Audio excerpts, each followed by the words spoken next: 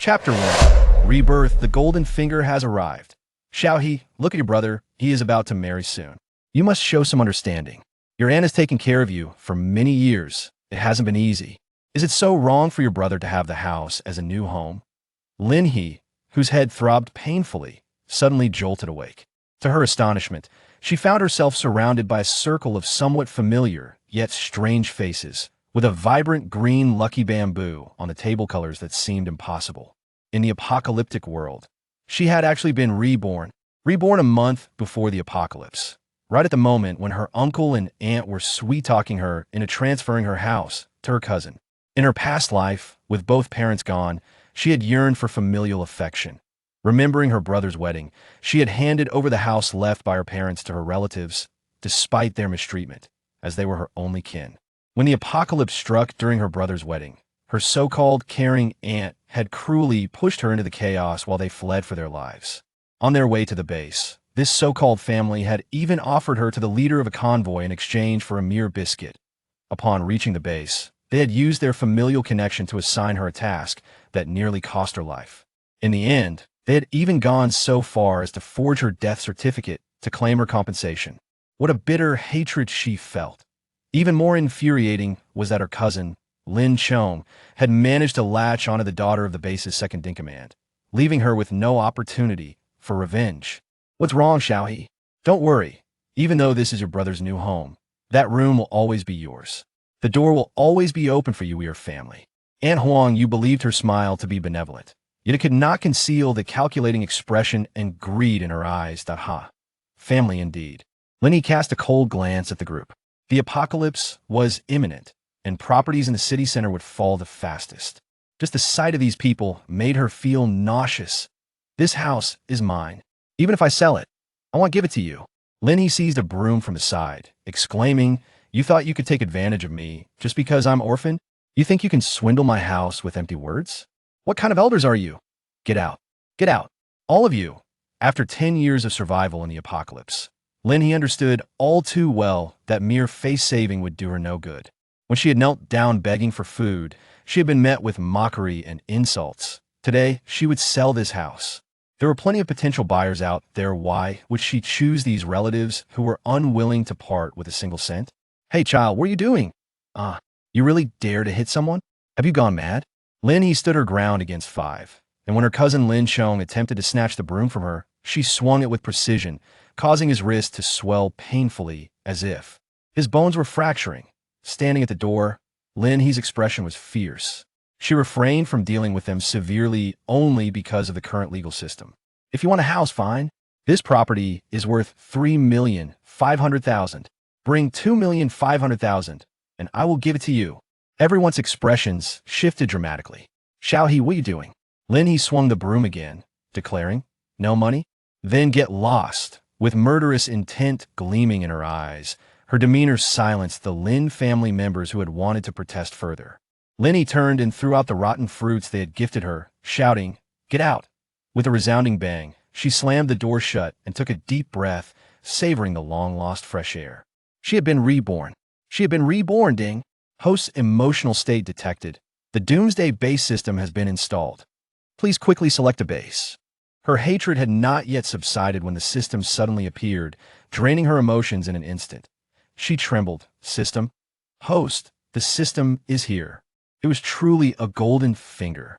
Upon realizing this, tears streamed down Lin He's face. After 10 years of survival in a world of monsters, she had experienced everything. Unfortunately, her last sanctuary had been breached by a horde of zombies, leading to her tragic demise. Wiping away her tears, she quickly opened her phone, looking for a base. With the apocalypse approaching, she knew she could not choose a city center base. The population was too dense, and zombies lurked everywhere. She recalled a perfect place on the outskirts, a natural cave she had once hidden in during a zombie attack, spacious and with excellent visibility. Lin He opened the map application and searched for Qingfeng Mountain, only and a half her drive away. She hurried to her bedroom, powered up her computer, and searched for warehouses near Qingfeng Mountain. In the apocalypse, resources were paramount. That was the key to survival. However, she certainly did not have enough money to stock up. After 2 years of work, earning $200,000 annually, and with some savings from her student days, she had amassed over 500,000. Still not enough? Suddenly, an idea struck her.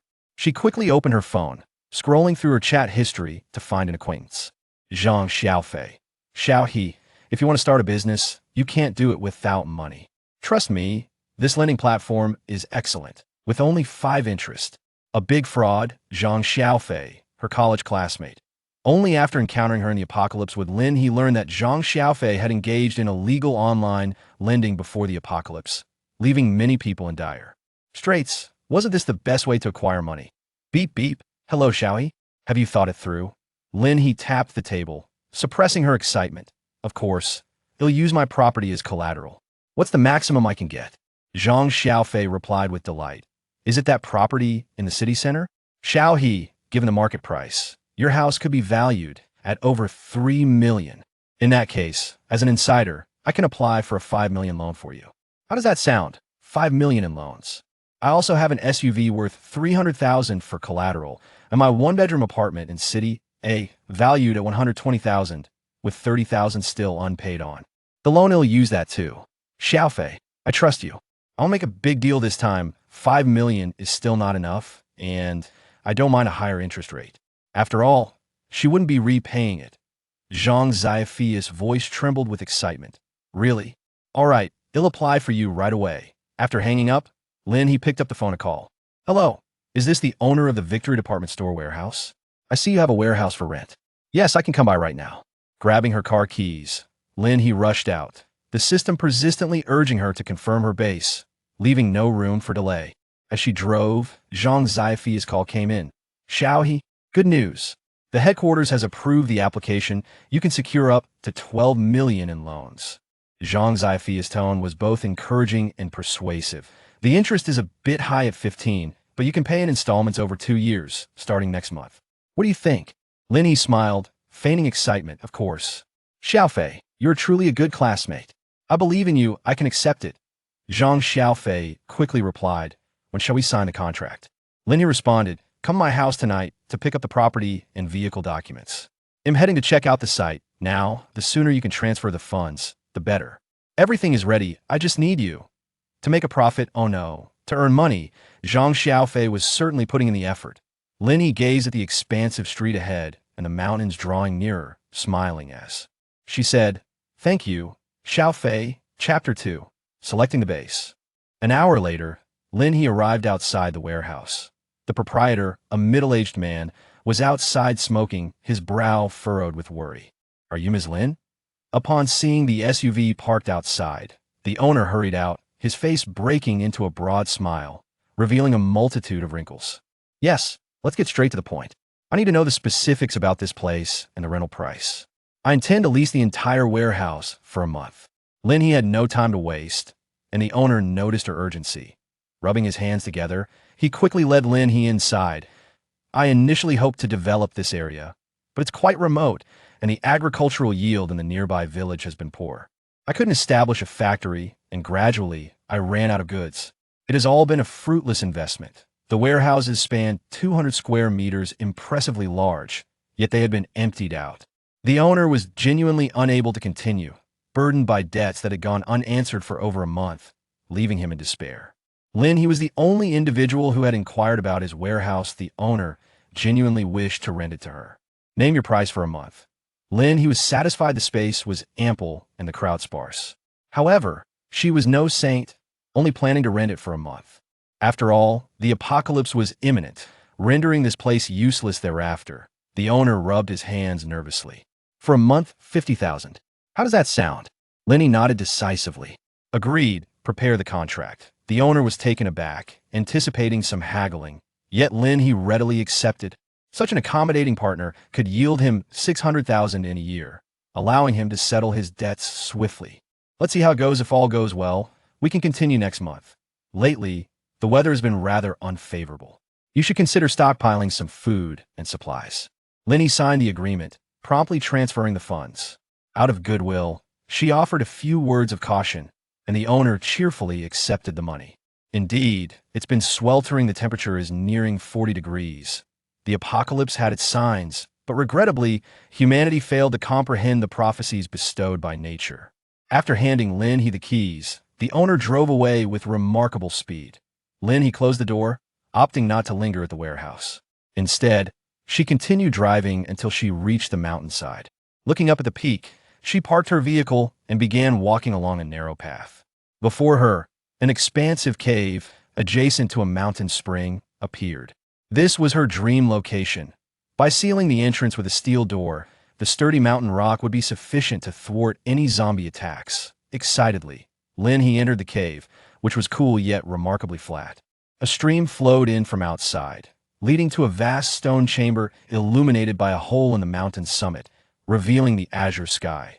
Detected that the host has arrived at a highly satisfactory base location. Ding! Please confirm the base selection and define the territorial boundaries. Lin He pressed a landmark that appeared before her. Confirmed. A blue marker suddenly emerged before vanishing into the ground. Ding! Base selection complete. Newbie gift pack distributed. Level 1 base blueprint X1, medical kit X2. Task: please construct a level 1 base within 24 hours. Note: system backpack has been activated, with an initial capacity of 5 slots. Lin He was astounded at backpack. It was a spatial item. Produced by the system, it was undoubtedly a premium product, with each slot measuring 10M times 10M times 10M. There were no restrictions on item types until the space was filled, preserving the item's forms during storage and retrieval, making it an excellent tool for food storage. Excitedly, Lin He opened her backpack to inspect the contents. Level 1 base blueprint. Steel 1000, wood 1000, stone 1000, plastic materials 500, any metal type 100. These were the material requirements, and the blueprint would automatically construct the level 1 base for her. This was incredibly convenient. Lin He's hands trembled with anticipation as she quickly opened her phone and reached out to various contacts for immediate procurement.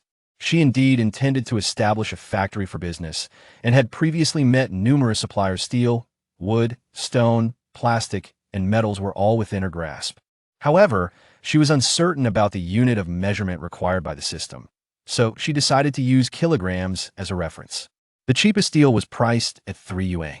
Anticipating future upgrades would also require steel, she made a bold decision based on her balance and ordered 100 tons. 100,000 kilograms, totaling 300,000. Her savings diminished significantly in an instant. For stone, granite was relatively inexpensive at 90 yuan cubic meter. Assuming the system wouldn't be excessively demanding, she calculated that 1 cubic meter of granite weighed approximately 2,700 kg. Given the urgency, and with stones abundant in the area, she purchased only 10 cubic meters. Both deliveries incurred considerable shipping fees, but due to her immediate needs, she sourced them locally, ensuring they would arrive by the next afternoon, as long as it was. Within 24 hours, she spent freely. For plastic materials, she made a mixed purchase, unsure of the system's requirements, averaging around 20,000 yuan per ton, and ordered 5 tons. With metals being varied and unrestricted, she opted for cheaper options in bulk, while acquiring fewer expensive items, exhausting her remaining savings entirely. Departing with a clear conscience, the system indicated that the base had been concealed, further reassuring Lin He.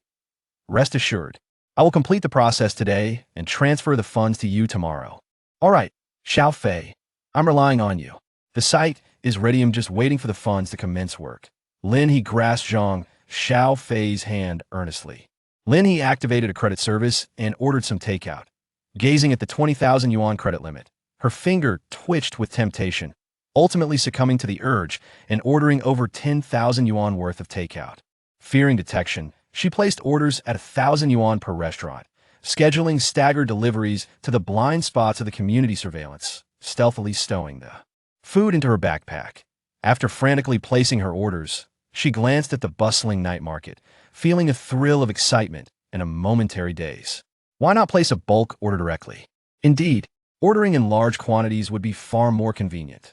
This realization struck her sharply at midnight. She gathered all usable furniture from her home, planning to assess what could be stored at the base. Although the blueprint depicted a single floor, it contained over 20 rooms, most designated for habitation. It was evident that the system encouraged her to recruit members for the base.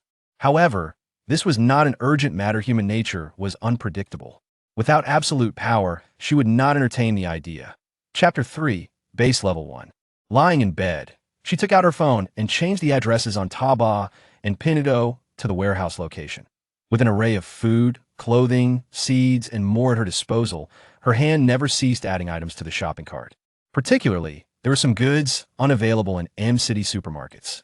She decided to pursue both online shopping and offline scavenging, especially for grains, vegetables, chicken, duck, fish, meat, and various spices and fruits. She could procure a substantial amount offline.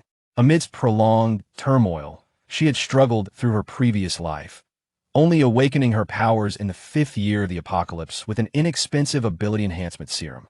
Gaining strength-based abilities. Resources were the true source of security. At 3 a.m., Lin He remained invigorated as she drove towards Qingfeng Mountain.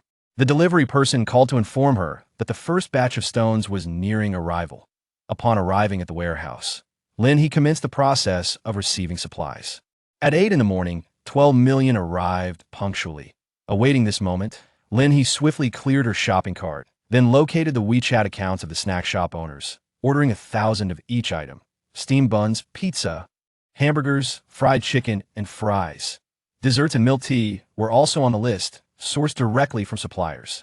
She transferred half of the deposit immediately, informing them to prepare for collection the following day, and instructed those unable to manage to notify her once ready, so she could retrieve them. When the last metal materials were delivered at 11 in the morning, Lin He secured the door, entered, and gathered the necessary quantities of materials before hastily driving to the base.A. This moment. Only 4 hours remained until the completion of the 24-hour task. Upon reaching the base, Lin He opened the blueprint, rubbed her hands together, and resolutely selected Synthesize. The stream had been reconfigured for water resource utilization, proving to be quite convenient. Notably, she observed within the center of the base a structure resembling a computer chassis, still in its skeletal form, adorned with numerous control buttons, though it remained merely a framework. The entire base was beginning to take shape, with some areas being developed that appeared to be dedicated to planting, meticulously organized with fertile black soil. The ability to fabricate buildings from thin air was remarkable, yet the prospect of synthesizing black soil was even more astonishing. However, the absence of sunlight within the cave raised concerns about the potential impact on plant growth. Base upgrade. Congratulations, host, on completing the task. Rewards have been distributed. Task rewards: 2 backpack slots, 1 central control console blueprint, 1 basic gene enhancement potion, 1 basic shield.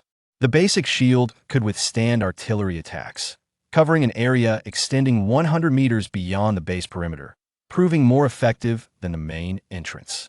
No one could enter temporarily. Only after the central control was established and biological fingerprints were inputted would access be granted. Reviewing the blueprint for the control console, she noted that while the materials were similar to those previously required, the specifications for metals differed in both type and quantity. Task 1. Construct the central control console. Task 2. Please name the base. Task 3. Please build a seed storage room and a greenhouse planting room to facilitate cultivation at the base. No time limit. A greenhouse for planting. Lin He glanced at the nearby black soil, exclaiming, "That must be the spot."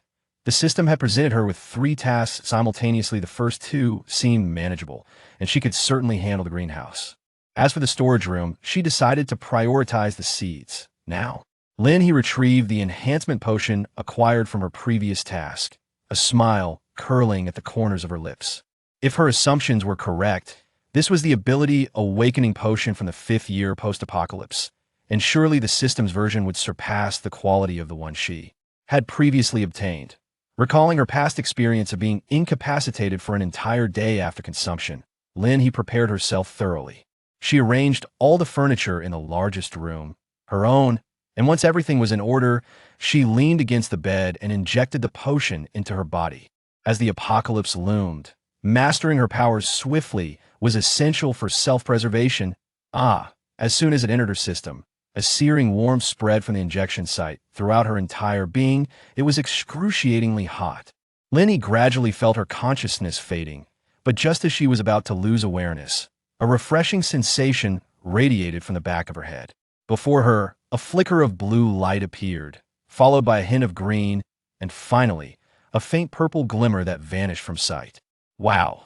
Lin He exhaled as if reborn, then raised her hands. A droplet of water formed in her left hand while a vibrant green materialized in her right. Goodness, water, and what abilities? Was it truly reasonable for her to awaken such powers in her previous life? These two will be quite useful for farming. More importantly, it signified her transformation into an ability wielder, with her physical capabilities dramatically enhanced, placing her on equal footing with all others. Especially at this moment, she felt invigorated, ready to charge forward. First, I must establish the central control. She made a quick trip to the warehouse, transferring all her purchases into her backpack and delivering them to the base. The base still had a vast expanse of open space, and without any existing entrance, it exemplified the limitations of a level 1 base. Fortunately, there were no other individuals around, and despite its simplicity, it was far more efficient than constructing everything from scratch herself. Once the central control was completed, the task rewards were distributed. 1 door blueprint, 1 construction room blueprint, 1 cold storage room blueprint. Lin He raised an eyebrow at the construction room. She quickly opened the details, eager to explore its functionalities, which were impressively diverse. From flooring to machinery, agricultural tools, kitchenware, and even greenhouses. As long as she provided the materials, this remarkable universal construction furnace could create anything. Though these were merely ordinary tools, their cost-effectiveness and convenience were undeniable, requiring only materials without additional expenses. The cold storage room was equally beneficial. It would provide a place to store the meat and other perishables she had procured, alleviating some pressure from her backpack. Lin He promptly sat down and began dialing the shop owners. "Hello, I need more materials." While doing so, she contemplated a name for the base. As someone who struggled with naming, she decided that since this base belonged to her, it should reflect her unique touch. System, name the base. Lin He base, ding. Base naming successful. Base panel activated. Having just placed her order, Lin He raised an eyebrow and hastily opened the panel. Base, Lin He base. Base level, level 1. Base owner, Lin He. Base area, 2,000 square meters. Base members, 0030. Host, Lin He. Age, 25. Height, 167 centimeters. Ability level, water ability level 1, wood ability level 1. Backpack, 7 slots, 2 medical kits, 3 unused blueprints, various materials. Lin He sat on her bed, reflecting, though somewhat rudimentary, this data is sufficient for my needs. At 3 in the afternoon, Lin He drove back to the city, ready to scour for supplies. She had contacted wholesalers directly from the warehouse, as her purchasing needs were quite extensive. Chapter 4. Frenzied acquisition of supplies. Lin He first visited the warehouse, stocked with essential grains such as rice and flour. After purchasing 2 million units of materials and a further 200,000 through online shopping, she was left with 980,000. She traversed several warehouses, sweeping up 20 tons of Wuchang rice and securing an additional 20 tons of flour. In the vegetable wholesale section, she procured approximately 10 tons of various vegetables, categorizing them accordingly. For seasonings, she acquired 1 ton of each type. Given the exorbitant prices of meat compared to other items, she decisively opted for a substantial purchase of chicken, followed by pork and beef, leaving the selection of other meats to depend on their cuts. Due to the large quantities, she arranged for the items to be delivered to her warehouse after completing the payment. This shopping spree resulted in a direct reduction of 3 million from her funds. While still within a manageable range, Lin He understood that the forthcoming tasks from the system and the necessary constructions would undoubtedly increase in number. She needed to seize the current opportunity to secure more prospects and resources. At 8 p.m., Lin He arrived at the largest seed center in M-City to commence her seed procurement. Considering the diverse varieties required and the fact that the decision-makers had finished their workday, she briefly familiarized herself with the offerings and left her contact information, intending to return the following day. With a cold smile, she retrieved a 20 centimeters long steel rod from her pocket and approached a corner. Suddenly, an individual rushed out, and she promptly struck him on the head. "Ah, Lin He, you wretched woman. Are you trying to kill me?" It was her cousin. Lin He exerted no less strength in her blows, striking furiously, causing Lin Chong to wail several times. A few men quickly rushed out from within. Lin He seized one individual with a firm grip, promptly twisting their arm and delivering a swift kick to the side. With a steel rod in hand, she struck, producing a resounding thud against their skulls. "Cease! Please stop!" Lin He spat disdainfully, binding them all with nylon rope before decisively contacting the authorities. "Lin He, please don't call the police. I merely came to check on you." Lin Chong realized the situation had escalated and still sought to play the card of familial affection. Lin He gazed upon the familiar faces, recognizing one among them as the very figure that had persistently sought to harm her after the apocalypse, a pawn of Lin Chong. "What brings you here at Lin Chong's behest?" Lin He had already activated the recording. As Lin Chong attempted to utter something further, she swiftly tore off his sleeve and stuffed it into his mouth. He intended to intimidate us into silence, and then... Lin He scoffed. "And then what?" "Then, with your so-called threat of relinquishing your house to him, keep it under wraps." What a bunch of legal ignoramuses. Lin He truly wished to seize a stick and shatter the skulls of these individuals. But just as she grappled with her turmoil, the police arrived. "Let's escort them away first." The officers took the group into custody, and Lin He followed suit to provide a statement. "Rest assured, although they have yet to inflict harm, detaining them for over a week poses no issue." It still seemed lenient, if only they could be confined until the apocalypse arrived. But that would disrupt the police station's operations. "We shall address it when the end times come. There will be ample ways to cope." Lin He did not linger, deliberately avoiding any interaction with Lin Chong's family. Time was precious, and she could not afford to squander it on such individuals. She recalled that there were some usury organizations in the city. Once her funds were depleted, they would still be of service. At 10 o'clock in the evening, Lin He closed her door and made her way to the base. She had long since blocked Lin Chong's family's contact information on her phone, intending to reach out to them when the need arose. As she arrived at the base, the lights flickered on. The first-level infrastructure was fully equipped. Lin He felt a tinge of curiosity about the source of electricity and, after a thorough search, finally stumbled upon what appeared to be a generator concealed beneath stones near the stream. This did not seem to be a product of modern technology. Lin He raised an eyebrow. "System, what type of energy does this generator utilize?" "It employs rainbow energy for power generation." "Rest assured, host, it can adequately support the energy demands of the base without requiring maintenance. Furthermore, the generator will upgrade in tandem with the base." "Rainbow energy?" Host has activated the Rainbow Energy Generator task. Task 2. Develop a series of mechanical products powered by rainbow energy and put them into operation. No time restrictions. Lin He was taken aback for a moment, then glanced at the generator and her own hands. "System, are you overly confident in me? In my past life, I wielded great power, and now in this life, I am to cultivate the land. You expect me to think?" Lin He raised an eyebrow, implying that you want me to abduct. "No, gather scientists?" She pondered for a moment. This long-term task is indeed quite extensive. However, what exactly is this rainbow energy? After the central system upgrade, one can acquire preliminary world data. Lin He was truly taken aback. "Wait, information about the primary world? What level is our world currently classified as?" "Low level. Worlds are categorized into advanced, intermediate, primary, and low levels." Lin He swallowed hard. A hierarchical leap? When will the central hub be upgraded? "The base is upgraded to level 5.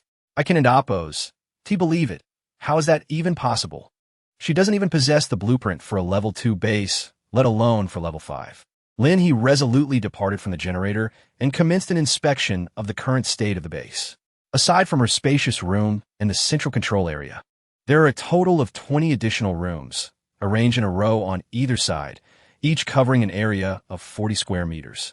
Each room is equipped with a bathroom, and the windows are conveniently positioned next to the doors. Essential utilities, such as electricity and water, are readily available, allowing for the immediate placement of furniture to make the spaces habitable. This constitutes a fundamental assurance, and the information displayed on the panel indicates that the base currently has the capacity to accommodate 30 members. Lin He walked all the way to the outskirts of the base, with a flat ground stretched out for about 100 meters, and her vehicle was parked there. The construction of the base had widened the road leading in from the outside, allowing for easy access. The night sky was adorned with stars, while the moon hid behind ominous clouds, hinting at impending rain. The weather remained sultry, yet this place, distant from the city, was accompanied by the gentle gurgling of a nearby stream and the occasional chirp of birds in the tranquil silence. Lin He sat on a stone, gazing up at the night sky. How long had it been since she had experienced such a delightful evening? 3 years?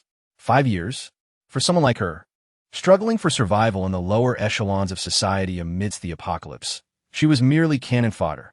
The most basic rights were beyond her grasp. Survival was all that mattered. Lin He, you are now transformed. You possess a system and resources, and as the base continuously upgrades, a future filled with ample sustenance and restful slumber awaits you.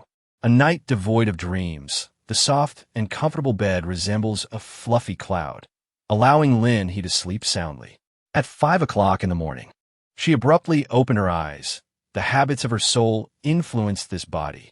With a sigh, she rolled over in bed, not indulging in the allure of sleep before rising.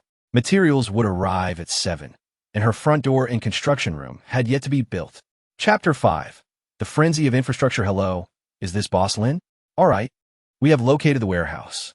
With the arrival of materials at 7, throughout the morning, the essential supplies Lin He had ordered, rice, flour, meat, seasonings, and more, began to fill the warehouse one by one. Watching as the warehouse became increasingly filled, Lin He felt her heart swell with joy. Is Boss Lin planning to establish a transit warehouse? The delivery man, observing the vast expanse of the warehouse and the several large trucks transporting steel bars and similar materials, curiously inquired. Although somewhat remote, it indeed had expressways. Otherwise, the previous owner would not have chosen this location for construction. Lin He understood that by purchasing such a large quantity of supplies, the delivery personnel would inevitably become aware of the situation here once the apocalypse descended. Although this location was quite distant from the city center, if they perceived it as a treasure trove, they would traverse any distance to reach it.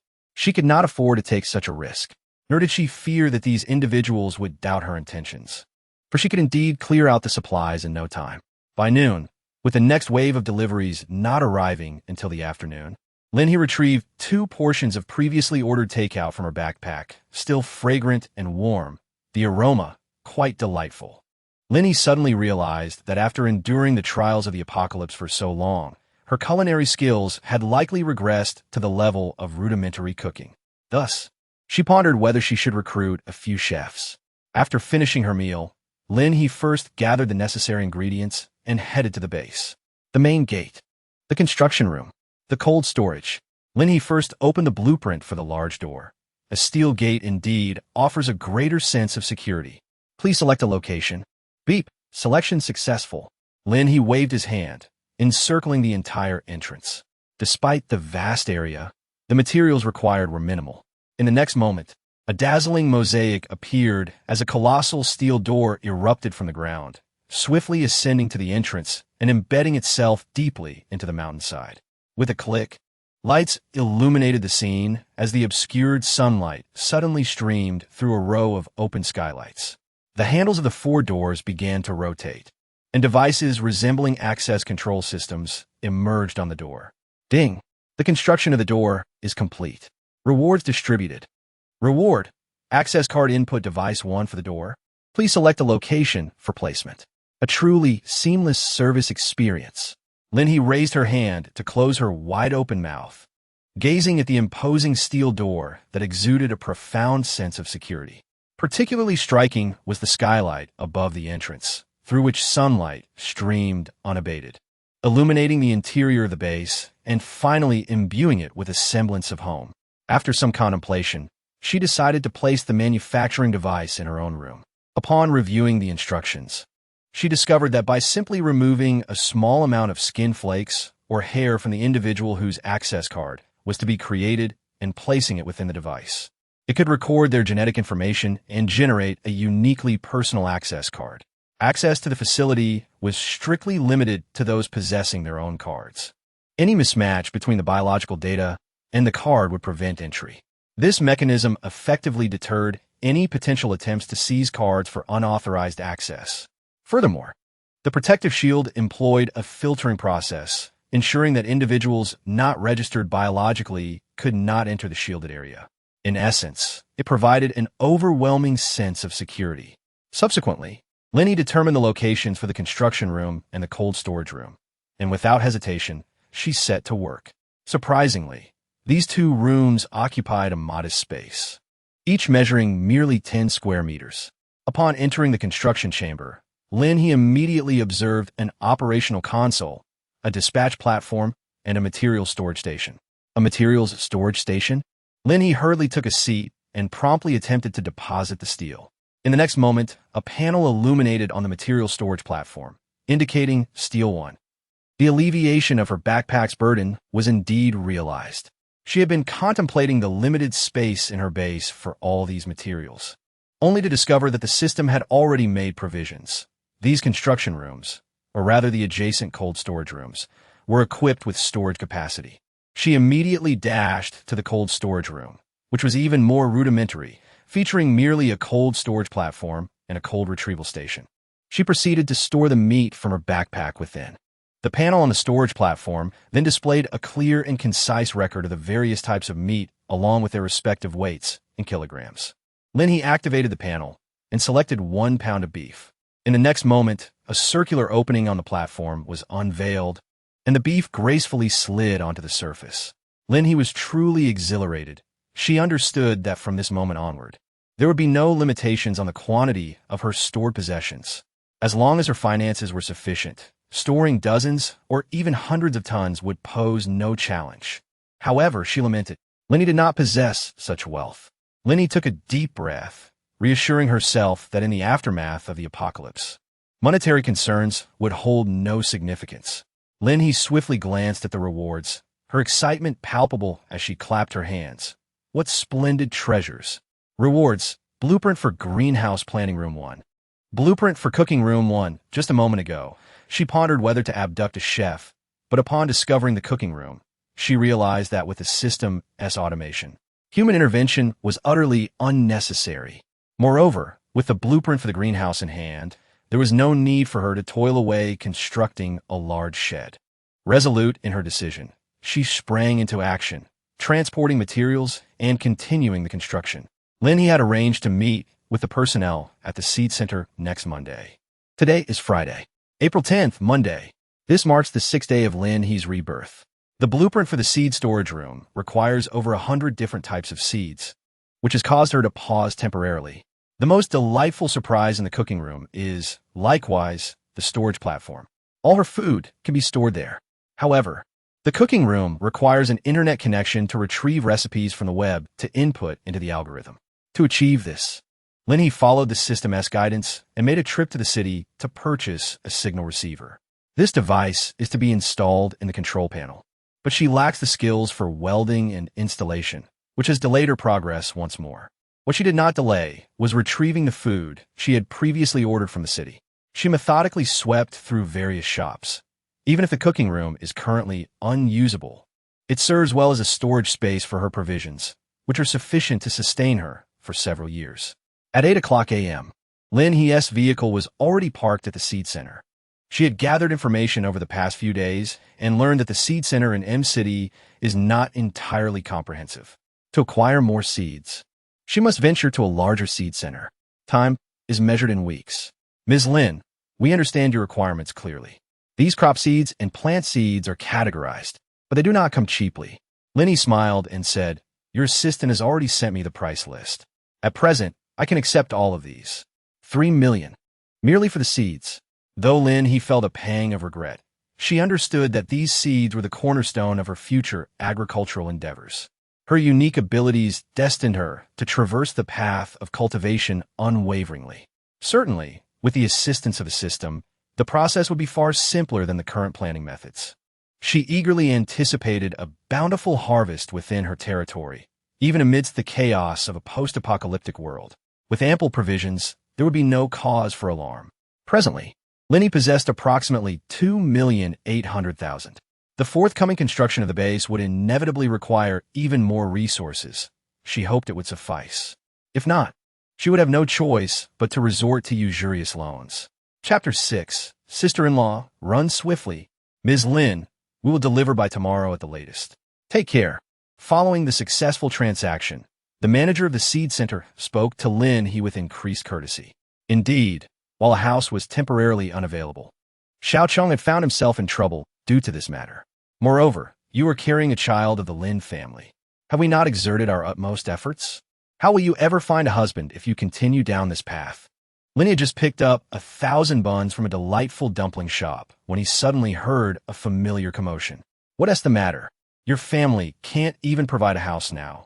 The bride price has dwindled from 150,000 to 100,000 and now to merely 50,000. Yet you refuse to contribute. Initially, I thought you own a house, but it turns out you covet someone else's property. How dare Lin Chong threaten a girl in the dead of night? Beneath a street sign, a slender young woman forcefully shook off Lin He's aunt's hand. Her voice tinged with disappointment and even a hint of disgust. How can you speak like that? If you lack self-respect, how genuine can your connection with my brother be? That house was rightfully ours. How could a mere girl like her survive without us? Do not speak recklessly. Aunt Lin, he has already begun to unleash her words fervently. Lin He furrowed her brow slightly. Lin Chong's fiancée, during the wedding banquet in her past life, a zombie outbreak occurred, and Lin Chong's fiancée, he was pregnant at the time, which made her extremely cherished by the Lin family. However, as they later fled, she suffered a miscarriage, revealing the true nature of the Lin family. This young woman ultimately met her demise at the jaws of the undead. The Lin family regarded her as a burden. A girl who had suffered a miscarriage, unable to go far.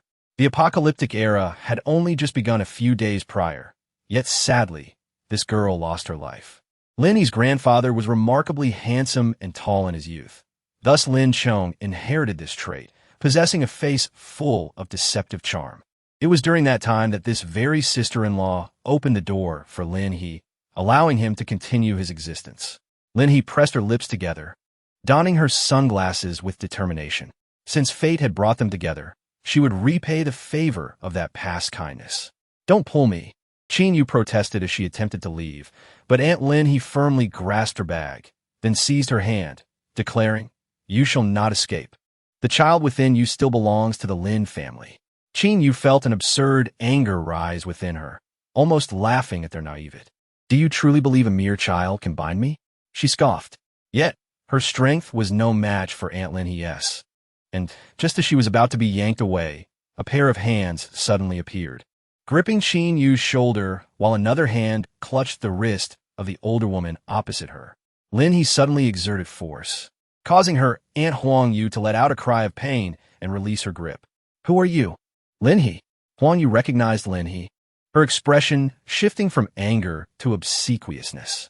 However, recalling something, her face hardened again. "You're just in time. Come with me to the police station to bring your brother out." Lin He, however, pulled Qin Yu behind her and, with a smirk, addressed Huang Yu. "When you attempted to seize my residence last time, I made it clear that we are no longer connected. Furthermore, considering that Lin Chong has brought individuals to assault me, what reason do I have to accompany you in the presence of such a deranged person?" You Lin He, I am your aunt," Huang Yu exclaimed, her eyes widening with indignation, as if she believed she held significant merit over Lin He. "Indeed, a person who has coveted the possessions left by my deceased parents since their passing. How many items have you taken from my family over the years? Do you truly wish for me to enumerate them one by one?" Lin He's expression turned cold. "If you still have any dignity, do not attempt to entangle yourself with me again." At that moment, Qin Yu appeared somewhat dazed. She had encountered Lin He once before, during a time when Lin He and the Lin family were relatively close, characterized by her gentle demeanor and soft-spoken nature, readily acquiescing to the requests of the Qin family. Yet, in such a short span of time, Lin He had been driven to this point by the Lin family, gritting her teeth. Qin Yu declared, "I will go with you." Upon noticing the young woman making a move to flee, Huang Yu hurriedly approached to apprehend her, but Lin He swiftly raised her foot and kicked her away. Lin He exerted her strength, causing Huang Yu to stumble back several steps. Although it was painful, it would not leave any marks. "Get lost," Lin He shouted coldly, startling Huang Yu into a moment of speechlessness, while the bystanders gasped in shock, exclaiming, "What a fierce woman!" They proceeded to the car parked at the roadside, and Qin Yu quickly followed, opening the passenger door and taking her seat. "You shameless creatures! utterly devoid of conscience. Huang Yu lamented as if she had endured an immense grievance, stomping her feet and clapping her hands in indignation, yet she still dared not approach. As the car drove away, Qin Yu watched Huang Fong, who was gradually diminishing in the distance, and her rage ultimately transformed into a sigh. How could she have encountered Huang Yu? Lin He took the initiative to speak, expressing that the impending apocalypse prompted her to hope that Qin Yu would terminate her pregnancy, as this would increase her own chances of survival. It was my friend who informed her of this. Qin Yu raised her hand to cover her face, apologizing. I had no knowledge that the house they referred to belonged to you, nor did I anticipate that they would resort to such despicable means. Lin He remarked, those 3 words should not be uttered by you. She picked up the bottle of mineral water beside her and said, have a sip. Qin Yu inhaled deeply, her eyes already swollen and red.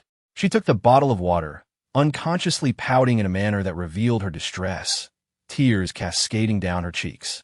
Lin He, does the fact that I am with child mean I am destined to be treated as insignificant? I no longer wish to be with him. Lin He turned her head and asked, would you like me to take you to the hospital? Qin Yu was momentarily taken aback, but then her gaze firmed. She gripped the mineral water bottle tightly and replied, yes. Lin He navigated anew, her tone remaining calm, yet a glimmer of amusement danced in her eyes. Henceforth, it would be prudent to sever ties with her family. Moreover, given the rapidly changing weather and the severity of the flu, it is advisable for you to stay home and tend to your health. Stock up on food, drink, and necessities, and venture out as little as possible. Lin He accompanied Qin Yu until she had scheduled her surgery, offering her careful reminders. Having recently endured the betrayal of a friend, Qin Yu found herself alone, as her parents were preoccupied with their business and unable to provide her with companionship. Thank you, Lin He, Qin Yu said, her eyes glistening with unshed tears. I truly appreciate your help today. In a few days, I will treat you to a meal. Lin He paused for a moment, then resolutely shook her head. I have been quite busy lately. There is no need for your gratitude. This is simply what I ought to do. Qin Yu seemed to sense some ineffable understanding. In the earnestness of Lin He before her prompted a vigorous nod. I understand. Before Lin He departed, Qin Yu hurriedly caught up to her. Lin He, she exclaimed, placing a stack of money into Lin He's hands. During our last meeting, you bought me numerous items, and I suspect that some of the gifts from Lin Xiong and the others were also purchased by you. Please take this. You must take care of yourself as well. Keep going. Lin He was momentarily taken aback as she gazed at Qin Yu's departing figure, her eyes then drifting to the money in her hand, which felt somewhat burdensome. She sighed, hoping for her survival. Climbing into the vehicle, she departed, suddenly struck by the idea of stockpiling instant noodles and other ready-to-eat foods, not for her own consumption, but for future inhabitants of the base. It was crucial not to reveal the base's secrets too hastily. Thus, she resolved to continue her procurement efforts. Chapter 7. Level 2 base in the blink of an eye. 10 days had passed. The changes at the base were modest. The greenhouse cultivation room and seed storage room were completed. However, after Lin He planted 2 fruit saplings. The commencement of the planting task compelled her to fervently engage in farming to upgrade the base. The successful establishment of the greenhouse cultivation room for nurturing seedlings and the seed storage room for providing seeds garnered Lin He a reward of 20 acres of fertile land from the system. Remarkably, this land was situated on the mountainside outside the cave, with the system creating a pathway directly from the mountain wall of the base, allowing easy access to the land. Furthermore, the system presented Lin He with a blueprint for a planting device, which enabled her to automate the planting process simply by placing seedlings on the machine. This innovation greatly enhanced convenience and efficiency. However, the subsequent task issued by the system required Lin He to cultivate the seedlings nurtured in the greenhouse on the 20 acres of fertile land, a domain in which her past and present experiences were woefully inadequate. Thus, during these 10 days, aside from receiving the materials and supplies she had procured, Lin He immersed herself in the greenhouse, utilizing her abilities to nurture seedlings. On the 7th day of receiving the task, Lin He finally completed the planting of 1,000 seedlings. She had sown corn, soybeans, wheat, rice, and sorghum, and had also planted various fruit tree saplings along the edges of the 20 acres of fertile land. Standing at the edge of the fields, Lin He took a hearty sip of chrysanthemum tea from her cup, removing her straw hat and setting it aside. Rubbing her hands together, she opened the panel and clicked on the completion point for Task 2. Congratulations, host. You have completed the planting task. Rewards: Level 2 Base Blueprint X1. 20 acres of fertile land X1. Backpack X2. Lin He leaped with excitement. At last, the blueprint for the Level 2 base had arrived. Upon realizing that reaching Level 2 would allow her to expand the base's perimeter to encompass this small mountain area, her fervent desire for security propelled her to diligently cultivate the land. The upgrade of her abilities to Level 2 seemed to eclipse any other task in importance.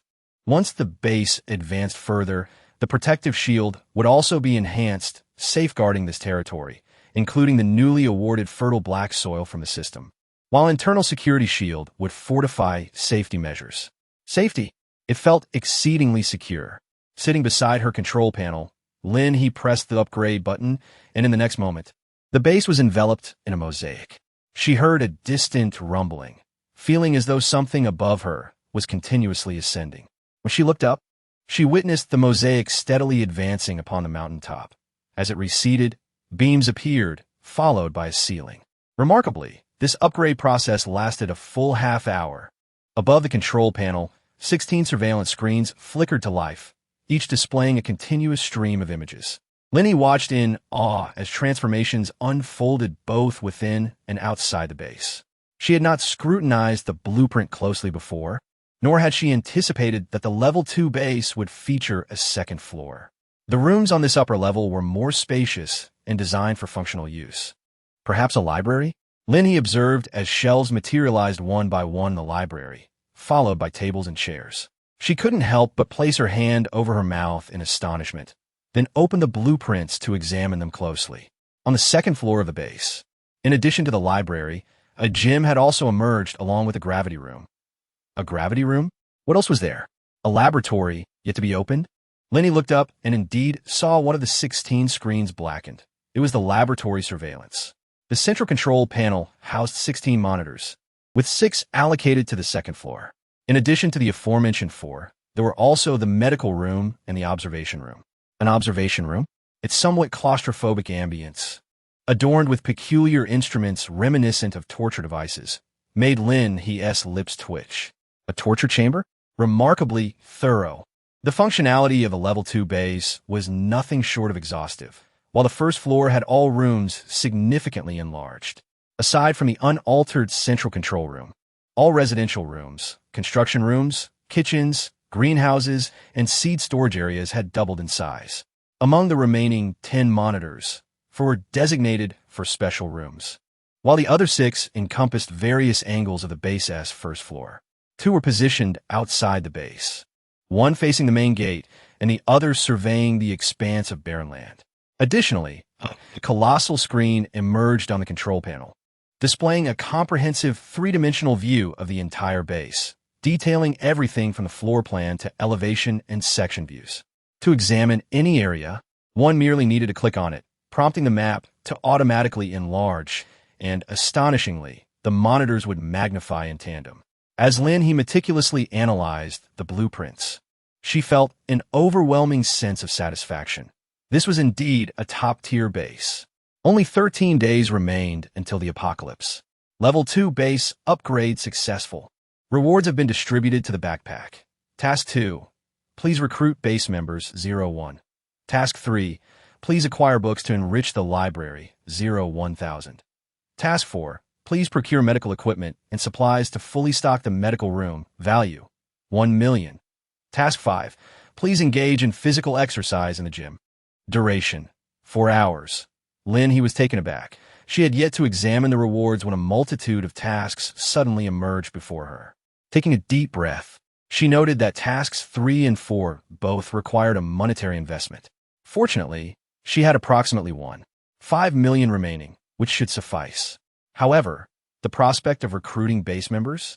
She wasn't quite prepared for that. What should she do? Reminder: Task 2 is time-limited to 48 hours. Lin He coughed sharply, exclaiming, "System, you are pressuring her." Lin He sighed. "All right, I shall seek it out." Surely, a child of 3 or 4 years can manage, can't they? Yet, she cannot resort to human trafficking. Into the city she goes. Regardless of whether she can fulfill task 2, she will first acquire the items for tasks 3 and 4. Lin He took out a bowl of boiled fish and a bowl of rice, simultaneously searching for information on medical equipment on her phone. The task requirement was to exceed 1 million, so she focused on the discarded instruments from hospitals, which were more affordable and allowed her to save money for other medical resources. On the afternoon of April 20th, Lin He set off from the base in her car. As she descended the mountainside, the once wide road narrowed, indicating that she had left the confines of the base. It was more expansive than she had anticipated.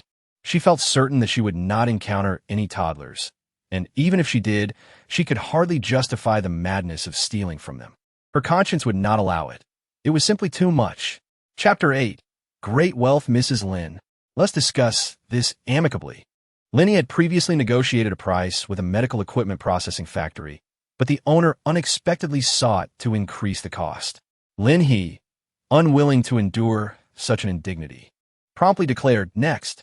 She could not afford to squander her funds here. 700,000. The owner, now agitated, attempted to grasp Lin He's arm, but she deftly sidestepped him. Initially, 700,000 was acceptable, yet at this moment, I no longer desire it. I shall not acquiesce to this price. Upon hearing this, the owner became irate, exclaiming, You don't want it? Do you think everyone in my factory is merely loafing about? As he spoke, several workers approached, each bearing a scowl. Lin He let out a cold laugh. We exist in a society governed by law. What do you mean? If the deal falls through, do you intend to resort to violence? The boss's tone dripped with menace. You should not provoke the inevitable, Ms. Lin. Do you believe you can leave here unscathed? The workers nearby exuded a fierce aura. Lin He discerned that this was indeed a nefarious establishment. These individuals, marked by a hint of malevolence, were likely no strangers to wrongdoing, even if they had not committed murder. She involuntarily twisted her neck, initially unwilling to squander time with a heartless factory owner like you. Yet you cannot genuinely believe that I arrived unprepared for this business negotiation, can you? You think you are prepared? There's not a soul within a 10-mile radius. Lin He took a step back and paused. The boss chuckled with his hands on his hips. What's the matter? Are you afraid? However, as he observed Lin He placing her bag aside and flexing her wrist, he inquired, What are you up to? Lin He smiled and beckoned the group with her hand, inviting them forth. The ruffians, unable to withstand such provocation, charged ahead without hesitation. The nearby workers lowered their heads, unable to bear witness to the impending chaos. However, contrary to their expectations of the woman's anguished cries, what echoed instead were the sickening sounds of bones fracturing, followed by the harrowing wails of the men, akin to that of slaughtered pigs. Her father was utterly stunned.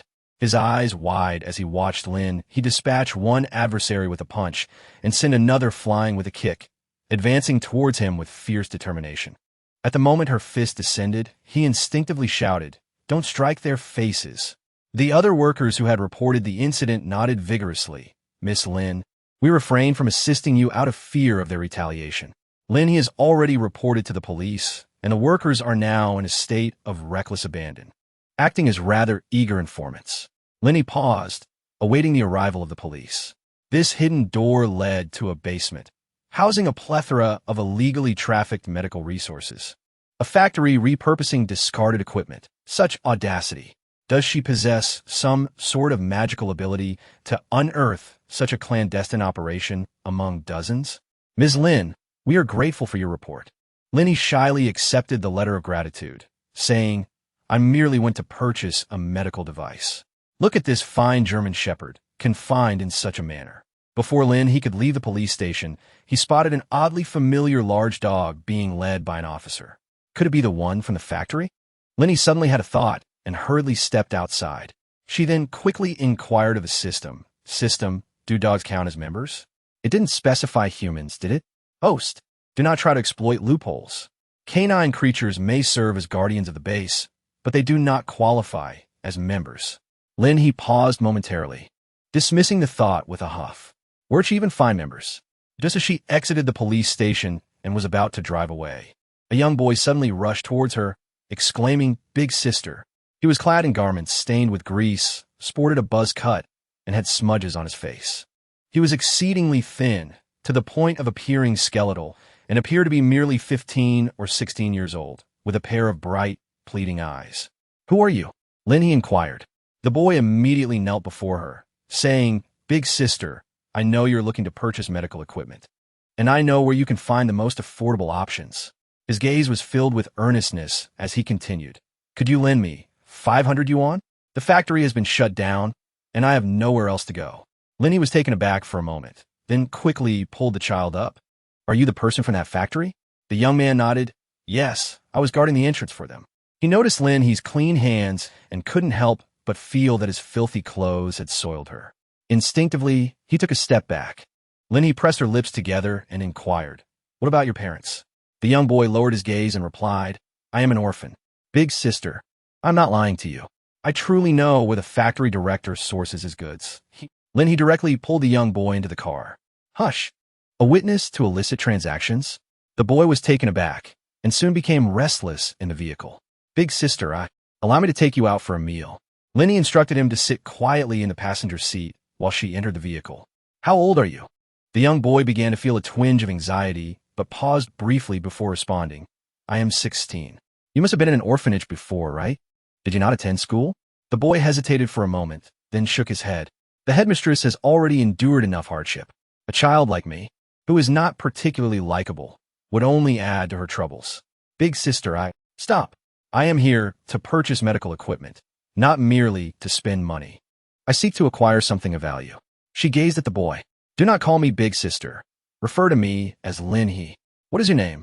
The boy was taken aback for a moment, then quickly replied, "My name is DeFu." "DeFu, as in great wealth." DeFu pressed his lips together. "Lin He, are you planning to open a clinic? Do you think I could work for you?" From a young age, DeFu had been perceived as a troublesome child without parents. He had noticed Lin He when she entered the factory, and he later witnessed her formidable prowess as she confronted those bullies he could not contend with. He had even enlisted an older man to guide Lin He to that door, having already set his sights on her. But my workplace is located in the suburbs." Lin He remarked that the conditions in that place were harsh, and one might not even have a place to stay. Survival in the wilderness would be necessary. "What about the salary?" DeFu inquired excitedly about the remuneration, showing no concern for his living conditions. Lin He paused for a moment, suddenly recalling the task assigned by the system.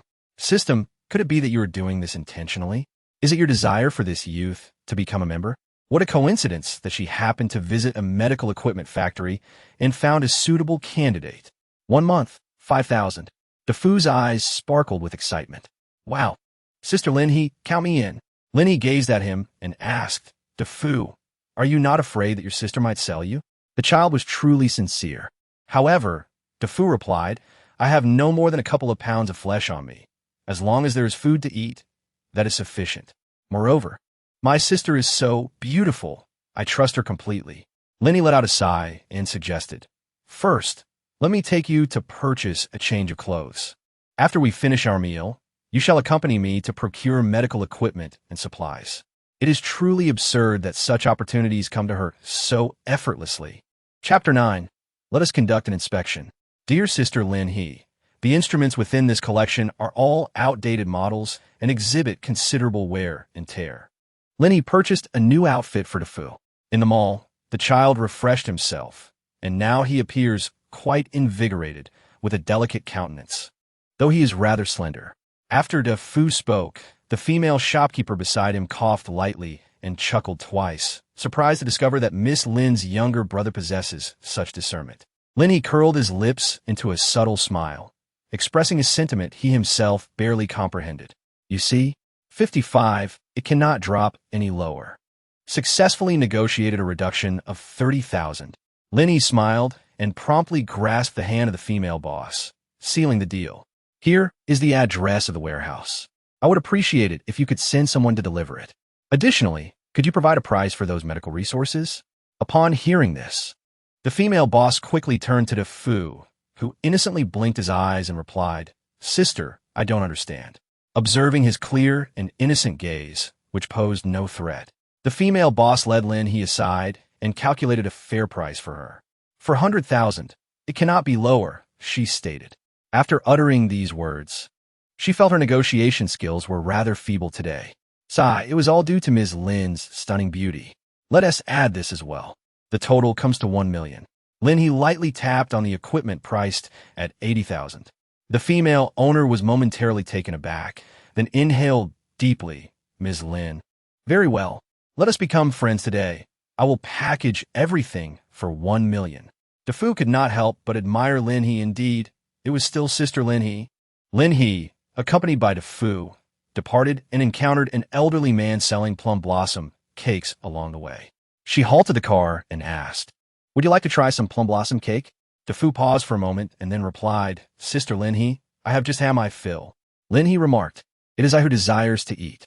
The elderly man was momentarily taken aback by the money he received and contemplated pursuing her to mention that the amount was excessive. However, Lin He swiftly entered the vehicle and departed with a flourish. DeFu's eyes sparkled with excitement. Sister Lin He is both affluent and kind-hearted. He thought, given this, might he be able to persuade his older brother? DeFu paused, lowering his head as if deep in contemplation. "Here, you eat this. We still need to purchase books later." Lin He guided DeFu to the largest bookstore in the city, where she intended to purchase a comprehensive range of foundational subjects, from the history of 5,000 years to world history, as well as biology, chemistry, and more.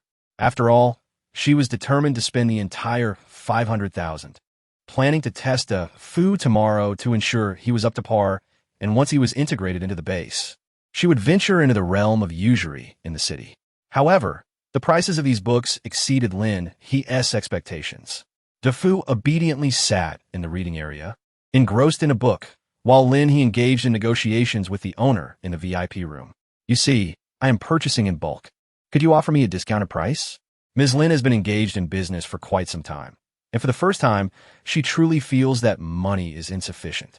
"Ms. Lin, we have already extended to you the greatest discount available on our end." Lin He let out a sigh, deciding to first complete the system's requirement of 1,000 books. "Very well," she thought. "I shall take these for now. 1,000 books, each demanding 2 copies. Thank you."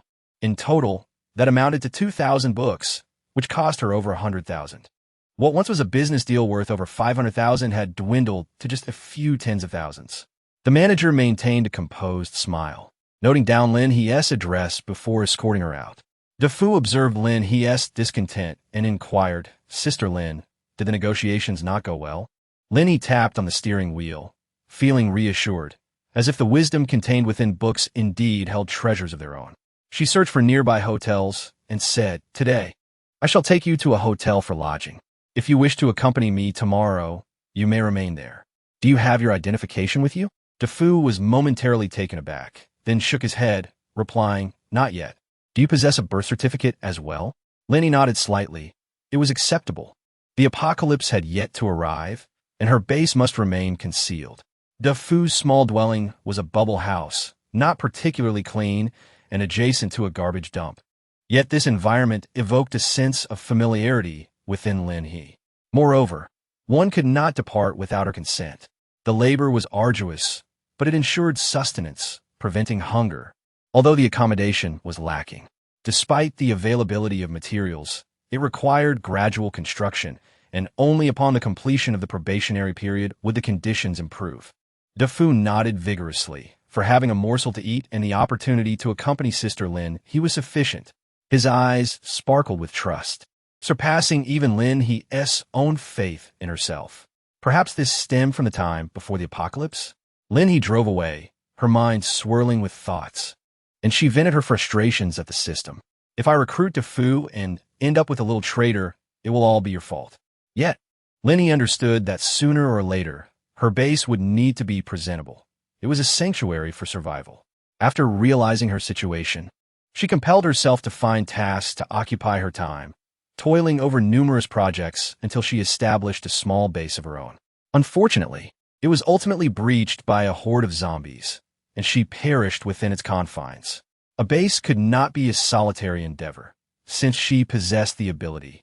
She would lead others with hope to ensure their survival. At that moment, DeFu, clutching some food, emerged from his modest dwelling and meandered toward the dump, twisting and turning until he stumbled upon a triangular hut made of wooden planks. Though termed a house, it was merely a small nook without a door. "Brother phone you?" From behind, a disheveled young man with hair obscuring his face stepped forward. "Why are you here again? Have you found someone good? New clothes?" The young man's attire was tattered, and his indistinct face bore a pair of dim, lifeless eyes. "Stop thinking about me. I won't go with you. Take your things and leave quickly." The young man shoved Defoe aside and approached the small nook, lying down and turning his back. Defoe's eyes welled with tears. "Brother, I will always remember your kindness. I will surely follow the boss to earn a fortune and learn skills, and one day, I will take care of you." The young man scoffed. "What can you possibly do? Just leave." Defoe wiped his tears, placed the food down, and turned to depart. The young man sat up, his handsome features faintly visible between his brows, and sighed. "What a fool. How am I still alive?" Chapter 10. Training, Medical Room System. "Do you have any blueprint for rooms?" Lin He inquired, as she truly needed to recruit members. At that moment, she sat in the construction room, resting her chin on her hand while contemplating the building materials. "The host can complete tasks first." Lin He raised an eyebrow, pondering the implications. Did it mean that upon completing her task, she would receive the blueprints for a house? Specifically, she envisioned a cozy, single-room wooden dwelling, although alternatives to wood would suffice as well. "Please explore on your own, host." "Very well." With the system falling silent once more, Lin He devised two plans. If the blueprints provided by the system were exceptionally well crafted, she couldn't simply fabricate them out of thin air for Defoe to see. She needed to approach this from a practical standpoint. Fortunately, materials essential for construction, such as wooden planks, purlins, and windows, could be manufactured within the building studio. However, she remained uncertain about the actual construction process. Nevertheless, she could find some instructional videos on her phone. Lin He suddenly craved barbecued meat. Noticing a grill among the crafted items in the construction room, she promptly fashioned one, along with some iron skewers and charcoal. The base was quite deserted, so she set up the grill just outside her room. As the charcoal ignited, she began skewering the beef. After chopping some vegetables and preparing the sauce, she carefully controlled the heat. Glancing up, she spotted a hole through which the moonlight streamed, a gentle smile gracing her lips. It was time to grill. Although she was alone, the delightful sounds of sizzling and the enticing aroma of food wafting from the charcoal made Lin He feel joyous. She thought to herself, "I need some music." It felt a bit lacking in ambience. The base is equipped with speakers. Suddenly, the system activated, and Lin He blinked in surprise. How about she turn on? Central control activated. In the next moment, she beheld two dazzling speakers materializing atop the roofs of the two adjacent houses. Her phone vibrated twice, and upon picking it up, she noticed that the Bluetooth had connected. Goodness, this was remarkably intelligent. Lin He opened the music application, letting a soothing melody envelop her. Wooden and oppos. This allow her to lead her companions in a joyous dance later on. She banished some peculiar images from her mind, sprinkling chili powder and cumin over the perfectly grilled meat. With the first bite, the flavors were utterly intoxicating. As she savored her meal, the thought of watching a movie crossed her mind, so she glanced at the construction room. Alas, the projector could not be crafted. Resigned, she decided to finish her meal and then tackle her tasks. After satisfying her hunger and thirst, Lin He poured herself a glass of orange juice and ascended to the second floor. Among her tasks for the day, there was a training session, and she could also take a moment to check on the gravity room's condition. Lin He opened the door to the gravity chamber, revealing 4 rooms within. 3 of these rooms were enveloped in a deep black hue, with soft mats adorning the floors. The button outside indicated the varying levels of gravity within the chamber. Inside, there was also a button designated for starting and stopping the apparatus. Rather than experimenting with this feature immediately, she opted to first explore the marvels of advanced technology, as her mission did not pertain to the gravity chamber. The task required her to engage in 4 hours of exercise in the gym area. Lin He set an alarm and placed it beside her.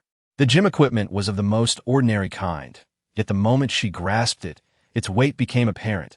Quite heavy, it appeared to be made of nothing extraordinary, yet it was significantly heavier than usual.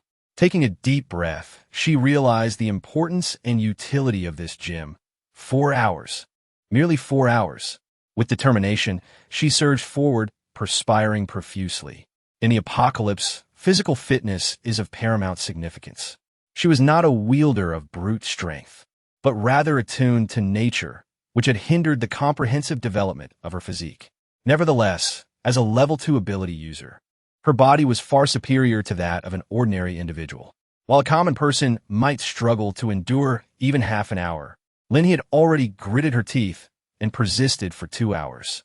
The system demanded a total of 4 hours. Lin He felt her vision darkening. Reluctantly, she came to a halt and silenced the alarm. This was not a task that could be accomplished in one go, nor is it meant to be completed all at once. The system interjected, prompting Lin He to exhale deeply in relief. Thank you, truly, thank you. However, I believe this task could benefit from more frequent occurrences. The system. Surely it ought to acknowledge the host's diligence, right? Lin He took a shower and, utterly exhausted, fell asleep without even drying her hair. She slept soundly until 6 o'clock the next morning. After freshening up, Lin He stretched, admiring her radiant skin, abundant with collagen, something rarely seen during the tumultuous decade of the apocalypse, where a clean face was a rare luxury. With scarce water resources, even drinking was a challenge, let alone bathing or washing clothes. However, things had changed. With her water-based abilities, even the scorching heat that depleted the base's water supply could not hinder her, as she could create water at will. The days of living in dire straits were behind her. After giving her face a gentle pat, she indulged in a delectable breakfast of creamy custard buns paired with sweet soy milk, and, feeling somewhat insatiable, devoured a few more buns until she felt satisfied. An unexpected side effect of her enhanced abilities was an increased appetite. In the absence of zombie crystal cores, the energy required for her powers had to be compensated with food. Thus, in this post-apocalyptic world, sustenance became increasingly vital for those with abilities. However, mutated animals were off-limits. Only those untainted by the zombie virus and raised normally could be consumed. Lin He received a delivery call. Her medical equipment and resources had arrived. Within half an hour, she reached the warehouse. Observing the unloading process, she waited until they departed before swiftly packing everything in her backpack and driving away. The library informed her that the books would be delivered tomorrow, and she did not feel particularly pressed for time. Her true urgency lay in addressing the issues concerning her members. Upon opening the door to the medical room, Lin He neatly arranged the equipment inside, placing the medical resources in their designated spots. Task completed. A label was affixed, proclaiming the presence of a primary healing potion, and a surge of relief washed over her. Medicine for ailments. The system kindly provided a helpful tip. This potion proved remarkably effective against ordinary injuries and internal ailments. Though it could not cure the zombie toxin, it could, however, alleviate its effects, which was already miraculous. After all, as long as one could endure the corrosive influence of the zombie toxin, they would be able to acquire special abilities. A dose of this alleviating potion was indeed quite commendable. Time for an injection. Lin He promptly administered a dose to herself, for her body was not entirely free of minor ailments. In the next moment, she felt a wave of relaxation wash over her, her mind becoming remarkably clear, invigorated by a surge of vitality. What an excellent remedy! She turned to observe the equipment nearby and noticed the conditions for usage displayed above. Zombie crystal cores? To create a basic healing potion. Lin He clapped her hands, exclaiming, "How wonderful! This means we will have a continuous supply of potions in the future." She glanced around the medical room, which still had vast empty spaces, much like the other functional rooms that were similarly sparse. It seemed that upgrades were necessary. She closed the door to the medical room, secured by a biological lock that only recognized her DNA. Henceforth, no one could enter freely, for the potions were of utmost importance. Chapter 11. A buy one get one free during lunch. Lin He swiftly devoured 7 or 8 sesame cakes and drank a bowl of mutton soup before driving off to find a Fu. She fervently hoped that the boy had spoken sincerely the day before. If she arrived and could not locate him, she might resort to kidnapping a child. At that moment, In the makeshift shelter, DeFu anxiously clutched all his possessions. He had no phone, only a tattered watch with a cracked face, but he could still discern the time. His stomach rumbled. DeFu was hungry. He wiped his mouth and resolved to endure a little longer. For his sister Lin, he would soon arrive. Perhaps it was the delightful meal she had treated him to the previous day that lingered in his thoughts, causing his mouth to water at just the memory. Did you see that? A woman actually brought food for the kid yesterday? Suddenly, a group of men's voices echoed from outside, and DeFu's expression froze. He immediately stood up, clutching his belongings, ready to hide, but he feared that if he ran away, he would not be able to find him. Bang! The frail door was kicked open. "You little brat, come out." DeFu dove beneath the bed, but the moment he crawled in, his heart sank at the sight of the new clothes Lin he had bought for him. Seeing the dust that had settled on them, his eyes reddened. He had tried so hard to cover the bed with a plastic bag at night, to keep his new clothes clean. Was it so difficult for him to have a new outfit? Bang! The door was kicked wide open. A few unruly men with unkempt hair stormed in. "Hey, where is he?" "He's under the bed, boss." These were the kind of ruffians that everyone despised. DeFu had always managed to evade excessive exploitation by relying on his poverty, but his situation had hardly improved. Lin He was spotted by the watchful eyes yesterday, and today he was confronted as DeFu was dragged out by them. This lad's new attire is quite impressive, indeed. Upon noticing the men reaching for him, DeFu, in a panic, exclaimed, "This is my only piece of clothing. Leave me alone." He was too slender, restrained by two individuals, and unable to break free. In desperation, he bit down hard on the face of the man, attempting to strip him. "Ouch!"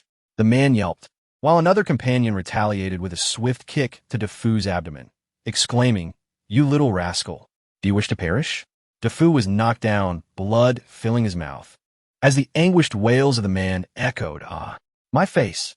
DeFu had managed to tear away a piece of flesh from this assailant and Oppo's visage. "Strike him." Just as they were about to act, a loud thud resonated as a stone was hurled from outside, striking the leader on the back of his head. Ouch! The leader staggered, momentarily dazed, forgetting about DeFu. He turned to see a disheveled youth outside, casually waving a brick, his hair obscuring his face, revealing only a pair of lifeless eyes. "I have run out of food," the youth spoke monotonously. DeFu, however, urgently shouted, "Brother, run away, quickly." One thug stepped on DeFu, while the others rushed to confront the young man. In desperation, DeFu disregarded his own attire, clinging to the leg of the man who had trampled him, biting down fiercely. Are you a dog?" The thug howled in pain. Seizing the opportunity, DeFu sprang to his feet, pushing the thug away and dashing out. Meanwhile, the youth lay beneath the thug's feet, who were viciously kicking his body with sinister laughter. "Brother." DeFu could no longer bear to watch. Spotting a stick nearby, he seized it and charged forward. Soon after, he and the youth collapsed onto the ground, becoming a target for the relentless kicks of the assailants. Upon Lin He's arrival, she was confronted with a striking scene. Without hesitation, she halted her vehicle, removed the keys, and, grasping a steel rod, rushed forward with the swiftness of the wind. Bang!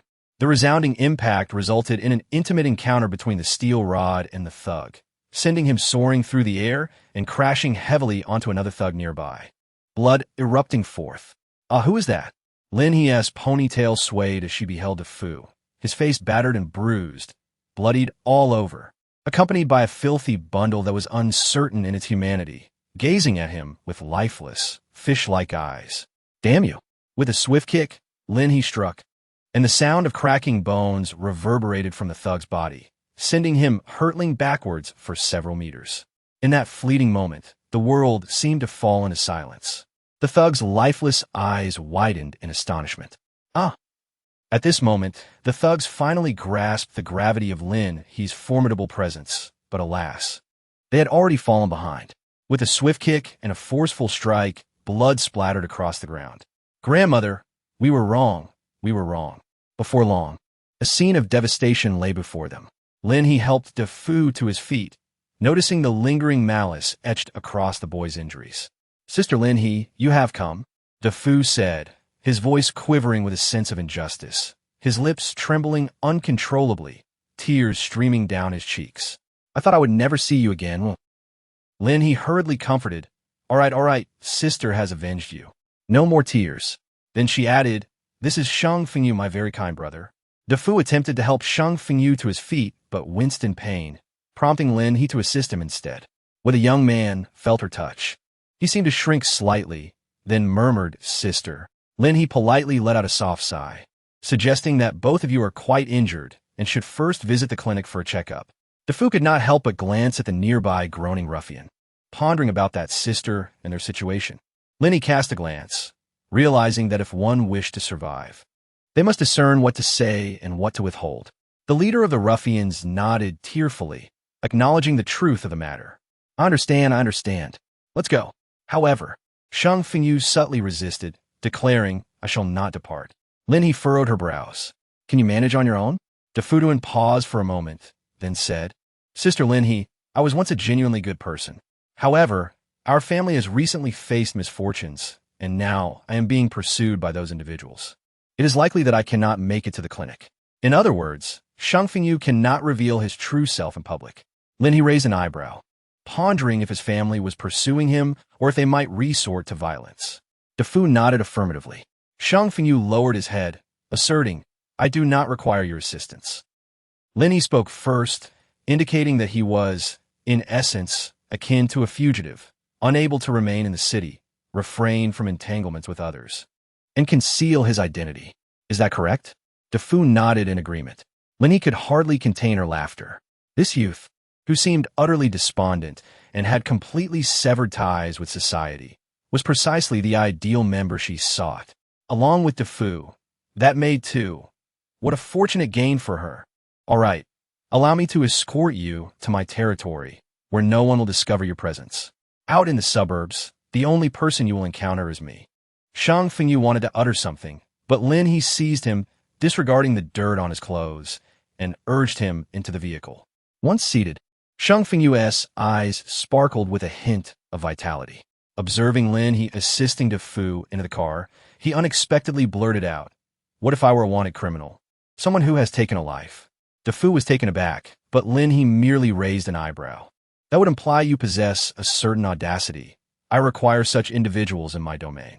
He bowed his head, and, as Lin He drove, he quietly inquired of DeFu, Are you certain you are seeking a legitimate job?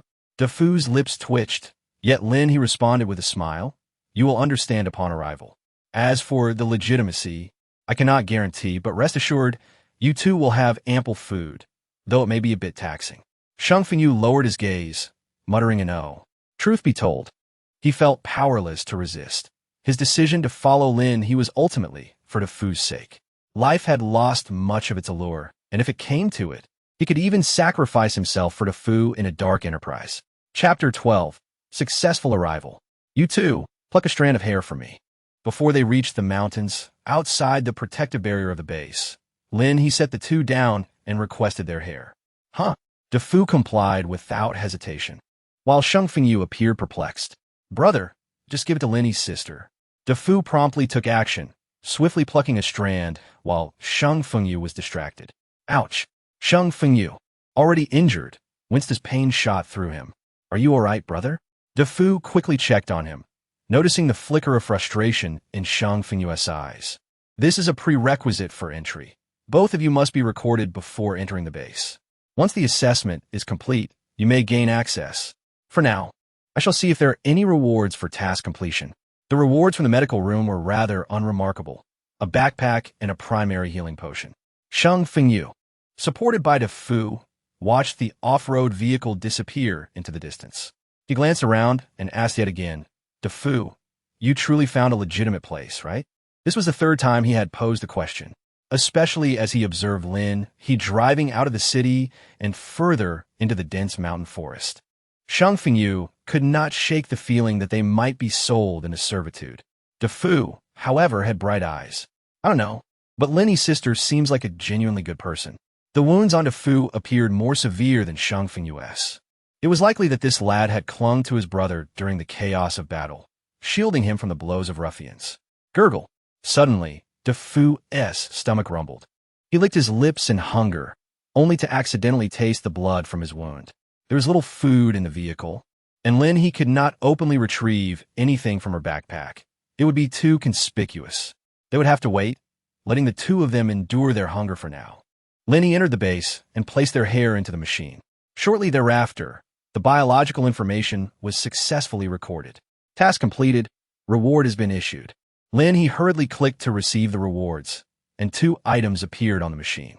Rewards: Basic Wooden House Blueprint X1, Rainbow Energy Generator X1, Basic Motor Vehicle Blueprint X1. Wow.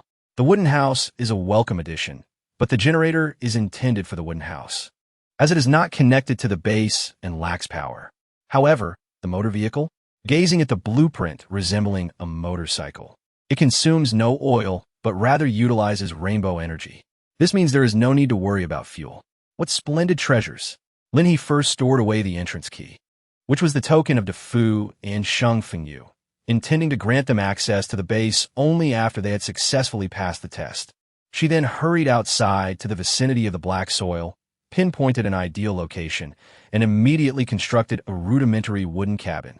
Before her stood a single-story wooden abode, encompassing an area of over 80 square meters, featuring 2 bedrooms, a bathroom, a kitchen, and a living room. The fundamental layout was established, albeit devoid of furniture.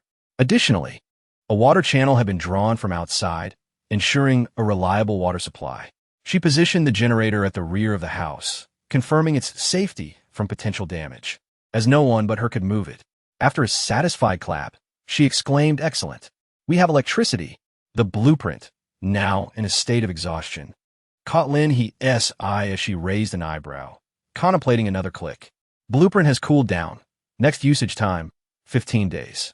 She would have to wait a fortnight before utilizing it again, by which time the apocalypse would have commenced and she could begin preparations for the reception of refugees. Or rather, the base members. Once they entered, she would address the matter of furniture. Construction was feasible in the building area, yet she was apprehensive that these two might meet a grim fate below. "Sister Lin He," DeFu called out as he assisted Shengfengyu back up. Lin He began to explain the situation. "As for me, I currently require your assistance in cultivating the land. My laboratory will be nurturing numerous seedlings that will need to be planted by you."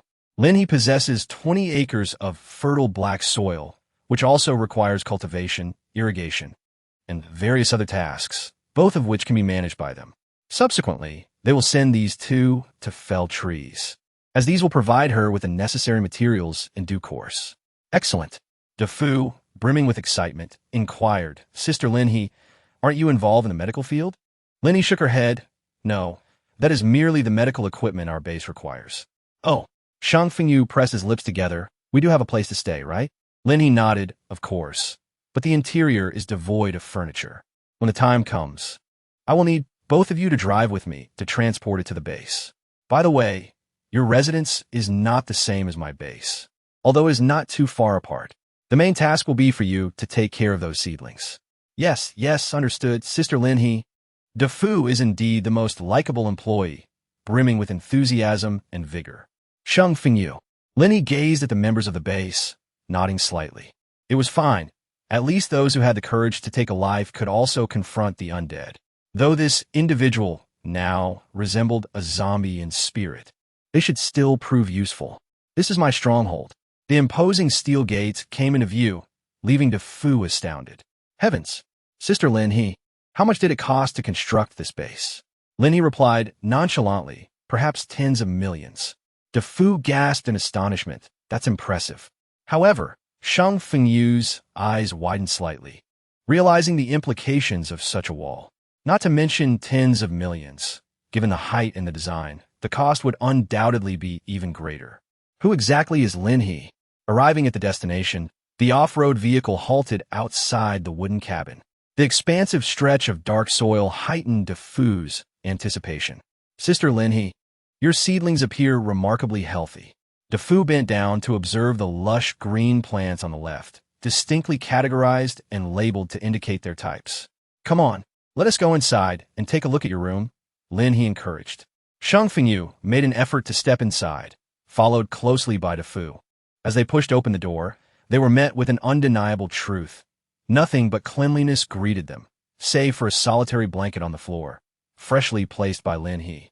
Lin He gestured towards the rooms within, indicating that each of you would have your own bedroom, along with a kitchen and a bathroom. Please take a seat. I shall attend to your wounds. We can manage on our own, Shang Fengyu insisted, yet Lin He firmly grasped his arm, and in the next moment, a needle pierced his skin.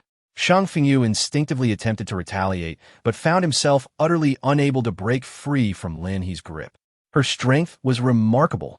Almost immediately, the medication took effect, and Shang Fengyu felt a multitude of pains dissipate like the wind. Even the blurriness before his eyes gradually cleared. However, just as quickly, darkness enveloped him, and he collapsed. Brother, De Fu exclaimed in surprise, while Lin He gently laid Shang Fengyu upon the blanket. His injuries were severe, and he needed a proper rest. De Fu, oblivious to Lin He's actions, genuinely believed his brother had fainted from his wounds. In the next moment, he too felt the sharp prick of a needle, momentarily stunned, before the soothing sound of wind chimes filled his ears, a comforting sensation that drew forth a soft groan. Realizing his vocalization, he swiftly raised a hand to cover his mouth. Lin He chuckled softly. Please sit for a while. I shall fetch some food for you. De Fu understood that Sister Lin He had provided him with something valuable. He nodded eagerly. Chapter 13. Quite to my taste, this is a walkie-talkie. After he awakens, he can press this to notify me. In Lin He's procurement list, she specifically acquired these devices for communication. In a world devoid of mobile signals, walkie-talkies can endure for a considerable duration. She purchased 500 of them, anticipating a maximum of 1,000 individuals within a year, accompanied by one partner.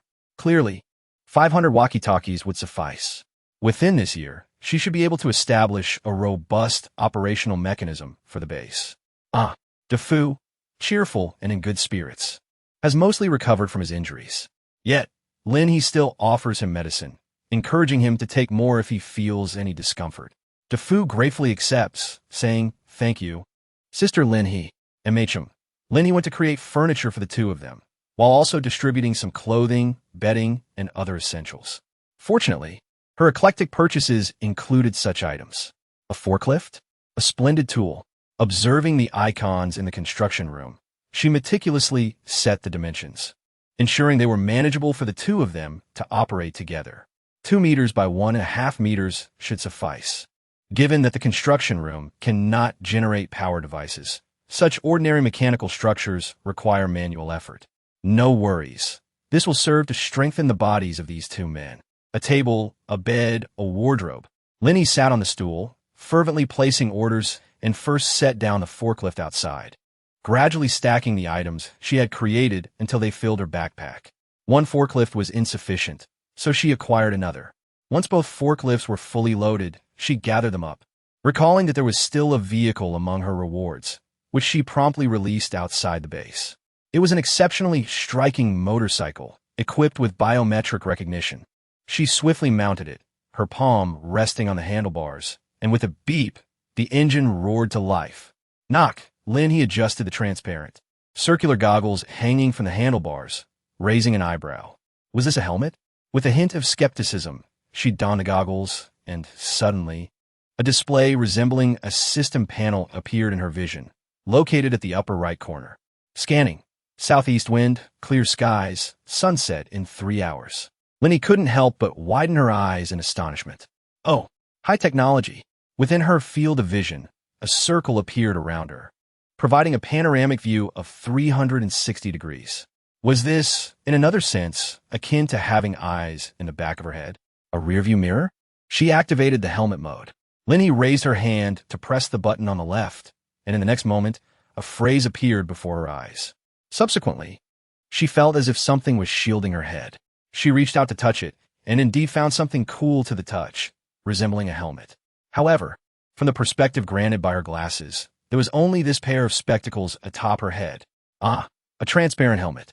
Lin He curled her lips into a smile. What a delightful find. She pressed the accelerator and set off. It was time to inform those two brothers to come and operate the forklift. Lin He had placed both forklifts outside the base, awaiting De Fu and his companions. At that moment, the tantalizing aroma of the 3 dishes and soup, accompanied by the fragrant rice, filled the air. Shang Fengyu tightly clenched his hands, his gaze sharpened behind his glasses.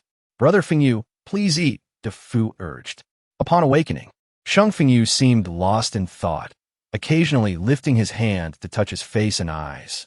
De Fu, tosomevat perplexed, felt reassured seeing that Shang Fengyu had not sustained severe injuries. Fengyu looked at De Fu, his eyes wide with realization. De Fu, what kind of injection did Lin He administer to us? According to Sister Lin He, it's for treatment. It must be a special medicine developed in their laboratory. De Fu replied, stuffing a mouthful of scrambled eggs with tomatoes, savoring the taste with a satisfied mmm. Shang Fengyu paused for a moment, pressing his lips together before rising from the carpet. Where did she go? Sister Lin, he said, she went to get us some furniture. Brother Fengyu, hurry and eat. We have work to do later, De Fu said, taking another bite of stir-fried pork with green peppers, tears streaming down his face. Oh, it's so delicious. The tender rice, the fragrant chicken with potatoes, and the meatball soup. Is there a more perfect work meal than this? No, there isn't. De Fu was astounded, nearly dropping the chicken leg from his mouth. He bit down harder, staring blankly at the usually indifferent Fengyu, now frolicking outside the house. Wait, is it possible that Sister Lin He's potion has a side effect that drives people mad? Brother Fengyu. De Fu quickly set his food down, clutching the chicken leg in his hand, and rushed outside to chase after Shang Fengyu. Buzzing. I'm fine now, I'm fine. Lin He clearly heard his murmurs and removed her glasses, her eyes filled with confusion. De Fu, what has happened to him? De Fu hurried over. Sister Lin He, I'm uncertain as well. He has been like this ever since he awakened. Is he all right? Lin He stroked his chin and inquired, did you provoke him? There was a sense of survival after a catastrophe in his demeanor. Lin He exclaimed, tears streaming down his face, yet he smiled and said, thank you. Lin He was momentarily taken aback. She found herself at a loss for words to describe how, despite the obscurity that rendered the person's features indistinct, they emanated an aura of cleanliness and beauty. Thus, were you originally blind in your left eye, and did your right eye gradually lose its clarity as well? Lin He sat at the entrance, a look of shock on her face as she held a piece of wood. Inside, De Fu continued to devour his meal ravenously, while Shang Fengyu ate quickly, though with a certain grace that made his consumption appear more refined. Indeed, I had previously thought that this was for the best. As I gradually ceased to see anything, fewer people would wish for my demise. Why, I pondered, had your eyes suffered such grievous injury? Shang Fengyu paused momentarily, and De Fu abruptly halted his eating, directing his gaze towards Shang Fengyu. Brother, allow me to speak. Shang Fengyu turned his head. It was I who, in a tragic accident, caused the death of a mother and her child. Subsequently, their husband and brother sought me out, but another misfortune befell us. A sign from the building fell, and I was pushed out, resulting in a head injury that pressured my eyes and led to my blindness. Yet they perished at that moment. The mother and child were my stepmother and younger brother, victims of that tragic incident. Alongside my father and my stepmother's brother, Shang Fengyu cast his eyes downward. For the others in my household believed I had committed murder intentionally and had found evidence to support their claims, from which I had fled. He looked at Lin He, expressing, I did not wish to harm them. But De Fu suddenly interjected, Brother Fengyu, you forgot to mention me. De Fu understood that Shang Fengyu had concealed the truth from him, wishing to spare Lin He from forming a negative impression of him. However, without a proper explanation, Brother Fengyu would only sustain further hurt. I was present during the first accident as well. It occurred on a bus during a landslide, which sent the vehicle perilously close to the cliff's edge. It was Brother Fengyu who saved me, yet the bus fell. De Fu clenched his teeth, recalling, we were not the only survivors. Others can testify that Brother Fengyu was not responsible for the deaths. At that moment, I was on the verge of falling, and it was Brother Fengyu who saved me first. If blame is to be assigned, it should rest upon me. Lin He tilted her head and asked, so you fled to City Yam because of these circumstances? Noticing the worried gaze of De Fu and the expectant expression of Shang Fengyu, she couldn't help but chuckle. I judge solely based on your abilities, and I must say, you both pique my interest. Hurry and eat. We have work to do soon. Chapter 14. A new home, really? De Fu was astonished. Sister Lin He, You don't suspect us of having ulterior motives, do you? For instance, could it be that Feng Yu intentionally chose not to save his stepmother and younger brother? Perhaps there are some vested interests at play in their family, or, to delve deeper into conspiracy theories, that Feng Yu orchestrated the accident that led to his father's demise? The members of the Sheng family have been viciously slandering him, as if they were dogs turning on each other in a frenzy over his possessions. He escaped with Feng Yu out of fear that one day, Feng Yu might be wrongfully accused of murder, leading to his own demise. Why the suspicion? Given your current situation, could you truly devise such a scheme and end up in this predicament? Furthermore, I must say, his eyes are rather captivating. Lin He placed her hands on her hips and urged them to finish their meal quickly, for they were to fetch their furniture at the base entrance shortly. If you two haven't finished packing by nightfall, you'll have to prepare for a night on the floor, she warned. Shang Fengyu hastily lifted his bowl, yet his eyes were already glistening with tears. He lowered his head, concealing his emotions from others, and quickly resumed eating. Lin He stepped outside and surveyed the seedlings in the field, which were thriving splendidly. She crouched down discreetly, utilizing her wood-based abilities to accelerate their growth. However, due to their overwhelming numbers, the increase in size was modest enough to evade the notice of the two individuals nearby. Yet, with each passing day, the seedlings flourished incrementally, allowing her to significantly reduce the time required for their development. When the apocalypse eventually arrived and they became aware of her powers, she would no longer need to conceal her actions. Defu had already eaten his fill, but upon observing his brother still dining, he obediently sat beside him, sipping soup. Soon, Shang Fengyu efficiently cleared away the remnants of their meal, ensuring everything was spotless before stepping outside. Lin He remarked that there was no trash bin available, so he should place the refuse aside for later disposal. She typically discarded her own waste when she ventured into the city, depositing it into her vehicle. Lin He tilted her head in contemplation, pondering the dilemma of waste disposal, particularly given that the food she purchased was predominantly encased in packaging. Follow me, she beckoned. Let us hasten.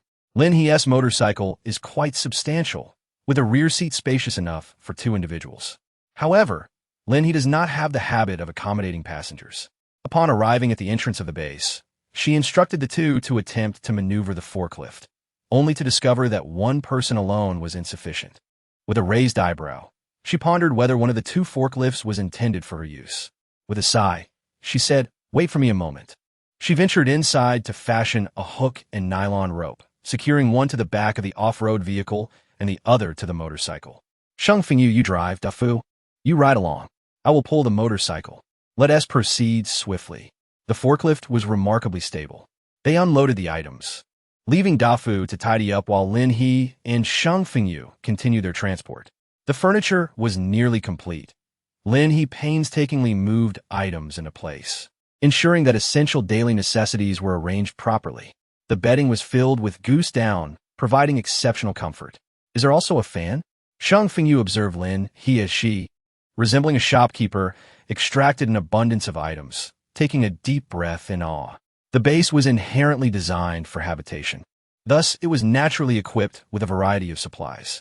However, since the arrival of these two, Lin He realized that there were still numerous items lacking.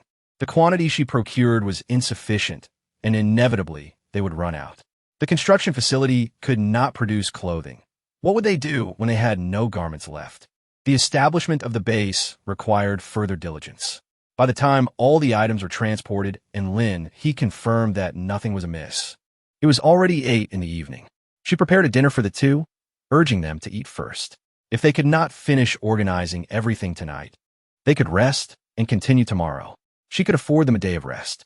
Dafu, however, boldly patted his chest, declaring that they would surely arrange all the furniture tonight. Shang Fengyu silently went about his tasks. He washed his hands and face, donned the work uniform Lin He provided, and tied his hair back, revealing a handsome and radiant visage.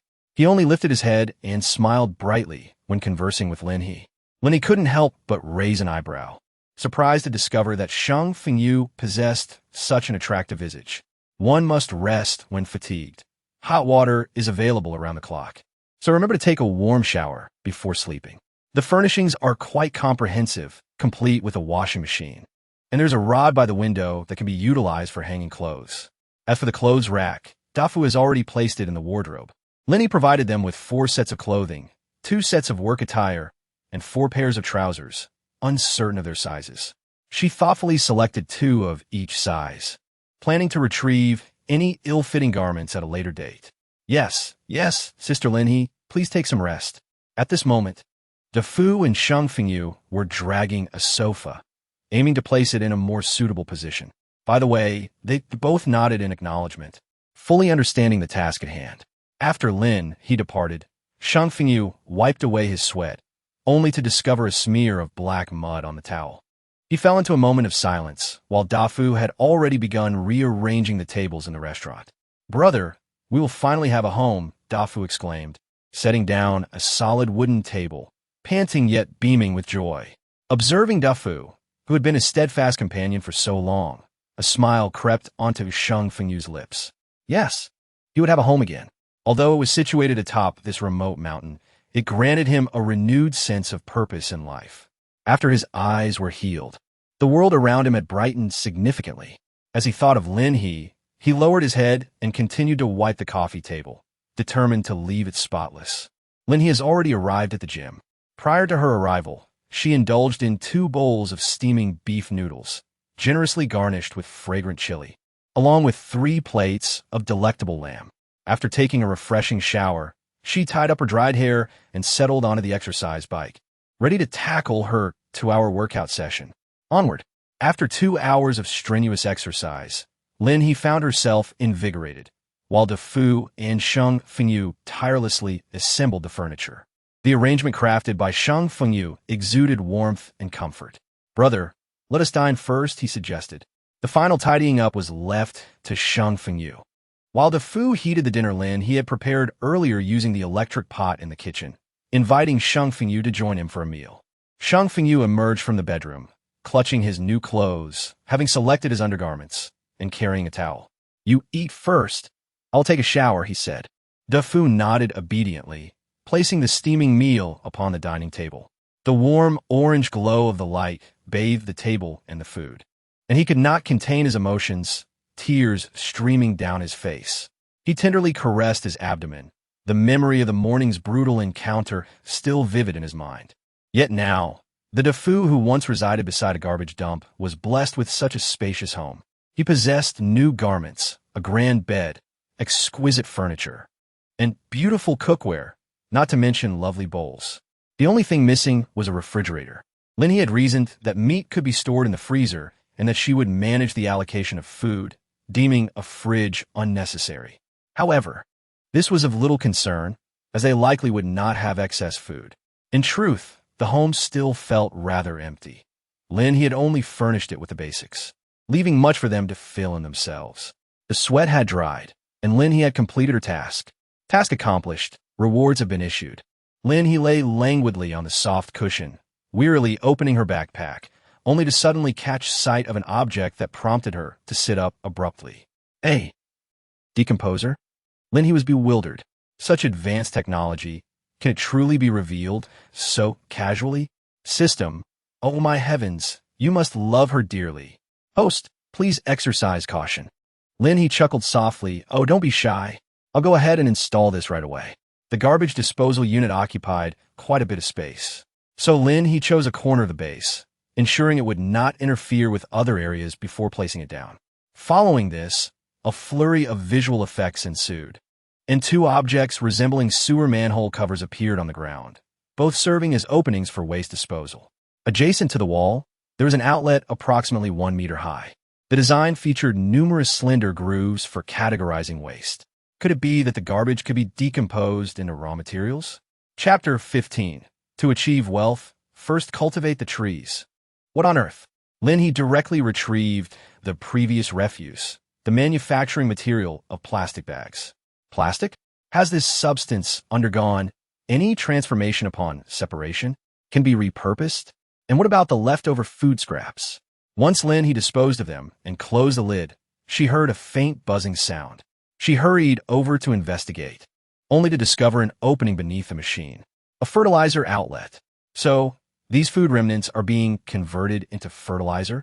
The groove above began to emit various materials, plastic, metal scraps, glass, all neatly shaped into strips. Nearby, a bubbling sound arose, and when Lin He looked over, she was astonished to see a pipe by the water channel, releasing a stream of clear water. Lin He could not help but swallow hard. So, the moisture can be separated and transformed into pure water, flowing into the waterway. Excellent. What a marvel of modern technology. Lin He couldn't help but pat the machine with pride, exclaiming, "With you, my precious treasure, what is beyond our reach?"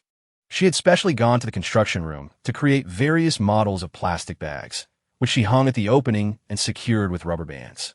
Using a small scraper, she gathered all that had been produced thus far. The refuse she had just stored was already swept in, and tomorrow, she would have those two fellows bring her all the garbage. Lin He rubbed her waist and happened to glance at another reward. An excavator? Lin He stroked her chin, contemplating the idea of creating a fish pond on the mountain. If she were to purchase some fish fry, it would ensure a supply of fresh fish for the base in the future. Since she was considering a fish pond, why not also build some enclosures for raising cattle, sheep, and perhaps chickens and ducks?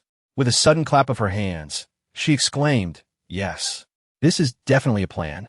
She eagerly opened her phone to search for various breeds of cattle, sheep, and pigs. As long as she managed them diligently and protected them from the contamination of zombie toxins, they would eventually undergo normal mutations, resulting in exquisite flavors and sizes. However, as Lin He glanced at her balance, she realized she was out of funds. Then, recalling the thug she had seen the previous day, an idea surfaced in her mind. The following morning, at just past 6, Shang Fengyu was already up, carrying a bucket of water to tend to the crops. Conversity, da fua pird somevatueri. Having slept soundly, as dawn broke, Lin He rode her motorcycle over, breakfast in hand, and spotted Shang Fengyu with the water bucket. "Why are you up so early?" she inquired, noticing his bright, deep-set eyes fixed intently on her. "I want to give them some water." Shang Fengyu's gaze remained unwavering, focused solely on Lin He. Lin He couldn't help but press her lips together. Such a stunning visage early in the morning was indeed overwhelming. It turned out that Shang Fengyu's hair was brown, which made him somewhat resemble a large dog. "Let's have breakfast first, and later I'll take you to a place." Today, the books were arriving at the bookstore, and Lin He had errands to run. She decided to give Shang Fengyu the off-road vehicle so he could wait at the warehouse. All right, Lin He's meal was served, and she urged, "Hurry and freshen up." The Fu was taken aback, but quickly leaned out to see Lin He, who was standing by the field with her hands on her hips. He then shuffled off in his slippers to wash up, exclaiming, "I overslept." In reality, it was still not yet 7 o'clock. The task that lay ahead for the Fu was, of course, to chop wood. Lin He had already set her sights on a grove of trees ahead. After felling the trees, she could conveniently channel water from the nearby irrigation ditch to excavate a fish pond. Subsequently, she planned to chop down the trees on the right side to establish a farm. How splendid! When the base upgraded and encompassed a larger area, she would be able to continue cultivating an orchard or perhaps acquire some fertile black soil as a reward. However, this time, the black soil could only be collected from 2 unseen locations. Otherwise, it would be difficult to explain. Felling trees? I can do it. The Fu patted his slender chest and couldn't help but burp. Not to mention anything else, the meals provided by Sister Lin He were simply delightful. Out of 10 buns, he devoured 5 and washed them down with 2 bowls of porridge. Perhaps it was a bit excessive, but at that moment, he felt perfectly satiated. Shang Fengyu could not compare to the Fu. He had only eaten 3 buns and left the rest, saying he would let the Fu take them along for the work ahead, in case they got hungry. "Let us go. I'll lead you there first." Lin He handed the Fu a few pairs of gloves and 2 axes, advising him not to be too forceful and to take it slow, noting that if he managed to fell even 1 tree in the morning, it would be an impressive feat. After all, this tree had a diameter of half a meter, and those who had never chopped wood before would find it challenging to master the technique, especially considering the Fu's long-standing malnutrition, which left him quite frail. Yet, the Fu brimmed with confidence. Lin He did not discourage him, allowing Shang Fengyu to drive while she rode ahead on her motorcycle, leading the way to the warehouse. As soon as they set off, the Fu struck the tree with his axe. However, due to his overly circular swing. He found himself unable to extract the axe from the wood. Defu was taken aback. Despite pulling with all his might, it remained lodged. He glanced at the other axe, realizing why Sister Lin he had given him an extra one. This time, he moderated his strength and began chopping from another angle. It was then that Defu truly felt the challenge. Half an hour later, Lin He and her companion arrived at the warehouse. Sheng Fengyu nodded in acknowledgement. Lin He rode her motorcycle directly away. To be honest, the speed of her motorcycle was hardly inferior to that of an off-road vehicle, with a maximum speed that could even reach 300 miles per hour. However, Lin He was somewhat cautious about her life, so she only accelerated to over 100 miles per hour and, upon entering the city, obediently slowed down to 40. She arrived at the territory of the delinquents from yesterday, removed her glasses, and cast a glance at the moaning ruffians in the game room. A smirk appeared at the corner of Lin He's mouth as she took out a steel rod and confidently walked inside. Bang! With a powerful kick, she flung the door open, prompting an immediate shout from within. "Who is it? Are you looking for death, you bastard?" Lin He tilted her head, and in an instant, all the ruffians were rendered speechless. Their leader was so terrified that he slipped off his chair and fell to the ground. "Goodness," Lin He smiled gently, urging them to sit down. "Children, I merely wish to inquire about a few matters." As the ruffians limped over, pouring her the expensive tea they usually deemed too precious to consume, their expressions turned to bewilderment upon hearing Lin He mention her intention to seek a loan from a usurer. "What?" They stammered cautiously. "Grandma, are you a police officer? Is this an effort to combat criminal forces?" Lin He raised an eyebrow. "Do I truly appear so righteous? Just tell me, where's the largest loan shark company in M City? How can I borrow from them? If you know their contact information, please share that as well." Though these small-time delinquents were rather insignificant, often resorting to petty theft and bullying the homeless, they seemed to have established a sense of security here, clearly acquainted with a few individuals of influence. The leader swallowed hard and exclaimed, "Why don't you take us along? Our loyalty will be unwavering, and we shall follow your lead." Lin He leaned against the sofa. "You all should take care of your injuries for now." One of the yellow-haired ruffians said, "Grandma, I know where the person you're looking for is. I will take you there." Lin He cast a glance, and the young man with yellow hair hurriedly remarked, "My second uncle is working inside. He will surely be able to help grandmother secure a larger loan." Lin He smiled and stood up. "Why are you still in a daze? Let us go." Chapter 16. The Farmer's Ongoing Journey. Is a name really Lin He? In the usurious loan building, the spacious floor featured merely 2 simple sofas and a tea table, while the drafty windows continued to rattle. Lin He propped her leg up, gazing at the burly man across from her with a faint smile. "Does it really matter who I am?" she inquired. "All right, since you're also in this line of work, you must understand the rules that govern our domain." The man scrutinized Lin He's figure and her delicate, beautiful face, a smirk creeping across his lips. "If you wish to borrow money, you must leave something in return." Lin He pointed to the property certificate on the table, stating that she had already retained it. "Hey, do you think we are unaware? This property has long been mortgaged." The man suddenly rose to his full height, an imposing figure exceeding 1.90 meters, exuding an overwhelming sense of intimidation. "Do you still dare to attempt deceiving us for a loan?" Lin He let out a sigh. Initially, she believed that everyone was engaged in business dealings and that it was best to refrain from any physical altercations. However, now, Lin He smiled softly and without hesitation drew a steel rod from her sleeve, rising to her feet, for inaction was no longer an option. The man's yellow-haired uncle, eager to join the fray, was immediately restrained by the young man. "Uncle, no." His still bruised face trembled, for their grandmother was no ordinary person.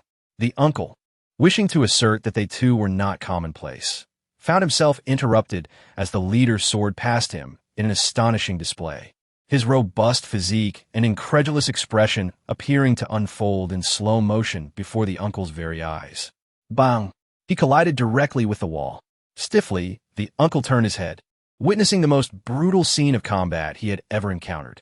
In the next moment, he decisively pulled his nephew down to crouch in the corner, hands clasped protectively over their heads. "Is this a human being?" He attempted to chuckle, only to feel the sting of his wound. "Well, after a week, I shall return to seek you out for the first repayment." Lin He rose to her feet and collected the contract. These usurers would lend to anyone as long as they were alive, signifying the existence of assets. Subsequently, the interest compounded, and the true burden would only be felt upon repayment. What a farce! With less than 10 days remaining until the apocalypse, Lin He would soon be entrenched within the base, focusing on construction. Who would dare venture outside? Upon exiting the building, a notification chimed. 7 million yuan had been credited to Lin He's account. Beyond this, no additional funds could be procured from men, as this was merely a branch and not the headquarters. The available capital was limited. Lin He took everything without hesitation. Satisfied, he donned his glasses and made his way to the farm he had conversed about yesterday, beginning to arrange for livestock. Indeed, he decided on 2 breeding bulls and 10 heifers. The breeding bulls were quite expensive, nearly 200,000 each, while the heifers were significantly more affordable. What about calves? Mr. Lin? They're quite cheap. Lin He glanced around and said, "All right, bring me 5. After this round, while sitting in McDonald's enjoying fried chicken, he realized that out of the 7 million he had just acquired, nearly 3 million had already been spent. Next on the agenda were the chickens, ducks, and geese. Lin He rested her chin on her hand, taking a bite of her burger when she suddenly spotted a familiar figure passing by outside. Was it Xinyu? She seemed to be emerging from the shopping mall, flanked by bodyguards carrying numerous bags filled with purchases. It was clear to her that Xinyu was aware of her presence. After swiftly finishing her lunch, Lin He resumed her ride on the motorcycle, heading towards the poultry farm. She planned to acquire 200 chicks, ducklings, and goslings each, along with 50 hens, ducks, and geese for egg-laying purposes, and about 5 male birds of each kind, which seemed sufficient. This endeavor proved to be considerably more economical than acquiring other livestock. Additionally, she purchased enough feed to last 6 months, arranged the delivery time, and then set off to examine fish fry. Prioritizing her culinary aspirations, she specifically sought fish that were delectable, had minimal bones, and possessed a faint fishy scent, ordering several thousand fry with a delivery scheduled for 4 days hence. In the coming days, Lin He would enlist the help of 2 laborers to fell trees, construct greenhouses, dig ponds, and build fish tanks, an arduous task indeed. To enhance the efficiency of her logging efforts, Lin He decided against using basic axes and instead procured 2 chainsaws, each costing 200,000, a significant expenditure. After familiarizing herself with the basic operations, she disregarded the advice of a seasoned worker who suggested certification, assuring him that she would certainly obtain it. Subsequently, Lin He acquired various tools necessary for the construction of the fish ponds. After all, her ponds could not remain barren. That evening, she purchased a phone, quite affordable at just over 300, a basic model for making calls. She inserted a SIM card, primarily for the use of her 2 companions, as their walkie-talkies were ineffective over long distances. Upon arriving at the wooden cabin, she found it unoccupied.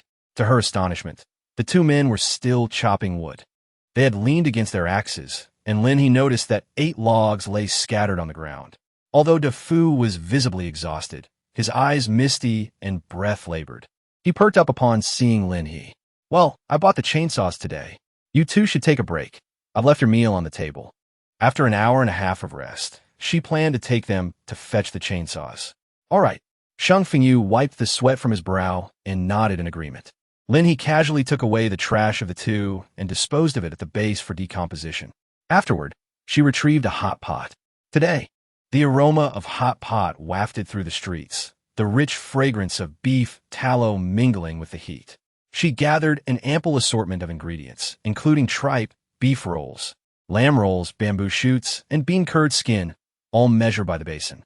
She prepared a dual-flavor pot, one side with tomato broth and the other with spicy broth, accompanied by 2 bowls of dipping sauce, one featuring sesame paste typical of northern cuisine, and the other a blend of small chili peppers, chili oil, vinegar, cilantro, and a sprinkle of chili flakes. Let the feast begin. Lin He consumed her meal rapidly, undeterred by its heat, savoring the flavors to the point of salivation. This time, she was not engrossed in a film. Rather, she had switched to videos on livestock farming. As an impending farm owner, she recognized the necessity of being well-informed. The 2 companions beside her lacked such experience, and with their phones limited to calls, they had no means to learn. An hour and a half swiftly passed. Lin He utilized her water-based abilities to clean the dishes and disposed of the waste for decomposition. She then set off in her off-road vehicle to pick up the two. Lin He, what if I can't drive? DeFu exclaimed excitedly as he hopped into the car, eager to take the wheel despite his inexperience. Don't worry. I'll teach you, Lin He reassured him. Lin He, what are our plans for the logging? Shang Fengyu inquired, noting that their previous discussions had revolved around farming. Yet it appeared Lin He had different intentions. We will construct fish ponds and a farm. Our goal is to raise livestock and poultry. Upon Lin He's conclusion, DeFu clapped his hands in delight, exclaiming wonderful. He excitedly turned to Shang Fengyu and said, Brother, we will be able to raise chickens and ducks in the future. Lin He smiled while driving, mentioning the presence of cattle and sheep, which are indeed challenging to raise and quite exhausting. It's nothing. My brother and I can manage. This child remains so innocent.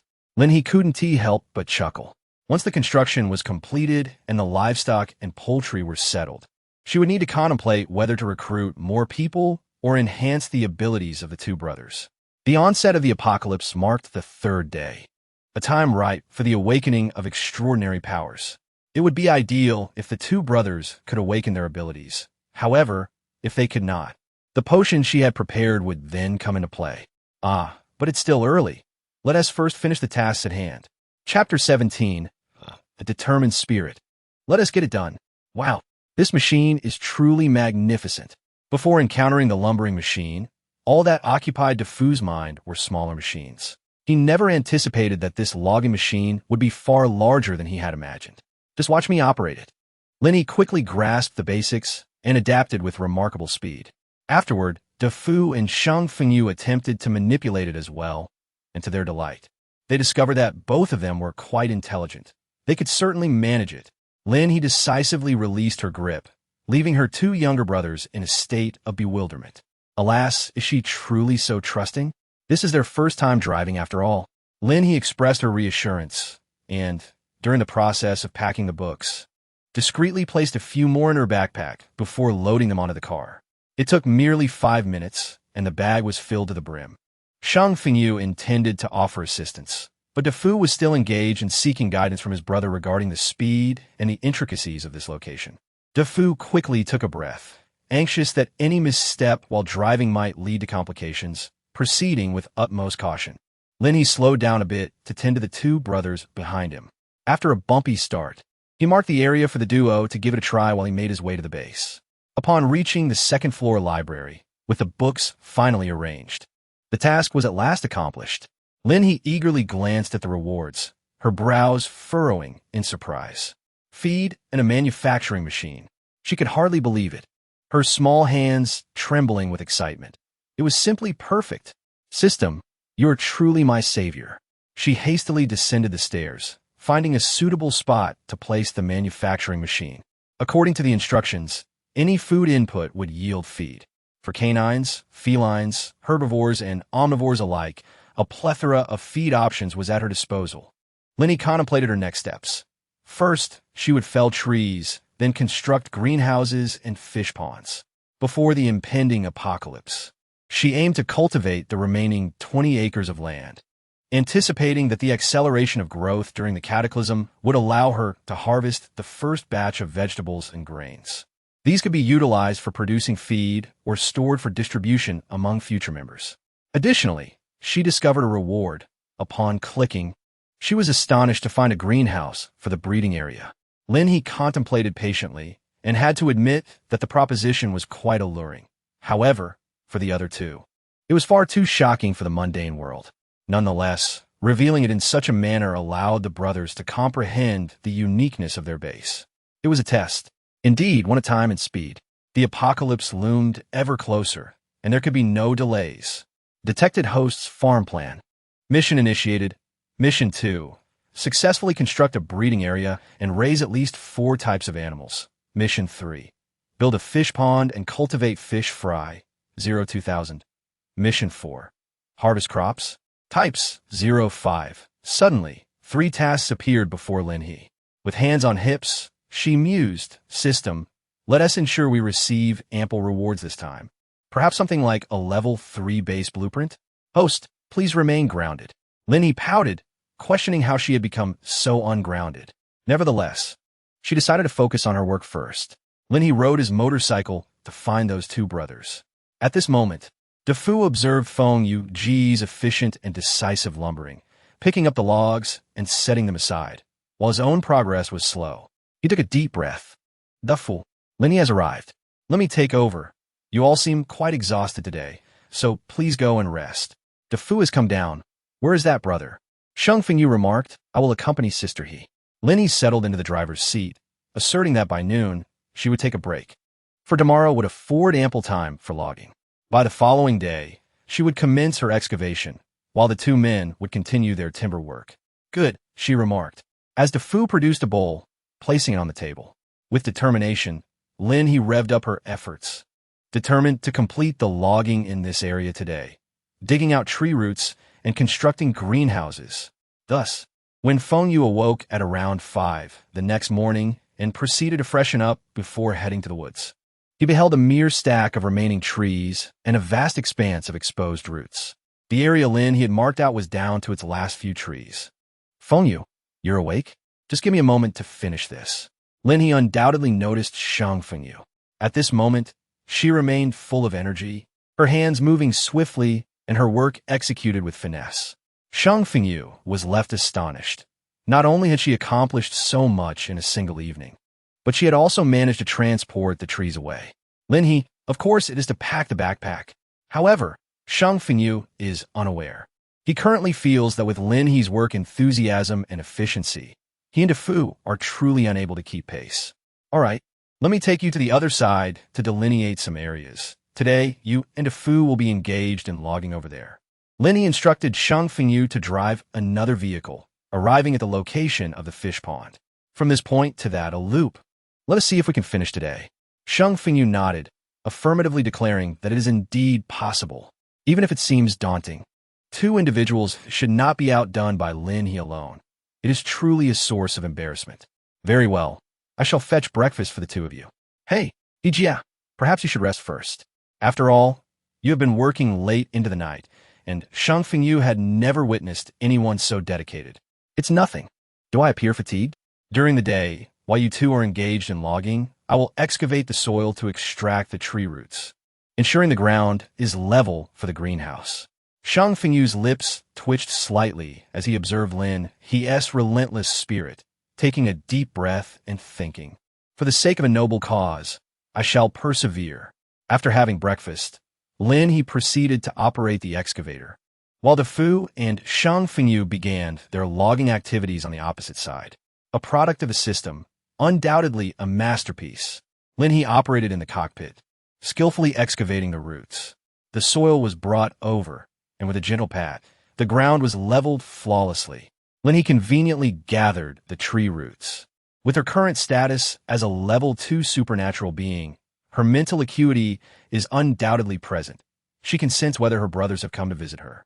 However, it seems they have been somewhat affected by her presence, diligently laboring throughout the morning without even taking a break. By noon, Lin He observed that they had completed just over a third of the designated area and nodded in approval, realizing they would finish today. As time passed, 2 days swiftly slipped by. Today, the greenhouse was successfully established, and DeFu was dispatched by Lin He to collect the goods. The fish pond, which Lin He had excavated yesterday, still required work. Last night, she and her brothers had been busy applying cement around the large pond, and it remained unfinished even today. Thus, Lin He and Sheng Fengyu continued their task of applying cement. Lin He excavated 4 fish ponds, each of suitable size, substantially reducing the water required. The bottom of the ponds need not be excessively deep, allowing for easier observation of the fish. Chapter 18, Guide to the Aquaculture Zone. At that moment, Sheng Fengyu inadvertently passed by the aquaculture area while carrying some items.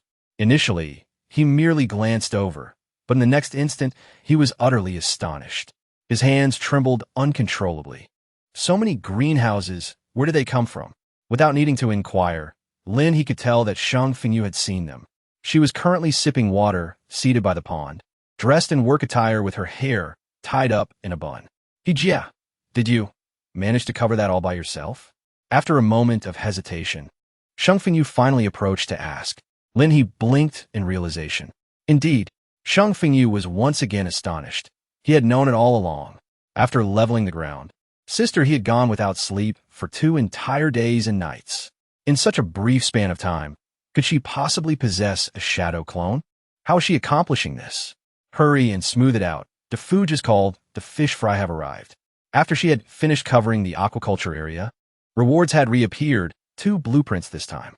One was the nighttime searchlight system blueprint, while the other, which took Lin He by surprise, was the infinite wall construction blueprint.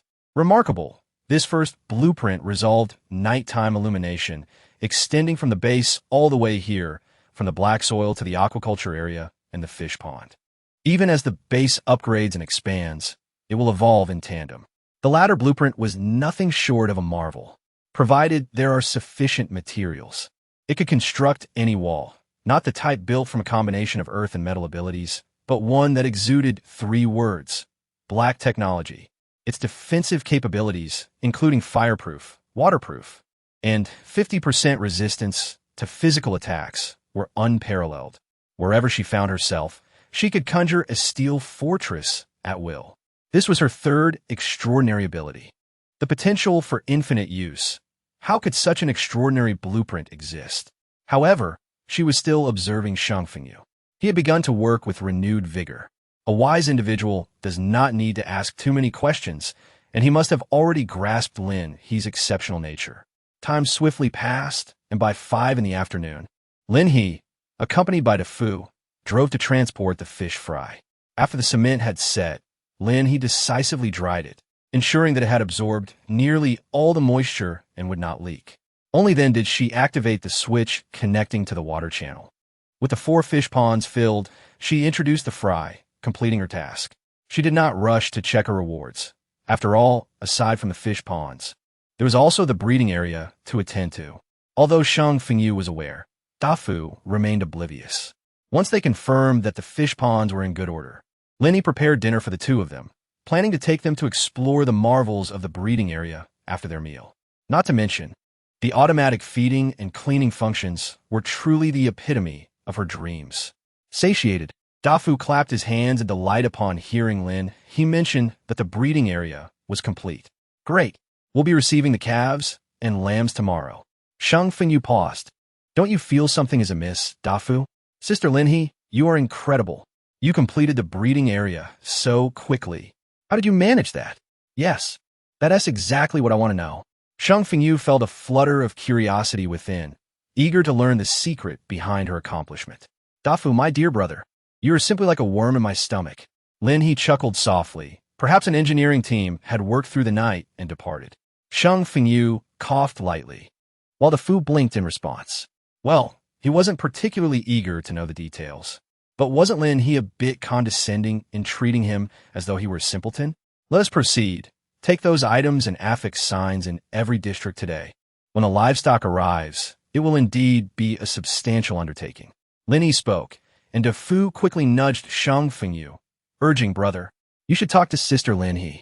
Shang Fengyu cleared his throat and said, Sister He, are you truly all right without taking a rest? Lin He held the sign, reassuringly stating, rest assured, I am not so reckless as to jeopardize my health for the sake of work. I am well aware of my physical condition. Shang Fengyu paused for a moment and replied, Sister He, there's truly no need to rush. We are running out of time. Both individuals were taken aback. Yet Lin He gently rubbed her small face, pondering, does this evoke the image of a captain entrusting a legacy in a film? DeFu chuckled, indeed it does. Shang Fengyu, too, broke into a smile, feeling an inexplicable certainty that Lin He was speaking from the heart. What could possibly instill such urgency in Lin He, compelling her to seize time for this endeavor? Since Lin He was willing to risk everything, he would stand by her side. She had not only resurrected him, but also granted him, DeFu, a renewed hope for existence.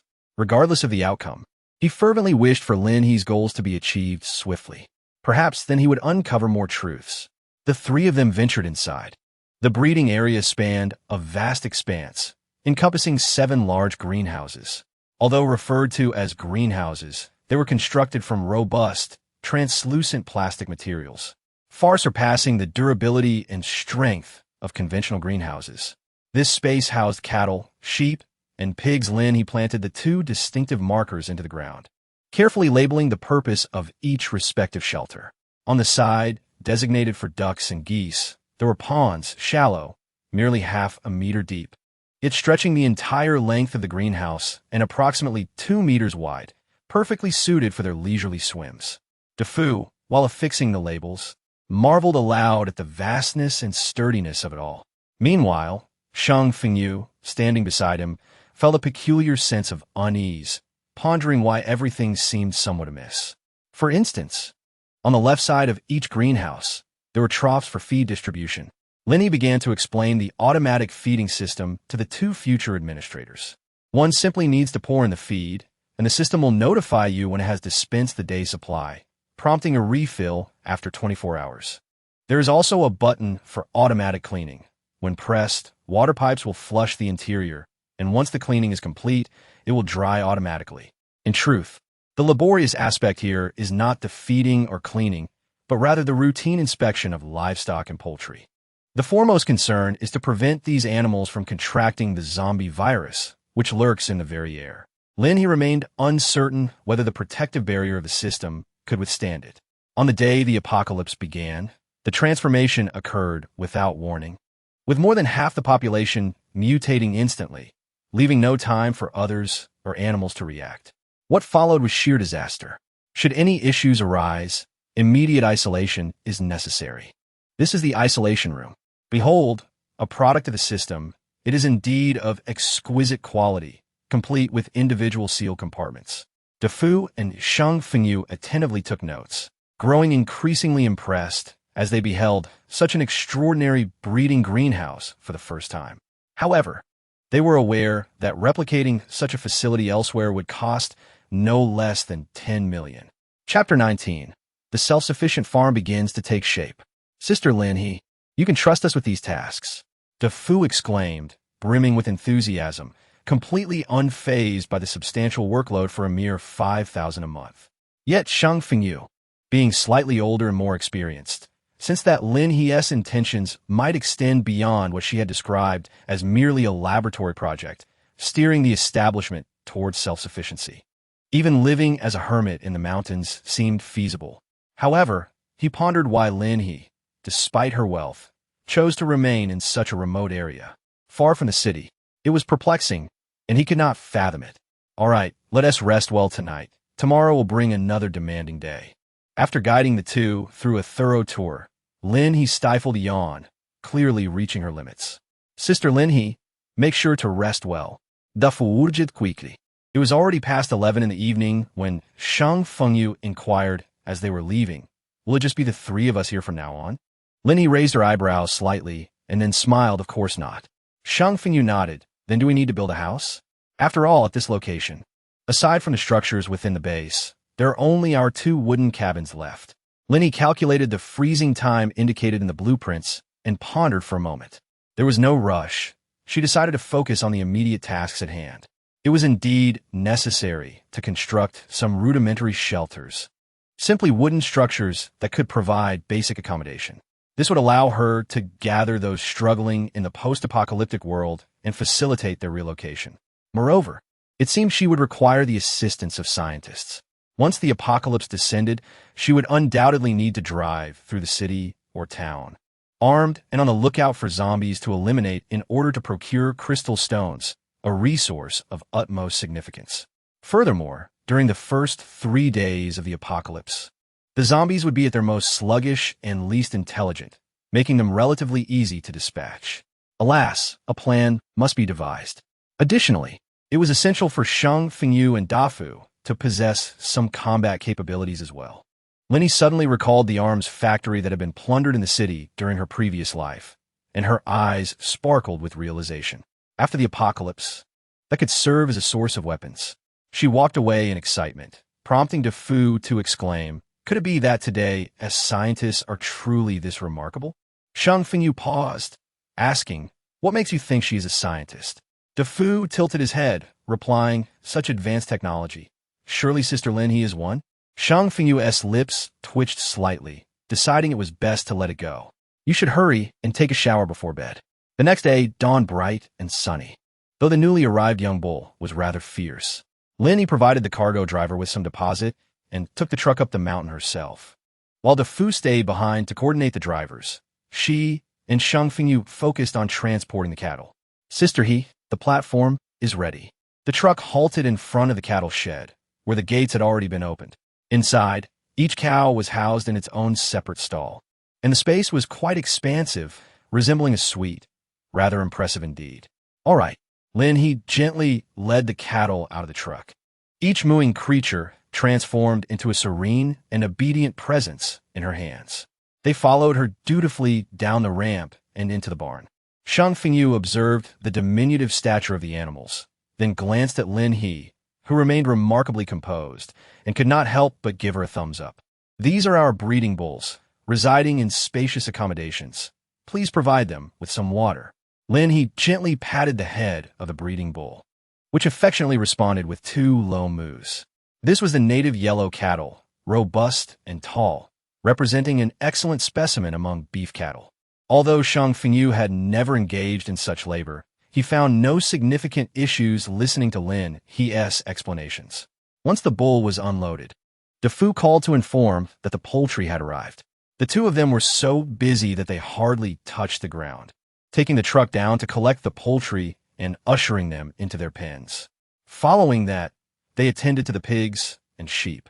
Lin He brought food to the drivers and offered them some money, acknowledging the time they had lost. As night fell, Lin He drove the last truck down the mountain, while Shang Fingyu continued to feed the sheep. Yes, just press that button. At that moment, Shang Fingyu felt immense relief knowing that the intelligent design of the breeding area as shelters spared him and DeFu, along with Lin He, from an insurmountable workload. After all, the donkeys had yet to be delivered, and they would need to continue their efforts the following day. By the way, make sure to herd the chickens, ducks, and geese into their nests. We can't have them wandering about. Due to time constraints, many of the birds had not been grouped and were roaming freely in the greenhouse, leaving droppings scattered everywhere. Shang Fingyu could only secure the main entrance, utterly exhausted. DeFu, however, seemed unfazed. He had spent the day with the drivers, engaging in 2 rounds of mahjong. Although he was not skilled, he surprisingly managed to win over 100 in the end. After the drivers departed, he joined Shang Fingyu in the flurry of activity. First, he checked the fish pond to ensure the little fish thrived in a suitable environment, then inspected the crops in the black soil. She watered the plants daily while the others were still asleep. The watering system needed further installation, otherwise, it would demand her abilities continuously, monopolizing her time. Once she confirmed everything was in order, she washed her hands with her powers, rolled up her sleeves, and set to work vigorously. On their first day in the shelter area, the animals were somewhat disoriented, so she laid down straw for the chickens, ducks, and geese, designating spots for laying eggs. The cattle, sheep, and pigs also received straw, both for nourishment and comfort. They still needed to be sorted by age and gender in separate quarters. But for today, she simply stuffed them all in without further concern. It was already quite late, and she decisively instructed Shang Fingyu and DeFu to finish tidying up and then rest. With only these 2 labors available, they could not afford to fall ill. Observing Lin He's relentless determination, Shang Fingyu sighed, I suppose I should stay and assist you. For some reason lately, my body feels stronger than before. I only need about 3 hours of sleep to feel rejuvenated. Lin He shook her head, asserting that the time had not yet come. In this apocalyptic world, there exists an abundance of opportunities and time that could keep one awake. Thus, while the end has yet to arrive, dear brothers, it is best to rest well. Shang Fingyu and Dapo's attempt to work overtime was thwarted as Dafu pulled him away. Brother, do not dwell on it. Sister Lin, he possesses a constitution vastly different from ours. She can endure, but we cannot, Dafu remarked sagely. I understand your pride may be at stake, but fear not. With a few more years of training, I believe you shall be as formidable as Sister Lin He. Shang Fingyu promptly delivered a playful slap to Dafu's head. Is it merely pride? He retorted. You, young rascal, may find it challenging to seek a partner in the future. 3 days swiftly passed. As the last donkey entered the breeding area, Lin He finally completed her task within the breeding zone. Chapter 20. The Awakening of Abilities. The Apocalypse Approaches. Among the rewards, Lin He was quite astonished to discover the basic gene enhancement serum. What could this possibly mean? Surely, one among Sheng Fengyu or Dafu must be unable to awaken their abilities? Or is it reserved for future members? Nevertheless, it is a positive development for the base. The other reward, the black soil irrigation system, was almost serendipitous. Now she would not need to install the piping herself. Once those two fell asleep, she would decisively employ it on the black soil, connecting it to the mountain's water channel. During these 3 days, Shang Fengyu and Dafu toiled daily in the breeding area. Even with the automated advanced technologies at their disposal, the workload remained substantial for the two of them, given the sheer volume of tasks at hand. The breeding zone was expansive, and after the animals settled in, many areas remained vacant. Thus, the challenge of how to propagate their kind would also need to be addressed. Curiously, none of the three possessed any knowledge on the matter.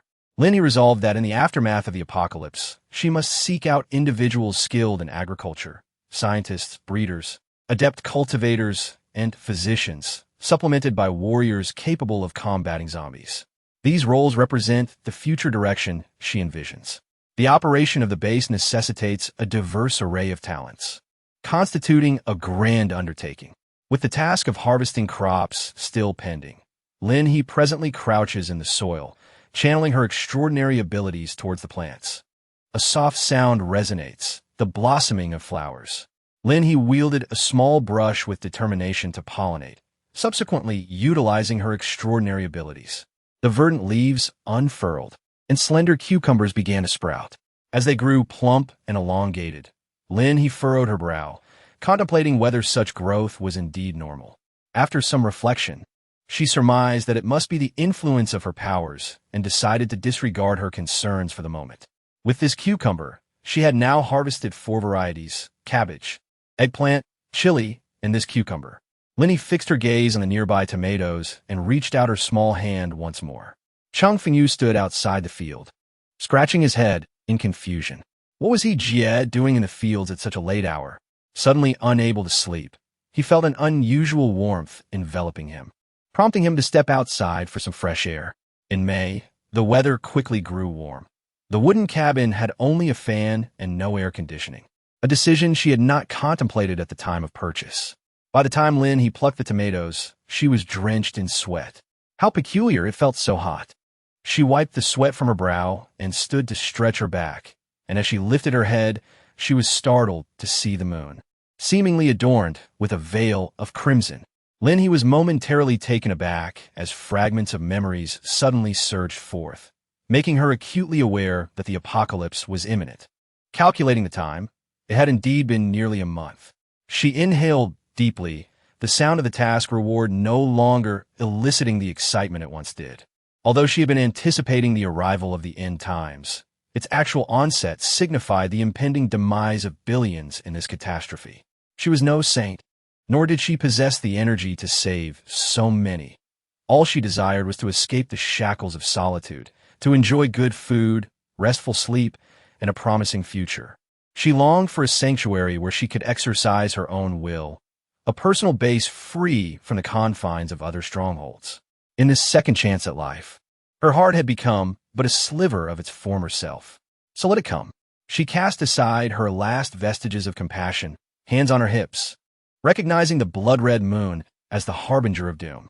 Glancing at her watch, it was just past 2 in the morning, in 40 hours after crossing midnight tonight. Tomorrow would herald the arrival of purgatory. Lin He turned around and beheld Shang Fengyu standing over there, covering his mouth as he coughed. "Why are you not asleep?" Lin He approached, only to see Shang Fengyu lowering his hand, blood smeared across his nose and lips. "What has happened to you?" Lin He hurried over, while Shang Fengyu quickly retreated. He coughed again and said, "He Jie, I have a fever. I cannot risk infecting you." Lin He furrowed her brow, awakening her extraordinary abilities. Could it be? The apocalypse has yet to arrive. Inside the room, the sound of Dafu's cough began to resonate. Lin He suddenly lifted her head and beheld the moon, a vivid crimson, resembling blood. Lin He widened her eyes, suddenly realizing something. The apocalypse had come early. She immediately picked up Shang Fengyu and carried him into the room, placing him gently on the bed.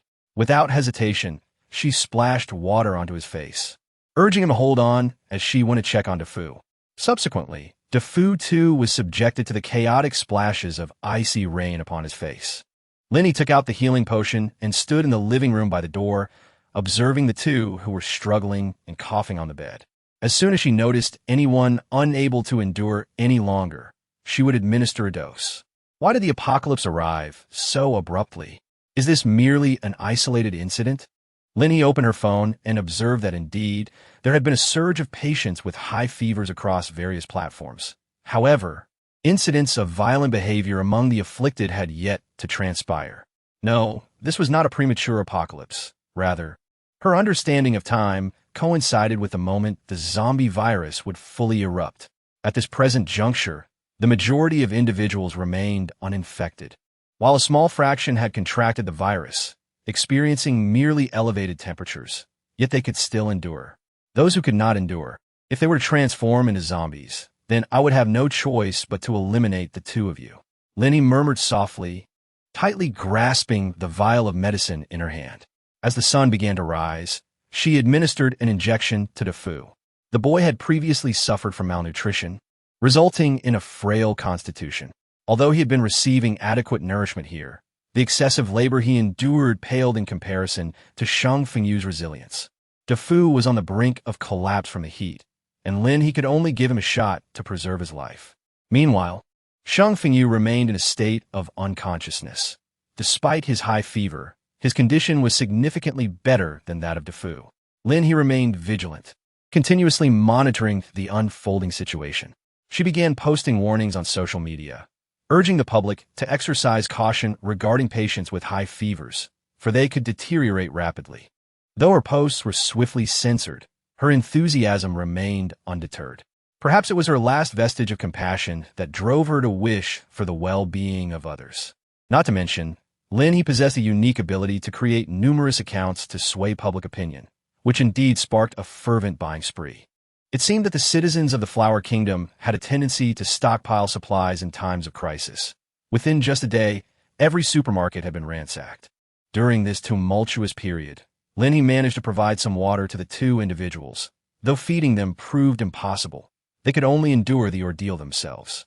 In a remarkably brief span of time, DeFu's body ignited in flames. Lin He hurriedly lifted the child and tossed him out of the window, then swiftly extinguished the flames.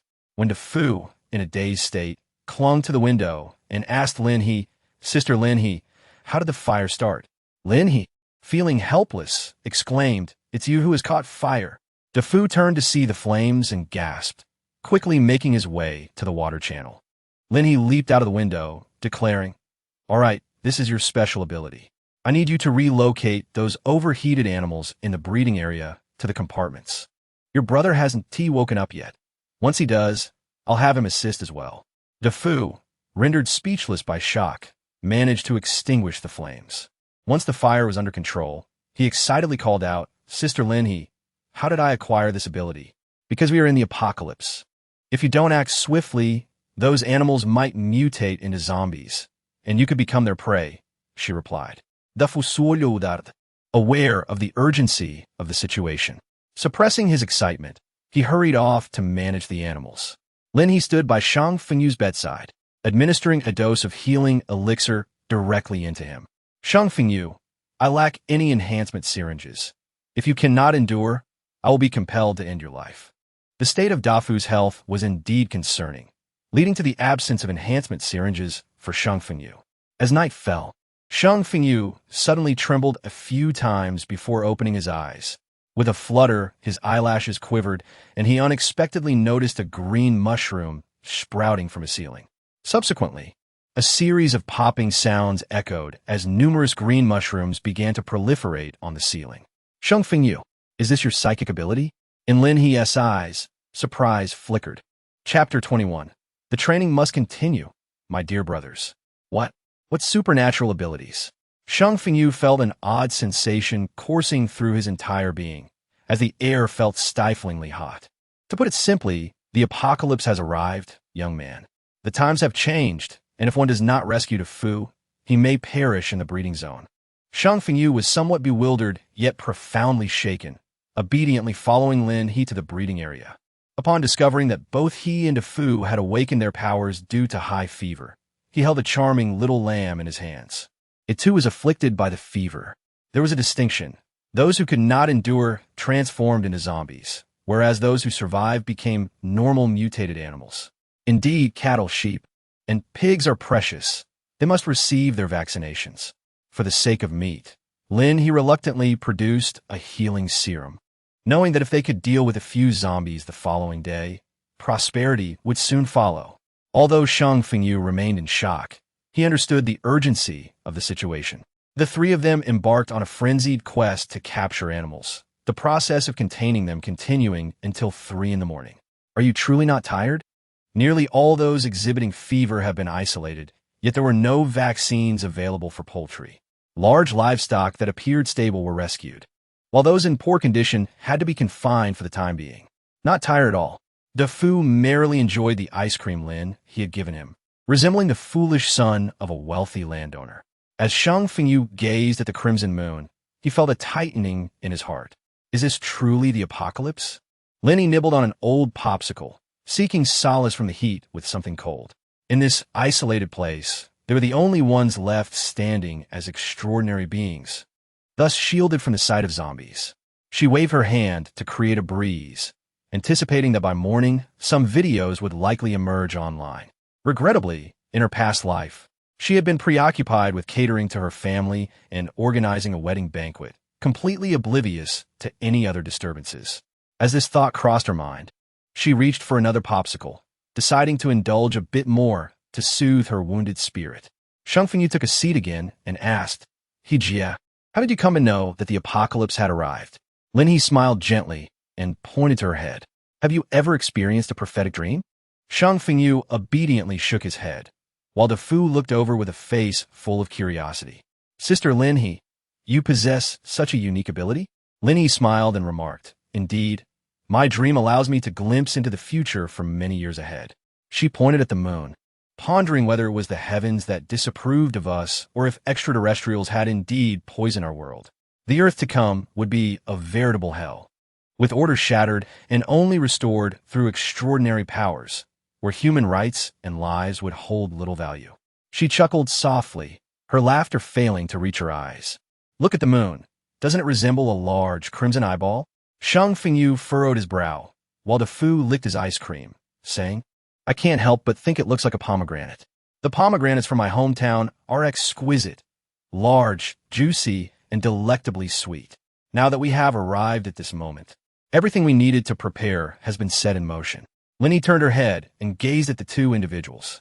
So, are you prepared to join me in vanquishing our foes in this apocalyptic world, to save more lives, eliminate more zombies, and build a more beautiful homeland? Shang Fengyu nodded earnestly. I am willing. Lin He, both the Fu and I are ready. The Fu immediately affirmed, Yes, absolutely. Lin He smiled, declaring that whether they were willing or not, they had already boarded her pirate ship. I shall craft some weapons for you. Keep a close watch here. Understood. We assure you that the task will be accomplished. Lin He understood their intentions perfectly. This was their home, yet it could not consist solely of the three of them. However, Lin He was not only occupied with preparing weapons, she was also engaged in crafting some small advertisements. Indeed, small advertisements. After entering the city, she needed to devise ways to attract people to her base. Apart from waiting for other bases to be established in the post-apocalyptic world, she had to build a reputation to draw people in. The efficacy of these myriad advertisements remained uncertain. First, she accessed the construction facility and selected the cold weaponry category, decisively opting for the machete, sturdy and sharp, ensuring it wouldn't dull easily during use. Next came a tang sword, and most importantly, crossbows. In the absence of firearms, these crossbows proved to be the most effective. She decided that each person should have one, with an ample supply of bolts, guaranteeing that each individual possessed at least 100. All these would be stored in their backpacks, finally allowing for the legitimate use of space. Each person would wield 2 knives, making them well equipped.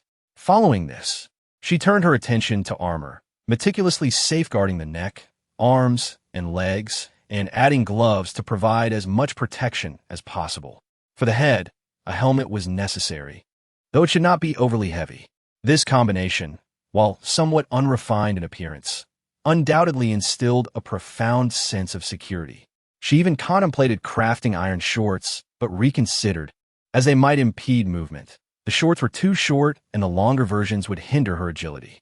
Besides, with this gear, she hoped to avoid the misfortune of zombies reaching too close.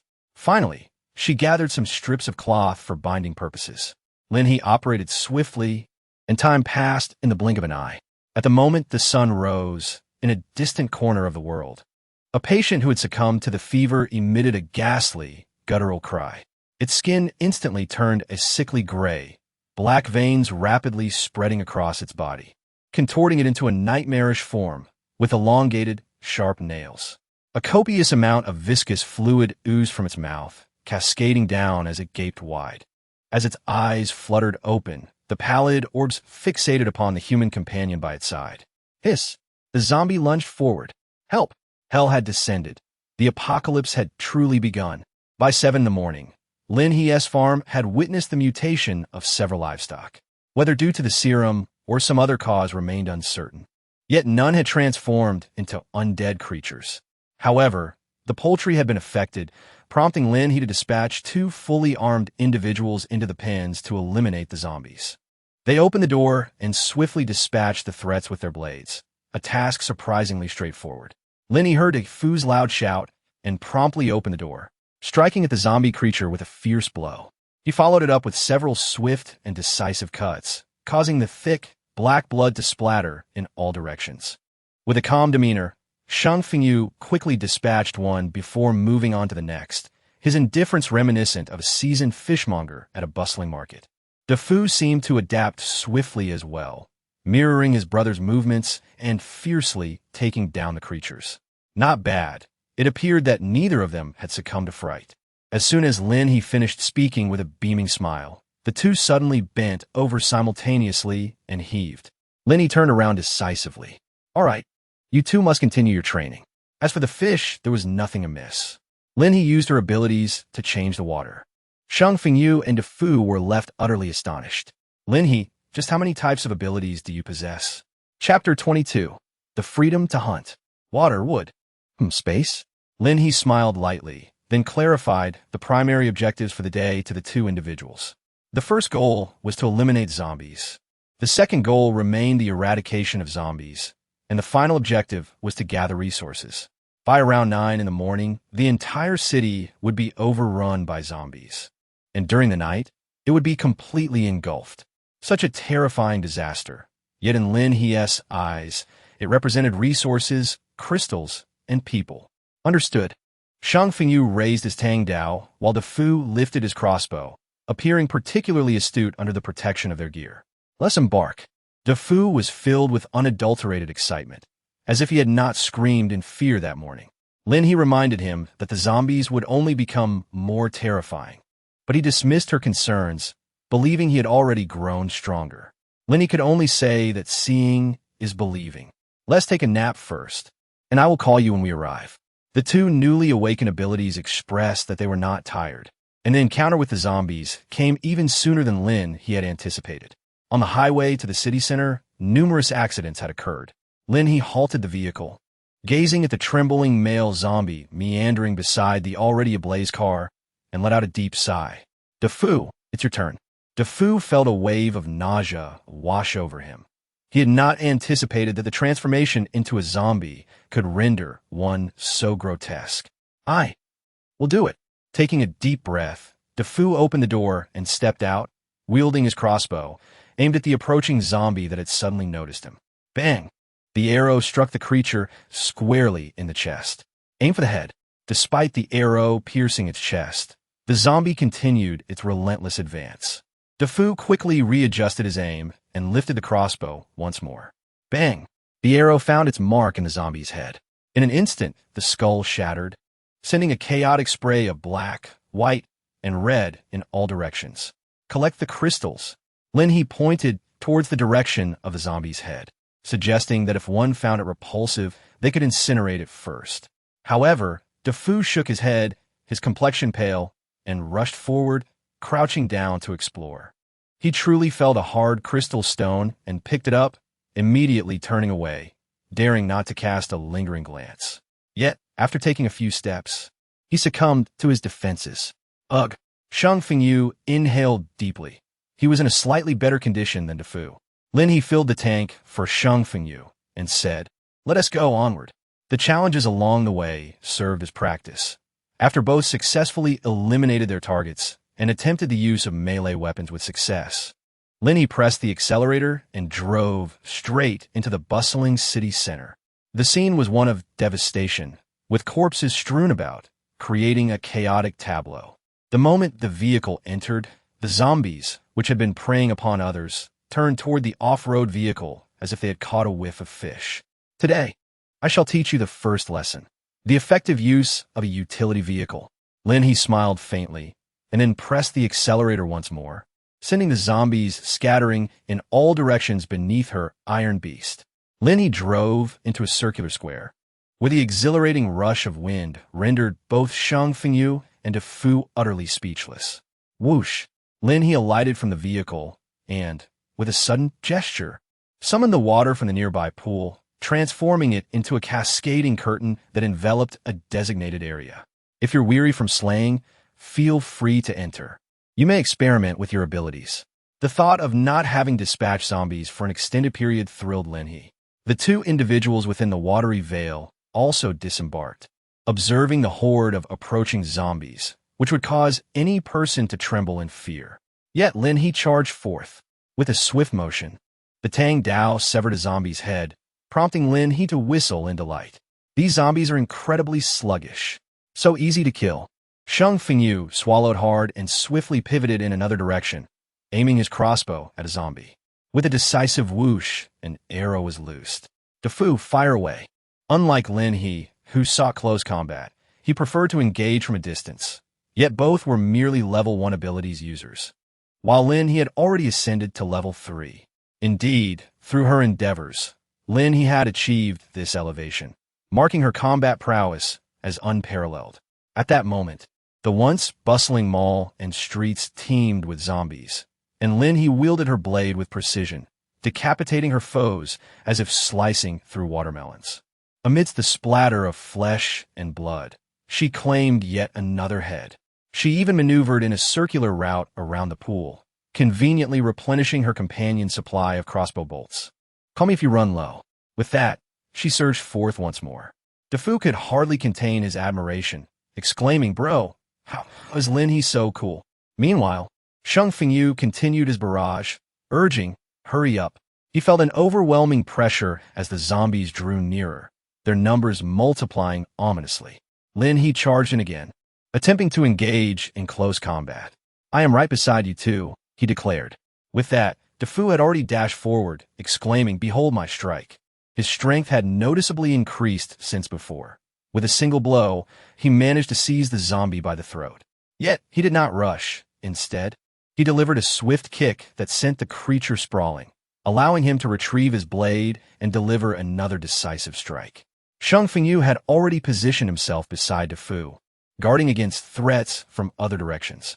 Lin He swiftly summoned the water nearby, conjuring a series of water guns that aimed menacingly at the approaching zombies before she abruptly lowered her hands. Bang! Bang! Bang!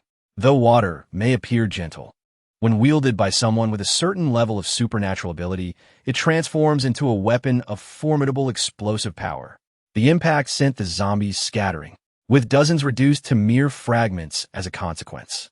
Inspired, Shang Fengyu immediately harnessed his own abilities.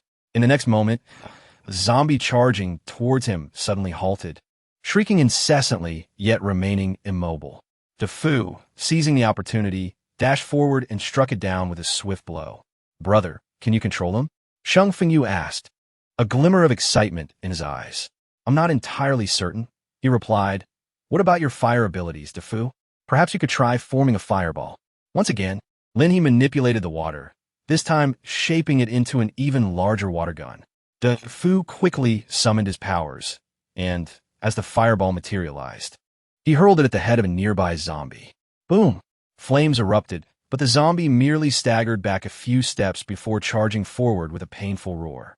"Forget it, I'll resort to my crossbow," Defoe exclaimed, his reflexes sharp as he readied his weapon, gripping his large cleaver tightly as he inhaled deeply.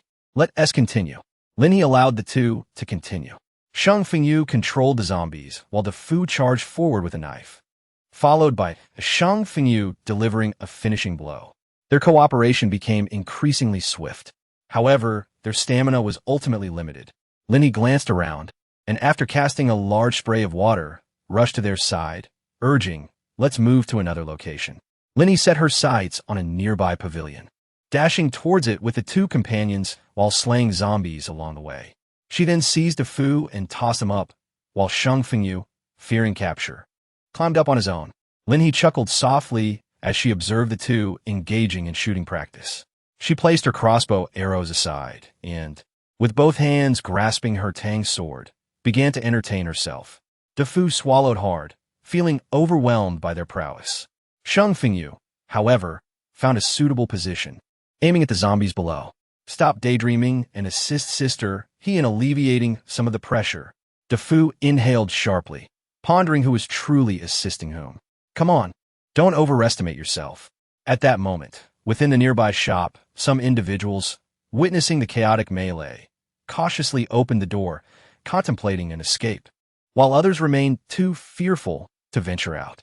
"That sister is truly impressive." A girl in a pharmacy, cradling her younger brother, gazed on with envy. Nearby, another person crouched in the corner, clutching their head in terror, too scared to utter a word. Other patrons in the pharmacy were also hiding, until one finally stood up, declaring, "We should join the fray." He stepped over the bloodied floor, revealing himself to be a tall man clad in camouflage. "You can't go out. If you open that door, the zombies will rush in." Others immediately voiced their objections. The man frowned. "I can exit through another way. I must leave. My family is outside. May I accompany you?" This question silenced the crowd. Chapter 23. The very faces of the apocalypse, a visit to the commercial street, was initially intended for leisure, but this sudden calamity had already claimed many friends, lovers, and even family members.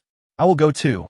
Another individual stepped forward, perhaps fueled by a desire to fight one last time, or the knowledge that those outside still existed, offering a glimmer of hope for escape. If such formidable individuals departed, leaving zombies to roam, survival would be impossible relying solely on the pharmacy. "Here, we have sticks." Increasing numbers began to rise, some smashing open medical cabinets to retrieve bandages, wrapping themselves layer by layer. "Wrap it all up. If bitten, we'll have some protection." "Yes. Just bind it tighter." A young man forcefully tore off a steel rod, letting out a fierce roar as it broke with a resounding crack. What incredible strength! The onlookers gasped in astonishment, and the young man, momentarily taken aback, proceeded to break another rod. Suddenly inspired, he thought of his own abilities. "The person outside can manipulate water. I possess strength." His confidence surged, and even those initially reluctant to step outside began to find items to wrap around themselves and pick up weapons. "Open the door. In this world, we must learn to save ourselves." Everyone readied themselves. Even the little girl and her brother clutched a shard of glass wrapped in bandages as a makeshift weapon. Creak! The young man with strength and the middle-aged man, who first proposed the idea, opened the door. At that moment, Lin He sat atop her vehicle, wielding her crossbow, happily targeting the smaller zombies with precision. They roared below, yet none managed to ascend. Lin He sighed, a sound of pity escaping her lips. "How unfortunate you all are. So foolish indeed." The thought of the grotesque forms to come, including the intelligent zombies and the relentless tide of undead, capable of swift movements and psychic attacks, made her heart tremble. Thus, she wielded her Tang Dao, severing a head with a decisive strike, calming her troubled spirit. Half an hour had passed, and the three of them had managed to eliminate at least half of the zombies. The remaining ones had split into two groups. Some were toying with Lin He, while others were mercilessly gunned down by Shang Fengyu and Defoe. A mere few lingered, aimlessly wandering the distant streets. Consequently, when the door of the pharmacy swung open, It attracted the attention of 7 or 8 zombies hastening towards it. Such a substantial feast of flesh even drew the zombies from Lin He's vicinity, stirring their desperate hunger and causing them to waver. Lin He raised an eyebrow, exclaiming, "Oh, quite bold of you to venture out." She stood up and glanced towards Shang Fengyu and the others, saying, "You two might as well attempt to absorb the crystal cores. Do experiment more with your abilities." She shifted her body slightly, adding, "I shall go and make a brief announcement." Shang Fengyu, somewhat perplexed, could not grasp Lin He's intention until beside her. A colossal sphere of water soared into the sky, aimed at the zombies beside the vehicle. With a resounding bang, it erupted, scattering countless fragments of flesh and blood, instantaneously annihilating a substantial number of them. Lin He once again summoned a sphere of water, this time conjuring 3 at once. Fragments of aquatic vegetation swiftly spread within. Lin He aimed at 3 different directions and hurled them forward, resulting in a vast expanse of chaos. However, this time, the water plants ensnared one of the zombie bodies. Lin He vigorously shook the aquatic tendrils and forcefully struck them toward the other zombies. The power behind her strikes surpassed her usual kicking strength by several folds. This grand display drew the attention of the zombies away from her, causing initial panic among the individuals at the pharmacy, some of whom even fled in terror. Yet, the young man and the middle-aged individual leading the group exhibited remarkable bravery, thrusting steel rods into the bodies of the zombies and delivering forceful jabs to smash their skulls. Lin He grasped the resilient aquatic plants and shouted from a distance. Everyone promptly aimed for the heads of their foes, and indeed, it proved effective. "Beauty, are you all right?" Perhaps it was because the zombies were concentrated around Lin He that everyone felt emboldened, with some even inquiring about her well-being. "What?" The crowd was taken aback. The young man with strength looked at the steel rod in his hand, then turned his gaze towards Lin He. "Sister, I'm coming to assist you." As an ability user, he felt that the more zombies he dispatched, the more his power seemed to amplify. Strength was the currency of this world.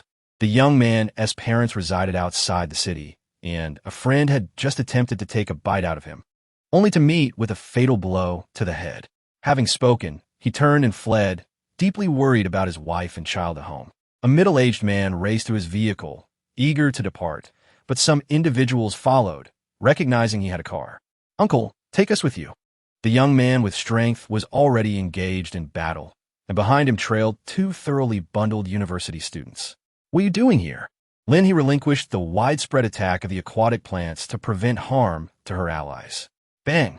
A youth of the strength category smashed one to pieces. "Haha, big sister. I am Wu Yong, and I have awakened my strength ability.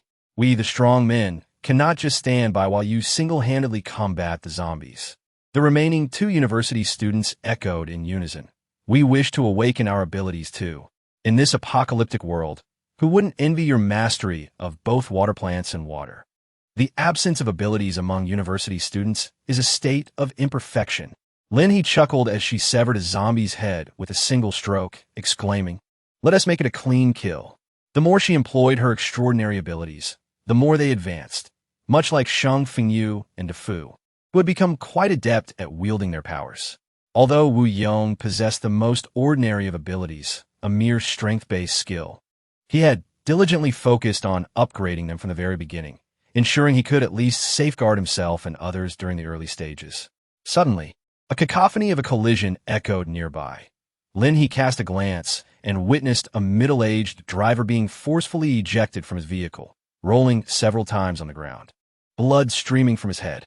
A young girl swiftly embraced her brother, while a female student wept as she tried to assist the fallen man.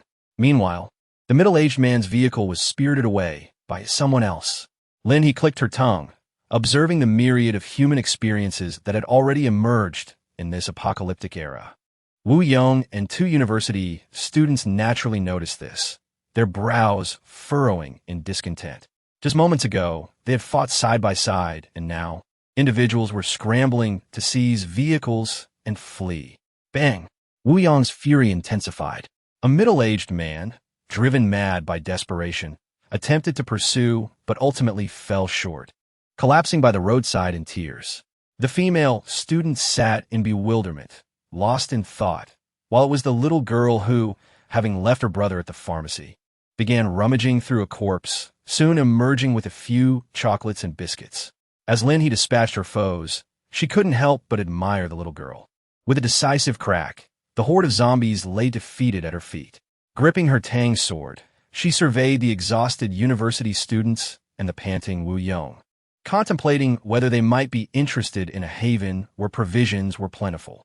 A playful smile graced her lips as she casually rested the sword on her shoulder, declaring, "My base." Chapter 24. A subtle promotion, dear sister. You possess a base? Everyone was taken aback. Lin He glanced at Sheng Fengyu and De Fu behind her, stating, "Those two are part of my establishment. This is an informational flyer." Lin He produced 3 advertisements seemingly out of thin air, each emblazoned with the words, "A splendid place of lush waters and verdant mountains. Lin He Base welcomes you." She hastily handed them over, suggesting, "You can venture over there to dispatch some zombies." This 3-story commercial building undoubtedly harbors numerous survivors and zombies on the upper floors. I shall distribute these flyers to those 3. If you find yourselves free later, we can embark on a sweep of this area together. Lin He smiled sweetly, resembling a cunning wolf ready to ensnare its prey. This vivid advertisement, depicting a rural getaway, elicited a profound sense of disconnection in Wu Yong and the 2 university students. "I shall continue to vanquish the zombies," Wu Yong declared as he observed Lin He's retreating figure, hastily stuffing the advertisement into his pocket. Clenching his steel rod, he charged toward the zombies in the distance. "Is she reliable?" one of the students pondered. The 2 of them had been fortunate to survive, relying solely on their swiftness. They were the first to dash into the pharmacy, with the zombies becoming ensnared at the entrance, ultimately succumbing to their blows. As more and more people congregated, they remained obediently in the corner, and now it was time for yet another choice. To speak candidly, I yearned for extraordinary abilities. The older university student gazed with longing. "Xiaobai, she is truly formidable." Huang Xiaobai paused. "All right, stop acting like a fool. Grab your weapons and follow Sister He." Fan Zhuan interjected. "Why are you calling her Sister He? It's Lin He from the base. Can't you see that sister refers to her?" Huang Xiaobai immediately beamed and rushed over. "Sister, look at me. I don't eat much, and I'm more capable than a donkey." Fan Zhuan chuckled. "Well said, Huang Xiaobai. No nonsense now. Sister He, I labor day and night." "Sister, can I bring my little brother along?" The little girl beamed brightly. "Sister, my name is Mu Tong, and my brother is Mu Xiao Qiu. We shall follow you from now on. What about your family?" Mu Tong hesitated for a moment, then pointed to a nearby heap of zombie corpses. "They are in there. My father and mother." Lin He paused momentarily, then embraced the young girl, saying, "From now on, I shall protect you." She then turned her gaze towards the female university student and the middle-aged man, approaching them to distribute flyers. "If you have nowhere to go, you might consider my shelter," she offered. The university student quickly accepted the flyer, expressing her gratitude. "Thank you. Thank you." Her eyes glistened with tears, perhaps still overwhelmed by fear. Lin He could discern that he was likely a retired soldier. Without hesitation, she drew a large machete and tossed it towards him. "You might want to search the zombies. Perhaps you'll discover a key and find yourself a vehicle." The middle-aged man's eyes lit up. "Thank you." A flyer. Lin He directly commanded the aquatic plants to deliver the flyers, which contain an address, hoping that you could bring your family along. "Thank you." The middle-aged man departed. The female student stood up and said, "Sister, I am studying electrical engineering. Does your base require an electrician? I am capable. Certainly, we are in need." Lin He was thoroughly satisfied. She had noticed the task released by the system. Expand base members 0-10, with 10 members required and 6 already present. Only 4 more were needed. If you all have some free time, I have a task for you that is closely related to abilities. Huang Xiaobai's eyes lit up at the prospect. Lin He then personally demonstrated how to extract crystal cores from the heads of zombies, swiftly collecting 2 as she turned her head. She wiped her hands on the cloth at her waist. These crystals could elevate one's ability level, and the more zombies one killed, the greater the likelihood of awakening special powers. Moreover, these cores you collect can later be exchanged for food and resources at my base. Mu Tong had already dashed out, even daring to dig with her bare hands. Here, take this dagger. Lin He recognized that the young girl was formidable, yet she did not anticipate her being so ruthless. After handing over the dagger, Mu Tong remarked, Sister Lord, I shall cover the cost of the dagger with crystal cores. She jingled the radiant crystal core in her hand and smiled. Lin He was taken aback, while the 3 university students behind her, inspired by her, began to furiously dig with the dagger she had provided. At this moment, Wu Yong had already joined forces with Sheng Fengyu, and they were enthusiastically exterminating the zombies. Consequently, Sheng Fengyu and his companion descended from the pavilion. Otherwise, with Wu Yong's ferocity, what would they have to slay? Lin He had already made a trip to the pharmacy, taking all the medications with her. This commercial street still had numerous onlookers, all positioned above. The pharmacy was deserted, devoid of both people and zombies. Lin He conducted a brief search and collected all that was of use. Upon descending, she found the ground teeming with individuals excavating crystal cores, and some even hurried down from the upper floors, brimming with restless energy. Lin He raised an eyebrow, standing at the forefront with a smile as she observed those eager individuals. Having witnessed Lin He's combat prowess, they ultimately retreated. The excavation had concluded. Although Mu Tong's brother was the swiftest, his petite stature hindered him. While the 2 male university students engaged in a frenzied competition, their speed escalating, leaving the female student in despair. She endeavored to accelerate, but could not keep pace with them. Let us gather everything. Once Wu Yong and the others arrive, we shall commence our sweep of the building. Mu Tong's younger brother was remarkably well-behaved, not crying or causing a fuss, merely fixated on Lin He. Earlier, when Lin He visited the pharmacy, she noticed the child squatting in the corner and greeted him, yet he seemed unable to speak. It was then she realized something was amiss. This child appeared to be on the autism spectrum. Lin He finally comprehended why Mu Tong was so precocious. Able to navigate through the treacherous aftermath of their parents' transformation into zombies and even daring to scavenge from the undead. She was indeed an extraordinary sister. Sister He. Wu Yong quickly integrated into their small group, gaining the favor of Sheng Fengyu and Fu due to his prowess and strength. Sister He, crossbow arrows. Wu Yong was still clutching a substantial bundle of crossbow bolts, having just engaged in conversation with Sheng Fengyu and the others.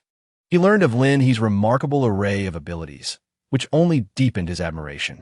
Wow!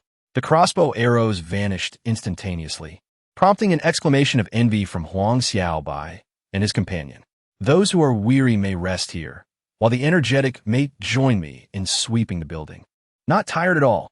The female university student and Mu Tong both stood up, though Mu Tong hesitated as she glanced at her younger brother, visibly conflicted. Lin He observed, "Da Fu, you accompany Mu Tong and her brother on the first floor while we ascend." Da Fu nodded, "No problem." Thus, the nascent group began their inaugural collaboration. Lin He took the lead, her eyes glistening with determination. Crystals, humans, resources. Today as harvest was substantial. Chapter 25. It is she, Lin He the Sovereign. Open the door.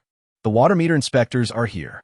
Huang Xiaobai, along with 2 university students, cheerfully forged ahead. At this moment, a group had already cleared 1/3 of the commercial street, vanquishing numerous zombies and rescuing several individuals in the process. Lin He was responsible for distributing food and flyers, allowing individuals to choose their own course of action. The majority opted to leave, while a small number wandered downstairs, gazing vacantly at Mu Tong, who sat by the roadside in a state of confusion. They had recently endured the horrifying transformation of loved ones into zombies or witnessed the gruesome fate of being devoured by the undead. Some harbored a glimmer of hope, wishing to follow Lin He, while others were utterly lost, uncertain of how to navigate this world teeming with zombies. Could they truly survive? As the search progressed, the members of the team grew increasingly silent. They encountered a growing number of corpses, not merely those who had fallen victim to zombie bites, but rather individuals who had chosen to take their own lives. In that moment when the apocalypse struck, countless souls lost faith in their ability to endure. Faced with the horror of their loved ones turning into monsters, they opted for the quickest escape from a life filled with fear, perhaps believing it would spare them some measure of suffering. Among them were a young woman endowed with metal-based abilities and a doctoral student specializing in wood-based powers. Upon witnessing Lin He's formidable combat skills and extraordinary abilities, they resolved to ally themselves with her, which is 2 more members needed. They were close to fulfilling their objective. I will take care of the zombies over there. Let the others search for supplies, Lin He declared. Lin He has already taken most of the items. What remains in the shops is primarily snacks and milk tea. Let be for those who come after. Very well. Lin He ventured ahead to scout the area, while the others descended the staircase. Excluding those who had already departed, a dozen individuals remained, all of whom turned their attention upon seeing their descent. Shang Fengyu produced a small notebook from his chest pocket, encouraging others to inquire as well. I can do it. My hometown is known for raising pigs and ducks. I'm well versed in those tasks. The inquiries commenced, and everyone understood that competition was imminent, as Lin He's base would undoubtedly be unable to accommodate a large number of people. I can tend to the hooves of cattle and donkeys. I am also skilled in electrical work, and I can even drill wells. As for farming, I am proficient. I have cultivated several vegetables on my balcony at home. Is that acceptable? Lin He possesses formidable strength, particularly evident in her pamphlet that promises sustenance and shelter, emphasizing that every individual is a vital member. Their decision to remain stems from a lack of alternatives, and at this moment, Mu Chang's psyche reaches its zenith. Shang Fengyu is momentarily taken aback, then gazes at Lin He, questioning, "Are you taking them all away?" Lin He excitedly rubbed his small hands together. "Do you think we have ample land?" Shang Fengyu pondered the 40 acres they possessed. Recently, Lin He had been nurturing some seedlings, and he, alongside De Fu, had toiled for an entire day, managing to cultivate only 7 or 8 acres, leaving much yet to be done. In truth, it was not an abundant amount. Are there many houses? Not many. Then that settles it. They must continue to work. The greater the number, the more hunters we shall have in the future, and the more individuals will remain at the base to tend to the land. Lin He curled her lips into a smile, stating that our base operates on the principle that as long as one wishes to survive, is honest, and possesses a certain skill, they are welcome to join us. Lin He gently patted Shang Fengyu's shoulder, reassuringly. The untrustworthy remnants of the mountains could merely be discarded and buried, transforming into fertilizer. Besides, was her small dark room at the base merely a decorative piece? To be honest, she was genuinely curious to experiment with the small dark room. Was that somewhat perverse? Very well then. Shang Fengyu was no saint.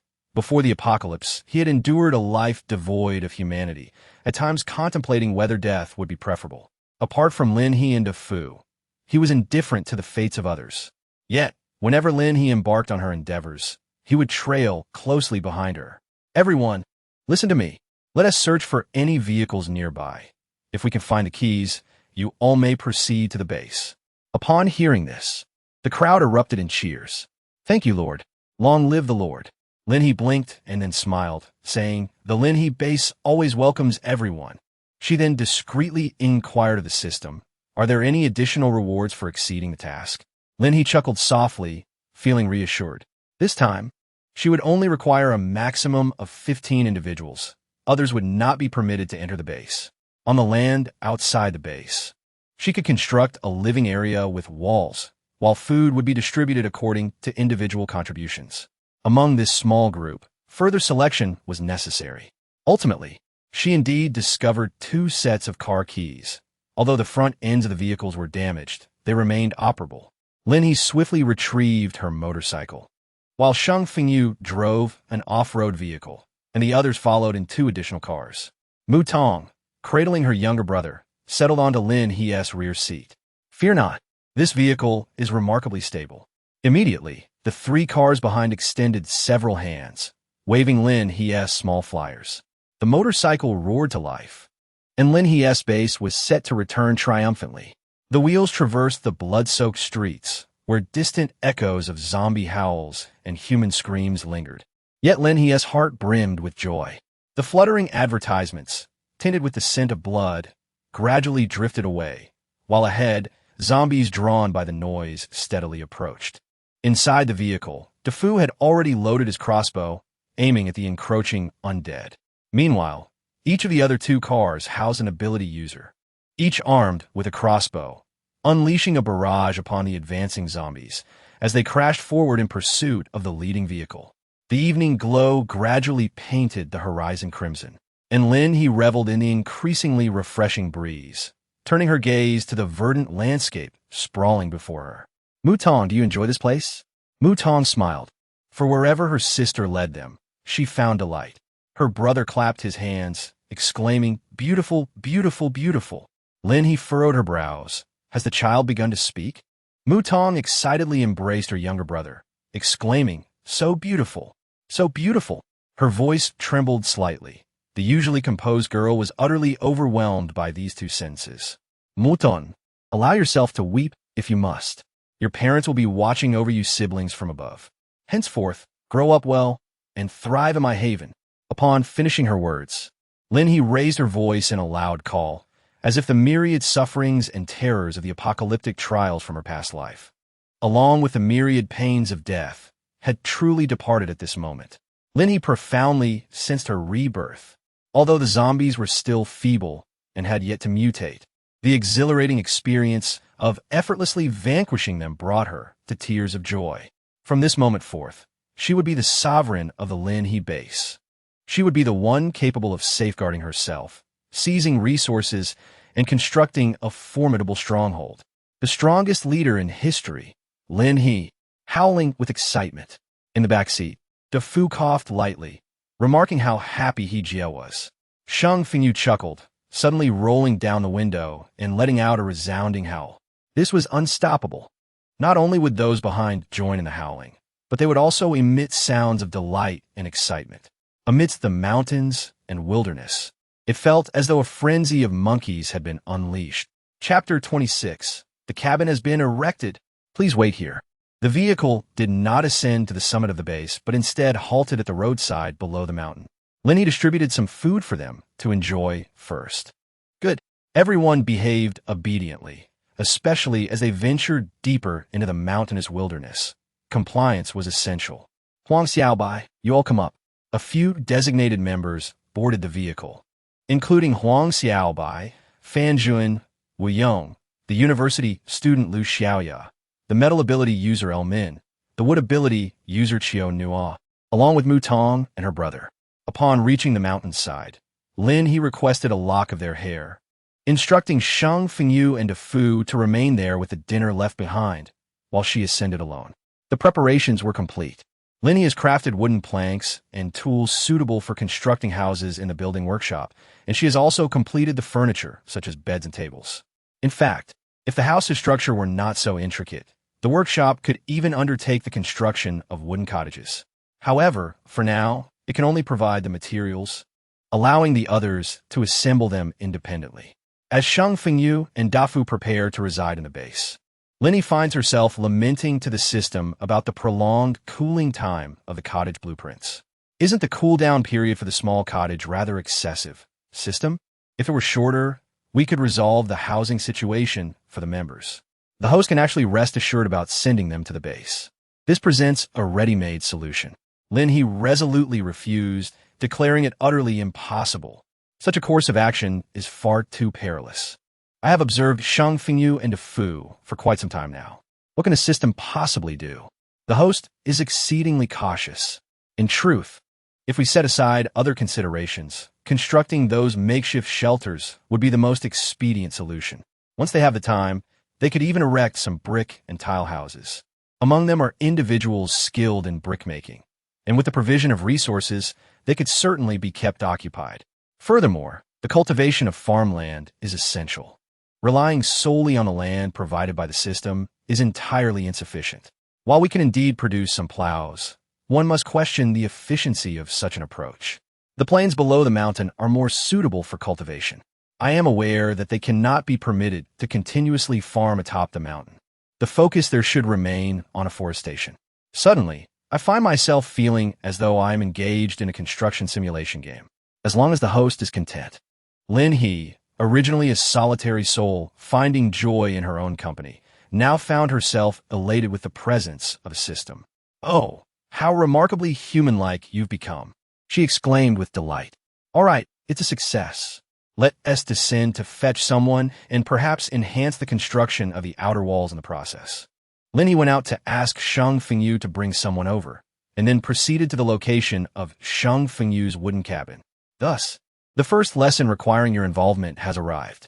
Lin He pointed to a vacant plot beside the wooden house, and in the next moment, a considerable quantity of building materials appeared on the ground. This is the installation blueprint. Collectively, we should require approximately 3 hours. All necessary tools are available here. Lin He smiled gently, causing Wu Yong and the others to involuntarily swallow hard. Was it too late to withdraw now? I will go and arrange for the people below. And in the meantime, I will find 2 or 3 more helpers to come up. They will also need to set up their own wooden cabins. Sheng Fengyu, Dafu, I leave this to you. Sheng Fengyu chuckled. All right. Dafu leaned in to examine the installation diagram, feeling a headache coming on. Although there were 10 people here, there were also 2 children. I specialize in architecture. Let me take the lead. Wu Yong suddenly spoke up. The wooden cabin is actually quite simple, considering it's only about 2 meters high for each floor and has a straightforward structure. Let us start by installing the floor, and then we can divide the rooms. After Wu Yong finished speaking, everyone had a clear direction. Having an ability user was indeed advantageous, especially Wu Yong, whose strength equated to that of 2 other ability users. Once the basic flooring was laid out, they proceeded to outline the room sizes. The bathroom can be over on our side. The installation diagram indeed lacks a toilet. The first issue arose, an 8-person communal wooden cabin without a bathroom. Sheng Fengyu scratched his head, while Dafu had already grabbed the walkie-talkie to call Lin He. Bathroom? Lin He casually made a wish. System, are you listening? Very well. He cast aside the problems and continued the installation of the wooden cabins within the confines of the base. Lin He successfully erected the 4 walls, leaving a 4-meter wide space for the entrance. The interior encompassed approximately 500 square meters, certainly sufficient for constructing residences. Next, I shall join you. Is there anyone knowledgeable in architecture? Please take a look at the installation blueprint. Lin He set down the materials for the wooden cabin, and immediately 2 young men approached. They were colleagues who had come out for business, but unfortunately, they were caught in an unfortunate event on Commercial Street, leaving only the 2 of them behind. With their jobs as diligent workers lost, they also found themselves without a communal dormitory. After all, in this apocalyptic world, one cannot demand too much. The task was rather straightforward, requiring neither nails nor adhesive. The floor was designed with grooves, utilizing a mortise and tenon structure that allowed for easy assembly. Yes, and it was also disassemblable, which was quite convenient. The 2 civil engineers gazed at the setup with gleaming eyes. Lin He clapped his hands, declaring, "Perfect. You 2 take charge. Come on, lend a hand. Let us build the house." Though they were starting from scratch, everyone had their fill of food and drink. And in the gentle evening breeze, especially under the illumination of the 2 large lamps provided by Lin He, they fervently constructed the little wooden cabin. Each room was modestly sized, sufficient to accommodate a bed, a small table, and a stool, complete with a small window. The windows were fitted with glass, which was easy to install. As for the curtains, Lin He provided fabric that was simply nailed up, exuding a rustic charm. When drawn aside, the windows were revealed.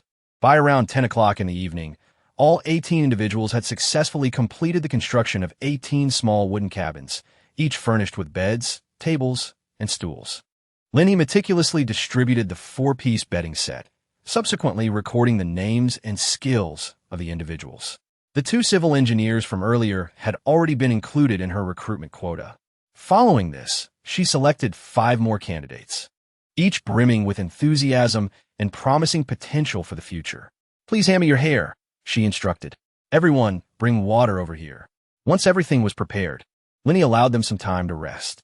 The water was placed in 4 wooden barrels, and she first transported the collected hair to the base. Mission accomplished. Rewards have been distributed. Mission rewards: fully automatic wet and dry separation bathroom blueprint 1, intermediate gene enhancement potion 2, rainbow energy pioneering tools 1, automatic water supply system blueprint 1, medical kits 10, backpacks 2. What a bountiful harvest! Lin He was taken aback. The water supply system had resolved my concerns. "Oh, how I adore you, dear system. A row of faucets emerged within the walls, drawing directly from underground water sources. For an extended period, there will be no worries regarding water usage, not to mention the mountain spring water within the base's vicinity, which may require the ongoing contributions of water affinity practitioners in the future. The restrooms are ready. There are 2 for each gender, allowing everyone to queue for a refreshing shower before resting. Tomorrow morning at 6, I shall return to assigned tasks. Please rest well. Lin He selected one of the civil engineering brothers to assume the role of class monitor, primarily to address any issues that may arise. Should anyone experience a fever or feel unwell, please remember to promptly seek out class monitor Zhao. Once informed, I will come to provide assistance without delay. Please take your time, my lord. Although we find ourselves in the depths of the mountains, with sustenance secured and no zombie threats, the large lights at our residence remain illuminated. Lin He has directly utilized the blueprint for a generator awarded by the system for our power supply. Competent individuals who can install the wiring have been entrusted with this task by Lin He. Chapter 27. Contribution Value Setting. Everyone, please take a shower and rest well. Lin He distributed the bedding set and new clothes, then stood outside with a beaming smile, hands on her hips, filled with a sense of accomplishment. Sister He, are we moving? Shang Fengyu suddenly inquired. Lin He paused for a moment, replying, Oh, you 2 can rest for the night. We could discuss it tomorrow. It's all right. Sister Lin He, we aren't tired. Dafu chuckled shyly, then awkwardly scratched his chin. With no other option, Lin He gathered their belongings, saying, Choose your rooms in the base yourselves. The spaces are quite ample, and the furniture is complete. After reminding everyone to rest well, Lin He, along with Shang Fengyu and Dafu, made their way to the entrance of the base. Here are the keys for both of you. Do not mix them up. Each key corresponds to a specific person, and if you have someone else's key, you will not be able to enter. Lin He spoke as she swiped her card and entered. Dafu took a deep breath in excitement, then swiped his card as well. Beep. Verification successful. Dafu hurried inside and immediately beheld the brightly lit base, with rows of exquisite rooms, particularly the 2-story area. Shang Fengyu also swiped his card to enter, and Lin He began to introduce the various rooms within the base, allowing the 2 to choose their accommodations. I'll take room 1, Shang Fengyu declared, opting for the room closest to Lin He. Yes. Dafu promptly chose room 2, indicating that this was the order of selection. All right, I'll set my things down. You 2 tidy up first. I will grab some late-night snacks, and we shall convene outside shortly to discuss our future plans. Understood, replied Shang Fengyu and Dafu. As they organized their belongings, Lin He went to the cold storage to retrieve beef and lamb, bringing out her grill. She swiftly cut the meat into pieces, skewered them, marinated them for flavor, and prepared barbecue sauce and chili powder. Additionally, she grabbed 4 bottles of cola. Feeling it was still insufficient, she ordered some fried chicken for takeout. Shang Fengyu quickly finished tidying up and, upon seeing Lin He preparing the skewers, hurried over to assist. It turned out that Sister He usually indulged in such delights. Lin He detected a hint of envy in her tone as she remarked, Indeed, but it was always a solitary affair. Now that you 2 have joined, I made sure to prepare a bit more. In the future, we shall dine together. Shang Fengyu responded with a smile, affirming her words. Just then, Dafu emerged, and the 3 of them swiftly assembled the skewers. Leave it to me. The king of barbecue is here, he declared. Although Dafu was adept at managing the flames, he struggled to control the heat, risking the chance of charcoal-flavored food. Shang Fengyu, concerned about wasting food, especially Lin He's efforts, suggested, You 2 take charge of this. Meanwhile, I shall outline our primary direction moving forward. Lin He took on the role of a hands-off manager, producing a board to begin recording. First, the resources for the crystal nuclei, which currently resided in everyone's own pockets. We need to establish a contribution value system. A primary crystal nucleus can be exchanged for 10 contribution points, and, as the level increases, the contribution points will double. These contribution points can be utilized to redeem supplies and even potions that can awaken supernatural abilities. Is such a thing truly available? Dafu exclaimed in astonishment. Lin He sighed. Why wouldn't it be, Dafu? She feigned a pained expression, clutching her chest. Your supernatural ability is derived from an injection, after all. Dafu was taken aback. And Shang Fengyu immediately interjected. Such potions are extremely precious. Hijia. We cannot allow Fu to use them without compensation. What about 1,000 contribution points? Lin He blinked her eyes, while Shang Fengyu shook his head decisively, declaring that merely 100 zombies were far too few. Just yesterday, I had already accumulated over 100 crystal cores in my possession. Contemplating for a moment, Shang Fengyu mentioned 3,000 contribution points. Brother, I do not possess such an amount. Fu exclaimed, nearly in tears. Lin He chuckled softly, remarking that acquiring 300 crystal cores would be a daunting endeavor, and amassing them solely for the benefit of others made her wary that her potions would gather dust. Shang Fengyu paused briefly, prompting Fu to hastily interject 2,000. 2,000. I beg you. Fu swiftly turned his gaze towards Lin He, who nodded in agreement. All right, 2,000 it is.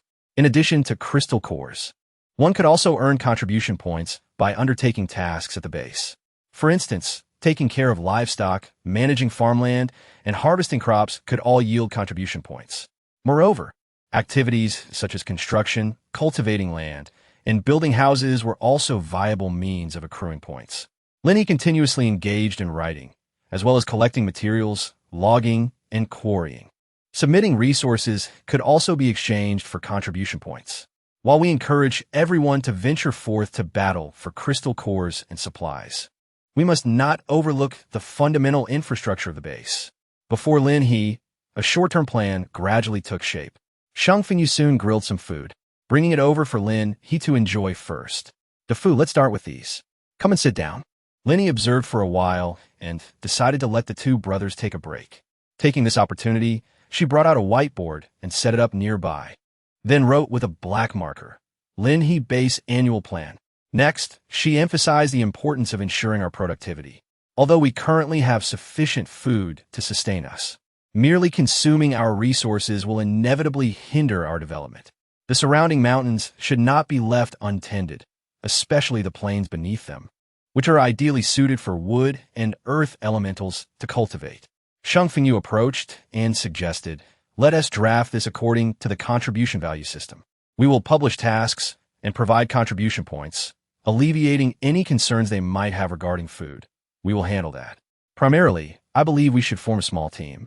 Fu interjected while munching on a meat skewer, raising his hand to speak. Lin He nodded, affirming the necessity of forming a team. I am uneasy about searching alone. All of you are members of the base, and not a single one can be absent. Shang Fengyu paused for a moment, then a smile crept onto his lips. Indeed, the personnel from the base may freely form teams, with a minimum of 4 individuals in each. Furthermore, we must ensure that their personal belongings remain unviolated. Just a moment, please. Lin He proceeded directly to the central chamber, addressing the system. Please provide me with a record of contribution value. Task: complete 6 hours of fitness. Lin He raised her brow, utterly enamored. She dashed out, continuing to establish what tasks we would undertake, the extent of our contributions, and it was preferable not to make any further alterations. Thus, we shall delineate the steps and their corresponding values. Shang Fengyu remarked, as he proceeded to inscribe on the whiteboard, construction, scavenging, and hunting. We can categorize our endeavors into these 3 types of tasks. Lin He's eyes sparkled with realization as she suddenly discerned Shang Fengyu's characteristic of a meticulous steward. Excellent, do carry on. Shang Fengyu continued to write, detailing the steps involved in construction, from land reclamation to harvest and building, clearly documenting the levels of contribution value. In essence, it was merely a matter of equivalent exchange of labor value, akin to working for wages. Chapter 28. Such a high probability. Splendid. Xiao Sheng, this is already remarkably perfect. Lin He clapped her hands with excitement, gazing at the clearly defined daily task contributions that outlined the current circumstances and requirements. She could not help but offer her praises to Shang Fengyu. Fu, standing by, clapped and grinned foolishly. After all, he was off to slay zombies, repaying debts indeed. The crystal cores in his possession barely amounted to 2,000 contribution points. It was now 11:30 in the evening. The two of you could join me for some exercise before retiring for the night. However, if you're already feeling fatigued, then do rest first. Lin He gathered all the settings, conversing briefly with the system or mind, reminding it to retain these configurations. Exercise? Is it on the second floor? Upon entering, the two had already surveyed the unique rooms on the first floor. Thus, the gym is located on the second. Indeed, it is quite suitable for the training of those with special abilities. It would be splendid if there could be some weapon training available in the future. Lin He now makes wishes almost instinctively, knowing that the system can hear them. Let's go. We are not tired at all. It seems that having become a superhuman, coupled with the thrilling scene of the day, DeFu remains in a state of excitement. These two have not slept for an entire day and night. So, let us train together for an hour. Lin He led the two upstairs, casually passing by the doorways of various functional rooms, where she provided a brief introduction. The three of them picked up different pieces of gym equipment, and Lin He pressed the timer, signaling the start. Truly, it was these three who were industrious. While other ability users were nestled in their new blankets and pillows, drifting into a peaceful slumber, these three were diligently sweating it out in the gym. The base was enveloped in tranquility during the night, yet several dozen kilometers away in the city, chaos and terror reigned supreme. The zombies' physical prowess had gradually intensified. Whereas Lin He could easily dispatch them during the day, their attacking force diminished by nightfall. At 1 o'clock in the morning, Shang Fengyu and Dafu trembled as they made their way downstairs to shower and retire for the night. Lin He continued to press the alarm clock, remarking that it was merely 6 hours. Of course, she could manage. Beep. The intercom suddenly crackled to life. Lin He reached out and responded, "This is Zhao Xuanquan. We have two individuals exhibiting elevated body temperatures over here." Lin He's eyes brightened. "Very well. Place these two individuals in an empty room, and it would be best if you keep a close watch on them. I shall come by at 7 in the morning to assess the situation." Understood. Zhao Xuanquan, remarkably composed, appeared far more reliable than the other civil engineer, Feng Didu, who seemed to embody the roles of both a father and a son. At that moment, Feng Didu yawned, questioning why he felt feverish. From the Lord's tone, it seemed to suggest a positive development. Zhao Xuanquan, though somewhat perplexed, obediently placed the two feverish individuals together. "Please fetch a pot of water. Their temperature appears to be rising." With a sense of reluctance, Feng Didu rose, exclaiming, "As the class leader, must I also endure your burdens?" Consequently, throughout that night, not only did the individuals outside the base fall ill, but those within the base also experienced fevers. "Lady Lord, I am Mutong." The walkie-talkie should not be in Mutong's possession, but rather in Wu Yong's hands. Lin He hurriedly asked, "What has happened?" The elder sister of the Lord replied, "Brother Huang and the others have come down with a fever. Class leader Wu Yong is taking care of them." "How many of them are unwell?" "4. Lin He was utterly astonished. "Wait a moment. Aside from the 3 who were already awakened as supernatural beings, the remaining 5 individuals, including Mu Tongli, are all running a fever.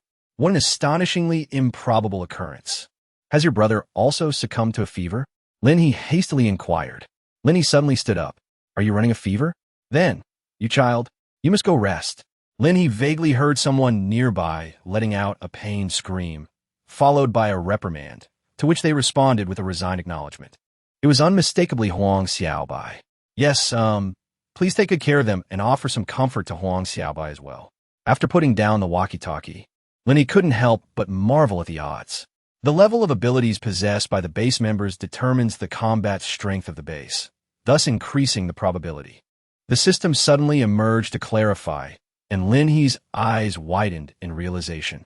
So, as long as they join the base, they can awaken their abilities? There are also a few who remain unaffected. In other words, it refers to Huang Xiaobai. Lin He suddenly recalled the civil engineering brothers. By this reckoning, they too must be experiencing a fever. She regretted not inquiring whether the two who had just fallen ill had registered their names. Nevertheless, she decided to focus on her fitness first. The night passed in this manner, and by the end of her workout, Lin He felt an intense soreness throughout her body. Yet, thinking of the forthcoming contribution value system, she gritted her teeth and persevered. When the alarm rang, marking the completion of her task, Lin He collapsed onto the ground, gasping for breath. The world around her darkened, and she found herself too weak to lift her hand.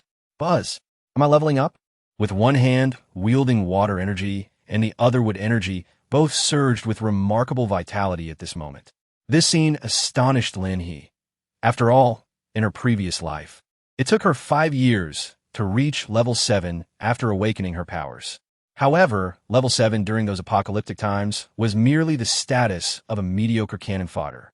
Level 10 abilities transcended mortals, endowing one with extraordinary capabilities that could traverse mountains and seas, while commanding the majority of resources and territories. Beyond level 10 lay the realm of metamorphosis, legends, and the select few who attained demigod status in all of China. Only about 100 individuals in the decade of the apocalypse. In stark contrast, the zombies of the same level numbered close to 1,000. How could humanity contend with such odds? By the end, humans were confined to a single large territory, totaling merely 6 million souls, with the remaining smaller territories and bases, including lone wolves like Lin He, barely adding up to over 1 million. The formidable zombie demigods led vast hordes of advanced zombies and extraordinary zombie lords into battle. If Lin He's instincts were correct, humanity would inevitably falter. Within 10 years, humanity faced extinction. Lin He shook her head, realizing that this was merely the beginning. All was not lost. If her base possessed such a significant enhancement in the probability of awakening abilities, then it was imperative to continue recruiting individuals. Lin He stood up, feeling the extraordinary power within her body, a sense of wistfulness washing over her. Level 4. My 3 years of toil, and yet in this lifetime, it has taken merely a little over a month. System, is it your prowess that is remarkable, or do I truly possess this innate talent? All of this is what the host deserves. Lin He was momentarily taken aback, then burst into laughter. Oh, I see. So it turns out my talent is simply extraordinary. She proceeded to the medical room and promptly utilized all the crystal cores to concoct healing potions. At her current level, low-grade crystal cores offered her minimal assistance. She required higher-grade cores. After collecting a sufficient quantity of potions, Lin He opened her backpack and discovered the system's reward. Reward, Contribution Value Hull, Blueprint 1. What a surprise. Lin He was utterly astonished. She had anticipated something akin to a machine, yet the system presented her with an automated hull. Lin He's trembling hands were filled with emotion. System, I truly love you. Chapter 29, The Hull. The Old Swan. What kind of divine father is this system? Lin He noted the materials required for the construction hall, packed them away, and descended the stairs. Shang Fengyu and Defu had already awakened. Just as Lin He retrieved breakfast. Defu, please drive down shortly to deliver breakfast to the others. Certainly. Lin He meticulously arranged the breakfast, and then administered the medicine to Defu. Observing the 2 individuals who were experiencing a fever, she assessed their condition, contemplating that if their temperature was excessively high, she would administer an injection. Upon seeing the small syringe, Defu felt an inexplicable sense of familiarity. All right, Xiao Sheng, accompany me to the cabin, he instructed. Shang Fengyu promptly agreed and followed Lin He as they rode the motorcycle to the small cabin to deliver the medication. My lord, the condition of these 4 individuals is rather concerning, Wu Yong remarked, eagerly stepping forward to receive the breakfast from Lin He while discussing the feverish 4. 1 injection for each. Lin He surveyed the situation, pursed her lips, and ultimately resolved to administer the injections. Huang Xiaobai, you all go ahead and have breakfast first. Shang Fengyu called out from behind, arranging the morning meal. Lin He proceeded to search for a suitable location nearby, intending to establish the hall. The blueprints for the hall were not ephemeral. They encompassed all accompanying elements, such as the large screen, the input system, and the configuration of contribution values. All meticulously designed by Lin He and her team the previous day. This spot would suffice. Behind a cluster of wooden cabins, a majestic floor-to-ceiling window of cement and steel emerged, and a single-story hall materialized upon the ground, spanning an impressive area of 100 square meters. The primary zones included the task reception area and the task completion area. Each section comprised 3 distinct segments, akin to scavenged resources and hunted crystal cores, allowing the hall to seamlessly detect the value system. Simply placing items on the task completion area as platform would automatically convert them into contribution values. Most significantly, the warehouse and backpack shared the same space, remaining entirely static. Moreover, only Lin He had access to the warehouse. After all, she alone possessed the system. Beside the backpack, a button for the contribution value hall warehouse appeared, offering a space approximately equivalent to 5 backpacks, which Lin He could manipulate from a distance. How remarkably user-friendly. We still require another facility, the contribution value shop. Lin He wandered around inside for 2 laps.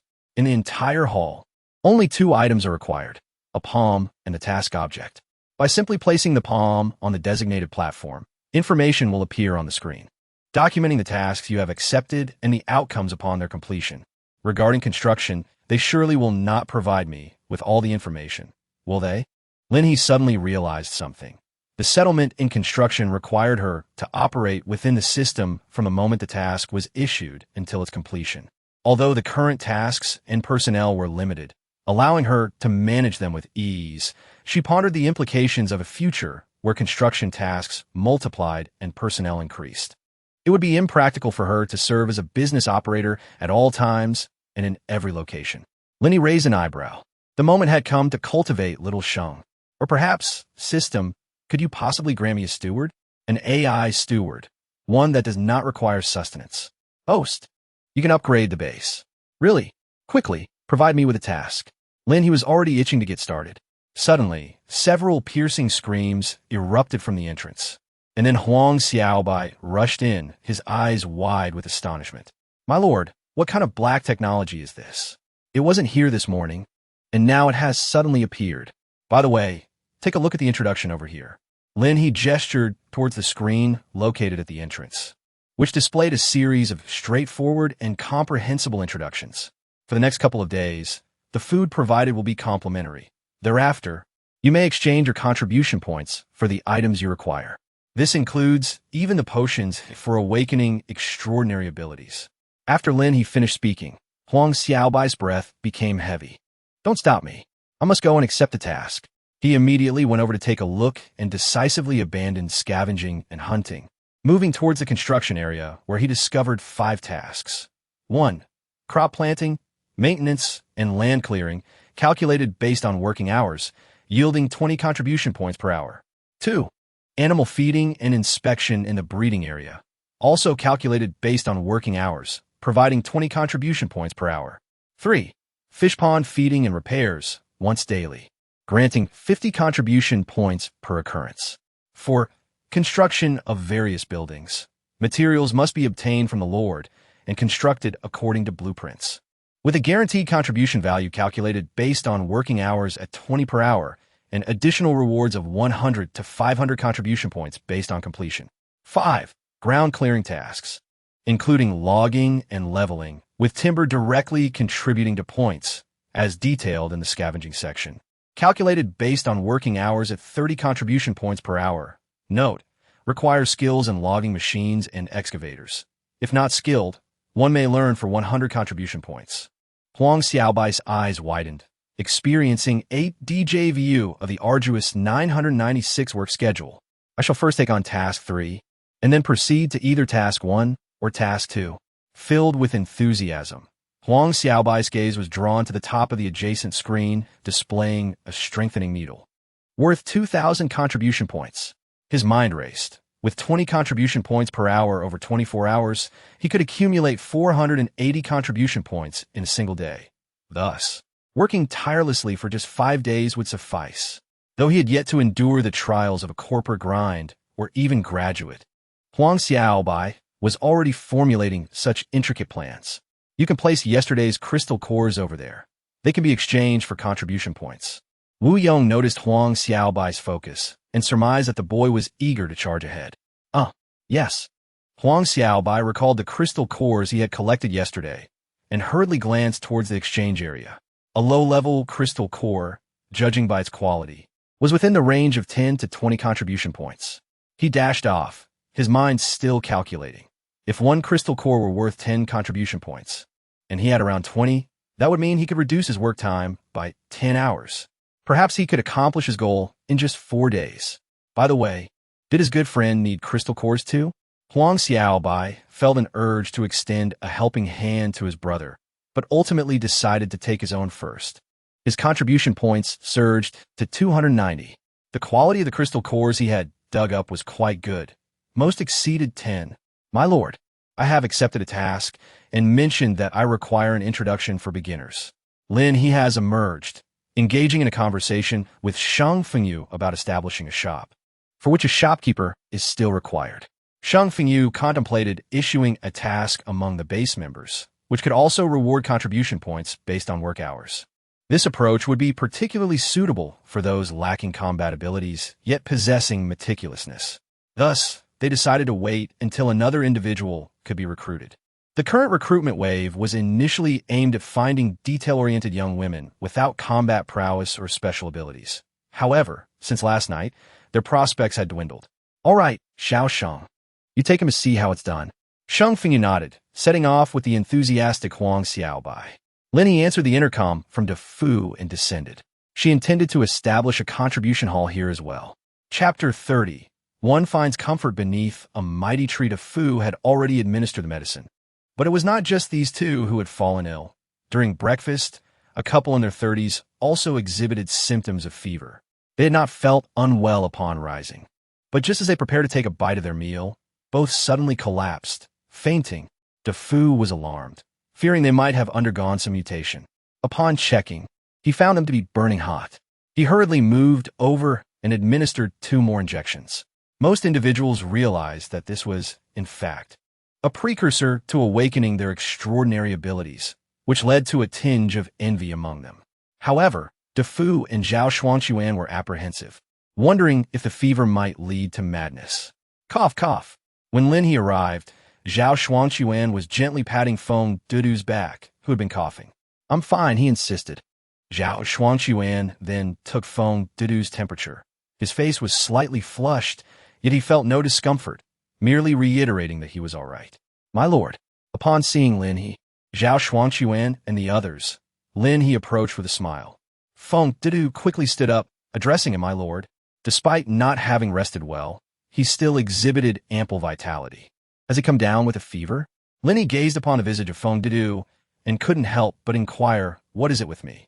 Before Feng Dudu could finish her sentence, Zhao Xuanquan swiftly brandished a thermometer, which promptly beeped, indicating a temperature of 37.3 degrees, a low-grade fever. Zhao Xuanquan turned his attention to Feng Dudu, instructing her to lie down as well. Feng Dudu paused, quickly glancing at Lin He. My lord, am I all right? Considering individual constitutions, some may not experience a significant fever. Generally speaking, the milder the reaction, the earlier it occurs, the greater the innate talent one possesses. However, certain exceptional abilities manifest differently, often accompanied by intense reactions, and only by enduring these can one successfully awaken a potential of remarkable height. In the latter years of the apocalypse, Long City even developed a talent detection device, enabling abilities to be passed on to offspring of other ability possessors. The first batch of children has already utilized these detectors, all in pursuit of concentrating resources for cultivation. Some children, due to their weaker talents, are destined from birth to become mere pawns, though Lin He remains uncertain how long these children will survive. The initial experience of managing basic resources to ensure survival was undertaken by a series of ordinary ability possessors who received awakening injections. While there were indeed some who, after being injected, exhibited promising talents, it was often too late by then, hindered by insufficient connections and a precarious status. Take her, for instance. After years of toil, she exchanged all her savings for an injection, awakening only the most mundane of strength abilities. Subsequently, she became a lone wolf wandering through the apocalypse, ultimately finding stability for less than a year before being overwhelmed by a tide of zombies. For someone like her, who clung to life by the skin of her teeth, the mortality rates surpassed 80%. In contrast, within Long City, even those lacking status managed to navigate life reasonably well, each bearing their own burdens. Your name is Feng Dudu, correct?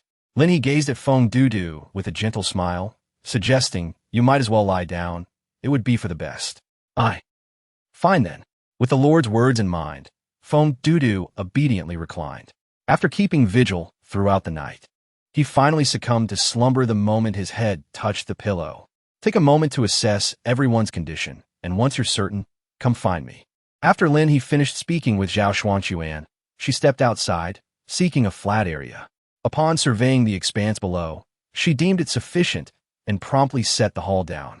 The moment the mosaic vanished, the small trees occupying the adjacent space disappeared as well, perfectly aligning with the position, and the structure stood remarkably level. Lin He entered and commenced the design of the tasks. This area lies beyond the confines of the base, primarily aimed at encouraging those reluctant to venture out and confront zombies to cultivate the land at the foot of the mountain. Construction is of paramount importance, as additional members will join, and a lack of shelter is simply unacceptable.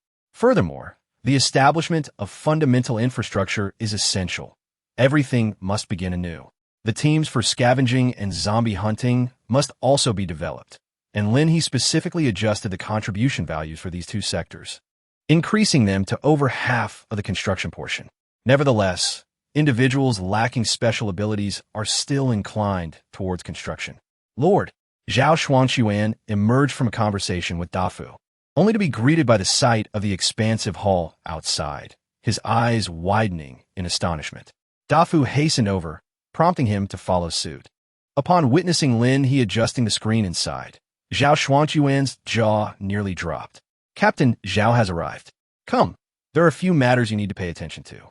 From now on, we will exchange resources according to this contribution value. For the next couple of days, resources will be free of charge. Lin He briefly introduced the upcoming situation to Zhao Xuanquan. Since some individuals have yet to join our base, they will need to register with you if they wish to undertake any tasks. Lin He directly took out 2 tables for stools and some notebooks and pens, which were intended for registration. In the initial stages of our entrepreneurial venture, during our construction phase, substantial effort is still required. Although you have yet to awaken your abilities, observe that in addition to resources, we can also exchange the healing injection I just administered. It serves to heal injuries with a single dose, and the cost is quite reasonable, 100 contribution points per injection. A crystal core can produce 1 injection. Yet Lin He sells it at the price of 10 crystal cores for a single dose. While it is a direct sale from the manufacturer, the principle of scarcity applies. There is also the awakening injection, which is more expensive but guarantees the awakening of abilities. Zhao Xuanquan, overwhelmed by the information, has taken the notebook and is now seated, diligently recording various details.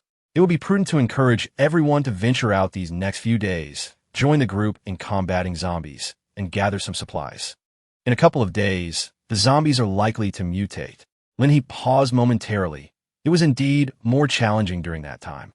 At the onset of the apocalypse, if half of the Earth's population perished, the reason for the global decline to less than 1 billion people within a mere 5 days was the mutation of the undead.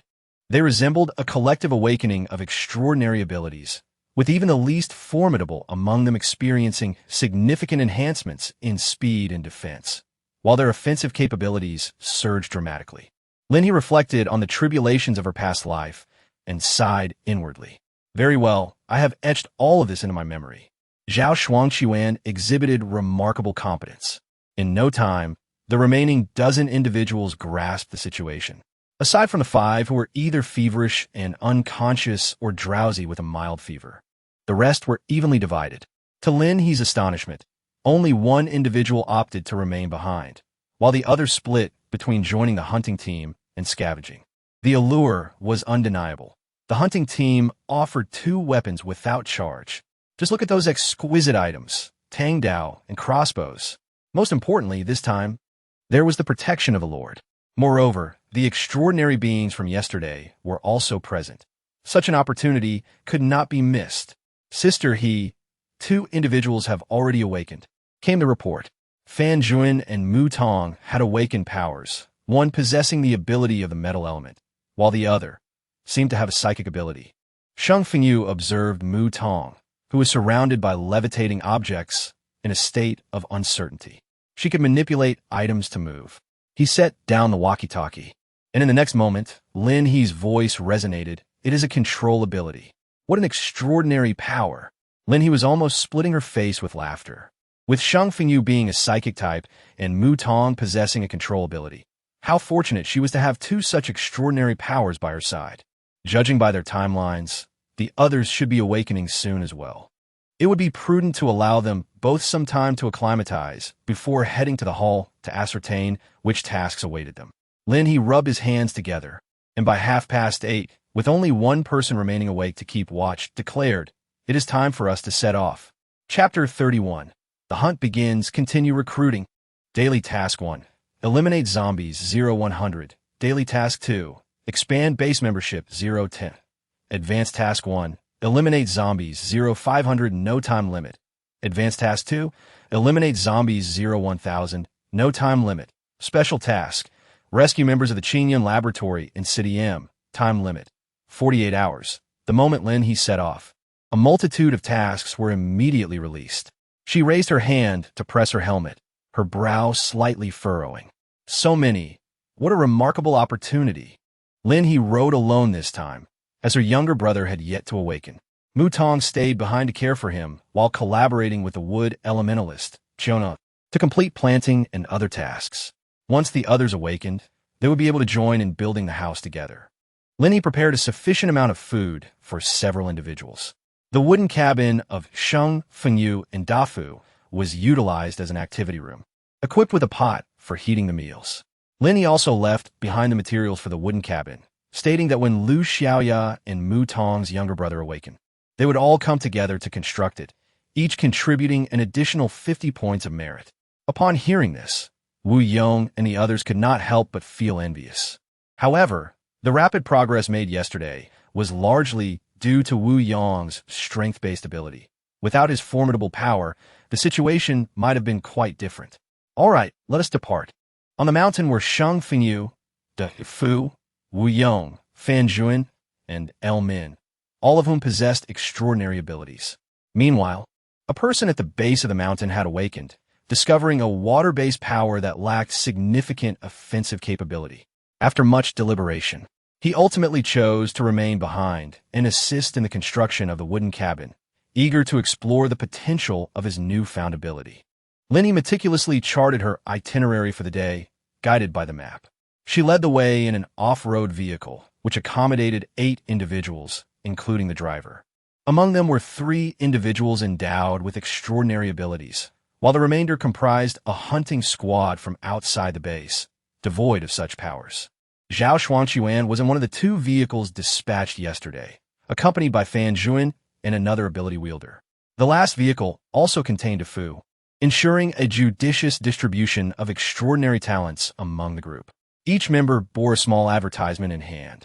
For today's agenda, extended beyond their individual missions, included the recruitment of new members. The prospect of enlisting more individuals and seizing additional vehicles promised abundant rewards. If Lin He recalls correctly, in her previous life, several organizations in City M ultimately survived and established a market base that lasted for at least 3 years. However, at this moment, there are certainly no organizations in formation. Therefore, seize the opportunity, dear family. Lin He possessed 3 vehicles and 3 teams. Yet it was the exceptional individuals who undertook extraordinary missions. In her previous life, those endowed with formidable combat prowess were destined to align with her in this existence. A motorcycle led the way, accompanied by the 3 vehicles, departing the mountainous region and heading towards M City. Yesterday, she had discovered a potential refuge, and today, the journey to M City was undertaken by all in pursuit of a possibility, a chance to awaken extraordinary abilities, to gain combat strength, and to acquire resources. At 9:30 in the morning, Lin He entered the Huayin district of M City. During this interval, her mission interface indicated that she had eliminated 35 out of 100 zombies. Leading the charge, she hurled a water bomb, obliterating a zombie's head with a single strike. In her haste, she disregarded the crystal cores. Notably, after her upgrade, the water bombs that coalesced around her reached a terrifying count of over a dozen, each possessing remarkable accuracy. Such formidable power on the second day of the apocalypse was utterly devastating. Disembark. Engage. Upon arriving at the designated street corner, Lin He halted her motorcycle and immediately summoned dozens of water bombs. The zombies in the vicinity, no, from all four directions, were drawn to the commotion, swiftly converging upon their location. Bang, bang, bang. The water bombs were launched, each vibrant explosion resulting in a multitude of colorful heads bursting apart. In the next instant, the sound of a crossbow bolt slicing through the air resonated as a rushing zombie's skull was penetrated by a well-aimed shot. Everyone disembarked. Those without abilities in the hunting team followed closely behind the empowered ones. Wu Yong, cheerfully wielding the alloy wolf fawn club specially crafted by Lin He, surged to the forefront. Each individual was clad in heavy protective gear, with some sporting bags at their waists, specifically designed for collecting crystal cores. They had long established a cooperative arrangement with the ability users and hunters, with the former responsible for collecting while adhering to a distribution agreement, one for several, followed by collective allocation. Lin He was amazed by their collaborative approach, recognizing the power of collective intellect. She casually made a wish to the system for an intelligent watch, one capable of receiving tasks and recording contribution points. When disconnected from a mainframe, it would serve merely as a recording device, primarily ensuring minimal errors, as human involvement could still introduce discrepancies. Kill. Wu Yong had already dashed out, a golden flash trailing behind him, belonging to the metal manipulator Fan Zhuan. His abilities were rather straightforward, a body of metal. His fists hardened into formidable weapons as he grinned fiercely and charged ahead. In contrast, another metal manipulator, Lu Xiaoya, wielded a weapon that had transformed entirely, sharp and perfectly suited to her. With a swift thrust, her weapon pierced a zombie and Oppo's skull as effortlessly as penetrating tofu. Attack power, 111. Thus commenced the brutal skirmish, with Lin He at the forefront, heading straight for a convenience store on the street. She had already perceived 7 individuals inside through her mental prowess. Time to distribute some flyers. As Lin He and her companions passed through the street, a bloodied hand suddenly grasped at the fluttering advertisements. Upon reading the contents, an eerie laughter erupted from him. Ha ha ha ha ha. Tears streamed down his face, seemingly washing away the blood, while also cleansing the anguish that haunted him.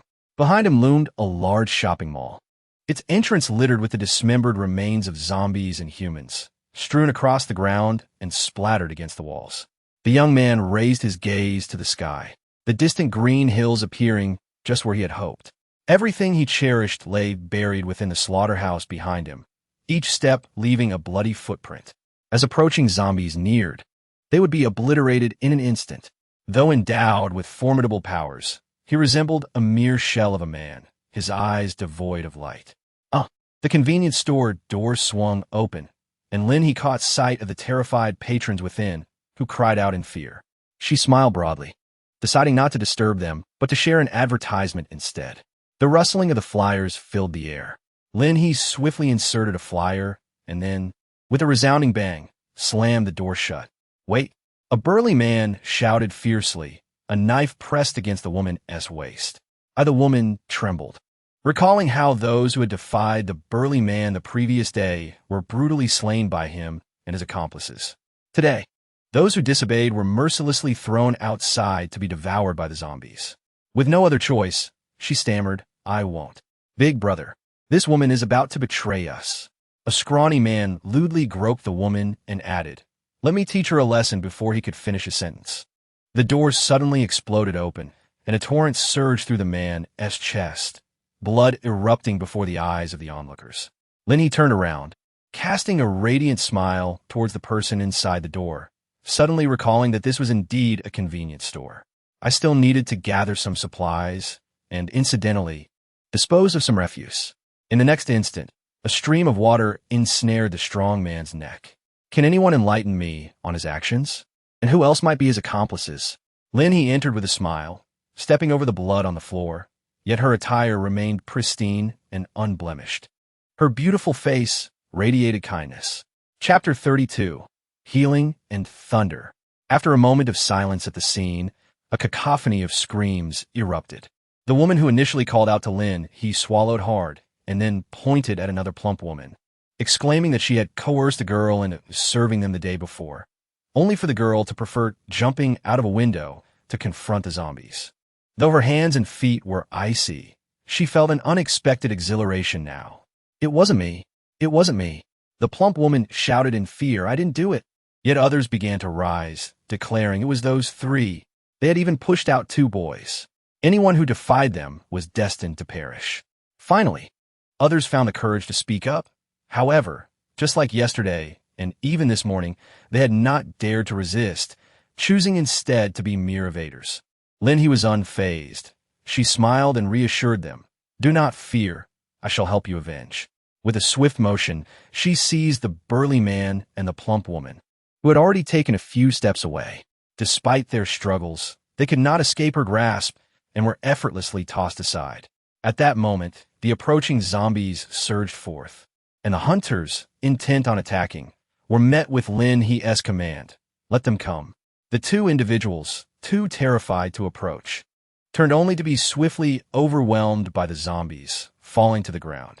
Lin He turned around and smiled, asking if anyone was interested in visiting her base. As long as one is diligent, there will be no hunger, she added. Oh, by the way, please make way. I need to gather some supplies. With a swift motion, she made a shelf vanish, leaving everyone present wide-eyed in astonishment. Such is the wonder of space. Lin He smiled gently and declared, I shall not take the remaining items. They are yours. With that, she turned to leave. After taking most of the supplies, she prepared to depart when the woman who had initially called out to her suddenly spoke. Sister, may I accompany you? She hurried a few steps forward, exclaiming, I wish to follow you. Lin He cast a glance at her. Although her slender figure and not particularly stunning face were unremarkable, there was an extraordinary softness about her. Can you kill zombies?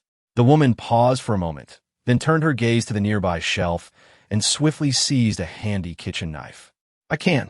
She appeared to possess more courage than anyone else present.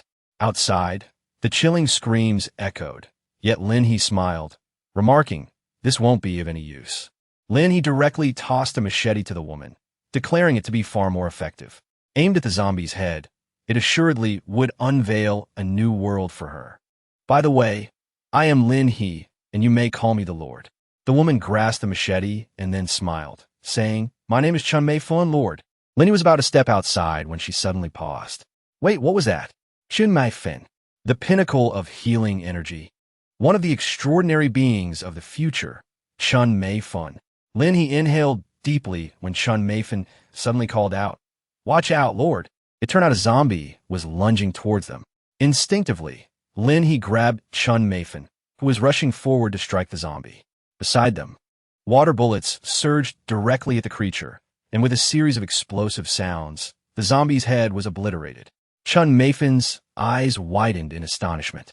It was at that moment she comprehended the sheer terror of Lin He's abilities. Do not worry about me. Stay behind, Lin He instructed. It appeared Chun Mei Fen had yet to awaken her powers. The timing of her awakening remained a mystery, but it was of little concern. Having reached Lin He, any failure to protect herself would be her own issue. A few others seemed inclined to follow, yet the horror of the zombies made them hesitate. They gazed at the advertisement Lin He had sent out, then looked up to see Lin He and Chun Mei Fen had already ventured far away. Should we also go? Someone suggested. Are you mad? There are zombies outside. A few had been thoroughly frightened by the events of the previous day. Even though those individuals had perished, they still lacked the courage to step outside. The person closest to the door hesitated, but eventually stood to close it. Just as he was about to shut the door, he suddenly widened his eyes. Outside, on the street, a striking figure waved forward, and thousands of water bullets erupted upon the heads of countless zombies, transforming their skulls into a kaleidoscope of colorful explosions. This spectacle was seared into his memory. Even years later, he would never forget it. On the second day of the apocalypse, when everyone feared being seen by zombies and dare not take up arms, there stood a figure who, with a mere motion of her hand, dispatched hundreds of zombies in an instant. It was unforgettable, truly unforgettable. Damn it. What is the point of living like this? I want to kill zombies too. The man could no longer contain himself, likely spurred by the adrenaline of the moment. He grabbed a kitchen knife and declared, If you're not going, then fine, but there are fewer zombies on the street now, and I want to take down at least one. With that, he charged out. The remaining individuals exchanged glances, inching closer to the door. They observed the once desolate street, now resonating with the sounds of heavy impacts and crossbow bolts. Devoid of the incessant roars of zombies that had haunted their ears, it seemed perhaps it was not so terrifying after all. Chun Meifan, having witnessed Lin He's almost supernatural prowess in eliminating zombies, now stood beside her, Lin He with her hands casually tucked in her pockets. Inspired, she swung her knife toward a zombie's head. "You lack strength. Aim carefully," Lin He advised. Lin He had just unleashed a powerful move, and the number of zombies on the street was just right for everyone to hone their skills with a commendable density. Not everyone was timid. Those who were prepared to fight felt that the opportunity had finally arrived upon witnessing the team outside, and they eagerly seized their weapons and charged out. As new members joined the fray, the existing team members took a moment to inquire about any special abilities, cautioning those without powers not to be overly reckless. They also asked if anyone wished to join their base, offering a machete as an incentive for those who agreed. If individuals consented to join the base, the hastily formed teams would immediately take aim, eager to recruit those with commendable combat prowess. Most small squads had at least one individual with special abilities gradually taking shape. Shang Fengyu and Dafu were naturally part of the same team.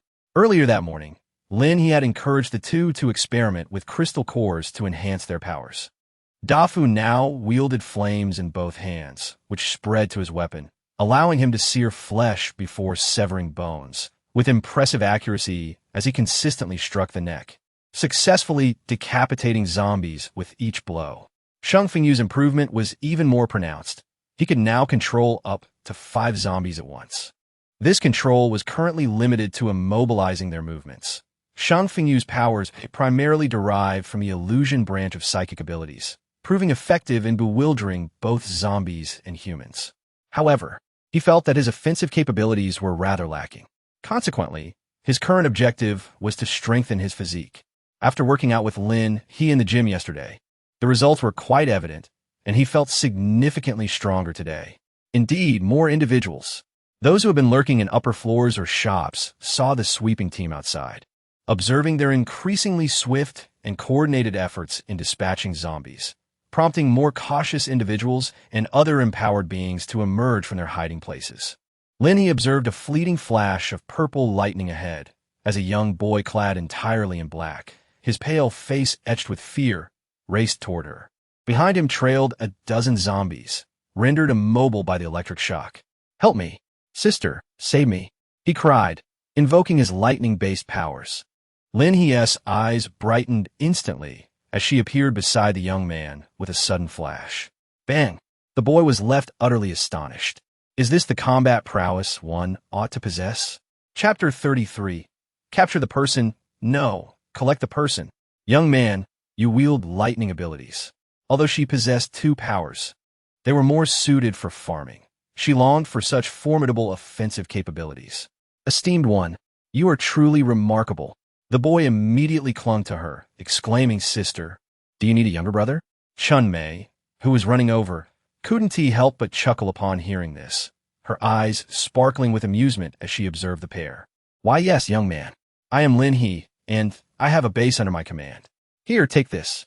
Lin He directly stuffed a flyer into her pocket, then brandished a large machete, advising, "Make sure to aim for the zombies' heads. Striking elsewhere proves futile." The boy's eyes sparkled with excitement. "Sister Lin He, I'm by Taman. From now on, I shall follow you." Without hesitation, he accepted the weapon, transitioning from a state of frantic escape to confidently stalking his prey behind Lin He. Chun Mei couldn't help but feel a pang of envy, as she had yet to awaken her own abilities. Meanwhile, at Shang Fengyu's side, a stunning girl descended from the heavens. It appeared she had been cornered by the zombies inside the building, and in a fit of desperation, she screamed and leaped from the 3rd floor. Shang Fengyu merely glanced at her without moving, but beside him, Dafu dashed forward like a gust of wind. Ouch! Although Dafu managed to catch her, he was knocked to the ground by the impact. Shang Fengyu quickly rushed over, pulling the terrified girl to her feet and helping Dafu up as well. "Are you trying to get yourself killed?" he admonished sternly. "To Dafu Winston Pain," he replied. "If I hadn't caught her, she would have been injured." Thank you. The girl finally came to her senses, her pale yet beautiful face streaked with tears as she clutched her head, crying in anguish. Suddenly, a zombie followed her down from above, a female zombie clad in loungewear and an apron. Ah! The girl screamed, and in the next moment, Shang Fengyu swiftly dispatched the creature with a single swing of his machete, severing its head. Mom! The girl instinctively tried to rush toward the corpse, but DeFu, nearly fracturing his own hand, pulled her back. She is no longer your mother. Do you want to survive? Stop crying. Finally, Shang Fengyu said, if you wish to live, keep quiet and follow us. If you're afraid to kill zombies, at least help us extract the crystal cores from their heads. Are you willing to join us? I will. She appeared to be just shy of adulthood, perhaps around DeFu's age, having not yet graduated high school. In the wake of the apocalypse, everything had changed. Here, take this tool. DeFu, displaying unexpected compassion, hesitated before looking at the girl and nodding earnestly. She deserved a chance. The girl, with her delicate hands gripping a small shovel, gazed at DeFu and sniffled. Your name is DeFu, right? I'm Qin Lin. You can call me Shaolin. Thank you. Please help me extract the crystal cores. I'll kill the zombies, and you can harvest the cores, but don't take those from others. After DeFu agreed, he charged ahead to slay more zombies.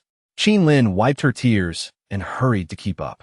As for her mother's crystal core, Shang Fengyu ultimately forbade her from extracting it, deeming it too cruel. He took it upon himself to retrieve the core and continued onward. The battle raged for 3 hours, lasting until 1 o'clock in the afternoon. A thick veil of water enveloped the intersection, where Lin He sat amidst the group, enjoying a meal. Undoubtedly, the most significant gain had been the emergence of these supernatural beings, particularly those with unique abilities. Although Chun may had yet to awaken, it was unlikely to hinder her. She was likely to possess healing powers. Wow, you're so warm, Shaolin. Lin He, after finishing her meal, began to recall the locations of formidable individuals from her past life. Naturally, the primary focus was the laboratory. However, she did not intend to bring such a large group there. Instead, she aimed to assemble a small team comprised of the strongest fighters for a more streamlined operation.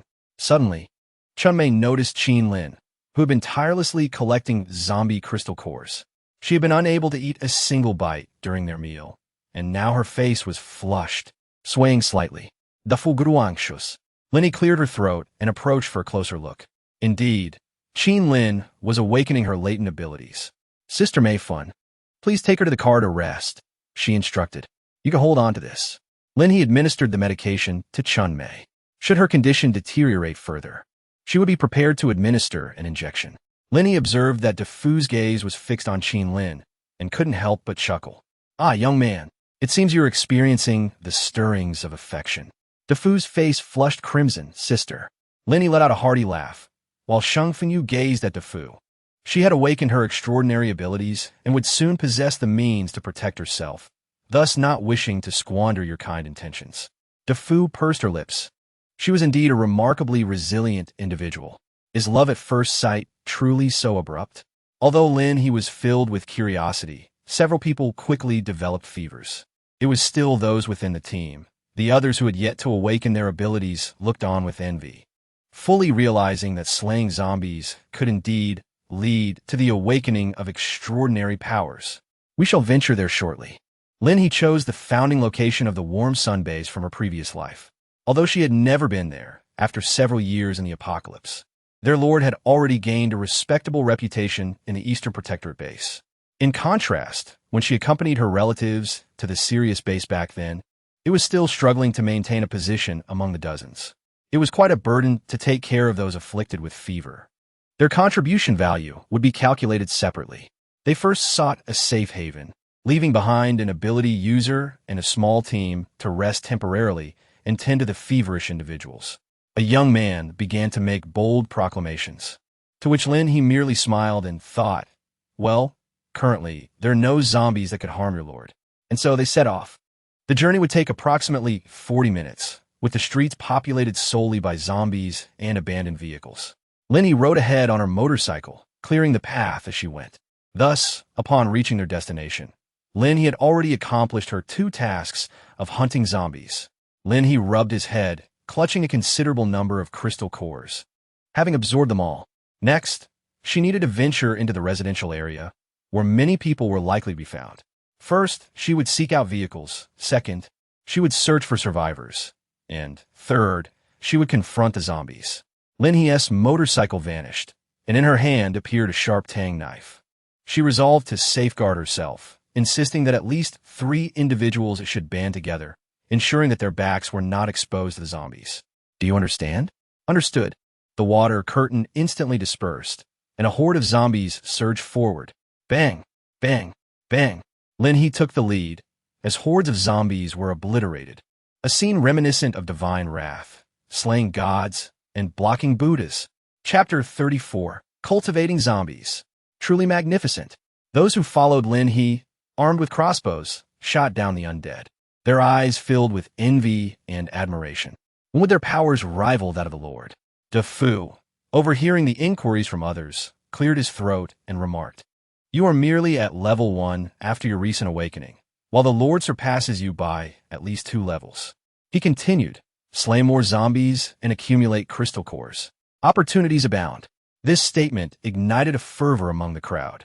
The residential area was densely populated, particularly in this older district filled with small houses, each accommodating families. Coupled with the dilapidated facilities, the situation was destined to be dire. A massive wave of zombies surged forward, and Lin He deftly maneuvered through their ranks, his knife and water bullets ruthlessly harvesting the undead. Yet his gaze remained fixed on the rooftop of a particular residential building. If memory served him right, that individual should still be on the top floor. As for why Lin He was so well informed, it was because this person, during the burgeoning days of the construction base, was quite eager to share tales of his rise to prominence. From battling through an entire floor to using zombies as fertilizer for crops. It took a grueling 10 days to clear a building of its undead, ultimately leading to the enhancement of his powers, allowing him to venture beyond the confines of the residential block. Initially, he intended to head to the base, but was nearly robbed and killed along the way. Naturally, he retaliated, only to later discover that the individual he had slain was the brother-in-law of his intended destination. Such misfortune. Yet, fortune often shines in the darkest of times. It was then that he acquired a second ability, and unbeknownst to him, a number of people began to gather around him. He pondered, why shouldn't he take matters into his own hands? Lin He was the swiftest in her pursuit. She dashed to the base of the residential building, meticulously searching the surroundings as she sensed that distinctive aura of extraordinary abilities. The man tending to the vegetables in the rooftop garden couldn't oppose. He helped but glance down, inhaling sharply. What a formidable presence. Lin He seemed to sense something and raised his head, locking eyes with him. Startled, his hands moved even faster, burying the zombies beneath the soil more securely. Then, with his hands pressed against the earth, he absorbed a surge of energy. Once the flow ceased, a nearby crop suddenly blossomed with a pop. Following this were rapid growth and fruiting, until the fruits fell and the plants withered swiftly. It was too slow, indeed. 3 zombies were still insufficient. At this moment, having just buried the zombies, there was no trace of their remains in the soil. The crops were gathered by the man into a nearby basket. This was his extraordinary ability, to cultivate zombies. Cultivating zombies would enhance his strength. He later named this ability corpse burial. This unique power did not belong to any specific category, and its awakening conditions were exceedingly stringent. Over the years, only a handful of such abilities emerged. Bang! Listening to the chaos below, the man resolved to breach a distance of 10 meters this time, intending to eliminate the zombies he had previously confined in the corridor. Surely, those ruthless individuals below would not venture up, would they? Lin He had already ascended to the 3rd floor. Bang! The water balloon burst, and Lin He strolled leisurely upwards. Behind her, the zombies that wished to pursue were swiftly dispatched by the crossbow bolts of the hunting squad. In the corridor, apart from the zombies, there were tightly shut doors. This level of the building was a 3-sided structure, with at least 15 small rooms on one side. Numerous zombies wandered the hallway, and some doors stood wide open, revealing nothing but blood and mangled corpses inside. Suddenly, a zombie grasped the doorframe, poised to charge in, when another piercing scream erupted from within. "Get away!" The shrill voice, accompanied by an overwhelming force, propelled the door outward with tremendous strength. The zombie was instantly crushed by the door, which was hurled to the edge of the corridor. Another scream rang out as a person forcefully pushed against the door, and with a thunderous bang, the door, along with the zombie, plummeted downwards, a display of strength-based supernatural ability. Lin He observed the little girl, who remained in a state of shock, as a nearby zombie lunged directly at her. Bang! A water bullet shot swiftly through the air, obliterating the zombie's head before it could make contact with the girl. Ah! The girl screamed once more. Lin He rushed forward, seizing a weapon to retaliate. She tossed the girl a wolf-tooth club, akin to that wielded by Wu Yong, while another water bullet erupted from her hand, causing the zombie beside her to collapse instantly. The girl caught the club, still trembling with fear. But as she faced the zombie, instinct triumphed over terror. With a fierce strike, she smashed the zombie from head to toe, utterly destroying it. Lin He could not help but be astonished. Have you just awakened? Lin He methodically cleared away the nearby zombies, producing a tissue and offering it to the girl. You are truly remarkable, she remarked. The girl, with tearful eyes, replied, Sister, thank you. Her round face was adorned with innocence, and she donned a fluffy pajama set, standing at a modest height of approximately 1 meter 53 or 54. She appeared both endearing and resilient. Pick up your weapon. Fear not, for with your extraordinary abilities, the zombies present cannot harm you. Would you care to join me? I am Lin He, a leader of a base, and should you choose to ally with us, I can assure you that not only will your needs be met, but with your talents, you shall gain even more. Lin He, Sister Lin He, I will follow you. The girl exclaimed. I am an orphan, and my name is Xiao Fei. Clutching her wolf fang club, Xiao Fei seemed to have already acclimated to her new reality. Lin He couldn't help but marvel at the girl. She was truly a chosen warrior of formidable strength. Come, let us venture forth to slay the zombies. Gurgle. Before the little girl could lift her leg, her stomach began to rumble. She couldn't help but blush, and Lin He chuckled, producing a piece of bread. You must be quite hungry after your sudden awakening. Here, take this and eat. Once you have finished, we shall continue our hunt. Below are our comrades. After you eat, you may join them. Little Fei accepted the bread and curiously inquired, Sister Lin He, are you a water type and space type as well? Lin He smiled lightly, acknowledging the sentiment. She resolved to protect herself.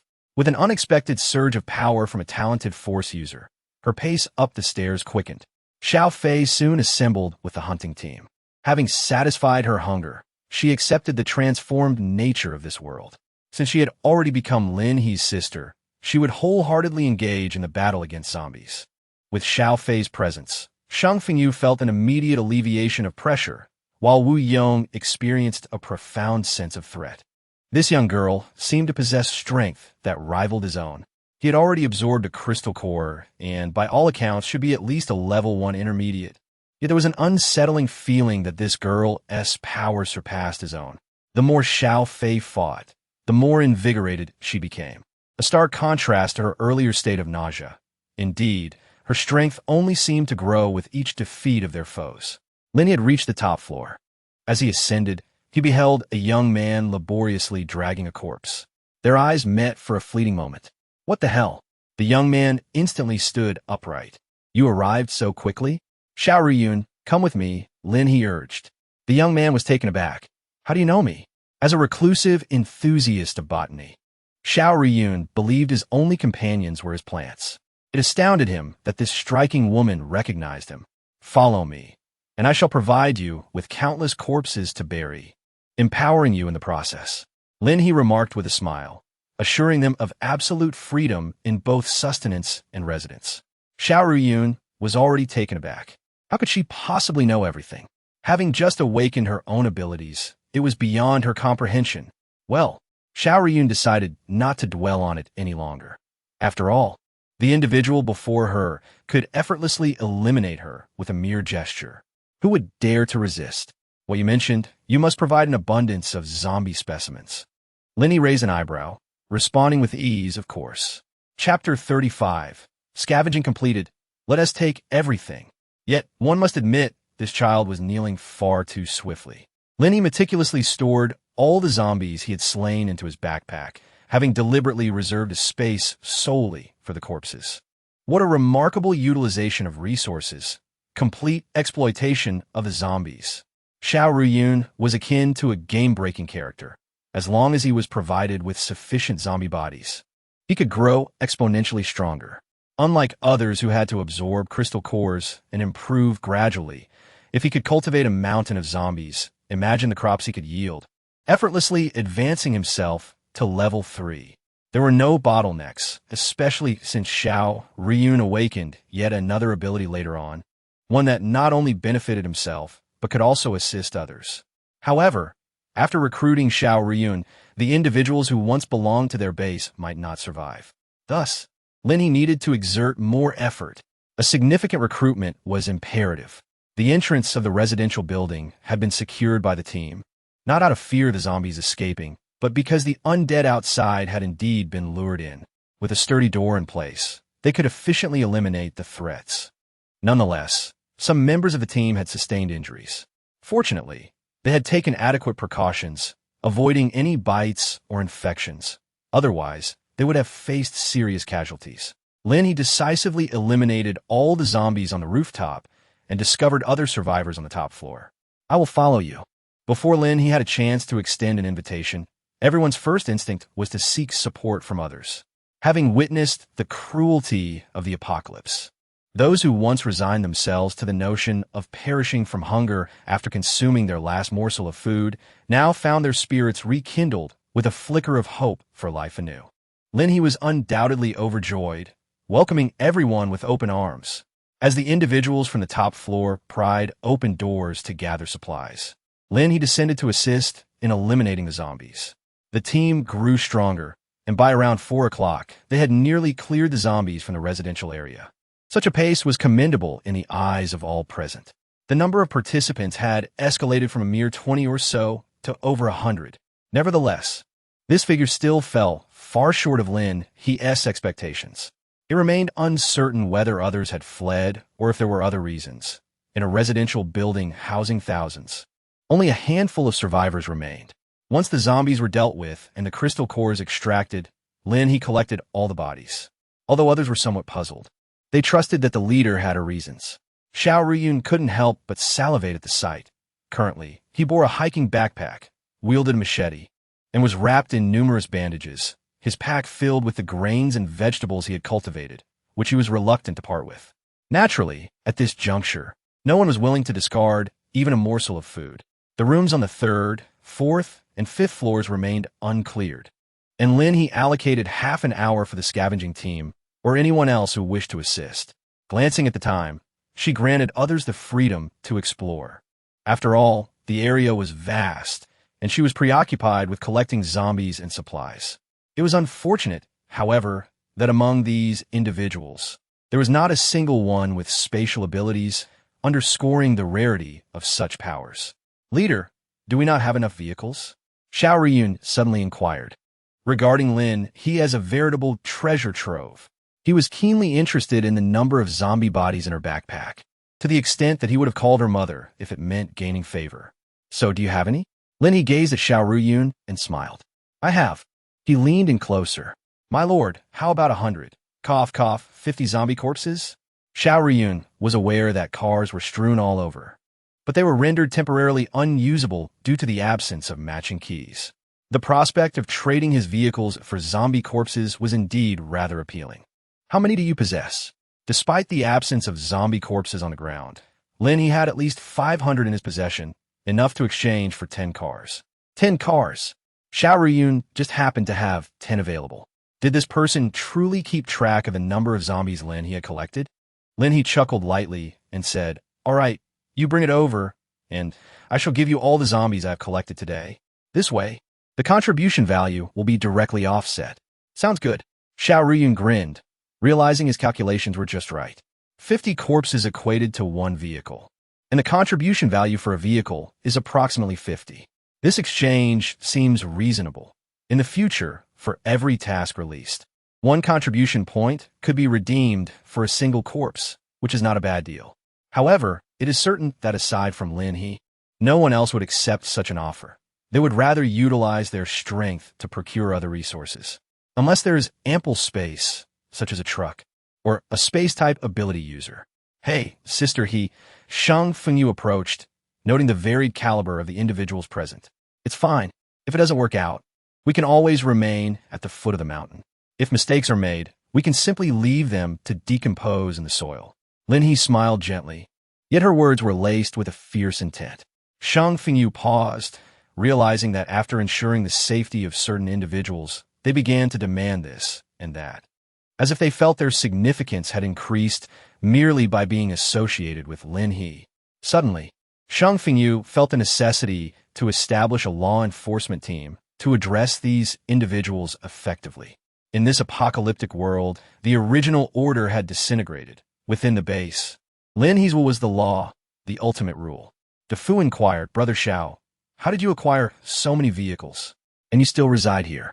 Selling these cars could easily secure a villa for Xiao Ruyun before the apocalypse. Xiao Ruyun shook his head. These are my father's legacy. He was in the car sales business, but on that fateful day, a truck crashed into him. After his passing, the headquarters calculated and handed the vehicles over to me. This house belonged to my grandmother. I have no intention of moving. Besides, my family is no longer here. So why should I occupy such a splendid place alone? DeFu was taken aback. So you've just left these cars here all this time? Xiao Ruyun merely touched the vehicle. It's only been a month. He smiled softly. I've grown accustomed to being alone. If he had survived, he would have faced the apocalypse as well. Who knows? I might have had to take action against him too, right? Xiao Ruyun viewed it with a sense of acceptance. DeFu nodded, glancing at the Shang Fengyu, realizing that he and Xiao Ruyun shared similar traits. Although Shang Fengyu could be quite obstinate, he wondered if Xiao Ruyun was the same. If so, he would need to be cautious. However, as DeFu caressed the vehicle, a hint of longing flickered in his eyes. It was unfortunate that he had never learned to drive. He would have to wait until they acquired more vehicles and then ask his brother to teach him. They set off. The remaining survivors in the community boarded the vehicles, with Lin He leading the way on her motorcycle. The Lord's motorcycle is truly stunning. A young girl exclaimed from one of the cars, her eyes betraying a fleeting desire and greed, which did not escape the notice of the hunting team. Look at this. Our Lord certainly deserves the finest. Yet some individuals possess nothing and are utterly incapable of contributing. They're as good as dead wherever they go. The young girl, with her delicate features, appeared aggrieved. Are you talking about me, brother? Is my weakness a reason for my demise? Others, now weary, interjected, quiet down. In this apocalypse, who cares about your fate? Once we reach the base, if you don't work, you'll inevitably perish. Stop daydreaming. Exactly. The hunting team directed their comments at the young girl, who had just been soliciting protection and had even hinted at repayment. The individuals in the base were preoccupied with how to exchange for contribution points to obtain enhancement potions. Women? They would only hinder their journey to strength. Chapter 36. The Rescue Laboratory. What abilities do you possess? DeFu gazed at the Xiao Ruyun, astonished. He suddenly felt that his fire-based powers were no longer so impressive. Zombies? Xiao Ruyun replied, showcasing a tomato. ISNT at large? ISNT at delicious? He was quite pleased to promote his produce, knowing they were heading to the base where he needed to accumulate resources. He had taken a liking to the crossbow into Fu's possession. His current zombie cultivation was limited, constrained by the rooftop environment. Now, with the prospect of a new location, rumored to be a verdant mountain with ample land, he had at least 500 corpses on his lord's side to utilize. It was indeed enticing. However, DeFu merely envied Xiao Ruyun.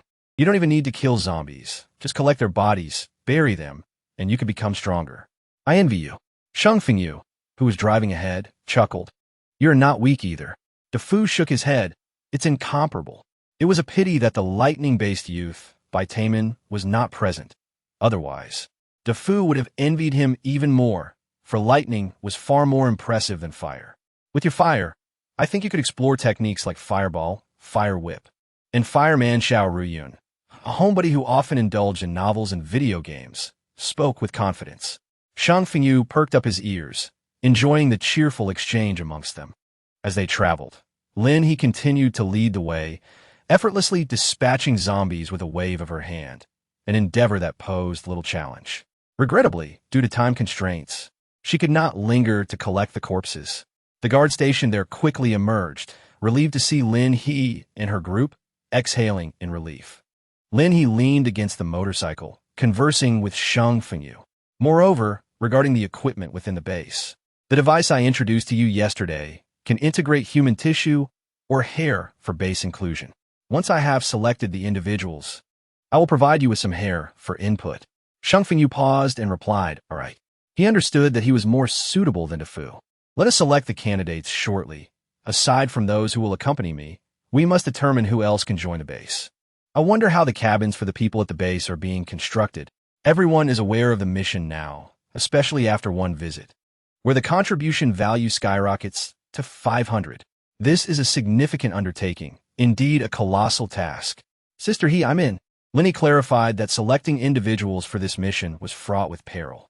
The target laboratory boasted an exceptionally high level of security, and if her memory served her correctly, it was the very site where the first advanced zombie had manifested in her previous life. As they ventured there tonight, fortune might not favor them, and the zombies could very well have mutated. Very well, let us note the names. Lin He crossed her arms, observing the eager abilities of the awakened. I want to join too, exclaimed a young girl, raising her hand. Lin He paused momentarily, then shook her head. You have just awakened. It's too perilous. The girl was the one saved by Defu, having manifested a special ice ability, yet her offensive power remained insufficient. Lin He would not permit her to take such risks. Everyone understood that the Lord intended to select more formidable abilities for greater rewards. But one must possess the means to survive. In the end, Lin He chose 9 individuals, making a total of 10, including Defu and the 2 strength-based abilities, Wu Yong and Xiao Fei. The other 2 gold ability users, along with several others, were all potent in attack, but primarily served defensive or supportive roles, which Lin He opted not to include. A vehicle sufficed for them, while the remaining individuals would follow Sheng Fengyu's vehicle. Lin He and her team safeguarded their ascent into the vehicle, as she stowed away various supplies into Sheng Fengyu's car. The shelter was undoubtedly insufficient, and I had numerous materials stored at the base. Upon your entry, you would witness them firsthand. Eventually, you would need to retrieve them for the others to construct their homes. Among the 100 or so individuals, over 20 already possessed housing, leaving more than 80 without any place to reside. The ones we selected to enter the base were simply inadequate. Thus, those without shelter would have to be accommodated in the houses previously owned by you and Dafu, utilizing makeshift bedding. If that proves impossible, Lin He remarked, they would have no choice but to sleep in the hall. She resolutely refused to permit any outsiders into the base. As Sheng Fengyu's convoy departed, Lin He observed her team boarding the vehicles, and they set off. Along the way, Lin He clutched a crystal core, her gaze scanning the roadside for vehicles. Before reaching a laboratory, she discovered 3 more cars. Of the 9 individuals, only Dafu was unable to drive. Transforming one vehicle into 4, Dafu remained in the passenger seat. Sister Lin He, the laboratory is just ahead. How shall we gain entry? Qingyan Laboratory, the largest biological research facility in M-City, was fortified with high walls that ordinary people could not breach, even during the apocalypse. The security personnel had turned into zombies, rendering them hopeless. The guards capable of opening the gates no longer possessed the strength to do so. Lin He scrutinized the imposing iron gate before declaring, "We shall breach through the security office." The security office had glass windows. Shattering them would allow passage. While the iron gate was utterly insane, she was unwilling to squander time on it. Moreover, she was slender. With a water bullet, she shattered the glass, swiftly slipping through just as the security zombie lunged at her. A water bullet struck it, sending the creature crashing against the office door, its head exploding upon impact. Lin He spotted the control button for the gate. "I shall open the door. You all drive?" Everyone hurriedly boarded the vehicle, while Lin He had already stowed away her motorcycle. With a loud clanging, the heavy iron gate swung open, and Lin He reached for the security guard's ID card. First, eliminate the zombies outside. Once you've finished, remember to check if they possess an ID card. Lin He collected the corpses of the zombies and opened the door to the security room. Under the cover of night, numerous zombies surged towards her. Indeed, this laboratory was the largest, attracting the most people. However, the majority were not clad in white coats. Instead, they donned an array of black attire, resembling more of business negotiators than security personnel. Lin He's water balloon assault, followed by the crossbow shooting from those behind, revealed that the zombies had not yet mutated. This is indeed splendid news. However, their speed has certainly increased compared to daytime. In the past couple of days, Lin He has refrained from leading the base members in nighttime zombie hunts. But fortunately, everyone possesses ample experience and formidable combat abilities, making them more than capable of handling these zombies. Lin He was intent on scavenging for identity cards along the way. Yet the individuals clad in black bore nothing but mobile phones and some metallic fragments. In life, they were evidently not affiliated with the laboratory. They were likely here for negotiations. Alas, with the apocalypse having arrived, the outcome of those discussions remains uncertain, and all lives have perished. My lord, this appears to be the armory. Before they could even locate the access cards to enter, they stumbled upon the weaponry depot. Lin He quickly glanced over what was inside. Guns. It was a cache of firearms. Firearms of a lethal nature. Lin He was astonished. The presence of firearms in the laboratory signified that the base was on the verge of a significant breakthrough. Chapter 37. Trading birdshot for cannons, combat power surges, rifles, pistols, grenades. There were even landmines. Everyone looked on with excitement as Lin He waved his hand, causing the entire armory to vanish. Everyone nodded in agreement. Did anyone manage to obtain the access cards? This was a pivotal question. Apart from the security cards, it appeared that none of those outside possessed an entry card. With determination, Lin He led the group to strike the iron at the door, luring the wandering zombies. Even the zombies within the laboratory began to stir, surging madly towards the door. DeFu observed this and suddenly exclaimed, "Sister, do you think they might be able to break through from the inside?" Lin He's eyes sparkled with excitement. How splendid it was. There was no need for them to toil for cards anymore. They have arrived. The zombies outside surged forward in a frenzied rush. Everyone gazed at the undead, perceiving them as a source of wealth, resources, and the potential to grow stronger. Lin He refrained from claiming any kills, for such a degree of effort was utterly unnecessary. However, she did observe that the zombies had indeed accelerated. The mutations were imminent. With a sigh, Lin He surveyed the zombies within the laboratory. It was imperative that her team members level up and band together more frequently. Eureka! The zombies outside had been entirely vanquished, with those further afield congregating near the iron gate. While everyone else was occupied slaying the zombies within, Lin He took the opportunity to dispatch a considerable number of those attempting to scale the walls from outside in the security room. Once she emerged, a bountiful harvest of zombie corpses awaited her. Moreover, her squad had finally procured a keycard that would grant them access. The Lord. Lin He emerged from the security room, ready to test the hot weapon. Its speed was swift, and its lethality was formidable. Everyone nodded enthusiastically, and DeFu, in particular, was so exhilarated that his face turned crimson. Lin He was equipped with an automatic rifle. After firing the first shot at the zombie from the security room, she struck true, hitting one squarely in the head. The Lord is truly formidable. Lin He smiled, recalling the firearms she had encountered in her previous life. While formidable, they were nothing extraordinary. Practice breeds proficiency. However, in the present moment, her water balloons outmatched them.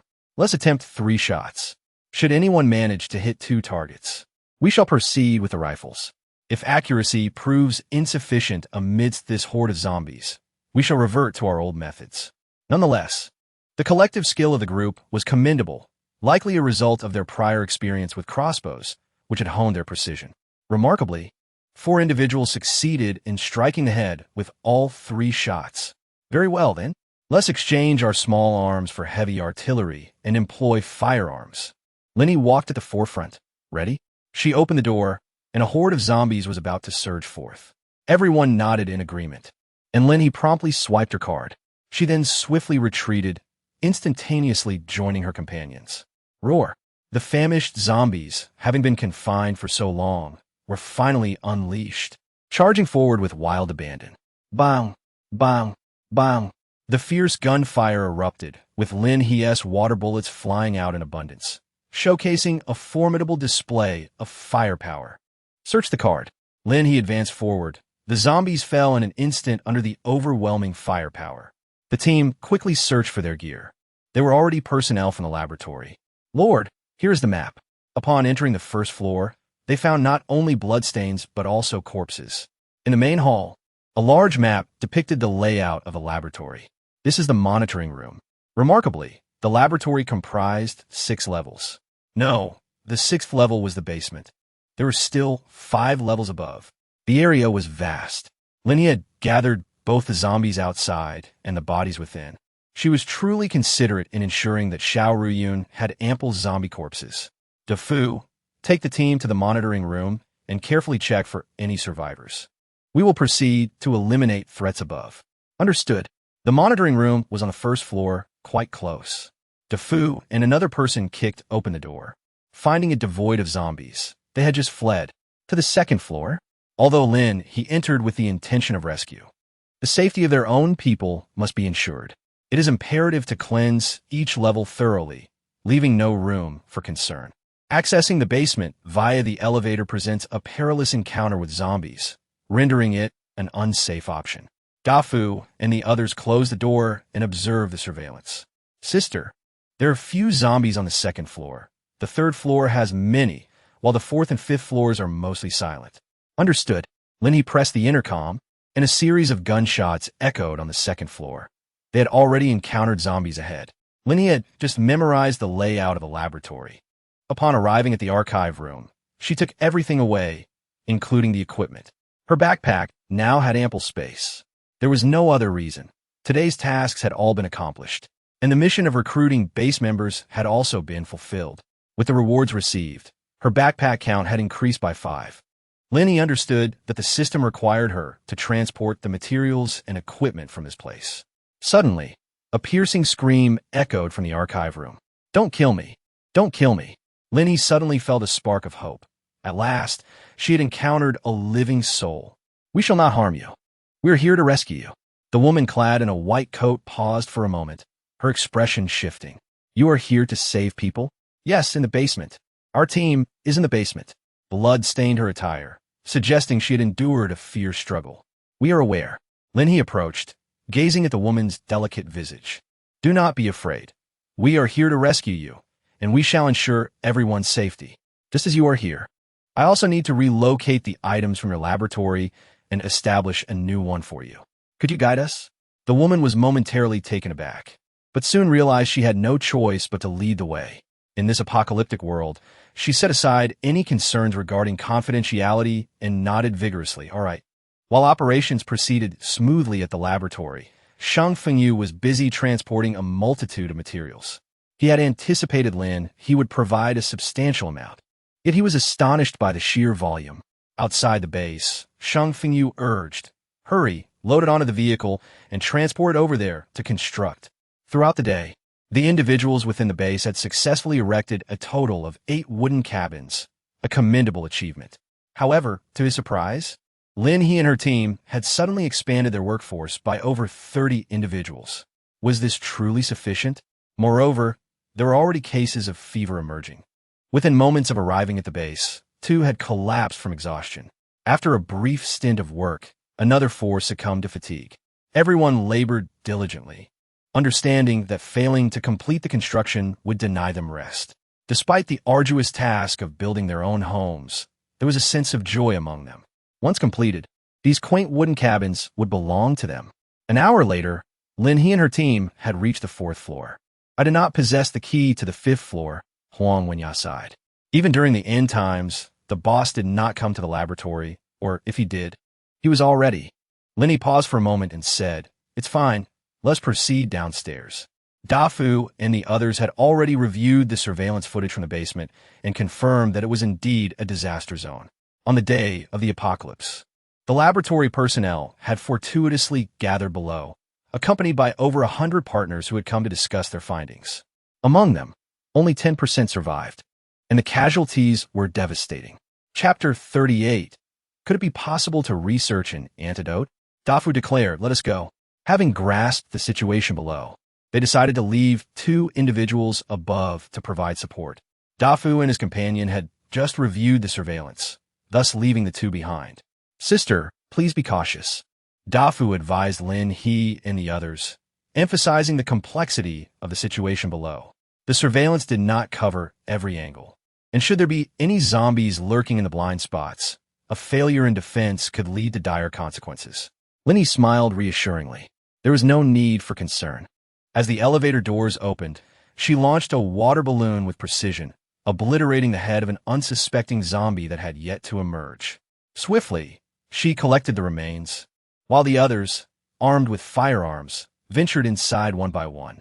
The recently rescued research personnel followed suit, for without her, they would be unable to access further areas.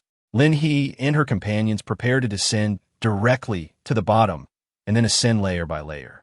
The 6th underground level, the lowest tier, housed the highest security classification, where surveillance could not capture the situation, leaving them to confront it on their own.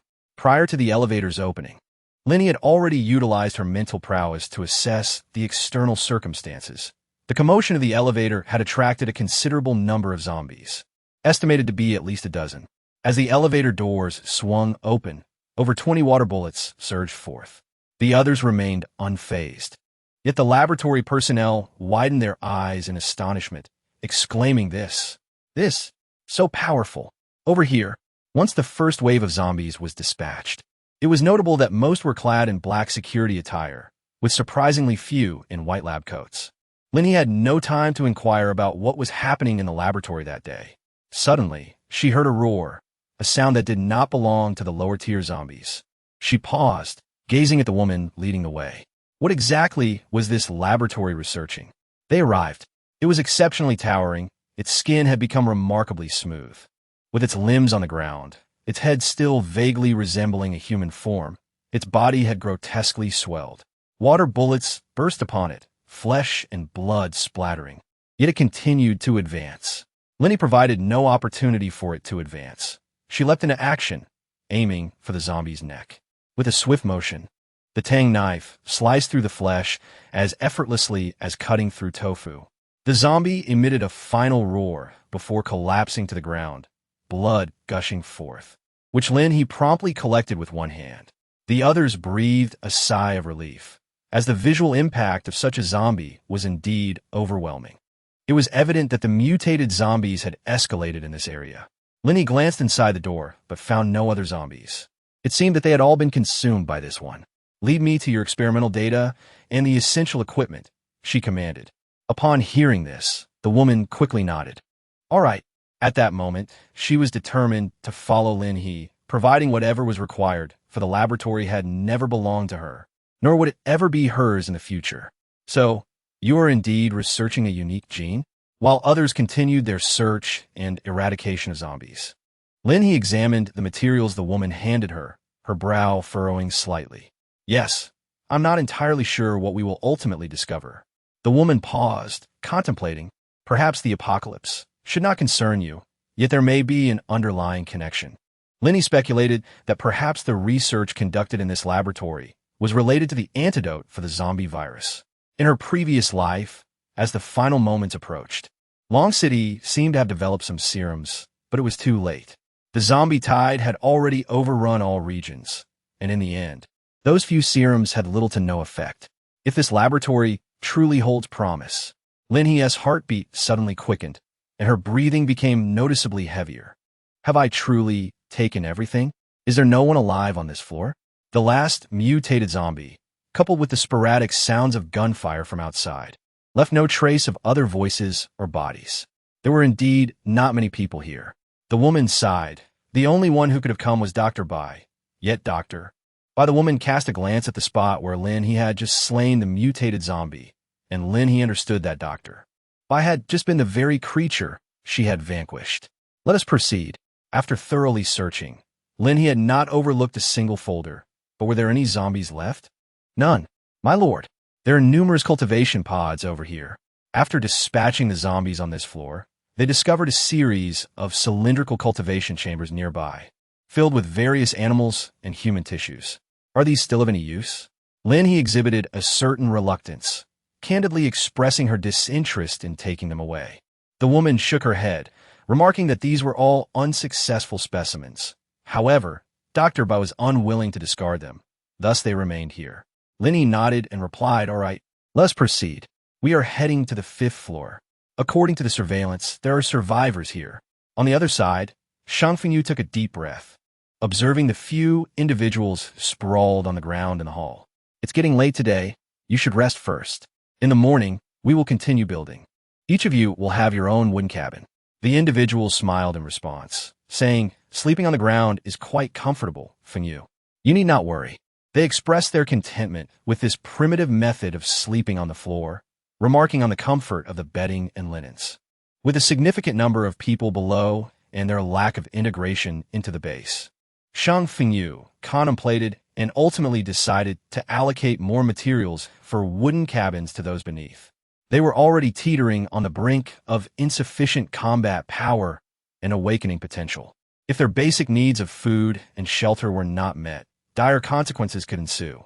Zhao Shuangquan remained below as the squad leader, while his friend Feng Didu had awakened, astonishingly, to spatial abilities. Upon learning this, Shang Fengyu felt a surge of joy, although Feng Didu's space measured only 5 cubic meters. This space, while not insignificant, was also not overly ample, especially now, during this critical period of resource competition. Accommodating several vehicles along with other supplies would soon prove insufficient. Shang Fengyu carefully checked Feng Didu's contribution value, noting it was rather low. In contrast, Zhao Shuangquan's was quite high. Despite not having awakened any special powers, his steady and precise actions had yielded substantial gains today. After all, spatial abilities were exceedingly rare. By nightfall, 7 individuals within the base had succumbed to fatigue, while 3 outside had also fallen. All were promising candidates for awakening abilities. In a previous life, such high probabilities would have been astonishing. By the 3rd and 4th years, many remained without powers, merely toiling away in the base. Zhao Shuangquan retired for rest, while Feng Didu took his place, monitoring those with fevers. Listening to the surrounding tranquility, interspersed with the sound of snores, bird song, and the gentle trickling of a stream, he couldn't help but smile. It felt so delightful, free from the relentless grind of a 996 work culture, embracing a pastoral life so vastly different. He had yet to hunt, but he planned to venture out tomorrow. He would soon realize that this base was indeed a rare sanctuary amidst a world where survival was fraught with the darker aspects of human nature: betrayal, greed, and desire, the true colors of a post-apocalyptic existence. Chapter 39. Rescue. Quick rescue. Boom. A gunshot shattered the door, and Lin He and her companions, fierce as wolves, surged inside. The researchers in the laboratory screamed in terror, crouching down and shielding their heads. "Do not kill us. Please do not kill us." Lin He paused, glancing at the predominantly youthful researchers around her. "We are here to rescue you." She cleared her throat, and the members of her team quickly composed themselves. Perhaps their expressions had become a tad fierce, and the blood on their clothes a bit excessive, due to the recent encounters with the undead. "Professor Huang." At that moment, a young woman from within the group suddenly recognized the figure following Lin He, clutching a rifle, bandaged and bloodied in her white lab coat. Had it not been for her still, gentle visage, the researchers might have hesitated to acknowledge her. "Ah, Xiao Tian." Huang Wenyao also recognized the girl, her eyes welling up with tears as she rushed over. "You're all right. You're alive. What a relief." "Professor Huang. Professor Huang." The researchers around them swiftly found their parental figure, embracing Huang Wenyao and bursting into tears. Lin He coughed softly and addressed the group. "Ladies and gentlemen, we are currently only on the 5th floor, with 4 more levels yet to traverse. Will you choose to accompany us, or would you prefer to await us on the 1st floor?" Lin He was reluctant to allow them to accompany her, primarily because they were all exceptionally talented individuals. In terms of scientific research, she was utterly lacking in knowledge. "Let us proceed," she suggested. The group was acutely aware of their own limitations. Their survival depended entirely on the compressed biscuits in the laboratory, and hunger was becoming increasingly unbearable. Lin He instructed Huang Wenya to lead them to the first floor, generously providing the children with ample food along the way. Dafu, send up a group immediately and ensure they are settled, she directed. Teacher Huang, who is that girl? She is remarkable. In the elevator, the researchers, clutching an abundance of food, inquired with curiosity, their sense of wonder peaked after escaping the clutches of danger. She is the lord of the Lin He base, an exceptionally formidable individual. Not only is she proficient with conventional weapons, but her abilities are also extraordinary. She aims to re-establish the laboratory, which is why she came to rescue us, hoping we can develop a cure for the zombie virus. We, the children, all graduates or postgraduates, mourn the loss of their seniors who had perished at the hands of zombies while striving to protect them. Yes, we, Huang Wenya affirmed with determination. She would not allow their sacrifices to be in vain. Upon reaching the first floor, Dafu, armed with a gun, stood ready. Teacher Huang, Dafu acknowledged. Huang Wenya nodded, entrusting the students to Dafu, requesting him to provide them with a safe space as she prepared to descend. Dafu nodded in response, reminding her to prioritize safety. The researchers observed Dafu with intrigue. Despite his youth, they wondered how he managed to hold his ground here. Everyone gather around. The fourth floor is a zone heavily infested with zombies, with the highest concentration of victims. This floor is dedicated to herbal gene research, representing the strongest aspect of the Qinyan laboratory, and it houses the most individuals. Prepare your weapons. Lin He's fingers twitched. They had arrived. As the elevator doors swung open, Lin He dashed out, a barrage of water balloons bursting around him, followed by the resounding crack of gunfire. At this moment, within a highly fortified laboratory on the fourth floor, an elderly man with snow-white hair passed medication to another aged friend. Before the latter could drink, he abruptly knocked it from his grasp. Someone was coming. The old friend, his murky eyes flickered with a hint of light, yet soon, he turned to gaze at the door of another room, resigning the chance of survival to the children. They had resolved to end their lives due to the scarcity of food. Trembling, the old friend bent down to retrieve the medicine from the floor, realizing that even with the arrival of someone, they could not save so many. The elder paused, turning his head away, tears streaming down his face. Bang, bang, bang. Old Lu, Old Qin, please open the door. Hurry. There are many formidable people outside. Indeed, they have come to rescue us. At this moment, as Lin He unleashed a barrage of water bullets, she maintained her grip on the Tang Dao, embodying the essence of a wild card. The squad behind her moved in unison, forming a long line, ensuring that no zombie escaped their notice. She took it upon herself to patrol the wilderness, striking wherever the undead congregated, her movements swift and decisive. Her striking prowess did not go unnoticed by those observing from the laboratory. Her skill was indeed remarkable. Yet, a sense of urgency lingered. Why had Elder Lu and Elder Qin not emerged? After 2 days of confinement, the group had suffered the loss of many colleagues and companions. And even with dwindling supplies, they continued to seek solutions. Unbeknownst to them, separated by just a door, the two elders were not engrossed in research, but rather had chosen a path of self-destruction. Lin He heard a sound and immediately whistled, exclaiming, "There are people here! Hurry and come over!" Lin He flipped over and soared to the other side of the table, where dozens of water beads instantaneously manifested around her, subsequently shooting in all directions. Bang! Bang! Bang! My heavens! What is that? Is it a supernatural ability? The power of this water assault can reach such magnitude? Should we open the door for her? There were about 20 researchers, the eldest not yet 30. Open it. There was no need for hesitation. As Lin He approached the edge of the laboratory, the door swung open slightly. "Heroine, hurry here." Lin He cast a glance and remarked, "Ah, here I am." Everyone was aware of the need to open the door for her, and indeed, there were quite a few people present. As Lin He stepped inside and observed the scene, her eyes sparkled with excitement. Are there still too many of us? Yet, upon hearing her words, the others instinctively pondered whether it was possible to save so many. No, she thought, I believe there are too few. Lin He chuckled softly. Is there anyone else? Today, I intend to take each and every one of you with me. Indeed, there are two more esteemed individuals. The researchers hastily gestured towards another room. Lin He turned her gaze in that direction, her eyes widening in astonishment. In an instant, she appeared at the doorway, and with a resounding thud, she forcefully kicked the door open. Inside, two elderly gentlemen were reclining in chairs with their eyes closed. Damn it! Lin He hurriedly rushed in, as the two elderly individuals administered a healing potion, each injecting a dose. Upon witnessing this, the others quickly followed suit, only to find remnants of tablets on the table. It was a sedative.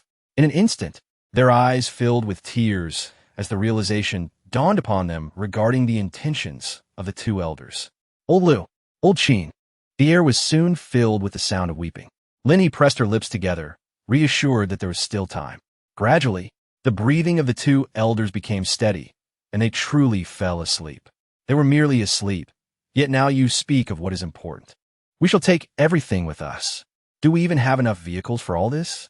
A mixture of joy and sorrow surged through everyone's hearts, and upon hearing Lin He's words about taking everything, they stood in stunned silence. Lin He smiled, and in an instant, an entire bookshelf vanished from her grasp. I possess spatial abilities.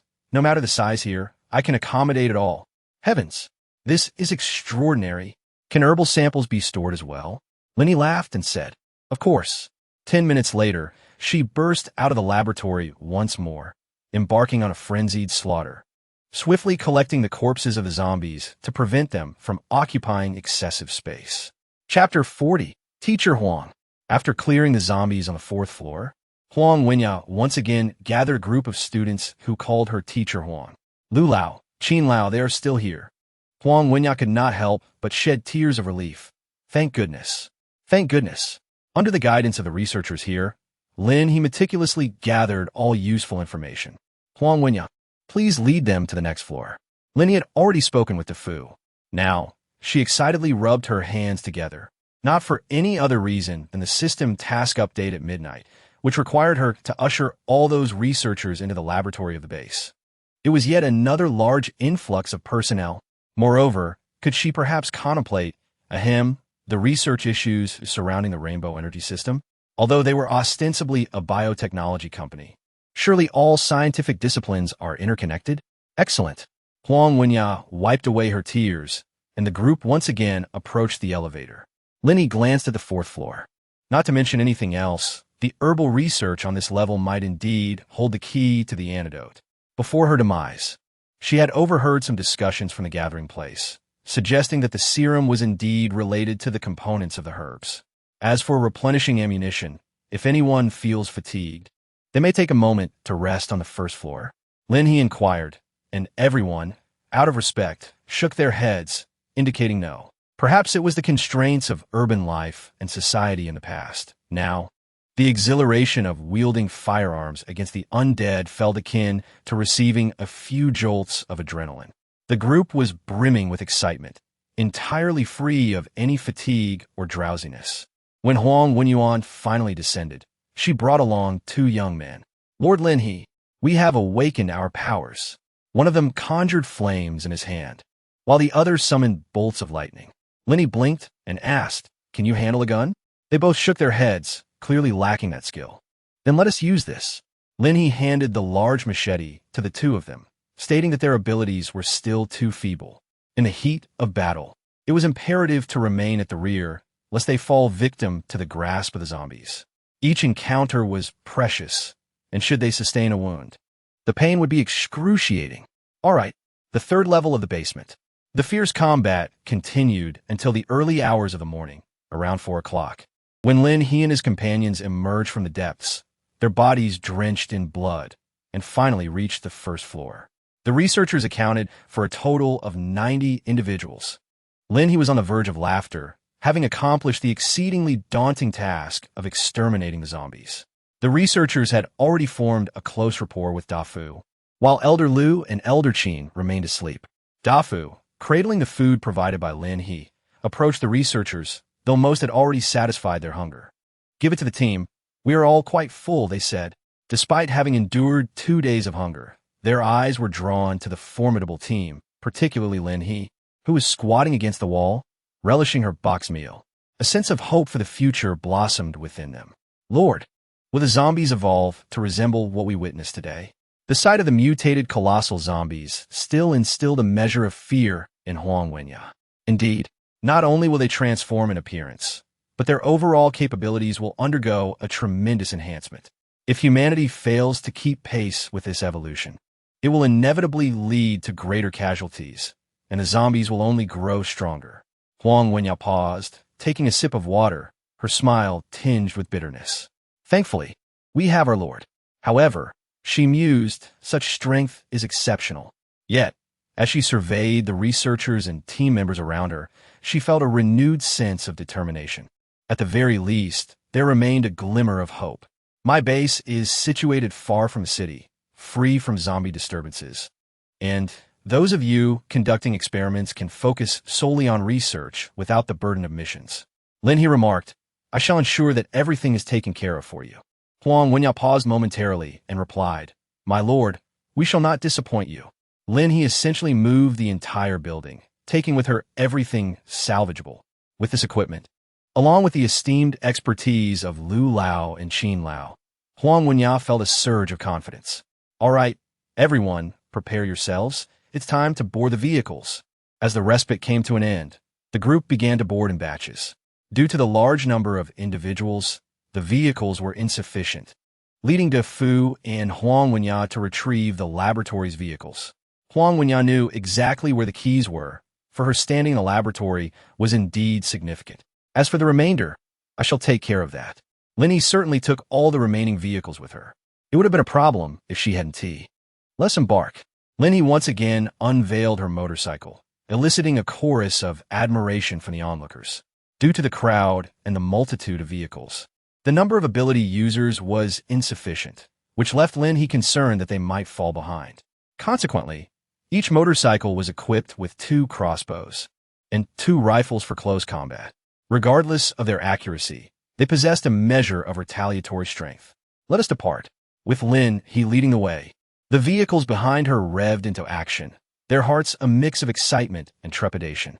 As the doors of the laboratory swung open, a horde of zombies surged forth once more.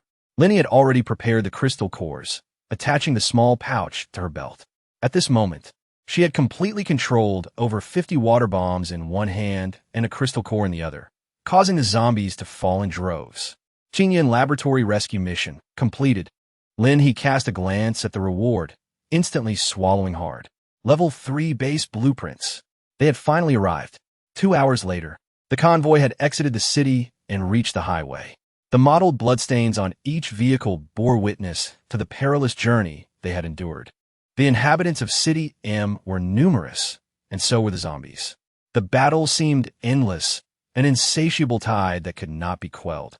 Lin He, a character of extraordinary caliber, would falter without a sufficient supply of crystal nuclei. Fortunately, with ample crystals, her water bombs have continued unabated. How beautiful! Having escaped the perilous surroundings, everyone has relaxed. Lin He leisurely rode along, observing the dawn sky painted with vibrant hues as the sun was about to rise. Suddenly, a figure moving slowly appeared before her. She furrowed her brow, studying the silhouette, and sensed that the individual's ability level was formidable. The person walking seemed oblivious to the sounds behind him. Even as Lin He's motorcycle approached his side, his gaze remained fixed ahead, clutching a flyer in his hand. Lin He immediately recognized that it was the flyer from her base. Hello. Lin He slowed her pace and eventually came to a halt. Are you heading to the Lin He base? The individual finally reacted, slowly shifting his gaze. Lin He beheld a pair of enchanting eyes, seemingly flecked with golden dust, along with a face marred by blood and grime. Yes, he rasped. Lin He quickly added, I'm going too. What is your name? The young man hesitated for a moment, then lowered his head. My name is... He struggled to articulate, unable to utter even a syllable. Lin He furrowed her brow, suspecting that he had endured significant trauma, leading to a psychological disturbance. Yet, her instincts told her that the person before her possessed formidable strength, and she was reluctant to let go of such a promising opportunity. No, an extraordinary ability. It's all right if you can't remember. Come aboard our vehicle. We will take you there. Lin He spoke as the car that had stopped behind them began to engage in conversation. However, the young man continued to gaze at Lin He and finally pointed to the back seat, asking, "May I sit there?" The wealthy individual in the first car raised an eyebrow, surprised that he dared to occupy the back seat. Chapter 41. Returning to the base. You, never mind. Come aboard. Lin He displayed a degree of leniency towards the gifted supernatural beings. It wasn't solely due to this. Primarily, she had caught a glimpse of a small purple-gold gourd hanging from the young man's waist. Wasn't this the possession of Yun Kan, the vice commander of Dragon City? From her previous life, one of the extraordinary realms? Have you truly forgotten your name? Lin He casually inquired, prompting the young man to take a seat. After a brief pause, he said, Could you help me come up with a name?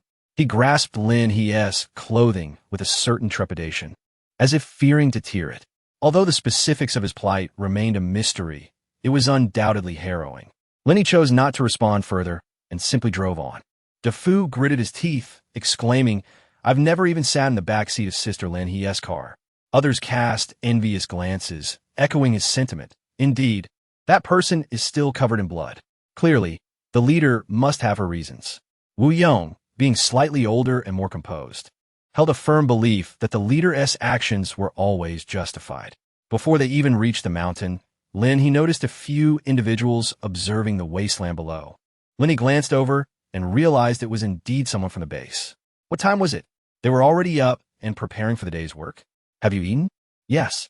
Captain Sheng has already distributed breakfast. Lin He nodded slightly, while the young man behind her cast a puzzled glance at the sky, then turned his gaze towards the mountain, observing Lin He. Lin He let out a soft acknowledgement and continued riding the motorcycle. Yes, I shall be called that. You may refer to me as the Lord henceforth, for this base is mine. The young man subsequently fell into silence, no longer uttering a word. His peculiar temperament intrigued Lin He, yet she couldn't help but recall the formidable man from her past life, causing her to purse her lips thoughtfully. What if, by mere chance, she stumbled upon a hidden treasure? Wouldn't that mean having a guardian deity for the base? Let's pause here for a moment, she suggested. Lin He collected the hair of all the experimental subjects, meticulously inputting each sample. She refrained from having breakfast, as these individuals had consumed a substantial meal the previous night. The base members who had already risen were still engaged in constructing the small wooden cabins, and upon noticing the dozen or so vehicles parked outside, they couldn't help but curiously peek out. Clad in white lab coats, could they possibly be scientists? Surely they must be, otherwise, why would our Lord bring so many people for a special rescue mission? A woman, busy washing clothes, remarked enviously, "Will I also acquire abilities? Then I could bravely accompany them to slay zombies." After indulging in a warm shower and savoring a hot meal, the absence of zombies outside was a welcome relief. The mountains were now adorned only with greenery and flowing streams, with human presence everywhere, banishing the days of trepidation. Slaying zombies? Captain Sheng and the Lord have indicated that our next focus should be on land reclamation, agriculture, and timber harvesting. These are imperative tasks. Moreover, the construction of the base is essential. We can't accomplish anything. Zombies are indeed terrifying, and a single bite could transform one into a zombie, said an older woman nearby, her face still reflecting a hint of fear. The once horrifying events had vanished. She worked joyfully, her previous struggles in the city now a distant memory, replaced by a desire to labor diligently. This truly exemplifies two types of people, and Lin He needed them all. The base was in dire need of infrastructure. The blueprints provided by the system were insufficient. Lin He had to assemble a construction team. Only then could they build proper housing for the base members, stretching from the base down the mountain to another peak. In time, this place would evolve into a grand city. While it may never rival the former Long City, it could certainly come close. With the system in place, given a second chance at life, Lin He yearned to grapple with the zombies. "Hey, what is his name?" A young man squatted beside Lin He, his gaze fixed intently on the floor. Hearing her, he lifted his head and replied, "I'm fine." Each word he uttered seemed to echo with a sense of nostalgia for his past self. "What is your name?" Sheng Fengyu, entrusted by Lin He, directly crouched down to communicate with the young man. The youth averted his gaze, seemingly indifferent. Yet Shang Fengyu suddenly noticed what appeared to be a stitched mark on the back of the young man's neck. He extended his hand, but the youth abruptly recoiled, a wave of crimson flashing in his eyes. "Do not be afraid. I merely wish to examine your clothing. It is excessively soiled, and I shall take you for a bath." Shang Fengyu had indeed made notable progress, transforming from a lifeless individual with vacant eyes who merely awaited death to a caretaker of the base, gradually embracing a new vocation. He had also become significantly gentler. The young man glanced towards Lin He, contemplating the idea of bathing.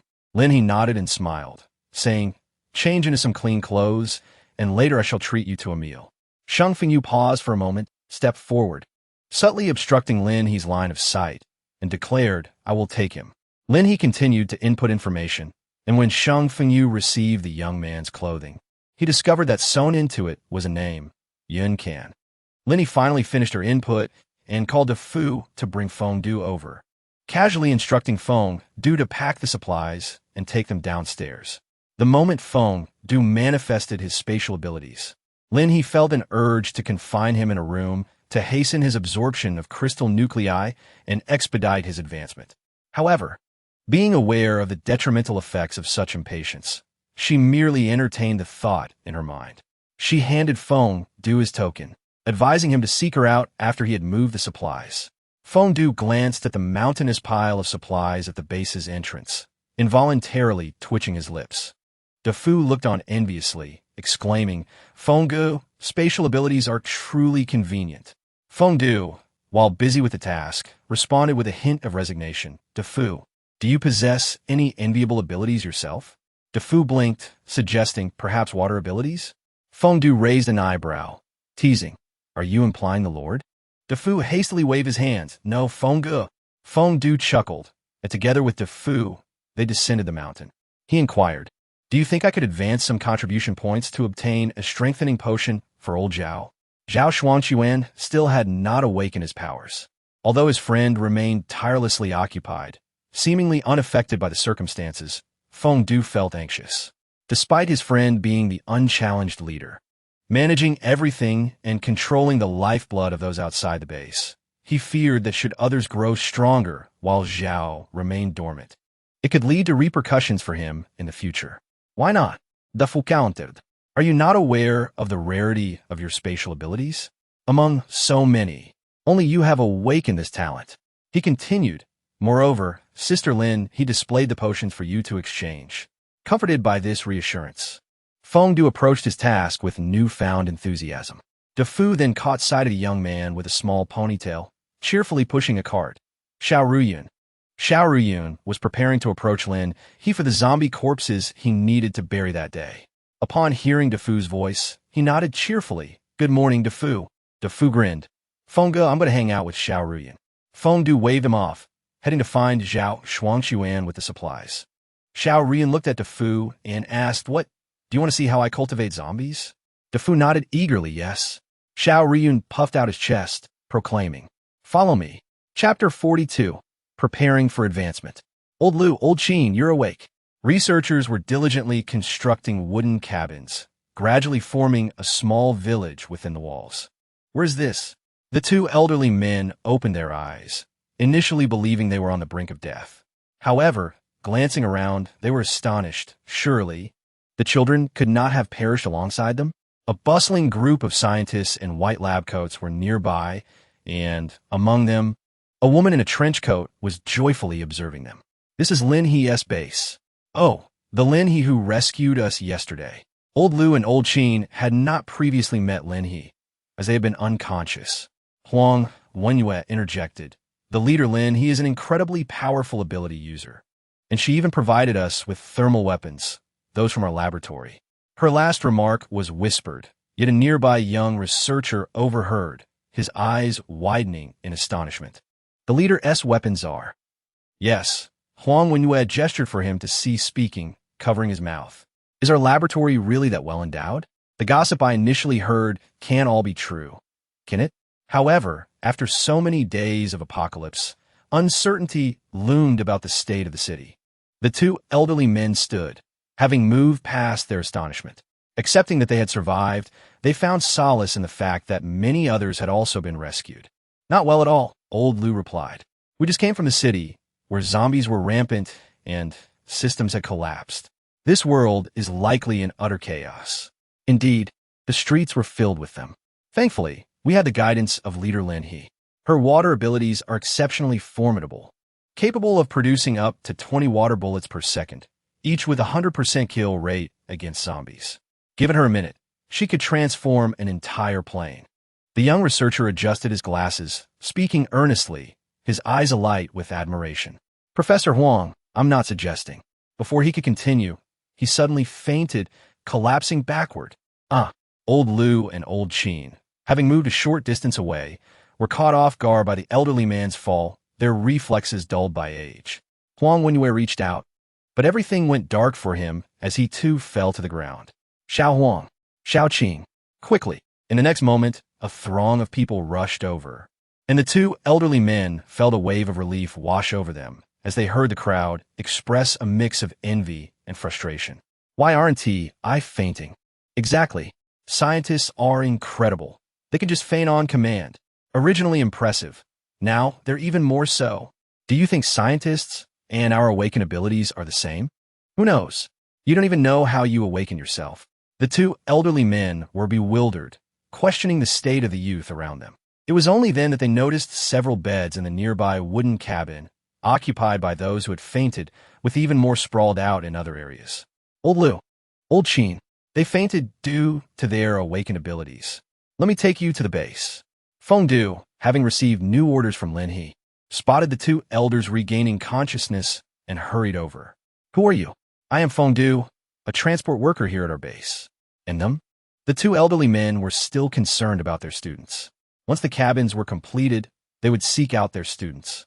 Feng Du held a deep respect for those who dedicated their lives to science, and seeing the two elders who willingly sacrificed for the younger generation reminded him of his own grandfather who passed away early. Very well, my old friends. We must meet this leader Lin He and understand why she rescued us. Having reached the heart of the base, and with gratitude for their salvation, the two elders were determined to negotiate on behalf of the younger generation.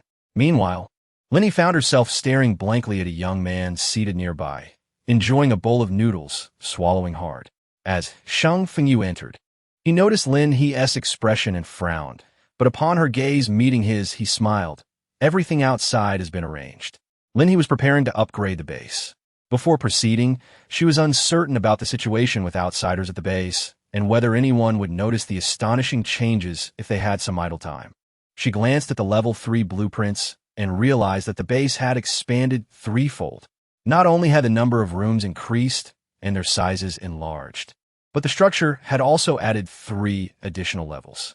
The laboratory and gym, which were originally on the second floor, now occupied an entire floor on their own. The library and medical room, along with the small dark room, continued to reside on the second floor, which had also been further enlarged, capable of accommodating hundreds of people simultaneously, even if not occupying an entire level. The good news was that her materials were just sufficient. The unfortunate news was that any further upgrades would require the scavenging team to exert every ounce of effort to gather more materials. Yin Can, have you eaten well? Since confirming that he was indeed the person she thought he was, Lin He had grown gentler in her tone towards Yin Can. She began to contemplate the ramifications of having swayed the vice commander of Long City, fundamentally altering the course of history. Was it truly a foolproof decision? What if, though she held immense confidence, something catastrophic befell her base, failing to establish a stronghold akin to the prosperous Long City of her previous life, resulting in a loss of Yin Can? Would she not then be a great sinner to humanity? Yet, when she considered the system, she felt reassured that this second chance was meant for her to strive earnestly for humanity's survival. Yin Can had gifted her the opportunity to build Long City in advance. Who was to say that her base could not be this new Long City? After pondering all this, Lin He, especially recalling Yin Can's formidable abilities in his past life, licked her lips. If she did not recruit Yin Can, she would consider herself unworthy. Should he ever decide to leave, she would undoubtedly extract every bit of value from him before letting him go. Do you need me to step out? After washing up, Yinkin revealed his handsome face, and it seemed he had more to say. Lin He nodded slightly, expressing the need to procure some items at the base, a task not suited for the presence of others. Yinkin also nodded, lifting his bowl, stating, "I will go out to eat." Shang Fengyu pressed his lips together before turning his gaze towards Lin He, saying, "I will step outside to keep an eye on him." Lin He nodded and moved a distance away, ideally a mile from this location. Outside the level 3 base, there existed expansive flat areas capable of accommodating aircraft. However, for Lin He's base at this moment, it merely resembled a vast parking lot. Very well. Lin He proceeded to the storage room and took a seat on the chair. System, grant the personnel outside the base access to the protective shield. With the successful construction of a level 3 base, the shield would be upgraded to encompass the entire hill, including some land behind it. With such an extensive range, everyone below was present. "We are all set, Sister He," came the voice of Shang Fengyu from the intercom. Lin He immediately opened the level 3 blueprint and confirmed the synthesis. Chapter 43. Construction of the base management level. Lin He felt a sudden tremor in her seat as it spun around her, revealing an endless expanse of black and white codes intertwined with blue data streams ascending skyward. The once modest hill had inexplicably risen 30 meters. The storage room had transformed into a space exceeding 100 square meters, adorned with 16 windows, each featuring a recess capable of accommodating a circular shape. Lin He rose and pushed open the grand white door. Before her lay a spacious hall, with the cooking area directly opposite. The residential quarters on the first floor had astonishingly expanded to 100 rooms, comprising 70 units of 50 square meters, each a studio apartment, and 30 units of 100 square meters, each a 2-bedroom, 2-living room layout. There was certainly ample accommodation for the researchers. However, an additional 50 rooms of 50 square meters, each a studio, were also available on the 4th floor. At the far end, Lin He had an expansive 250 square meter 3-bedroom, 1-living room apartment, complete with a control room. The newly added functionality on the first floor was a data entry system. In addition to entering information and printing door plates, there was another intriguing feature. Lin He, filled with excitement, approached and pushed open the door, revealing a row of exquisite blue and black electronic screen circular wristbands. This was the utmost support provided to her by the level 3 base, the AI Information Input System wristband. If one were to perceive this post-apocalyptic world as a game, Lin He would be the game master, and her base members would be the players, with the wristbands serving as the players and oppos system panels. Each member of the base would possess one, which recorded their contribution values, task acceptance, task completion status, and could be utilized for trading contribution values, submitting tasks, and even functioning as a recording device. However, they could not be used for mutual communication, as the base had not established any communication stations, and such stations were not included in the blueprints of the level 3 base. If Lin He wished for the wristbands to possess such capabilities, she believed it would either require the system to grant her a unique advantage or rely on the scientist's ingenuity. The first floor featured a rooftop, with staircases leading up every 50 meters on both sides. Between the residential and functional areas, there was a corridor housing elevators, one on each side. Lin He first donned her wristband, gazing at the displayed data. User, Lin He identity, Lord of the Lin He base, please bind the system, contribution value, tasks accepted. Ability level, dual element of water and wood, level 3. The ability levels are clearly displayed. Lin He, satisfied, tapped her wristband before moving to another window to bind the system. She flipped her wrist and embedded the circular ring into the groove, knowing that with such an abundance of information, the system was bound to exist. Binding successful. A familiar, cold voice emanated from the window. Lin He then raised her hand, and upon glancing again, she noticed a distinct section on her interface. The base member information. Upon clicking, Lin He could see the avatars of all base members. Selecting the foremost member, Shang Fengyu, revealed a plethora of information about him, including the ability for Lin He to adjust his contribution value. Lin He casually sent 1,000 contribution points to Shang Fengyu, then clicked on Dafu's avatar to gift the child another 1,000. After all the recent hardships endured, it seemed only fitting to extend a bit of kindness. According to the established pricing system, 10 contribution points could be exchanged for a meal of 3 dishes and a soup with rice, while 30 contribution points would suffice for a substantial day's nourishment. Lin He had waived the rent for the small cabin, yet once the construction team commenced their work, it would be necessary to charge rent for the houses built. Lest Lin He's contributions and the materials be taken for granted, inevitably leading to a collapse of the value system. At this early stage of development, it remained a cooperative model, but as things progressed, a commercial structure would need to be established. Otherwise, without any oversight on transactions, issues would certainly arise. Having once navigated the harsh realities of the base for over 5 years, Lin He bore the scars of such experiences. The enforcement team also needed to be organized. Lin He tapped her head thoughtfully before finally activating the intercom. "Fengyu, please bring Yinkin in." "Phone Dudu, where have the 2 elders gone?" She realized her own mind was insufficient and still relied on the capable management of Shang Dafu. "Where have you been?" "Oh, you're at the entrance? Is Xiao Ruyun with you?" Lin He suddenly recalled that Xiao Ruyun was coming to collect the zombie corpses. With the tasks she completed yesterday and the ones refreshed today, she had reaped 2 bountiful rewards. In addition to the blueprint for the base, there were also ample infrastructural rewards. After contemplating for a moment, she picked up the walkie-talkie once more and said, "Zhao's squad leader, please come over as well. Sheng Fengyu, Defu, Feng Dudu, Zhao Xuanchuan, Old Lu Old Qin, Yin Can, and Xiao Ruyun." The foundational team of the Lin He base is on the verge of being established. Upon entering, Sheng Fengyu and Dafu were astonished. The transformation was overwhelmingly significant. The others, witnessing this for the first time, were equally taken aback, primarily due to the remarkably improved conditions. The newly added functional rooms on the first floor, along with the conference room, were impressive. Lin He first greeted the 2 elders with a smile, and after a brief self-introduction, invited them to take a seat. Lin He instructed Defu to retrieve juice from the kitchen. Defu, relying on his memory, carefully searched and confirmed that the space before him, now enlarged at least 5-fold with an additional 50 tables and accompanying stools, and a total of 10 serving windows, was indeed the former kitchen. This place should be referred to as the cafeteria. In awe, Defu began to envision a bustling scene in the base, filled with people who, after their labors, would gather together in the cafeteria to share a meal. Each person possessed one of these wristbands. Lin He handed the wristband to Sheng Fengyu, whose brows furrowed slightly.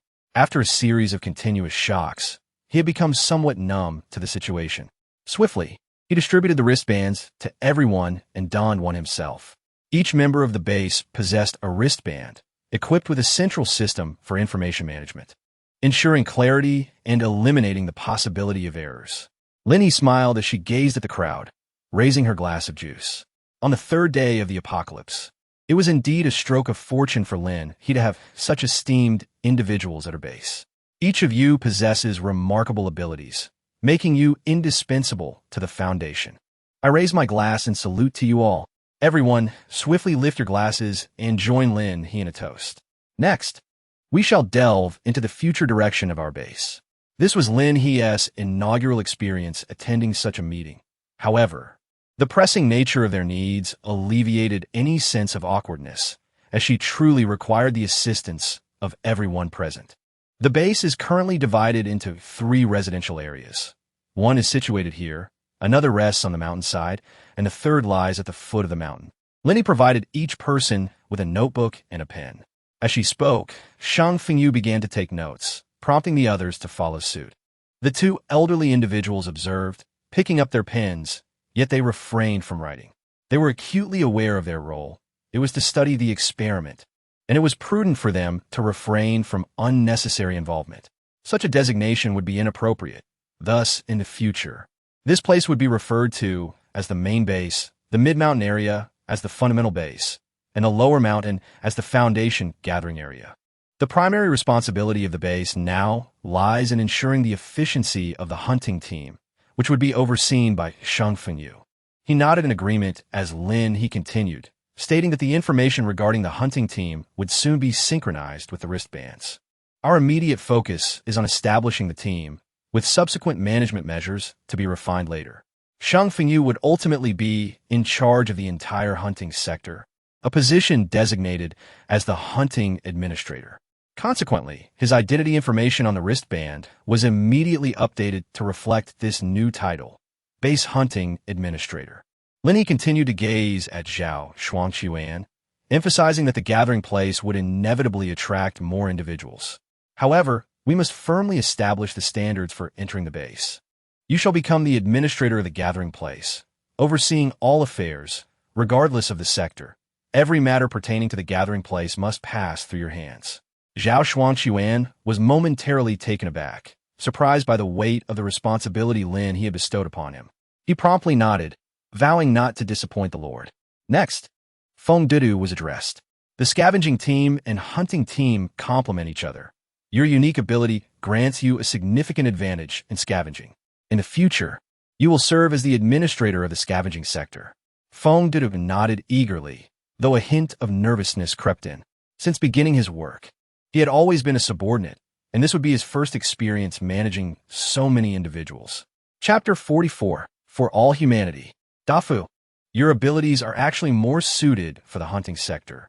However, the base is currently short-staffed, and, given your youth, you will assist Zhao Shuangqiuan in managing the gathering place.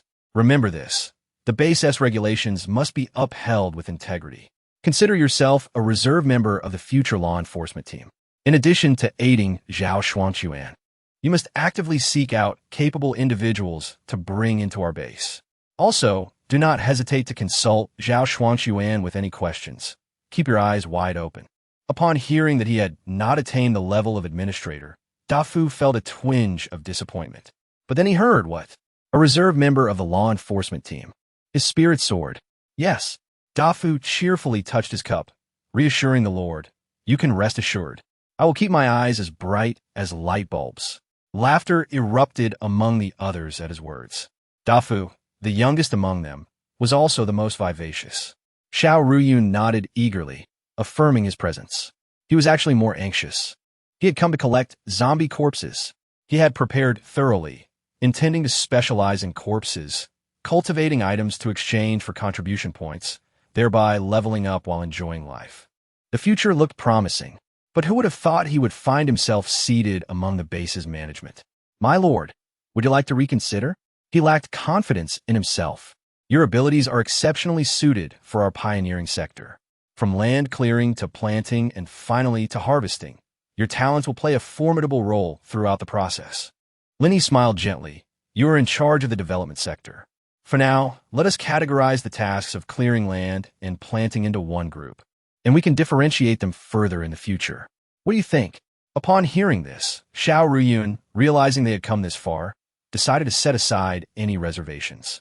"As long as the Lord has faith in me, I shall strive earnestly." Lin He certainly had faith in him. After all, he was a figure of authority in her previous life as a base lord, possessing undeniable capabilities. In the future, when she unearths Xiao Ruyun's opportunities and awakens new abilities, the strength of the base will undoubtedly surge. Now, regarding Yun Kan, you shall accompany Shang Fengyu in the hunting sector. What does that sound? Like Dafu, you two will serve as a reserve for the law enforcement team in due course. Yun Kan's mind is somewhat clouded at present. It would be prudent for him to first accompany Shang Fengyu to eliminate some zombies. Perhaps this will help clear his thoughts. Very well. Lin He spoke, and Yun Kan nodded in agreement, as if he would heed her every instruction. Next, there was a segment of utmost importance that required Zhao Shuangqiuan's ingenuity. Grasping his pen, Zhao inquired, "My lord, is this related to infrastructure?" "Indeed," came the reply. "The current cabin is rather rudimentary. Should we encounter inclement weather, it cannot serve as a lasting shelter. We require a construction team to collaborate on the land reclamation project, developing the surrounding mountains. This team must possess considerable strength and capability. In the early stages of development, the focus should be on strength, followed by considerations for earth and metal attributes. The construction team must meet high standards and possess relevant experience. Your discernment is crucial." Zhao Shuangqiuan understood the significance of this matter for the long-term development of the base. As he specialized in construction, he promptly nodded, assuring, "My lord, rest assured, I will diligently seek out the right individuals." Following this, attention turned to the two remaining parties. Lin He gazed at the two elders, Lu Lao and Qin Lao, who sat upright with solemnity. We, on behalf of the entire laboratory, express our heartfelt gratitude for your life-saving grace, my lord. Whatever you require of us, we shall endeavor to fulfill it with utmost diligence. Lin He gazed at the two elderly gentlemen, expressing her urgent need to research an antidote for the zombie virus. The individuals present were momentarily taken aback, but soon nodded in agreement, realizing that should such a remedy be discovered, it would not only save them, but indeed rescue humanity at large. Elder Lu and Elder Qin exchanged knowing glances, their expressions reflecting a mutual understanding as they solemnly nodded. This endeavor was an essential pursuit for the survival of all humankind. We are profoundly grateful, Lord Lin He, for the opportunity you have bestowed upon us. Lin He hastily spoke. You may not yet comprehend the reality that zombies are in a constant state of mutation. One day, they will undoubtedly breach more human strongholds. I'm grateful to you, grateful for your existence, and appreciative of all your research. The fourth floor of our main base houses the laboratory. Henceforth, I shall instruct Zhao Xuanquan and his team to escort all researchers into the base, granting you the utmost freedom. Every aspect will be safeguarded for you. In the future, I may endeavor to rescue scientists from various fields, yet for now, I remain like a headless fly in dire need of your assistance. For instance, in the realm of physics, without systematic guidance, I am at a loss as to where to locate them. Upon hearing this, the two elderly gentlemen became visibly excited. Lin He promptly nodded, absolutely. I aspire for my base to sustain more lives, to allow us to forge a brighter future. The atmosphere in the room suddenly grew inexplicably heavy. Indeed, in this apocalyptic era, countless lives have perished here, and innumerable civilizations and cultures have met their demise. They had not experienced the previous world, nor had they witnessed the despair and wailing that accompany humanity's ultimate downfall. But Lin He had seen it. The meeting for today is temporarily concluded. At 11:30, the hunting team shall embark with me once more. The current time is 10:30. Lin He gazed at the wristband. Chung Fingyu, please proceed to the hall to announce the hunting mission. Today marks the third day of the apocalypse, the final period of weakness for the zombies. We must seize this opportunity. Understood, my lord. We require a means of telecommunication. Once everyone had departed, the two elderly men remained. They looked at Lin He, saying, if the opportunity arises, please rescue the members of the physics laboratory at M City Technology University, particularly the esteemed physicist, academician Tai Fuxing. As soon as the two elderly gentlemen finished speaking, the system unexpectedly issued a task. Special mission. Rescue academician Tai Fuxing of the physics laboratory at M City Technology University. Lin He immediately nodded, her heart racing with excitement and her hands trembling. Could it be that her hopes for the rainbow energy were finally taking shape? Moreover, the system had issued a task, signifying that Tai Fuxing was still alive. Rest assured, I shall undoubtedly fulfill this mission. Lin He's attitude left the two elderly gentlemen momentarily taken aback, their eyes glistening with unshed tears. Lord Lin He, your presence is a blessing for humanity, exclaimed old Lu earnestly. However, Lin He felt her ears flush with warmth and quickly replied, allow me to take you both to the fourth floor for a brief tour. As the blueprint for the third level was being constructed, all the experimental apparatus she had retrieved from the Qingyan laboratory had already been installed on the fourth floor. The textual materials were conveniently placed in the library on the second floor. Remarkably, even the somewhat illegible scripts had been flawlessly transcribed by the system, appearing as pristine as ever. The two elders were visibly excited, especially after witnessing the exceptional conditions within the base. They realized that Lin He was undoubtedly extraordinary. In her possession lay secrets that might surpass the current technological advancements. However, upon ascending the elevator to the fourth floor and using their wristbands to unlock the laboratory door, they were still taken aback. Everything was impeccably arranged, as if it had been destined to exist since the construction of the facility. If not for the familiarity of certain apparatus, they might have been led to believe that these were not their former experimental tools. Please, take a moment to explore. I must admit my own understanding of these items is somewhat limited. Lin He smiled cheerfully. Witnessing the joy of the two elderly individuals brought her immense happiness, prompting her to lavish praise upon the system. However, when the researchers arrived, a truly astonishing spectacle unfolded, the noise resembling that of a bustling poultry pen during breakfast. Huang Wenya was overwhelmed with tears and snot, utterly astonished that such a complete laboratory could re-emerge before her eyes so swiftly in the aftermath of the apocalypse. Lin He quickly summoned Huang Wenya, instructing her that in the future she would be managing researchers under the guidance of the two elders. The specific research focus would be determined during meetings convened by Elder Liu and Elder Qin. For now, she was to distribute wristbands to everyone and assist in selecting accommodations. Huang Wenya's eyes sparkled with enthusiasm as she replied, "Rest assured, my lord, I will make the necessary arrangements." Chapter 45. Setting off again. At the members' base, exclamations of astonishment echoed throughout the area. After Sheng Fengyu concluded his conversation with Wu Yong, he observed that everyone had received their wristbands and clapped his hands to gather attention. "Everyone, please come over here. As most of you have now developed abilities, our base is preparing to form hunting teams. Each team will consist of a maximum of 10 members. We are currently opening 5 captain positions. I will take one, leaving 4 available. If you have any aspirations, please approach me."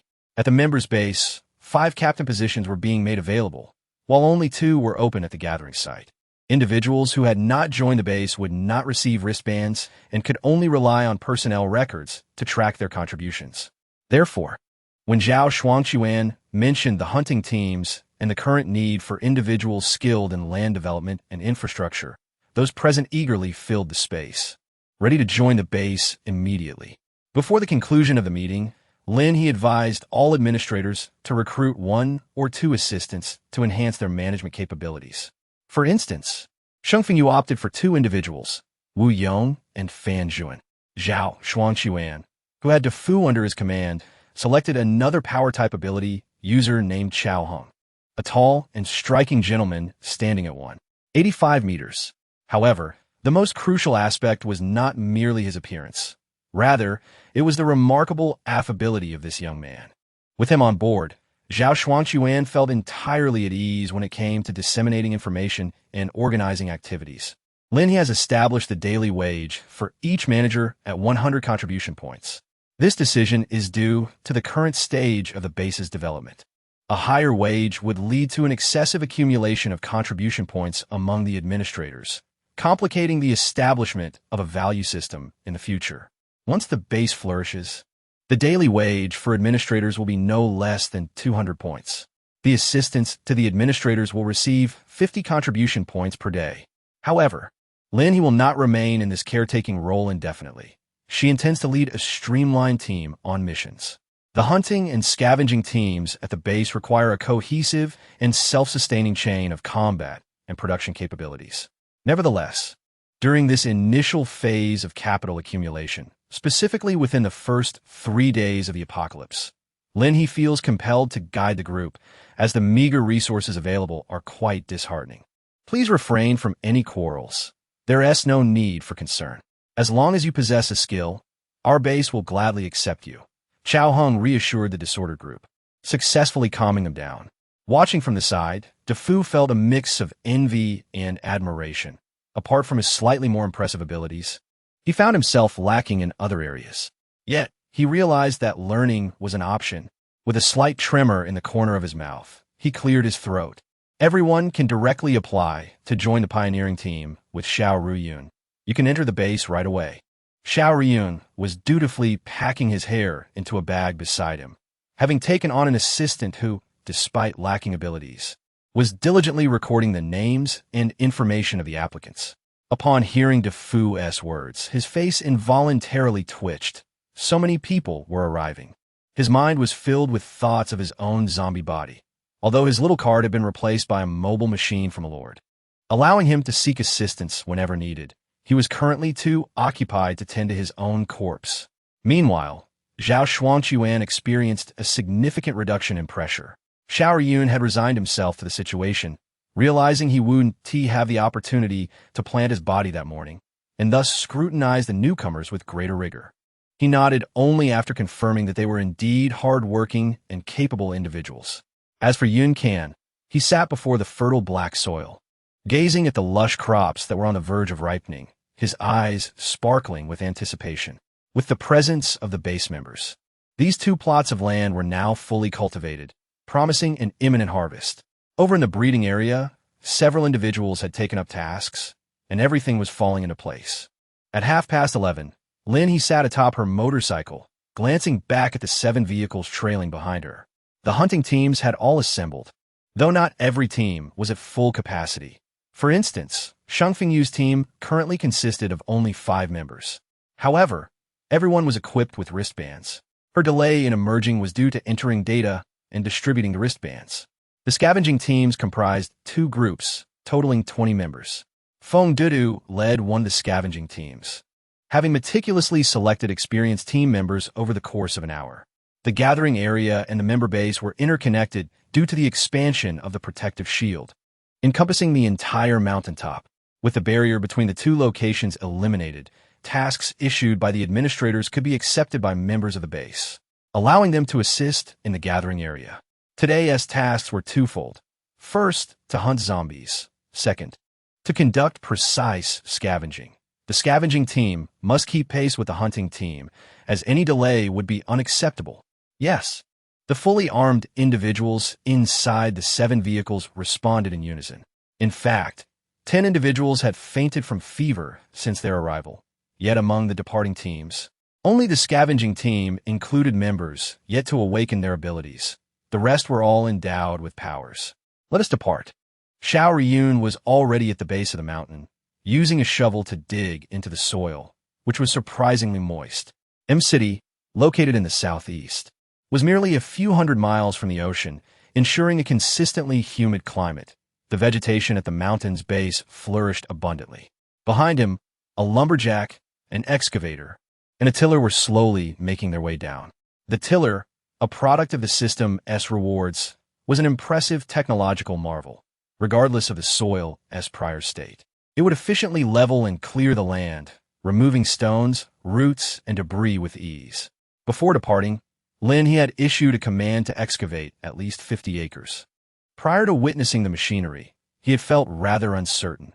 However, upon seeing it, he expressed that with determination and teamwork, they might just succeed. Nearby, there was a group of scavengers poised to collect timber in exchange for contribution points, operating under a remarkably fair division of profit, 70-30.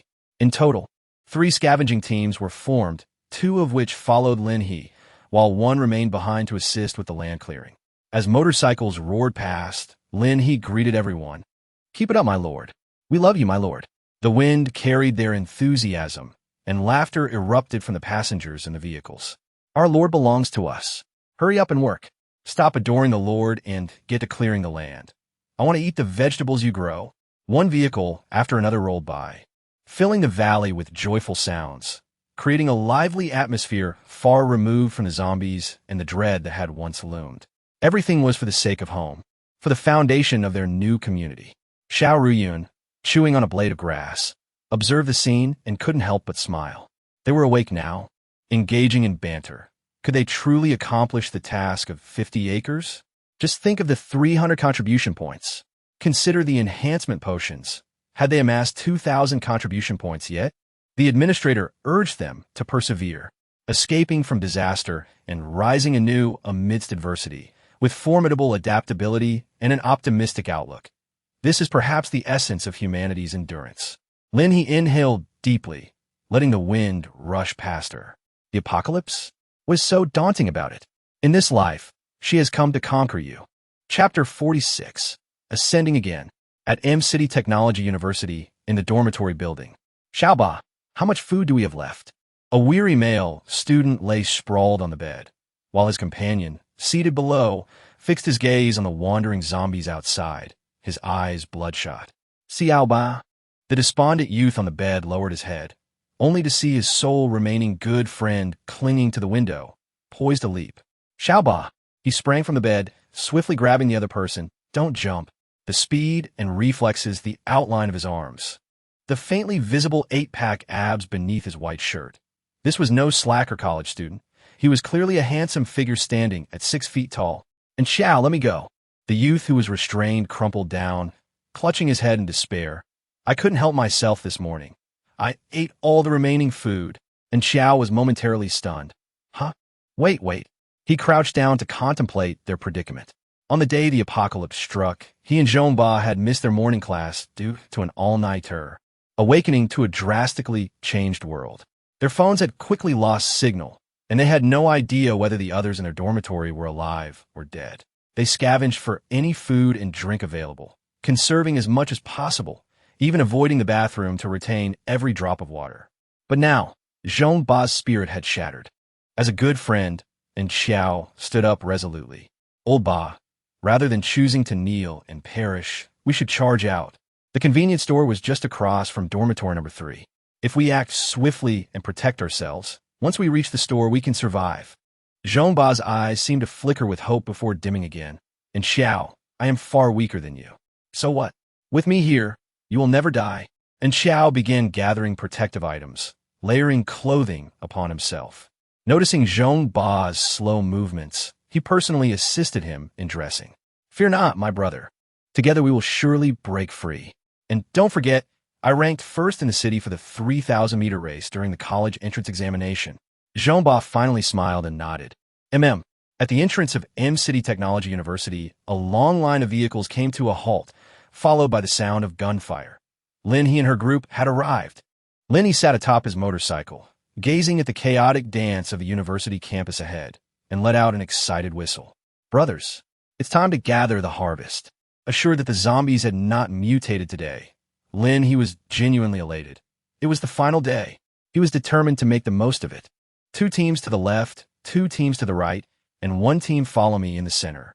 Around Lin He, a multitude of water balloons amassed, aimed at the surging horde of zombies. This is not merely a horde of the undead. This is sustenance. This is a resource. This is the future. Attack!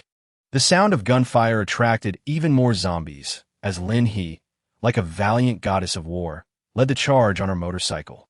Meanwhile, students hiding in the teaching building suddenly caught sight of the chaotic battle outside, their eyes widening in astonishment. Wow, look at those fierce individuals. They are armed. No, the focus is not solely on the one at the front. What is she wielding? Water cannonballs. Zombies can be dispatched with such ease? These college students, who had barely managed to survive within the confines of the building and had not dared to explore the outside world for 2 whole days, were plunged into profound shock and doubt. In truth, I too am a water ability user. Is my power truly this useful? The boy who had been the class's water faucet since his awakening stared incredulously at his hands, a brilliant light igniting in his eyes. Therefore, he too could be more than just a support. Get some rest. Her water abilities are nothing like yours. Quickly, everyone remove your clothes. Let us create a signal to inform them of our presence here. Others began to react as well. Stop marveling and hurry. Cling to the strong. For university students, each formidable ally is more precious than gold. Yes, Lin He casually extracted a handful of crystal cores, and within mere moments, all that remained was a fine powder. Suddenly, a jolt of energy surged through her, a refreshing sensation radiating from her mind outward. She had leveled up just a few days, 3 days, level 4 dual system abilities. The most evident manifestation of her enhancement was that surrounding her was no longer mere water bullets, but rather 10 majestic water dragons. She couldn't help but chuckle with delight, her eyes gleaming a vibrant green as she beheld the approaching zombies. With the intense utilization of her powers, coupled with an ample supply of crystal cores, how could she not ascend in rank? In these 3 days, she had dispatched thousands of zombies, perhaps even a staggering 10,000. Such intensity without an upgrade would be utterly abnormal. What on earth was that? Water Dragon King? This sister had truly surpassed all expectations. Had they entered a new world? Enough chatter. Quickly, let us shed some more clothing to amplify our display. Let them witness the spectacle. The university students were now brimming with excitement, and the members of the base behind Lin He, astonished yet invigorated, felt their motivation surge dramatically. The torrent of Lin He's water dragon surged forward, effortlessly shattering the skulls of the zombies, sweeping away in a vast wave. Fortunately, upon arrival, I activated a new advanced mission in the system. 5,000 zombies? This is but a mere drizzle. On the opposite teaching building, there were students. The university students had cleverly tied a myriad of colorful fabrics, fluttering them outside the windows, demonstrating remarkable ingenuity by refraining from loud shouts. Otherwise, the zombies would surely have been drawn to them. I must go and rescue them.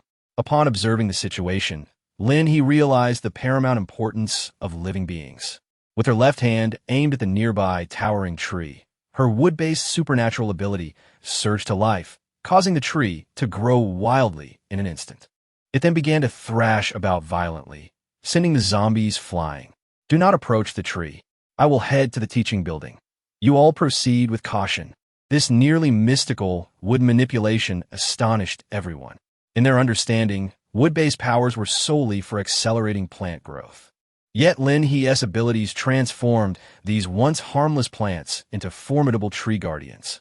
What an extraordinary and almost game-breaking power this is. Lin He, of course, I must express my gratitude to the system. The first time her wood-based extraordinary ability manifested a unique power was when she initially experimented with aquatic plants. To her astonishment, these plants exhibited an astonishing level of compliance, revealing a ferocious aggressiveness. The stronger the innate talent, the more diverse the effects of the extraordinary abilities. Some were inclined towards cultivation, while others leaned towards aggression. Although she could not comprehend the origin of such formidable powers, expressing gratitude to the system was certainly in order. Surely, this cannot be a mere fantasy realm? The university students peering through the windows were captivated, their eyes fixated on Lin He as she elegantly rode her motorcycle. The water dragon rampaging before her, causing all the trees along the route to transform into monstrous entities. Good heavens! What kind of divine being is this? Is the goddess here to save us? The students finally realized that Lin He was drawing closer to them. Yes. Should we charge out and unite with the goddess?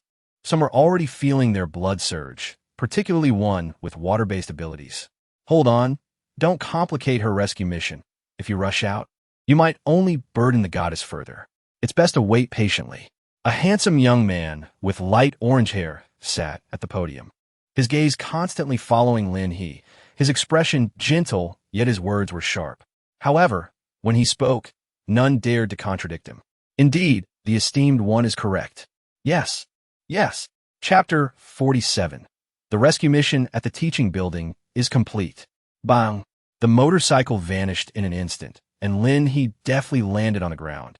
Her rifle aimed at the zombies ahead. Space. The master possesses spatial abilities as well. There are not just one, but several survivors within the teaching building, though the fourth floor housed the most. The individuals on the other floors were cautiously peering through the windows, hiding in the cramped spaces barricaded by desks and chairs. Their eyes filled with hope. Only they knew the trials they had endured over the past 2 days to survive. As Lin He stepped into the first floor of the teaching building, a palpable tension gripped everyone's hearts. In the classroom on the fourth floor, Jin Yu held a stick that had somehow found its way into his hands, giving a slight shake before gazing at the entrance. Grab some weapons. When our goddess arrives, you all better not just wail in despair. Jin Yu exclaimed. Look at what you've got. Quickly, find something to defend yourselves. The college students, already stripped of their jackets, began rummaging through the classroom. Why did they obey Jin Yu so readily? Just glance at the blazing blue-purple flames dancing in his grasp. In the face of survival, their fears seemed trivial. I'll go take a look. Don't make any sudden moves. The stick in Jin Yu's hand was instantly enveloped by the flames. Yet curiously, the stick remained unscathed. Be careful, Jin Shun. The students in the classroom felt a momentary flicker of worry, but the thought of their goddess approaching quelled their fears. Jin Yu flashed a roguish grin, then swung the door open, stepping aside as he slammed it shut, ensuring not a whiff of breath from the outside zombies could penetrate. However, the commotion downstairs drove the zombies into a frenzy, rushing down in droves.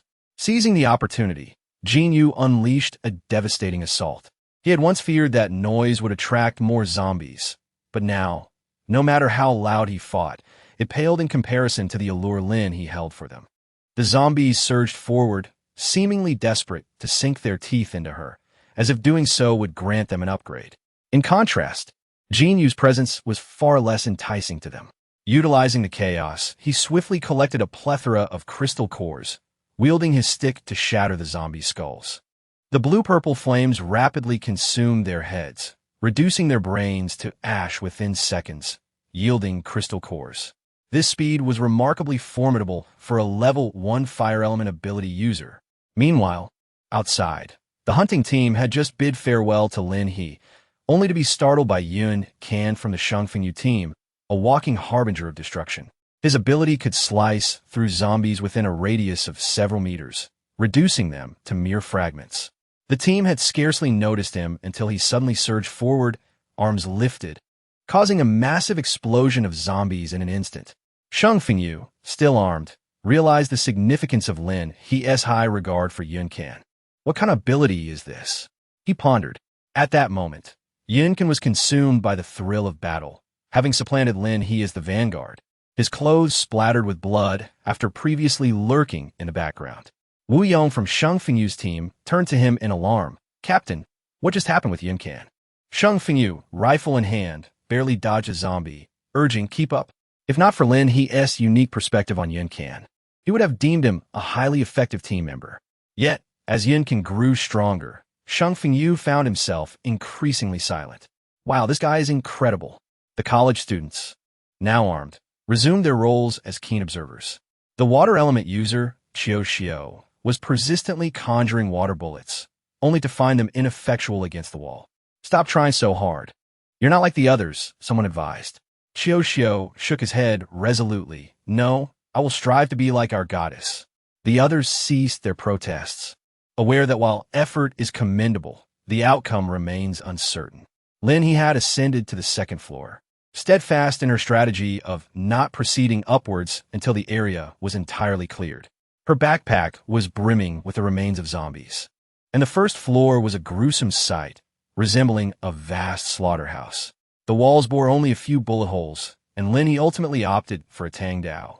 After reaching level 4 in her powers, she had finally attained the overwhelming strength reminiscent of her past life as a power-type supernatural being. With the Tang Dao in hand, she dispatched zombies with an ease akin to slicing vegetables. Naturally, such a method of killing would leave her drenched in blood, so she enveloped herself in a layer of water attire, allowing the blood to cascade onto the floor. Her shoes, indeed, squelched in the sanguine puddles, a truly ghastly sight. Half an hour later, Lin He reached the third floor, where the number of zombies had dwindled to a mere few. There, she spotted a young boy with light orange hair, leaning against the wall and breathing heavily. Goddess, he breathed, eliciting a smile from Lin He. Are you the only one here? They are above. The boy's stick had splintered into two, and flames enveloped his left side as a protective barrier against the encroaching zombies. Without hesitation, Lin He tossed him her Tang Dao. I am Lin He. You may call me Lin He's sister or Lin He Lord. Accepting my blade means you shall henceforth be part of my base. The boy caught the blade and instantly beamed with delight. Lin Goddess's base. We must certainly go, he exclaimed gratefully. Thank you for the gift of a sword.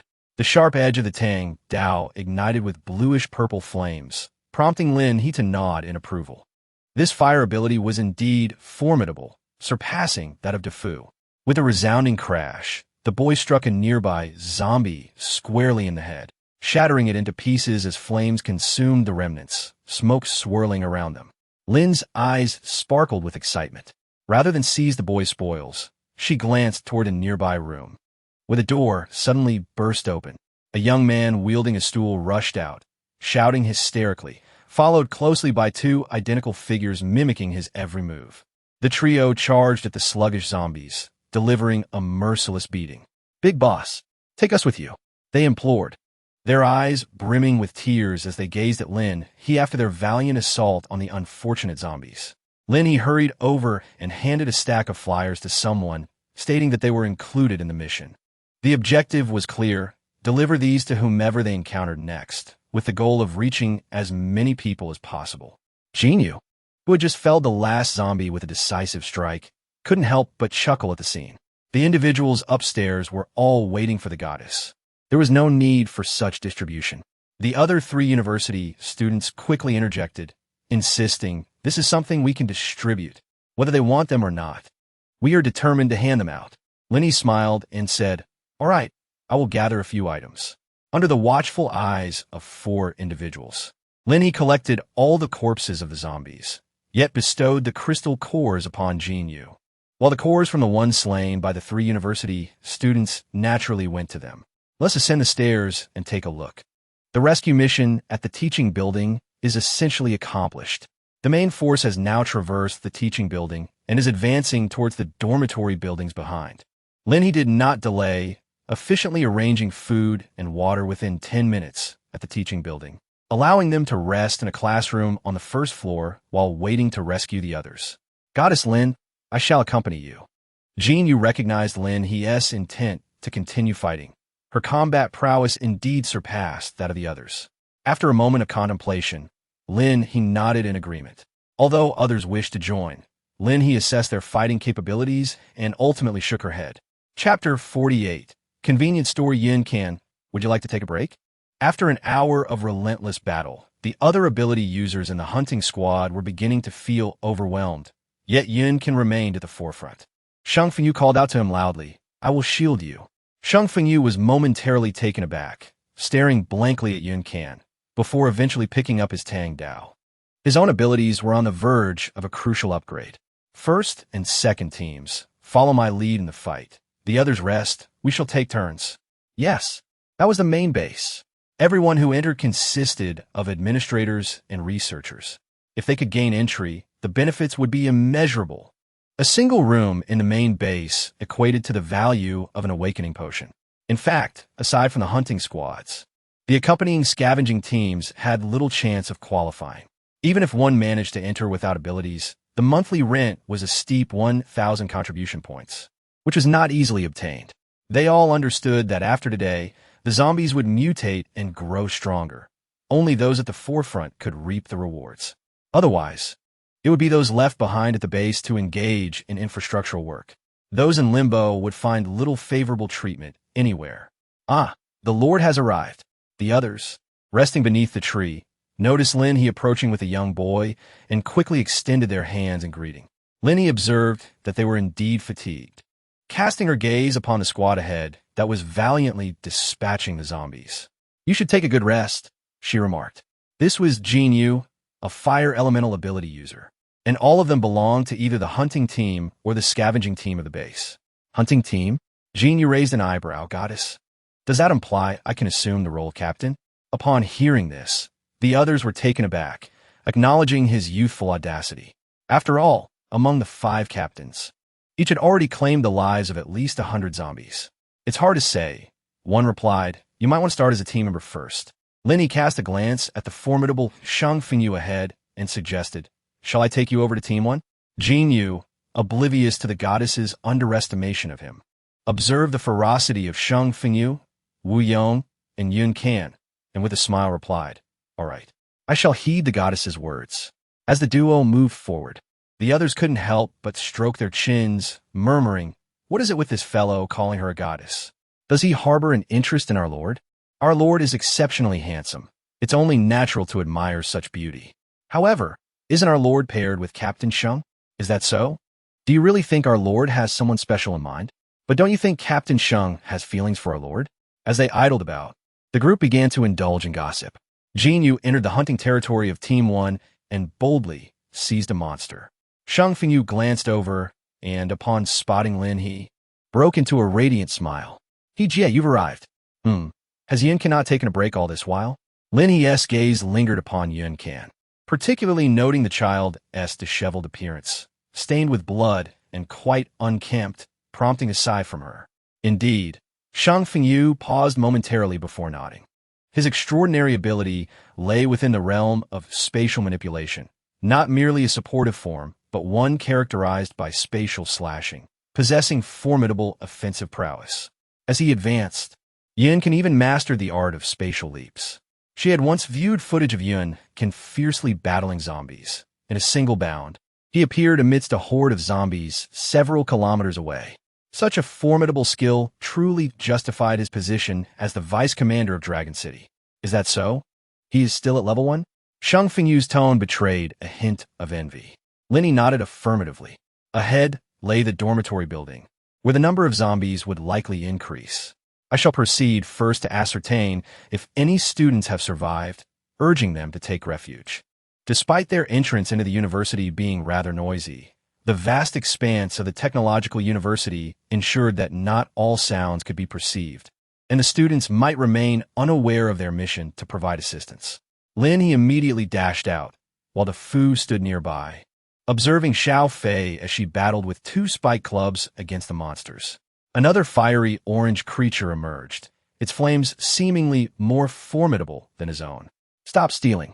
Leave one for me," the Fu exclaimed. He felt utterly outmatched by the brawny Xiao Fei. "You newcomers should understand the order of precedence." Jin Yu smirked at the Fu. "Little brother, just because you are younger does not mean I ought to concede to you." Xiao Fei raised an eyebrow. Being handsome doesn't excuse such a greasy demeanor.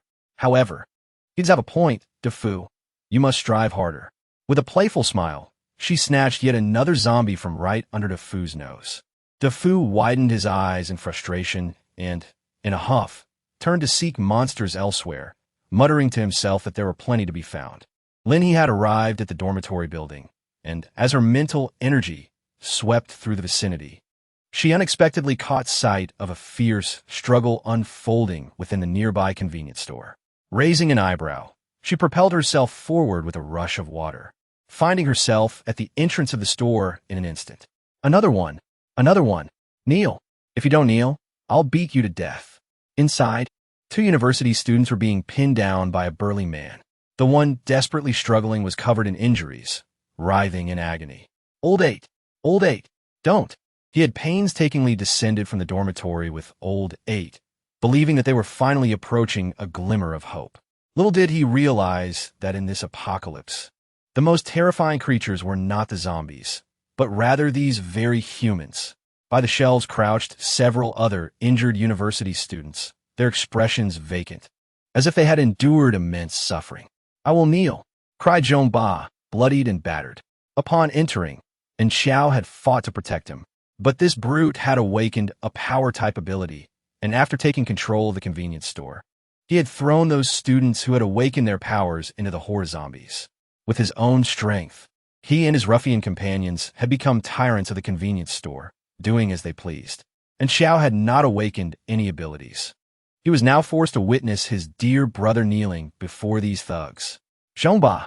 And Xiao's eyes turned crimson, and in a moment of desperation, a surge of strength overcame him, allowing him to break free from the man's grasp. He tumbled to Zhongba's side, exclaiming, "You bastards will pay." Zhongba was momentarily stunned, gazing at his brother who stood defiantly before him, and suddenly he could no longer hold back his tears. As he cried, the other hidden students began to weep softly as well. "Do you dare to run?" The brute was furious, having initially intended to watch the 2 grovel, but now he only desired their demise. "Get over here." His words were abruptly cut short as a Tang Dao appeared in an instant, its sharp blade glimmering like a full moon. With a power that was overwhelming, the brute's head vanished in an instant, his lifeless body collapsing to the ground. Lin He's eyes, brimming with murderous intent, scanned the other thugs, her fury reaching its zenith. The university students finally reacted, screaming in terror, while Zhongba suddenly burst into laughter. And Xiao seized the stick he had brought, declaring, "Someone has come to rescue us. Are you still going to hide?"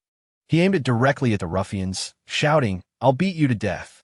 Lin He couldn't help but raise an eyebrow. Oh, there's a bit of spirit. Chapter 49. Laboratory Rescue Preparations. This familiar scene had indeed occurred to Lin He before. It was truly the first time someone as audacious as in Xiao dared to retaliate immediately. Lin He immediately rushed forward, decapitating all those who sought to attack in Xiao. Having become accustomed to slaying zombies, she knew that if the head did not fall, it posed a danger. Consequently, piercing screams echoed throughout the convenience store. The zombies outside, drawn by the cacophony and scent, approached. Lin He paused for a moment and inquired, "What is your name?" And Xiao, keeping a wary eye on the exterior, replied, "Boss, I am called in Xiao." "A fine name indeed, in Xiao. Please assist me with these." Lin He pressed a large advertisement into In Xiao's hands, promoting a serene landscape far removed from the bustling city, promising safety and abundance. With a radiant smile, she declared, "Leave the zombies to me. You take care of the others." And Xiao was momentarily taken aback, intending to respond, when he suddenly noticed 5 torrents of water coalescing beside Lin He, rushing forth with a fierce howl. He widened his eyes in disbelief, fixated on the water dragons. My goodness! The others stood dumbfounded, momentarily forgetting their fear, as if they were witnessing an illusion. Yet, as hordes of zombies fell, the acrid scent of blood rapidly permeated the air, affirming that this was no mere mirage. This was reality. And Xiao first helped Zhongba to her feet. "Old 8, wait here while I find the medical kit." But Zhongba replied with a smile, "I'm fine. You go help her first." "She's incredible." His gaze followed Lin He, who, after grappling with intense despair and struggle, had unexpectedly appeared to save him and his friends. She had rescued them, all of them. "There's a medical kit here." And Xiao glanced at the fierce battle waged by Lin He and then at the Tang Dao in his hands. "She is Lin He, the Lord of Lin He. If you wish to survive, follow her." With a firm grip on the Tang Dao, he expressed his gratitude to the classmate who brought Zhongba the medical kit. "Please distribute it. I'm going to slay some zombies."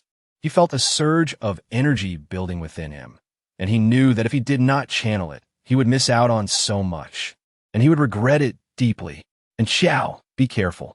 Zhongba did not deter him. A classmate was tending to his wounds, yet he smiled brightly, blood still staining his lips. With determination, and Xiao charged forth, brandishing the Tang Dao. At that moment, Lin He, besieged by zombies pouring out from the dormitory, caught sight of Xiao and smiled knowingly. "You certainly have a bold spirit." And Xiao swung his blade, severing a zombie's neck with a decisive stroke.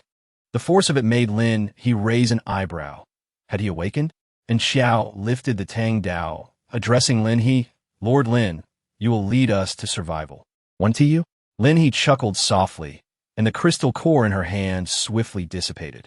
Her complexion was flushed with vitality. Indeed, and Xiao, invigorated with fervor, wielded his Tang knife with powerful diagonal and vertical slashes.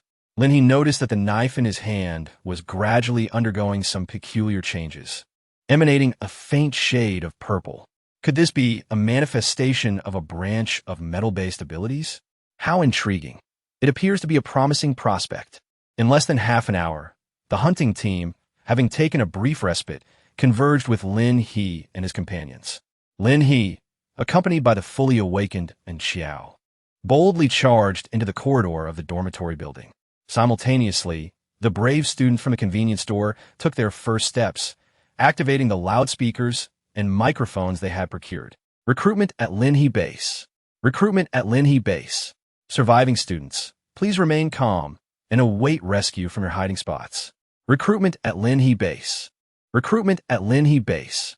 We have professional rescue personnel and expert hunters. Surviving students, please conceal yourselves well and wait for assistance.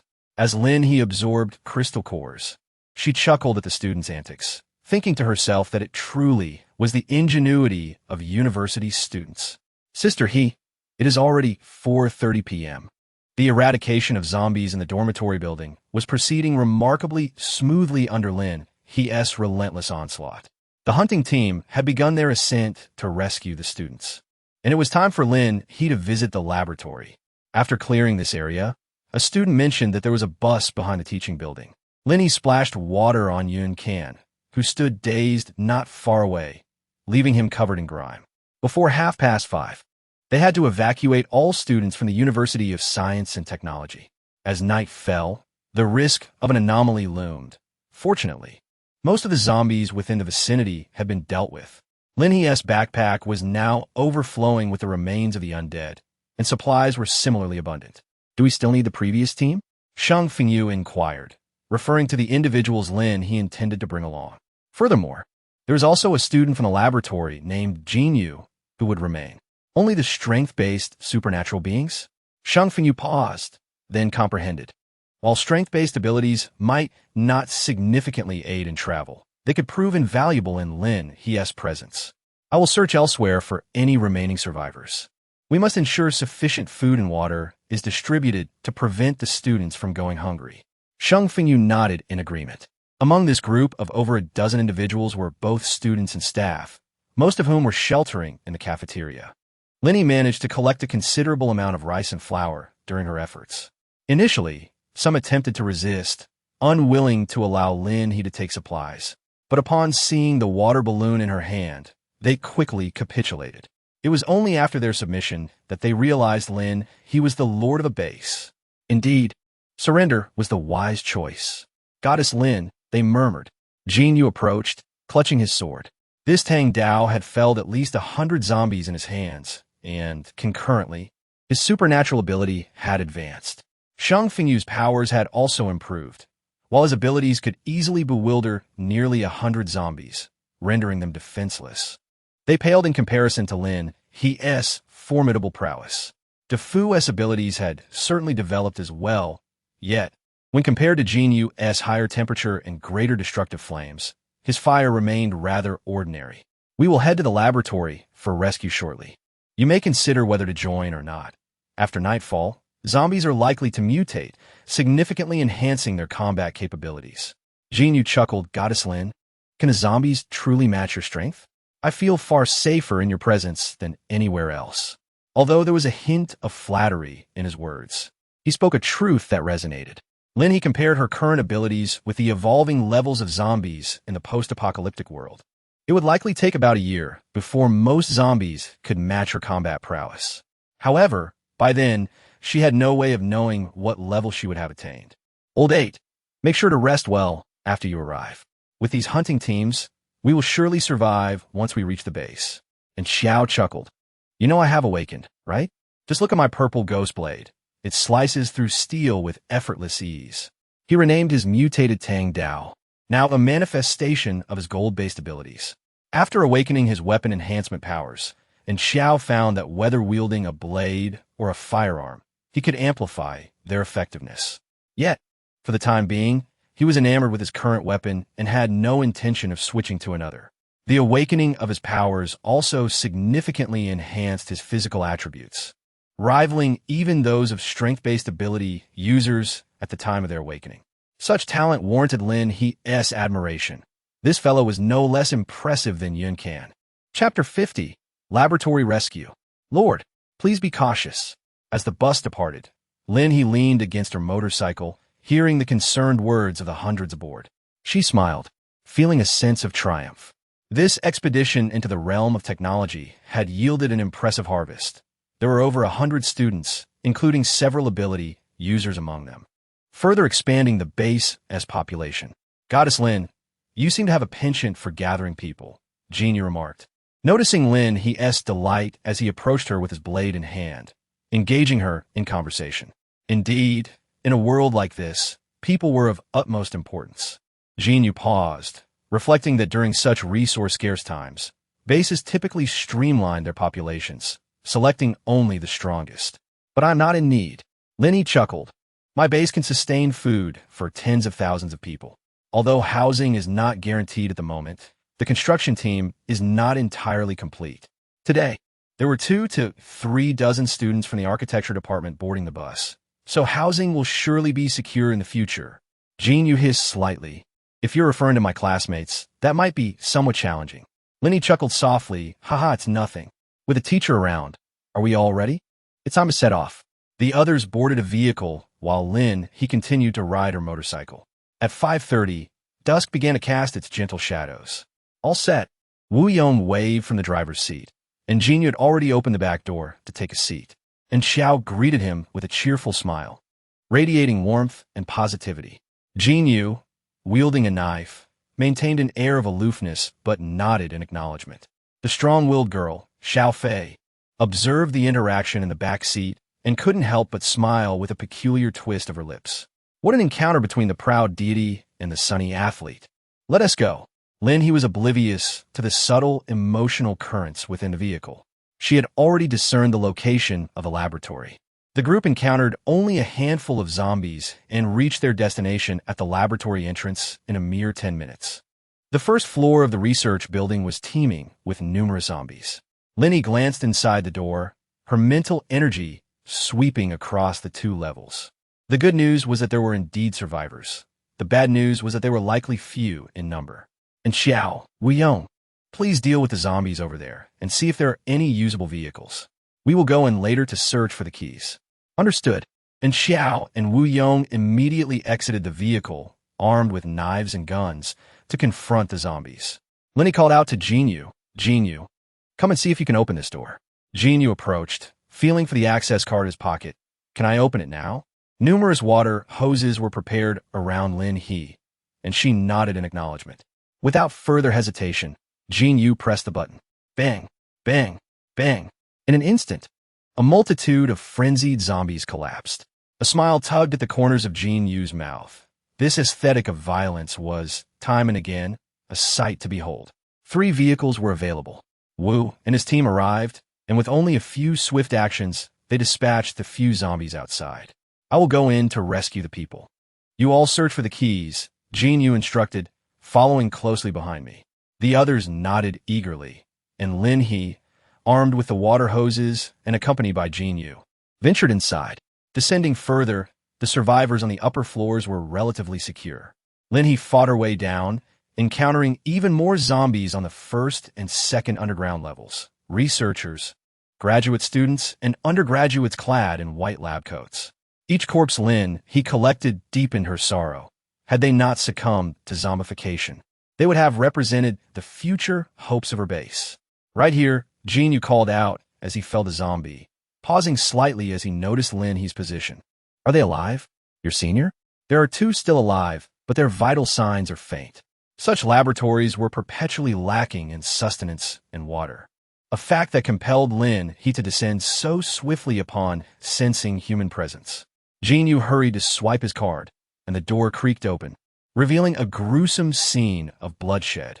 No living zombies, nor any sounds of survivors. Lin He strode directly toward a door, pushing it open to reveal 2 young individuals slumped over a table. Senior brother. In their hands, they clutched pens that were neither firmly grasped nor entirely dropped, with notebooks and letters of farewell before them. Administer an injection to him. This one has fainted from hunger. Lin He tossed a vial of medication to Jinyu, and then proceeded to inject the other.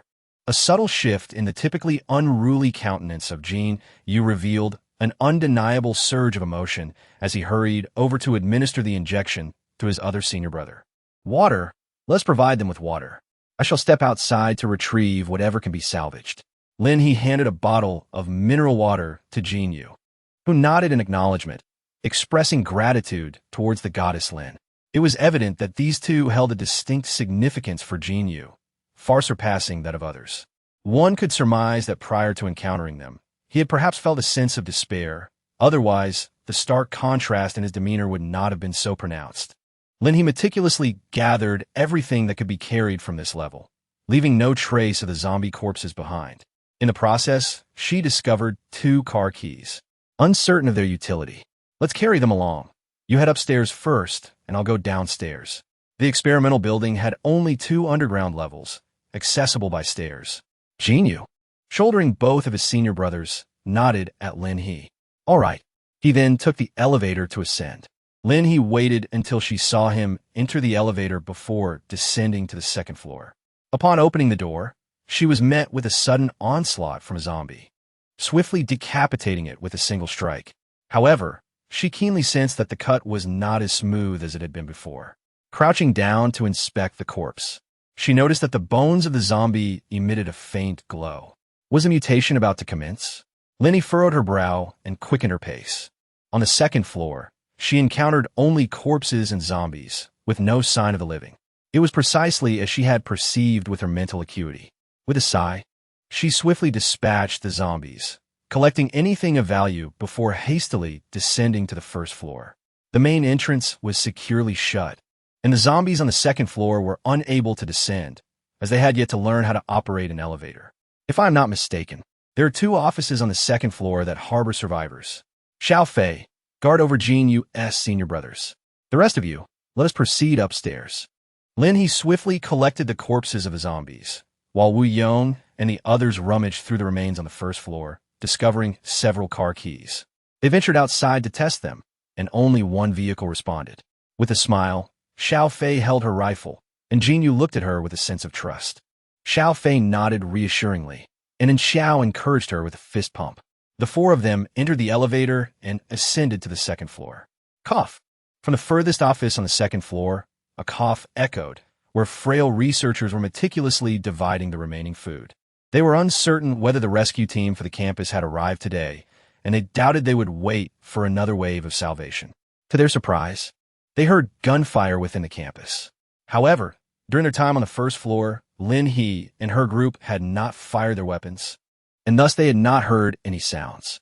The speaker, unkempt with a scruffy beard and wearing gray-framed glasses, nibbled on a piece of bread. Their firearms were quick, belonging to a professional team. Perhaps there was a glimmer of hope in teaming up with them. The researchers murmured amongst themselves, yet all bowed their heads. They had contemplated rushing out, but their commitment to their research held them back. If they left, what would happen to the data and equipment? Generations of effort.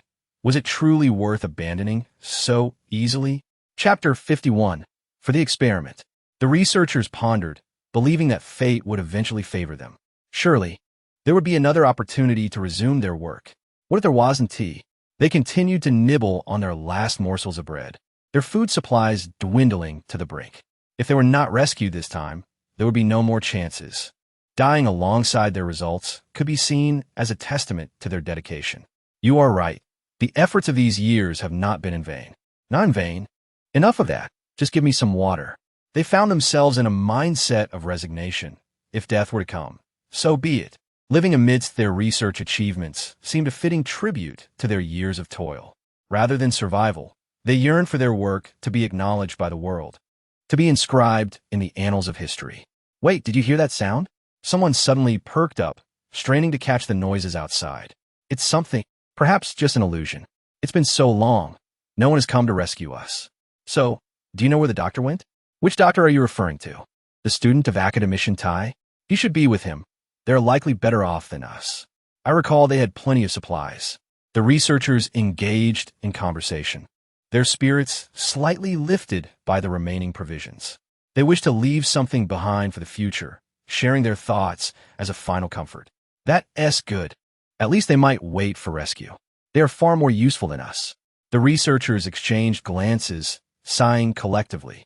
Although their work lacked global prospects after years of dedication, it felt unjust to compare its significance. Bang! No, listen. Initially dismissing what they thought was an auditory hallucination, the sudden loud noise from the second floor made everyone spring to their feet. Did you hear that? The researcher who first detected the sound had tears of hope in his eyes. We heard it. It's not an illusion. They realized that it was indeed someone on campus today. Quickly, prepare your belongings. Grab your USB drives and data. Take everything we can. In their joy, they still contemplated the possibility of bringing more with them. Let us take the important things. Bang, bang, bang. The sound of fierce gunfire erupted on the second floor, confirming their hopes. Someone had truly come to rescue them. Soon after, the door was forcefully kicked open, revealing a girl dressed simply yet strikingly beautiful, wielding a tang dao. Her attire was clean, save for a few bloodstains on her shoes, and upon seeing the researchers, her face lit up with joy. Hello, everyone. I am Lin He. I'm so glad you're all alive. Her youthful beauty surprised the group. They had not expected their rescuers to look like this. They exchanged glances, suddenly realizing that if this was the case, could they take all their belongings with them? Upon finishing her words, Lin He suddenly turned, wielding the tang knife, and two torrents of water surged forth from her side, causing the researchers present to widen their eyes in astonishment. This is water-based superpower. How formidable! Are zombies this easy to slay? The researchers were both exhilarated and astonished, but recalling Lin He's mention of possessing spatial abilities, they hastily scrutinized their belongings, realizing that they need not be selective any longer. Is this all? Little did they know, after Lin He dealt with the zombies at the entrance, she swiftly collected all their possessions and continued to examine the facilities within the room, as if intent on stripping the very ground bare. Lin He, can you still carry more? Everyone was taken aback. What manner of spatial ability is this, that it can accommodate so much? My superpower level is relatively high, so you need not worry. I can handle whatever amount there is. By the way, I have some items in the adjacent office.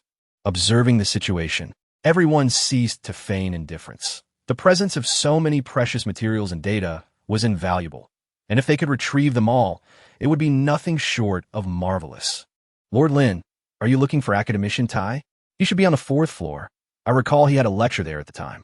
Does that imply there are quite a few living individuals above? Lin could not help but ask with delight indeed. However, Lord Lin, can we truly take so many people with us? Some researchers suddenly expressed their concerns, for in such an apocalyptic world, the value of lives dictated that rescue was paramount. The scarcity of resources undoubtedly favored survival of the fittest. Nevertheless, we have faith in our base. We possess formidable strength, or else we would not have arrived here. And Xiao, please lead everyone down to the 1st floor. As they descended, they encountered colleagues from other offices and greeted them warmly. Tears fell unexpectedly, yet everyone understood the urgency of Lin He's mission. They hastened down to the 1st floor. Continue. Lin He was currently filled with exhilaration, having received a substantial amount of materials, data, and researchers. Truly, she felt as though high technology was beckoning her. This was the hope of the base. The voice of academician Tai was real. In the research room on the 4th floor, a heavily fortified iron door stood guard against the invasion of zombies, while the food in the refrigerator ensured the survival of over a dozen individuals. An elderly man with white hair coughed softly. Good, good. They have arrived. You all should hurry and follow them. Tai Fuxing raised his hand, a crimson wound marring his abdomen. On the day the apocalypse descended, he witnessed his own students transform into zombies and subsequently killed another of his students. Although other classmates rescued him, only one of his doctoral students survived. The provisions in the research room were initially prepared for the researchers' erratic schedules and meal times, but now they had become their lifeline. Tai Fuxing, wounded and increasingly aware of his dwindling time, regrettably could not reach out to professionals for assistance. Teacher Tai, you must come with us. The students, despite not appearing significantly weakened, were well stocked with food and water, capable of ensuring their survival under any circumstances. In fact, the remaining supplies would sustain them for approximately another 2 weeks. Unfortunately, the iron door proved difficult to breach, and for safety reasons, they had yet to venture out for exploration. The terror of the zombies had cast a heavy pall over everyone. It's all right. You are the future. You are the hope, Tai Fuxing said, then closed his eyes once more. Approaching 70, with such age and frailty, he was among the weakest against the zombies, particularly in his injured state. He did not wish to burden his students. Chapter 52. The mutation begins. I believe those who come to rescue us must be incredibly strong. One researcher, who had been listening to the commotion outside, grasped the doorknob. They were likely not using conventional weapons. The sounds of battle were swift, indicating that the combatants were formidable. But could any human truly surpass those zombies? In their concealment, they had witnessed too many instances of individuals being overwhelmed by zombies, especially with academician Tai gravely injured.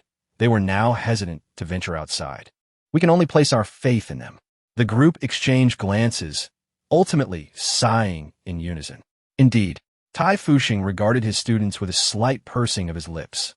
As long as they could survive, that was sufficient. Cough. You bear the weight of generations of our research achievements upon your shoulders. Promise me, regardless of the circumstances that follow, you will not forget your original intentions. His gaze softened, tinged with sorrow. He did not wish to survive. Compared to squandering his students' opportunities and resources, this old man believed it was better for him to depart early. Having said this, he closed his eyes, already possessed by a desire for death. Upon finally reaching the 4th floor, He was taken aback by the discussions among the researchers. If they suggested not rescuing Tai Fuxing, she would be furious. The mission objective was Tai Fuxing. This esteemed figure was the true target. Kill. Lin He discerned the direction of the laboratory, and with her mental prowess, she perceived the presence of several individuals, including Tai Fuxing. However, the disheartening news was that Tai Fuxing's aura appeared somewhat feeble, a sign that the esteemed figure had sustained injuries. The fourth level was particularly teeming with zombies, as this place had once housed the greatest number of people during the apocalypse. As nightfall descended, the speed and resilience of the undead significantly intensified. By the time Lin He reached the entrance of the laboratory, darkness had fully enveloped the surroundings. A roar echoed, prompting everyone to act swiftly. Lin He unleashed a torrent of water dragons that surged forth. One zombie's eyes gradually transformed into a blood-red hue, its claws sharpened to a deadly point, and its visage grew increasingly grotesque. Suddenly, it pivoted and charged toward Jin Yu. Lin He immediately launched her attack, only to be astonished that the blow did not shatter the zombie's skull. It merely left a deep dent. Bang! You all, hurry inside. The door to the laboratory had opened at some point, revealing the anxious researchers within. Without hesitation, Lin He swiftly shut the door, commanding, "Stay inside. We will deal with them and come to rescue you." Lin He plunged into the midst of the zombies, wielding her formidable blade with great vigor, severing heads with relentless precision. With her presence, these zombies were dispatched before they could fully transform or barely had the chance to do so. Over here, a few individuals converged, launching a frenzied assault on the surrounding undead. 5 minutes later, the lifeless bodies of the zombies had been collected by Lin He. She provided water to the others, taking a sip herself before making her way toward the laboratory.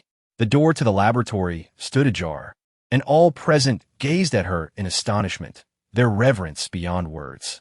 "Esteemed individuals, I am Lin He, the leader of the Lin He base, here to rescue you." "Lin He, is it true that you also saved the students from the school today?" The researchers, finally coming to life now that the threat of zombies had dissipated, were replaced by several extraordinarily powerful individuals with unique abilities.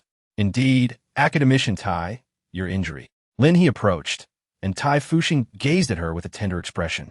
"Lin He, my dear, I'm all right. You must be here for research purposes, right?" These individuals represent the backbone of our laboratory, and they are quite remarkable. Tai Fuxing coughed, a hint of crimson appearing at the corner of his mouth. He attempted to cover it with his hand, but in the next moment, a sudden sharp pain surged through his abdomen. Lowering his gaze, he observed Lin He smiling as she extracted a needle. A miraculous medicine. The researchers were taken aback, initially fearing Lin He was up to something sinister, only to witness Tai Fuxing's wound rapidly healing, his complexion becoming rosy once more. Tai Fuxing was momentarily stunned, then cautiously touched his injury, astonished to find it healing at an astonishing pace. What had once been a festering wound was now a mere memory. He felt invigorated. This cannot merely be termed a miraculous medicine. It must be divine elixir. Everyone, let us partake in some nourishment. With the recent mutations among the zombies, we must be thoroughly prepared before setting forth. Lin He generously provided ample food and water for everyone, and they soon realized that their leader possessed spatial abilities. To their astonishment, not a single one among them had awakened any powers. With a group of over a dozen individuals, the absence of even one ability user struck Lin He as rather peculiar in this post-apocalyptic world.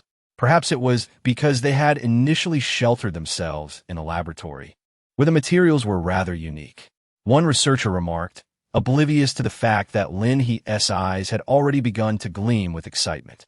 She patted the walls of the laboratory, expressing her approval. "Very good indeed. Additionally, I can take your equipment, data, and research materials with me." Lin He nodded. "Of course. You are the direction and hope of future technology. Given the conditions of my base, I cannot allow your efforts to go to waste." Tai Fuxing felt a surge of emotion within. Grasping the water, he said, "Lord Lin He, thank you." Lin He waved his hand, and then, to the astonishment of everyone present, he proceeded to take away everything from the laboratory, asserting that all of it was valuable. Lin He will take everything without hesitation. What item could possibly escape from the backpack? Is there anything left outside? Lin He glanced outside, feeling a restless stir as if something was amiss. The researchers shook their heads, and Lin He took a bite of a bun, thinking to herself that after a hearty meal, she would further investigate what lay in this vicinity. Once everyone had rested, Lin He was the last to emerge, placing her hand upon the laboratory wall, as if to dismantle it. Upon witnessing this scene, Tai Fuxing could not help but raise an eyebrow, pondering the vastness of the Lord's space. Lord! Upon seeing Lin He descend, Xiao Fei and the others joyfully exclaimed, having also brought along several researchers. How are things with the zombies outside? It was nearly 7 o'clock, and darkness had enveloped the outside world, intermittently pierced by the chilling roars of the undead, which were truly terrifying. Wu Yong nodded, a realization dawning upon him. It seems I have also leveled up. During the zombie mutation, Wu Yong's abilities had indeed improved. This was splendid news. Lin He smiled lightly and said, "Very well, everyone. Please wait here for a moment. We shall venture out to eliminate the zombies before returning." She had acquired several vehicles capable of accommodating everyone, yet under such dire circumstances. Traveling at night necessitated her unwavering vigilance from beginning to end. Only her prowess could safeguard the entire convoy. Chapter 53. Escape. As night descended, the cacophony of zombies in City M showed no signs of abating. Iron Fuxing, seated in the vehicle, could not help but anxiously grip his pocket watch, the most precious possession he had cherished throughout the years, while other valuables had been secured by Lin He. "Teacher, do not fret. The Lord is just outside," a student gently reassured, noticing Iron Fuxing's tension as he pointed towards Lin He, who was patrolling on a motorcycle. Iron Fuxing shook his head. Although he recognized Lin He's formidable strength, she had also indicated that the grace period for newcomers in this apocalyptic world had ended, and the zombies would only grow more powerful. He bit his lip, tightening his grip on the firearm, fearing he might be unable to fend off even a single zombie. The student couldn't help but chuckle, then turned to hold his own weapon firmly. With such a lethal tool in hand, should any zombies attempt to breach the line to reach the teacher, they would only find themselves stepping over the student's lifeless body. Iron Fuxing paused, pondering the absurdity of such words. What nonsense was this? Did the child even comprehend the concept of setting a flag? This was a principle that even an old man like him understood, yet here he was speaking recklessly. The student quickly cleared his throat, and Wu Yong, who was driving, chuckled. Even if the zombies mutate, it is unlikely they will do so drastically in such a short time. As they conversed, gunfire erupted ahead, followed by the whistling of water jets. The trees lining the roadside seemed to come alive, and the occupants of the vehicle fell silent, not daring to utter a sound. After approximately 10 minutes, the convoy accelerated once more, leaving the recently devastated area behind. Lin He's motorcycle reappeared beside Tai Fuxing's vehicle, enveloped in a shimmering veil of water, poised to strike at any moment. "Look at that! It's still the Lord," Wu Yong remarked with a chuckle as he drove. Lin He rode her motorcycle, gazing up at the crimson moon. Their convoy had lengthened slightly. It was by no means comparable to the extensive fleet led by Shang Fengyu. She wondered if they had already exited the city limits. Suddenly, a series of loud bangs echoed through the air. Shang Fengyu's main force came to a halt, blocked by a horde of zombies ahead. "Engage! Those with area attacks, hurry!" The hunting squad was now equipped with crystalline cores, their spirits heightened. From the moment night fell, the zombies had become swifter and more ferocious, exhibiting at least double the ferocity compared to before. With a roar, flames surged forth as Dafu perched atop an off-road vehicle, unleashing fireballs against the distant zombies. Shang Fengyu controlled dozens of zombies, and in the next moment, a blade nearly 5 meters long cleaved through their necks with ease. Kill! A multitude of ability users leaped from the vehicle, while the students aboard the bus gripped their crossbows, cautiously aiming at the zombies outside, careful not to hit their comrades. As long as the zombies did not approach their bus, they refrained from shooting too much, fearing that their errant shots might injure their own rather than the undead. Thankfully, everything remained under control, yet this night was destined to be anything but tranquil. At 10 o'clock, the main convoy finally reached the outskirts. With several vehicles looking battered and worn, their exteriors patched up by metal ability users to prevent air leaks. Dafu sprawled on the roof, with no zombies in sight. He promptly fell asleep, relieved that the vehicle's roof was spacious enough to prevent any nasty falls. Injured members received healing injections. Shang Fengyu distributed healing potions to those in his vehicle, many of which Lin He had sent before their separation. This special medicine is truly effective. The injured members of the hunting squad sighed in comfort after receiving the treatment. The zombies were undeniably becoming faster and tougher, significantly more resilient than before. Now, if ordinary individuals attempted to slay them, they would stand little chance. Indeed, even first-level ability users, particularly those not specializing in strength, found it challenging. Everyone concurred, and having distanced themselves from the brink of death, they began to relax.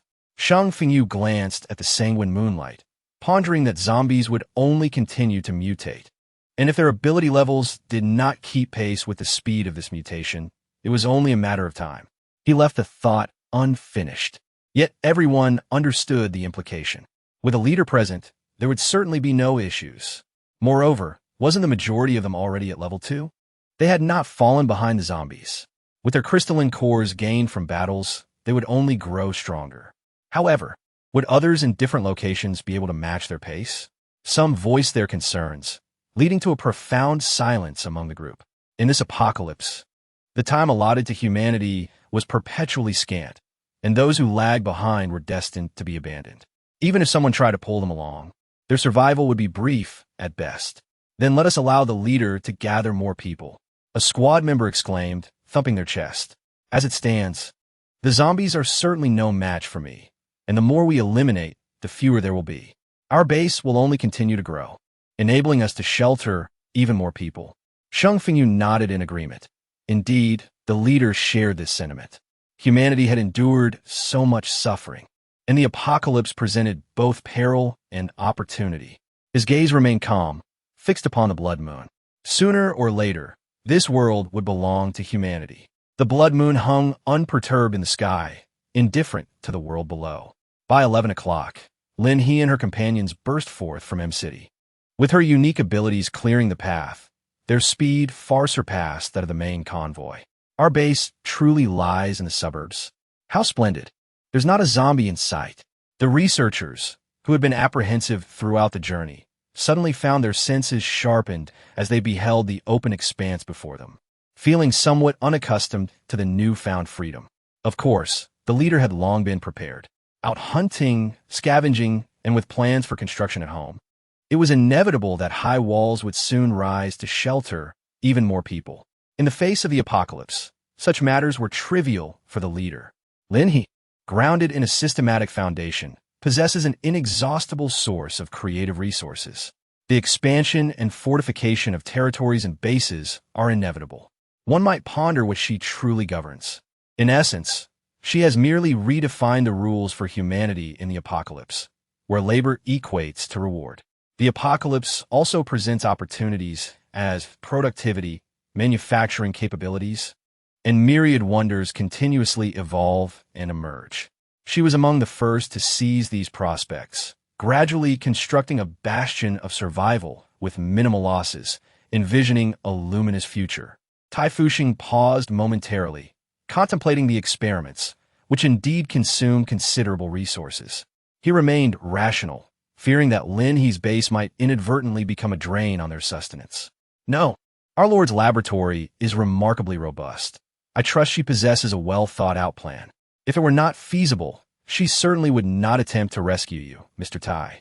Wu Yong has now become a fervent admirer of Lin He, convinced of her unparalleled strategic acumen. As Tai Fuxing reflected on his own research achievements, he nodded in agreement. Acknowledging Lin He's sincerity towards them, they must not withhold anything. Whatever is due to their lord will be provided. Wu Yong raised an eyebrow. Although he did not fully comprehend, he was certain that whatever was meant for their lord must be of great value. Chapter 54. The construction of a living sector is underway. What did you say? Academician Tai, what have you discovered? Intelligent robots? What type are they? Can they be used for construction? Lin He and the others paused at the foot of the mountain, taking a moment to rest while awaiting the arrival of Shang Fengyu and his team.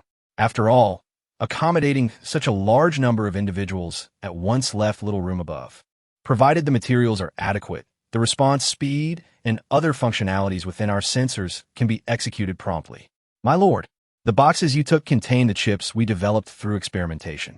Unfortunately, our robotic models remain in the basement. Lin He suddenly recalled that she had taken several large silver boxes from the basement. Could it be that they were stored within those silver boxes? Tai Fuxing was taken aback. Indeed, Lin He couldn't help but clap her hands and laugh. Isn't that a coincidence? I have already taken it. Tai Fuxing chuckled.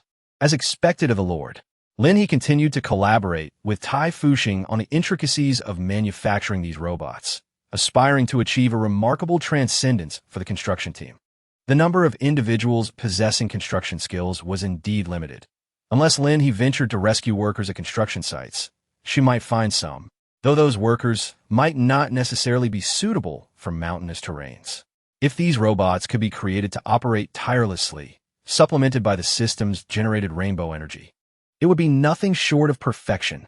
Regarding materials, Lin He fervently wished to the system for exceptional extensibility, unparalleled hardness, and extraordinary substances. Please grant her these. Senior He, it's ready. The students have been properly settled. Although they had not idled their time away, continuing to construct several small wooden cabins, their progress was far from adequate. The students were fervently enthusiastic along the way, greeting everyone warmly upon reaching the gathering place, before being assigned to build their own cabins. Each of them remained spirited, akin to being invigorated, brimming with excitement. The scenery in this area was splendid, complemented by amiable individuals and a hopeful vision for future life, which constituted the greatest motivation for the university students. All right, I will lead them up. The researchers would linger at the gathering site for a while Lin He proceeded to the base to input data for the researchers. Upon encountering Tai Fuxing, the students were astounded. It's academician Tai. Truly, our research institution and Oppo's leader is so formidable. He has rescued them all. This is our school and Oppo's ace. The university students busily carried planks, chattering animatedly. Tai Fuxing, now feeling rejuvenated after receiving a dose of the healing serum, rolled up his sleeves, ready to join them in constructing the small cabins. Wait, Professor Tai.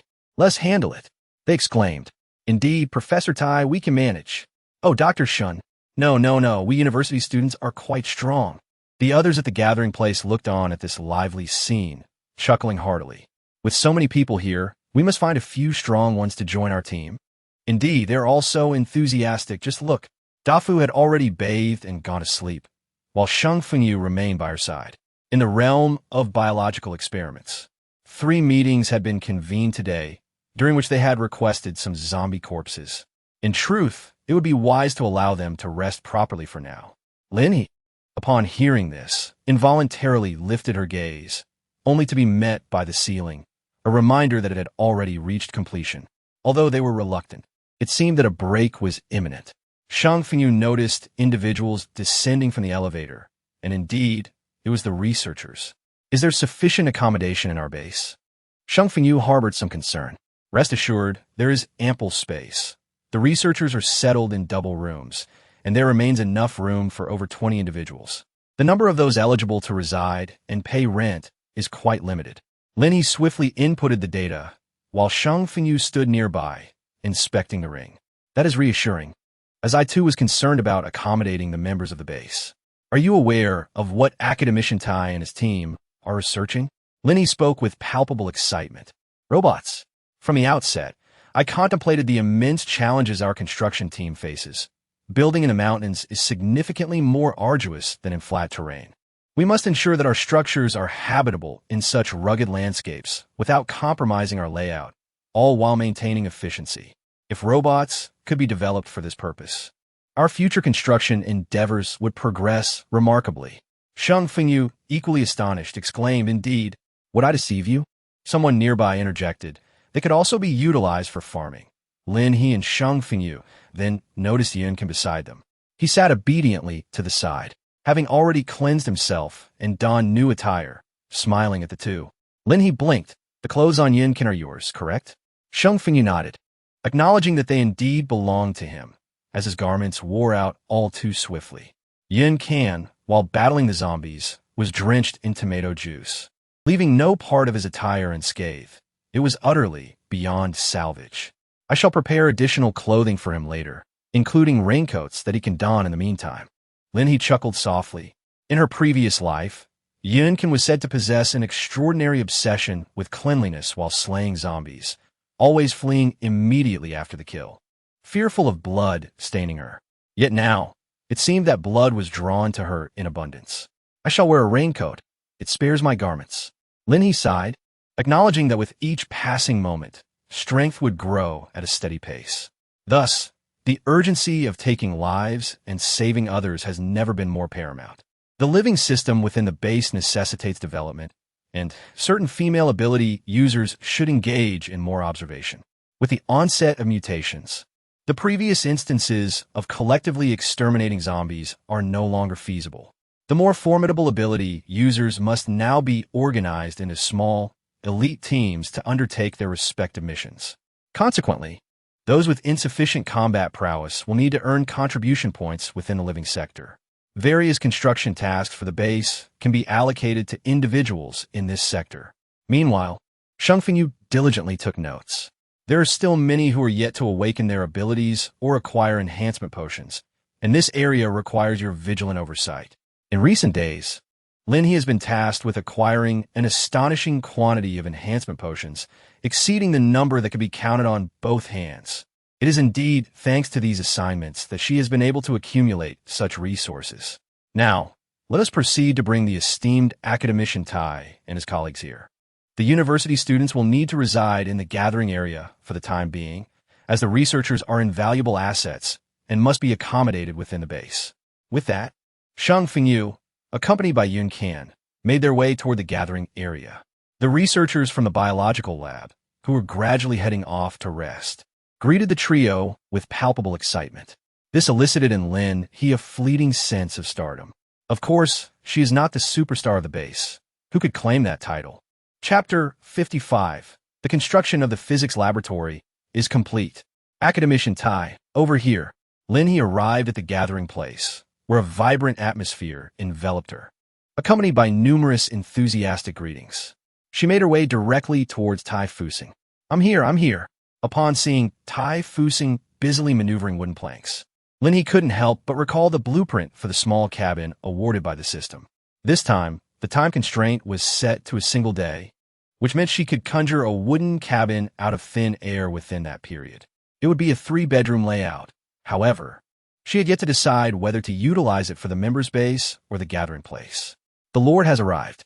Lin He blinked her eyes, pondering that perhaps it wasn't merely a matter of the medication. Academician Tai, are you feeling unwell in any way? Lin He hurriedly caught up, asking if Academician Tai needed to move more. The other researchers were taken aback, initially thinking Lin He was merely advising the professor, only to realize that the Lord was suggesting he move even more. However, Tai Fusing understood Lin He's intent. He placed the wooden board by the college students, constructing the wooden house, while Lin He quickly laid down over 20 steel bars on the ground. Tai Fusing rubbed his hands together and then, astonishing everyone present, bent down and lifted the steel bars with both hands. At the age of 70, such physical prowess was truly remarkable. Could it be that he had awakened? Perhaps he possessed strength-related abilities? Lin He could not help but chuckle. Academician Tai, you truly have awakened. Tai Fusing replied with a smile. What a delightful turn of events. He set down the steel bars once more, and Lin He quickly gathered them up. Ladies and gentlemen, please follow me inside. The laboratory requires further construction. She placed the experimental apparatus inside, as the 4-story laboratory would autonomously evolve, expanding its space. A physics laboratory and a biology laboratory must be distinctly separated.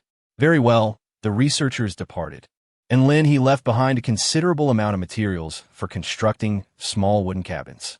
After encouraging everyone, she led the researchers away. Today, Lin He had also completed the task of expanding the base's membership. However, she had yet to see any mention of robotic materials in the rewards. The most valuable asset should be the blueprints for the automated supermarket bestowed by the system.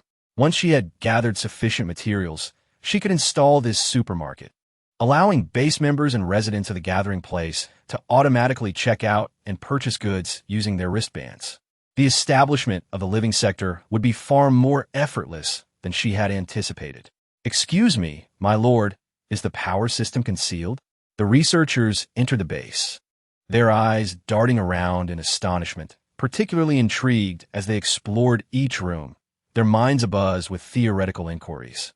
Lin He cleared his throat and suggested they proceed first. Any issues could be addressed once they reached the laboratory, where everyone might gain a clearer understanding.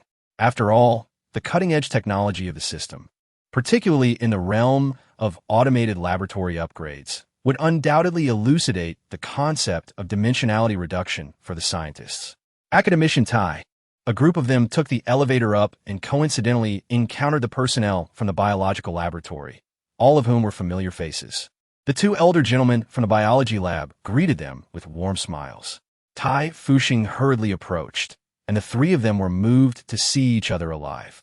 Although Tai Fuxing was aware that Lin He had previously rescued numerous researchers, he was genuinely unaware that these two old friends had also survived. Are you planning to establish a physics laboratory? Lu Lao inquired with a chuckle. Quickly, let the Lord demonstrate to you what it means to deliver a severe blow from your own domain. Tai Fuxing was taken aback and turned to look at the vacant area inside. Is this our laboratory? Lin He had already stepped inside, unhurried. I placed my belongings down first. Subsequently, she swiftly set down the items she had retrieved from the laboratory today, arranging them until there was no space left for anything more. Lin He stepped out, leaving Tai Fuxing somewhat perplexed. Yet, in the next moment, as the mosaic appeared, the elderly gentleman quickly raised his hand to rub his eyes. Upon reopening them, the mosaic gradually faded, revealing that the previously disassembled experimental apparatus was swiftly reassembled, appearing brand new as if just off the production line. Furthermore, it seemed that the space had expanded. Before everyone's eyes, a physics laboratory unfolded, eliciting gasps of astonishment that echoed continuously.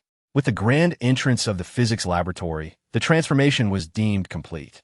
Some printed materials were located on the second floor of the library, while the third floor housed our gymnasium, where everyone was welcome to engage in some physical exercise when time permitted. Lin He finished speaking with a smile, and the researchers suddenly erupted in excitement. My goodness, is this some form of spatial magic? It must be magic. Ha ha, magic. Tai Fuxing inhaled deeply, feeling as if he had been reborn. He then earnestly focused on the laboratory before him, overwhelmed with a mix of laughter and tears. My lord, esteemed colleagues, this is truly wonderful. Lin He shyly remarked. This cannot be entirely attributed to my efforts. Let us venture inside and take a look. The biological laboratory also sought to partake in the excitement, and thus we entered together. Upon our arrival, we were greeted by 5 meticulously arranged robots. It appeared that something was connected beneath their feet. Tai Fuxing squatted down, pondering. What is this? It seems to be something other than electricity. He was momentarily taken aback, observing this material, this core, is unequivocally different from the internal components we have encountered before. My lord, what is this? Lin He gazed at the robot's chest, where a blue crystal radiated an ethereal glow. What a fantastical sci-fi aesthetic. System with such leaps in technology.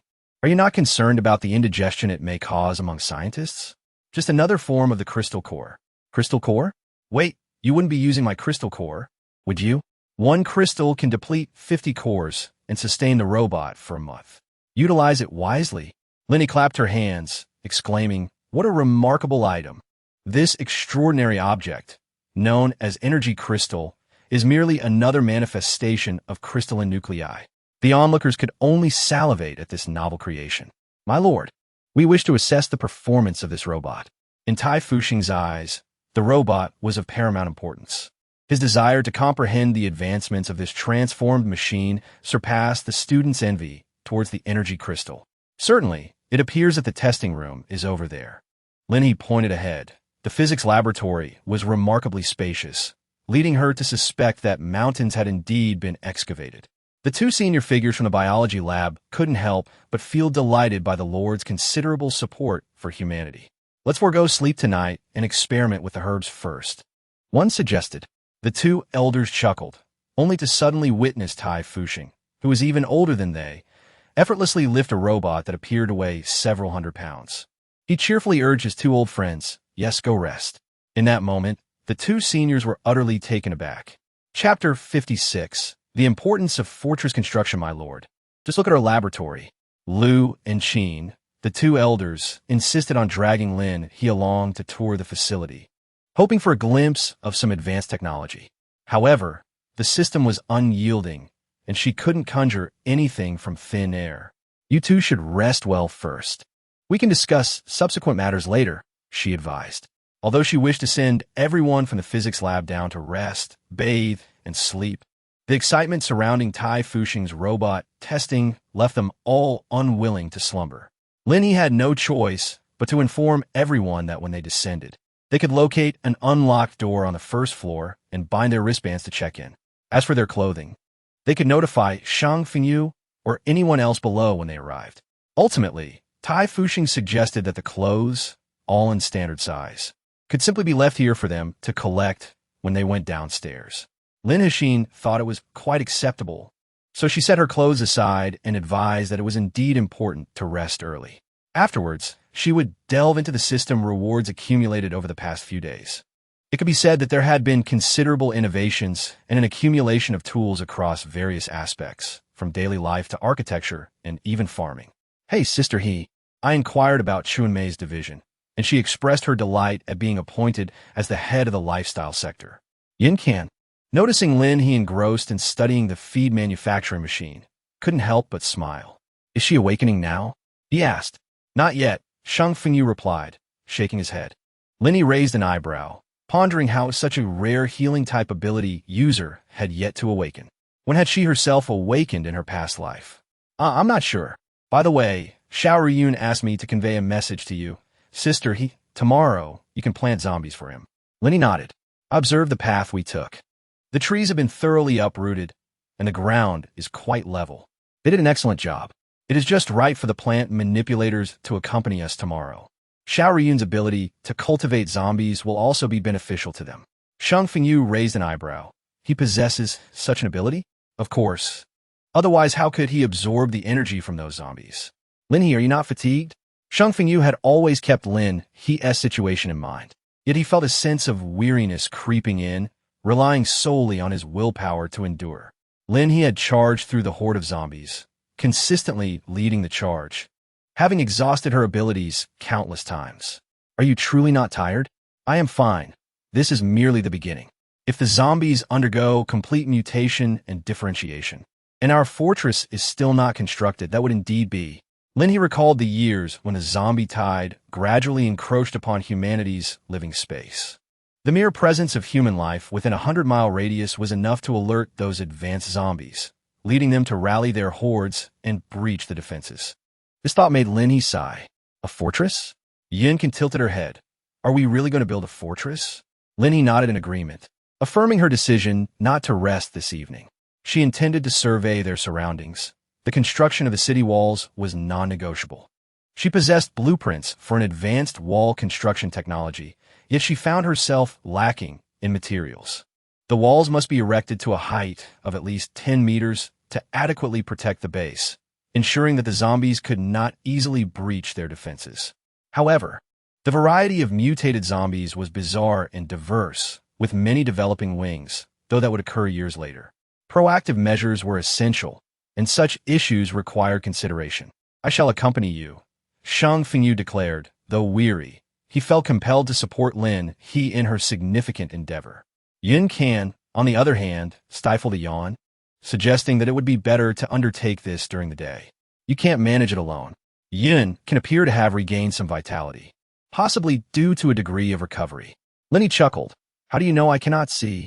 Yin Can looked up, but only beheld the ceiling. So he lowered his gaze. The light is not good. Shang Fengyu paused momentarily. We could issue a task to seek out some professionals in the field of geographical surveying. Lin He sighed, conceding to the disbelief directed towards her. She recalled the days spent in the base, where she had navigated the terrain, a task typically relegated to the expendable. She had undertaken this endeavor numerous times. In her subsequent solitary existence, had she not honed her surveying skills, how would she have discovered a refuge capable of fending off the zombies? Nevertheless, it is indeed imperative to cultivate such skills among the individuals within the base. Lin He nodded and said, Very well, I shall await everyone's arrival for the meeting. She instructed Chunmei to find 4 assistants on her own. each responsible for a distinct aspect: the shop, materials, waste collection, and integration, as well as the capabilities akin to a neighborhood committee to facilitate conflict resolution. This approach would enable the base to operate autonomously. Lin He remarked, while Shang Fengyu stood by, and Yun Can stifled another yawn. Yun Can, perhaps you should retire for the night. Lin He gazed at the exceedingly handsome, yet childlike young man, and sighed in resignation. Yun Can glanced at Lin He and then at Shang Fengyu, asking, what about you two? Lin Jie and I have a meeting to attend. You should rest and prepare yourself. The hunting team will be departing tomorrow, and your assistance will be required. Oh, Yun Can replied, rising to his feet and taking his leave. Lin He gazed at Yun Can's retreating figure, contemplating that once he regained his strength, the combat effectiveness of our base would experience a significant enhancement. Shang Fengyu nodded, adding that thereafter he could relinquish his role as the leader of the hunting squad and dedicate himself to managing the base. Lin He was taken aback and coughed lightly. Your combat prowess is quite impressive as well. Shang Fengyu glanced at his wristband, knowing full well that it could not compare to Yun Can's. Although Lin He found Shang Fengyu's words quite agreeable, she sensed that something was amiss, though she could not quite pinpoint what it was. How is the construction of the gathering place progressing? Lin He inquired, to which Shang Fengyu nodded in acknowledgement. With Zhao Xuanquan and the others present, the gathering place posed no concerns. The administrator, Xiao Yun, had also been requisitioned for the construction efforts. Shang Fengyu raised an eyebrow and remarked that Fan Zhuan's classmate, whose name was something like Huang, appeared to be seeking to exchange for enhancement potions. Has he accumulated sufficient contribution points? Lin He blinked, and Shang Fengyu shook his head. He was currently managing the farm, but the income was meager, primarily supported by a loan from classmate. Perhaps he was contemplating a change in occupation. Indeed, the farm also required individuals with experience.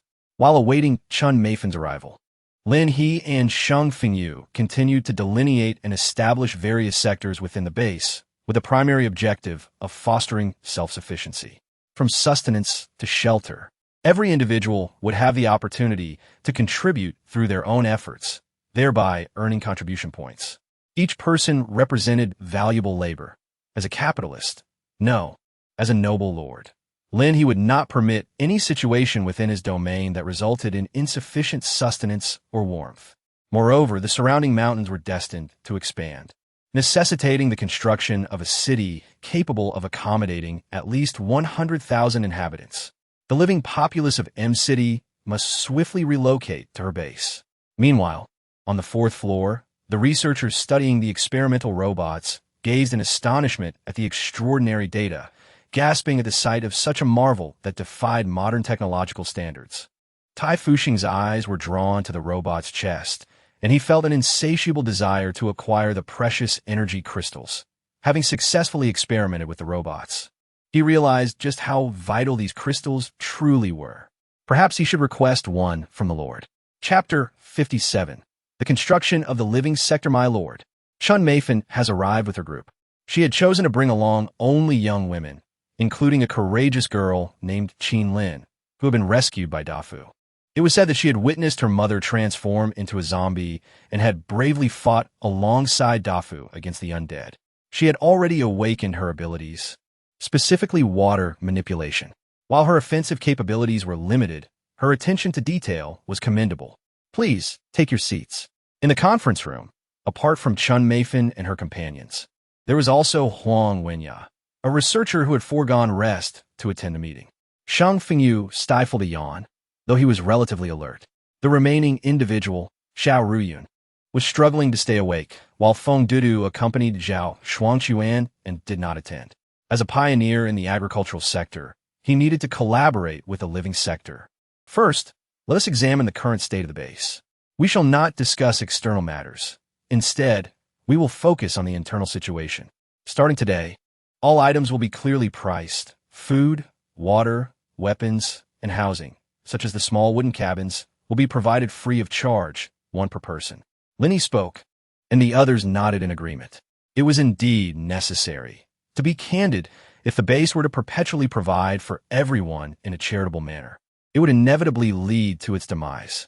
Regarding the exchange of food, I plan to establish a supermarket, albeit located on the member side of the base, with you, the members, overseeing it.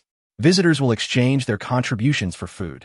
You need not worry about security or other concerns, for the store will only dispense goods that have already been exchanged.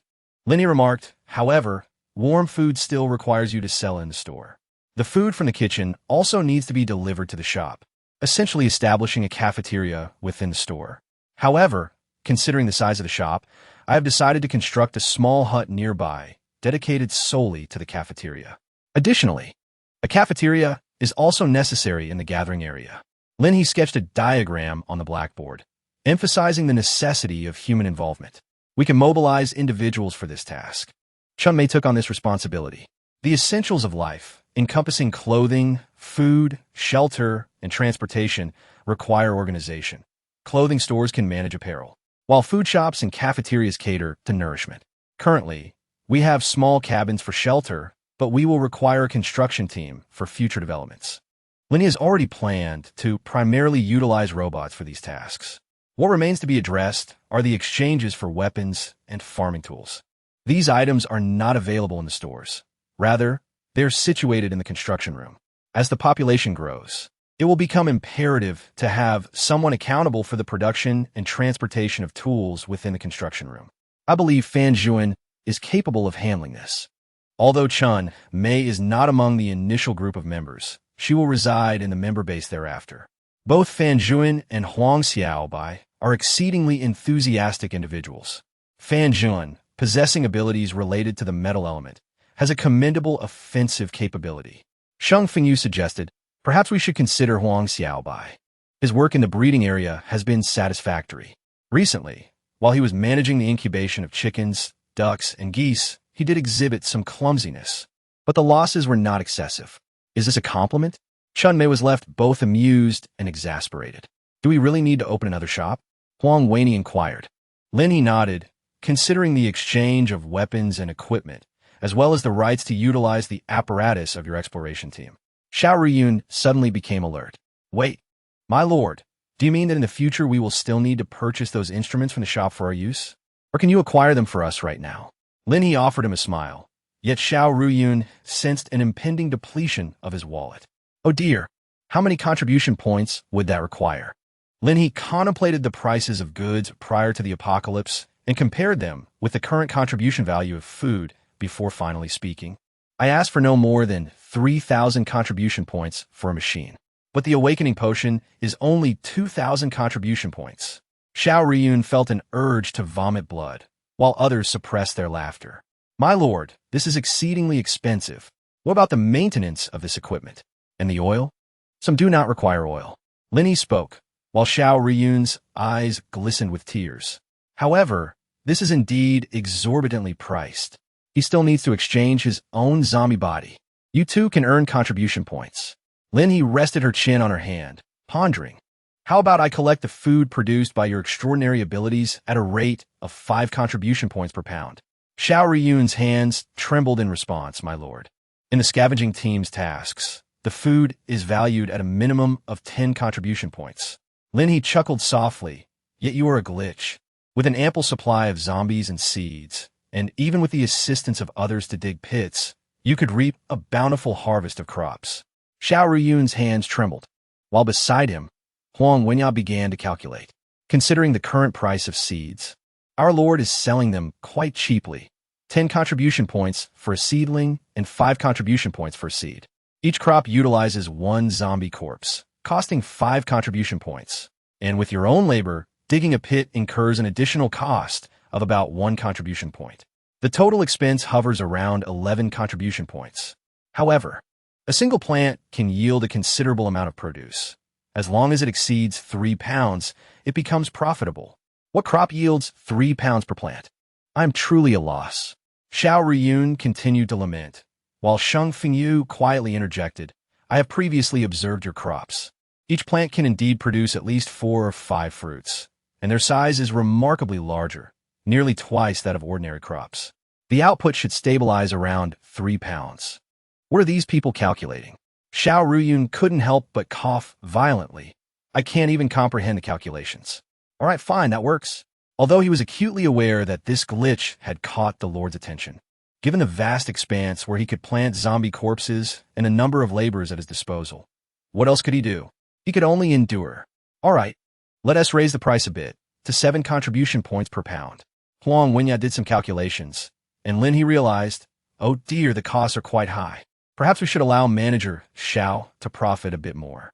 However, regarding seeds and such, Shang Fengyu suddenly spoke up, suggesting that after the first generation, Xiao Ruyun might not even need to purchase them anymore.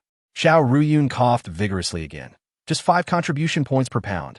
That's all. Please, manager Shang, let the brothers have some profit. Haha, indeed, if that's the case, we can further reduce the costs. This way, the pioneering team could cultivate some seeds themselves. I do enjoy eating watermelons. Lin He suddenly began ordering dishes. Is there really no issue with food grown from the corpses of zombies? Observing the lively discussion among the group, the young Qin Lin couldn't help but inquire. It must be noted that this question had been posed to Xiao Ruyun numerous times in his previous life. His base had hardly ever faced starvation, and he eventually even suspected that he might have overfed his people. Subsequently, he awakened a new ability, leading to a remarkable surge in grain production, which ultimately contributed to the downfall of his base, allowing him to venture into Long City. There, he became a significant figure. You can't die from it. I ate it every day before. There will be no problem. Both Xiao Ruyun and Lin He said in unison.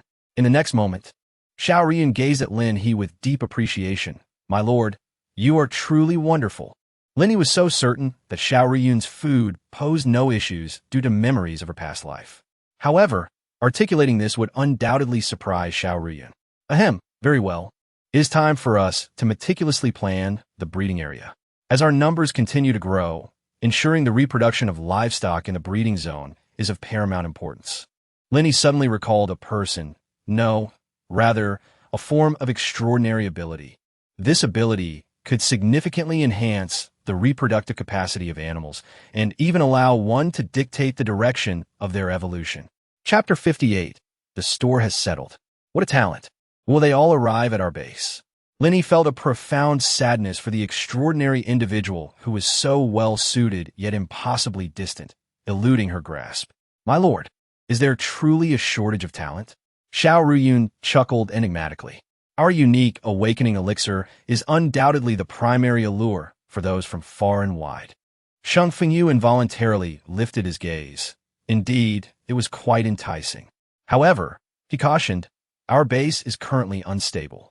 Revealing this too soon may lead some to their demise. He bore no concern for the fate of those who harbored ulterior motives. After all, the formidable He Jie was present.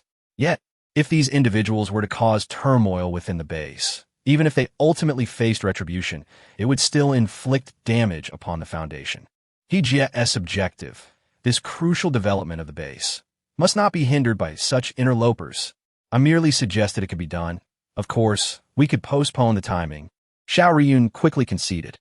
Huang Wenyao remarked, perhaps once we have made some discoveries, it could serve as a sensational highlight. No, Lin He interjected sharply, turning to Huang Wenyao. Your research must not be disclosed in the slightest. Huang Wenyao was taken aback. Why not? The zombies are continuously mutating and becoming more formidable. Lin He pressed her lips together, contemplating that perhaps one day their intelligence might surpass that of the majority of individuals. Huang Wenyao was taken aback, my lord. Do you mean that in the future, it is possible for the zombies to comprehend the research on the antidote and actively come to thwart us? Lin He nodded. When the research was conducted in Longqing years ago, the zombies behaved as if they had lost their minds.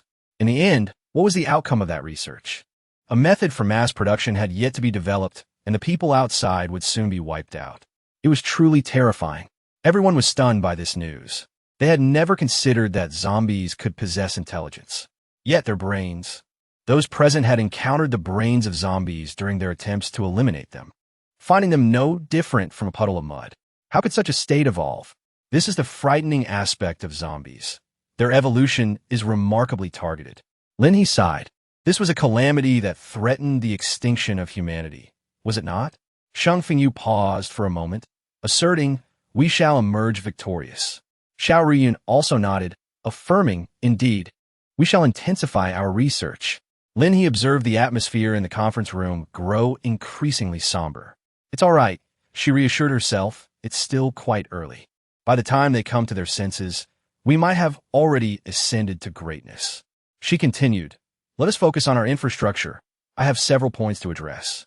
Firstly, I possess the extraordinary ability to materialize objects directly, be it a quaint cabin, equipment, or even fortifications.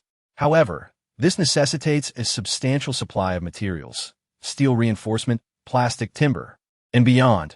Anything you can conceive, I shall require.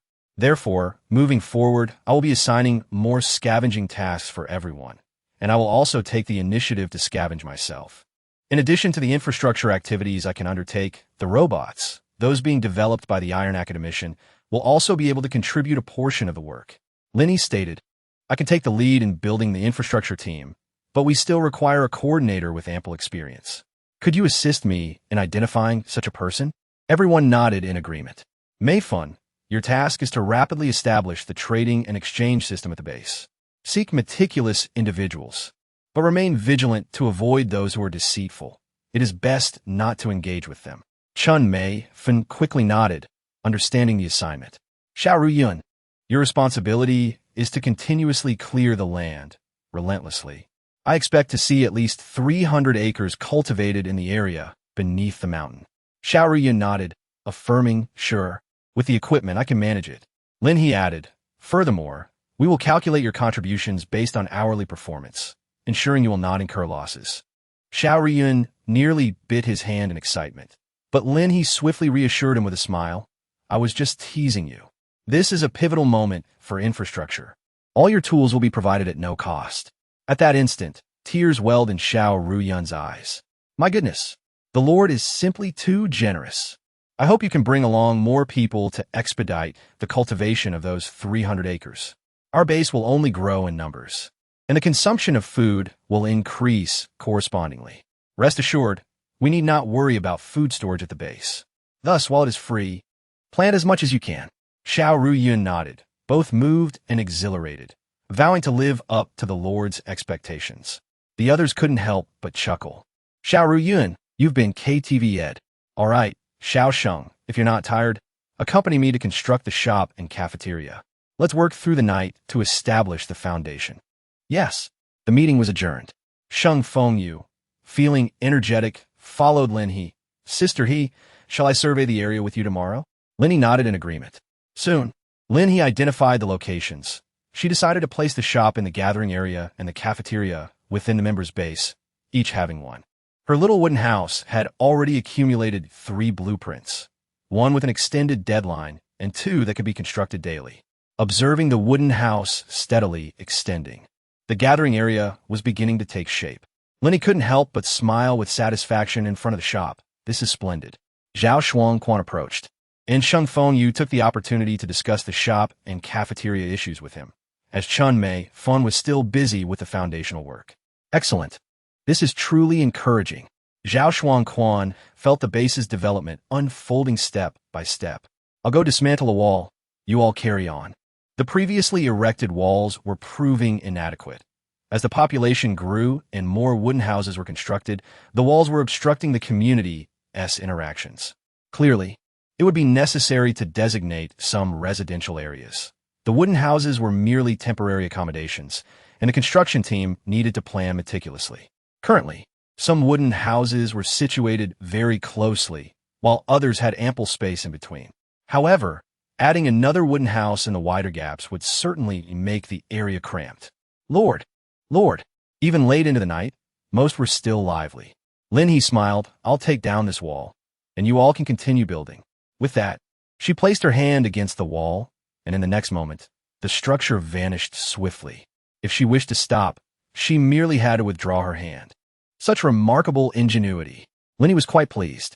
Over at the shop, someone had already taken the plunge, exchanging contribution points for a large watermelon.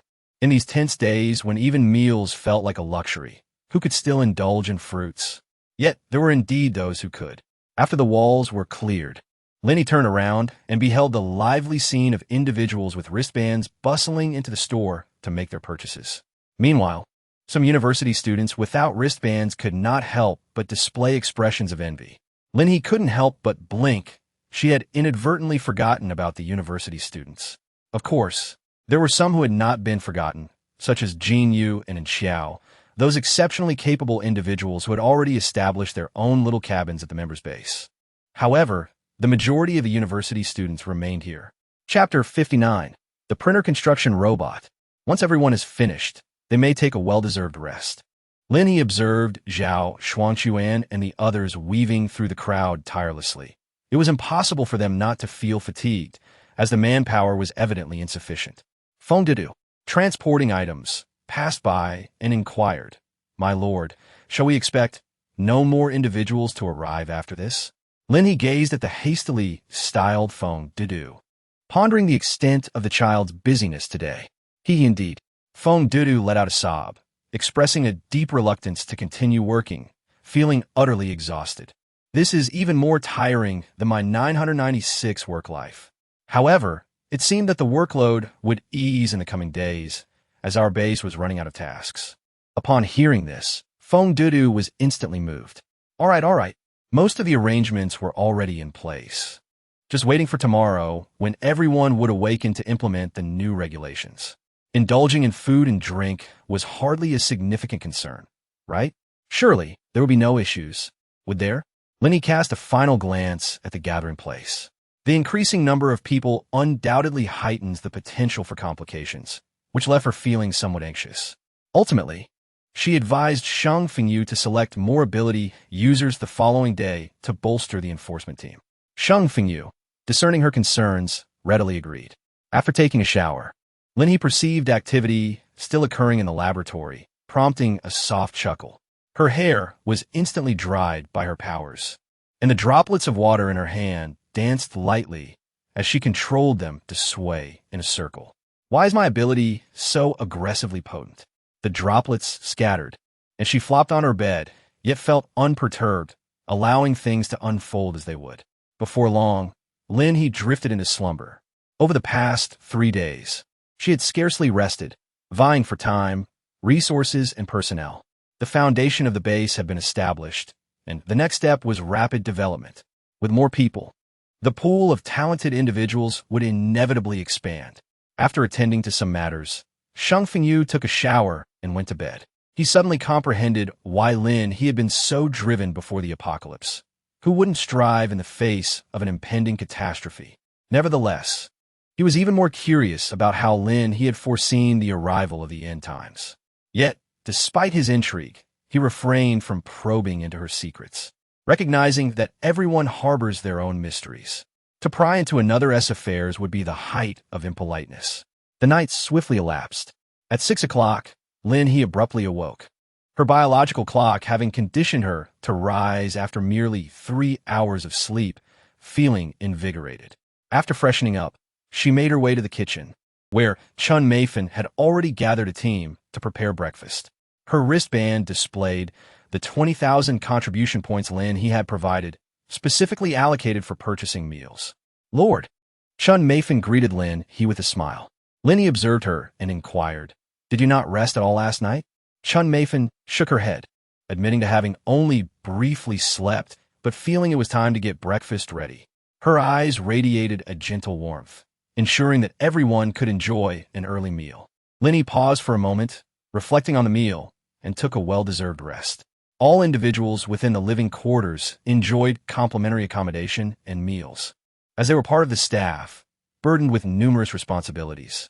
It would indeed be excessive for them to expend their own funds in this regard. Lin He served herself a portion of food and gazed at the remaining supplies. With approximately 300 individuals in the base, the provisions could last for quite some time. However, the sight of dwindling reserves filled her with unease. Having endured countless days of hunger during the apocalypse, she was unwilling to see her people, or herself, suffer again. While the zombies had not yet fully developed, it was imperative for them to diligently stockpile food and resources. "Lord!" Everyone is gradually rising. Those conducting experiments are busy at work, and others have tasks to attend to. Lin He learned that the esteemed Iron Academician had only just fallen asleep. Will the Lord come to our side later? The teacher has nearly comprehended the research. Moreover, significant advancements have been made in incorporating numerous architectural system programs into those robots. The most astonishing aspect is the researchers were somewhat agitated, yet one cleared his throat and leaned in to whisper. They can even refine building materials using various substances. Anything at all, just like a printer. The eyes of the other researchers were bloodshot, clearly indicating they had not rested for an entire night.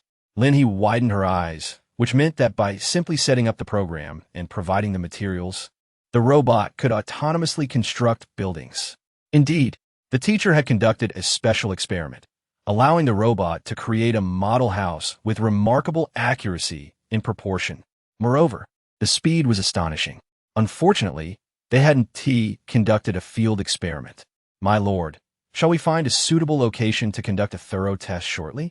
Everyone was brimming with enthusiasm, devoid of any inclination to sleep, while Lin He's primary objective today was to survey the geographical conditions. After lunch, you all should rest once you finish your meal, as I have matters to attend to in the morning. The researchers were itching with anticipation, but since the Lord had spoken, they busily continued with their meals. Shang Fengyu and De Fu had also awakened. They approached together, but were disheartened to see Lin He surrounded by a throng of people, making it impossible for them to squeeze in. However, upon noticing the two, the researchers quickly made way to grant them space. The robots in the physics laboratory might be even more efficient than we had imagined.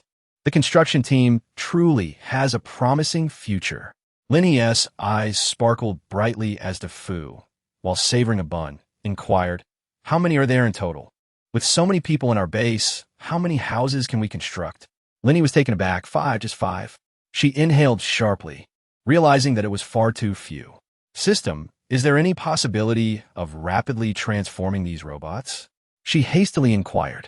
Initially, these robots have been directly upgraded based on research conducted in the laboratory. Upgrades could be made from the laboratory's robotic models. Lin He could not help but feel a surge of joy. It was indeed possible. This meant that as long as the laboratory continued to produce the robots they had previously researched, the system would assist in upgrading them. How splendid. No witties. With academician Tai on our side, everything is negotiable.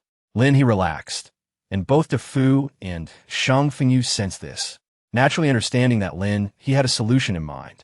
This afternoon, you could take some individuals to explore the city area, accompanied by Yuncan. Lin He conversed with 2 individuals regarding the events of the day. Shang Fengyu nodded in acknowledgement, while De Fu couldn't help but feel a sense of anticipation. Was it time to cultivate zombies? When I arrived yesterday, I noticed that the land below had been meticulously cleared. I must witness it. Such a peculiar ability is indeed rare, and De Fu was utterly intrigued. Very well, I shall observe, and in the process, I can assist in burying seeds and corpses. Lin He pointed towards the seed storage room across from her, indicating that Xiao Riyun still needed seeds, and instructing them to fetch some for him, reminding them to deduct the cost. "Rest assured, Sister Lin He," they replied. Chun Mei and her companions had made several trips, and only after Lin He had finished her share did they consider their task complete. "Sister He, do you truly not require anyone to accompany you?" Shang Fengyu still harbored some concern. Lin He chuckled softly. "All right then, it truly is unnecessary." Chapter 60. To think there exists a small mountain village. Lin He's journey of exploration is destined to be somewhat joyous. Beneath her feet, the swiftly advancing vines, empowered by her unique wood-based abilities, imbue the plants with extraordinary vitality. Just like now, as Lin He treads upon these vines, her speed rivals that of her motorcycle. In the mountains, her motorcycle holds little advantage. However, she never anticipated that the peculiar application of the vines would grant her an additional mode of transport akin to rollerblades. She should be nearing that quaint little village shortly. The owner of the warehouse, Lin He, previously purchased hails from this very hometown. However, since the onset of the apocalypse, Lin He has ventured several kilometers into the mountains without encountering a single soul, nor any trace of the undead. In recent days, no one has approached the vicinity of the base. This is not a favorable sign, for it strongly suggests that the small village may have succumbed entirely. Pausing on a mountainside, Lin He gazes into the distance, while behind her, the vines sway like sentinels, guarding her against threats from all directions. Lin He beheld the farmlands, including the rapidly growing cornfields, where each corn stalk towered as tall as a small tree. Lin He raised an eyebrow, pondering whether this was a case of plant mutation. A sly smile graced her lips as she commanded the vines to surge forth, their extensive tendrils coalescing into elongated trajectories in the air, transporting her effortlessly to the forefront of the cornfield. However, the descent was accompanied by a rather thunderous crash. With a resounding bang, the corn before her began to writhe and thrash, prompting Lin He to extend her hand as her azure powers entwined around the corn, akin to a beast drawn to delectable prey.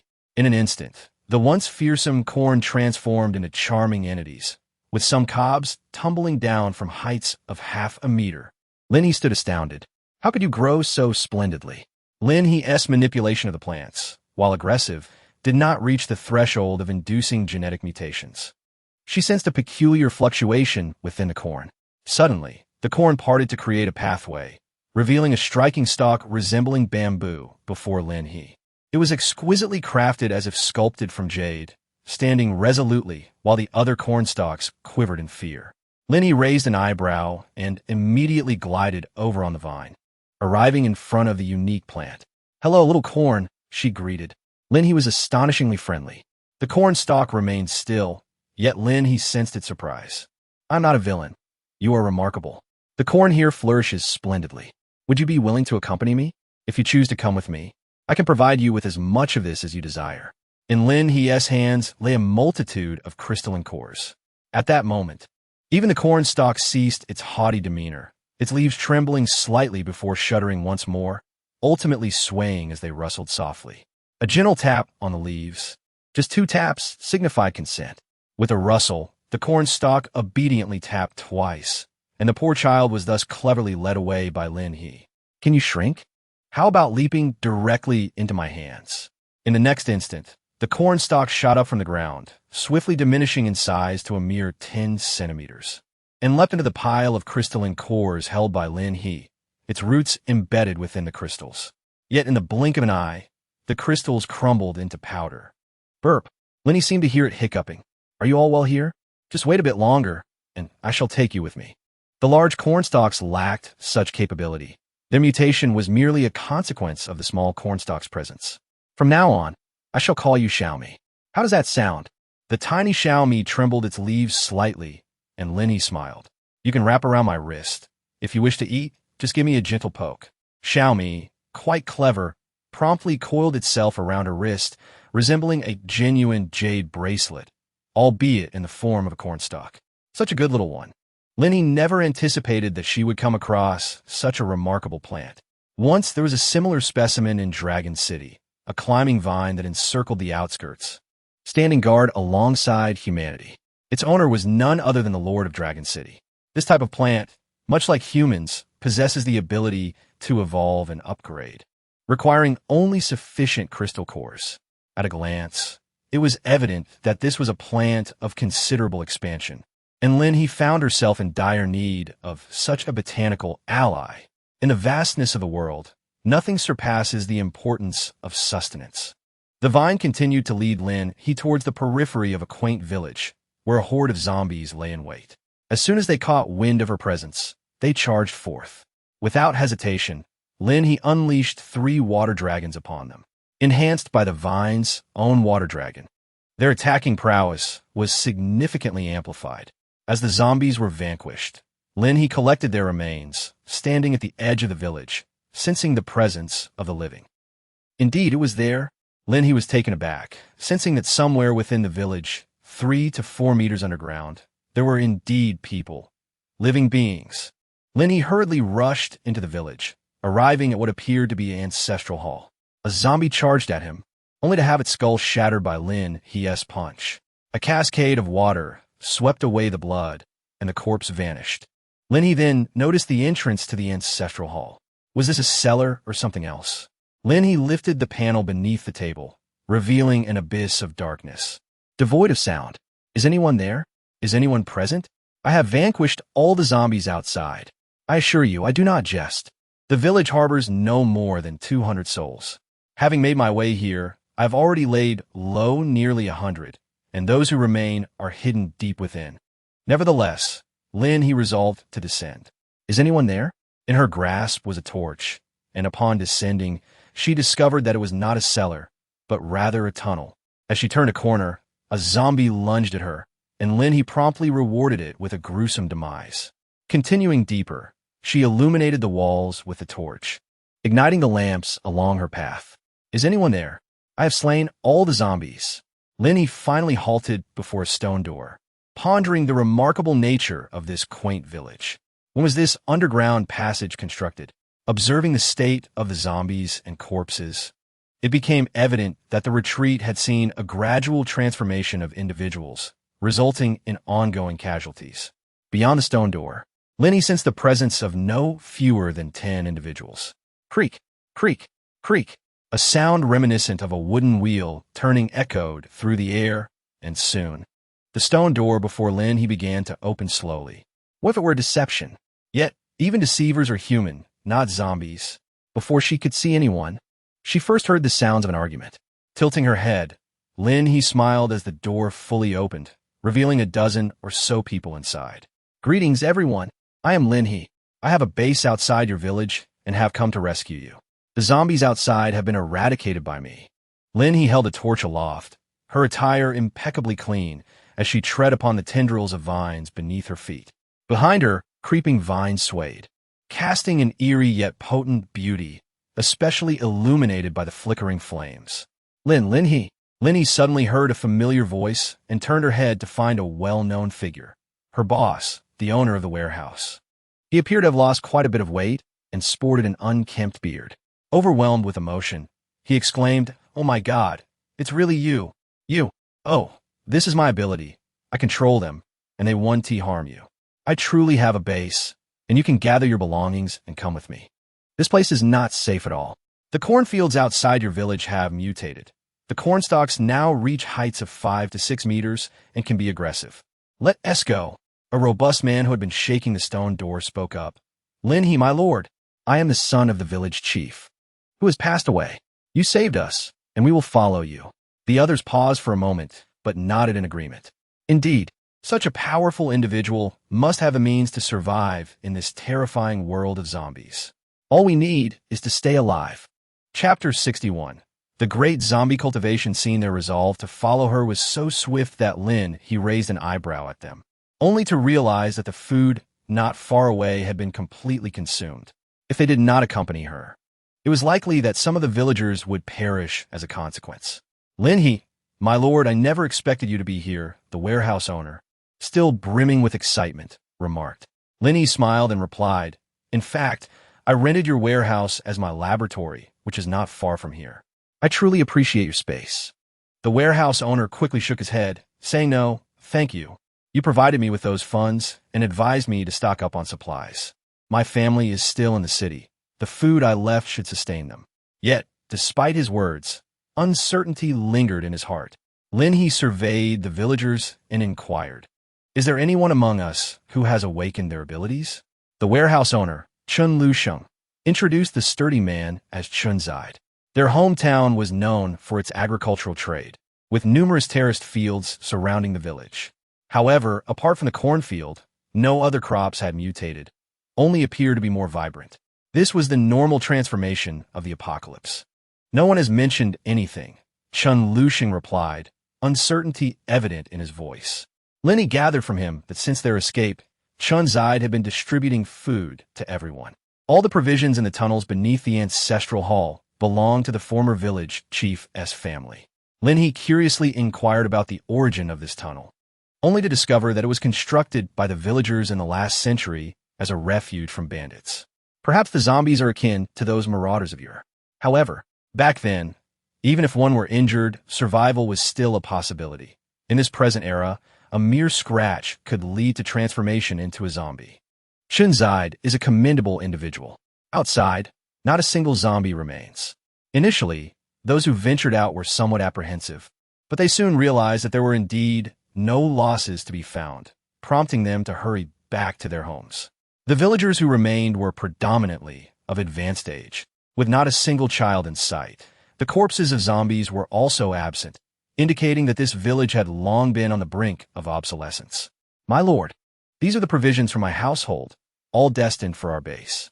To everyone's astonishment, Chun Zide carried his family's grain before Lin He and offered it directly to her. Lin He raised an eyebrow. You may keep it for yourself. The base is certainly not lacking in such items. Moreover, there will likely be an abundance of food appearing soon. Chun Zide gazed at Lin He, now truly convinced that her base was a remarkably reliable entity. With such formidable strength, combined with ample food and resources, Lin He's base could undoubtedly sustain the inhabitants of her village. My lord, were you just about to inquire about supernatural abilities? Suddenly, a stone axe materialized in Chun Zide's hand, prompting Lin He to raise an eyebrow. Spatial manipulation? Chun Zide nodded. I suppose that is what it should be called, though I have yet to discern any offensive capability. What need is there for offensive power? In the future, there will be those who will seek to recruit and protect you. Lin He couldn't help but smile, her eyes curving in delight at the unexpected joy. There are still two individuals. One should possess the metal affinity and the other the earth affinity, though I have yet to witness their abilities. Chun Zide pointed out the individuals to Lin He, who nodded in acknowledgement. Indeed, I was puzzled as to why none of you exhibited any extraordinary powers. Once they are prepared, I shall escort you. Does anyone among you have knowledge of the surrounding area? With the presence of locals, Lin He's exploration would undoubtedly reach a qualitative leap. I know, Chun Zide promptly replied. Lin He gazed at him with satisfaction, her understanding of the surrounding terrain evident. The base would eventually expand into the mountains, and perhaps one day it would reach the vicinity of their village. Chun Zide comprehended Lin He's intentions. She aimed to enlarge the base. He cast one last glance at the village, only to suddenly feel something surge from beneath his feet. Lowering his gaze, he discovered a green vine entwining his ankle, then spiraling up his leg, ultimately supporting his rear end. Are we all set? Initially, Lin He had been the sole one gliding on the skateboard, but now she was accompanied by a multitude. Ready. Everyone was filled with curiosity. Despite some lingering apprehension, they all clutched the vines, eagerly anticipating their lord to take flight. Off we go. As soon as Lin He finished speaking, Tung Man dashed forward. The mountain path beneath the village was relatively easy to traverse. However, certain areas necessitated detours due to the terrain. With the guidance of a local, Lin He led everyone through the mountains with remarkable efficiency. The younger members of the group were exhilarated, their shouts echoing with excitement, while the elderly closed their eyes, gripping Tung Man tightly, fearful of tumbling down. Lin He experienced for the first time the remarkable utility of her wood-based abilities. Her vines were simply exhilarating. At the foot of the base's mountain, in a freshly cultivated plot, numerous pits were being filled with soil, each containing a multitude of zombie corpses and some seeds. A total of 1,000 zombie bodies were being buried in this manner. Behold, this is the realm of the administrator. Some are what ability users, while others had come merely to witness the spectacle. The hunting team had not yet set out, and feeling somewhat embarrassed to merely observe, they naturally joined in to assist. The scavenging team worked in tandem with the hunting squad, contributing to a remarkably swift process. In just over an hour, they were nearly finished. Administrator, we are ready on our end. Individuals began to leave the burial site, reporting their progress. Xiao Ryu nodded, his hands having already stirred the air several times. Anxious not to falter before so many witnesses, he could feel his abilities stirring with anticipation. If he were to bury the corpses himself, it would take countless days to dispose of 1,000 zombies.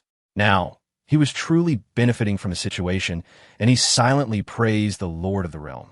After everyone had completed their task and departed the field, Xiao Ruyun rushed to the center of the plot. Here, all he needed to do was squat down, touch the ground, and let his abilities radiate outward in a circular motion until every zombie body was transformed into fertilizer. Attention, everyone! Our administrator Xiao is about to commence. This spectacle piqued everyone's curiosity. With a smile, Xiao Ruyun glanced around, then declared, "Now allow me to perform." He was unfazed by the audience and immediately squatted down. As his hands pressed into the soil, a unique wave of energy surged forth from him, expanding wildly. In the next moment, a buzzing sound erupted, and circles of black energy rippled outward from Xiao Ruyun's hands. Have you ever heard the sound of hundreds of tender sprouts breaking through the soil? Have you ever heard the earth being breached simultaneously by these young shoots? Have you ever heard the sound of corpses transforming into fertilizer? Now you have. The auditory feast began with resolute vigor, and in the next instant, countless green shoots emerged from the ground. The wood ability users squatting around the field suddenly felt a surge of pure energy. Instinctively, they crouched down, and at the moment their hands touched the earth, a warm energy surged into their bodies. Just like the plants striving to grow in the field, they had encountered the finest gardener, endowed with the best fertilizer. Within this vast expanse of 100 acres, the plants surged forth vigorously, while Xiao Ruyun was enveloped in a cocoon of black energy resembling a dark chrysalis. Chapter 62. Successful cultivation. The fragrance of ripe fruits wafted in all directions. The harvest was ready. With a crackle, the black cocoon shattered, and a handsome young man sprang forth, swiftly darting beneath the foliage, rendering himself invisible. Soon, Xiao Ruyun peeked out, concealed by leaves. Could someone fetch me a garment? His upper body revealed strong muscles, remarkably fair and smooth, almost uncharacteristic of a man in Appo's physique. Wow, so fair. Wait, are you all here to harvest? The crowd surged forward, laughter echoing. Harvest time. The crops on this 100-acre plot had grown exceptionally large, with fruits several times bigger than usual. Xiao Ruyun was sure to reap an astonishing profit from selling these fruits. Everyone who had come to assist would receive contribution points as compensation for their labor. Shang Fengyu harvested the fruits quickly, pondering who could be the first wealthy individual in the base, if not Xiao Ruyun. He thought, Jie is not too harsh with her pricing. Knowing that Xiao Ruyun's fruits are of such caliber, they must be worth at least 1 contribution point per pound. Just look at the fruits on a single plant. Each could weigh nearly 10 pounds. After putting on new clothes, Xiao Ruyun stepped onto the ground, acclimating to his newfound power. Wow, I feel like I could take on the Lord now. His abilities had successfully advanced to level 3. Such speed was unparalleled, save for Lin He, making it evident how beneficial the abundance of zombie corpses had been. Jin Yu was also helping with the harvest when he heard Xiao Ruyun's exclamation and couldn't help but chuckle. Administrator Xiao, do your abilities possess any offensive capabilities? Xiao Ruyun paused, looking up at the boy, and puffed out his chest. Of course, they can't be lacking. After all, his level was quite significant. Is your level higher than the Lord's? Xiao Ruyun pondered for a moment. Considering the Lord's extraordinary powers, probably not. Jin Yu nodded. Then can you defeat the Lord? He smiled, but continued to harvest without further comment. This provoked Xiao Ruyun, especially with Jin Yu's mocking gaze. How dare he ridicule him, that little brat? Administrator Xiao, you simply must treat us to a meal today. However, the voices of others quickly diverted his attention. Xiao Ruyun and Appo's hospitality shone through absolutely. Today in Appo's lunch is on me. Now that he was a big boss, he certainly had the means. Shang Fengyu couldn't help but chuckle, while the wealthy individual beside him drooled. I've been wanting to try Jia's war prisoner steak for ages. That dish was among the most expensive on the menu, and Dafu had quite the taste for fine dining. Thank you, Administrator Xiao. You are so generous. Administrator Xiao is magnificent. The chorus of praise gradually overwhelmed Xiao Ruyun's senses, and he cheerfully waved his hands. Eat up, enjoy yourselves. And Xiao, accompanied by her classmate Zhongba, joined in the harvest and remarked, indeed, the base is filled with powerful individuals. With Administrator Xiao around, we will never lack for food. After all, there were so many zombie corpses, while the number of humans was quite limited, ample enough for all. When Lin He arrived at the base, she was greeted by a scene of bustling activity. With a smile, she called Shang Fengyu over via the intercom. Everyone naturally noticed the peculiar atmosphere here. The Lord's vine-covered scooter?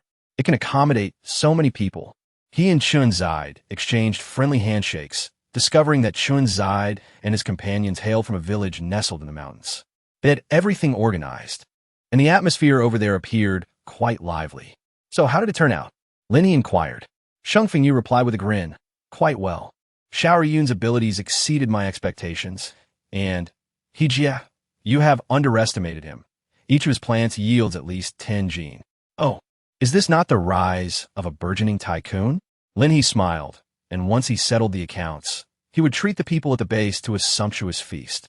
In the meantime, Lin He took Chun's side to conduct an exploration. Excellent. Sheng Fengyu nodded, while Chun Zide and the villagers watched as Lin He gracefully stepped onto the vines, moving away with an air of elegance that inspired both envy and admiration. The Lord truly is remarkable, so striking. Where's the Lord? I have yet to see him. The onlookers, who were engrossed in the bountiful harvest, suddenly heard that the Lord had arrived, but by the time they rushed over, he had long vanished. He has departed, yet he sent some individuals who were discovered in the mountains. Are there still people in the mountains? Certainly, although there do not seem to be many. It appears that most have perished. Lin He was unaware of the ensuing discussion. At this moment, her wrist-mounted Xiaomi had awakened. It gently brushed its leaves against Lin He's wrist. She raised her hand and offered it a handful of crystal cores. I know you wish to communicate, but there is no need for words. Just eat, hurry, and evolve. Once you do, you will be able to speak like a human. Lin He is determined to expedite growth. So how could she allow Xiaomi to dawdle? She must keep pace with her. Although it may seem less than elegant to wield corn as a weapon, as long as the corn is sufficiently sturdy and resilient, striking with it will be quite effective. In this post-apocalyptic world, appearances truly hold little significance. Snap! Snap! Xiaomi obediently complied. Yet, Xiaomi has succumbed to despair. Despite the favorable treatment, it still feels discontent. Soon, Xiaomi ceased its aimless thoughts, having consumed several crystal cores from Lin He, and fell into a deep slumber. Lin He felt a stirring within her, a smile curling at the corners of her lips. Indeed, the pace was brisk. She was embarking on an ascent. She lowered her sleeves and lifted her gaze towards the expansive mountains, her intuition whispering that such a vast expanse would undoubtedly harbor even more surprises. Before long, she stumbled upon a nest of mutated wild boars. They were the very kind she adored, particularly those of a larger, mutated size. One colossal boar stood over 3 meters tall, ramming into a massive tree in its quest for the fruits that adorned its branches. Beside it were several smaller ones, presumably its offspring. Lin He couldn't help but smile. Wild boar meat was finally within reach. In the next moment, vines surged forth like a tempest, launching themselves at the wild boars. The sound of piercing filled the air, followed by the wild boar's anguished cries echoing throughout the valley. In Lin He's grasp, the vine whip showed no signs of hesitation, surging forward with fervor. It pierced through the most vulnerable spot of the wild boar, burrowing deep within its body and wreaking havoc. Before long, several wild boars fell without the slightest resistance. Lin He glided over, reaping more than a ton of boar meat. Indeed, the scent of sustenance filled the air. Lin He lifted her gaze towards the majestic tree, cherished by wild boars, and beheld the verdant fruits adorning its branches. A smile graced her lips, her eyes sparkling with delight. What a splendid treasure! Chapter 63. Continuous Construction. The fruits upon the tree emitted a faint luminescence, reminiscent of scattered starlight. They were mutated fruits, the finest and most delectable of their kind. In the post-apocalyptic world, people referred to them as star fruits, for they possessed the remarkable ability to enhance one's supernatural powers. As the struggle against increasingly formidable zombies intensified, the price of crystal cores soared, surpassing even that of the coveted star fruits. To her astonishment, at the very onset of the apocalypse, Lin He had stumbled upon a specimen deep within the mountains. Little darling, you are mine. Lin He placed her hand against the trunk of the tree, and in the next moment, a surge of azure energy flowed directly into the starfruit tree. The injury inflicted by a boar moments earlier quickly vanished, and the leaves of the grand tree unfurled, even lowering its branches to affectionately brush against Lin He's face. Would you care to accompany me? Each starfruit tree possesses consciousness. They are remarkably intelligent and deeply affectionate. However, once they acknowledge their master, they will also exhibit territorial instincts. In the post-apocalyptic world, it is said that possessing a starfruit tree ensures a life free from worry, along with a guardian spirit for one's home. Starfruit trees can reach heights of several dozen meters, with star fruits constantly adorning their branches. However, if one were to recklessly pluck them, few would remain. The current level of this particular starfruit tree allows for a yield of approximately 800 to 1,000 starfruits per month. With a gentle rustling, the starfruit tree lightly tapped a note in her hand, expressing a willingness to follow Lin He. Lin He immediately broke into a radiant smile. In the next moment, the starfruit tree vanished, reappearing within her backpack.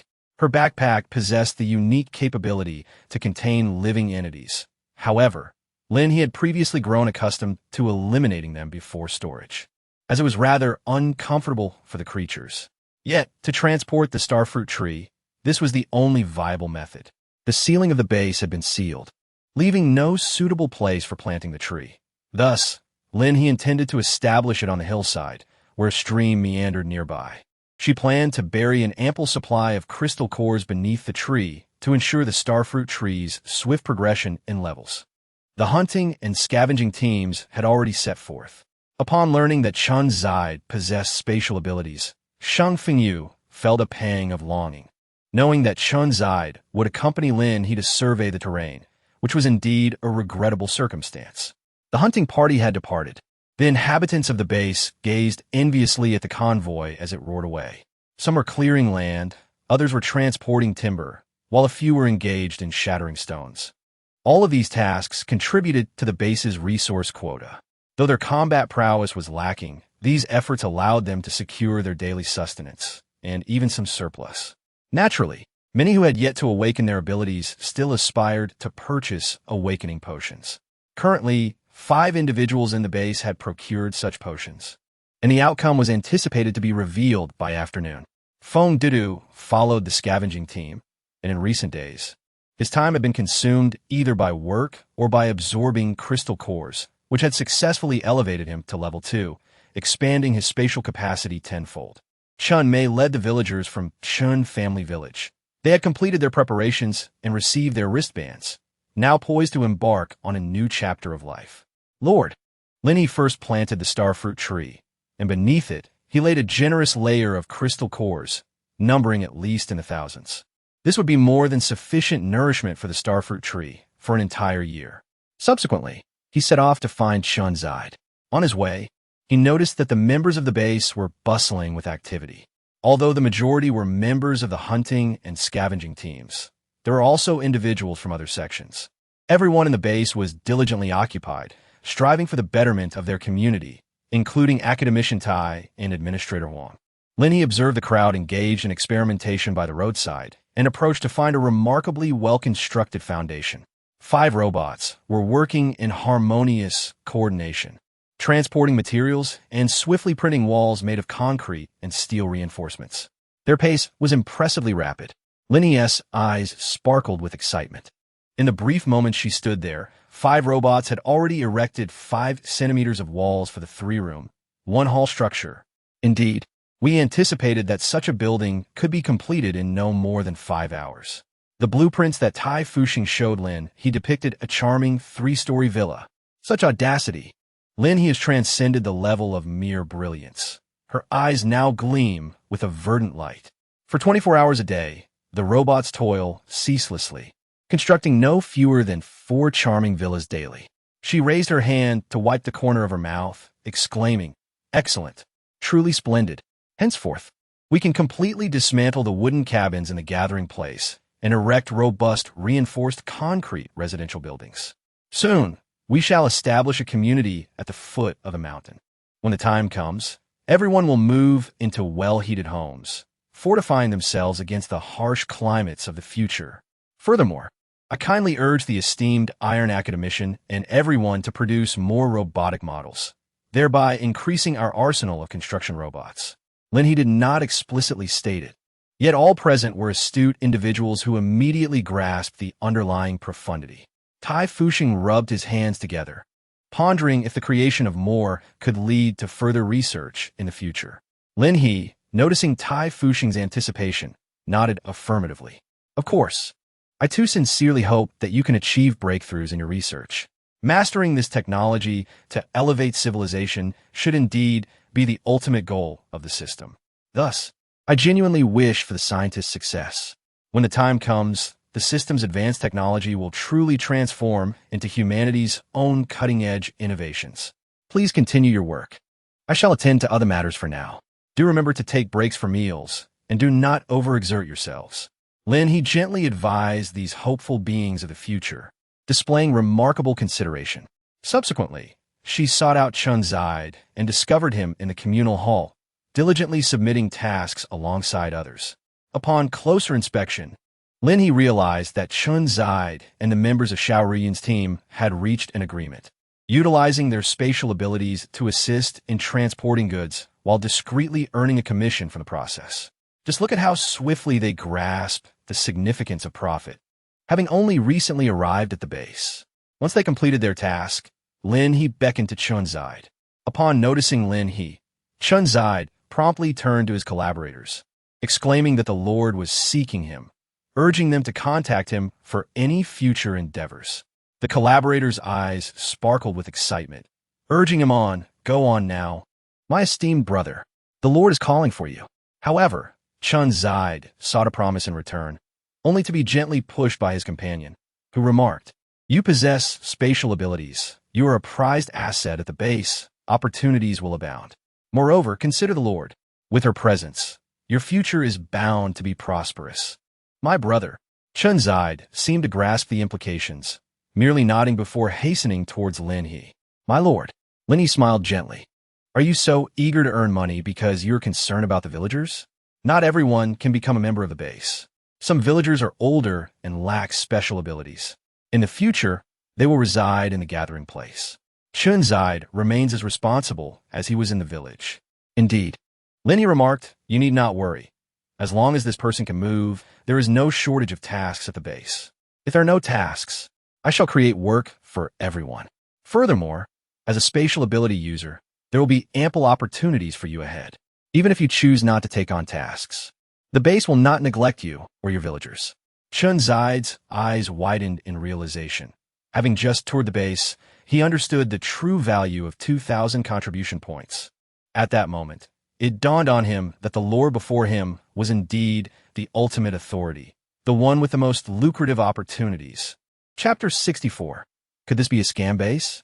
Chun-Zide smiled broadly, resolved to diligently follow the lord's lead. Thus, the convoy surged into the designated area on the outskirts of M City. A horde of zombies descended upon them, and the sounds of gunfire and crossbows erupted amidst the chaos. Yet, the most devastating weapon was Yun Can. He charged into the throng of zombies, obliterating everything within a 10-meter radius into mere fragments. Clad in a dark raincoat with his face concealed by a mask, new protective gear provided by Lin He, he appeared as a figure shrouded in darkness, transformed from a mere human into an ominous silhouette. Let us kill, earn big, and feast well, striving to sleep within the base. Many had never set foot inside the base. They had only heard tales from Shang Fengyu and Fu about its conveniences. Each room was fully furnished. The cafeteria was just a step away, and a mere turn would reveal the Lord's quarters. Their intentions were not merely to glimpse the Lord, but primarily to experience the superior living conditions. The hunting team charged fiercely, while the scavenging team moved swiftly, adeptly extracting crystal cores with their daggers. Even when severed into pieces, they could accurately locate the cores, demonstrating impressive proficiency. Yun could only take a step back when the bodies piled high, his scavenging team unable to squeeze into his advanced position. However, it hardly hindered their ability to identify the corpses he had vanquished. After all, none could rival the thoroughness with which Yun can dismantle them. Ahead, commotion arose. About 2 streets away, 3 vehicles came to a halt, their occupants armed with firearms. Comprising mainly men, the group boasted over 20 individuals, all exuding strength. It appeared that a skirmish had erupted with the zombies, presenting a prime opportunity for them to circumvent the chaos and escape. The young man in the lead vehicle, wielding a baseball bat, expressed his excitement. With 2 streets blocked, taking a detour might lead to encountering more zombies. I suggest sending someone to assess the situation. If they appear competent, we can join forces to break through the horde, proposed the woman in the passenger seat, her sharp features radiating determination. They had managed to escape the zombies and form a convoy, indicating they were no ordinary individuals. That makes sense. Let Dechue scout ahead. His defenses are formidable, so he should be fine, suggested a voice from the second vehicle. A burly man clad in shorts and a fitted shirt disembarked, followed by a smaller, frielier man. Really? Dechue can handle it. Even if I run fast, I'm truly scared. The slender man gripped his weapon, hoping for sympathy from those still in the vehicle. Dechue simply lifted him effortlessly. Xiao Ming stopped struggling. Lead the way, his deep voice echoed, promptly placing Xiao Ming in front while shielding him from the others. Xiao Ming sighed. Dechue, why do you always betray me? To which Dechue, in his earnest manner, replied, but Xiao Ming, your speed ability is unmatched. My heavy mountain ability offers the best defense. Shouldn't we complement each other in scouting? Xiao Ming's lips twitched. Yes. While these zombies cannot outrun me, they are quite terrifying. Dechue swiftly lifted him onto his shoulder, and in that moment, Xiao Ming felt the world fade to black before him. On the hunting team's side, the zombie horde gradually transformed into heaps of corpses. The scavenging team worked with remarkable efficiency, discarding bodies after extracting the crystal cores, allowing their comrades to load them onto the trucks. After witnessing Xiao Ruyun's prowess, everyone understood that selling a corpse to Xiao Ruyun for 5 contribution points was a mutually beneficial arrangement. Thus, they had brought trucks to transport the bodies. Feng Dedu, possessing a slight case of obsessive cleanliness, only took those corpses that remained relatively intact, counting 3 contribution points. After deducting the hunting team's share, he stood to gain 60% of the corpse fees, which was quite satisfactory. Feng Dedu needed to pay rent for himself and his brother Zhao Shuangquan, so joining the hunting team was purely a means to earn. Yun had begun to circle while continuing his assault, his supply of crystal cores dwindling. His raincoat pockets, once brimming with cores, were now more than half depleted. With a resonant boom, the zombies within a 50-meter radius exploded. Yun paused momentarily, raising his hand as clear silver slashes manifested around him. In the next instant, he charged toward more zombies, causing body parts to rain down upon everyone, leaving them in utter despair. Are we not just stealing kills, brother? Yun soon halted, and Sheng Fengyu regarded him with concern. Yun Can, what troubles you? Noticing that all the zombies around Sheng Fengyu remained still, he recognized something was amiss with Yun Can. After a moment of contemplation, Yun replied, Manager Sheng, I require more crystal cores. Sheng Fengyu's eyes widened in surprise. Yun Can, you've returned to normal. Yun nodded. Yes, I recovered after leveling up. I appreciate your care. Sheng Fengyu felt a surge of joy and promptly tossed his pouch of crystal cores to Yun Can, urging him to use them generously. De Fu followed suit. Brother Yun, here are my cores as well. The man beneath the raincoat extended his hand, seamlessly catching both bags mid-air, leaving everyone astonished. What sorcery is this? A teleportation skill? Meanwhile, Dechue and Xiao Ming, observing from a distance, gasped in disbelief. These individuals are astonishingly powerful. They seem to be organized hunters, while we are merely trying to escape. Xiao Ming gulped nervously. Dechue, we might have encountered formidable foes. Dechue scrutinized their vehicles, noting something inscribed upon them. It appears they bear an emblem. Xiao Ming leaned closer. Lin He base, welcome to you. Dashui blinked, suddenly retrieving a small advertisement from his pocket. Xiao Ming, it seems we have stumbled upon the scam base the boss mentioned. How could this possibly be a scam? Look at these people. I assure you, Lin He base is absolutely reliable. Xiao Ming grasped Dechue quickly. Let us summon the boss and join forces. We shall abandon our plans for a city base. Lin He base is undoubtedly trustworthy. Chapter 65, Join us. We must join. Boom. As the hunting team, aided by Yun Can's remarkable abilities, was eager to scavenge the remains of the fallen zombies, a thunderous roar of motorcycles erupted from the opposite street. In an instant, 3 vehicles charged boldly into the fray. Brothers across the way, we are here to assist you. However, given his current guise, no one could discern his expression. No need. De Fu immediately waved his hand, feeling as though they were not slaying zombies, but rather his contributions, his very wealth. Look, they're so enthusiastic, even waving at us.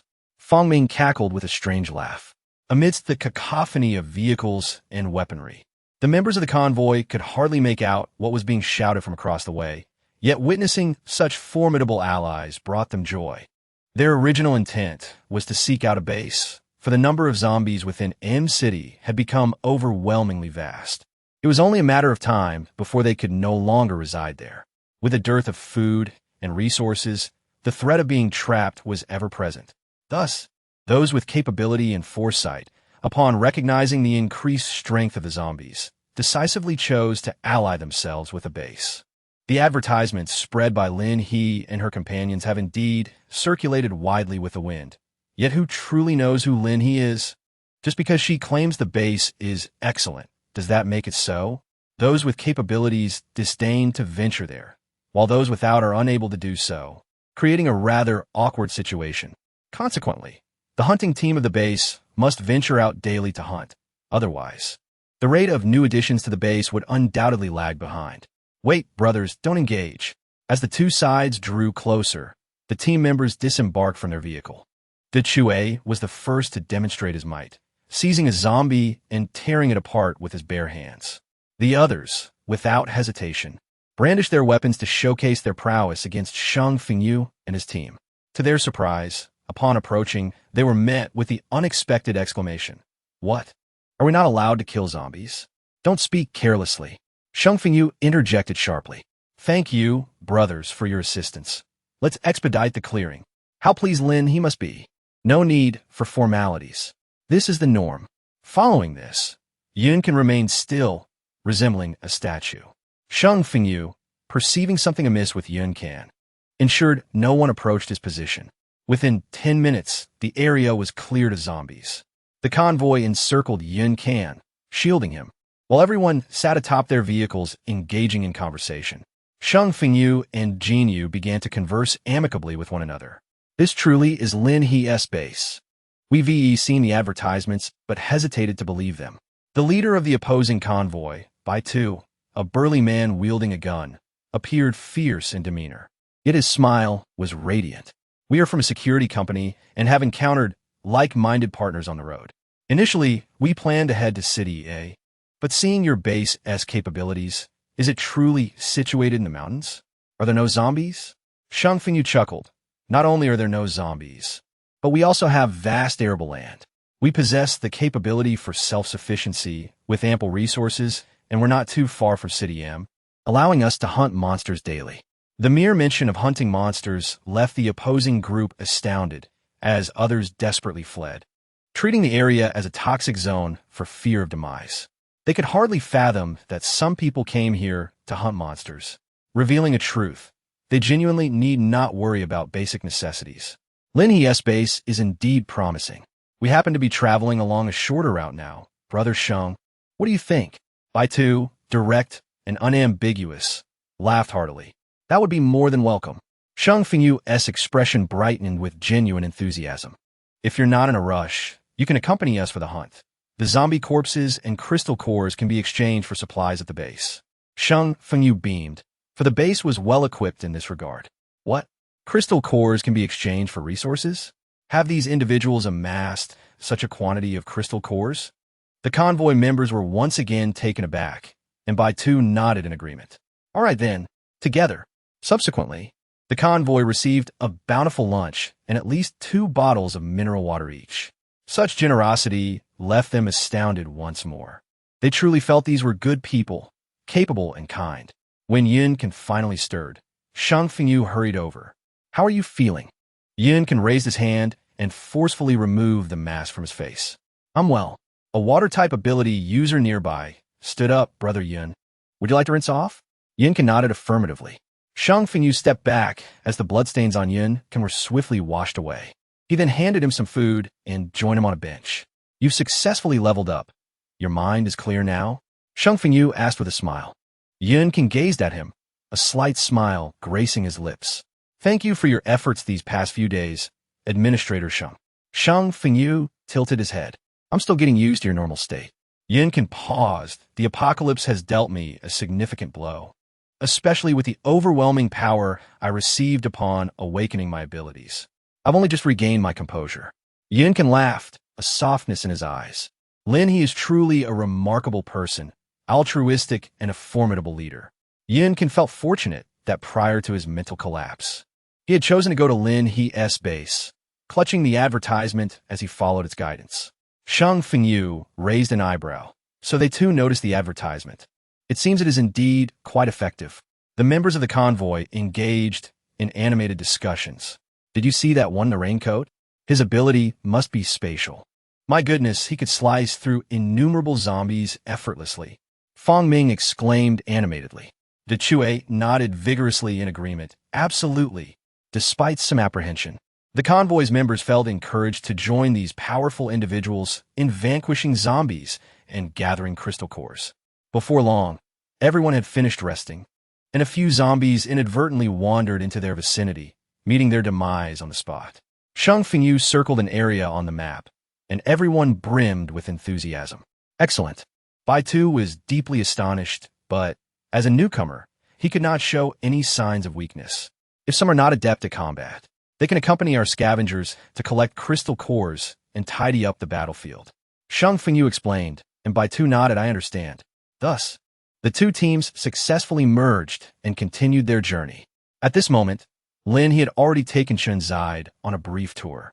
Lin He clutched a handful of vibrant red wild fruits.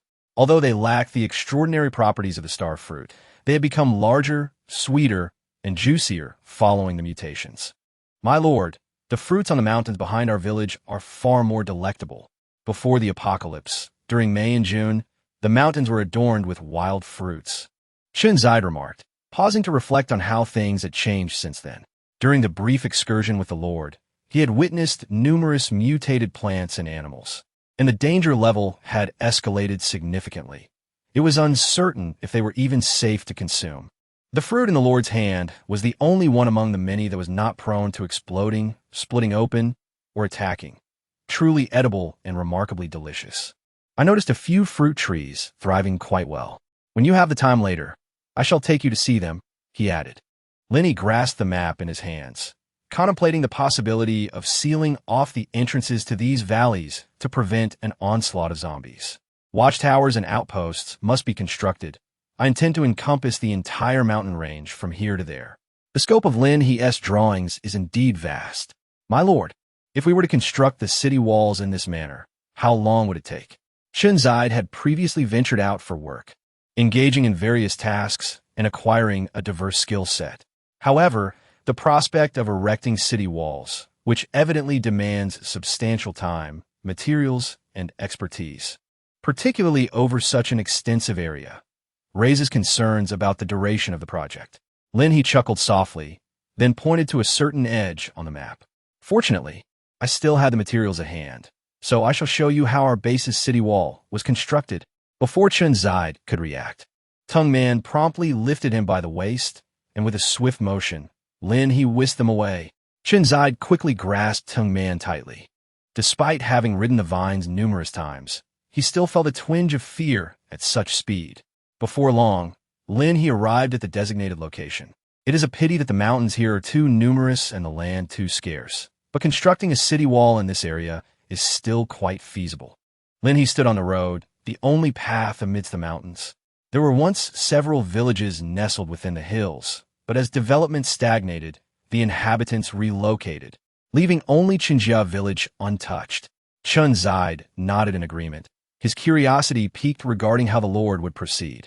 Lin He first established the direction and distance, then crouched down at the edge of the road, extending his hand downward. Chen Zide, take a few steps back, he instructed. Chen Zide quickly retreated a few paces, only to witness a burst of colorful, chaotic symbols suddenly rise from the Lord's hand. More vibrant symbols followed, soaring upwards to reveal towering walls of a castle expanding outward. What is this? Lin He stood up, her hand resting against the wall, as the towering 10-meter-high city wall instantaneously obscured the sunlight.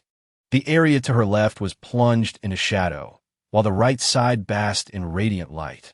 This imposing wall not only soared high, but also extended 3 meters in width, stretching wildly into the mountains. Chen Zide was left in astonishment. What extraordinary powers the Lord possessed! She walked along the road, continuing her construction on the other side.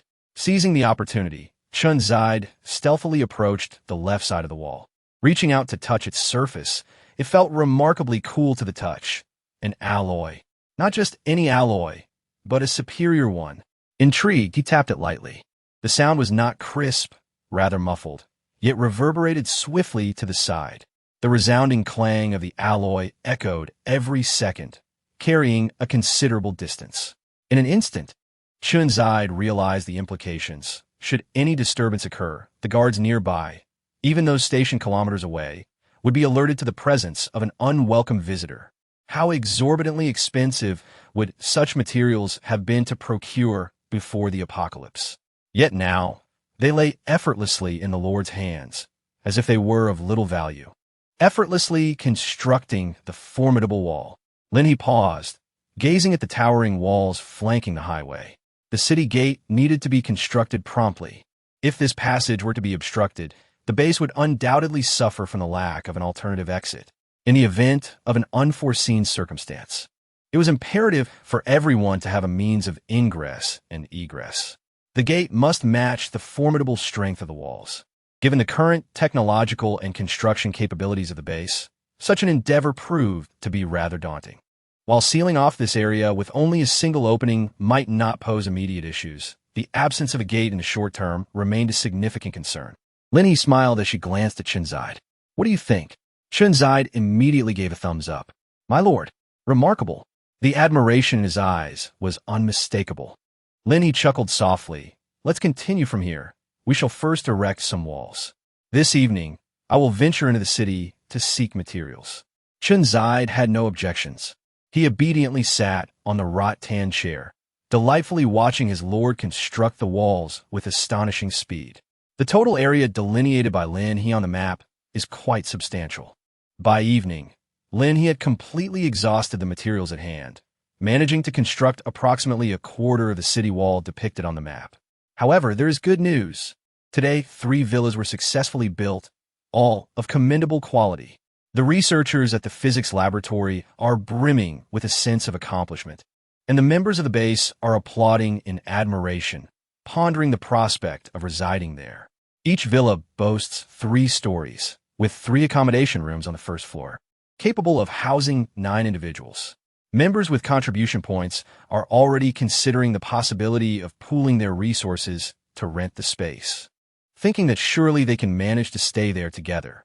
Before the apocalypse, residing in a villa was merely a dream. After the apocalypse, being able to do so is indeed a significant improvement. Lin He was enjoying her meal, quite content. She sat in one of the villas, fully equipped with water and electricity. The only drawback was the absence of a gas stove, which rendered cooking impossible. Nevertheless, the villa could comfortably accommodate 9 individuals. Remarkably, the materials consumed were more than half less than those required for a conventional villa construction. There was absolutely no waste, and every bit was utilized in the villa-esque construction.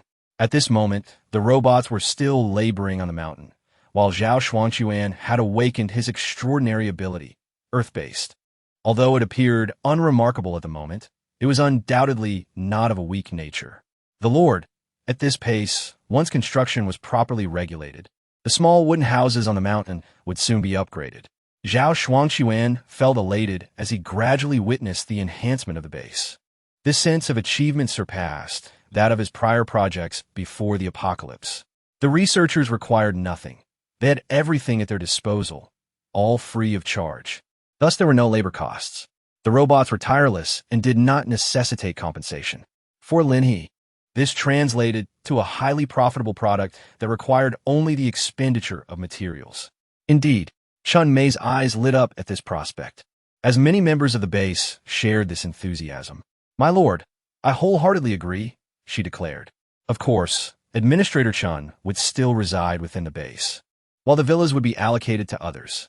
The rental contribution value on that side was somewhat higher, so it could be lower here. Perhaps a mere 500 contribution points per month for 9 individuals, ideally renting in teams. Some of the rooms were quite spacious, accommodating 2 people comfortably. After some discussion, they all found it to be an excellent arrangement. Chapter 67. Learning from the Lord. After finishing his meal, Lin He made his way to the starfruit trees, plucking the starfruits and storing them in the system's shop, listing them at a price of 50 contribution points each. Currently, a single starfruit contained approximately the energy equivalent of 4 crystal cores, yet was far purer. It did not take long for others to notice the starfruits.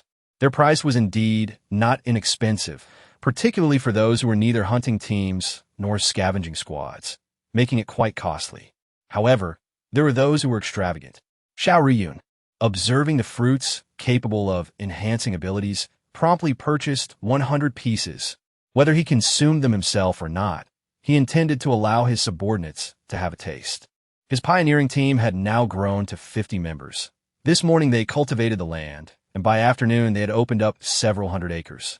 With a reward of 10 contribution points for each acre cleared, coupled with selling trees and fruits, he was undoubtedly on his way to becoming the wealthiest individual.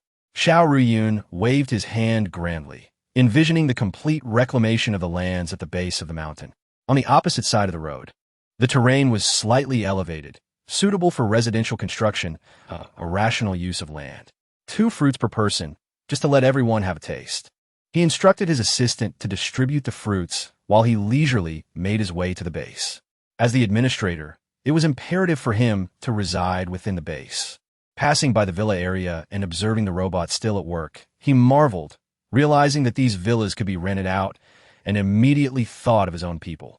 However, some of his personnel had not yet joined the base, prompting Xiao Ruyun to eagerly seek out Lin He. You intend for your pioneering team to reside in villas? Lin He chuckled softly. So, Administrator Xiao has become quite affluent, hasn't he? Of course, that is acceptable. But would it be possible to wait a day or 2 longer? The hunting squad and the scavenging team will also be vying for their share. I'm not showing favoritism here. Although there are currently only 3 buildings, given the robot's efficiency, we could construct at least 8 villas in a single day. Once the member base is completed, significant renovations will also be required at the gathering site. Lin He winked at Xiao Ruyun, knowing that she would need Administrator Zhao's support when the time came. Xiao Ruyun's brow furrowed slightly, instinctively sensing something amiss. My lord, what can I do? You have the most people at your disposal. Zhao Xuanquan over there certainly cannot manage everything. By leading your team, you can set an example and improve the situation there. I intend to construct residential buildings in that area. How many stories? 6 stories. Xiao Riyun couldn't help but ponder. How many households would there be on each floor? Lin He remarked that considering both families and singles, different buildings would feature various apartment types. If there were 1-bedroom or 2-bedroom units, undoubtedly, there would be more households on a single floor. Xiao Riyun became serious, acknowledging that such a plan was indeed feasible. He inquired about the construction timeline for such residential buildings. The duration would be considerable, hence it was prudent to delay that endeavor for now. The laboratory would continue to manufacture robots. Once they accumulated 10 or more, they could test their efficiency. Though unhurried, Xiao Riyun spoke earnestly, my lord. I now realize how comprehensive your considerations are. From nothing to something. Once these constructions commence, the foundation of the base will be firmly established, leading to further improvements and greater sustainability in the future. There was a glimmer of respect in Xiao Riyun's eyes as he recognized the Lord's willingness to allocate resources. No, to invest in the members of the base. It prompted him to ponder whether the Lord had ever truly withheld anything. She had been dedicated to the development of the base from the very beginning, enhancing the facilities, the food she stockpiled and the livestock she raised. Even the zombies she defeated, though claimed to be sold, were ultimately contributions to the base. The only tangible reward she retained were the crystal cores from the zombies she had slain. Reflecting on this, Xiao Ruyun felt a surge of emotion. My lord, I was narrow-minded before. Henceforth, let the food I cultivate be valued at a contribution of 2 per pound. Lin He was taken aback. What? Xiao Ruyun replied with unwavering conviction. 2 contribution points per pound. I stand to gain as well. My lord, it cannot be solely you who sacrifices for the base. As an administrator, I bear this responsibility. He thumped his chest with determination. Let us strive together for the construction and prosperity of our base. Observing Xiao Ruyun's fervent dedication, Lin He Though perplexed by the turmoil within him, cautiously inquired, "Are you truly certain?" In response, Xiao Riyun wore an expression of disbelief, as if to say, "My lord, yes, you. I am indeed certain." Lin He was deeply moved and grasped Xiao Riyun's hand. "Xiao Administrator, you truly are an exemplary youth of our base. I must ensure this matter is widely publicized. You are indeed a good person." Xiao Riyun quickly waved his hand. "My lord, compared to you, this is nothing. Tomorrow, I shall continue to cultivate. With me tending to the base's vegetables and grains, no one shall go hungry." Lin He was somewhat taken aback as she watched Xiao Riyun passionately depart, involuntarily inhaling deeply. She glanced around, wondering if there was some magnetic aura within the control room. How had Xiao Riyun suddenly transformed into such a considered figure? Regardless, it was undoubtedly beneficial for the base. With lower procurement costs, the selling price could also be adjusted accordingly. Moreover, each one of them was formidable in their own right. Lin He met with everyone in turn, her smile radiating brilliance. "Lord Lin, we finally meet." Baitu immediately stepped forward, firmly grasping Lin He's hand, his eyes brimming with excitement. Lin He smiled and remarked, "I never anticipated such a delightful surprise today. Welcome, welcome." Most of the individuals at the base had concluded their busy day and were now gathering, each carrying a small stool to enjoy the spectacle. The newly constructed wooden cabins in the gathering area had numerous vacancies, more than enough to accommodate these people. Lin He needs to further evaluate them a few more times and have Shang Fengyu create some rings for these individuals first. Lin He instructed Shang Fengyu to organize the convoy, emphasizing that the members were all capable individuals with great potential. "Very well, do ensure your safety," she added. "After finishing your meal, tidy up and retire early." Lin He engaged in conversation with the members of the convoy, and upon hearing that she intended to venture alone into City M late at night, they were astonished.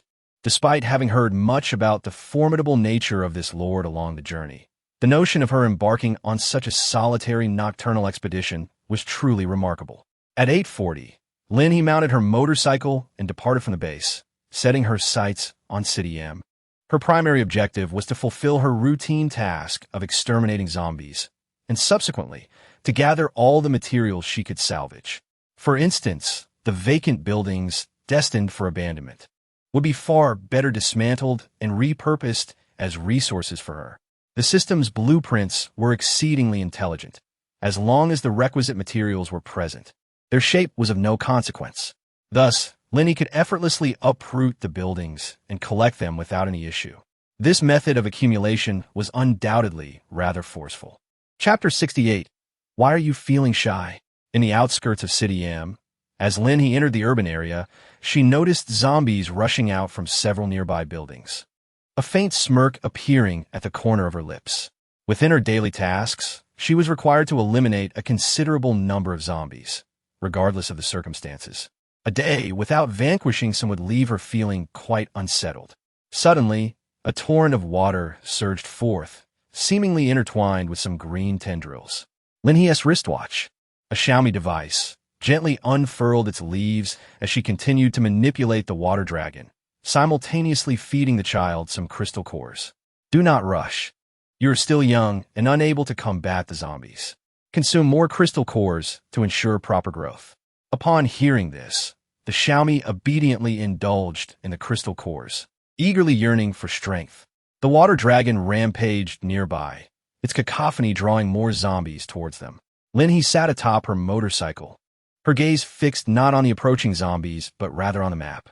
This place was once a steel factory. Splendid, this shall be our location. Lin He folded the map away. Beneath the water dragon, the zombies' necks and heads lay in disarray. With a swift motion, Lin He raised his hand, and the water dragon surged forward, clearing a path. "Come on, if you can catch me, there will be a feast." Lin He suddenly rode out on her motorcycle, the torrent of water raging beside her. Zombies were knocked down one after another by the force, yet more continued to surge from the distance. Lin He refrained from excess killing, for to slay the zombies during her journey would be a waste of their bodies and crystal cores. Her time was indeed precious. Thus, she chose to lead these zombies towards the steel mill, where they could be dealt with collectively. Meanwhile, as Lin He traveled, Sheng Fengyu was at the base discussing the upcoming activities with Baitu and the others. Indeed, the formation of a hunting team or engaging in other endeavors was permissible, although each hunting squad could comprise only 10 members. Baitu nodded in agreement, affirming that they could manage, as some companions were not adept in combat and could contribute in other capacities upon arriving at the base. They could also join the scavenging team. Sheng Fengyu spoke again, and Baitu smiled, expressing gratitude. Grand Administrator Sheng, we understand now. Thank you. Just then, Yinkin had gone to the cafeteria. He had returned to his usual self. Yet Sheng Fengyu was perplexed as to why he was avoiding Sister He. Lin He did not see Yuncan and was unaware of his recovery, so she set off directly to City M. Now, Sheng Fengyu could go eat and inquire about Yuncan. In the base, DeFu was also with Yuncan. The two had bathed and donned clean, refreshing attire for their meal, joined by several researchers in the cafeteria. Brother, DeFu exclaimed upon spotting Sheng Fengyu, waving his hand eagerly. Yuncan looked up and smiled at Sheng Fengyu, who then served him some food. Yuncan, why aren't you talking to Hejia? Sheng Fengyu raised an eyebrow, questioning the awkwardness. What is so difficult to discuss? DeFu chuckled. Big brother Yuncan is shy. Wasn't he a bit silly in front of Sister Lin He before? Now that he is back to normal, of course, he did feel bashful. Sheng Fengyu paused. Was he concerned about his image in front of Lin He? That seemed quite unnecessary. Hejia is an open-minded person. If she knew you were back to normal, she would be absolutely delighted. She wouldn't hold your past against you. She was very caring towards you back then. Wasn't she? Yinka nodded. Yes, I understand. A smile graced his lips. The Lord is a wonderful person. Sheng Fengyu pursed his lips, yet he felt somewhat discontented with Yun Can's expression and gaze. Let us eat, he suggested. By the way, the researcher from the physics lab mentioned that Academician Tai and the team are staying up late tonight to complete a robot model. Brother, did you see the villa over by the member base? It's built by the robot. It seems to be able to construct many houses in a single day. Sheng Fengyu raised an eyebrow. I saw it. I just spoke with Sister Chun about it. They plan to let the hunting team move in first. DeFu's eyes lit up. That's great. Everyone in the team would surely love it. It would be best if a whole team could stay together. Our small team could practically all reside in the base. Yun can interjected. The villa can be given to another team. Sheng Fengyu nodded. That is what I was thinking. There are 9 rooms in the villa. A small team has 10 people, so some could squeeze in or stay in the living room.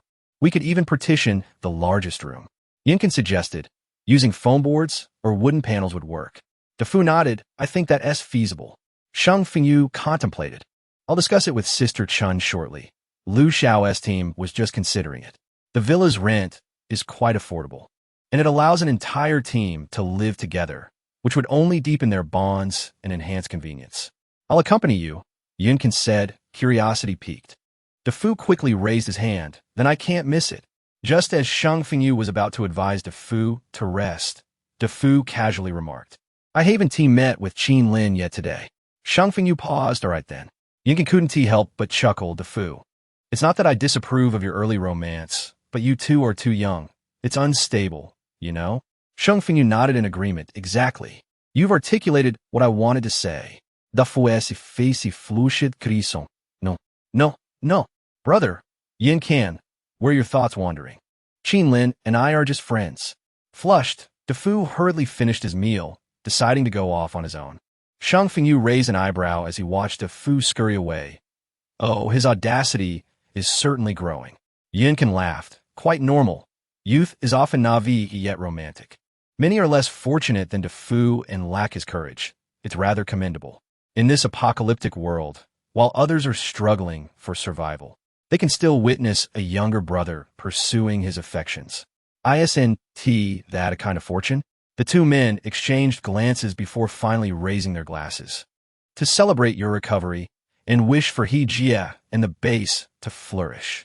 Yunkin clinked his glass. Thank you. I share the same hope with you. For continued prosperity. Teacher, we're keeping pace. Tai Fuxing observed closely. Good, excellent, the sensor is installed correctly. Take down number 7 and retrieve the next component.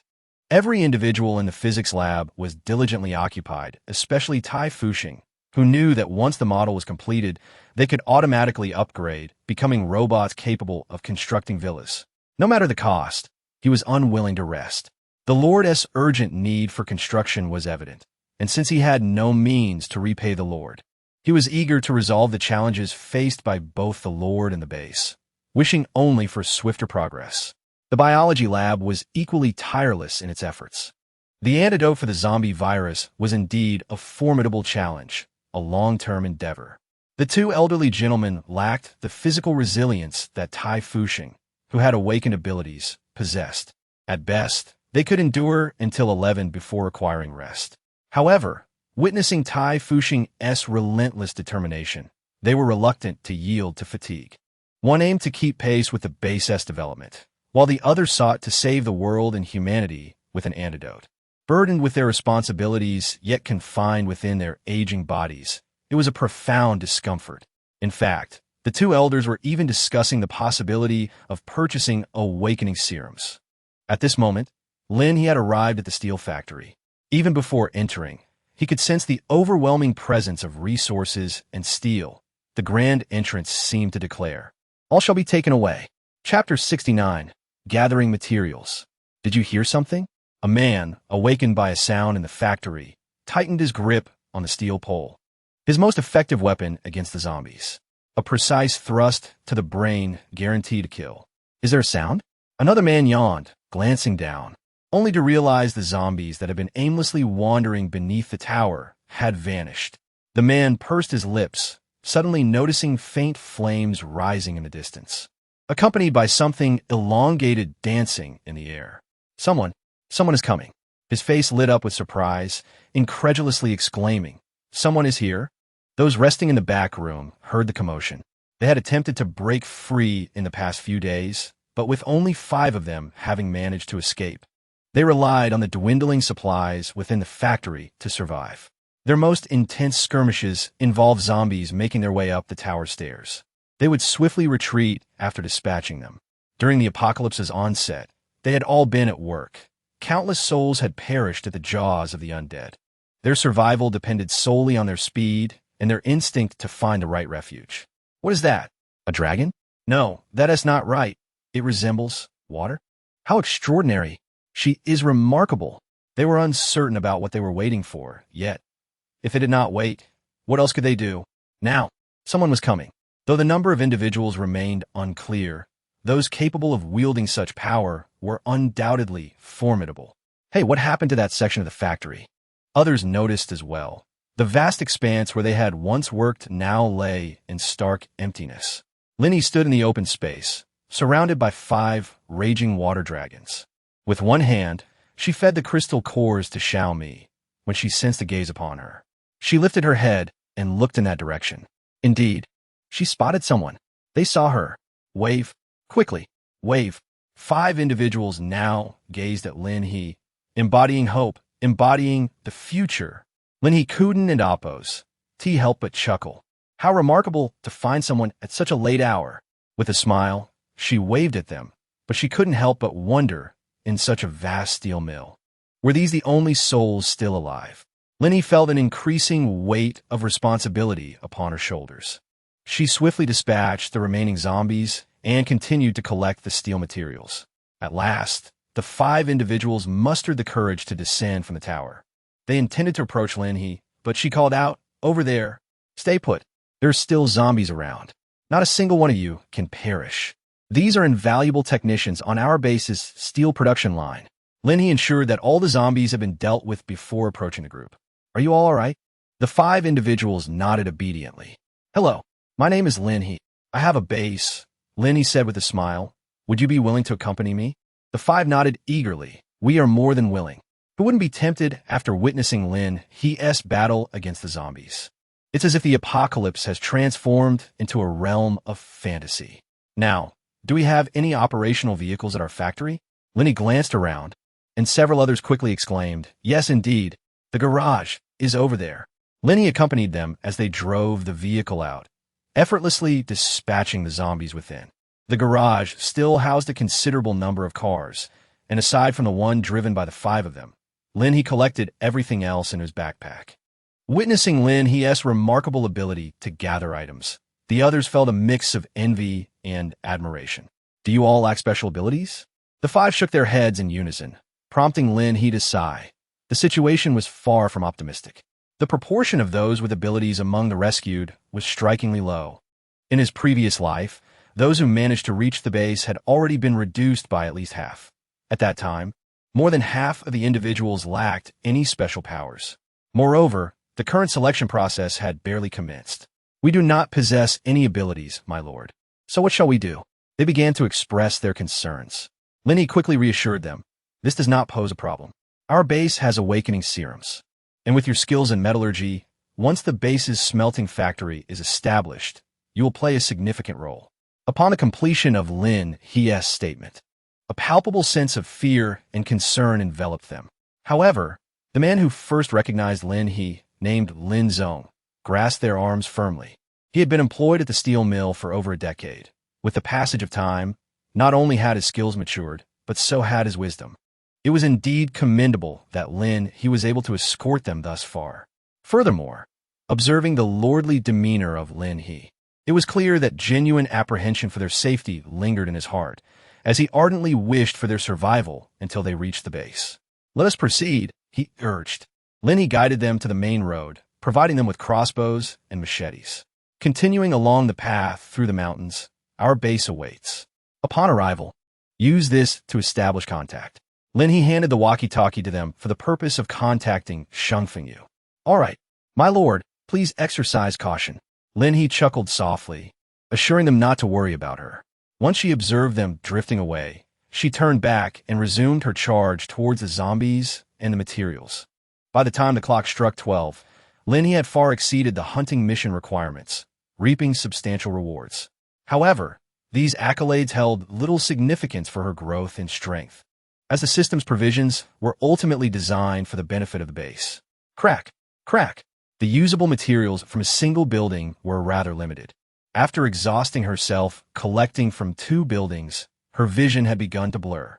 In this residential area, there were few inhabitants. Perhaps they had long since fled. Recalling her past life, at this juncture, she had already departed with that family to City M. How trivial! The affairs of the base had occupied her thoughts so much that she had completely forgotten about that family.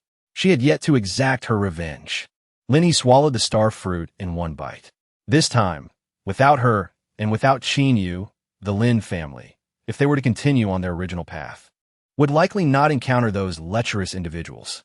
Lin He pressed her lips together, wondering if she might truly lose track of this family. The routes from M City to a city were limited, and the base, vengeance. Lin He sighed, deciding that the base was of utmost importance. However, thoughts of Qin Yu crossed her mind. After some hesitation, she resolved to venture toward the suburban villa, killing any threats along the way. If Qin Yu's family was still there, she would take them along. This sister-in-law was a valuable person, and the base was in dire need of individuals like her. Chapter 70. The turmoil of the villa district. In the villa district, the growls of zombies echoed through the walls. Qin Yu stood cautiously on the rooftop, observing the wandering undead in the distance. Ever since the neighbors had departed with the community convoy, the nearby zombies had returned, and within a day, their numbers had increased significantly. Yeah, a gentle call resonated from the stairwell. It was Qin Yu's mother. Qin Yu was uncertain why she hadn't joined the convoy.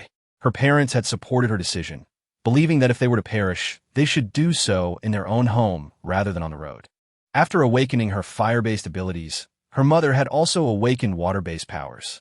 Hence, they faced no issues regarding water, while her father tended to vegetables on the rooftop. The small yard and basement were stocked with chickens, ducks, and preserved food, sufficient for a year's sustenance for the family. Reflecting on this, Qin Yu thought of Lin He. If it weren't for Lin He's advice, she wouldn't have stockpiled supplies or had the opportunity to remain behind. Yet, she wondered how Lin He was faring now. Having offered her a warning, Lin He must have prepared herself as well. Ms. Liu approached slowly. Your father seems a bit unsettled. I came to check on things. There and Oppos. No unusual activity outside, is there? Qin Yu nodded. No, the house across is still occupied. So you needn't worry. The neighbors who had stayed behind included a young man with his elderly grandmother. Fearing potential mishaps on the road, they had opted not to leave. This arrangement allowed for mutual support, and during the day, When Chinyu set out to slay zombies, the young man would join her, providing protection. Bit by bit, they could rebuild their home and perhaps truly restore their living conditions. Alas, the zombies had grown increasingly formidable. Their hen, Xiaohong along with her chicks, could only retreat to the basement. Even a slight disturbance in the yard would prompt them to batter against the door. Xiaohong had grown larger since the apocalypse, and now laid eggs the size of a grown man's fist daily, making Ms. Liu cherish her even more. In contrast, Xiaohong's mate, Xiao Hui, was less fortunate and would likely have been consumed had it not been for the potential of hatching chicks. Indeed, the zombies were becoming stronger. A thin line connected her to her parents' bedroom, where a bell was situated. Should any danger arise, she could pull the line to alert them. Be careful, Ms. Liu advised before descending. Chinyu gazed at the lights still glowing across the way, finding some solace in their presence. However, her peace was abruptly shattered by a distant, rumbling sound. Boom! The noise was deafening. Chinyu furrowed her brow and turned to investigate, only to be taken aback. It was a vehicle, a car recklessly barreling through the horde of zombies. The vehicle appeared oddly familiar. As it drew closer, recognition struck her. Lin Chong. This off-road vehicle had been a gift from her during her engagement with Lin Chong. Just days before the apocalypse, he had acquired it from the police station. She had been reluctant to accept it, wishing to sever ties with that family. Now, however, she found herself conflicted. No, this couldn't be. Gritting her teeth, Chinyu swiftly tugged the line and raised a white flag to signal the young man across the way. He noticed immediately, casting a cold glance at the approaching vehicle and brandishing his crossbow. Over the past few days, he had crafted several weapons with notable efficacy, and he was confident in his aim. If the vehicle aimed to provoke them, he was more than prepared to shoot arrows into their skulls. Quickly, that's Chinyu's home. They're still there. The vehicle was filled to capacity with people, Lin Chong's parents and several youths, all of whom now bore the gleam of greed in their eyes. I saw that little wretch Xin you stockpiling supplies before the apocalypse, Lin Chong's mother exclaimed with excitement, declaring that with only 2 people in their household, once they broke through the door, there would be an abundance of food. Yeah, what's wrong? At that moment, Chinyu's parents also heard the commotion and stood at the door, armed with a crossbow identical to their neighbors, their expressions tense. Chinyu gritted her teeth, realizing that Lin Chong's maniacal presence had arrived. Her mother had previously seen her shopping and was aware that they had provisions. Mom and Dad, they come with ill intentions. You must hide in the basement, Xiyang, and I will handle this. Zhang Xiyang, the young man from across the way, exchanged a knowing glance with Chinyu, both understanding instinctively what needed to be done next. This time, they had to ensure their survival. The zombies, drawn by the noise of the vehicle, launched a frenzied assault. When the car finally crashed to a halt, the windows suddenly burst open with a loud bang, and Chinyu fell into a stunned silence. Guns! Zhang Xiang was equally taken aback, squinting as he descended from the balcony, disappearing from the sight of those below. Kill! Quickly!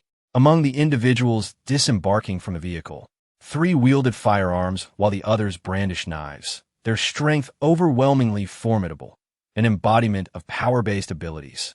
Lin Chong naturally spotted Chinyu and couldn't help but smile. Chinyu, dear, kindly open the door. Considering your past allegiance with me, I shall spare your lives. You are to accompany us, and we will ensure your sustenance.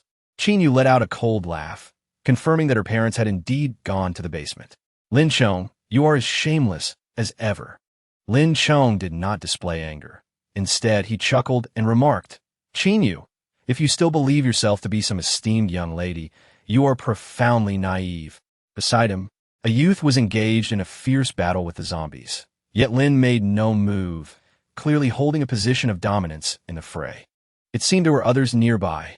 A few other youths spoke up, and Lin glanced over, stating, eliminate them all. Just as they were on the verge of breaching the door ahead, Chinyu suddenly inquired, Lin Chong, where are you planning to go next? Lin Chong gazed at Chinyu's expression, clearly aware that they were headed to the base in City A. Have you made up your mind? He inquired. Chinyu paused briefly. I will head downstairs. We can discuss this at length. Realizing that they were utterly outmatched, she understood that her only recourse was to rely on her wits. However, she was taken aback when, upon her descent, The front door was shattered by gunfire, the lock splintering under the assault. With a resounding crash, Lin Chong kicked the door open, advancing menacingly with a sinister grin as he seized Qin Yu by the throat. "Qin Yu, you treacherous woman! You dare to betray me!" With a swift motion, Lin Chong knocked the crossbow from her grasp, his strength formidable. As he too possessed the awakening of power. Recognizing the slimness of her chances, Qin Yu extended her hand. I was wrong, Lin Chong." Her voice trembled slightly. "For the sake of our past as lovers, please don't kill me. I will serve you faithfully." Before she could finish, her hand pressed against Lin Chong's neck, and in an instant, flames erupted with a fierce whoosh. Lin Chong screamed in agony, violently flinging Qin Yu away. "Qin Yu, you seek your own demise." Lin Chong swiftly drew the pistol from his waist, aiming it directly at Qin Yu. Yeah, no." Qin Yu's parents rushed forward in an attempt to thwart Lin Chong, but they could never outpace a firearm. Whoosh! Opposite them, Zhang Xiang released a crossbow bolt, exclaiming, "Qin Yu, you must not perish." Lin Chong clutched his neck and immediately pulled the trigger, cursing the wretched woman die. Before he could finish his sentence, a figure suddenly appeared. Instantly, a torrent of water surged forth, enveloping the bullet and striking Lin Chong's head, propelling him to collide head-on with the crossbow bolt. With a resounding bang, Lin Chong's head exploded, and his lifeless body fell heavily against the wall, while the water surged skyward, sweeping outwards beyond the wall. Standing before Qin Yu was none other than Lin He. Chapter 71, My Lord, My Son, My Son. Lin Chong's parents were initially reveling in their son's accomplishments, particularly his mother, who eagerly anticipated witnessing Lin Chong vanquish Qin Yu. In a world turned upside down, her son was thriving. After all, women were expendable. However, who could have foreseen the sudden emergence of an individual who swiftly pinned her son against the wall? She rushed in, screaming, only to confront the horrifying sight of her son's lifeless body, his head entirely gone. "My son, Yu." Lin He extended her hand. "Qin Yu, it has been a long time." Qin Yu gazed at Lin He, completely oblivious to the commotion behind her. She trembled slightly, not from fear, but from excitement. "Lin He, you have come to rescue me?" Qin Yu reached out her hand, and Lin He grasped it firmly, pulling her up. With a smile, she said, "I'm here to take you out for a delightful feast." It is you. Lin He, you are infuriating." Lin Chong's mother had lost her mind, picking up the handgun from the ground, and in a frenzy, aimed it at Lin He, shouting, "Die." Qin Yu's eyes widened in alarm. "Lin He, be careful." Suddenly, a torrent of water surged forth, swiftly enveloping the madwoman. At that moment, Lin Chong's father rushed in, and Lin He's uncle was left in shock. With a glance, Lin He directed the water flow, which surged towards them, sweeping the two of them away together. Bang! Bang! Bang! Gunfire erupted outside, causing Qin Yu to grasp Lin He's hand tightly. "Lin He, save them." Lin He realized she was referring to those outside. At this moment, the people out there had finished exterminating the nearby zombies and were now attempting to breach the door. Lin He's figure flickered, and 4 water dragons surged forth, instantly shattering the heads of zombies and humans alike. No one was spared. A force-based approach? What significance does that hold? Hope it's futile. Following Lin Chong to death? Who will perish then? "Lin He, what are you doing?" This elderly woman exclaimed in anger, still perceiving herself as a senior. "Do you dare to kill us?" The water dragons swept past, and Lin He tapped the small device on his wrist, his expression darkening. "I choose not to kill you now, but rather, I want you to witness how these people meet their demise." Lin He smiled faintly. "Uncle, and it has been a long time." Her smile radiated a chilling coldness, causing Lin Zhong, her father, to shudder. "Stop talking. Just stop. What are you afraid of? Your son is dead. Your son perished at the hands of this wretched woman. You may as well kill me. Just kill me." Lin He suddenly felt it was unnecessary. With a swift motion, she turned her hand, and the water dragon instantly changed direction, sinking its teeth into the heads of the couple. Crunch! Their skulls shattered. The corpses collapsed, merging with Lin, and then the water dragon whisked them away, a family reunion, delivering sustenance to the zombies. At this moment, Qin Yu gazed at Lin He, her eyes sparkling with excitement rather than fear. Zhang Xiang peeked into the living room, having been in a daze for a while. The intruders, who were about to break in, were now reduced to mere corpses. Furthermore, the ability users also possessed crystal cores. Thus, Lin He did not squander these lives. She intended to collect them later. Lin He, thank you. You are amazing. Qin Yu's parents quickly approached, and upon hearing her voice, Lin He smiled at her. I have a base. Would you like to join? Qin Yu's eyes lit up. I want to go. Compared to other convoys, once Lin He spoke, Qin Yu would undoubtedly bring her parents along, bolstered by trust and the formidable prowess of Lin's water dragon. Qin Yu was an astute individual. Lin He's arrival felt like a savior descending from the heavens, a true redemption. The two individuals from the opposite house, do they heed your words? Lin He gazed at Qin Yu, who nodded in affirmation. We are together, Zhang Xiang. Come out and meet our future lord. Qin Yu swiftly embraced her role, while Lin He exchanged pleasantries with their parents, having met them briefly during the engagement. The two elders, with teary eyes, expressed their gratitude and nostalgia. By the way, is anyone still here? Qin Yu shook her head, replying that everyone had departed the day before. In an instant, a motorcycle materialized beside Lin He.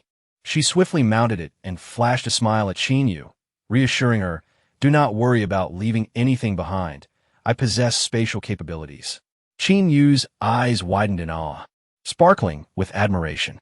How wonderful! Water and spatial abilities? Such power far surpasses my meager flame control. Lin He circled around the villa area, which was spacious and adjacent to a serene lake. After dealing with the zombies, she gathered them all up and, with a flick of her wrist, summoned the water of the lake, effortlessly capturing all the fish within. She planned to construct a grand fish pond at the foot of the mountain, envisioning a future where the aquaculture sector would thrive and expand. Upon returning, she would make arrangements, and later in the evening, she intended to visit the aquaculture farm in City M.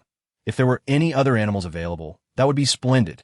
Once she confirmed that not a single fish remained in the lake, Lin He withdrew her hand, causing the water to cascade down, sending towering waves splashing into the air. The sound momentarily stunned Qin Yu and her parents, and Ms. Lu couldn't help but exclaim in astonishment at Lin He's remarkable prowess. Call her the Lord, Ms. Lu, Qin Yu reminded from the side, eliciting a chuckle from her mother. Indeed, our Lord. Qin Yu's father waved his hands in the air, affirming without a doubt. The Lord's control of the water is extraordinary. She could vanquish countless zombies. Clutching her belongings, Qin Yu exclaimed, with the Lord here, we are truly fortunate. Xiaoya. Zhang Xiang called from the entrance. Qin Yu peeked out. We're here. I have plenty of bags. Do you have enough room?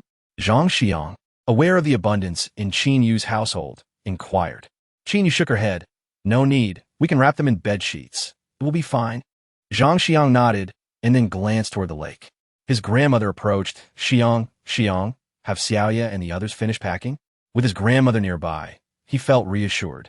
Almost done. Grandma, you stay at home and wait. However, Grandma shook her head. I wish to meet the Lord. She is our savior. Does the Lord require assistance? Xiang, why don't you go and check? Upon spotting Lin He's motorcycle, Zhang Xiang's heart raced. It was admiration for a formidable individual and anticipation for the future. Yet he felt a wave of nervousness as well. Lin He halted the vehicle and remarked with a smile, do not be anxious. Have you gathered your belongings? Zhang Xiang nodded affirmatively. We are ready. We do not possess many items. Qin Yu also emerged with a bundle on her back, exclaiming, my lord, we are prepared as well. Lin He smiled and nodded, then gazed at the row of villas. So, do you still desire a house? Lin He smiled lightly, first assisting the two families in securing their luggage. Then, to their incredulous gazes, she proceeded to dismantle the villa. Ha! Yet another trove of materials acquired. Indeed, you're all adept at weapon crafting. Lin He collected the belongings from two households and naturally noticed the weapons crafted by Zhang Xiang. Although they lacked the refinement of those produced in a workshop, they were still quite impressive. To his surprise, this dashing young man was also a skilled artisan. Furthermore, Lin He learned from Qin Yu the reason behind Lin Zhong's drastically different trajectory in this lifetime. This individual had unexpectedly awakened his power-type abilities while imprisoned and orchestrated a jailbreak with others. The reason he remained incarcerated until the apocalypse was that Qin Yu had reported him for extortion, and he was still entangled in legal proceedings, which prevented his release. Originally, Lin Zhong and his group were supposed to depart with a convoy, but they instead turned towards Qin Yu's doorstep, committing theft and murder, only to ultimately meet their own demise. Lin He suddenly felt a sense of relief for impulsively seeking out Qin Yu that evening. Had she hesitated even a moment longer, Qin Yu would have perished at Lin Zhong's hands. Perfect. Here, your off-road vehicle. I shall escort you to our base. The night was well advanced, and Lin He had nearly completed her mission. She intended to take these two to the base, allowing herself a brief respite of 2 hours before embarking on a new day. Excellent, Qin Yu exclaimed with enthusiasm, while Zhang Xiang took the wheel. Qin Yu's parents and Zhang Xiang's grandmother occupied the back seat. Lin He donned her helmet, the weapon she had just confiscated now resting in Qin Yu's hands. Navigating the night demanded vigilance against zombies. Though Lin He had yet to encounter formidable ones, the vastness of City M concealed countless corners where zombies were mutating. About a month into the previous life, the initial stages of zombies, such as flesh mountains, wailing spirits, and infant necks, had already emerged. 3 directions presented themselves, devouring zombies, consuming corpses, and magnifying their own mass. Alternatively, they could enhance their sound, speed, and defenses, using sound to control other zombies and trigger hordes. Another breed coexisted with stronger zombies, with infant necks serving as the brains of the flesh mountains, proving to be exceptionally troublesome. They were still evolving, but their speed and defenses were continuously enhancing, rendering them exceedingly formidable regardless of how one assessed the situation. Buzzing, with the motorcycle leading and the off-road vehicle following, Qin Yu gazed at Lin He, who was shielded by torrents of water, feeling grateful for their earlier conversation. Had she missed that opportunity, she might now find herself at the mercy of Lin Zhong's gun. Clutching her weapon tightly, she gazed at the blood-red moon, resolutely vowing that, come what may, she would ensure the survival of her parents in this apocalypse. At that moment within the base, Shang Fengyu had already settled the 5 individuals from a steel factory. Zhao Xuanquan was still awake, watching Shang Fengyu with admiration for his formidable strength. Shang Fengyu chuckled. We're growing stronger, and so is he, Jia. The zombies she slays only accelerate her evolution. Zhao Xuanquan nodded, urging him to rest, for the hunting team would continue their missions the following day. Though Shang Fengyu felt fatigued, he insisted, I can assist with the tasks at hand. Despite the presence of wristbands, information feedback for Zhao Xuanquan was often delayed due to numerous gathering places not being incorporated into the base, along with various administrative issues. After a taxing day, Feng Didu quickly succumbed to slumber. Zhao Xuanquan had a room within the base, but preferred to remain at the gathering site for the convenience of others seeking his assistance. That is all for now, he concluded. Shang Fengyu said no more and immediately set to work, prompting Zhao Xuanquan to pause and remark, Administrator Shang, you are quite the considerate individual. Shang Fengyu hesitated. Your praise feels somewhat peculiar. Zhao Xuanquan smiled. I heard from Dafu that you and the Lord have been together for quite some time. It feels surreal to witness my colleagues transforming into zombies, consuming my friends. Without Feng Didu, I would not have survived. He paused, adding, Yet now, I sit in this room at the gathering place, organizing these matters as if in a dream. Shang Fengyu chuckled. How long have you been an administrator? Haven't you grown accustomed to it? Their eyes met, both reflecting a sense of reverence and belonging towards the Lord and the base. Laughing, they continued their conversation, finding that collaboration was indeed more efficient. At 3:30 in the morning, they parted ways. Shang Fengyu washed his face and lay down to rest, instinctively clutching several crystal cores, ready to absorb their energy. The energy from the zombies defeated yesterday was notably richer than before, and Shang Fengyu sensed that the time for zombie upgrades was approaching. At that juncture, the levels of the crystal cores would differ, and those stronger would hunt mightier zombies, yielding greater rewards. He felt a wave of fatigue wash over him, yet his mind remained preoccupied with thoughts of the base. Even now, he admired Jia's tenacity. She had dared to push through 3 sleepless days before the apocalypse. And now her late-night endeavors were even more impressive. Although he had reached level 2, he lacked her vigor. Just as Shang Fengyu began to drift into slumber, Lin He and her companions arrived at the foot of the mountain. The gathering place was just above them. Both Qin Yu and Zhang Xiang possessed abilities, so joining the base was no issue. However, accommodations were currently unavailable. They would be allowed to rest at the gathering place for one night before moving to the members' base, where they could reside in a villa. Primarily, they lacked the funds to rent a room within the base. Each member of our base has a wristband that records your contribution points, which you can redeem for food, resources, or even housing. We can discuss this later. For now, choose a wooden cabin to rest in. Qin Yu was astonished by the sheer size and number of people at the base, far exceeding her expectations. Witnessing Lin He's accomplishments in such a short span during the apocalypse filled her with admiration. She was truly formidable. All right, we understand. Thank you, Administrator Zhao. Qin Yu and Zhang Xiang settled their elders, and then Lin He approached with wristbands in hand. You have officially joined the base. Rest this evening, and tomorrow I will take you to the members' base. You can join the hunting team or the scavenging team, or take on other tasks. Qin Yu and her companions did not presume preferential treatment due to their acquaintance with Lin He. Instead, they listened attentively, eagerly awaiting the opportunity to explore their new home. Lord, rest assured, we will not bring you shame. Qin Yu clasped Lin He's hand, expressing her gratitude. Thank you, she reiterated. Lin He met her gaze. The base truly needs your contributions. Keep up the good work. Uncle, Aunt, Grandma Zhang, please rest. I shall take my leave now.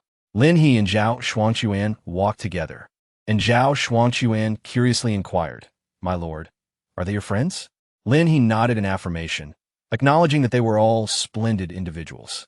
By accompanying the hunting team, they would surely gain invaluable experience. Make sure to rest well, she advised. She then produced several star fruits, indulging in a few herself, as a gesture of goodwill. Zhao Shuangquan smiled in response, expressing his gratitude. Thank you, my lord. Chapter 73. Continuing arrangements. Lin He once again utilized her wood-based abilities to accelerate the growth of the starfruit tree, which was on the verge of a remarkable transformation. Perhaps by the time she awakens tomorrow morning, the quantity of starfruits hanging from the tree would have doubled. After a refreshing shower, Lin He flopped onto her bed and instantly succumbed to slumber, unaware that a multitude of night owls remained awake in the physics laboratory. At last, Tai Fuxing gazed at the rapidly evolving robot, urging quickly, let's conduct more experiments. This time, the model had been refined based on previous observations, and perhaps this enhancement would render the robot's construction capabilities even more formidable. In a laboratory, not a single individual felt drowsy. Everyone was tense yet exhilarated, while their counterparts in the biology lab had long since retired for the night. Huang Wenyao rose at 6 o'clock, surprised to hear sounds emanating from the neighboring physics lab. Upon entering, she was taken aback to find a team engaged in robotic experimentation, while another group continued their construction endeavors. Everyone, should we not take a break? She inquired, fearing that the researchers in the physics lab might exhaust themselves, leading to significant losses for the base. Oh, Administrator Huang, we're almost finished. Tai Fuxing, the eldest among them, appeared invigorated at that moment. He smiled, emphasizing that the construction of the base could not be delayed. He had awakened his abilities, distinguishing this moment from the past. Huang Wenyao paused, noting that few other researchers had undergone similar awakenings. Tai Fuxing suddenly realized that his students were still ordinary individuals who might struggle with the demands of staying up late. You all, cease your work. Go eat and rest. The students looked up. Since Tai Fuxing had not left, they felt they could not either. Huang Wenyao hastily intervened, ultimately persuading Tai Fuxing and all the researchers to take a break. However, Tai Fuxing was determined to present the newly developed robot to Lin He. Lin He happened to be in the cafeteria when Tai Fuxing approached him, exclaiming, My lord, the newly developed robots we have created are able to construct at a significantly faster pace, while requiring considerably fewer materials. Lin He could not help but feel delighted. Does this mean that the Iron Academician and your team are synchronously updating the robotic models, and during the upgrades, the data will surpass the previous benchmarks? Indeed, Tai Fuxing replied with enthusiasm. This way, we can continuously advance towards the upgraded construction robots. My lord, I am confident that I can decipher it within half a month. Excellent. Splendid. Lin He smiled and invited Tai Fuxing to sit down for a meal, fully aware that at his age, he was still burning the midnight oil. Academician Tai. One's health is the foundation of all endeavors. If you do not instill proper routines in your researchers, there will surely be many demands for your expertise in the future. Lin He planned to wait until she had completed more tasks and accumulated a greater quantity of awakening potions, so that she could administer a dose to all the researchers in the laboratory. This way, she could forego the late-night vigils. Endurance was imperative. Such opportunities to seize the moment against time were rare. Rest assured, my lord, we shall take a break shortly, said Tai Fuxing, and Huang when you also let out a sigh of relief, knowing that the presence of the spirited academician Tai would not compel the two elders on their side to stay up late as well. By the time Shang Fengyu and the others rose, Lin He had already finished her meal. Seizing the opportunity, Shang Fengyu quickly engaged Lin He in conversation, as it was likely they would not have another chance to meet that day. Around 3 or 4 o'clock, the harvest seems promising, he remarked, noting the smile on Lin He's face, which confirmed his suspicion of a fruitful outcome. That is splendid. Once you finish your meal, you can expand the hunting team. As more individuals awaken, perhaps we will surpass 10 teams, and only then can our base truly achieve self-sufficiency. We are not lacking in food, especially with the existence of that extraordinary resource, Xiao Ruyun. What we need for the base are materials, resources, crystal cores, and the bodies of zombies. And most importantly, we need people. Lin He let out a sigh. Such is the consequence of being obscure. It is merely a matter of time. Shang Fengyu spoke, suggesting that we visit more locations today to mark the position of our base. Lin He smiled gently. Yinkan also rose to his feet. Upon seeing Lin He hesitated for a moment before approaching her. My lord, you have returned to normal? Lin He immediately discerned that he had returned to normal. In truth, Yinkan was pleased. Splendid. Shang Fengyu chuckled. Very well. Yinkan paused, pondering why Fengyu had assumed the role of chief steward. Perhaps it was due to a lack of expertise.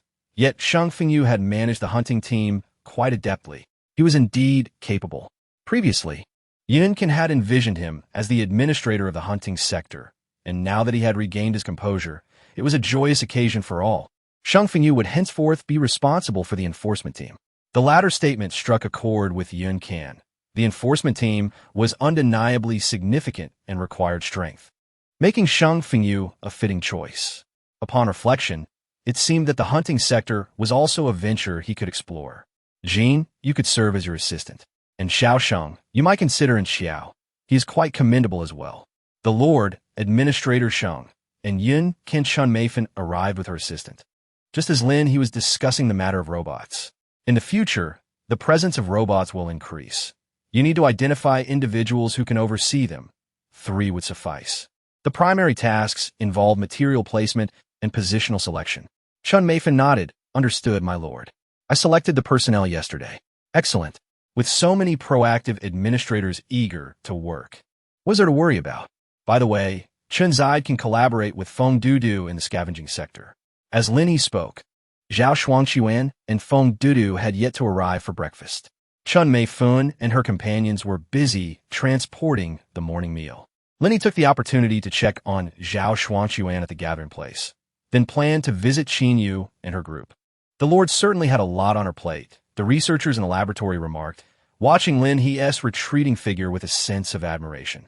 Indeed, managing such a vast base required the Lord's attention. Shang Fengyu quickly finished his meal and urged Yin Ken to hurry, as they needed to form several more hunting teams. Yin Ken nodded in agreement. Meanwhile, DeFu was still enjoying a comfortable slumber when the cafeteria was nearly empty. Realizing that Shang Fengyu and the others had headed to the member base, he hastily got his meal, regretting his deep sleep. In reality, it was only 7 o'clock, so DeFu's waking time was not particularly late. At the member base, the newly inducted members were both curious and excited as they accepted tasks in the reception hall. Bai Tu, in particular, was delightedly fiddling with his wristband, thinking how wonderful this base was. It was worth the trip. Chapter 74. A special task. The hunting teams were expanding. Those wishing to consolidate or form teams were urged to gather in the hall to seek manager Sheng for assistance. A few individuals rushed into the hall with this announcement. Bai Tu, who had been reviewing tasks, immediately turned around. The hunting team? It must be the one mentioned yesterday. Let us go find Shang Fengyu. He preferred to establish his own team rather than join an existing one. Currently, the healing potions were selling exceptionally well, and the position of a doctor was not urgently needed, thus significantly enhancing combat capabilities. However, when injuries became severe, like broken legs or arms, healing potions would no longer suffice, and only healing abilities could remedy such conditions. Today, Chun Mei Fun was finally set to use the awakening potion. She had spent the past few days focused on building a food and goods platform, repeatedly checking and ensuring everything was in order with her little assistant before using the potion. Otherwise, fainting for half a day or even a whole day would hinder base operations, which was undesirable. Chun Meifan believed that neither she nor her assistants needed to possess combat abilities. Both awakened and non-awakened powers could thrive in the base. As long as Lin He and the base existed, they would not starve. Feng Dudu also sought out Chun Zide, showing great enthusiasm towards this elder of the space ability. He directly invited him to become his assistant and also the leader of a scavenger team. He even hinted that if Chun Zide performed well, he might consider passing the manager position to him. Chun Zide felt a mix of fear and hope upon hearing this. He was apprehensive about how casually this young man spoke of such a position, knowing it was not an easy task. Yet, he also longed for the possibility of providing a better future for his villagers if he were to become the manager of this sector. Zhao Xuanquan continued to mobilize personnel for Xiao Ruyun, as the system's tasks had already been dispatched. Now, he instructed Feng Dudu and Chun Zide to transport corpses, with operations commencing at 9 o'clock. As the leading grain producer of the base, everything concerning Xiao Ruyun was of utmost importance. Despite severely lacking sleep, Zhao Xuanquan's spirit remained high, radiating vitality. Such was the benefit of his abilities. He felt that as long as he could manage 3 to 4 hours of sleep a day, he could maintain peak performance, dedicating the remainder of his time to official duties. It must be said that no one in the entire base was as dedicated and industrious as Zhao Xuanquan. While Sheng Fengyu and the others were also committed, their efforts yielded not only contribution points, but also enhanced strength and accumulated crystal cores. In contrast, Zhao Xuanquan received only contribution points. Thus, Lin He discreetly raised Zhao Xuanquan's salary, and the other managers also received slight increases. This place was truly remarkable. Thank you, my lord. After breakfast, Qin Yu spotted Lin He approaching and quickly went over to greet her. Zhang Xiang had gone to the hall to request joining the hunting team. Lin He brought some fruit for Qin Yu, her parents, and Zhang Xiang's grandmother. Your abilities are indeed commendable, and with your extraordinary powers, you can undertake various tasks. Certain jobs, such as heavy lifting and sourcing water, are indeed available. Lin He has also announced a task to excavate a pond for fish farming at the foot of the mountain. The individuals engaged in land reclamation have split into 2 groups, one accompanying Xiao Ruyun to cultivate the zombies, while the other operates excavators to dig the pond for fish farming. The fish she caught last night will eventually be placed into the pond. These living creatures can remain in her backpack for a week, after which they must be released and then reinserted. What I mean is, I can take you both to the members' base for accommodation. However, Qin Yu grasped Lin He's arm and said, My lord, this place is quite satisfactory. You need not concern yourself with us. Zhang Xiang and I can support both families. Lin He raised an eyebrow, previously not inquiring about the matter. You and Zhang Xiang. Her words trailed off, and Qin Yu's ears flushed crimson. No, absolutely not. Lin He smiled gently. You seem quite anxious. Are you trying to conceal something? I truly feel delighted that you have liberated yourself from the clutches of that devil, Lin Chong. I sincerely hope you can embrace a brighter tomorrow, which undoubtedly includes a more fulfilling love. In her past life, Qin Yu was ultimately abandoned by Lin Chong, who, in a bid to please a wealthy heiress, humiliated Qin Yu before her eyes by having her dragged away and violated. By betraying his own wife, he gained even greater advantages. In the end, Qin Yu took her own life. In this life, all that suffering will dissipate entirely. The Lin family will meet their complete demise. No longer casting shadows over Qin Yu or Lin He. I'm aware. Even though our encounters have been few, we share a profound connection, my lord. I wish to express my gratitude once more. Thank you for rescuing us, and thank you for granting me this opportunity. Qin Yu embraced Lin He tightly, tears streaming down her cheeks, the origin of which she could not discern. Lin He smiled gently, patting her back lightly. No need for thanks. However, she continued, if you choose not to relocate to the members' base, why not save some money and eventually reside in a villa? Qin Yu blinked and inquired, are there still villas available here? Lin He nodded, of course. Let's wait a few days. Qin Yu immediately responded, all right. The Lord is truly impressive. Flattered by the praise from the beautiful woman, Lin He felt a sense of elation. There will be plenty to astonish you in the future. I shall not disturb you any longer. Uncle and Aunt, Grandma Zhang can also take a look at the tasks. Lin He once again visited the villagers of Chenjia village, observing that many had already embarked on their tasks. She nodded in approval. The survivors of this village were acutely aware of how to endure. Subsequently, she checked on the steel mill workers she had rescued the previous night and discovered they had been seamlessly integrated into the reclamation project. At that moment, Xiao Riyun was leading them to cultivate the land. However, recalling the steel mill equipment in her backpack, she began to inquire with the system. System, is there a production line capable of directly extracting steel and metals from ores, categorizing and refining them, and subsequently utilizing these materials to manufacture vehicles and machinery, as well as modifying hardware? Does such a thing exist? The system responded with a remark that felt akin to tossing a coin into a wishing well. How much do you desire, indeed? Special task. Save City M from the zombie tide. Pending activation. Countdown. 25 days, 15 hours, 25 minutes. 33 seconds. Requirement. Survival count greater than 5,000. Lin He suddenly furrowed her brow in alarm.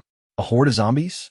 The apocalypse had only been upon them for a month, yet a zombie tide had emerged. How could she not recall this? Was it exclusive to City M? No wonder City M had fallen so swiftly in her previous life. While other cities endured for half a year, or even a year, City M was besieged within just a month. But wait, this indicated that City M possessed the first weeping ghost zombie of the apocalypse. Lin He glanced at the final requirement, survival for over 5,000 individuals. Thus, over the past month, she had successfully constructed the high walls. If she could gather 5,000 living souls, would that count as a success? Surely it would. So what was she waiting for? Hurry and recruit people, erect the walls. Chapitre 75, Population Explosion. A crucial mission. Soon, within the hall, a new mission suddenly ascended to the forefront, emblazoned in bold black font. The critical parts were even highlighted in red. Hunting squad, scavenging squad, please contribute to the expansion of the base. At this very moment, the people of City M are enduring the tribulations of the apocalypse. Our brethren should not suffer thus. Too many souls are in desperate need of your rescue. Bold and highlighted in red. One person equates to 100 contribution points. What a charitable initiative. Yet, as the crowd reconsidered, they realized the base boasted a bug-level grain master, Xiao Ruyun, and robots perpetually constructing houses, coupled with the Lord's formidable strength, as well as the reliability of the hunting and scavenging squads. Why couldn't they accommodate more individuals? I'll take on this mission.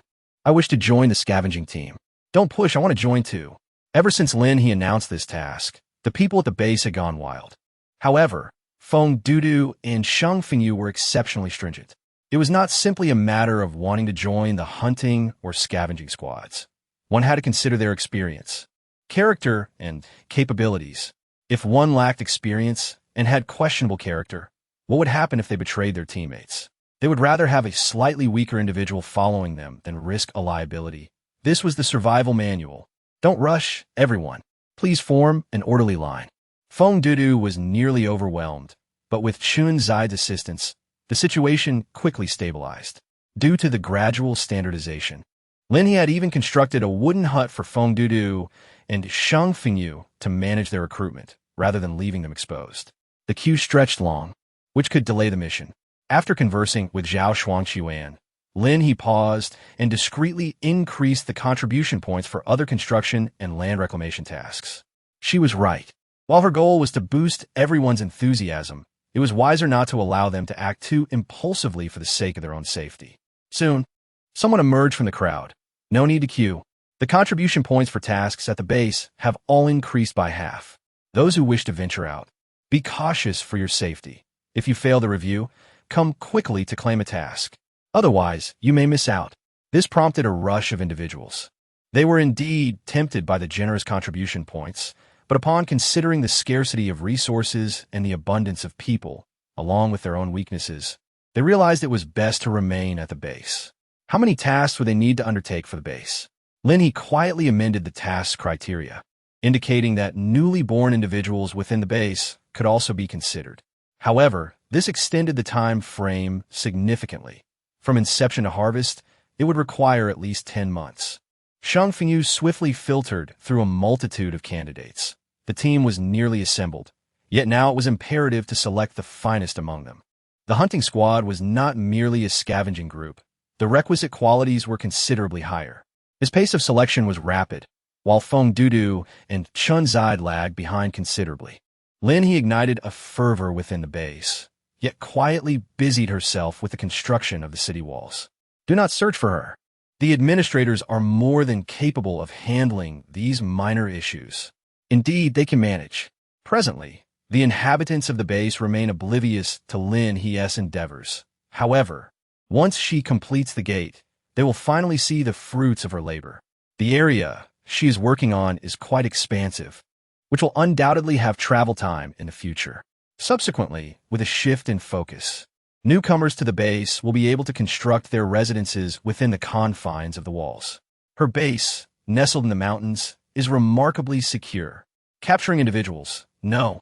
Rescuing them, can also be accomplished during this time. Naturally, this has demanded a considerable investment of time. Before long, 5 days have elapsed. The fruit trees lining both sides have borne heavy fruits, a testament to the efforts of plant-based superhumans who, under Chun Meifin's guidance, have crafted a picturesque pathway. Chun Meifin possesses a remarkable talent for urban planning, a quality Lin He had not anticipated. The residential areas she has designed are notably orderly, with certain sections exhibiting a striking symmetry. The fresh air, infused with the cheerful sounds from the nearby residences, brings a smile to Lin He's face. For no other reason than the astonishing achievement of constructing 33 buildings within these 5 days, accommodating a total of 270 members of the base. This is truly not solely her accomplishment. It is entirely due to the remarkable efforts of the hunting teams and scavenging squads. Shang Fengyu and his companions have ventured deep into the area, using loudspeakers to attract zombies while informing survivors that they are there to rescue them. Furthermore, due to the ingenuity of the students from the Iron Academy, a small device, a broadcasting signal tower, was erected for the base. This miniature version was subsequently enhanced by the system, ensuring that anyone within M-City could hear the broadcast from Lin He's base. Lin He not only reaped a substantial population, but also garnered the generous rewards bestowed by the system. Perhaps aware of the base's inadequate infrastructure, the rewards included an astonishing 10 construction robots. Alongside the 9 crafted by the physical laboratory over the past 5 days, this brought the total to 25. With 3 robots capable of constructing 5 villas or 6, even 7 small standalone units in a single day. The collective efforts of 25 robots could yield a remarkable 41 villas or 50 small standalone units daily. Due to the rapid increase in the population of the settlement, accommodations have been thoughtfully established at the foot of the mountains, standing in distant harmony with the already completed Qinghu and the expansive fields of 1,000 acres lining both sides of the road. Lin He dispatched 15 robots to the foot of the mountain to construct a building. 5 robots working tirelessly for a day would suffice to erect a 6-story structure, each floor accommodating 10 single-room apartments. The remaining 10 robots were assigned to oversee the construction on the mountain, as the original small cabins in the settlement had been dismantled by Lin He. Having resolved to separate the members from the ordinary people, she decided that only the latter would reside at the mountain's base, while the members would inhabit the heights, thereby facilitating management. Lin He has successfully established a store, a cafeteria, a mission hall, and a medical room at the foot of the mountain. Among the rewards from the system, she also received blueprints for a warehouse, which she constructed primarily to store items from her backpack. The contents of these warehouses are linked to quests and purchases, mirroring the permissions of her backpack. Thus, no one can access them except for her, ensuring their security. Chapter 76. Continuous change. The combined population of the entire base, both on and off the mountain, is nearing 2,000. However, Lin He is aware that such a gratifying rate of growth will gradually decelerate as the longer time passes. The higher the probability of survivor mortality becomes. The enforcement team of the base has been established. Meanwhile, Shang Fengyu has already advanced to level 3 and is on the brink of reaching level 4, becoming a formidable force within the hunting sector. Although Shang Fengyu remains the administrator of the enforcement team, it is largely Du Fu who is seen roaming about. He recalls that when he was appointed as captain, he was utterly bewildered. What, really? Initially, he was merely a pawn in a grand scheme, yet he never anticipated that one day he would rise to such a position. Though he has only held the office for a day, Shang Fengyu had already equipped him with a solid foundation, including Huang Xiaobai, who was one of the earliest members to join. Through hard work and camaraderie, he ultimately obtained an awakening potion. Remarkably, he awakened a gold-based material weapon with considerable offensive capabilities, somewhat akin to those of Xiao and Jinyu. As of now, Lin He is nearing the completion of the city wall, focusing on the main gate and the back entrance. Over the past few days, the system has gradually rewarded her with the authority to upgrade the steel factory. The steel factory has now been relocated, not far from the city wall, alongside several villas that have also been constructed not by robots, but through blueprints awarded by the system. Lin Zong is currently the head of the steel sector within the infrastructure division, holding a salary equivalent to that of an administrative assistant. Previously, he had accrued a significant amount of contribution points while working in the pioneering sector. However, it is undeniable that Xiao Ruyun has been exceedingly generous. Now, he no longer needs to expend funds on seeds. He merely purchases zombie corpses and hires laborers. His level continues to rise, making him, aside from Lin He, the only level 4 ability user in the base at this moment. Other wood-type ability users who follow Xiao Ruyun experience a similar enhancement in their powers, as they lack the extraordinary capabilities he possesses. Fortunately, Xiao Ruyun primarily cultivates fruits and vegetables, not monopolizing the grain sector. Plant-type ability users who wish to engage in agriculture can certainly do so, as they can cultivate food crops such as rice, wheat, and sorghum. The biological laboratory's research on the zombie virus is gradually progressing, although it has yet to yield results comparable to those from the physical laboratory. Nevertheless, they have successfully developed a type of lettuce that bears similar effects to the star fruit. Lin He is currently savoring it. It truly possesses energy. This is indeed a new variety that Lin He has never tasted in either this life or the last. We are conducting research, and if in the future our food could be imbued with energy, perhaps we could upgrade solely through consumption, even relying on the supplement of crystal cores. Huang Wenyao remarked with a smile that this lettuce was also an unexpected discovery, and it grows naturally in approximately 20 days. Although it may not compare to the star fruit, it is still worth considering for inclusion on everyone's dining table. Lin He nodded, acknowledging the possibilities that lay ahead. A path previously unimagined. In her past life, resources were alarmingly scarce, leading to the tragic demise of countless individuals. Who would have thought that this serendipitous encounter would yield energy-rich lettuce akin to the star fruit? If this technology could be mastered, it would inevitably elevate the status of not only non-combat personnel, but also combatants, gradually and imperceptibly enhancing their ranks. Administrator Huang, indeed remarkable. Huang Wenyao smiled, yet internally she exhaled a sigh of relief, accompanied by a tinge of joy, for the pressure she felt was considerable. The physical laboratory was now witnessing robots emerging one by one, contributing significantly to infrastructure development. Although the biological laboratory boasted the largest number of personnel, they had yet to present any tangible research outcomes. Lin He naturally perceived their emotions. Administrator Huang, you need not worry about anything else. The physics laboratory is progressing relatively smoothly due to certain special circumstances. However, we are navigating uncharted waters, lacking experience and guidance, and cannot advance without caution. Yet, should you succeed, the impact on the fate of humanity would be monumental. Huang Wenyan nodded in agreement, contemplating the profound implications for humanity if the energy series, including food production, were to truly come to fruition. After Lin He descended the mountain, he went to observe the residential area. The gathering place was renamed to the residential district, a decision made collectively during a meeting, as some members also resided in the area for convenience and work. My lord. Good morning, my lord. Have you had breakfast? Due to the increasing number of inhabitants, wristbands were now distributed by designated individuals, leading to the emergence of private markets. Some individuals felt that the contribution points given by the system were insufficient and thus set up stalls to sell their goods. With a growing number of family-oriented survivors, this method of commerce naturally took shape. However, it has yet to develop into a significant phenomenon. Lin He will not hinder the emergence of such markets. Both official and private sectors are essential, as providing individuals with choices holds significant importance. Occasionally, she observes the various items for sale, which are generally not food-related but rather consist of small trinkets, such as intricate discs, radios, audio equipment, and household goods. Although these items can also be found in stores, the diversity of types naturally gives rise to varying demands. Lin He gazed at the thriving residential area, unable to suppress her admiration. How effortless this all seems. Just 20 days remaining? She surmised that today might be the day she could achieve level 5.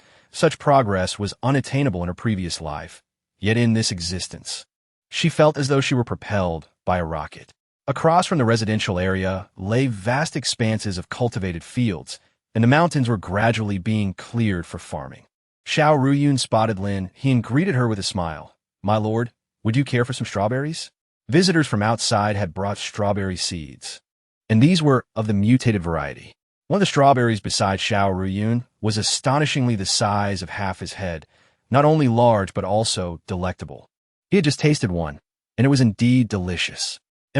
Truly delightful. Lin He nodded, acknowledging the presence of some energy within, which indicated that these qualities could fetch a higher price. Xiao Ruyun smiled, commenting that everything was satisfactory, and expressed his belief that with an additional 20,000 zombie corpses, he would be poised for an upgrade. Over the course of these many days, Xiao Ruyun had consumed nearly 20,000 corpses, and the demand only grew with time. He mentioned that he still had approximately 10,000 corpses on hand, suggesting that he would sell them to Lin He, and that he could later procure more from the hunting team.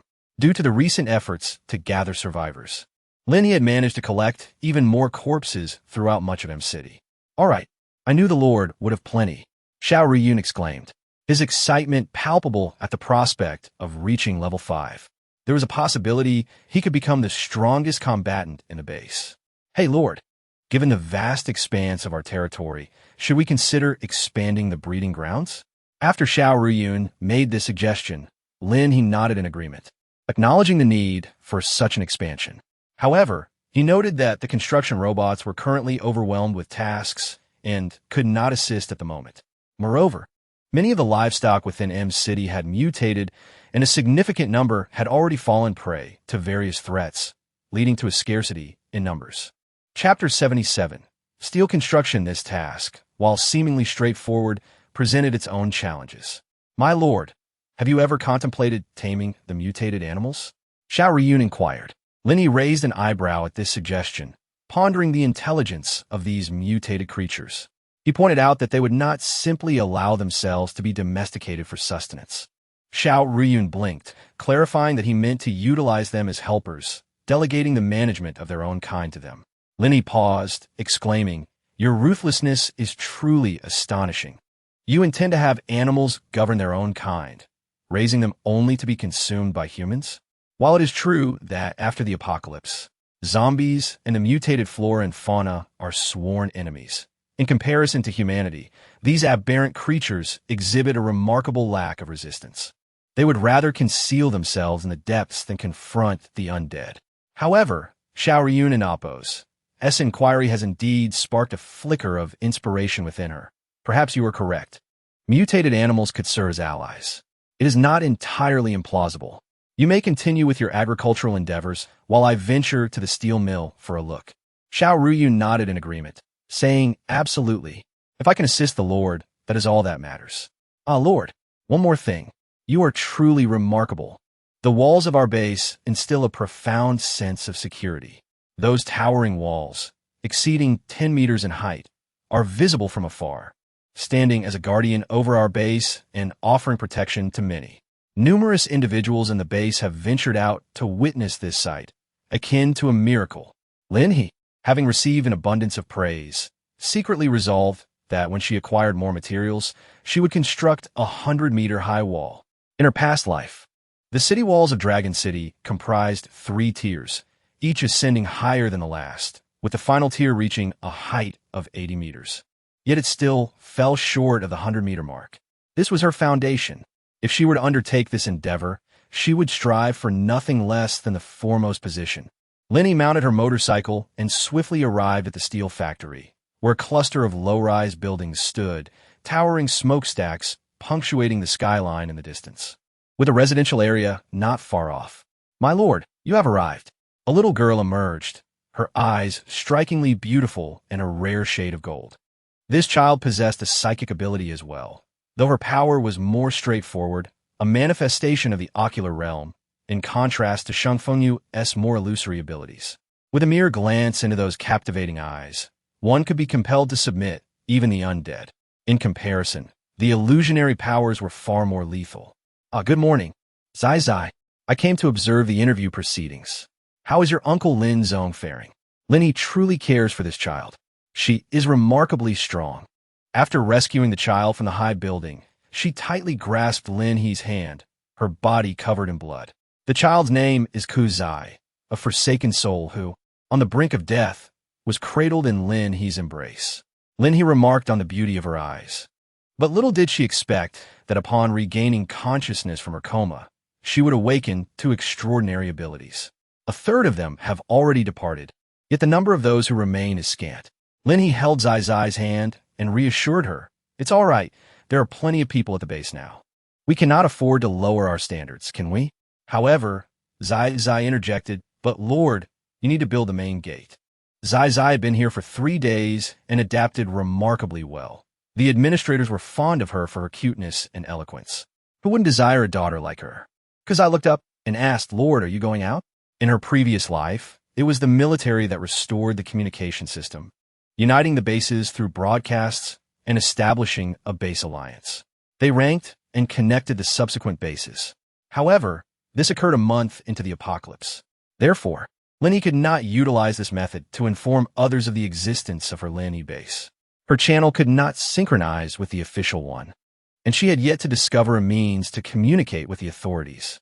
The residents of M City were aware of the A City base due to a brief restoration of broadcasts that announced several regional bases, with a city being the closest.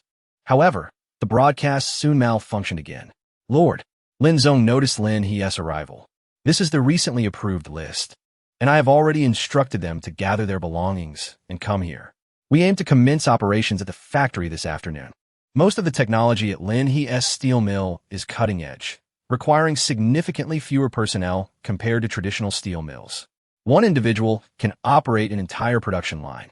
The most challenging aspect remains the construction of the gates, as a 10-meter-high gate poses considerable difficulties.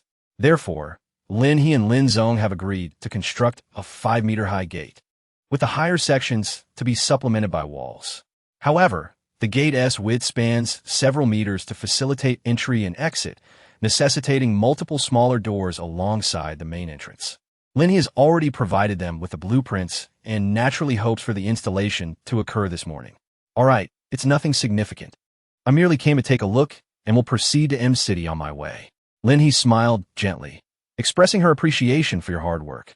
Lin Zong quickly gestured with his hand, emphasizing that in these challenging times, survival is solely reliant on the Lord. These matters shall be entrusted to us. Lin He nodded, gently ruffling Zai Zai's hair. Stay here with your uncle Lin Zong, she said. I shall take my leave now. The villa is situated right beside the wall. offering the quickest view of the outside world. All right, Lin Zong wished to rise, but Lin He gestured for him to remain seated, observing their progress. She decided it was time to depart, for there were numerous matters and countless lives to save.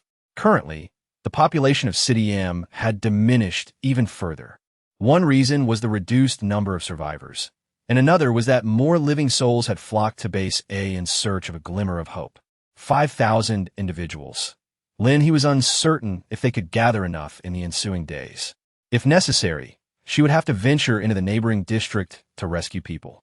However, it shouldn't come to such dire straits. Given a month's time, Lin He could confidently boast of eliminating a significant portion of the zombies in City M. After all, each individual possessed formidable combat prowess, and with the combined efforts of her and her comrades, they could slay thousands daily. Exaggerating a bit, perhaps they could claim to have taken down 10,000 in total, killing 300,000 zombies in a month. No, upon further calculation, that seemed an insurmountable task, considering the population of City M had previously exceeded 2 million. To eradicate them all would likely take at least 7 or 8 months. Enough boasting. Zombies, here I come. Chapter 78, for the little piggies. Meanwhile, outside in City M, Shang Fengyu bit into half a peach. Why is the fruit grown by Xiao Riyun a bit sour? Yin Kan chuckled. You truly haven't seen how he cultivates trees, have you? Fruit trees, being perennial, require considerable time and energy. Yet who is Xiao Riyun? After much contemplation, he decided against the traditional tree shape. A small plant yielding a dozen fruits is entirely feasible. Thus, this little peach, having just begun to bear fruit, is bound to be sour. Here, take it, Shang Fengyu said. I bought several to support Xiao Riyun's endeavor. Yin Kan accepted it eagerly. I adore sour flavors. You can always count on me next time. Shang Fengyu sighed, then gazed at the dwindling streets. The number of zombies remained unchanged, despite the declining human presence. Slaughtering them proved an endless task. Yin Kan, munching on the peach, remarked, You've been saying that for 2 days.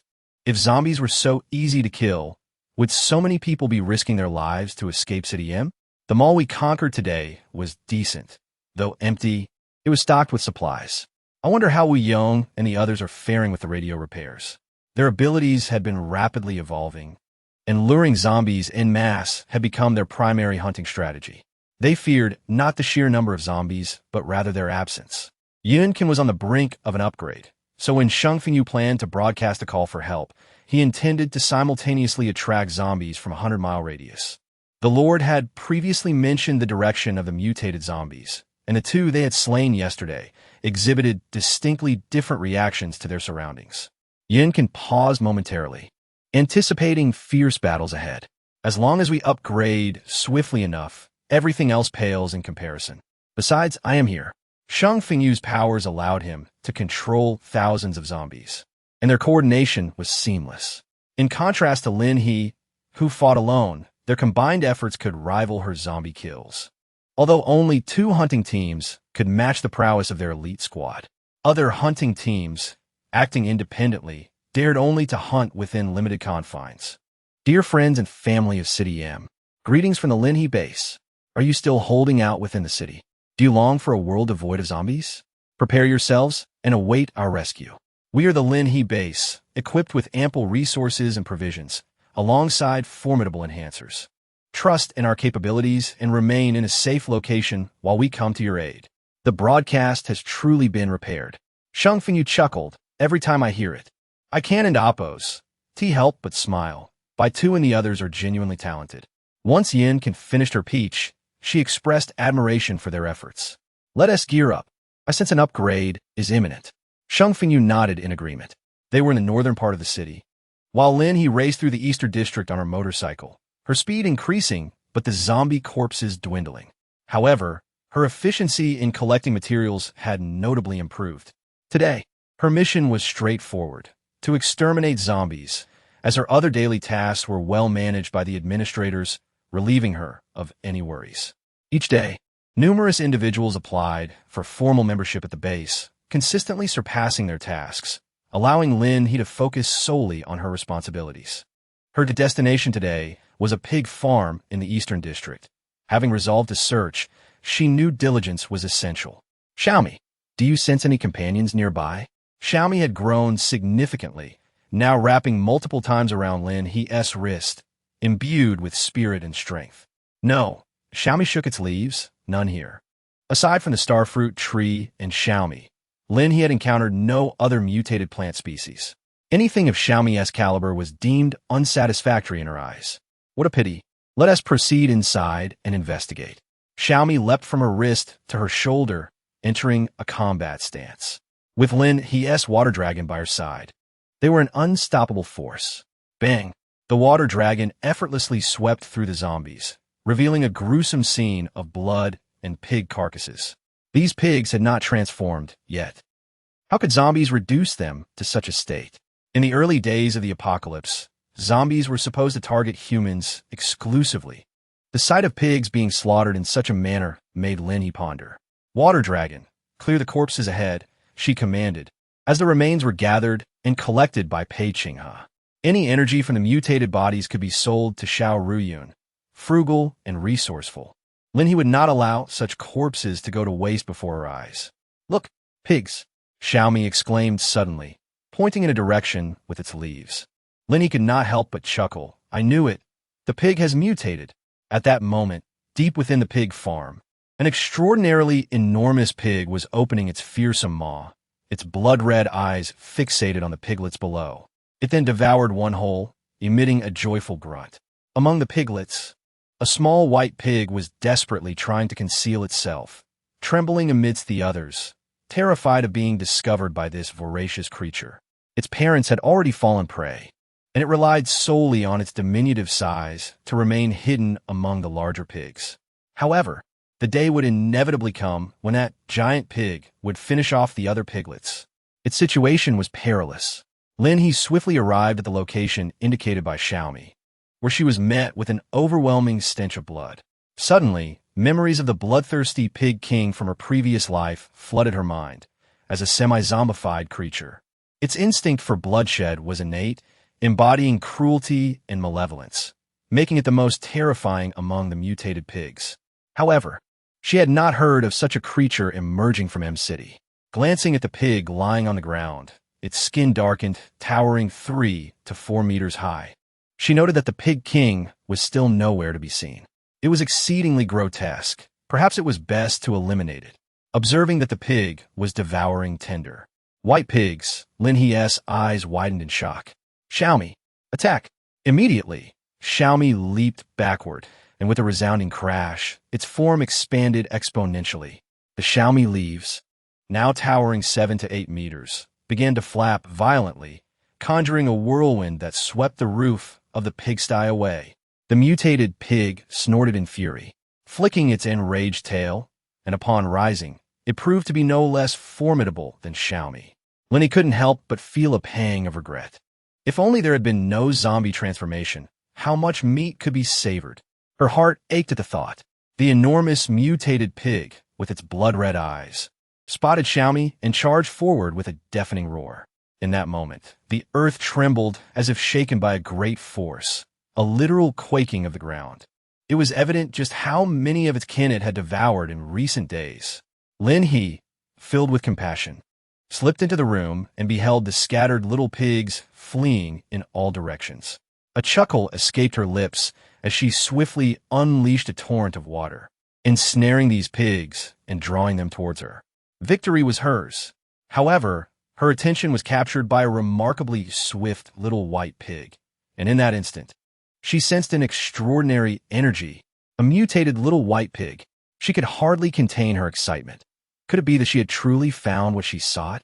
Chapter 79. The Little White Pig. Hee. The little white pig was frantically escaping, exhilarated by the commotion outside. It sought to flee in haste. But suddenly the roof vanished, and a human intruder appeared, leaving its kin captured. Oh no!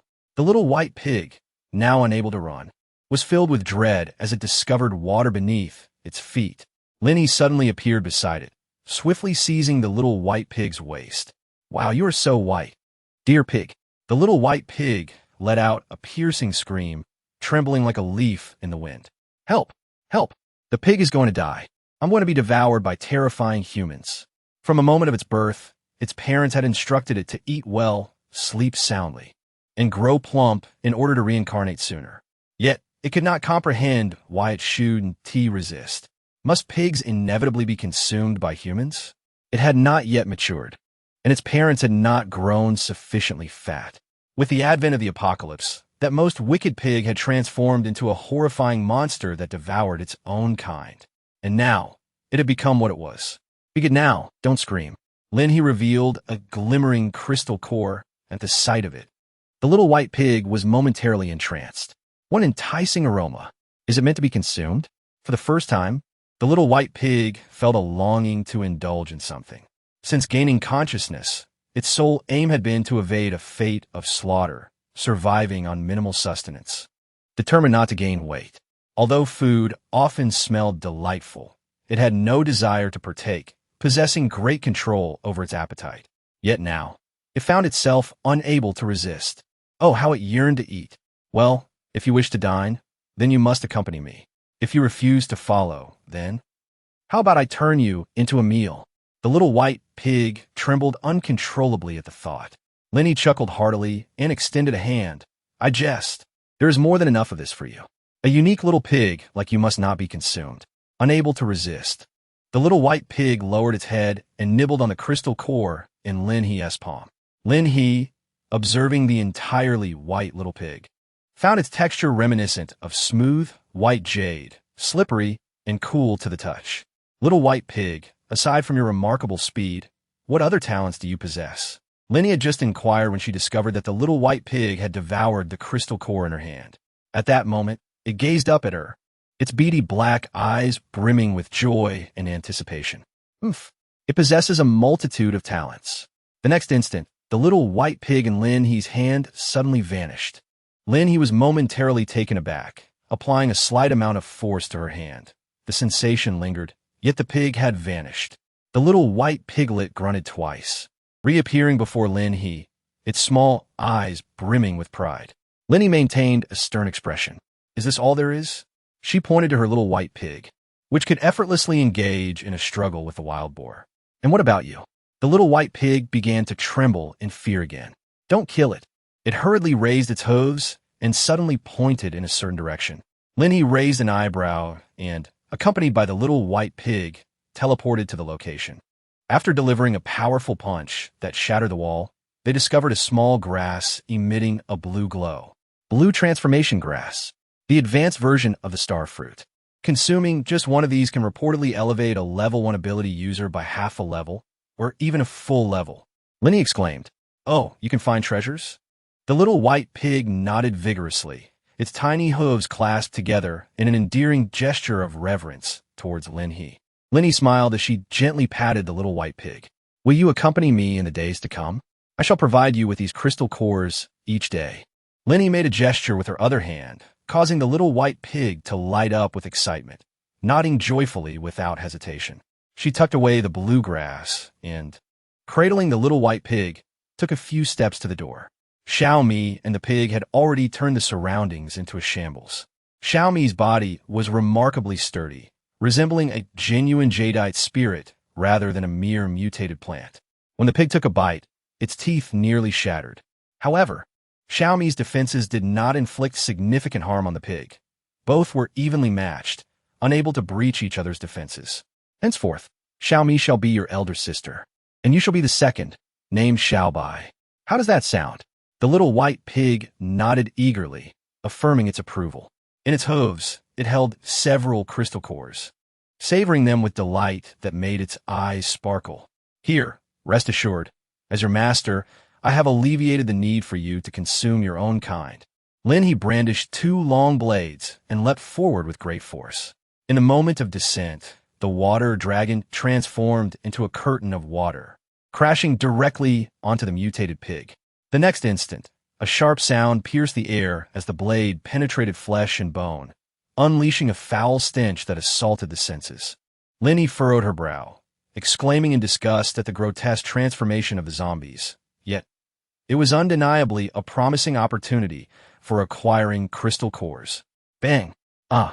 The mutated pig crashed painfully into Xiaomi, causing her to tilt at an awkward 30-degree angle, while her owner swiftly extracted the crystal core. Before the mutated pig could mount any further resistance, Lin had already secured the crystal core, leaping away to land amidst the chaos of debris. Bang! The massive Xiaomi rapidly diminished in size, swiftly flying on a Lin He's wrist and wrapping around it snugly. Good girl. Lin He gently patted Xiaomi, while holding a crystal core in hand, which Xiaomi swiftly absorbed. Xiaobai dashed out, and upon witnessing the enormous corpse, a sense of emotion flickered in its eyes. The beast is dead. The formidable creature has perished. My master is truly remarkable. Xiaobai transitioned between states with remarkable ease, while Lin He collected the corpse, pondering whether this remains would yield superior crops for Xiao Ruyun. Ah, Xiaobai, come here. Xiaobai eagerly approached, its petite form adorably charming, with its pig-like ears flapping up and down, playfully striking its face. The more one gazed, the more enchanting it appeared, radiating an irresistible cuteness. Lin He embraced Xiaobai, saying, Xiaobai, you are truly well-behaved. Lin He embraced it, looking around to see if there was anything else of value nearby. Xiaobai lifted its head and immediately signaled with its hooves that it wanted to dismount. Lin He did not release her grip, but first offered a crystal core, saying, Don't rush. Have a bite first. It will aid in your evolution. Xiaobai was moved. The little pig's mind was quite limited, and the monsters had occupied too much of it. Now that the monsters were gone, the affection for its beloved master swiftly filled its thoughts. However, the transition from fear to gratitude, and then to obedience, was something Lin He had not anticipated would occur so rapidly. With Xiaobai leading the way, Lin He indeed discovered some valuable items. Although the energy from these items was insufficient for Xiaomi to detect, Xiaobai was able to. Lin He was whispering to herself about striking it rich, and the more she looked at Xiaobai, the more pleasing it became to her eyes. In addition, Xiaomi had just been fed another crystal core. Thanks to Xiaomi, with a delighted grunt, Xiaobai trotted over to Lin He, proudly presenting its treasure and, in turn, received a crystal core as a reward. Let us search a little more. Today, we shall see if we can gather 5 golden flowers. Xiaomi's leaves trembled in excitement. Help, master, whatever you say. Ishado. Xiaobai was astonished. Wow, my big sister can talk. Why can she speak while I cannot? Come here, Xiaobai, sit in front. Xiaobai, upon seeing a motorcycle suddenly appear before her master, was taken aback, thinking, Master is truly remarkable. Lin He held it in front, testing to see if it was comfortable. Primarily concerned about the child falling, fortunately, there was a windbreak, and Xiaobai clung tightly, ensuring it wouldn't fall. Chapter 80, Upgrade. Buzzing. The motorcycle took off, and Xiaobai pressed firmly against it, terrified of being thrown off. However, there was no need for such worries. Could Lin He truly let it fall? Was the water dragon merely for show? No, no, no. Yet, as Xiaomi searched each location, it found no more mutated creatures. Lin He, feeling famished, decided to pause for a moment. After vanquishing a horde of zombies, she ignited a fire to prepare a meal. Although she did not encounter any mutated flora or fauna, Xiaobai had gathered an abundant harvest. She discovered an array of energy-rich plants, ensuring that today's feast would be nothing short of invigorating. Gurgle, gurgle. Lin He had survived in the apocalypse for many years, and the art of cooking had become second nature to her. Even the most ordinary ingredients transformed under her skilled hands into delectable dishes. It was not a question of culinary technique, but rather a matter of taste. While others languished on the brink of starvation, she was fortunate enough to have food. With a rhythmic chopping sound, she diced the vegetables and tossed them into the pot, whereupon an enticing aroma erupted, filling the air. Lin He blinked in surprise as she observed the zombies rushing towards her in a frenzy, her heart swelling with joy. What a delightful surprise! Who would have imagined that while preparing a meal, zombies would come flocking to her aid? The water surged forth, and not a single one was spared. With each encounter, she dispatched them with ease, leaving behind shattered skulls and collecting their crystal cores. The more she cooked, the wealthier she became. Lin He lifted the spoon and scooped a mouthful, the aroma instantly enveloping her senses. As she took a taste, A wave of warmth surged through her, and she felt on the verge of a breakthrough. Xiaobai, eagerly stirring beside her, also yearned to partake in the feast. Lin He certainly did not disappoint the expectations of Xiaobai. While the water dragon rampaged on one side, the chopsticks and bowls were meticulously prepared on the other. Lin He served a bowl for Xiaobai. Good Xiaobai, this is your reward, but you mustn't overindulge. I've added extra crystal cores for you. Hurry, evolve. Xiaobai nodded obediently, and as Lin He lifted the pot and waved the spoon, he exclaimed, "Let us begin." In an instant, Xiaobai dove into the bowl, attacking the food with ferocity. Lin He paused for a moment, then chuckled as she lifted the pot and drank it all in one gulp. She made a gurgling sound, while Xiaobai huffed and puffed beside her. The instant she finished, energy surged wildly around her, and in the next moment, thunder rumbled from the ground. The sound was deafening. The energy within Lin He quivered wildly, her brow furrowing as she glanced upwards at the sky. For reasons unknown, she instinctively raised her hand, seemingly yearning to touch the thunderous sounds above. Suddenly, a terrifying spectacle unfolded. A bolt of lightning struck directly towards her. Xiaobai, frightened, covered his head and prostrated himself on the ground. In an instant, Lin He was enveloped in smoke from the impact, yet soon her innate powers surged. A soft moan emanated from Xiaomai on her wrist, signaling an upgrade in her wood-based abilities. To her astonishment, Xiaomai had grown slightly larger, while the water dragon expanded several-fold, becoming heavier and significantly more potent in its offensive capabilities. However, this was not the crux of the matter. Lin He found herself momentarily entranced by the flickering purple currents of electricity dancing upon her palm, crackling joyfully. Suddenly, she aimed at a distant zombie and with a swift motion, sent a bolt of lightning hurtling forth. The lightning detached from her hand, transforming into a sphere the size of a grown man's fist. In an instant, the zombie was flung away, the electric discharge obliterating its vitality and severing its connection to the core. It simply collapsed. Could awakening lightning-based abilities be as simple as being struck by lightning? Was she perhaps too extraordinary? Perhaps next time, she could invite members of the base to test their fate beneath the storm. They might experience this same phenomenon. The host already possesses lightning abilities, albeit with insufficient conditions. The system suddenly interrupted Lin He's wild musings, decisively severing such frenzied thoughts. Lin He coughed softly, realizing the situation. The system, concerned that she might inadvertently endanger the personnel at the base, was far more diligent in maintaining the base than she, as the Lord, could ever be. The thunder had long since dissipated, and while she felt no hunger, her body was brimming with energy that demanded release. Without hesitation, she scooped up Xiaobai and handed over a pile of crystal cores. It was time to attract some zombies. For Lin He, merely using sound to lure them was no longer sufficient. She desired to entice the undead with these fragrant energy herbs. As a level 5, Lin He clenched her fist and gazed at the sky, a sudden smile illuminating her face. It was perfect. The cheat was functioning just right. Little zombies, prepare to meet your end. She sped towards the towering buildings at the city center on her motorcycle. Meanwhile, within another building, the fierce battle raged on. Yinkin suddenly erupted in a silver glow amidst the horde of zombies.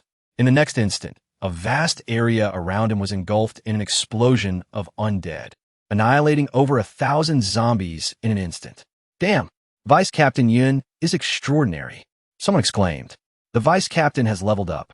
At that moment, Shang Fengyu felt a slight tremor in his body, and then, before everyone and Appo's eyes, a blank void appeared. When clarity returned, they witnessed the incoming zombies transformed into headless flies. What has happened? The captain leveled up too. How did the captain manage to level up? The stark contrast in reactions was astonishing. Shang Fengyu was taken aback. He had always felt a significant distance between himself and the 4th level. How had he suddenly advanced? Yin Can, observing Shang Fengyu, couldn't help but smile. His speculation had been correct. As long as the zombies controlled by Shang Fengyu were slain, he too would receive compensation. Many of those he had just dispatched were under Shang Fengyu's control. Captain, keep going. This time, the lure attracted a steady stream of zombies. and they had already taken down 7 or 8,000. Yun Can's goal was at least 20,000. He intended to sell them to Xiao Ruyun and profit handsomely. All right. Shang Fengyu snapped back to focus. Slaying zombies took precedence. Elsewhere in City M, hunting teams were also engaged in exterminating zombies. Even though these zombies had leveled up somewhat, their transformations could not keep pace with the abilities of these extraordinary individuals. The presence of Lin He, Yun Can, and Shang Fengyu has afforded them numerous advantages and benefits, such as the crystal nuclei. While others struggle in the apocalypse, enduring an entire week without achieving as much as they did in a single day, even now, separated, they have each attained the level of second-tier abilities. This progress is remarkably swift compared to those in other regions. Lin He's ability to reach 5th tier in merely 10 days during the apocalypse is truly extraordinary. Who could possibly keep pace with such a feat? Yun Can and Shang Fengyu have only reached 4th tier, while Xiao Ruyun, with his comprehensive power, has had many companions aiding in their upgrades. Yet he still has a considerable distance to cover before reaching 5th tier. The city center. Lin He couldn't help but take a deep breath, alas. The scent of zombies permeated the air. At this moment, Xiao Bai was already drowsy, having consumed an excessive number of crystal cores, and was on the verge of leveling up. Lin He did not disturb it, placing it indoors, a sanctuary of absolute safety. As she set down Xiaomi, it unleashed its freedom to strike. Master, I am here. Xiaomi instantly grew to a towering height of 2 meters. Its leaves elongated magnificently. Master, splendid. Lin He heard this and, wielding 2 long knives, smiled and said, "Of course, your master is the best." The zombies charged in frantically, driven solely by the delicious pot of food simmering beside Lin He. Lin He licked her lips, excitement coursing through her veins. Come on. Chapter 81, Sister Flowers. Roaring fiercely, the zombies surged forth, and the girl at the door, caught off guard, peeked outside only to discover that the previously attracted zombies had all vanished. She stood there, momentarily astonished. Xiao Miao! Xiao Miao! From the 2nd floor, a figure suddenly pushed through the crowd and dashed down swiftly. Sister Qing, Li embraced Qing Miao, relief washing over her. I'm so glad you're safe. Someone on the 2nd floor spoke up. Since Qing Li insists on accompanying the murderer, let her be.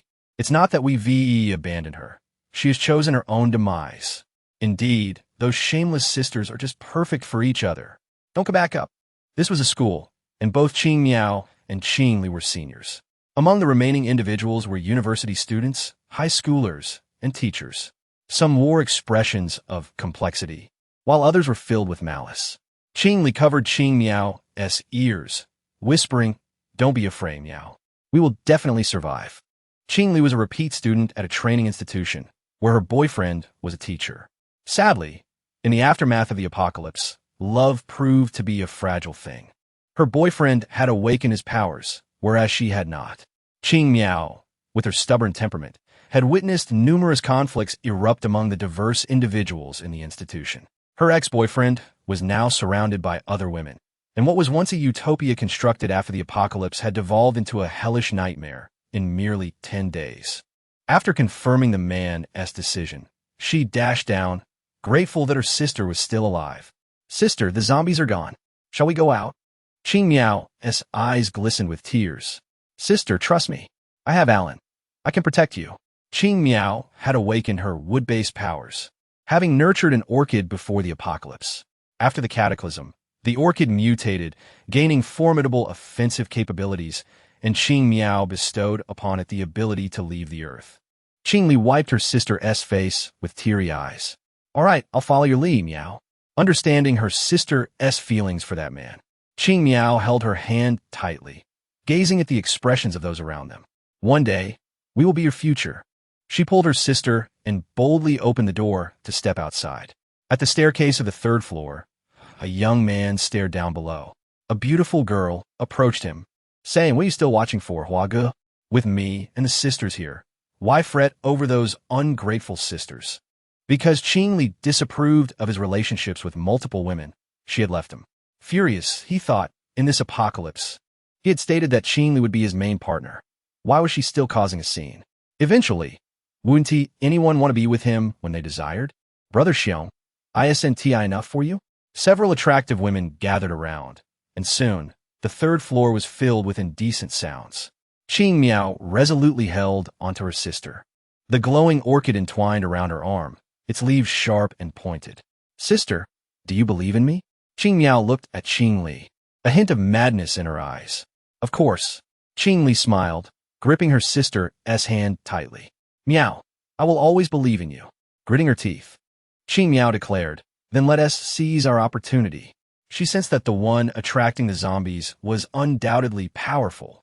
If they were to seek strength, why pursue those who merely indulged in comforts within the walls, stripping the lower classes of their rights? Those who actively drew the zombies were the true power that Qing Miao should follow. She casually added some treasures into the pot. All of Xiao Bai's finds now simmering within. The fragrant aroma wafted through the air, causing Lin He to swallow hard. Xiao Bai lay on the ground, indifferent to the chaos, and Lin He took out a bowl, placing a crystal core inside. Have a few bites. If you feel the need to upgrade, just sleep. I'm here, and Xiao Mi is beside you, so don't be afraid. Xiao Bai nodded gratefully, quickly devouring the crystal core. In no time it finished, its head drooping as it toppled into the bowl. Lin He let out a soft laugh and chose to ignore it. It must be said that the newly awakened lightning ability, combined with her water ability, was nothing short of a formidable weapon. Not only was the attacking power doubled, but the striking capacity was also enhanced. How exhilarating! My goodness! From a distance, the sisters Qing Li and Qing Miao stood at the third-floor window, gazing incredulously at Lin He below. What a powerful individual! And she is a girl. Admiration shone in Qing Li's eyes, while Qing Miao's reflected a passionate fervor. Sister, how about we pledge our allegiance to her in the future? Qing Miao proposed. Upon hearing this, Qing Li turned to her sister, pondering. But what if she does not want us? Qing Miao's brow furrowed slightly as a sudden thought struck her about the recently departed individuals. Perhaps those people could serve as our most valuable offering. Although some of them truly deserve their fate, there were others who were decent enough. If she requires assistance, we shall bring them to her. If not, we can eliminate them all and seize their resources. In this apocalypse, what is most scarce? Food, water, and crystal cores. Those individuals possess all of that. Leave it to me, sister. You can rest assured. Lin He could never have anticipated that two sisters were deliberating on how to win her over, even contemplating the acquisition of numerous heads. The base had been steadily increasing in numbers, attracting individuals of all kinds. Lin He intended to take the time later to expel those who had committed murder or engaged in nefarious deeds. At present, the focus was primarily on sheer population count. Thus, if she were to encounter someone, as long as they did not provoke her and understood when to yield, she would refrain from resorting to violence. What? There's a plant type? Xiaomi sensed the fragrance of orchids and immediately bounded over to find Lin He. Lin He was extinguishing the fire while stirring the exquisite medicinal soup in the pot, seemingly drawn in by its allure.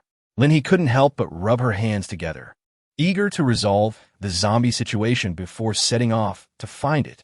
Xiaomi nodded in agreement and cheerfully dashed off to slay the zombies.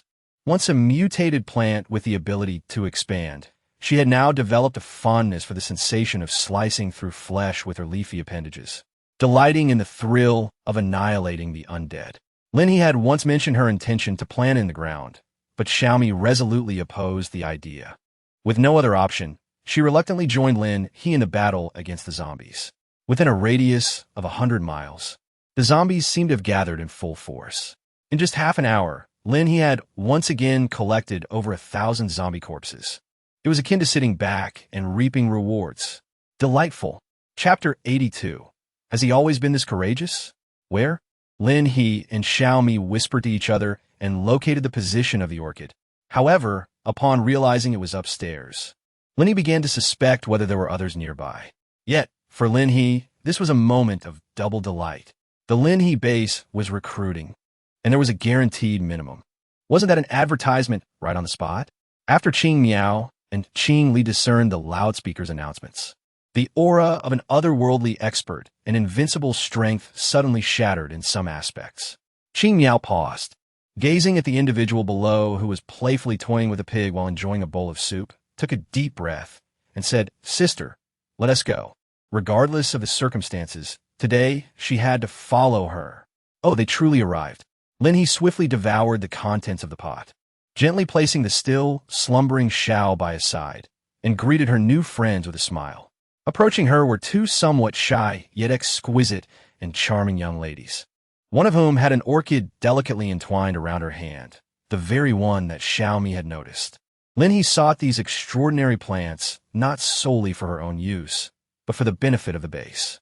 Upon encountering such a remarkable talent, her eyes sparkled with excitement. "Greetings! Are you interested in joining Lin He's base?" She approached with a radiant and gentle smile, causing Qing Miao to momentarily freeze, while Qing Li took a half-step back. Startled by Lin He's enthusiasm, Lin He blinked. "There is no need for fear. Our base is strategically located, far from the undead, and we have no concerns about food and drink. With thousands of acres of fertile land, we possess unique abilities in special and botanical systems, ensuring a bountiful harvest. Moreover, our accommodation facilities are well equipped, and newcomers receive numerous privileges. Oh, I nearly forgot to introduce myself. My name is Lin He, the Lord of the Lin He base." Lin He presented two small advertisements, reassuringly stating that there was no need for concern as she was quite well. Qing Miao blinked her eyes, then suddenly knelt on the ground, pleading for Lord Lin He to take her in. "My lord, I know where there are more people." Lin He was taken aback and quickly helped the child to his feet. What did it matter whether one was taken in or not? Once inside the base, everyone became a family. Yet, where were the others? Why were there only the two of them now? Qing Miao hesitated, while Qing Li dared not speak. Lin He understood something and smiled, saying, "Do not be afraid. You must have witnessed my abilities just now. If you're being bullied, please inform me. My base is indeed in need of personnel at present. Shall I lead the way?" Qing Xiao nodded vigorously, taking the lord along. "From this day forth, I shall be your loyal subject in life and your spirit in death." "Wait, what is your name?" Lin He leaned in, gazing at the girl's exquisite and radiant visage, attempting to establish a connection with a formidable wood elemental adept from her past life, Qing Miao. Qing Miao's expression was resolute, as if she had already glimpsed the nascent form of a future champion's demeanor. Lin He was overjoyed. How wonderful! She had not anticipated that M-City was abundant with talent, and more importantly, she possessed the remarkable ability to seize opportunities. In the coming decade, Qing Miao would unleash a wave of combat prowess with her wood-based abilities.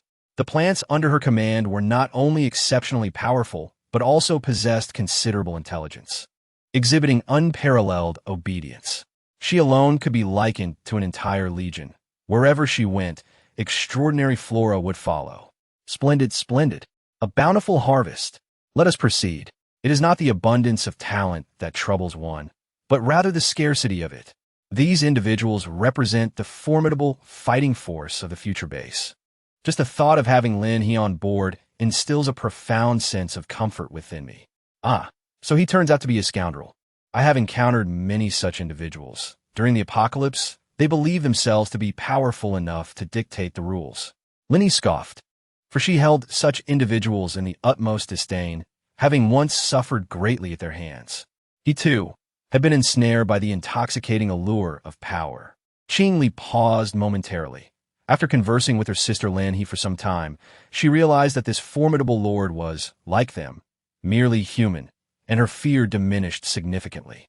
Had he taken a life? Lin He raised a pivotal question, and Qing Miao pursed her lips, acknowledging that those who had previously resisted them had been cast aside to serve as fodder for the zombies. Initially, the presence of an underground supermarket below provided a bountiful supply of food, sustaining the survival needs of so many for an extended period. However, it was not long before those in power were infiltrated by others who seized the opportunity, ensnaring them with physical allure, flattery, and various other means. Thus, an organization swiftly deteriorated. Rest assured, our base will not succumb to such fate. We have a professional contribution value system in place. Although I am the Lord, I will not interfere with your daily lives. You have ample tasks to earn your livelihood, and even if physical limitations hinder you, the base offers assistance. You can also seek help from various departments within the base. At the very least, your basic needs for food and rest will be ensured. Lin He's introduction filled Qing Miao and Qing Li with longing, and soon they arrived at the destination. At this moment, as all the nearby zombies had been drawn away, many individuals dared to venture out for a glimpse. Upon seeing Qing Miao and Qing Li, someone quickly called out, "If only this had been done earlier, why the hesitation?" Lin He smiled gently. "I am the lord of the Lin He base, and I sincerely extend an invitation to everyone here. If you wish, you may join our Lin He base immediately." But who are the fools lingering here, spouting nonsense? Before Lin He could finish her words, some individuals began to mock her. Frowning, Lin He turned her gaze towards the one who had spoken, narrowing her eyes. "I extend a sincere invitation to you all. However, if you choose not to join, it is of no consequence to me. What sort of trivial beings dare to come here and vie for attention?" In the next moment, a figure suddenly descended from the sky, and with a resounding crash, the ground shattered beneath him. This individual was none other than Qing Li's former boyfriend, now the leader of this organization. Lin He cast a glance at this pretentious individual. "Is it really him?" Qing Miao nodded, her eyes filled with resentment. "Yes, it is indeed him. As expected, it won't do." In an instant, a colossal water dragon materialized beside Lin He. She flashed a smile, the water dragon swirling menacingly behind her. "I truly detest those who are even more pretentious than I am." The man was momentarily taken aback, realizing the formidable presence of the water dragon lurking behind Lin He. Yet the words had already escaped his lips. Retreating now would undermine his authority. What a foolish decision. In a heartbeat, he made his choice and charged straight towards Lin He. Lin He raised an eyebrow and tilted his head to inquire of Qing Miao. "Has he always been this brave?" Qing Miao let out a cold laugh, replying, "He has always been this foolish." In the next moment, the man who charged forth was instantly reduced to fragments with a resounding crash under the violent onslaught of the water dragon. Blood staining the water, dragon a deep crimson as it soared past, coming to a halt once more behind Lin He. Lin He couldn't help but chuckle. Is there truly someone so audacious? She spoke gently. With our comprehensive service, even corpses can be used for tilling the land. Everyone was utterly taken aback, particularly the individual who had just spoken against Lin He, who instantaneously fell to his knees. Those on the upper floor who had initially intended to descend and confront the situation now stood frozen in disbelief. Those who had previously plotted against Qing Miao and Qing Li were even more alarmed. Upon realizing the gravity of the situation, they turned and fled in terror, fearing for their lives at the hands of Lin He. Chapter 83. Perhaps we should call you the Lord. Wishing to depart? There shall be no opportunity for that. The water dragon of Lin He suddenly surged forth with a deafening roar, blocking the path of anyone attempting to flee. Meanwhile, Xiaomi leaped effortlessly from the wrist, expanding in size by several folds as it ascended 3 stories high, systematically driving people away, layer by layer. Lin He smiled gently as she watched those individuals being continually driven away. "Do not be afraid, do not be afraid." She casually reached out to stroke the slumbering little Bai, who seemed unlikely to awaken anytime soon, yet the sensation was undeniably pleasant. At that moment, Qing Miao dashed forward, taking the initiative to capture people. Qing Li merely swallowed hard, standing beside Lin He without making a move. She had not awakened any special abilities, and in comparison to Qing Miao's combat prowess, she was undoubtedly inferior. Thus, she refrained from interfering with her sister, fearing she might inadvertently hinder her. Lin He smiled at Qing Li and put away her little white companion. "Qing Li, what skills do you possess?" Qing Li paused for a moment before responding. "I can cook. Cooking is unnecessary. The base has dedicated staff for that. Do you have any other skills?" Qing Li pondered for a while. I can read." Her ears flushed crimson as she suddenly realized that aside from reading, she seemed to possess no other talents. Would the Lord think less of her? It's perfectly normal. You are still students. Rest assured, the base has ample positions available, and you 2 sisters will certainly not go hungry. Upon hearing this, Qing Li felt a wave of relief. Thankfully, they would not be abandoned for such trivial reasons. Before long, the situation was resolved, and Qing Miao felt a sense of satisfaction, casting a glance at Lin He that bore a hint of mirth. Had it not been for her combat prowess, she might have perished amidst the horde of zombies. Now, Having dealt with those individuals who had just been captured, she felt considerably more at ease. Now, I shall ask you again, are you willing to join my base? Upon Lin He's inquiry, everyone hastily nodded in agreement, fearing that failure to do so might result in their own demise. However, these individuals were of lesser significance compared to Qing Miao. She turned her gaze towards Qing Miao, knowing that among these people were those who had committed murder, coercing others for their own greed and selfish desires. You should identify them. Qing Miao paused momentarily, then comprehended that Lin He was prepared to unleash a massacre. Indeed, what right did such scum have to be part of the Lord's domain? She was not merely an elder sister, and each transgression was etched clearly in her memory. The individuals Qing Miao swiftly identified were subsequently pushed forward by others, trembling in fear as they knelt and pleaded for mercy, hoping that Lin He would spare their lives. Lin He sighed, questioning, "Are you now pleading with me, just as others have done before you?" As she prepared to impart the first lesson to the newly inducted members of the base, she declared, "Even in this apocalyptic world, within my Lin He base, you shall lead a peaceful existence. Anyone daring to stir trouble beneath my very gaze will not be spared." With a swift action, the sound of gunfire echoed, and in an instant, several corpses lay upon the ground. "Qing Miao, do you know if there are any vehicles nearby? Please search, while I arrange for someone to transport you to the base." She intended to continue her hunt in the wild, entrusting the task of escorting to the external hunting squad. Understood. Qing Miao quickly adapted to the situation, displaying remarkable composure for someone of her youth. Lin He regarded her with satisfaction, recognizing her potential as a future powerhouse. An additional candidate for the base management team.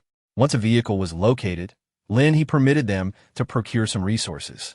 Although newcomers typically received a starter package, she allowed them to take extra supplies. After all, compared to the veterans, they were significantly weaker, not only in contribution value, but also in combat prowess, leading to a distinct stratification within the base. The affluent would grow increasingly wealthy, while the impoverished would merely subsist on 3 meals a day. In this new world, within the context of an apocalypse, such a system could be deemed relatively healthy. However, it was decidedly less so compared to the past. It did not align with future values. Yet, Lin He was wholly devoted to the advancement of the base, recognizing the necessity of addressing the wealth disparity among its members. "My lord, we are ready." Qing Miao now led the team, commanding their attention, though lamentably, their ranks were lacking in formidable fighters. Most of those with talent had either joined the stronger factions or had been discarded to feed the zombies. In the future, these individuals would not constitute the backbone of Qing Miao's team. Within the base, it would be prudent for her to seek alliances with powerful hunting squads, rather than attempting to elevate these weaker members. Naturally, Lin He trusted that Qing Miao understood this implicitly. "Let us proceed. I will guide you to find others." The area had been effectively cleared of zombies, and Lin He had even encountered 2 mutated flora and fauna during her excursion, which brought her to light. Communication among hunting squads relied heavily on proximity. Within a 20-mile radius, walkie-talkies would respond. Recently, Shang Fengyu and his team had rescued several individuals skilled in mobile technology and repairs, thereby allocating personnel from the laboratory to address communication issues, primarily focusing on modifications to wristbands. Lin He had already inquired with the system. Once they achieved a breakthrough with the model machine, the wristbands would automatically upgrade. However, that milestone had yet to be reached, so they were still reliant on basic communication methods like walkie-talkies. Nevertheless, today Lin He was fortunate, as she swiftly received a signal and established contact with a hunting team. At that moment, Qing Miao began to comprehend the formidable strength of the Lord's base. "Please hold on a moment. They will arrive shortly." After Lin He finished the call, she gazed at the 20 or so individuals in the vehicles behind her, who could undoubtedly provide substantial contribution points to that hunting squad. Shortly thereafter, several cars sped towards her, led by a youthful figure who, upon halting the vehicle, leaped out with palpable excitement. Lin He glanced and exclaimed, "Oh, the king of thunder and lightning. No, wait. Ahem, it is a thunder-based ability user. This child has progressed remarkably fast. Previously, they were with Shang Fengyu and the others, but later formed their own squad and became a captain. With that, he added, "All right, I have matters to attend to. I leave these individuals in your capable hands." Lin He exchanged a few pleasantries with them before entrusting them to their care. "Rest assured, my lord, we shall ensure the task is completed." Qing Miao glanced at Lin He and added, "My lord, please take care on your journey." Lin He smiled softly. "All right, so are you." The hunting squad's mission remains unfulfilled, as they have merely taken 2 vehicles for escort, while the others stay behind to continue the pursuit of the zombies. Lin He quickly found Xiaomi, mounted her motorcycle, and continued her search. Today, her spirits were remarkably high, encountering a plethora of people and mutated flora and fauna. "Come to her," she beckoned. In the afternoon, after Shang Fengyu and his companions concluded their fierce battle and finished their meal, the battlefield lay in utter disarray. Yet, at times, the spoils did not even cover the fuel expenses. Nevertheless, this was all for the sake of the base. It would be splendid if the Lord could make an appearance and collect these remnants. Everything that could be gathered had been loaded, but there remained countless more zombie corpses. Yin Can also felt a sense of regret. Shang Fengyu raised an eyebrow, recalling that Jia had indeed gifted him a firework, and it was indeed a pity. Perhaps he should send her a signal. If it were merely a few thousand, it would be manageable. However, the commotion they stirred in the city center attracted over 10,000 zombies. The corpses on the ground had long surpassed 10,000. The more one contemplated, the more one felt the loss. Chapter 84. Another encounter with Xiao Shui. Lin He swiftly rode towards the city center, her attention captured by the distant flare illuminating the sky, causing her brow to furrow in concern. "What this? There's trouble brewing." She hastened on her motorcycle, undeterred by the numerous undead corpses littering the path. After about an hour, Lin He arrived, her eyes widening in astonishment at the sight of the countless fallen zombies. "Did you all do this?" Shang Fengyu and Yin Can exchanged knowing smiles. Indeed, it was simply impossible to carry them all away. "Thank you for your hard work, my lord." Lin He extended his hand, saying it in Appos, as quite simple. Once these are utilized by Xiao Ruyun, our 5,000 individuals need not worry about sustenance for an entire year. At that time, Xiao Ruyun may very well achieve a breakthrough, possibly granting him access to his second extraordinary ability.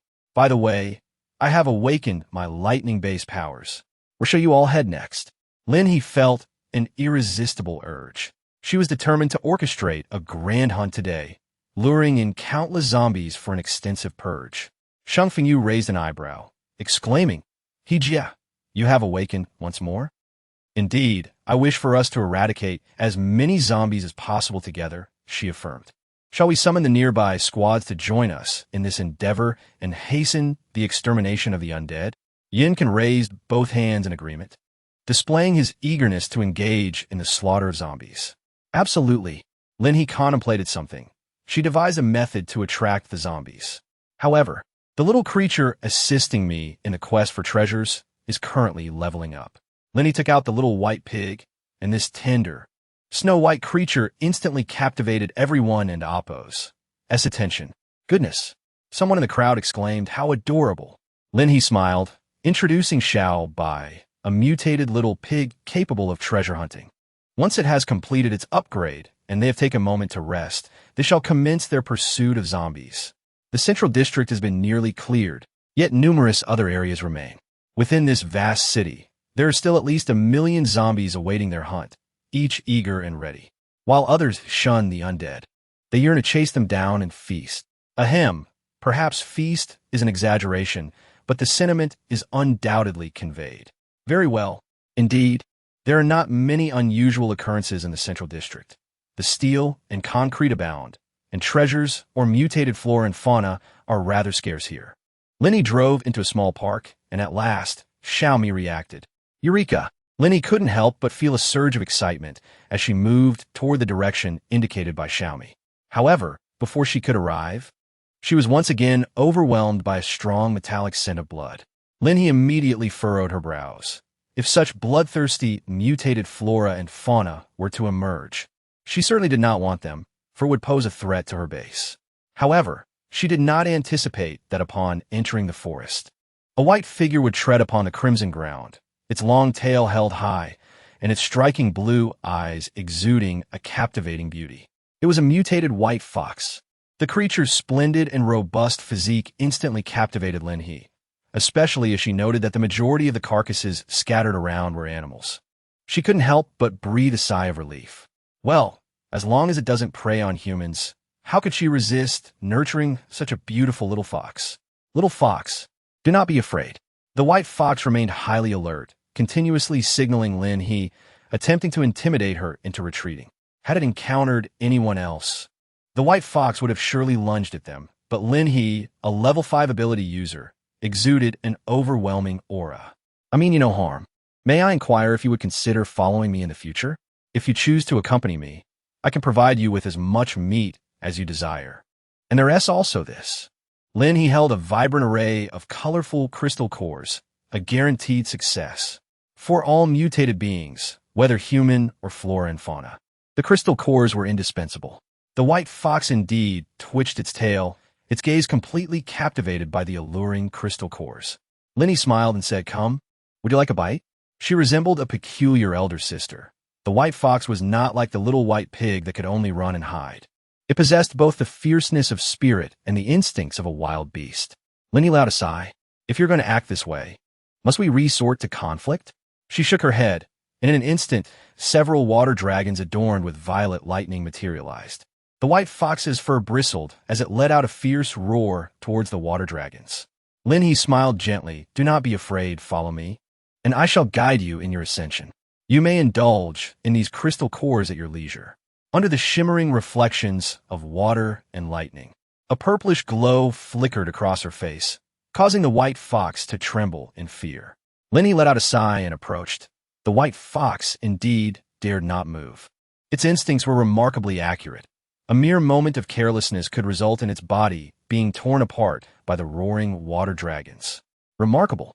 This formidable human was actually caressing its head. The white fox felt averse. Although it had once been a pet, its owner had not treated it kindly. After becoming a wanderer, it had relied on itself to catch food, and while humans occasionally offered scraps, it remained fearful and kept its distance. When the apocalypse arrived, it unexpectedly grew immensely powerful, even pinning an eagle to the ground with a single blow. Since then, it realized it was fundamentally different, yet before it could fully develop, this human appeared. Nevertheless, the white fox succumbed. It purred softly under Lin He's hand, and Lin He, smiling, offered a crystal core to the white fox. After a moment of hesitation, it could no longer resist. With a flick of its tongue, it devoured the entire crystal core. Strength surged within its body. It suddenly felt as if it had been starving for ages, finally satiated. Now it understood why it had been hunting prey and consuming flesh yet remained famished. It was these crystal cores it should have been eating. From now on, you shall be my third companion. How about I name you Little Snow? The naming dilemma struck again. The white fox wished to protest, but another handful of crystal cores silenced its objections. It immediately nodded. What were names in comparison to the importance of crystal cores? The white fox was now quite large, standing nearly as tall as Lin He. It had already evolved into a level 2 mutated creature, showcasing its exceptional talent. Lin He delightedly stroked its fur, which was remarkably fluffy and comfortable. Let's go. Haven't you ever slain a zombie before? The crystal cores are extracted from their heads. Just then, 2 small zombies passed by outside. Lin He's water dragons surged forth in a swift rush, instantly transforming the zombies into headless corpses, with the crystal cores being swept away. Little Snow, while consuming the crystal cores, found itself momentarily stunned. Its intuition had proven accurate. The water dragon was indeed powerful. This master, was incredibly strong. Lin He received another beautiful treasure, her spirits soaring. Xiaoxue, can your body shrink? Xiaoxue paused for a moment, then nodded. In the next instant, she transformed into the size of an ordinary pet white fox. Lin He hurriedly embraced it, utterly enamored, placing it on the motorcycle. Xiaomi curiously poked its head out, soon joined by Xiaoxue on the bike. "Hello, Xiaomi." As the elder sister, Yezi extended her hand, yet Xiaoxue was startled. For Xiaomi was on the verge of breaking through to level 4, a significant leap for Xiaoxue. "Do not fear, it is Xiaomi, your leader. There's also an elder brother leveling up. Let us rest for a moment. Soon, I will introduce you to more people. We have an important task today. Master, there is something fragrant. Xiaobai could now speak. Yet, this was not the crux of the matter. It gazed in a particular direction, its little eyes sparkling with excitement.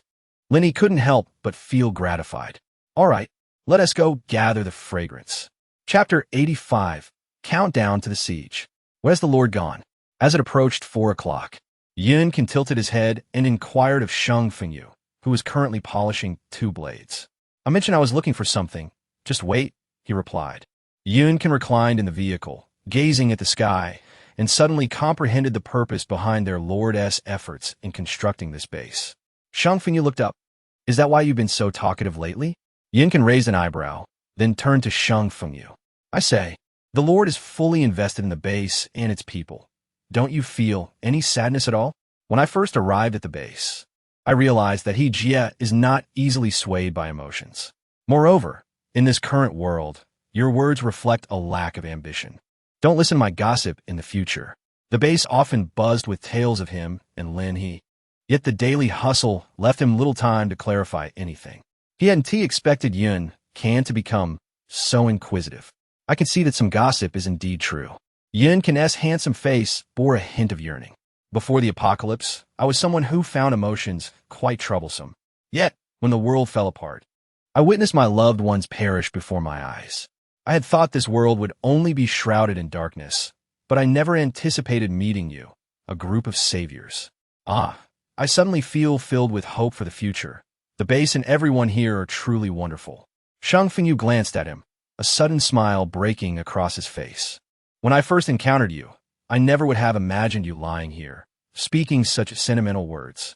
Yun responded with resignation, though I may be indifferent towards zombies. I still care deeply for my own. Lin He rode a motorcycle, a delicate white fox perched gracefully upon her shoulder, while a charming little white pig sat contentedly at the front of the bike. The jade-like corn bracelet adorning her right wrist shimmered with vibrant beauty.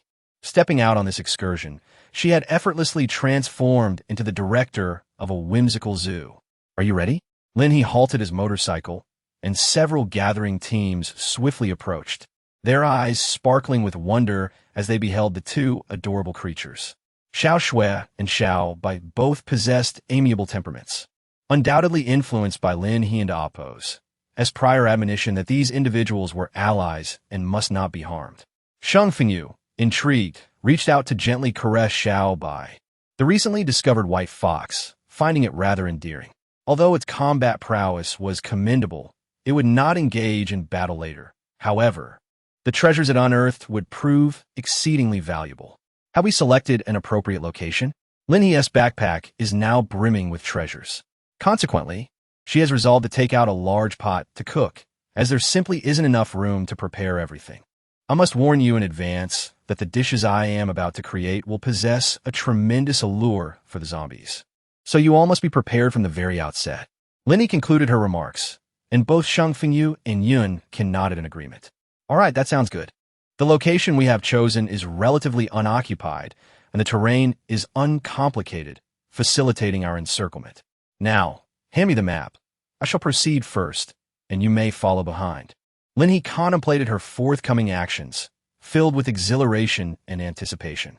After all, this was her first venture into the world after the apocalypse. Although the scale might not be grand, the impending horde of zombies would certainly be substantial. Off she goes. Lin He took the map and departed, with Sheng Fengyu and Yun promptly following suit. The base continued to function seamlessly in their absence, operating normally without any impact on others. Xiao Bai, you will rest beside me shortly, while Xiao Mi and Xiao Shui can proceed to engage in some combat, ensuring safety remains paramount. On either side of Lin He, torrents of water rampaged, propelling all obstacles into the air. As she forged ahead, even heavy trucks navigated smoothly behind her, the vehicle trailing behind broadcast announcements, drawing in more zombies while informing those within earshot of the road ahead. Upon reaching their destination, Lin He's electrified water dragon swiftly cleared a designated area, allowing her to gather the fallen bodies, ignite a fire, and set up a cooking pot. Meanwhile, the other members of the team began luring zombies from a broader range, eager to attract as many as possible. The more, the better. This was a mission personally overseen by their lord. No matter how many zombies there were, it would soon be dealt with. At that moment, within a towering building, the zombies attacking a large door suddenly heard the commotion below and descended in a frenzy. A young man in police uniform, stationed at the entrance, coughed up a mouthful of blood, prompting several nearby individuals to swiftly take his place. Xiao Wang, quickly take your medicine. The young man coughed again, glancing at the elderly man inside, who was originally meant to be escorted out but had fallen into a trap and was now surrounded by zombies. Dr. Lin, cough, I don't need it. Please, don't refuse me any longer. The elderly man's tears flowed freely, his eyes reddened. You are all good children, truly good children. The disintegration of armed forces in M City occurred at an alarming rate, and the spread of zombies was far more terrifying than anyone had anticipated. While Lin He's base remained tranquil, M City was rife with chaos akin to a hell on earth. Some fortunate souls discovered a way out, while others found themselves trapped amidst the zombie tide, struggling to move even a few meters. Eventually, the young man took the special medicine. This was a serum with gene-enhancing properties, and unexpectedly, it bore some resemblance to the awakening agent. If Lin He had known that the researchers of the awakening serum in her past life were the very same survivors present this time, she would undoubtedly have rushed over to save them. Unfortunately, in her previous existence, she was not an extraordinary individual, but rather an ordinary person struggling along the precipice of survival, oblivious to many matters. However, by a twist of fate, she found herself here, engaging in siege, successfully diverting all the zombies that had been entangling them. Lin He has begun to enhance her culinary preparations. Xiao Shui and Xiao Mi have been relentless in their assault, while the mindless zombies charge forward, oblivious to the formidable strength of the duo. Meanwhile, Xiaobai lies at Lin He's feet, inhaling the increasingly rich aroma that nearly makes him drool. Perhaps a touch of meat would elevate the dish? Aside from the vegetables in the previous pot, Lin He glimpses the ingredients in her backpack, feeling a sudden surge of excitement. Once the zombies are vanquished, they can share a splendid dinner. At it, immediately, beef. Substantial chunks. Her beef is remarkably fresh, and the longer it simmers, the more delightful the aroma becomes. A simple addition of star anise and cinnamon will suffice, as the vegetables already exude a fragrant essence, allowing for a modest quantity of spices. The pot bubbles with anticipation. Chapter 86. What on earth is happening? Goodness. These zombies have truly lost their minds. The hunting team, initially luring the undead, suddenly finds the zombies that have been trailing their vehicle charging wildly towards the leader, even leaping over their car. Consequently, a few unfortunate ones meet their demise beneath the tires. Yet, many more fortunate souls surge forward, their speed escalating. What on earth has the leader concocted? Before long, they can no longer drive, as a mass of zombies blocks the road ahead. At this moment, Yun steps out of the vehicle, a sinister smile curling at the corners of his mouth beneath the raincoat, his eyes gleaming with a bloodthirsty thrill. Captain Yun has arrived. All right, let us engage directly. Lin He wore a sinister smile, while Xiaomi was joyfully slaying zombies, and Xiao Xue happily gnawed on crystal cores. Xiaobai had a large bowl full of crystal cores as well. Surrounding Lin He were 5 water dragons, and she maneuvered within the circle, continuously collecting the corpses of the zombies to clear the path for the others. What exhilaration! What sheer delight! In her past life, she had never experienced such pleasure in hunting low-level zombies. Most of these zombies were of the 2nd level, with a few at the 3rd level, and they could hardly withstand her water dragons combined with lightning. The sound of crystal cores clashing echoed around. Regrettably, due to their lower levels, Lin He needed to absorb a substantial number to replenish her abilities, yet the joy was indescribable. The low-level crystal cores felt all the more tangible. The team members who had followed Lin He in the apocalypse for 3 days finally rediscovered that familiar sensation, comfort and exhilaration. Earlier that morning, the small zombies had forced them to tread carefully, but now they could let loose. At that moment, the team on the top floor looked down and noticed that all the zombies had gathered in one direction. It seemed that the building was devoid of zombies now. The leader of the team furrowed his brow, His specially made clothing had effectively protected him from attacks and viral invasions during the skirmishes with zombies. Indeed, something unusual was happening over there, but for them, it was an opportunity. However, as he glanced at the elderly and injured individuals in his care, he pursed his lips. They needed to wait a bit longer.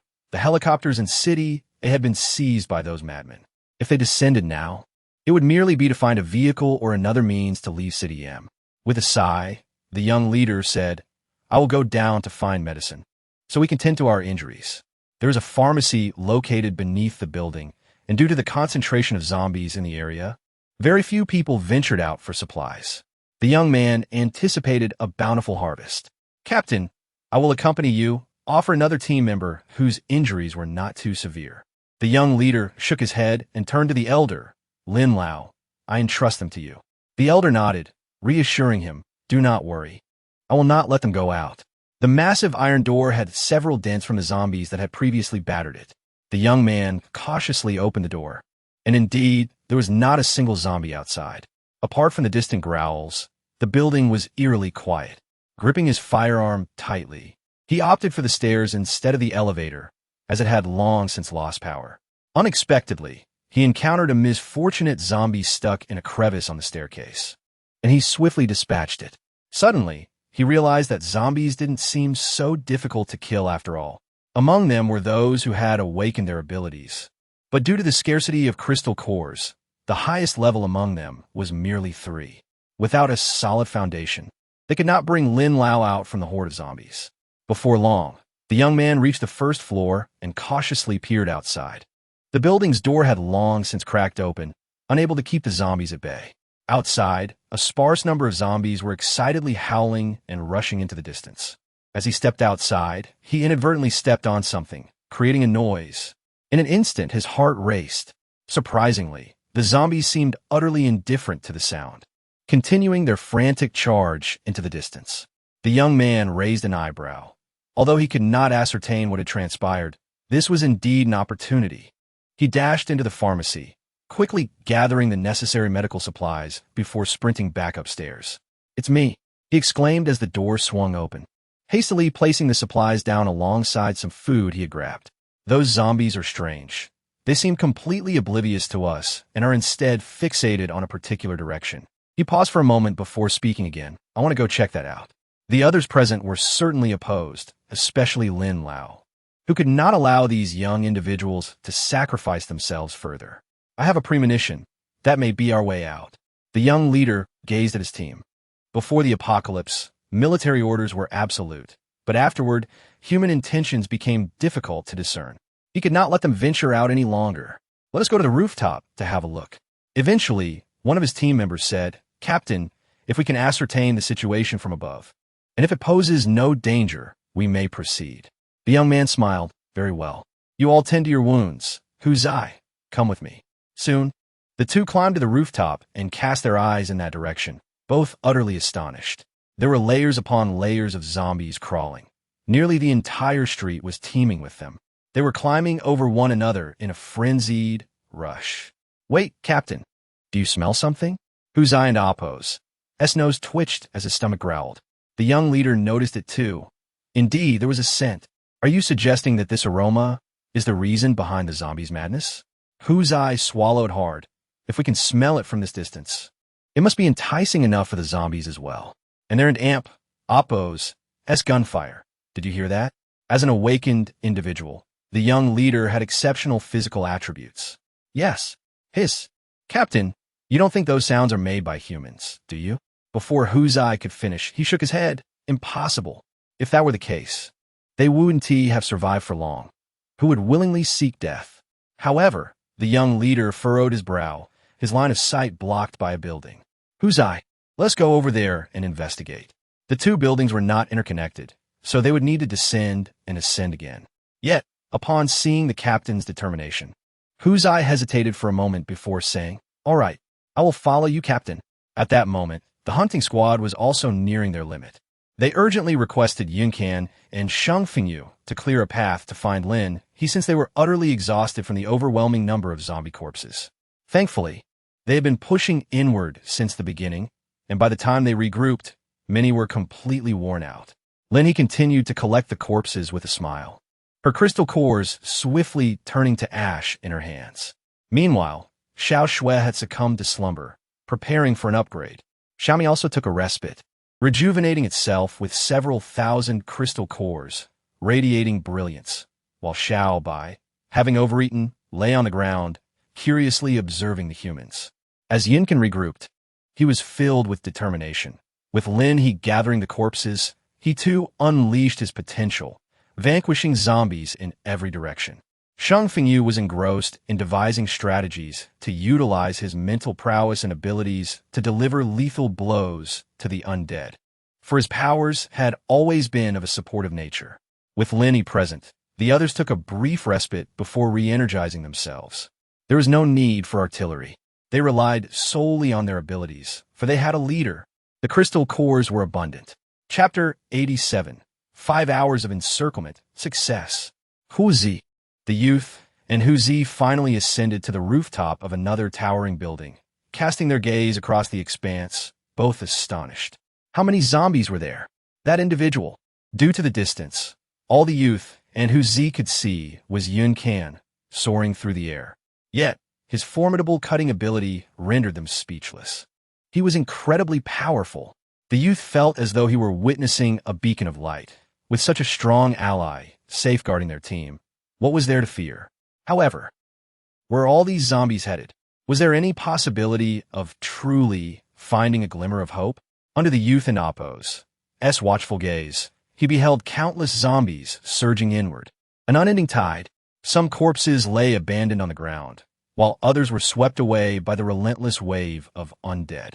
That individual continued to soar, exhibiting extraordinary combat prowess, showing no signs of fatigue, never pausing for a moment. As an hour slipped by, the youth had not once closed his eyes, observing as the zombies gradually entered what had once been a densely packed area, now reduced to a mere few straggling undead. The number of zombies was steadily dwindling. Yet, the enticing aroma wafted through the air, making his mouth water uncontrollably. He could guarantee that all the zombies in the vicinity were lured by this scent. Just moments ago, Huzi reported that there were no zombies left in the distance.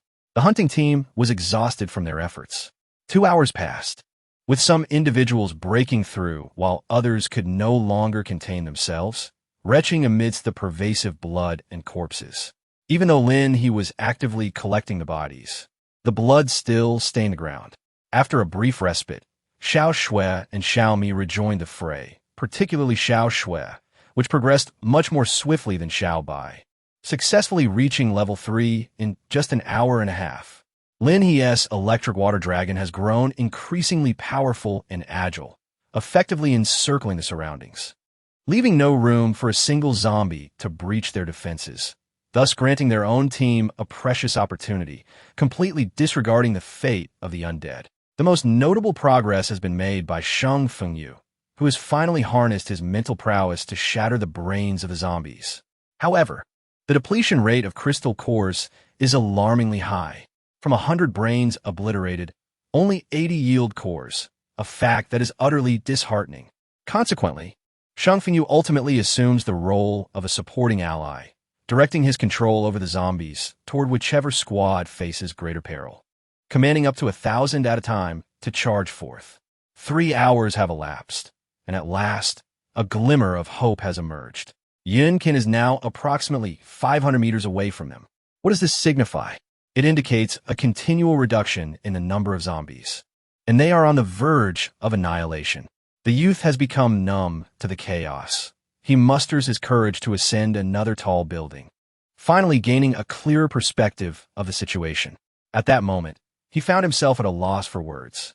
While they struggle to survive, there exists another reality within the same world. These formidable supernaturals have already commenced their ruthless hunt against the zombies. The colossal water dragon crackles with ferocious lightning. Any zombie it touches meets a certain demise, their heads crushed beyond recognition. Although he cannot discern the precise details, he glimpses through the gaps of the water dragon's movements, witnessing dozens of individuals engaged in the slaughter of zombies. The source of the enticing aroma emanates from a large cauldron. It is utterly delectable. He comprehends that whatever lies within that pot must confer tremendous benefits, and the strength of those capable of acquiring such treasures is simply astounding. After much contemplation, the youth resolves to observe the unfolding events. Were he alone, he would have long since surrendered, yet he bears the weight of many behind him. There is also Elder Lin, along with the years of research conducted by the organization, all of which cannot withstand even the slightest misstep. He yearns to ascertain whether he can indeed place his trust in these individuals, especially in a world where, post-apocalypse, all ethical and moral standards have nearly collapsed. Lin He remained oblivious to the curious gaze fixed upon her. She relentlessly absorbed the crystal cores, feeling the surge of her newly awakened abilities swell once more. With the consumption of merely 10,000 more, she feared she might ascend to a higher level. Over the course of 3 hours, she had averaged an astonishing 200 cores per minute, rapidly depleting her grasp. With both hands, she could seize a dozen at once. The act of absorption was instantaneous. In these 3 hours, she had absorbed at least 36,000 cores, a truly formidable quantity. In her previous life, such an intake would have guaranteed an upgrade long ago. Yet this time, despite the abundance of abilities, her accumulation had yet to yield any advancement.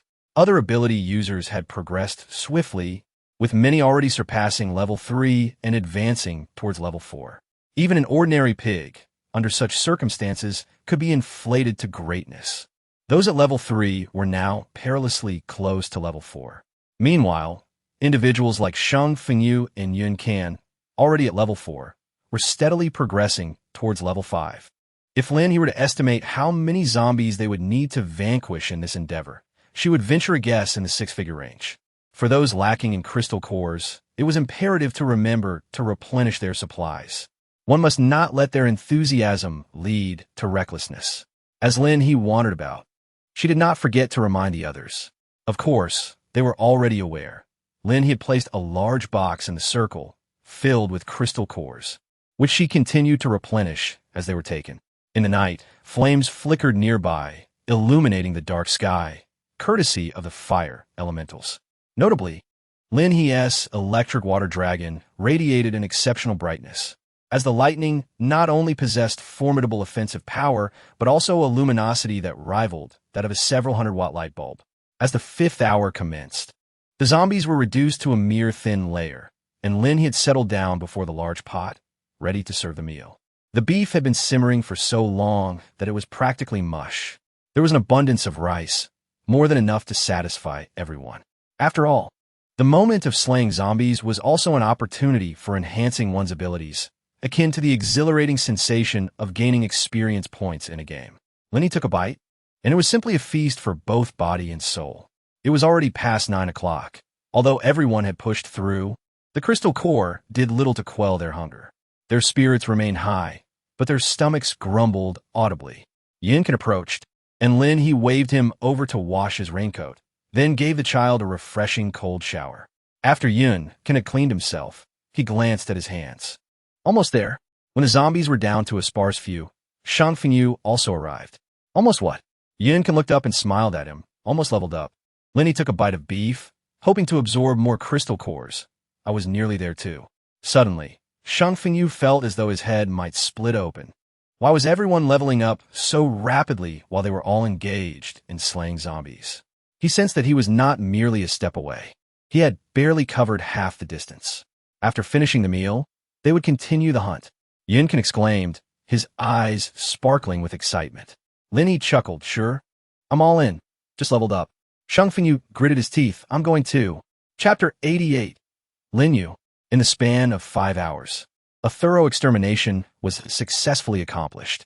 The hunting team eliminated the last zombie, and Lin He rose to gather all the corpses while Shang Fengyu took charge of distributing the food. However, Lin He did not expect to encounter a person on the way to collect the bodies, a handsome young man clad in special police attire. Hello. Before the youth could respond, Lin He took the initiative to speak. Did you witness our zombie hunt? We are from the Lin He base. Would you like to join us? If not, that is perfectly fine. Are you hungry? Lin He directly presented the food, observing the youthful eyes gleaming with excitement. The young man was taken aback.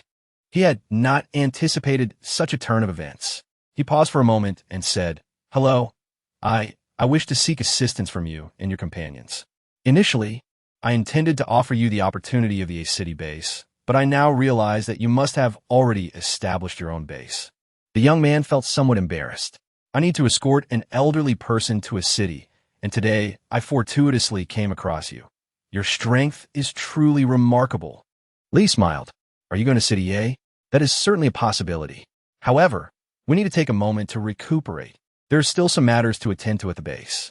If you trust us, would it be possible for you to rest at our base for a while?" The young man was taken aback for a moment, then replied, "Of course, that is entirely acceptable." Having chosen to appear, he understood the necessity of placing his faith in the individuals before him. "By the way, my name is Juan Fuccio." "Lin He." Juan Fuccio paused, contemplating the base city. Lin He broke into a grin, exclaiming, "Indeed, just on the outskirts of M City, devoid of zombies, it is exceedingly safe, boasting ample arable land and sustenance. The resources are guaranteed, and as you have witnessed our combat prowess, I possess some unique insights into the cultivation of abilities." Lin He actually intended to coax the person, but the other party had their own desires and a destination in mind, so she proceeded gradually. "Are you hungry?" Juan Fuccio was about to assert that he was not, but his stomach betrayed him with a loud grumble, causing his ears to flush with embarrassment. "Haha, here you go." Lin He presented a bountiful box meal, consisting of 4 dishes and a soup. Juan Fuccio paused for a moment, then nodded in approval, exclaiming, "Excellent." Lin He smiled even more joyfully. She told Shang Fengyu that she would carry the food herself and later place it in the backpack, so they Wooden and Oppos need to carry it. If only they possessed a spatial ability, they would not be in such a predicament. They could also safeguard their essential belongings. "May I inquire about what exactly you wish to protect?"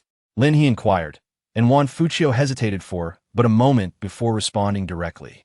"It is a technique for enhancing genes, remarkably akin to supernatural abilities, and the future direction of breakthroughs will be to assist humanity in awakening these extraordinary powers." Lin He was taken aback. "Awakening potion for abilities? May I inquire if there's a researcher in your team named Lin Yuz?" Juan Fuccio paused for a moment. "The elder we are escorting does indeed have the surname Lin, yet the name Lin Yuz sounds somewhat familiar." Lin He tapped his head in realization. "Academician Lin Yu?" Juan Fuccio was taken aback. He truly did not expect Lin He to possess such knowledge. In that fleeting moment, a multitude of speculations raced through his mind, ultimately leading him to suspect that Lin He might be the mole. Now, he had unwittingly invited danger into their midst. Lin He gazed in admiration, exclaiming, "Oh my! I never imagined I would meet you all. Lin Yuz, the grandson of academician Lin Yu, is indeed a remarkable figure. Juan Fuccio, rest assured, one day the awakening serum will be developed by Lin Yuz." When it was finally discovered, Lin Yuz became a household name, widely recognized for his monumental contributions to humanity's fight against the undead. He managed to carry on thanks to Lin Yu's meticulous notes and a remaining vial of the serum. Thus, it seems that Lin Yu met his demise back then, perhaps in City A? Regardless, it is a rather tragic conclusion. "Are you injured?" Upon Lin He's inquiry, Juan Fuccio grew increasingly anxious. Lin He discerned this and reassured him, "Do not be alarmed. While I am aware of certain matters, I harbor no intentions of causing you harm. Are you planning to journey to the base in City A? Is there an ample supply of experimental equipment available there? I assure you, my concern is solely for your safety." After a brief pause, Juan Fuccio responded, "Indeed, we have faced betrayal. However, the traitor has departed. The remaining individuals among us are trustworthy. Lin He, I appreciate your unwavering support, no matter the circumstances." "Thank you." Lin He followed Juan Fuccio up the stairs. "Don't thank me just yet. I, too, am eager to witness the fruits of your labor. You must expedite your research. The system rewards she held were finite. As the number of people increased, it would be impossible to cater to everyone. If she could bring Lin Yu along and also secure Lin Yu's and Oppos as presents, achieving fundamental advancements in a laboratory would no longer be a distant dream. Should they manage to unveil the awakening serum 5 years early, or even 4.5, the transformation for humanity would be monumental. Ordinary individuals would gain combat capabilities, enabling them to protect more lives and vanquish greater numbers of zombies. It would no longer be a solitary struggle for her base, but rather a collective effort of humankind. She refused to believe that, a decade from now, the undead could still threaten humanity's existence. What divine hierarchies! If humanity could muster a few, exterminating zombies would be a mere formality. The more Lin He thought about it, the more exhilarated she became. Upon seeing Lin Yu, her excitement intensified. Goodness, how could he be so severely injured? Lin He decisively produced the healing potion. Captain Wan, this is an extraordinary remedy. Administering it will greatly aid in alleviating the injuries. Lin Yu is indeed a precious gem. When Lin He entered, the members of the team stirred restlessly for a moment, but as Lin He presented food and medicine, they glanced at their captain and realized that the savior sought outside was none other than this young lady. Academician Lin, you too have sustained injuries. Lin Yu gazed at Lin He, reassured the child, and said, "It in Oppos. That's all right. Give them to me first." Lin He shook her head, asserting that they all mattered, especially you. Academician Lin Yu. She handed over the healing serum, and Juan Fuccio had already administered a dose to himself, with remarkable results. He was taken aback, but in the next moment, he decisively injected his team members swiftly. Very well, Lin Yu observed and smiled, then took action with a swift strike. Before long, not a single wounded soul remained in the entire room. Chapter 89. The Deception in Progress. What on earth is happening? As a researcher, Lin Yu is utterly defenseless against such potions. The healing elixir is crafted from zombie crystal nuclei. Lin He finished speaking, and Lin Yu was taken aback. Your technology has already. Lin He found it difficult to articulate, so she simply nodded, considering it a relatively sophisticated technique. Lin Yu's eyes sparkled with a light reminiscent of supernatural abilities. He paused momentarily after speaking, pondering the emergence of such powers, as they were still at a loss regarding their origins. Surely, this couldn't be the case, could it? If it were about the awakening serum. Wasn't Academician Lin Yu conducting research on that? We hope that it can be developed soon. In fact, our base is equipped with laboratories as well. During these days, Academician Lin Yu and your team can rest at our base, and once we have the capacity, we shall escort you to City A. Lin Yu glanced at the others, feeling a sense of determination. He understood that Lin He's arrival was undoubtedly driven by the hope that they would achieve a breakthrough. Regardless, their priority was to ensure the children's recovery, which was a noble endeavor. Thus, they would proceed. Going to the base was an acceptable course of action. Juan Fuccio was taken aback, asking, "Are you still planning a hunt?" Lin He smiled gently. Indeed, the zombies are constantly growing stronger. We must seize the opportunity. If we wait too long, as the zombies mutate, many ordinary people will truly struggle to survive. We can only rely on the present. We have already cleared them out, vanquished the zombies, and fortified ourselves. Lin He uttered the most powerful statement in the most mundane tone. One day, humanity will eradicate the zombies. Juan Fuccio's eyes sparkled with excitement, and his heart surged in response to Lin He's words. "May I join you?" Lin He raised an eyebrow and then smiled. Of course. Lin He led them down, and along the way, he unleashed bolts of lightning upon several zombies, instantly claiming the charred remains of the undead. The members of the team widened their eyes in astonishment at Lin He's prowess, as they beheld the blood-soaked streets and comprehended that all the zombies had been vanquished. Their expressions turned to one of awe toward Lin He and the hunting squad. Truly formidable, remarkably powerful. Who are these esteemed leaders? Lin He enthusiastically introduced several individuals, noting that they had barely eaten much above, while a considerable amount remained in the pot below. Seizing the opportunity, Lin He invited everyone to partake in the meal together. To their surprise, just as they took the first bite, an unexpected breakthrough occurred nearby. Lin He glanced over and discovered that it was indeed from Juan Fuccio's team, who seemed to be on the verge of a breakthrough. At that moment, they successfully achieved it. What a fortunate occurrence. Lin He consumed a bowl, yet she remained on the verge of a breakthrough. The energy she required far exceeded that of others.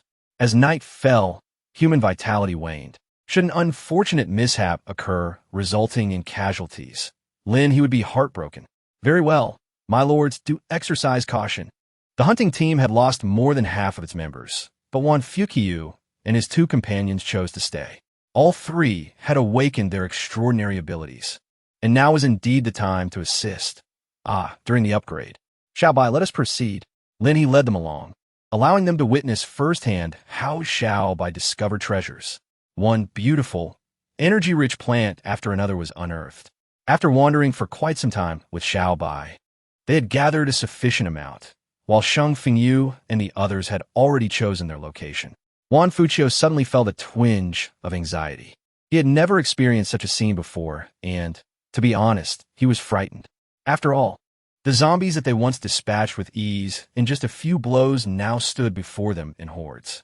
It was only Lin He and the others, with their unusual mindset, who viewed the current zombies as resources. Others were paralyzed with fear, and the sheer number of zombies could easily drive someone to despair. Few possessed the courage to face the undead, except for the strong. This location was quite suitable, emphasizing spaciousness. Lin He once again retrieved his pot, with the blood moon hanging in the sky, and the fire was soon ablaze. The distant roars of zombies grew louder as they charged towards them frantically. Yun Kan donned a raincoat, Shang Fengyu prepared himself, and 5 lightning dragons surged forth in an instant. The battle commenced. 3 hours later, Lin Yu finally spotted the mountain peak amidst the boundless fields. Dear Academician Lin, please hold on a moment. The hunting team contacted DeFu, as they needed to grant Lin Yu and his team access to the base, which required recording some information first. All right, DeFu quickly arrived, having intended to rest, but the intercom on the table rang, prompting him to rush down to greet the newcomers. Are you inside? Hello, I am DeFu from the base enforcement team, and I need some of your hair.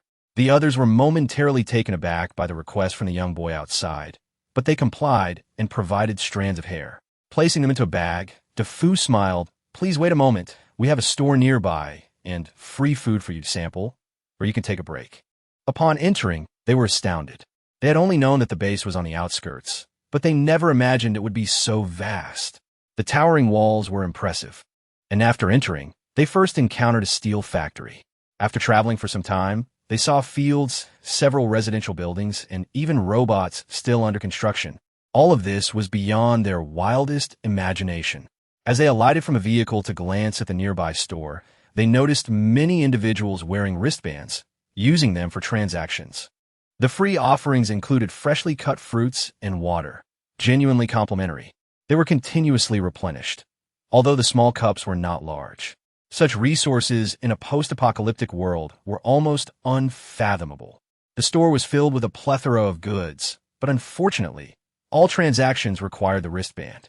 They were not particularly hungry, so they took some free water and fruit, enjoying a sip and a bite, while observing the street lights illuminating the area and the numerous lights glowing from the residential buildings.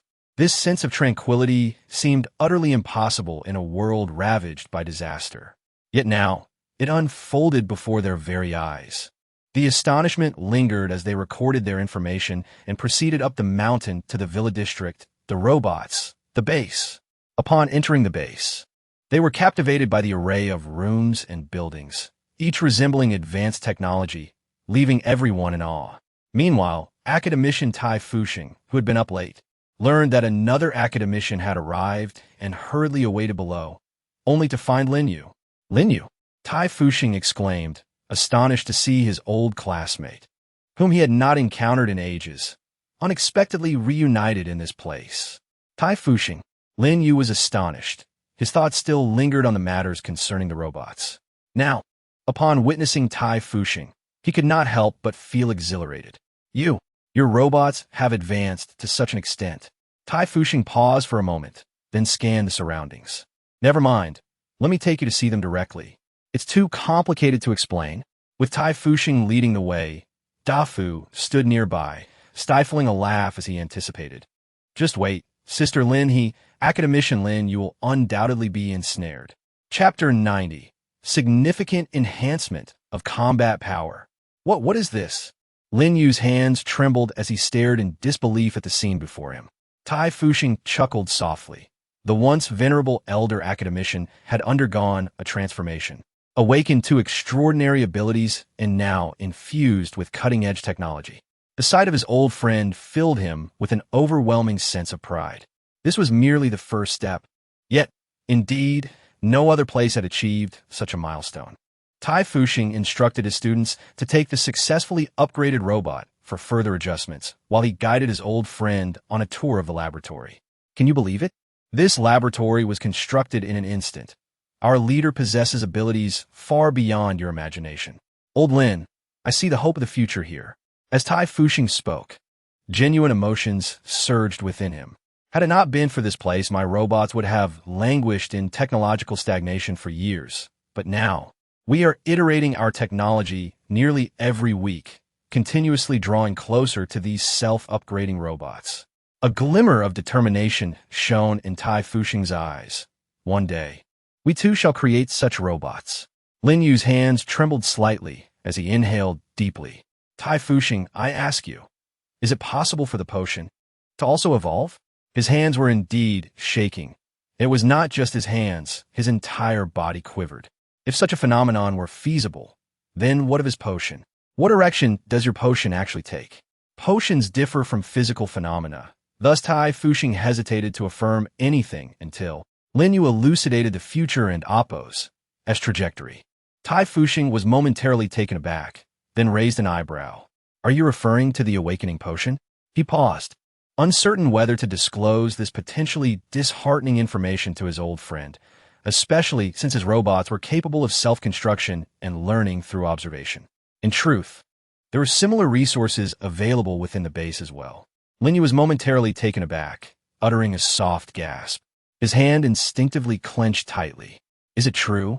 Yes, it belongs to the Lord, but it seems the Lord possesses only one finished product and lacks the knowledge of its crafting. Do you have it? Do you possess the potion? Contrary to the expected reaction, Lin Yu trembled with excitement, feeling no sense of defeat, but rather an overwhelming thrill. Tai Fuxing paused briefly before chuckling. If you desire it, I shall procure it for you. By the way, where are your wristbands? Lin Yu shook his head and replied, No, not at all. Let's head downstairs. It's certain that young lad De Fu hasn't provided it for you yet. Fortunately, if you wish to conduct your research, the neighboring biology laboratory is equipped with the necessary instruments, and there are still some students awake at this hour. You can simply borrow them shortly. When Lin Yu arrived, he naturally noticed the nearby biological laboratory, piquing his curiosity about its purpose. What was this laboratory researching? The antidote for the zombie virus. With a single statement from Tai Fuxing, Lin Yu felt a profound respect, nodding in agreement. This was indeed humanity's hope. Suddenly, he realized that rather than heading to base.A, Lin He base represented the future. With just a few swift movements, Tai Fuxing had Lin Yu's heart set on returning. Wan Fuqiu was still unaware of academician Lin's transformation at this moment. He was overwhelmed by the surge of his newly acquired abilities, his eyes welling with tears. If he had possessed such power earlier, then his comrades would not have perished. All right, brothers, let us reel it in. Lin He has successfully made a breakthrough on the 11th day of the apocalypse.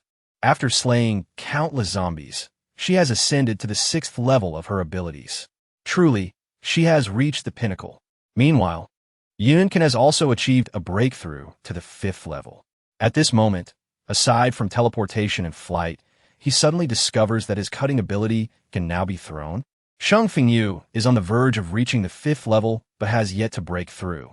Yunkin encourages him not to be disheartened, assuring him that a few more days of hunting will surely lead to a breakthrough. Isn't that a given? After Lin, he ascended to the 6th level. Feeling the surging power within her, she realized that her water dragon had mutated. It had grown heavier.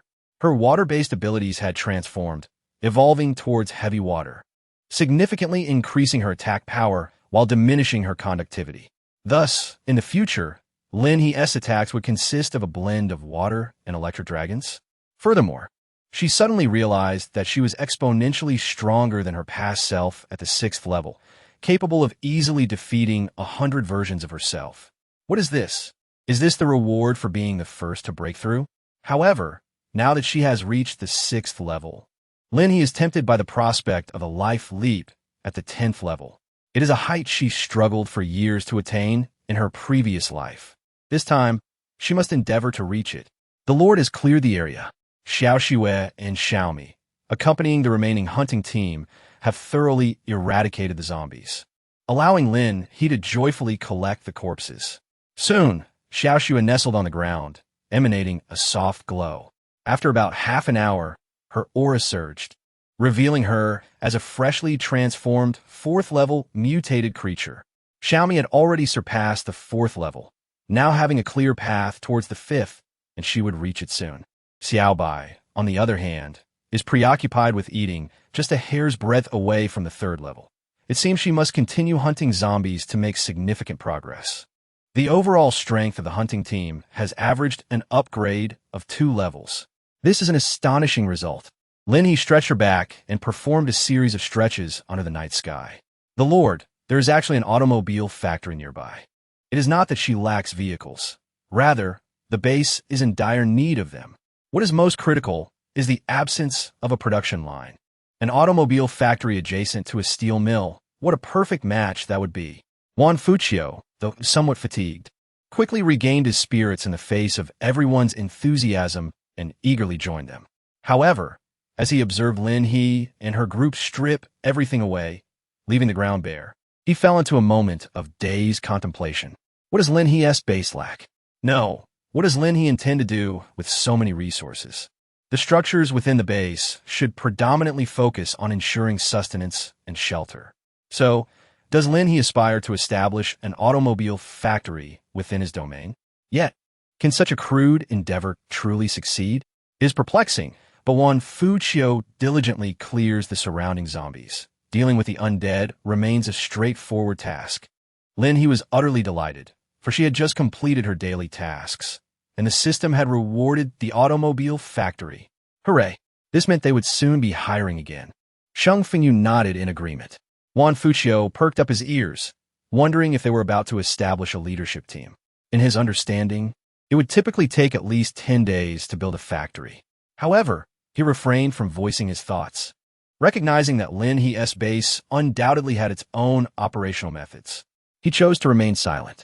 The fact that Lin He had taken him along to slay zombies and help him achieve a breakthrough was a kindness that could not be repaid in a single day. Juan Fuchio even contemplated that upon the completion of this task, he might consider aligning himself with Lin He in the future. Lin He treats his subordinates with great kindness. He brings his team along without any concern for their welfare. Lin He and his companions were inherently formidable, and Lin He mentioned that the base still possessed ample fertile land, ensuring their sustenance without worry.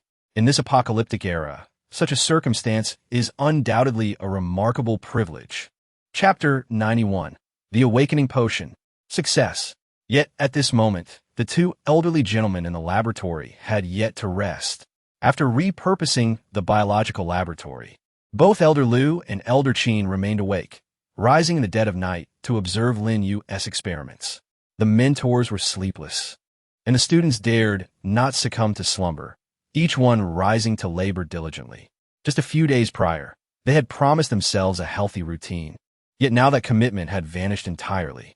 After more than 2 hours, Lin Yu suddenly felt a tremor in his hands. Fuxing, I am somewhat apprehensive. In truth, Tai Fuxing was uncertain whether an upgrade was possible. Observing his old friend's anxiety, he reassured him, "Fear not. You have analyzed the base's awakening potion, and it bears a resemblance to your own. Although some components remain untested, the proportions are quite similar. Even if there is no upgrade, is this not a form of progress?" With the initial awakening potion, Lin Yu felt as though he were undertaking an open-book examination, rather than feeling defeated. He was filled with elation. Throughout this apocalyptic journey, he had witnessed the demise and injury of the children he sought to protect. From originally hundreds, only a scant few dozen remained. To claim that he felt no sorrow would be a falsehood. If he could leverage this awakening potion for mass production, then, in the future, Lin Yu could hardly fathom the immense number of formidable individuals with extraordinary abilities that humanity might possess in the future. Perhaps there would no longer be anyone like him, sheltered and helpless, witnessing the sacrifices made by the children for his sake. In his past life, Lin Yu and Juan Fuchio struggled to escape from M City. However, due to the severance of communication, no further support arrived. Ultimately, only Juan Fuchio managed to survive and reach a city. Lin Yu bestowed a chance for survival upon Juan Fuchio. But by the time Juan Fuchio comprehended the gravity of the situation, the elder had already perished in the explosion. Juan Fuchio himself suffered a significant setback, rendering him indistinguishable from the crowd. Only Lin Yu's grandson, Lin Yu's, resolutely took up his grandfather's research and truly carried it forward. Success. Alas, the reagent was successfully formulated and indeed exhibited a glimmer. Yet Tai Fuxing, gazing upon the seemingly unchanged potion, hesitated momentarily. Was this a triumph or a failure? Lin Yu immediately took it and compared it with the awakening potion, which would reveal the truth. He felt a twinge of nervousness. Tai Fuxing nodded in agreement. Lu Lao and Qin Lao were nearby, diligently jotting down notes, refraining from interruption, yet inevitably posing questions. Although they were also engaged in the study of reagents, they were regrettably devoid of any assignments to reference. One reason was the sheer volume of sound, and the other, of course, was her extraordinary auditory acuity. Without reaching level 5, the materials of the base would render the sounds indistinct. Lin He distinctly heard their conversation. It worked. It truly succeeded. My goodness. The advanced technology at the base is simply astounding. Initially, she was taken aback. She heard the voices of many old friends who had promised to take a good rest. Yet each seemed to disregard her words. I will go up and take a look. You all should rest. Sheng Fengyu and Yun can naturally overheard as well. They exchanged a glance and decided to join her. Lin He raised an eyebrow and said, All right, let us proceed. As she ascended in the elevator, a sudden sound caught her attention, leaving her in a state of shock. Upon arriving at the laboratory, she found the researchers engaged in cheerful conversation. Despite their merriment, she couldn't help but feel a twinge of irritation. It was late at night. Were they not going to sleep? Naturally, Tai Fuxing, along with Elder Lu and Elder Qin, also heard her and instinctively turned to flee, leaving Lin Yu standing there in a daze. What is happening? She exclaimed. My lord. Lin He glanced helplessly at the 3 elderly men. I comprehend your eagerness for research. Very well, due to the presence of academician Lin, I shall grant you a reprieve this time. Lin He turned to Lin Yu, smiling and saying, Academician Lin, you have worked hard. Lin Yu realized that he was already aware that he had successfully synthesized the sample. It was not a difficult task. He suddenly smiled and said, Lord Lin, your base is truly exceptional. I wish to join them in the future. I wonder, is that possible? Absolutely possible. Lin He was utterly delighted. This is undoubtedly feasible. Lin Yu gazed at Lin He and suddenly spoke again. Lord Lin, I am uncertain about your perspective on the awakening potion. However, I sincerely hope that you will consider granting permission for the purchase of this potion. Lin He smiled. Of course, I am open-minded. Lin He blinked her eyes, feeling not only liberated, but also contemplating the prospect of welcoming small bases in the future. She would even extend a generous offer of some of her wares. After all, these were none other than mass-produced awakening serums. In today's world, the proportion of individuals devoid of supernatural abilities is significantly high, and Lin He possessed unwavering confidence that even a modest base could be attracted by her awakening serums. Yet, this was not the crux of the matter. The paramount importance lay in the fact that the people within her base could achieve a state of complete empowerment. Although she would not lower the price of the awakening serums, the sheer volume available would allow her to engage in other initiatives, such as organizing various events and competitions, where top-ranking participants would be rewarded with contribution points. Beyond this, she would also recognize acts of kindness and benevolence, rewarding those who exhibited the most altruistic spirit with additional incentives.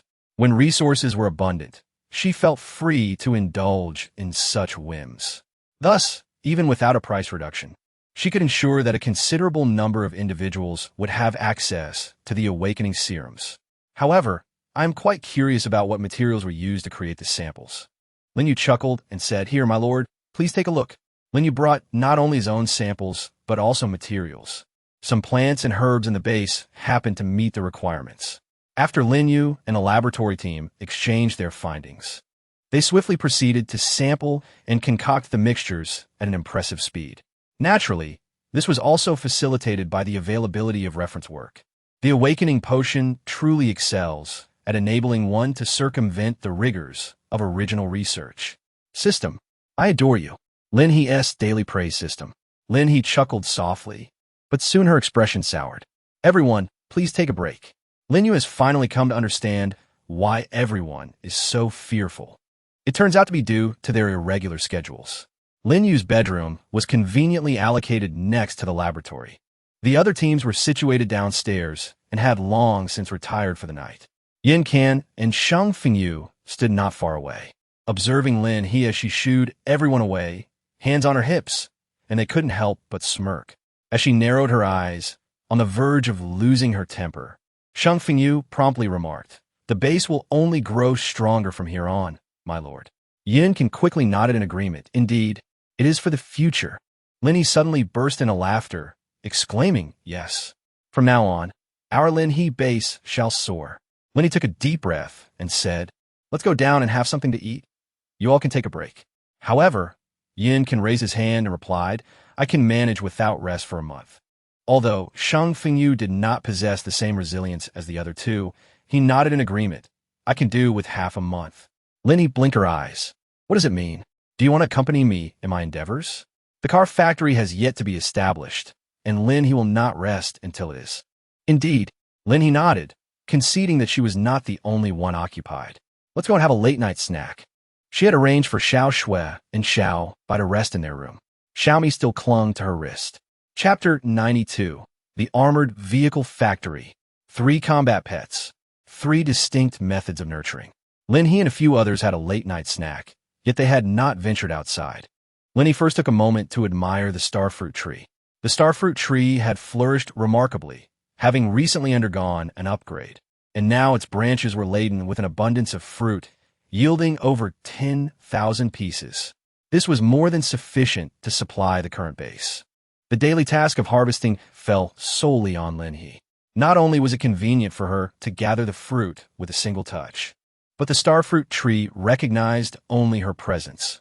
Anyone else attempting to approach would likely face a reprimanding. After burying several thousand crystal cores at the base of the starfruit tree, Lin He gently caressed its trunk, reminding herself to ensure it received adequate nourishment. As the growth of the fruit could afford to be leisurely, Lin He was also quite delighted to have such an adorable starfruit tree. It was simply marvelous. As she drew closer, she overheard the 2 individuals conversing about the recent professions that had emerged within the base. "Oh, what professions are you discussing? Please, enlighten me." They continued their dialogue as they walked. Since they needed to drive there, Shang Fengyu took the wheel, while Yin Can and Lin He comfortably settled in the back seat. A moment of hesitation gripped Shang Fengyu as he sighed inwardly. Yin Can was already engrossed in a discussion about the repair master with Lin He. Lin He decisively approved the construction of the maintenance department. Yin Can smiled, appreciating the Lord's grandeur. The small market within the base had also commenced operations, though it attracted a few unscrupulous vendors. Thus, the role of appraisers emerged, typically individuals with wood or water abilities, tasked with authenticating items of energy. The most formidable among them was known as Chongru, a dual-element practitioner of both water and wood. Anything that passed through her discerning hands was guaranteed to be genuine. Naturally, her approach to rooting out fraud was fierce, leading to several vendors becoming agitated. When they attempted to confront her, she promptly sought assistance from the enforcement team. Shang Fengyu chuckled, remarking that he had encountered her before.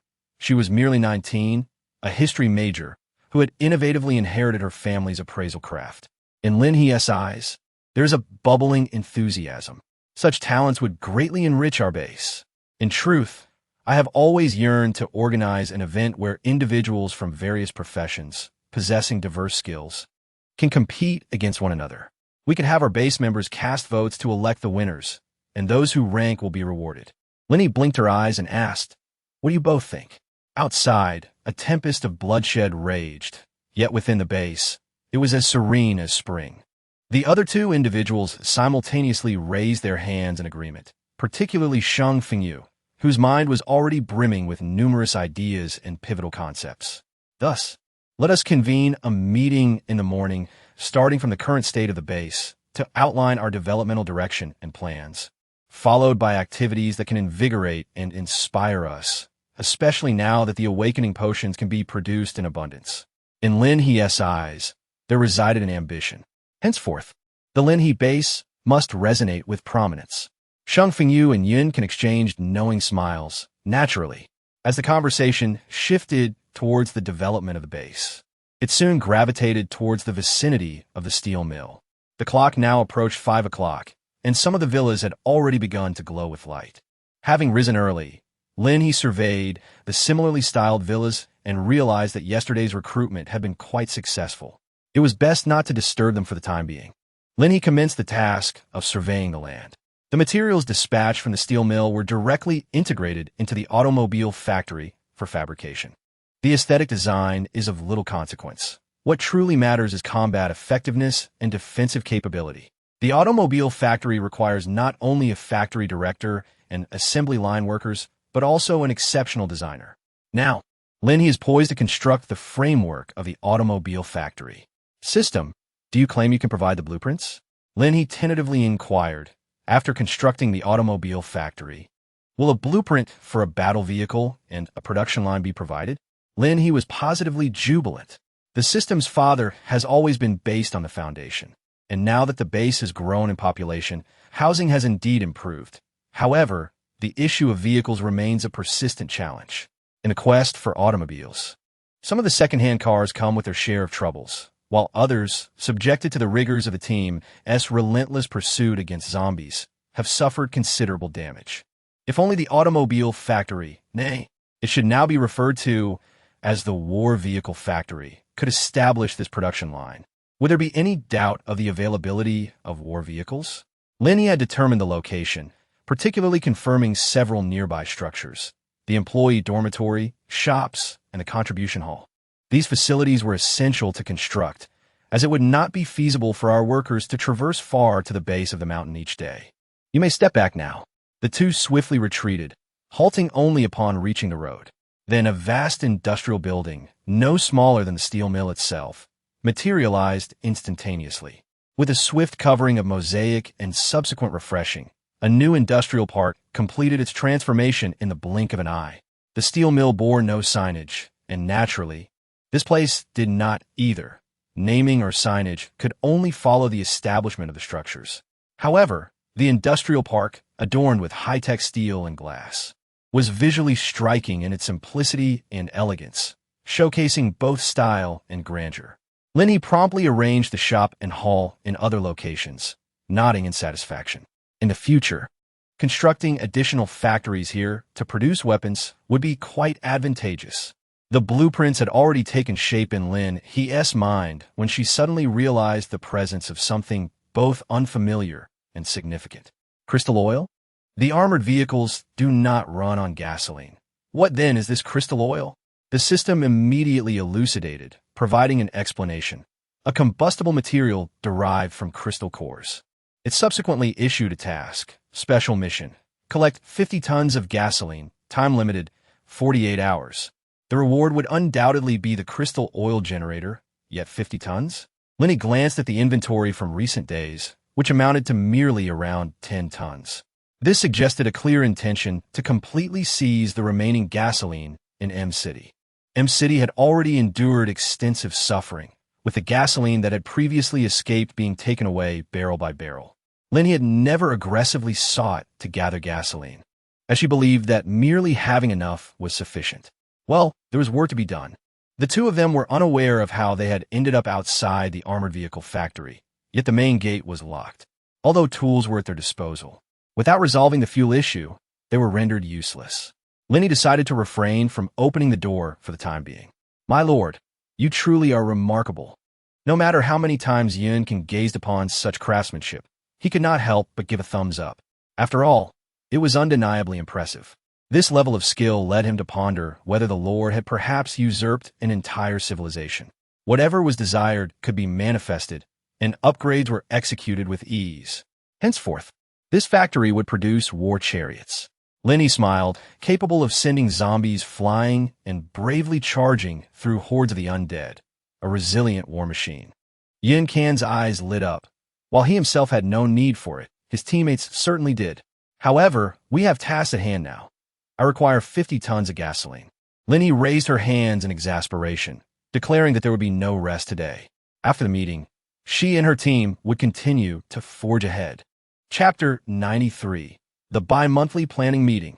As dawn broke, the sun rose as it always did, illuminating the residential buildings erected by robots. The two shops were bustling with people. Some preferred not to indulge in meals, opting instead for bread and fruit as their breakfast. The cafeteria offered nutritious food at reasonable prices, making it the preferred choice for those engaged in strenuous labor throughout the day. In the hall, many were gathered, clutching their breakfast while receiving tasks, yawning, and engaging in conversations. The loudest among them were the university students, a majority of whom were spirited individuals, eagerly eyeing the awakening serum for those without powers.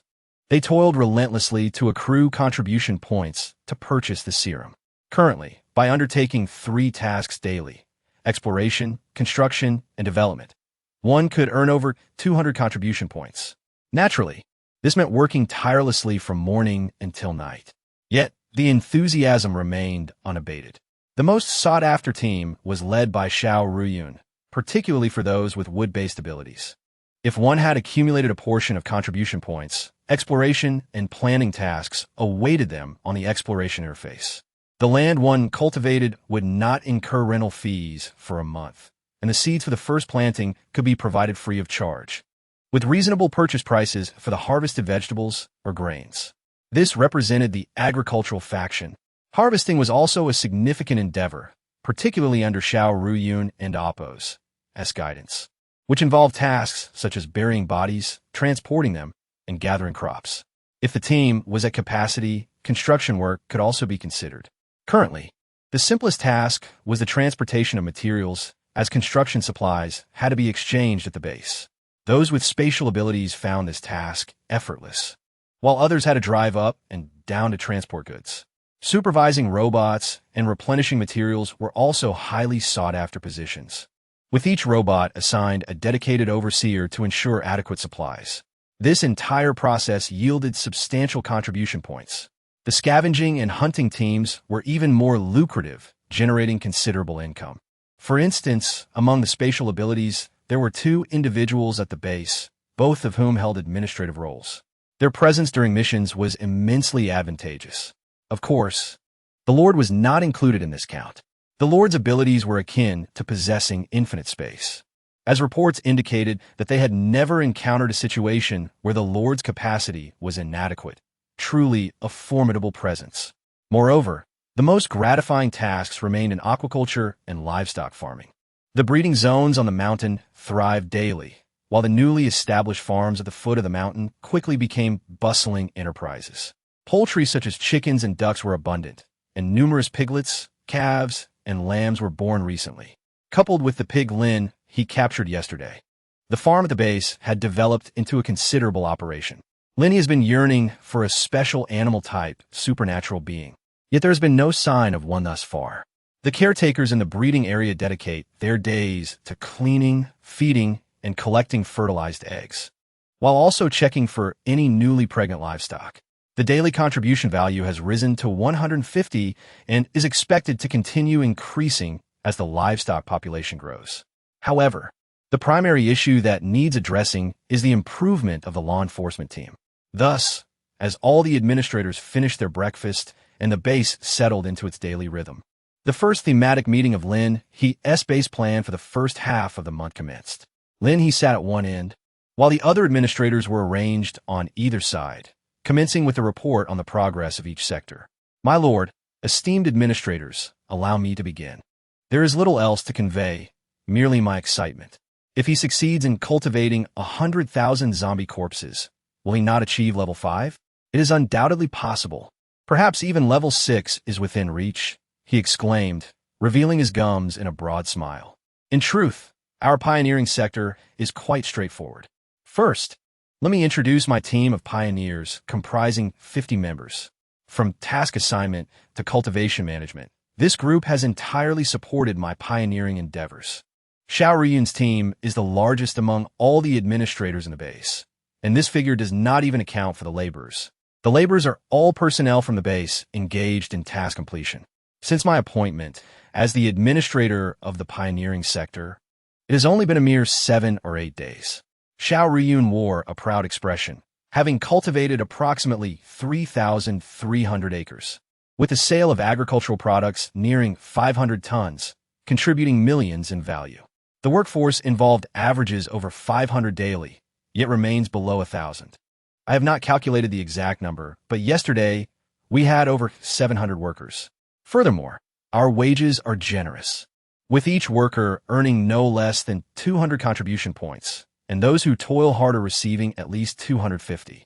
Therefore, to issue wages, Xiao Ruyun must distribute a staggering 100,000 contribution points in a single day. This revelation left the entire assembly astounded. Lin He was momentarily taken aback. She had never closely monitored the extent of contribution points she had allocated to Xiao Ruyun. Surely, the daily amount was substantial, but this was beyond her expectations.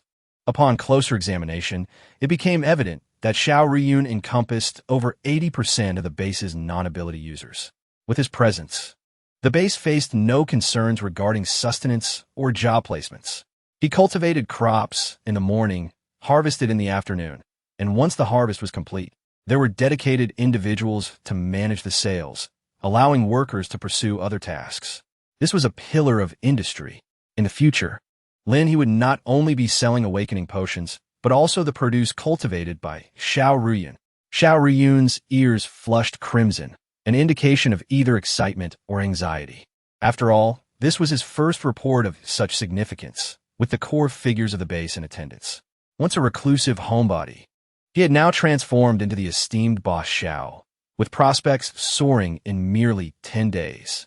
Today and Appo's anticipated land reclamation was projected to exceed 1,000 acres, owing to the upgraded equipment we had acquired, essentially everything the Lord possessed. Furthermore, the base had welcomed numerous newcomers yesterday.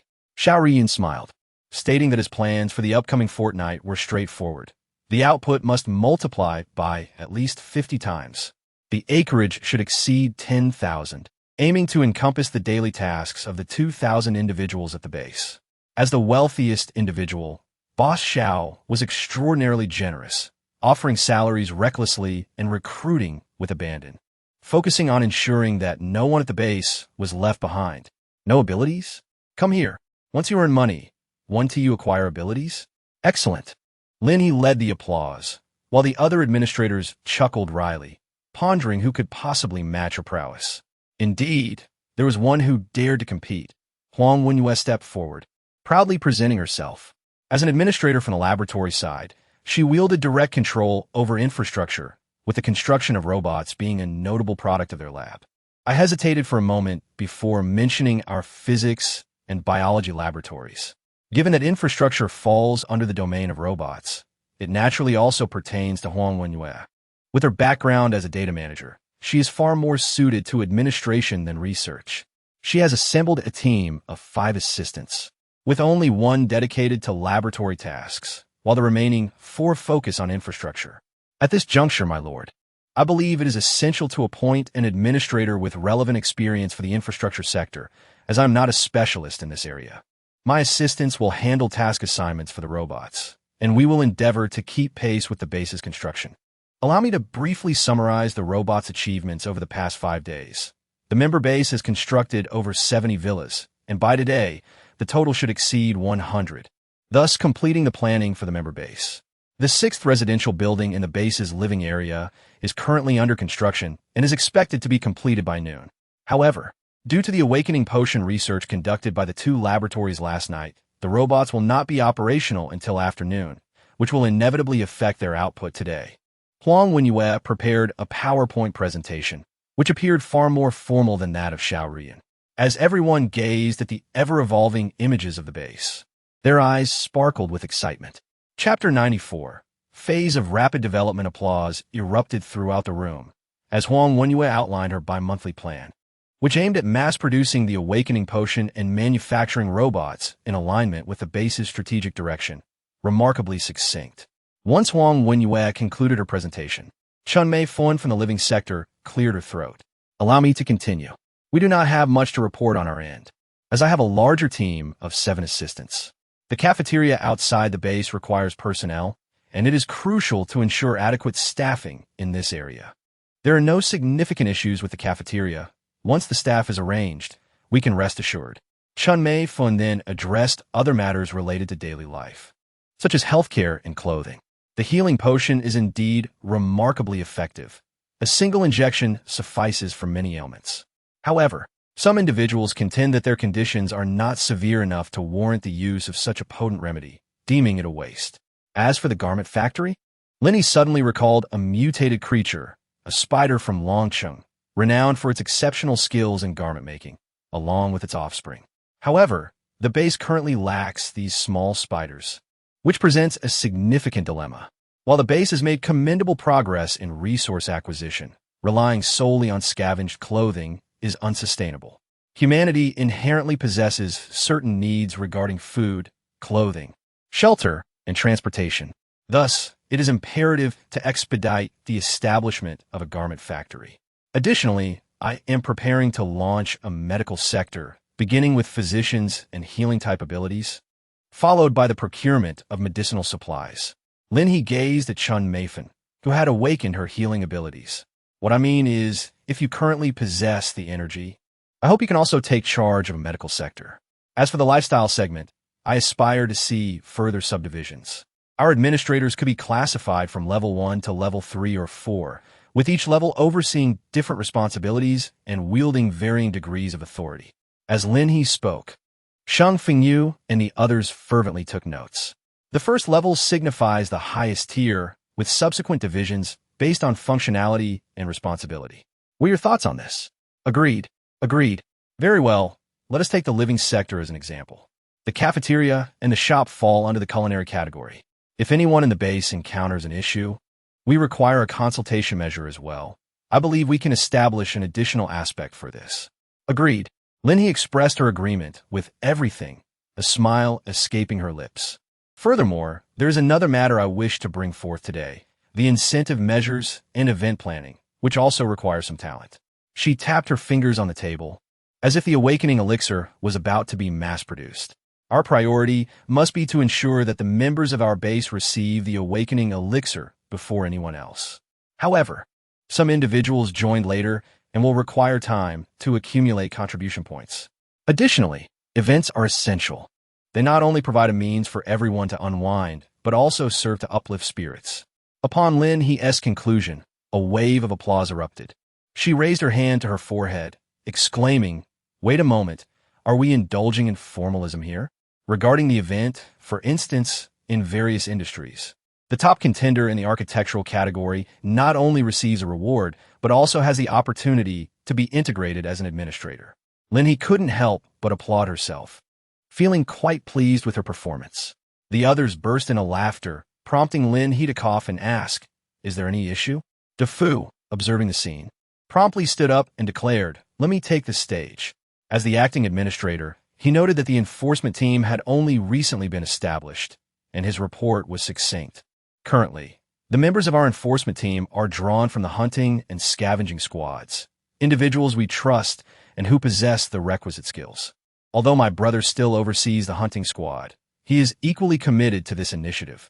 De Fu winked at Shang Fengyu, who could only manage a resigned smirk, acknowledging the informality of De Fu's presentation. Most of our personnel are occupied with their tasks, and any genuine issues within the base have already been addressed before newcomers arrived. De Fu shrugged, explaining that the duties of our enforcement team primarily involve patrolling and assisting individuals in locating lost items, typically those that were misplaced by themselves. However, De Fu suddenly grew animated, exclaiming, "Thanks to our efforts, the base has gradually seen a transformation among some of the problem youths." He patted his chest proudly, asserting that his persuasive skills had instilled in these young individuals the importance of diligence and the pursuit of awakening potions, emphasizing that idleness equates to a waste of life. Some of them still have family members, being quite young and under the impression that they need not contribute to household expenses. I have reprimanded them, and the results have been remarkable. Lin He was aware of this and couldn't help but smile, leading the applause for DeFu. Our DeFu is still underage, yet some of the problem youths are older than him. Shouldn't we encourage him? DeFu's face flushed slightly, and he continued, if we are to address issues. The primary concern remains our insufficient manpower. The enforcement team must collaborate with Brother Zhao to gather newcomers, as there are times when management falls short. In essence, we require more personnel. Given that the enforcement team is still in its infancy, we have much to establish in terms of structure. The first and foremost priority is the development of regulations for the enforcement team and the overall rules governing the base. Lin He tapped on the table, expressing the necessity for legal professionals to formulate rules that approach fairness from a specialized perspective, while also overseeing the construction of a law enforcement monitoring system. In essence, the situation can be summarized in 2 words: a lack of personnel. I believe this should not be confined solely to the hunting and scavenging teams, but should extend to the entire base for talent selection. In this regard, Shang Fengyu, please expedite the arrangement for personnel to begin the recruitment of some of the talents within the base as soon as possible. Shang Fengyu nodded in understanding. The remaining aspects concerning the hunting and scavenging sections are quite straightforward. The system is relatively complete and poses no issues, primarily emphasizing freedom. Zhao Shuangquan's management encompasses multiple facets across various sections, making it imperative for him to establish connections once the other sections are refined. Lin He's sole requirement of him is to ensure he gets adequate rest. Among the administrators, Zhao Shuangquan bears the heaviest burden, as he is responsible for managing the living conditions of thousands, which is indeed no small feat. Therefore, we now need to draft a plan for your upcoming objectives. By tomorrow at the latest, I expect to see your proposals. Lin He has already provided the general direction. It is certain that the boss will not personally write the project proposal. If there is a shortage of personnel, we should recruit early, as there are still numerous talents within the base. Additionally, another matter that needs to be addressed is the establishment of a talent database for our base. We require registration of individuals with various skills and expertise, and previously, our base members had already completed some basic forms. Lin He raised her wristband and communicated with the system. In the next moment, the emblem of the talent pool for the base appeared within the administrator's ring. You're able to input your information, so it is essential for you to finalize this within the next 2 days. Understood. Understood. The workload is considerable. Lin He clapped her hands, stating that the upcoming period is crucial for our development. Therefore, everyone's contribution must increase to 400 points daily, while future secondary administrators will be required to achieve 300 points each day. Thank you all for your hard work. It's no trouble at all. There's money to be earned, so what is there to complain about? Chapter 95. Venture into the Wild. A newly established inquiry department at the base. If life presents difficulties, please consult the inquiry office. After the meeting, Chun Mei immediately approached Zhao Shuangquan, and by noon that same day, they launched a new department. The heads of this department are their 2 assistants, one seasoned and the other brimming with youthful ideas, who have now ascended to the rank of the freshest secondary administrators. Several ideas emerged promptly, and since Lin He had not yet left the base, she recognized that this child's concepts were indeed exceptional. With a wave of her hand, she allocated 10,000 contribution points, exclaiming, "Go for it." This ingenious plan outlined 10 developmental topics that the base needed to address, accompanied by substantial rewards to entice participation. There was also a note stating that even if ideas were not adopted, contributors would receive consolation prizes, such as a meal or some fruit. A fair deal indeed. The inquiry office swiftly recruited 5 university students, capitalizing on their youthful creativity. All that was required was for the slightly older secondary administrators to provide overall guidance, while the students generated a plethora of ideas. Lin He was exceedingly willing, for there was nothing else. The university students were indeed a group of passionate and benevolent youth, brimming with ideals and aspirations. They cherished the elderly and cared for the young, engaged in self-reflection, and dedicated themselves to noble causes. To put it succinctly, she yearned for an ideal haven. The more perfect, the better. With a system in place, the base was destined to guide humanity towards a leap in civilization. She did not wish for the system to remain stagnant in the wake of technological and civilizational advancements. It would commence with the base. The elderly would have support, and the young would reap benefits. That said, the number of children at the base was indeed scarce. Surviving in a post-apocalyptic world was no small feat. Children and women were often regarded as burdens. Despite rescuing countless individuals, those under the age of 12 constituted merely 10%, perhaps even less. The majority were young adults, which was understandable, as the elderly, infirm, and weak had succumbed prematurely to the ravages of the virus. Xiao Ruyun returned to his tasks, while Lin He led the hunting and scavenging teams into action. After their meeting and a meal, Lin He and the captains studied a map of City M, marking each gas station to be visited within a day and a night. Feng Dudu and Chunzide, with their spatial abilities now upgraded to level 3, could transport a considerable amount of oil. For this urgent mission, they had cleared their spatial resources. Lin He had first provided Xiao Ruyun with a massive mountain of corpses. Facilitating their efforts, she had piled 100 acres into a small hill and then another 100 acres into another, striving for Xiao Ruyun to complete his planting swiftly. This was a staggering number of corpses. Those at the base, who remained indoors, had primarily undertaken Xiao Ruyun's tasks. The pioneers hurriedly set to work with their equipment, while others hastily buried the zombies and cultivated the land. By the time Lin He and her team set off, Xiao Ruyun had successfully planted on 1,000 acres. Everyone felt both exhausted and joyful, as the number of individuals transporting grain for sale had surged from a mere dozen to over 100. The newly joined members, still acclimating, were quickly put to work. Lin He especially offered a generous reward of 100 contribution points for each kilogram of gasoline to the team members who came to find gasoline today. This not only serves to enhance their enthusiasm, but also signals her intention to sell her house. Team members, do you prefer to rent a house or reside in your own? This is indeed the only occasion for a once-in-a-lifetime bargain at the lowest price. What is this called? This is referred to as a sense of belonging. After all, which team does not have several thousand contribution points saved up? The pricing set by Lin He is rather modest. Although the cost of constructing the robots is even lower than 6,666 contribution points, the robots themselves demand considerable effort. As of now, the physical laboratory must hasten its production daily to keep pace with the development of the base, while other aspects of the base remain rather feeble. Take, for instance, the communication issue that Lin He has been eagerly anticipating. However, according to the system, if the task cannot be accomplished by our own personnel, perhaps once the zombie tide has subsided, the base may receive a reward. Quite promising indeed. Lin He is indeed joyful, yet there are still over 10 days to go. Very well. Let us proceed as assigned. Those in the west shall call out Feng Dudu upon discovery, while those in the east will shout Shinzida. I shall traverse the north and south. Should I encounter any, I will bring them along for you. The zombies remain numerous. Yet for the newly transformed members of our team, they pose little challenge, easily dealt with in just a few swift motions. Lin He was set to visit 8 gas stations, with a primary objective of speed. Off she went. At 2:30 in the afternoon, everyone dispersed. Lin He rode solo on her motorcycle, with Xiao Xuen nestled on her shoulder enjoying the breeze, while Xiao Bai lounged at the front of the bike, yawning lazily. Xiao Mi, attuned to her master's needs, sensed the presence of her kind. Xiao Bai's nose twitched, for nothing of worth could evade its keen scent. Woof!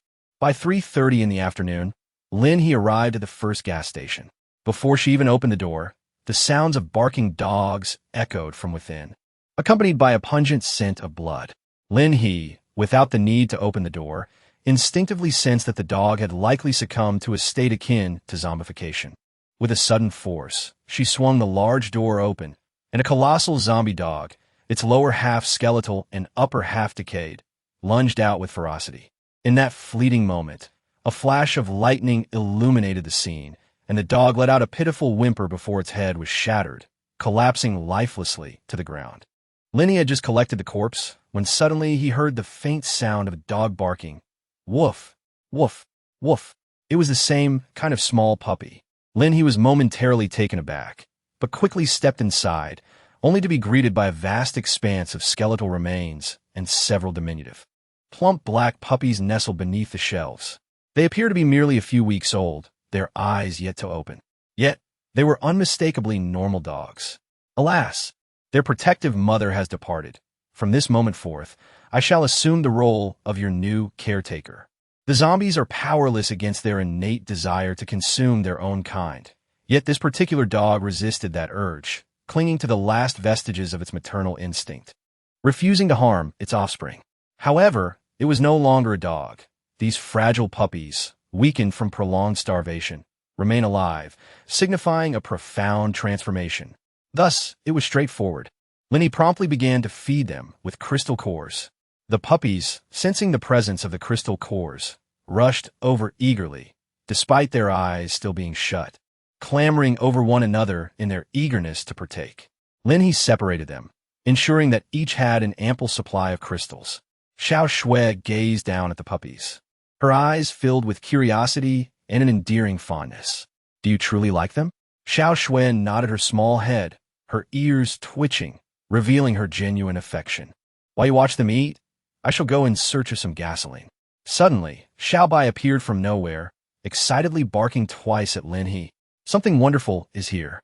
Lin He's eyes sparkled with excitement. Let us go. In an instant, she managed to gather a substantial amount, complemented by the treasures discovered by Xiao Bai and the litter of puppies whose mutation direction was still uncertain. The harvest was indeed bountiful. After securing the well-fed puppies and dispatching the zombies along the way, Lin He continued her journey toward the gas station. It must be said that each excursion into the wilderness yielded plentiful rewards. However, time was of the essence.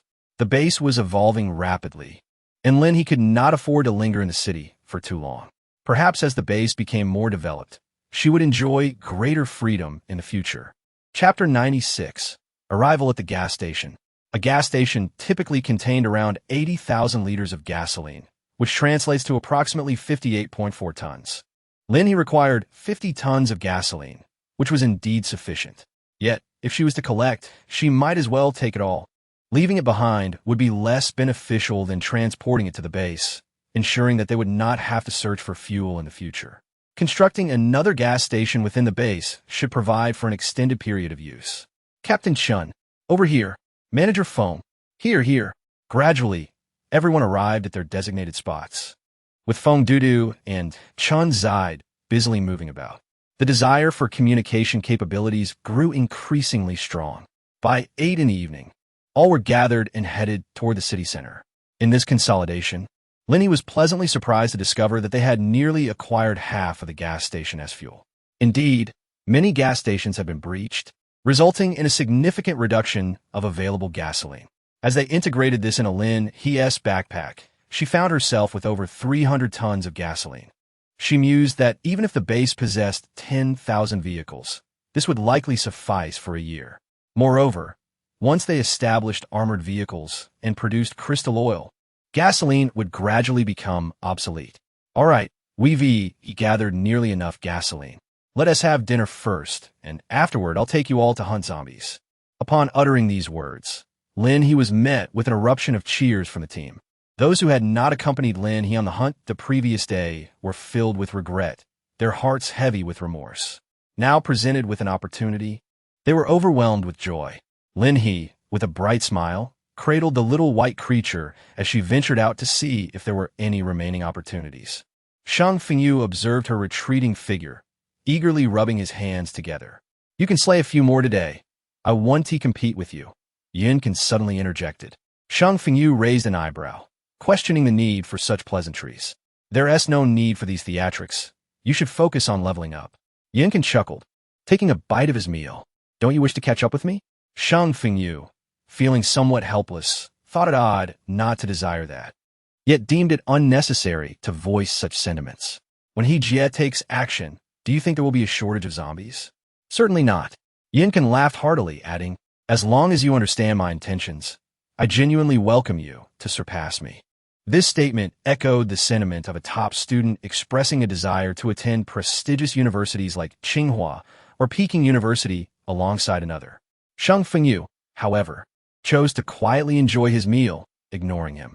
As fate would have it, this location was a base constructed within M City, though regrettably, They had yet to unleash their full potential, resulting in hundreds being swiftly eliminated. Lin He could hardly contain her laughter as she observed these individuals, who were fraternizing with the former base leader as if they were long-lost brothers. Although this leader was a figure she had no recollection of during her years in the apocalypse, he appeared to be a minor base that had succumbed to the tides of history, barely surviving for a few years. However, upon her arrival, Lin He was met with a well-established defense system, equitable distribution of resources, and fundamental care for the elderly, women, and children. This was indeed commendable. Moreover, the former leader possessed experience as a general manager, making him a valuable asset. Synthesis successful. It was the first time Lin He encountered such a sign. Previously, construction had merely proceeded directly from the blueprints. However, this time it was different. A synthesis? A gas station had been instantaneously erected, its entirety adorned in a sleek silver hue. The smooth surface devoid of any seams. Beneath the towering structure, which stood 7 to 8 meters high, were 9 arched openings. Interestingly, the refueling access was located on the side of the wall, yet the actual refueling inlet was positioned directly above. Lin He glanced at the design, then at the previous blueprints of the combat vehicle. Indeed, the fuel inlet was located atop the vehicle. However, this also implied that this refueling station was exclusively constructed for vehicles with an overhead fuel inlet. Will our future vehicles have their fuel inlets positioned on the top as well? She couldn't help but inquire of the system. No, but given the host's current capabilities, only combat vehicles can be produced. What a candid explanation. Lin He paused for a moment, realizing his intention to construct a conventional gas station. Are there any blueprints available? With the task now completed, the system refrained from dispensing rewards, reserving space for what Lin He required. The synergy between the individual and the system had grown increasingly harmonious. All was in readiness. Beside the armored vehicle gas station, a Lin He base gas station materialized out of thin air, comparable in standard to a typical gas station, except that the stored gasoline resided within the confines of the system's backpack rather than the station itself. Lin He gazed at the two individuals, pondering the possibilities. Look to the left, she remarked. I believe we could establish a hospital dedicated to the healing of those with extraordinary abilities. Although there are healers among us and healing potions available, we must not neglect the importance of medical care. On this side, we could construct a library. For the past few days, I have been contemplating whether to create a nursery-type school. Admittedly, the number of children in the base is quite limited at present, but it will surely increase in the future. After all, these children rarely awaken their powers, and while those who have awakened can contribute in various ways, we must not allow education to fall by the wayside. Lin He rode her motorcycle to take a glimpse of the steel mill, engaging in conversation with the system along the way. Furthermore, Lin He genuinely cherished solitude, a habit she had cultivated over many years. While conversing with others was not particularly challenging for her, it was something she was unaccustomed to, and she seldom took the initiative to do so. As for Xiaobai, this creature indulged in a cycle of eating and sleeping. Despite Xiao Shui successfully leveling up to level 4 that morning, Xiaobai had consumed an entire night's worth of crystal cores without any advancement. Xiaomi was merely a hair's breadth away from reaching level 5. Lin He assessed the challenge of surpassing level 7, realizing she would likely need to eliminate several 100,000 zombies. There was no rush. She believed that even if she couldn't achieve a breakthrough before the zombie tide, there would be ample opportunities to do so amidst the chaos. However, she truly felt her advancement was rather excessive, requiring energy 5 times, or perhaps even more, than that of others. Nonetheless, she acknowledged that she was indeed stronger than the average individual at this level. The time was precisely 7 o'clock, and the steel factory was about to commence operations. Lin He did not come yesterday. In just one day of work, the small door has already been completed twice, while the framework for the large door is still under construction. Lin He nodded in satisfaction after reviewing it. Well done. Lin Zong smiled, remarking that this place was far more advanced in technology than our steel factory. We merely serve a shaping role. My lord, we estimate that it will take us approximately 5 days to construct the main gate, while the smaller gate can be completed in no more than 7 days. Certainly. Lin He gently patted Lin Zong's shoulder and said, the next door is the tank factory. Once the main gate is completed, you will have the opportunity to attempt the construction of tanks. Lin Zong's eyes brightened at the sight before him. A war chariot. What man could possibly withstand such a formidable presence? Indeed, Lin He conducted her inspections with a cheerful demeanor before riding her small motorcycle to the residential area. She still needed to review the administrator's proposals. It was quite a busy day. Chapter 97. The Proposal Submission Scene. Lu Dana, the secondary administrator at the inquiry desk. The oldest among Chun Mei and Appo's assistants at 32, was a water ability user who previously held an executive position at a company. Hey, call me the team leader. Lu Dana helplessly tapped the head of the young lad before her, who was rather impudent. However, the boy chuckled and inquired, team leader, are we still developing our talent pool? It's nearly 8:30. We should set up our stall. Lu Dana raised an eyebrow. Isn't the stall outside? Aren't Xiao Yang and the others there? Gu Yang quickly shook his head. Yes, they are. So what are you doing here? Lu Dana's beautifully sculpted brows furrowed. Gu Yang cleared his throat. I came to find you to oversee the situation. Stop pretending. Either go set up the stall, or help me organize these questions and answers. Gu Yang decisively took a seat. All right. Team leader. Outside the door, 2 young girls peered in, exchanging glances. One of them, grinning, took a peach from her companion's hand. I've won. Haven Ti. I told you Yangzi wouldn't be outside. I suggest you give up on that notion. Yangzi's heart and mind are solely with the team leader. He had originally been with Administrator Chun and had specifically sought out to be transferred to work with the team leader. The girl took a bite of the peach. Delicious. The other girl with long hair pouted. Well, it's the apocalypse. It's hard to find a 3-legged toad. But isn't it just as difficult to find a 2-legged man? But Gu Yang is 12 years younger than the team leader. Does age even matter in the apocalypse? Let us go. Let us get to work. Once the inquiries were organized and uploaded, Lin He settled in the conference room and noticed the documents uploaded on the smartwatch's office module.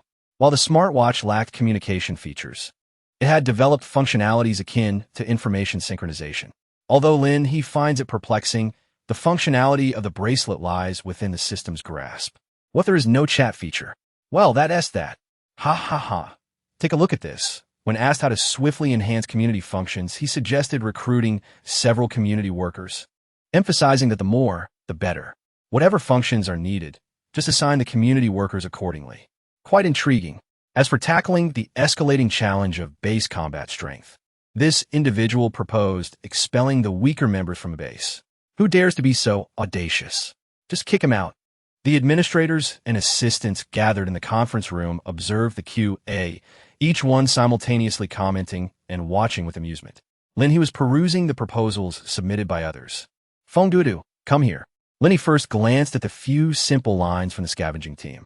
Firstly, to seek more trucks capable of carrying resources, ensuring the acquisition of greater quantities in the absence of space-type ability users. Secondly, to locate more space-type ability users, thereby enhancing their capabilities. Thirdly, to forge new pathways and establish outposts. Fourthly, my lord, I wish to request a designated area near the city walls for the scavenging team's vehicles to halt, allowing for the inventory of goods to be conducted there. The preceding lines contained regulations, while the latter was not termed a plan, but rather a demand guide. Here they come. Feng Dudu blinked innocently, standing next to Lin He with a compliant demeanor. Lin He chuckled softly. Your proposal is commendable. However, I wish to inquire who you intend to assign for the oversight of your goods, should they be stored near the city walls. Will there be a need for someone to reside here? Or do you plan to collectively relocate? After a moment's contemplation, she added, well, since you have considered everything thoroughly, let us proceed. Later, you can borrow a robot from the infrastructure sector and then visit the physics laboratory to have it converted into factory blueprints. Feng Dudu nodded eagerly. Understood. Next, Lin He reviewed Yin Can's plan and simply responded with 2 words, expand recruitment. He was gradually taking over part of the hunting squad, while Sheng Fengyu was also involved in refining the framework of the enforcement team. The hunting squad no longer required excessive constraints, as it had nearly developed into a systematic entity. Very well. After the meeting, You may proceed with the expansion, Lin He instructed. The squad can be increased to 50 members. Whether you reach that number or not, ensure you evaluate their combat capabilities. Yinkin smiled. Rest assured, my lord. Meanwhile, Shang Fengyu was also working on expanding and revising regulations within the enforcement team. We have yet to locate the individuals we seek, for now. We can only glance through the legal code to draft a few basic rules to regulate the actions of those within the base. Lin He gently patted Shang Fengyu's shoulder and encouraged him. Don't worry, Xiao Sheng. We can directly recruit from the University of Political Science and Law and the law firms. Let's establish a seminar together. This will expedite the process. All right. Next, they would meticulously plan the lifestyle segment of their initiative. The activities department was organizing an event titled Superpower Competition, which, rather than showcasing actual superhuman abilities, would assess various aspects of life, combat, learning, memory, and skills. In every profession, there are exceptional talents. Essentially, they would focus on several major categories, with the smaller categories incorporated into the bizarre superpower segment. Chun Mei elaborated on the activities the department intended to plan, highlighting the professions needed at the base, such as construction, healthcare, and education, among countless others. The base would selectively recruit talent, ensuring that those with the necessary skills would naturally emerge. While other bases might not require such individuals immediately, those with unique talents would still participate in the selection process, primarily competing in intriguing and eye-catching ways, which might prove useful at any moment. Of course, this aspect leaned more towards comedy. In the apocalyptic world, each individual's inner self often feels incomplete from the perspective of the base's future. Despite the principle of survival of the fittest, Lin He desired a thriving community rather than one filled with despair, deceit, and violence, driven solely by immediate self-interest. Such a society would lack significance. Comedy is an indispensable element of life. Additionally, there is the need for psychologists in the medical field. Beyond healing physical injuries, those with psychic abilities were particularly well suited for the role of mental health professionals. Chun Mei continued her discourse, to which Lin He nodded in agreement. Furthermore, they planned to establish a nursery. Chun Mei had even sketched the blueprint for the nursery in her proposal. Children under 12 should first receive training in essential skills and education. Most importantly, they must be taught the abilities and courage necessary for survival in a perilous world. Chun Mei emphasized that one day they would grow up and face this dangerous reality. Yet they must not possess the power to control lives before their minds are firmly established. Healthy growth and education are imperative. Lin He expressed her agreement, suggesting that the teachers could indeed participate in the elections. Yes, that is precisely my sentiment, she concurred. Chun Mei then mentioned the garment factory, pondering whether it would be difficult to manage on the Lord's end. There were concerns regarding both materials and technology, and Chun Mei, uncertain about these aspects, preferred to entrust them directly to Lin He. No worries, I will handle it, Lin He assured her. Chun Mei proceeded to discuss the inquiry office, noting that they had received several reports of issues the previous day, particularly concerning deceitful transactions at the marketplace. We must establish a dedicated trading mall with clearly marked prices to prevent consumer fraud. Lin He gazed at Chun Meifin's proposal, expressing her agreement with the suggestions presented. Is there anything more? Chapter 98, yet another 5 days. For the time being, these are the plans. The responsibilities of the life department are indeed overwhelming. In the end, Chun Meifin simply requested, let us bring in some personnel. Lin He expressed that there are no restrictions on recruitment. In fact, the demand for personnel will only continue to grow, making it impossible to hire enough individuals. Once new hires are registered, it will facilitate the timely distribution of salaries. Given the extensive responsibilities, Chun Meifun and Zhao Shuang Quan currently function as the primary administrators of the living sector, making separation unfeasible. Their workload will only increase. On the other hand, Xiao Ruyun's approach is straightforward. Need something? No? Then he resolutely dedicates himself to hard work. He is eager to toil. The infrastructure division still requires an administrator, necessitating the selection of talent through recruitment activities and a talent pool. The documentation from the laboratory aligns closely with the discussions held during the meeting. Following the meeting, Lin He expended hundreds of thousands in contribution points, encouraging greater effort and rewards. Funding is in place. Strive to excel. Subsequently, Lin He commenced the construction of a mutated animal park. The litter of puppies she collected yesterday was entrusted to her classmate Huang Xiaobai, who has been working consistently in the breeding area. Although his awakened abilities are more suited for combat and hunting zombies, this young individual has developed a fondness for the life in the breeding sector. Lin He noticed that he had learned a few things from some experienced masters over the past few days. So she instructed him to seek out individuals with experience as dog trainers or those who had worked in a zoo. She was preparing to let Huang Xiaobai attempt to take on the responsibility of breeding and cultivating mutated animals. After the meeting, the young man directly approached the team member Wan Fuqiu. When Lin He caught sight of the scene, she was momentarily taken aback. This child is quite remarkable. Although it is true that academician Lin He has nearly been secured, Wan Fuqiu and his team still possess the desire to accomplish their mission. Huang Xiaobai promptly summoned the team members to arrange the work. Do you have any thoughts? Lin He laughed like a quirky ant, causing the team member to blush. He had been wandering around the base when he overheard Huang Xiaobai calling for some sort of mutant dog. Initially, he was not part of Wan Fuqiu's team and had a comrade named He. His intention was merely to observe the mutated canines, but upon arriving, after sharing some meat with Huang Xiaobai, he became utterly captivated. Don't be shy. You are indeed a talent. It's not just you. Your captain and the other team members are remarkable individuals as well. So what do you think? Have you considered staying? Academician Lin He is determined to stay, and they are all aware of it. After that, the captain did not utter another word, leaving everyone in a state of confusion, especially upon witnessing the appearance of the Lin He base, who would not be captivated. In the apocalypse, to have such scale and organization, the entire base is infused with humanity, where one need not worry about sustenance. Lin He immediately discerned his infatuation and smiled gently. We are in dire need of personnel here. Lacking experience as we are, how can we possibly train these little ones into good companions without a clear direction? If you were not here, I fear that classmate Huang would be utterly at a loss. Huang Xiaobai promptly joined in, taking hold of his arm and calling him brother in a playful, endearing manner, exhibiting a remarkable adeptness that left him feeling somewhat bashful. Lin He smiled as she went to find Wan Fuqiu.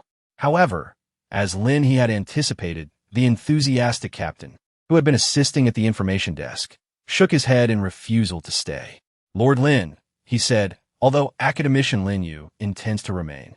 Our troops are stationed at the base in City A, and I wish to pay a visit. Perhaps it is a farewell to my past. Lin He smiled gently. Of course, it was time to take a look. I shall go as well, perhaps in 5 days. Lin He blinked, pondering that in 5 days, the zombies in M City would be dealt with, and more awakening potions would be developed. Together with you, I shall venture to the A City base to promote our cause. Wan Fuqiu was taken aback. Lord Lin He, you intend to advertise at the base? Are you really planning to poach in front of them? Lin He smiled, acknowledging that the base must adhere to the principle of survival of the fittest. With abundant resources at my disposal, I can sustain a greater number of individuals. How could that be deemed impossible? Furthermore, if I were to utilize the awakening serum, the Lord would likely be inclined to trade their people for it. Wan Fuqiu paused, realizing that Lin He spoke the truth. Compared to ordinary individuals, the awakening serum could transform all my people into supernatural beings, serving as the most effective method to enhance combat prowess. Should Lin He propose such a transaction, it is likely that every base in the world would acquiesce. However, it ultimately depends on my charismatic persona. After witnessing my base, one would not presume that all bases are akin to mine, would they? Wan Fuqiu decisively shook his head, asserting that he would not be so naive. Lord Lin He is truly one of a kind. Firstly, due to the formidable strength of the Lord, and secondly, the remarkable talents residing within Lin He's base. From infrastructure to daily necessities, and even to the extermination of zombies, no other base can rival Lin He's in terms of enhancing combat capabilities. The abundance of resources is indeed a hallmark of Lin He's base, which explains why so many ordinary individuals thrive there. Yet, the resources and combat effectiveness of other bases fall far short. Even if some may currently match Lin He's base, as time progresses, ordinary individuals will inevitably be forsaken. Very well, 5 days. After 5 days, I shall accompany the Lord. Lin He couldn't help but smile. Juan Fucio's address had changed.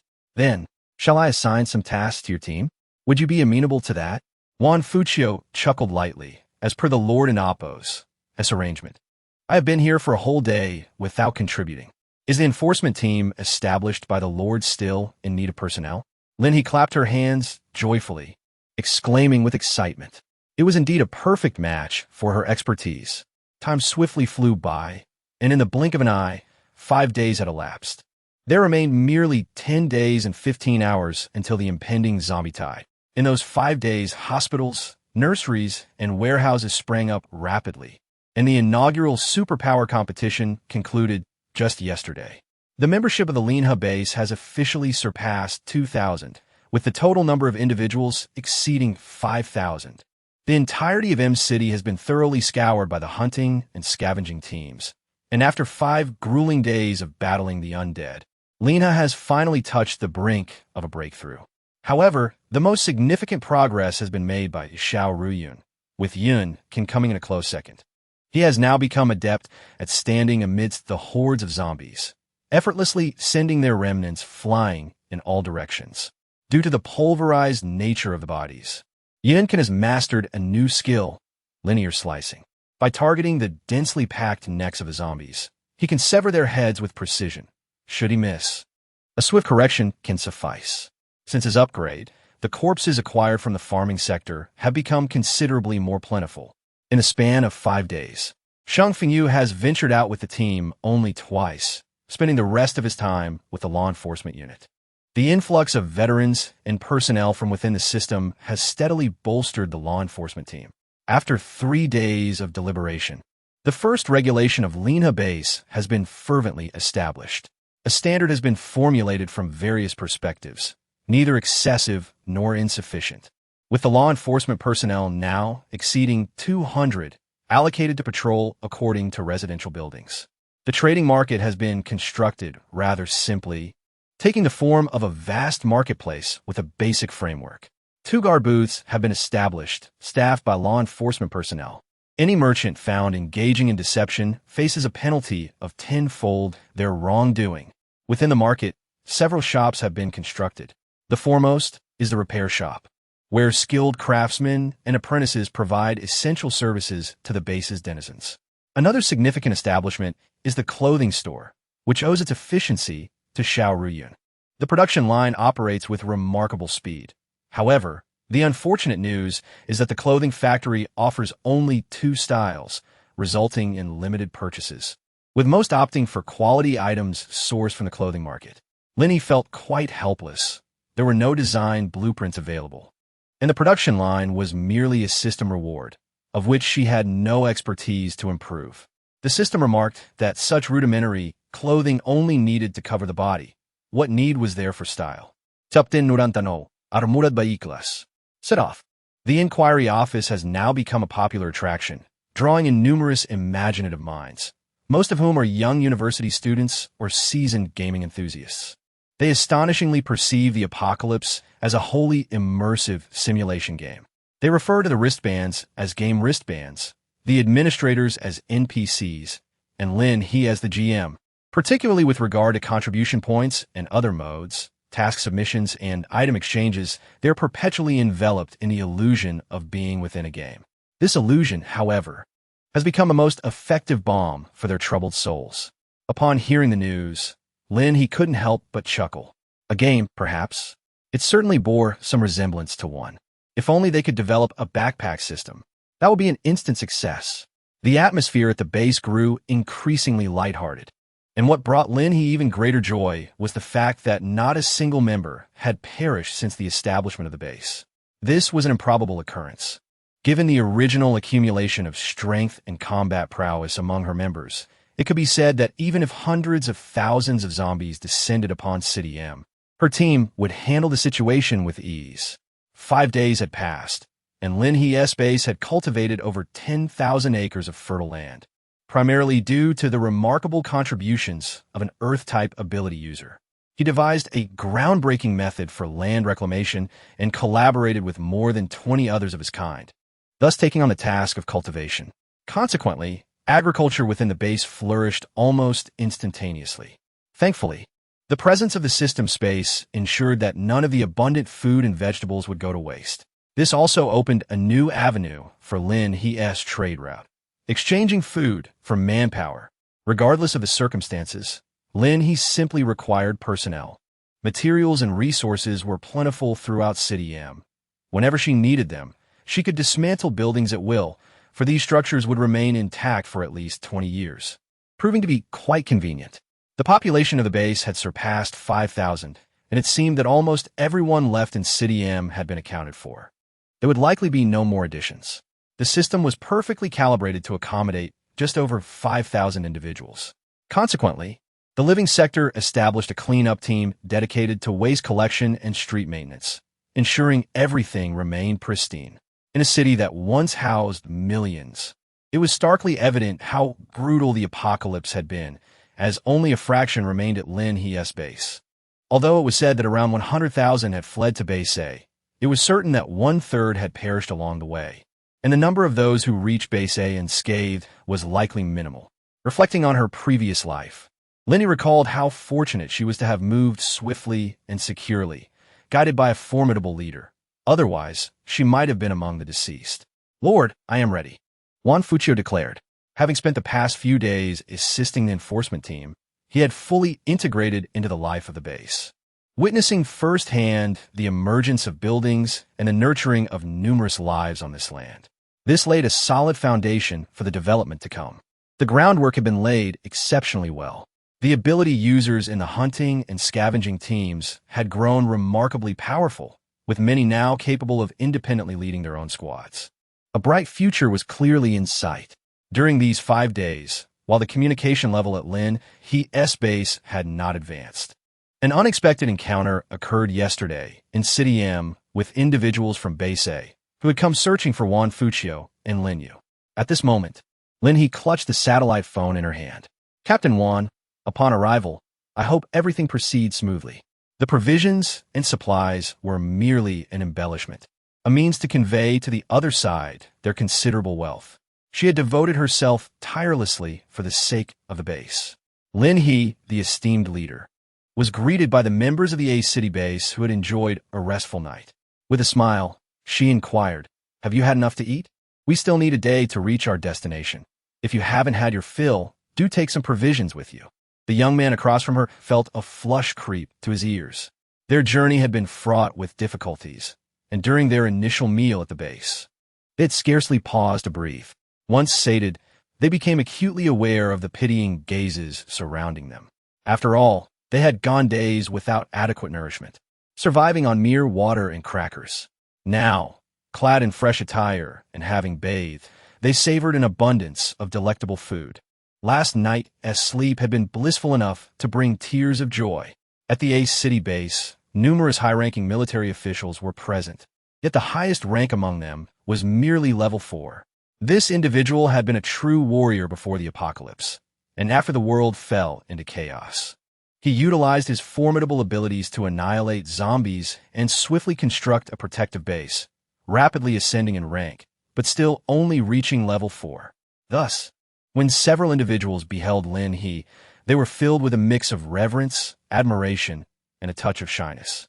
We are satisfied," exclaimed the team leader, Huang Ilio, whose extraordinary ability lay in a rare form of animal mutation, granting him a pair of wings.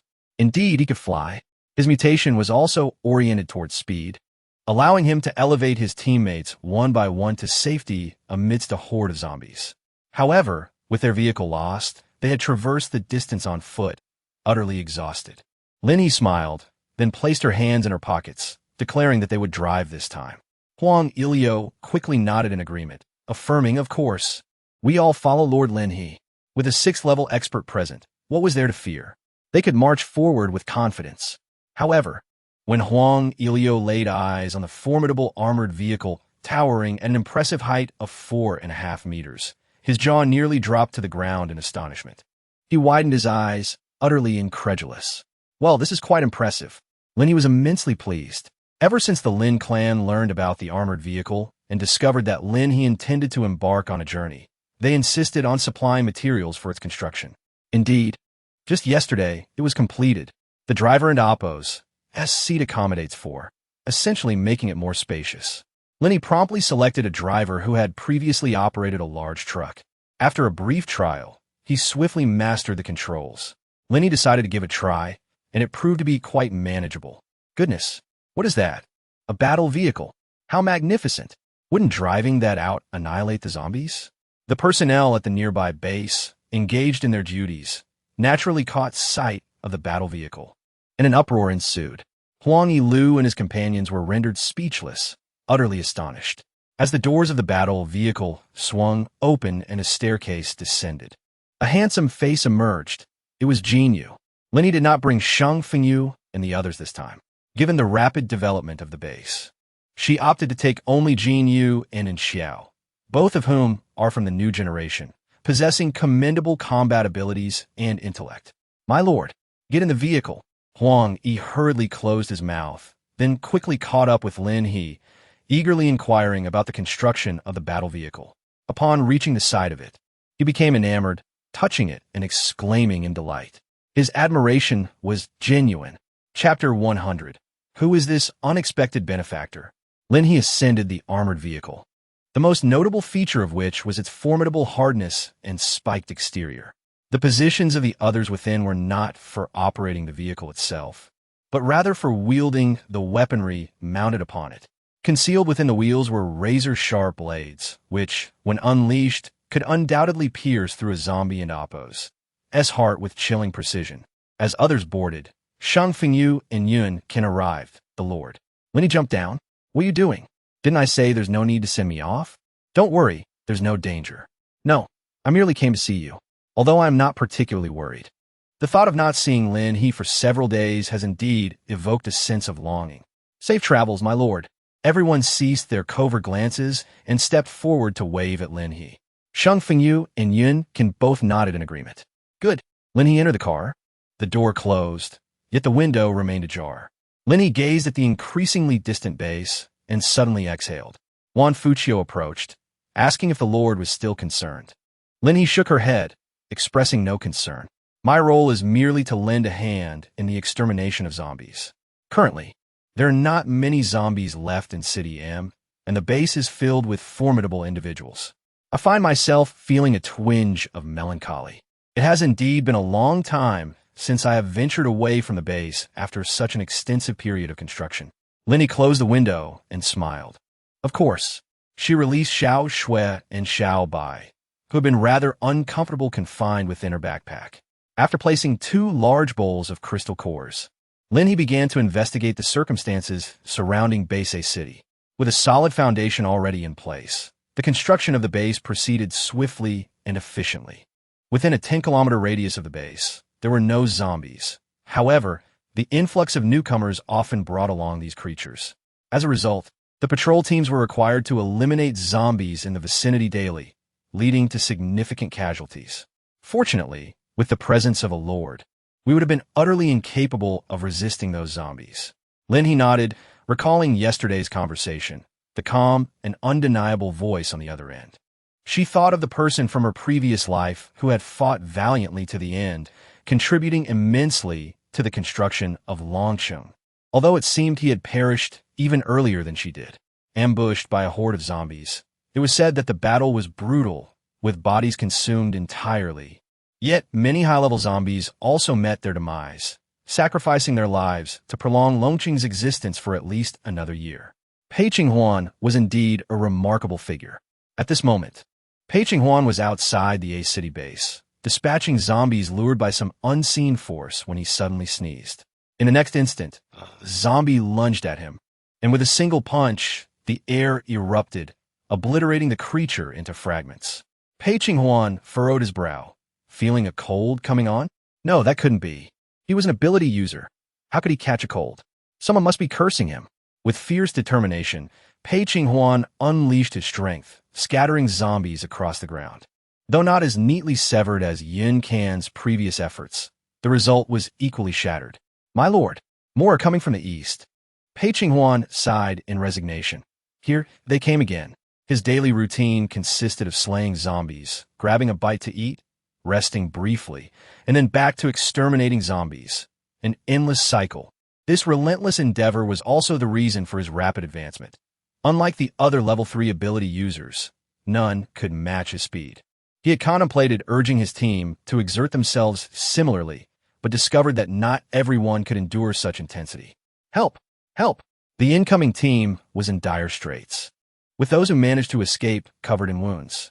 Pei Qinghuan hesitated for a moment, and before he knew it, one of them exploded right in front of him. Anyone with injuries, do not let them escape, he commanded coldly. Understood. The population in the A city base was already substantial. So when Pei Qinghuan learned that Lord Lin He's goal was merely to acquire people, he was taken aback. She desired nothing but humans? Even offering potions to awaken abilities, weapons, food, resources galore, yet her sole focus was on people? Such a peculiar lord, yet a commendable one. He himself felt immense pressure. The base was rife with trivial matters, and numerous influential individuals sought to usurp his authority. After a brief period of civility, he understood that politeness in this post-apocalyptic world would only lead to his decline, necessitating that others pay the price. This was unacceptable. He tore off the facade. Regardless of previous positions, anyone who defied him would be shown the door.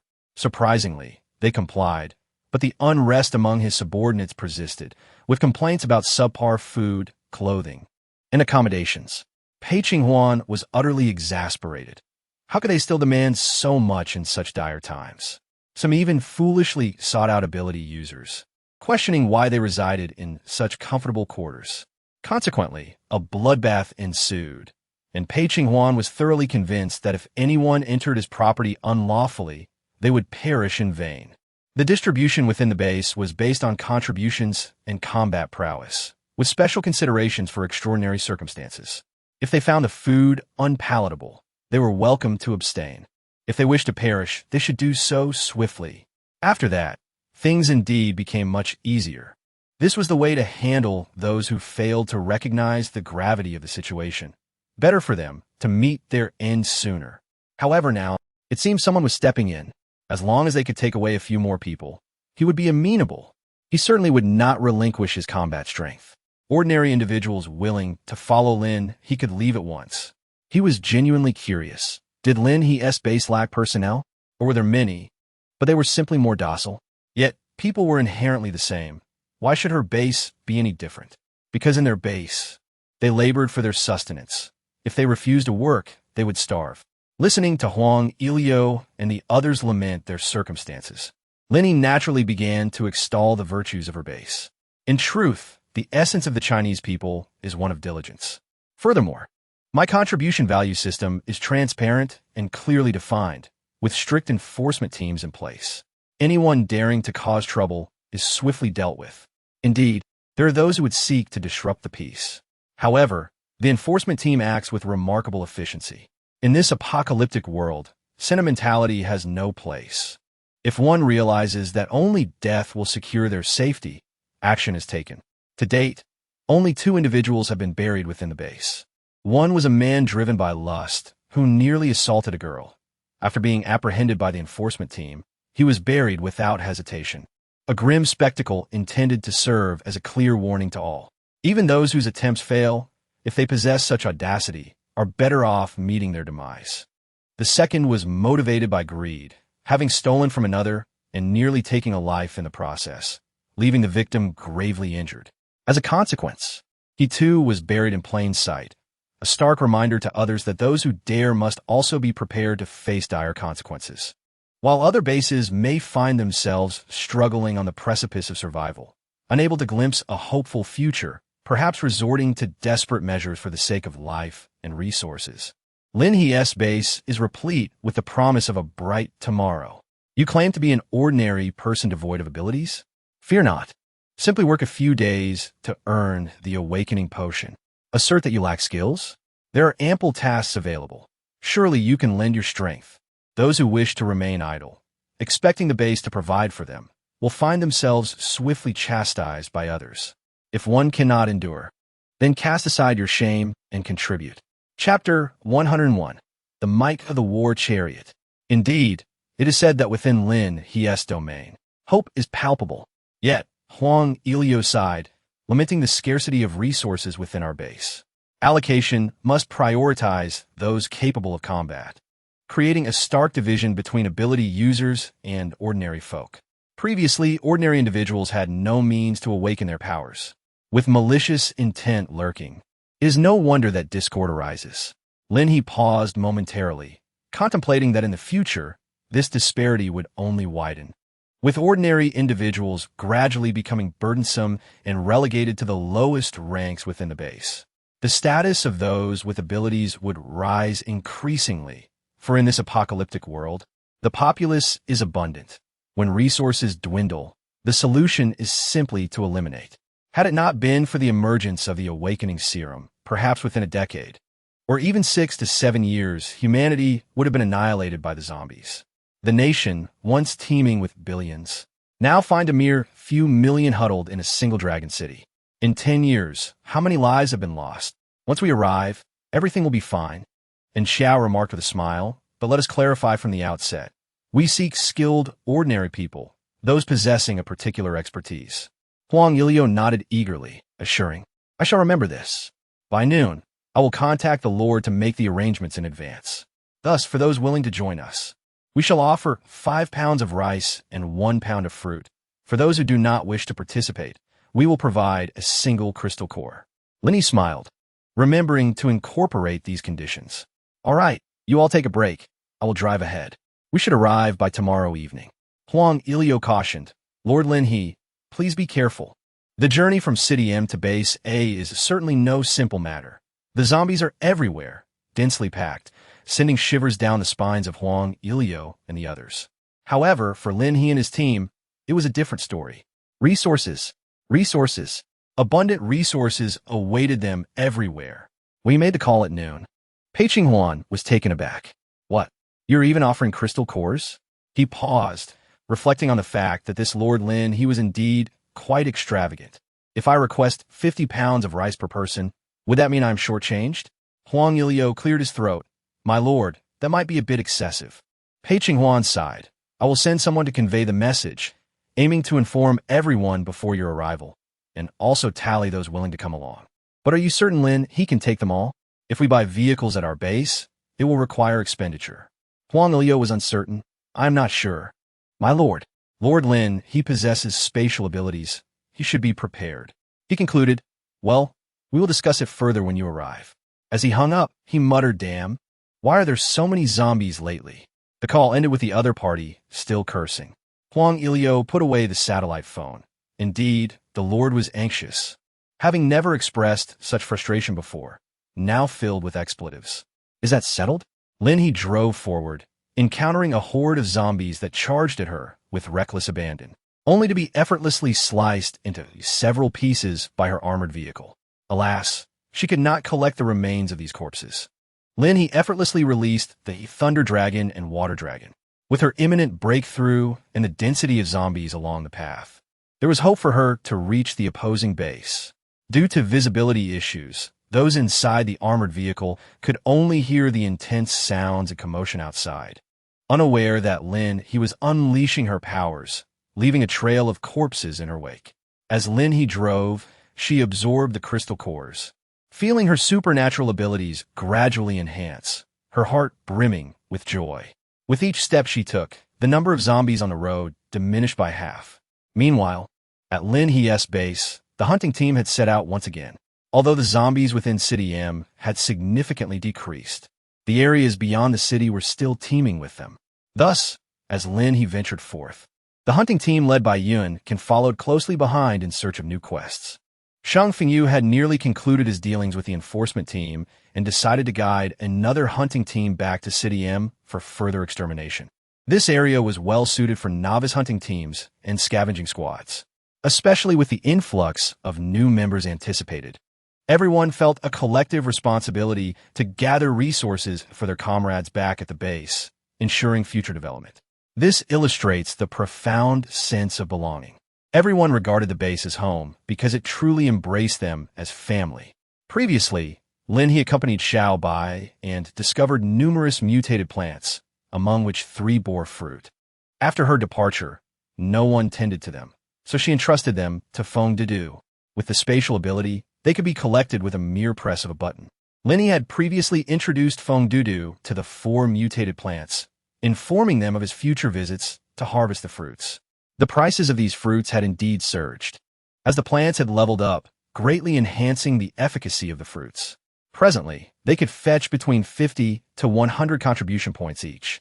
Even so, some families could afford to purchase 1 or even 2 per day. Fortunately, the stock was ample, adequately supplying the base's inhabitants. Currently, the number of abilities users within the base exceeded 2,000, half of whom had procured awakening potions. After a span of 10 days, 2,000 contribution points had been amassed. Consequently, with the hunting teams expanded to 50 squads, the scavenging teams also smoothly surpassed 50 squads, totaling 1,000 individuals. However, managing such numbers proved challenging.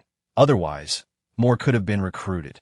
Yet, in the interest of ensuring everyone in Oppo's safety, Lin He stated that they must wait for the maturity of the existing hunting teams before further expansion. The activity department subsequently proposed organizing a friendly competition to select the foremost combatant. They also recommended the construction of a martial arts hall or training facility, providing an opportunity for those unable to venture out for hunting but capable of enhancing their combat prowess through training and duels within the base. A nationwide martial arts movement. Time swiftly passed in a day, and Lin He had subtly approached the threshold of level 7, merely a step away from entering. Throughout the journey, the zombies had shown no signs of respite. Lin He, filled with joy yet reflecting deeply, lamented the staggering density of zombies. Those left behind must have perished. Only those who fled ahead had any chance of reaching City alive. The magnitude of loss was unfathomable, and she could not fathom how many promising lives had been extinguished along the way. However, had they chosen not to escape, they too might have met their demise in City M. Regardless of her thoughts, a sense of regret lingered. With over 50 miles remaining, she was astonished by their swift progress. With Lin He, an indefatigable leader at the helm, how could their speed not be remarkable? Coupled with the path cleared by Lei Long and Shui Long ahead, every obstacle was effortlessly sidestepped, ensuring a smooth journey. The war vehicle maintained a commendable pace, and upon inspecting the fuel consumption, Lin He noted with astonishment that it had scarcely diminished at all over these several hundred miles. Lin He was utterly satisfied. If the crystalline oil could be utilized in other vehicles, one could drive for an entire year without the need for refueling. Chapter 102, Upgrade. Selecting personnel at the entrance. Yun Kan, engaged in the dungeon raid, stood atop a battlefield littered with the corpses of zombies. Gazing down the path strewn with the remains of the undead that their lord had carved through, unable to suppress a chuckle. Clearing the battlefield. These are all remnants left by our lord. As the remaining zombies approached, Yun Kan, finding their pace too slow, deliberately created some noise. After all, it was a rare opportunity to engage in a dungeon raid, yet the number of zombies had significantly diminished. Otherwise, it would hinder the lord's relocation. On Shang Fengyu's side, things were progressing quite well. Although the newly assimilated supernatural beings lacked experience, they compensated with their obedience, benefiting from the guidance of seasoned veterans. Alongside the manageable challenges they faced, Shang Fengyu knew that within a few days, these novices would mature, and once the zombie numbers in M City decreased further, they could genuinely implement their plan to cleanse the area. They aimed to transform M City into the first city devoid of zombies. Afterward, with M City as the nucleus, perhaps it could attract even more people. However, such thoughts were still distant. The base was not yet at full capacity, making such considerations premature. As the days swiftly passed, Pei Qinghuan spat out a mouthful of blood, the prolonged combat leaving him fatigued.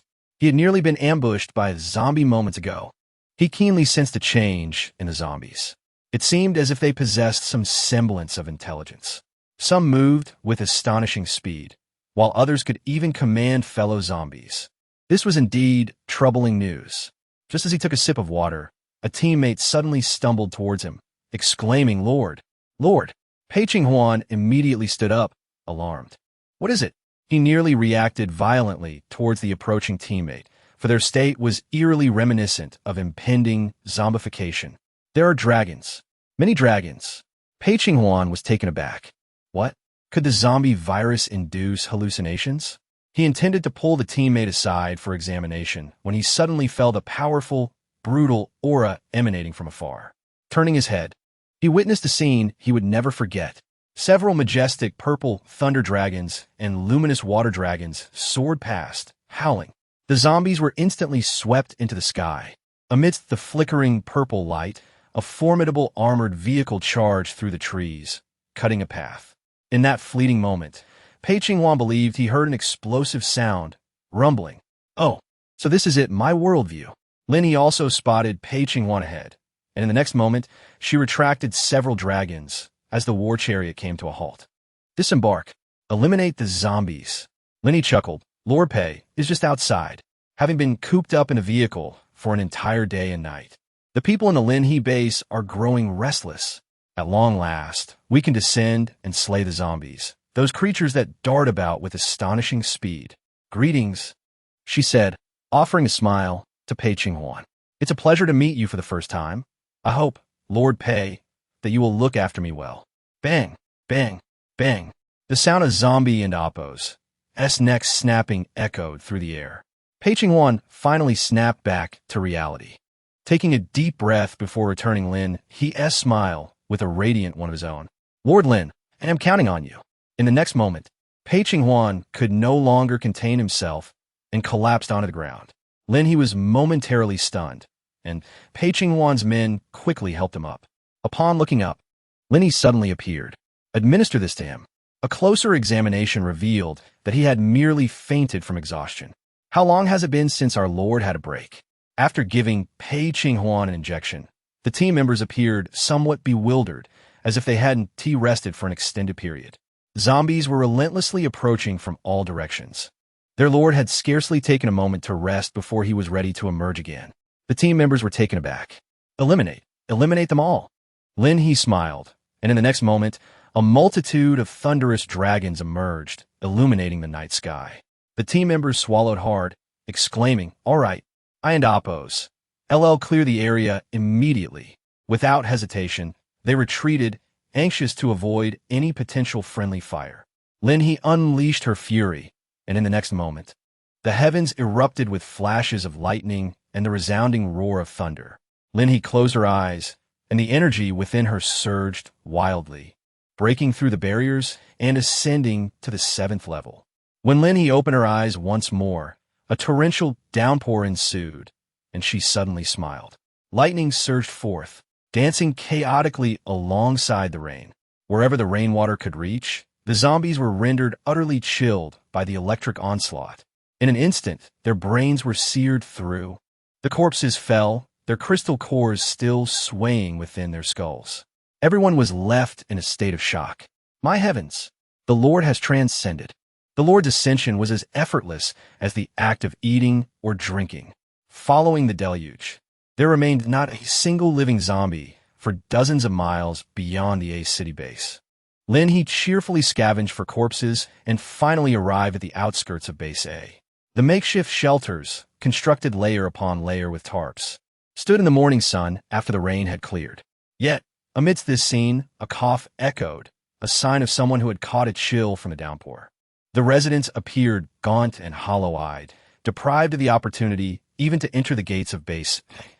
Pei Huan had ordered the establishment of the makeshift shantytown outside, a decision born from the genuine scarcity of resources and lack of accommodation within. However, for those outside, this arrangement signified their abandonment. Are you hungry? Lin He nodded, and then set up a stall right there, arranging boxes of fragrant rice. Instantly, the attention of the entire shantytown was captivated by this scene. Lin He smiled, and in the next moment, a thunder dragon soared fiercely behind her, coiling majestically above. In an instant, all gazes from the shantytown vanished. Lin He finally spoke. I am Lin He, the lord of the Lin He base. I have come today to recruit individuals. Anyone with a particular skill is welcome to come forth and showcase their talents. If I am pleased, I shall provide you with sustenance. Lin He gently patted the stack of lunchboxes that reached a height of 1 meter, offering a soft smile. Would anyone like to give it a try? In the next moment, someone truly stood up. In Lin He's eyes, there was nothing but encouragement. Yet, the individual hesitated for a moment before rushing forward, exclaiming, "Lord Lin He, I can dance. I was previously a member of the street dance club."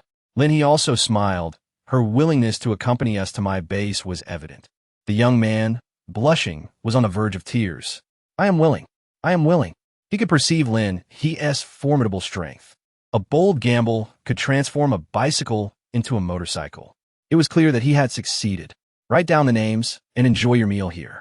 With one individual setting the example, Lin He smiled and inquired, "Is there anyone else?"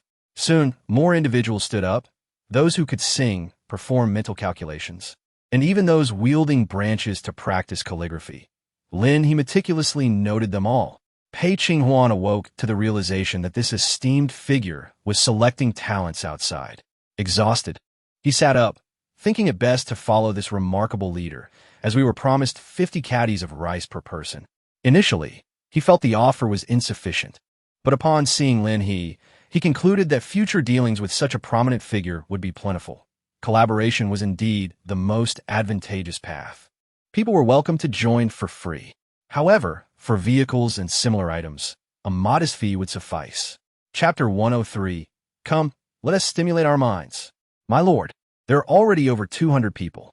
Upon hearing this, the remaining individuals surged forward. The allure was simply irresistible. Witnessing others partake in what one could not enjoy was truly agonizing. Lin He observed the fervent manner in which these individuals consumed their food. "Slow down, take your time," she implored. "It has been a long time since you have had a full meal. Eating so hastily may not be good for your health." She noted their names, intending to enter and assess the situation. The individuals waiting at the entrance had been there for quite some time, and at last, Lin He approached. "Has your lord awakened?" "Yes, indeed. He is already awake. Let's not disturb you." Lin He nodded and said, "Please take me to find him." And Xiao and Jean were over there, attending to the people who were to accompany her and did not follow Lin He. Of course, their presence was not particularly necessary. Huang Yi, upon realizing Lin He had arrived, hurried to greet her. As she entered the A city base, a familiar atmosphere enveloped her. In her previous life, Lin He had spent several years here. Unfortunately, later on, Pei Qinghuan had completely lost faith in the base, and power was seized by others. Otherwise, she could have enjoyed a better life here. Lord Lin, Pei Qinghuan came personally to welcome her. Seeing him, Lin He noticed his demeanor had improved considerably, and she smiled in return. "Even if you're a level 4 ability user, you mustn't deplete yourself like this." Pei Qinghuan sighed. "There are not many ability users in the base. If I don't step up, it becomes quite challenging." "Thank you so much, Lord Lin. Without you, I fear I would still be struggling to rise and fight off zombies." Observing Pei Qinghuan's woeful expression, Lin He couldn't help but chuckle. He was indeed a person of great responsibility. "Let us proceed. It is time to discuss our transaction properly." Pei Qinghuan nodded vigorously. "All right, let's go." The awakening potion for this transaction was precisely what Pei Qinghuan needed most. When Lin He first entered the conference room of base.A, it was rather unadorned. Apart from Pei Qinghuan, several individuals were seated nearby, all of whom were integral to the base. However, a few among them cast ambiguous glances at Lin He, some appearing displeased. Lin He also spotted an acquaintance, pondering whether committing murder here would affect their collaboration. After some reflection, she decided to endure for the sake of their partnership. This individual is none other than Lord Lin He, whose stronghold is formidable and has already begun mass-producing awakening potions. Boasting ample resources, what she requires is minimal, merely personnel. Huh, how eloquent. In this post-apocalyptic world, is not humanity the most vital asset? Before Pei Qinghuan could complete her statement, a middle-aged man abruptly interjected, proclaiming that since she has achieved mass production of awakening potions, superhumans are as common as cabbages. Thus, talent is of utmost importance. What are you all even discussing? I vehemently oppose this. Indeed, offering one individual in exchange for 50 pounds of rice is far too meager. Lin He smiled as she watched them all leap out. The atmosphere in the arena was charged with fervor. Those who had previously listened to Pei Qinghuan did so only because he posed no threat to their interests, especially since he was preoccupied with exterminating zombies outside. Now that tangible benefits were in sight, how could they possibly let go? They were intent on seizing what was rightfully theirs. Observing that more than half the crowd had already risen, Pei Qinghuan was on the verge of erupting. Yet, Lin He merely smiled at him. Pei Qinghuan was taken aback. But then he perceived a glint of murderous intent in Lin He's eyes. Instantly, his hair stood on end, yet recalling Lin He's formidable level. He bowed his head and eventually nodded in agreement. Lin He was instantly filled with joy as she observed these individuals fervently discussing how to replace personnel. 100 individuals for a single awakening potion. Indeed, they also demanded additional crystal cores and provisions. Each of them licked their greedy lips, saliva flying in the air, while others remained silent, yet restless, glancing at Pei Qinghuan before lowering their heads. These people were still oblivious to the significance of the torrential rain from the previous night and remained unaware of Lin He's true capabilities. They only perceived that Lin He seemed to have a desire for their assistance, allowing them to brazenly negotiate terms. "Is there anything more?" Lin He suddenly spoke, her smile gentle. "Is there anyone else who wishes to join? What? Do you not wish to contribute?" Lin He smiled and said, "How could that be? It was given by me." The individuals present suddenly found their breaths quickening. Indeed, she was a woman. More. We need more. Bang. In the next moment, greedy heads were instantaneously shattered into a twisted mass by the purple lightning. The purple lightning entwined around Lin He's fingers, a smile gracing her face. In the next instant, more than half of the people in the conference room collapsed, their flesh exploding, as the acrid scent of burning flesh permeated the air within the chamber. Lin He spoke once more. "Is there anyone else who wishes to join?" The remaining individuals were left in a state of shock, while Pei Qinghuan swallowed hard, realizing that the esteemed figure had ascended yet again. What level of ability practitioner could she possibly be? Summon someone. Ensure that the families of these individuals are all under control. With Pei Qinghuan's declaration, those present understood that the fate of these people was sealed. Lin He felt exhilarated, having dealt with one of her enemies from her past life. Thus, she resolved to offer some benefits to Pei Qinghuan. In this arrangement, each individual would receive 100 pounds of grain and 2 crystal cores. "What do you think?" Agreed. Pei Qinghuan was left in awe. What a benevolent and wealthy benefactor. Regarding transportation, I can provide 1 vehicle for 4 crystal cores. And I will generously bestow upon you 200 awakening potions, should you desire further exchanges. Lin He smiled, a potion for 500 people. Agreed. Agreed. Pei Qinghuan shouted the loudest, while the others were utterly astonished by Lin He and Appo's audacity. There was no room left for refusal. Those who dared to decline were still lying nearby. "I shall take my leave now." After examining the list, Lin He realized that approximately 5,000 individuals were willing to follow Pei Qinghuan, a figure surpassing her initial expectations. It seemed that hope for survival was elusive in this place. "Will you not take another look, Lord Lin?" Pei Qinghuan inquired, eager for Lin He to reconsider. With a gentle smile, Lin He shook her head. "There is no need for that. Instead, I would like to extend an invitation for you to visit my base." Pei Qinghuan was indeed intrigued by the prospect, but recognized the necessity of ensuring the stability of the base first. "I will definitely visit in the future." Lin He exited the base, only to find a long queue waiting outside. She afforded everyone the opportunity to gather their belongings, for these were personal effects. And even if they were few in number, they must surely hold great significance, having been safeguarded until now. Lin He estimated that she needed to take at least 10,000 people with her. She wondered about the situation at the base and whether there would be enough buildings to accommodate everyone. Surely, it would be sufficient. She observed the varied expressions around her. Some were filled with anxiety, others with anticipation, and still others appeared numb. The myriad of human experiences mirrored the diversity of life in this apocalyptic world. Yet, those who dared to follow her to a base whose location was still a mystery were the very ones Lin He was determined to lead away. These individuals possessed courage and tenacity. All they needed was was a sliver of opportunity to forge a brighter future. Chapter 104. A Bounty of Harvest. Homeward bound. Who was out there? A woman, covered in grime, lifted her head in a certain part of the city. "Oh, dear, keep your distance, it reeks." The passers-by immediately wrinkled their noses in disgust, but the woman stepped forward eagerly. "Who was it that called from outside?" "Lin He. Lord Lin He. Come on, let us not linger here." The woman froze, her gaunt figure and sunken cheeks betraying her malnourished state. Her eyes, dull and lifeless, widened in disbelief. Could it truly be Lin He? Lin He. Upon closer inspection, although this woman and Appo's face is soiled, she must actually possess quite an appealing appearance. It is Zhang Xiaofei. Lin He stood outside, diligently registering names, as 10 long lines formed before her. Meanwhile, Pei Qinghuan had already managed to bring out the vehicles. By the afternoon, 500 cars were neatly arranged outside, each accommodating 7 to 8 individuals. Lin He had sufficient gasoline, and among these vehicles were several buses. However, this was still far from adequate. Nearly 6,000 people were already waiting outside. Lin He rested her chin on her hand, pondering the situation. Pei Qinghuan felt rather embarrassed, as many of these vehicles had been retrieved from the homes of those whom Lin He had recently dispatched. However, upon further inspection, it became evident that the number of cars was indeed quite limited.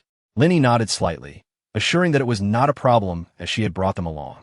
The entire M-City, serving as a resource point, held vehicles in the 4S dealership that could provide dozens, if not hundreds, of quality cars for the scavenging team or for herself. Pei Qinghuan gazed at Lin He with curiosity, and she cleared her throat. Wasn't this an opportunity for her? She promptly rose and smiled, suggesting that it would be a great help if Pei's team could assist in keeping a record here. One of Pei Qinghuan's associates took over Lin He's position, while Lin He led Pei Qinghuan to an open area. In the next instant, a vast array of automobiles appeared before Pei Qinghuan's eyes. What a formidable lord she was. Surely, it would be far better to visit her. A full 1,000 vehicles were set down, and indeed, Lin He had brought that many. "Now, Pei Lord, would you care to purchase a vehicle?" Lin He inquired. Pei Qinghuan's eyes sparkled with anticipation, but upon hearing her words, he was momentarily taken aback. It's not expensive. Although these cars are brand new, I only require 200 people for each vehicle." Pei Qinghuan paused, contemplating. 200 people per car meant that if he wanted 500 vehicles, that would amount to 10,000 people. No, calculating it this way seemed quite substantial. "Do not be alarmed, it truly is not costly." Lin He smiled cunningly, reminiscent of a shrewd merchant. "Go on," she urged. To her surprise, Pei Qinghuan was now acting coy. Lin He nodded, assuring him that there would be ample opportunities for collaboration in the future. Lin He gazed at the sky, contemplating. "Once we gather a full 10,000, I shall set forth. However, I hope to enlist some personnel from your esteemed base at that time to assist in safeguarding the journey and maintaining the integrity of the convoy." Lin He had no trouble leading the way. She could clear the path impeccably, ensuring not a single zombie remained. However, with over 1,000 vehicles on the move, the convoy stretched too long. Although the roads were well paved and the pace was reasonable, the length of the line was indeed considerable. Nonetheless, it was acceptable. It also allowed his people to broaden their horizons. Yet, at this moment, Pei Qinghuan began to grow curious about Lin He's background. Just then, a voice suddenly rang out from a distance, calling Lin He. "Lin He, it's me, Zhang Xiaofei." Pei Qinghuan glanced over, pondering. Does the Lord know her? Lin He smiled gently. While they were acquainted, their relationship was not particularly close. She cast a final glance at Zhang Xiaofei, that little trickster, and decided it would be best not to visit her base. Does Lord Lin not want it? Lin He stood with her hands clasped behind her back, refusing. Lin He raised an eyebrow. However, even with the knowledge of Pei Qinghuan's actions, she remained unperturbed. This classmate, Zhang Xiaofei, had caused considerable ruin in her past life. And in this life, she had swindled a sum of money from another. Gratitude was indeed expressed, yet Lin He was not one to possess lofty moral ideals. It was troublesome, but when it was time to depart, one should simply leave. Soon, the number of participants reached 10,000. Well, we have sufficient numbers this time. Those who had registered halted, while there remained a queue behind them. leading to a palpable sense of discomfort. Lin He smiled and said, "There will be another opportunity next time. I also believe that Lord Pei will treat you well. When I return, I hope to see you all again."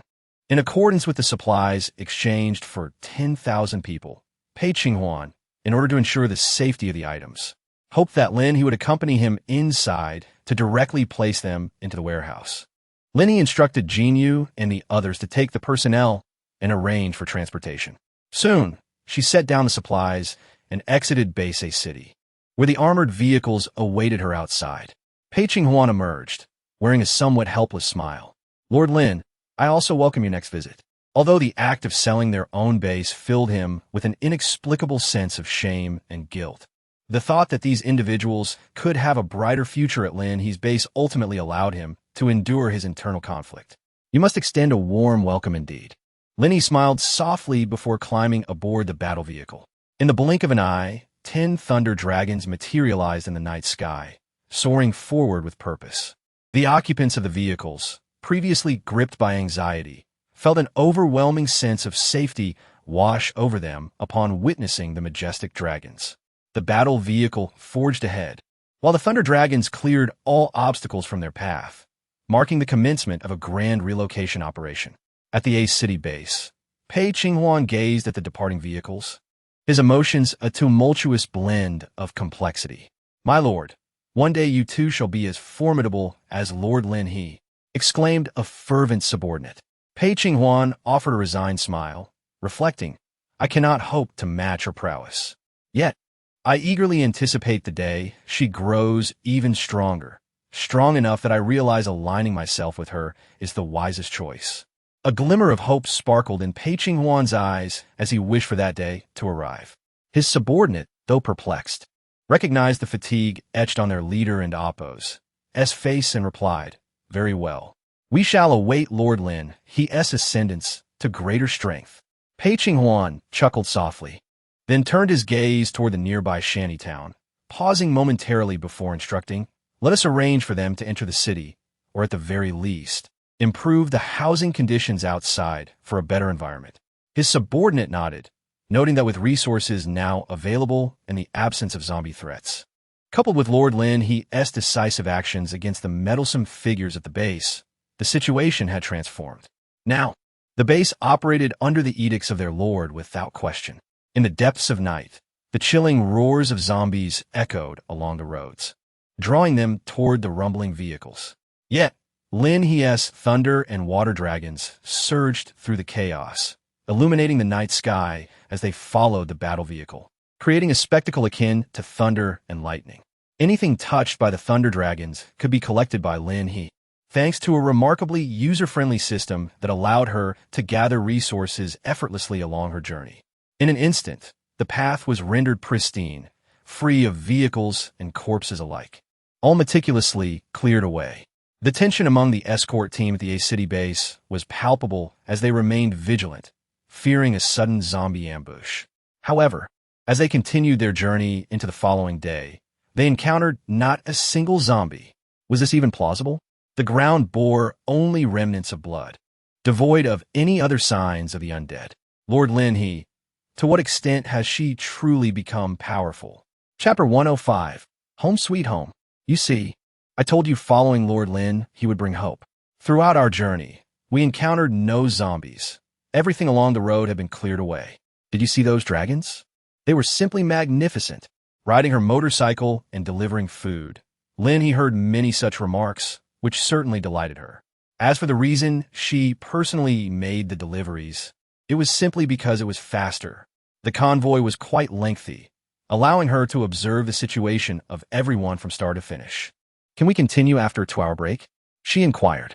Each vehicle had several drivers, and those who were unable to drive had spread out. "Absolutely," everyone assured her. They tidied up thoroughly. Little White had been restless throughout the journey.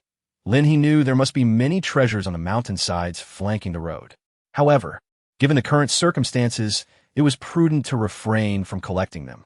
After all, if those items were lost, they would not belong to her. But what was meant for her would inevitably find its way into her hands.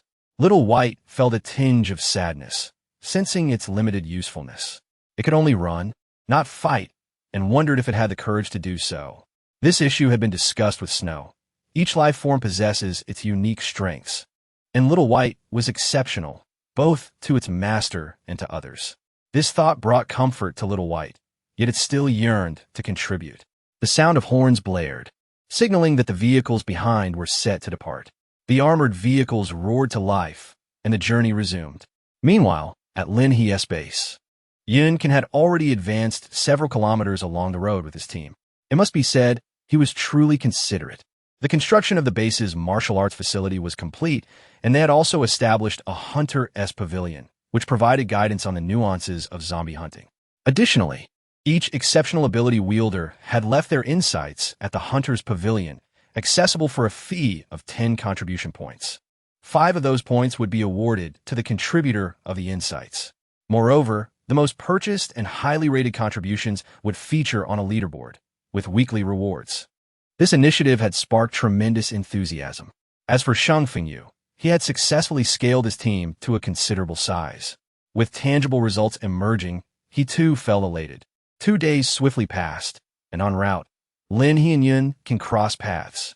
Due to the extensive length of the convoy and the large number of people, their pace was indeed slower than Lin He had anticipated. However, for the sake of safety, a slower speed was preferable. Lin He never anticipated encountering Yun Can. This fortunate meeting brought her even greater joy, for the arrival of Yun Can and his companions signified the assurance of the convoy behind them. My lord, rest assured. The members of the hunting squad gazed excitedly at the lengthy procession in the rear, knowing that these were their new recruits. An instinctive sense of protectiveness surged within their hearts. Lin He couldn't help but smile.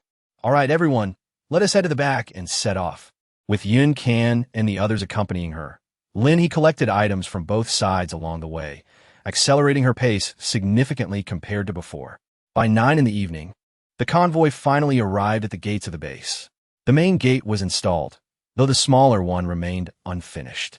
Lin He gazed at the grand entrance, elated as the main gate swung open and the vehicle rolled inside. The moment filled her with immense joy. The 2 large gates had been crafted simultaneously, but the other gate lay on the ground, too far away for anyone but Lin He to transport for installation. However, she intended to first secure that gate, temporarily sealing it with walls to prevent any breaches from that side. Having gathered so many materials, she was preparing to reinforce the structure, aiming for a height of 20 meters and a broader width. With weapons at the ready, they would stand firm against any zombie assault. As the convoy entered, it was followed by over 1,000 vehicles, a truly magnificent sight. The occupants of the cars were awestruck upon seeing the towering walls. As they ventured deeper, they were greeted by vast fields and a series of residential buildings in the distance, along with the warm smiles of the base residents. This friendly atmosphere remained pervasive. Upon disembarking, they were met with even more enthusiasm.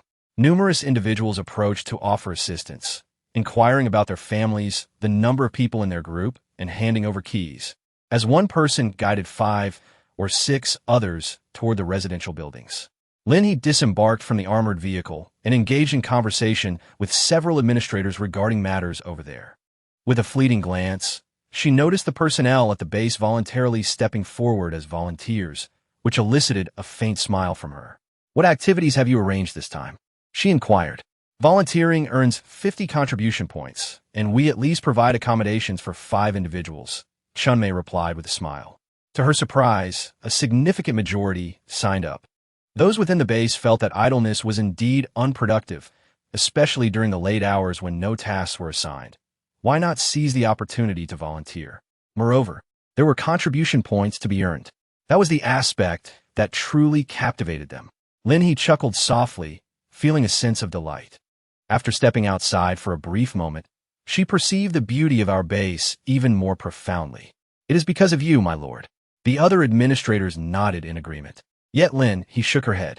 She remarked, it is because of all of you and the system father. Lin He, in a state of elation, lavished praise upon the system as she observed the lights illuminating room after room. She was pleasantly surprised by the increasingly rapid pace of construction. This acceleration was attributed to the continuous breakthroughs in technology at the physics laboratory, evolving from initial models to robots nearing system upgrades. The efficiency was remarkable. Over 50 robots could erect at least 7 16-story residential buildings in a single day. In just a few days, coupled with prior progress, nearly 60 residential buildings had been completed, capable of accommodating a full 10,000 people. By midnight, everyone had secured lodging, and volunteers diligently collected hair samples, placing them in bags labeled with names and building numbers.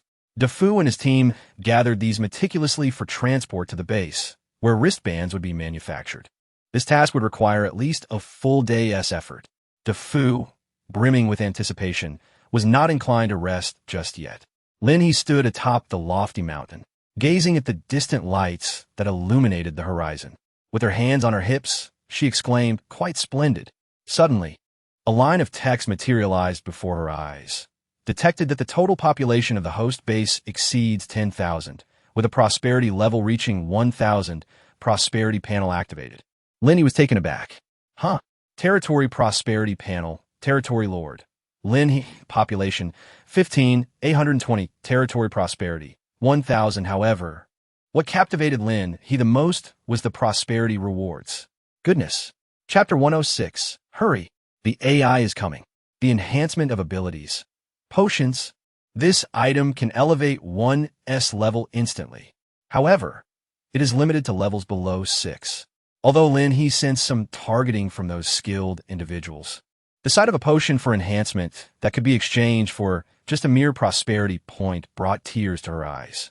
With her current prosperity level at 1,000, although she was still uncertain about how prosperity was generated, it signified that she could create 1,000 level 5 to level 6 superpowered individuals. There were even more enticing offerings, particularly the base system AI steward. System, is this what you have exchanged? System, host, where does this misconception arise?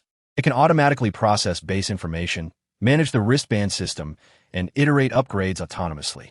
Lin He was taken aback. Wait, the chat system I desire. Please explore on your own. Did not leave a definitive answer. I want it. ISNT at merely 200 prosperity points. Even handling information in a rudimentary manner saves the base a considerable amount of manpower. Just the talent pool alone took quite some time to register. It took 2 days to organize and still required manpower for distribution. With AI, it would undoubtedly be much simpler. System, how can I enhance my prosperity points? Gazing longingly at the more luxurious items below, such as the wall defense weapon gift pack and the bioenergy conversion center, she felt an intense desire. Indeed, an insatiable craving. For information regarding the number of base members, the existence of the base, the abilities of base members, and the material reserves of the base, please explore on your own. Lin He paused for a moment, pondering the meaning of the system's subsequent statement, which implied that the authority to interpret rested with it. She raised an eyebrow, suddenly recalling something. System, does the reputation of the base factor into this? It does. She resolved to increase the number of base members, enhancing their strength by slightly lowering the prices of valuable resources or offering salary increases, thereby elevating the overall capability of her Lin He base and establishing its esteemed reputation. As for the base's resource reserves, the resource point in City M could certainly be plundered. Of course, Xiao Ryun would need to exert more effort. They required an abundance of food. And first, she should construct a kitchen below. Within the prosperity panel, those rewards previously granted to Lin He were all available at remarkably low prices. This kitchen was evidently larger than the one within the base and required only 0.3 in prosperity points. With over 10,000 people residing at the foot of the mountain, the demand for manpower in various sectors would only increase, necessitating a more detailed division of labor. For instance, establishing districts would require selecting grassroots managers. As the population swells, these preparations must be made in advance. For now, they could only progress while coexisting. Lin He worked tirelessly through the night to construct 10 culinary rooms, subsequently appointing Chunmei to select 10 responsible individuals to oversee operations. Chunmei had recently recruited a considerable number of personnel, making it convenient to designate 10 for management here. Beep, beep, beep. The screen above flickered rapidly with a mosaic pattern. followed by a shimmering halo of blue light.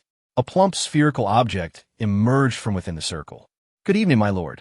The round sphere elegantly rotated, seemingly bowing in greeting. Lin He was momentarily taken aback. She had anticipated a cold, mechanical AI, but was instead greeted by something so endearing and seemingly full of spirit. "Hello. What is your name?" The sphere blinked its large eyes and replied, "Mayfly." "Well, that's not particularly pleasant. May I rename you?" The sphere joyfully nodded. "Yes, my lord." "That would be wonderful. Then let us call you Little Round." Little Round twirled with delight. "Little Round has met my lord." "My lord." Little Round has already connected to the base system and the wristband system. There is quite a bit of information to process. So I kindly ask for your patience while I upgrade. Lin He raised an eyebrow. Just as she had spoken a kind word, her wristband emitted a beeping sound. In the next instant, the screen of her wristband underwent a significant transformation. The once densely packed icons were swiftly categorized into distinct applications, delineating her roles as an administrator, a member of the base, and a resident. Several sections emerged, each diligently recording information, including secondary administrators and assistants, all illustrated within a tree diagram. Subsequently, the inventory of the base appeared, meticulously categorized into food, crystal cores, and various material resources. To Lin He's astonishment, her wristband possessed an extraordinary feature that allowed her to view the contribution values of every individual within the base, as well as the option for contribution value transactions. In a word, auditing accounts had become remarkably straightforward. A talent pool was also unveiled, showcasing individuals yet to be inducted into the management tier, along with their personal skills, abilities, and even their potential. Particularly intriguing was how Xiao Yuan had acquired this information. It even assigned a title based on potential. Additional details, such as suitable positions, were also presented in the information. Eventually, a dedicated application appeared, specifically designed for recruitment purposes. It clearly outlined the positions that were still vacant, with the current responsibilities temporarily assigned to secondary administrators. "Very well, my lord. The first-level administrators possess a lower authority tier than you. They oversee their designated areas and can modify position information. All right. Most importantly, Xiao Yuan, do we have chat and communication capabilities?" Xiao Yuan rolled across the screen. Electricity buzzing throughout the base, and soon a map materialized on Lin He's wristband. It displayed the base with numerous red dots. "My lord, you can exchange for signal transmitters within the Prosperity system. Once installed at these locations, they can cover a radius of 1,000 miles around the base." Xiao Yuan looked at Lin He with eager anticipation, awaiting her next command. Lin He was already overwhelmed with joy. "Great. I shall go at once." Not only was Lin He exhilarated, but at that moment, everyone awake noticed that the screens of their wristbands had changed. DeFu was still working on the wristbands when suddenly it froze, leading him to believe it was malfunctioning. However, his wristband beeped twice, and he was astonished to see the original interface transform into a series of succinct and clear applications. Upon noticing the designation of Deputy Captain of the Enforcement Team as a secondary administrator next to his personal information, he clicked on it and accessed the internal app of the Enforcement Team. What on earth is happening? Has the system been upgraded? Did Lin He initiate this? The first-level administrators, upon noticing the changes, hurriedly clicked to investigate. Subsequently, those who were not engaged in any tasks quickly exited, eager to find Lin He. Meanwhile, the members of the base who had not yet succumbed to sleep, such as those from the hunting team and the scavenging team, discovered the transformation and were able to view their identities, along with a rather unique app called the Talent Market. By entering it, they could see numerous currently vacant positions and submit their aspirations. The residents also noticed the changes, promptly clicking through from beginning to end, realizing that this was their opportunity. After all, this was a pathway to enter the management tier, an alternative iron rice bowl. Lin He had not been found by anyone. While the Lord diligently traversed the area, stepping on millet to plant signal devices.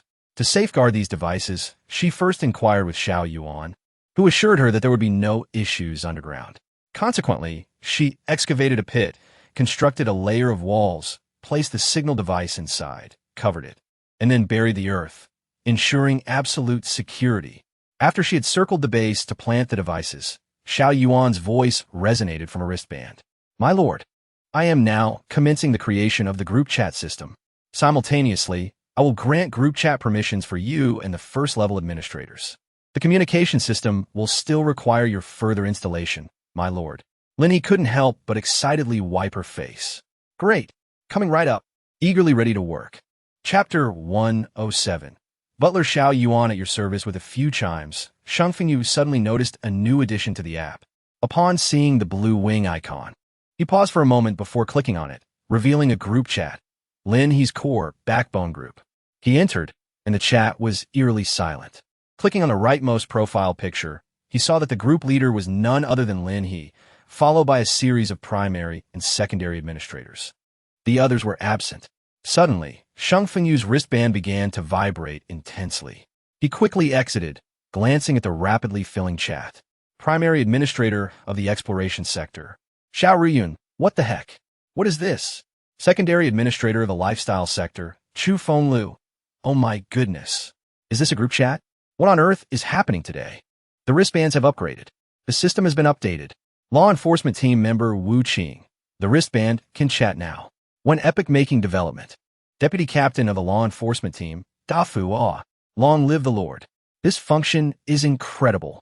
Moreover, there are numerous apps outside that allow posting job vacancies and selecting candidates.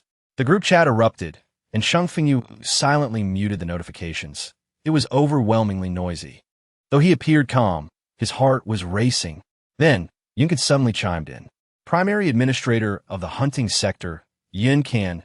Primary administrators can create groups. Please don't flood this chat. This is the main group, and any discussions can take place in your respective groups. Yin Can. The friend sector is just outside. It has just appeared. You can search names to add your friends.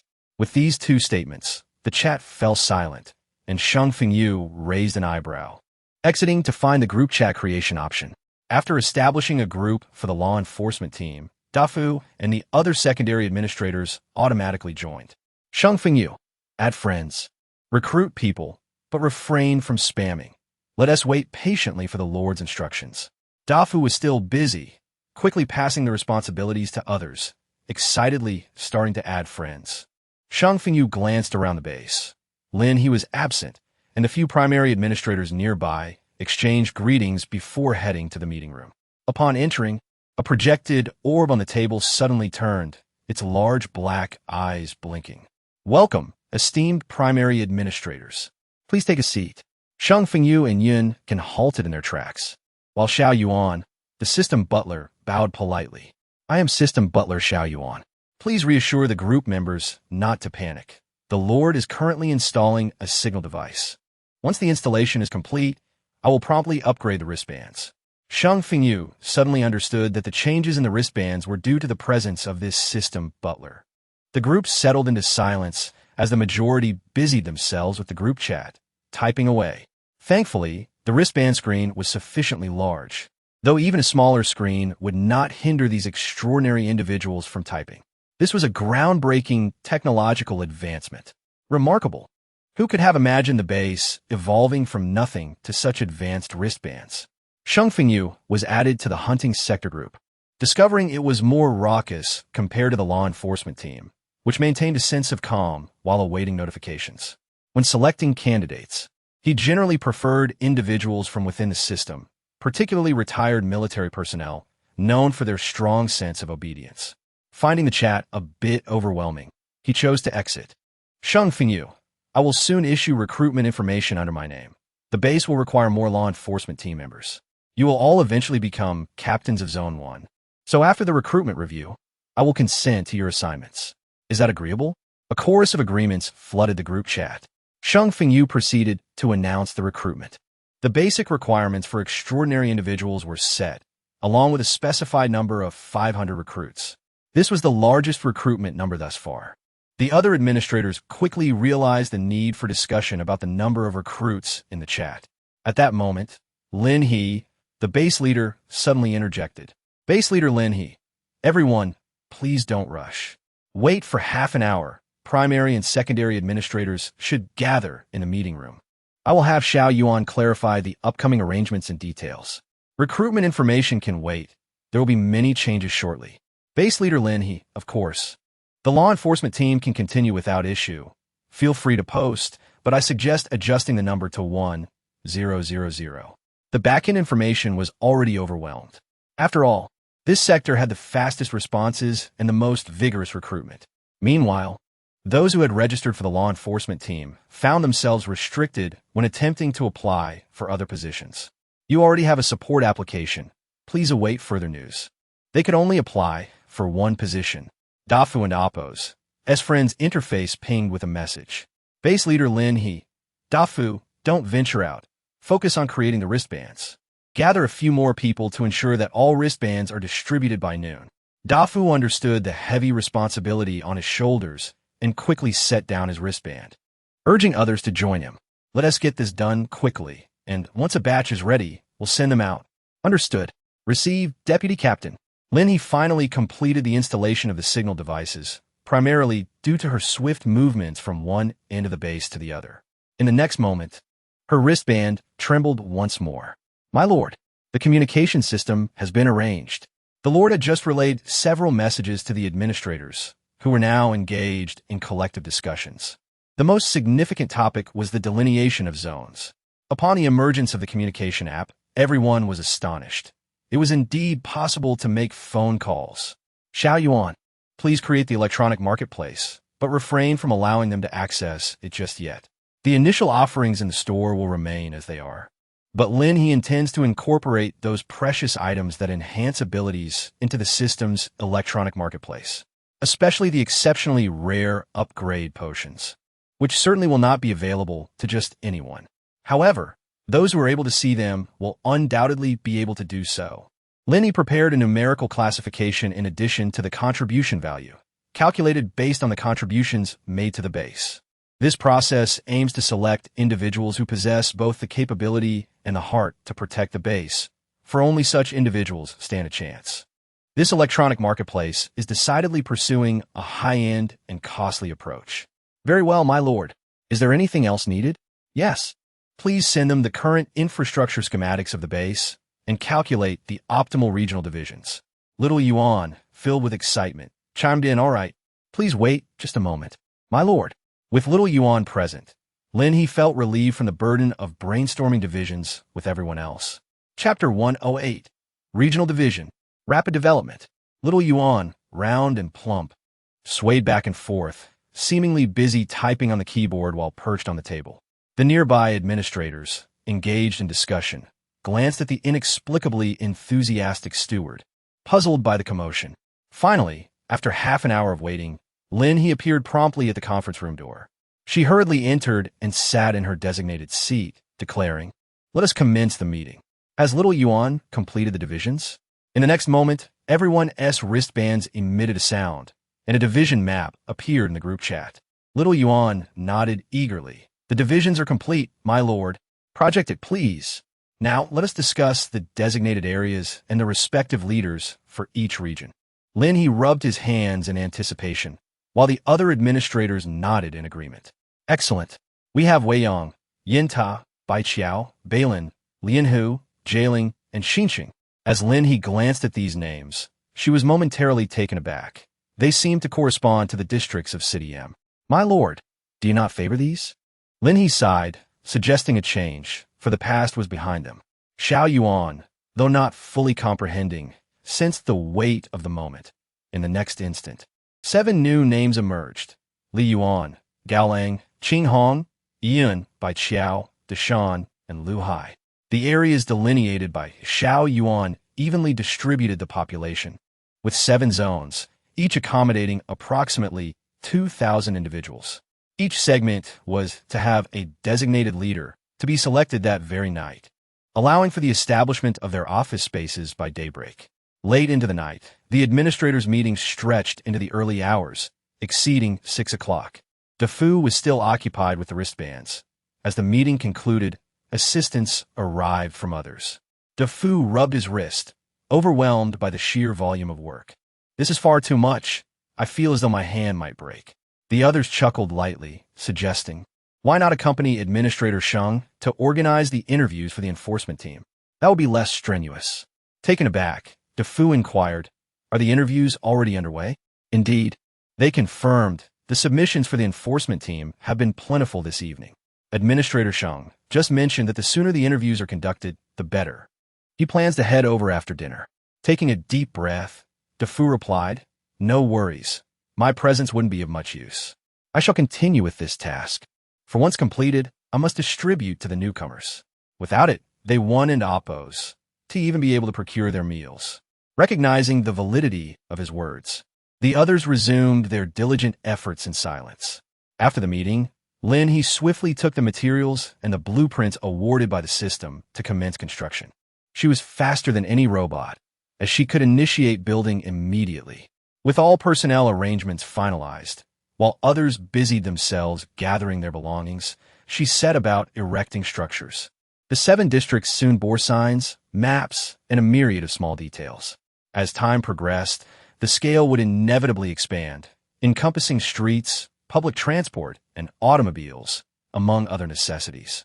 At 8 o'clock, the law enforcement team commenced interviews in the base.A district, with the first wave comprising 500 candidates. Sheng Fengyu aimed to complete all interviews by midday, with the afternoon reserved for additional assessments.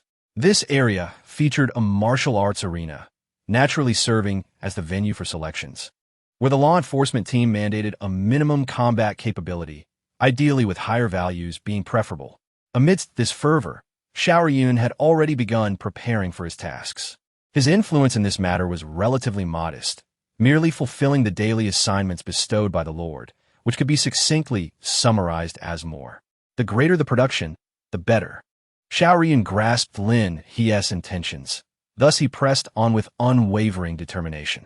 The collective mindset mirrored his, though some exhibited anxiety, fretting over their chances of selection. What was there to fear? Even if they were not chosen now, as the numbers grew, opportunities would inevitably arise. Moreover, the abundance of tasks at hand promised the potential for advancement within the management ranks, which, while not without its drawbacks, offered a chance to accrue contribution points and enhance personal strength, ensuring future security and alleviating concerns about survival. Indeed. So, which sector did you apply for? Land reclamation. Ultimately, everyone still harbored some aspirations regarding their roles. For the elder generation, the recent upgrade of wristbands allowed them to make calls and add friends. Although group chats were limited to a labor group, the convenience was undeniable. I suggest hastening the upgrade of abilities and applying for the hunting team. Administrator Sheng has already trained new members of the hunting team, and with so many newcomers arriving yesterday, expansion was inevitable. However, some remained genuinely apprehensive about the potential for infection. It was a concern shared by all. One could be living a perfectly fine life, only to inadvertently succumb to infection, leading to death. Yet, the hunting team offered compensation. The sacrifice fund for the hunting team began at a minimum of 20,000 contribution points per individual. For an ability user in the hunting team, particularly one who had dispatched numerous zombies, the future was indeed promising. 20,000 was merely the starting point. Should one lack family, their name would remain memorialized within the hunting team, with contribution points allocated according to their final wishes. To date, however, not a single allocation had been dispatched. This stood in stark contrast to the situation of Pei Qinghuan, where the casualties had been far too numerous, and the compensation offered was not as substantial as it could not be replenished. Lin He completed the construction and, accompanied by the personnel from the infrastructure sector, began to place signs everywhere. The regional map was simultaneously updated on the wristbands, enabling everyone to easily locate individuals and share their whereabouts. Each building was assigned a unique name along with its respective building manager. The affairs of the community were managed proactively by the residents themselves, fostering a sense of involvement and self-governance. Lin He has confirmed the conditions of several areas. Observing the group chat, it is evident that many sections have completed their allocations, and personnel have begun to settle into their new locations and commence their work. Lin He finally breathed a sigh of relief. By 10:00 and Oppo's clock, all the wristbands had been completed. DeFu could finally relax as well, for the selection process on the law enforcement team's side had concluded. The pace was even swifter than Sheng Fengyu had anticipated, largely due to the varying levels of combat capability among the candidates. Those with higher ability levels and experience were recruited directly by Shang Fengyu, while some were immediately deemed unsuitable for the law enforcement team. Conversely, there were candidates who, despite lacking abilities, were considered based on specific circumstances. Regardless of the perspective, his efficiency was undeniably remarkable. Out of 500 candidates, only 200 remained, resulting in a 30% elimination rate. Subsequently, those who were not selected could apply for other positions, as the openings in each region had been updated. This time, at least 1,000 individuals were to be recruited, primarily for grassroots roles, which entailed a significant workload. The benefits Lin He had set were also relatively favorable, with a higher contribution value. After all, as the base developed rapidly, those who served the base could expect better treatment. Lin He visited the steel factory, and only a few small gates remained to be completed. She nodded in satisfaction and then began to raise and widen the city walls. The original entrance was soon overshadowed by the encroaching wall, resembling the ancient city wall structures more closely than ever.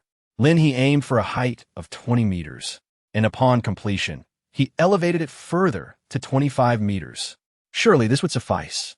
The prosperity index is settled once a day, and as Lin He repaired the city walls, he eagerly anticipated the growth of prosperity on the following day.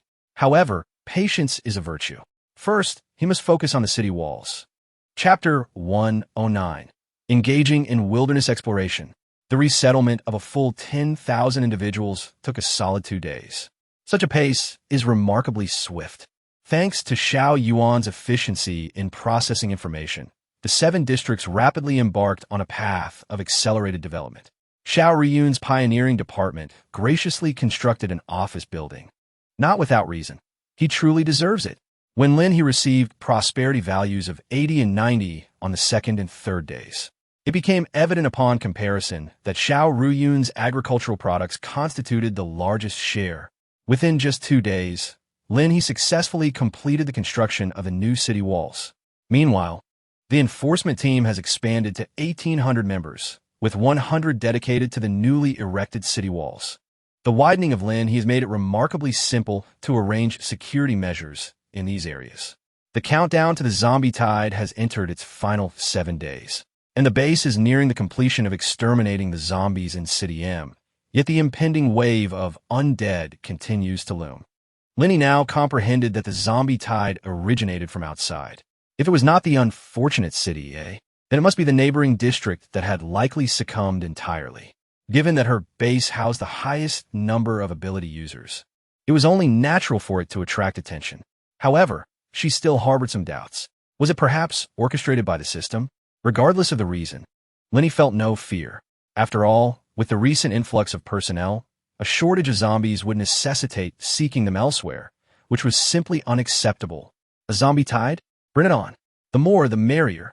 This would ensure an abundant supply of resources. Nevertheless, Lin He chose not to share these thoughts with the administrators. Having completed the city walls, her base had developed a substantial scale and its own intricate network, allowing her to be unconcerned. Well then, City A base. As for other locations, Lin He was ready to conquer. She eagerly anticipated the prosperity level to rise and to exchange it for fortified weapons and protective systems for the city walls. When Shang Fengyu and Yun can learn that Lin He had set off again, they could only stare in bewilderment at the plump white pig and the haughty white fox. What did this mean? Quite simple, really. The master instructed them to assist other bases in their development, urging them to accompany her for upgrades. Little Snow had already reached level 4, with level 5 on the horizon, and had learned to speak with ease. Little White wiggled its chubby body, declaring that on the way to City A, there were treasures to be found, urging Captain Yun to lead the search. Though Little White's speech was somewhat halting, communication was entirely effective. All right, I shall guide you, Yun sighed. Old Sheng, are you taking Little White along? Sheng Fengyu felt exasperated. There were still matters to attend to regarding the city walls. Go ahead, he replied, raising his hand to check his contacts. I'll give her a call.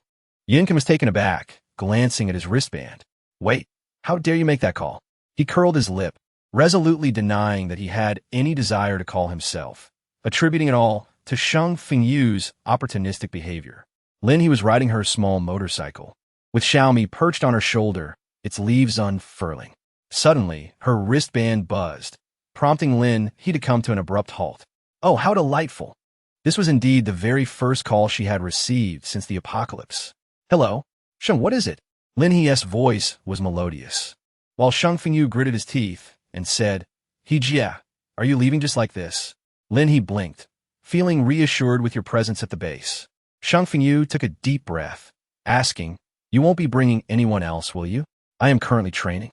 He inhaled again, adding, The law enforcement team and the hunting squad are truly overwhelmed. I see. It and oppose. As the grievances of the working class. Lin He realized it with a gasp. Ah, indeed. Our little Sheng has been working exceptionally hard these past few days. Sheng Fengyu's words were suddenly caught in his throat. That's not. I didn't mean it that way. Lin He gently remarked, I shall venture out to discuss potential collaborations. I shall not be long. Our base still lacks considerable notoriety. Perhaps Pei Qinghuan could assist us in establishing connections, ensuring a steady influx of talent and resources. Sheng Fengyu paused momentarily. I understand your dedication to the betterment of our base, and also, you have been tirelessly working for nearly 10 consecutive days without respite. Lin He was taken aback, and in a moment of clarity, she suddenly realized that Sheng Fengyu's phone call was, perhaps, fueled by her failure to rest adequately. Lin He couldn't help but laugh. I'm quite all right. I have reached level 7. Of course, Xiaosheng advised me to take a break, and I will certainly rest well afterward. You need not worry. As long as the base has not fully developed, I will be fine. Sheng Fengyu paused for a moment and added, Even when it has developed, one must remain safe. Lin He laughed heartily. All right, but this wristband is truly useful. I can still make calls even after walking quite a distance. Sheng Fengyu sighed. I have to get back to work. Take good care of yourself. With such an abrupt change of subject, Sheng Fengyu naturally understood Lin He's intent. After hanging up the phone, Lin He gently touched her wristband. Xiao Yuan, continue to map the area. We must scan everything nearby, just in case of an emergency. The avatar of Xiao Yuan resided within Lin He's wristband. All right, rest assured, my lord, I have completed the scanning. Although Xiao Yuan no longer possessed a round and plump form, its voice remained soft and endearing. Lin He was indeed curious whether Xiao Yuan's voice was a program feature or derived from human recordings. It is sourced from a voice library. But if the esteemed lord disapproves, Xiao Yuan can switch to various tones.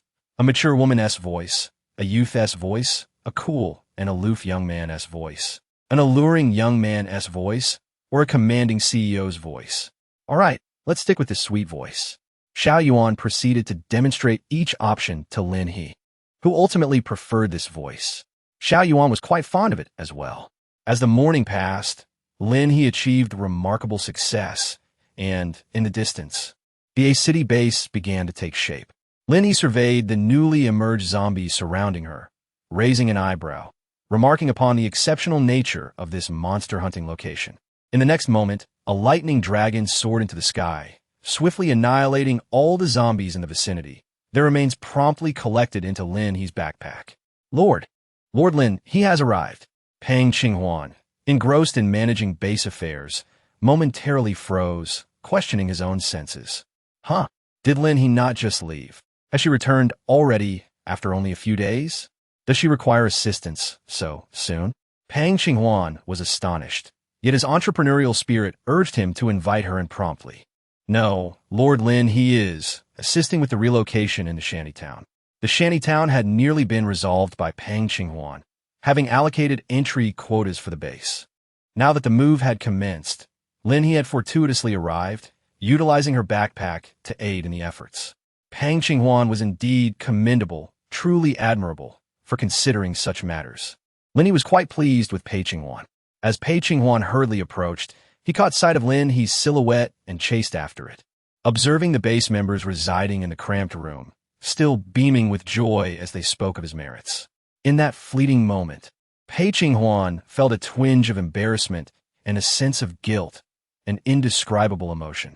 Despite the dire conditions, these individuals regarded him as their savior. Indeed, I told you that your lord is commendable. Ah, your lord has arrived. Lin He spotted Pei Qinghuan and promptly waved him over. Chapter 110. Come and enjoy a meal with Lord Pei. What brings you here, Lord Lin? Pei Qinghuan paused momentarily at the door, then smiled as he approached, surprised by Lord Lin's timely arrival. You've been working hard. Lin He smiled. Indeed, it was a coincidence. She had not anticipated that Lord Pei would remember the things she had mentioned during her previous departure. Let's not rush. Do you have any matters at hand? If not, we could spend some time together. Although most at this base were aware of her affiliation with Lin He, she wished to see if she could accumulate some prosperity points. To this end, she planned to engage in acts of kindness today, after which she would negotiate terms with Pei Qinghuan. At this moment, Pei Qinghuan had no opportunity to refuse. He delegated his tasks to his subordinates and accompanied Lin He as they wandered throughout the base. After Lin He felt satisfied and the people of the base expressed their gratitude. A fatigued yet thankful Pei Qinghuan finally had a chance to rest. Shall we have hot pot for dinner? Pei Qinghuan inquired. Lin He nodded, indicating that she was agreeable to anything. He then instructed others to make arrangements, while Lin He took the opportunity to explore his office on this floor. Not bad at all. It's on par with mine, she remarked. Upon hearing this, Pei Qinghuan was even more inclined to visit Lin He's base in the future. He resolved that when the opportunity arose, he would certainly pay a visit to the domain of Lady Lin. Lin He smiled lightly. Sure. By the way, Lord Pei, do you have the contact information for other bases? Pei Qinghuan was taken aback for a moment, then understood. I see. You think the people on our side are no longer capable, and you wish to trade with other bases? Lin He coughed lightly. Oh, if you need someone, it must come from you. But I'm not particularly short of people at the moment. I still need to train them further. I am here to explore new avenues for the awakening potion. Pei Qinghuan chuckled. I was merely jesting. I have what you need. I haven't discussed this with other bases before, but now that I see you have this intention, I feel reassured. Upon hearing this, Lin He blinked and responded. Not bad. You know how to protect the interests of the principal party. Indeed, you are quite remarkable. The A City base will surely thrive with you on board. Currently, there is a semblance of order, but in the future, chaos, turmoil, and the proliferation of various dark aspects await. Countless lives have been lost in senseless internal strife, sacrificed to satisfy the selfish desires of a few. Oh, not at all. I am merely following in the footsteps of Lord Lin. This statement from Pei Qinghuan was heartfelt. Had he not witnessed it with his own eyes, he would never have believed that Lin He could embody such wealth and charisma, so incongruous with the apocalyptic state. Ha ha ha. Enough with the mutual flattery. Let us eat and keep in touch. Lin He gazed at Pei Qinghuan with a cheerful smile as the hot pot was placed upon the table. The two lords sat facing each other. The A City base indeed had its merits, offering an abundance of fresh ingredients and vegetables. Lin He immediately discerned that there were breeding farms and cultivated lands in this area. However, there truly seemed to be a scarcity of space. Pei Qinghuan sighed, wishing there were more room. He lamented, for the space was indeed exceedingly limited. However, Lin He suddenly turned her eyes mischievously. Lord Pei, we have space at our base. Her brows arched in delight, while Pei Qinghuan could only manage a wry smile, fully aware of that fact, Lady Lin.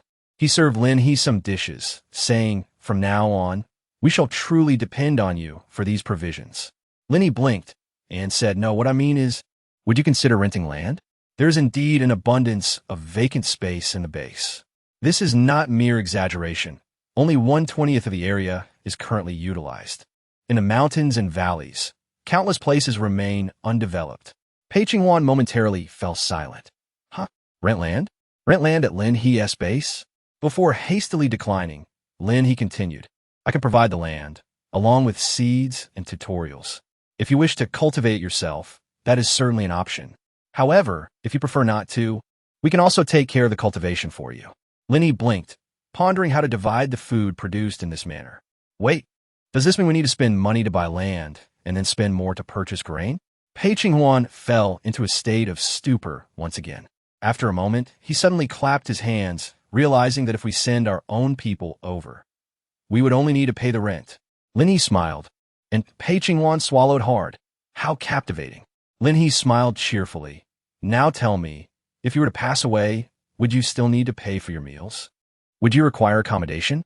Pei Qinghuan quickly grasped the situation. Lord Lin, regarding our lodging and meal expenses, Lin He smiled radiantly, exuding warmth and kindness, assuring that as family, one would not be overcharged. The value for money was indeed exceptional. Pei Qinghuan felt a profound temptation and decided to deliberate further on the matter. Lin He smiled and urged, "Hurry up. I am here to seek a partner." Pei Qinghuan quickly nodded in agreement. "Yes, indeed. I have already arranged for someone to call you." Lin He blinked, pondering how many bases are relatively close to us. There are the Chengcheng base and the Fengyu base, which I have managed to contact. These are the two that are nearest. All right, two bases, what are their scales? Pei Qinghuan contemplated for a moment, stating that their sizes are neither too large nor too small, each housing more than 50,000 individuals, yet falling short of 200,000. The population at base.A has already reached 200,000, despite its lack of prowess. The sheer number is noteworthy. Not particularly large, indeed. No matter. A businessman never concerns himself with the size of the venue. Just ensure I am connected with them, as I am here to negotiate cooperation. Lin He lifted the tender beef, dipping it into a mixture of chili, sesame oil, chili powder, vinegar, and a sprinkle of cilantro and scallions, savoring the delightful flavors in every bite. Everything seems to connect. Pei Qinghuan pondered. Will Boss Lin conduct an on-site inspection when the time comes? Lin He pondered for a moment and realized that our base also offered an economical package. She flashed a bright smile and exclaimed, "The zombie plan is now available at a discount. Would you care to purchase a copy?" Pei Qinghuan inhaled sharply, then comprehended that Lin He possessed such capabilities. "In that case, I shall have them announce it." Pei Qinghuan paused for a moment and continued, "Lord Lin, would you be interested in a satellite phone?" Lin He blinked, initially believing that Pei Qinghuan would refuse. "No worries. Please assist me in reaching out. I cannot simply take your belongings without reciprocation, can I?"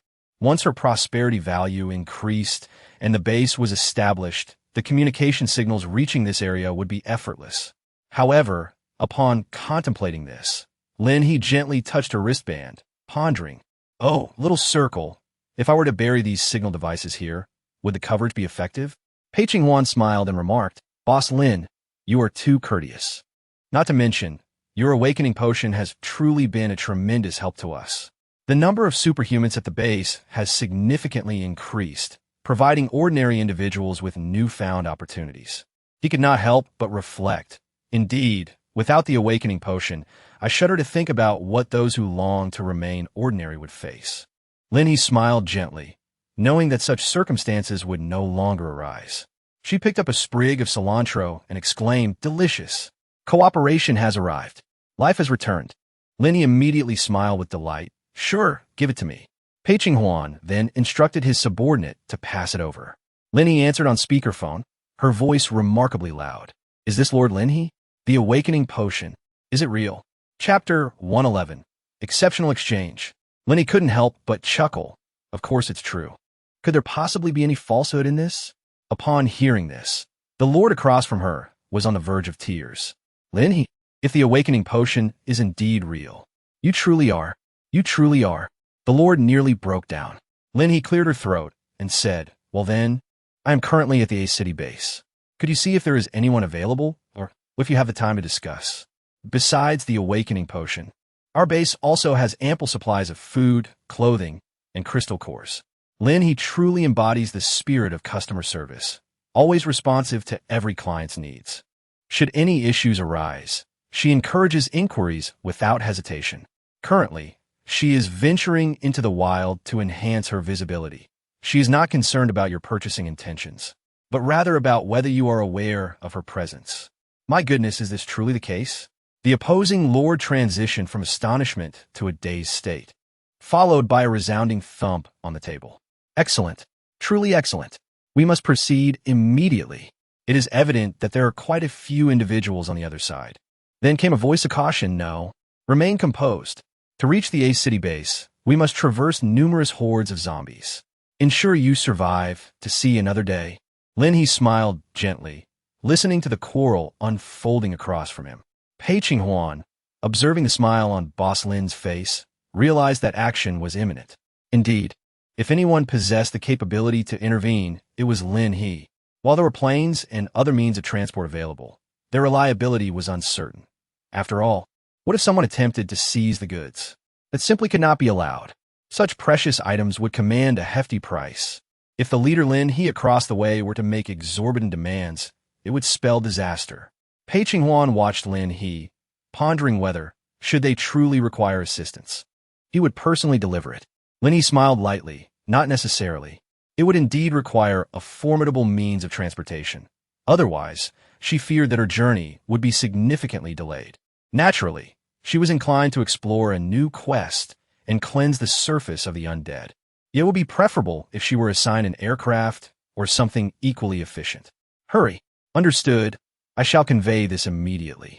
Pei Qinghuan cleared his throat and touched his voice, addressing the Dragon Lord in this manner. Lin He suddenly paused.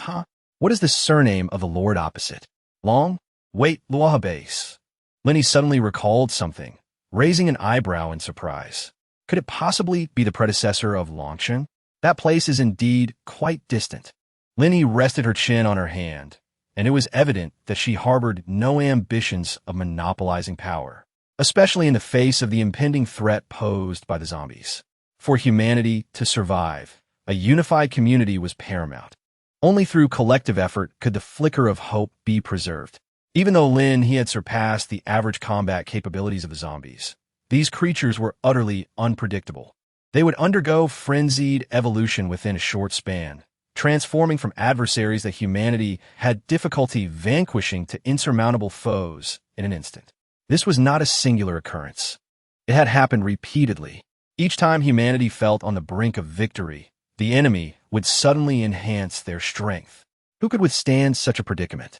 In her past life, when confronted by zombies, Lin He was consumed by fear, her only instinct being to flee as swiftly as possible, completely avoiding any direct confrontation.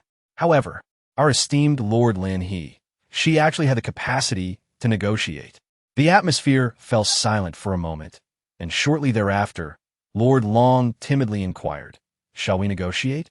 Lin He suddenly felt an urge to laugh, but she restrained herself, thinking it essential to maintain her character.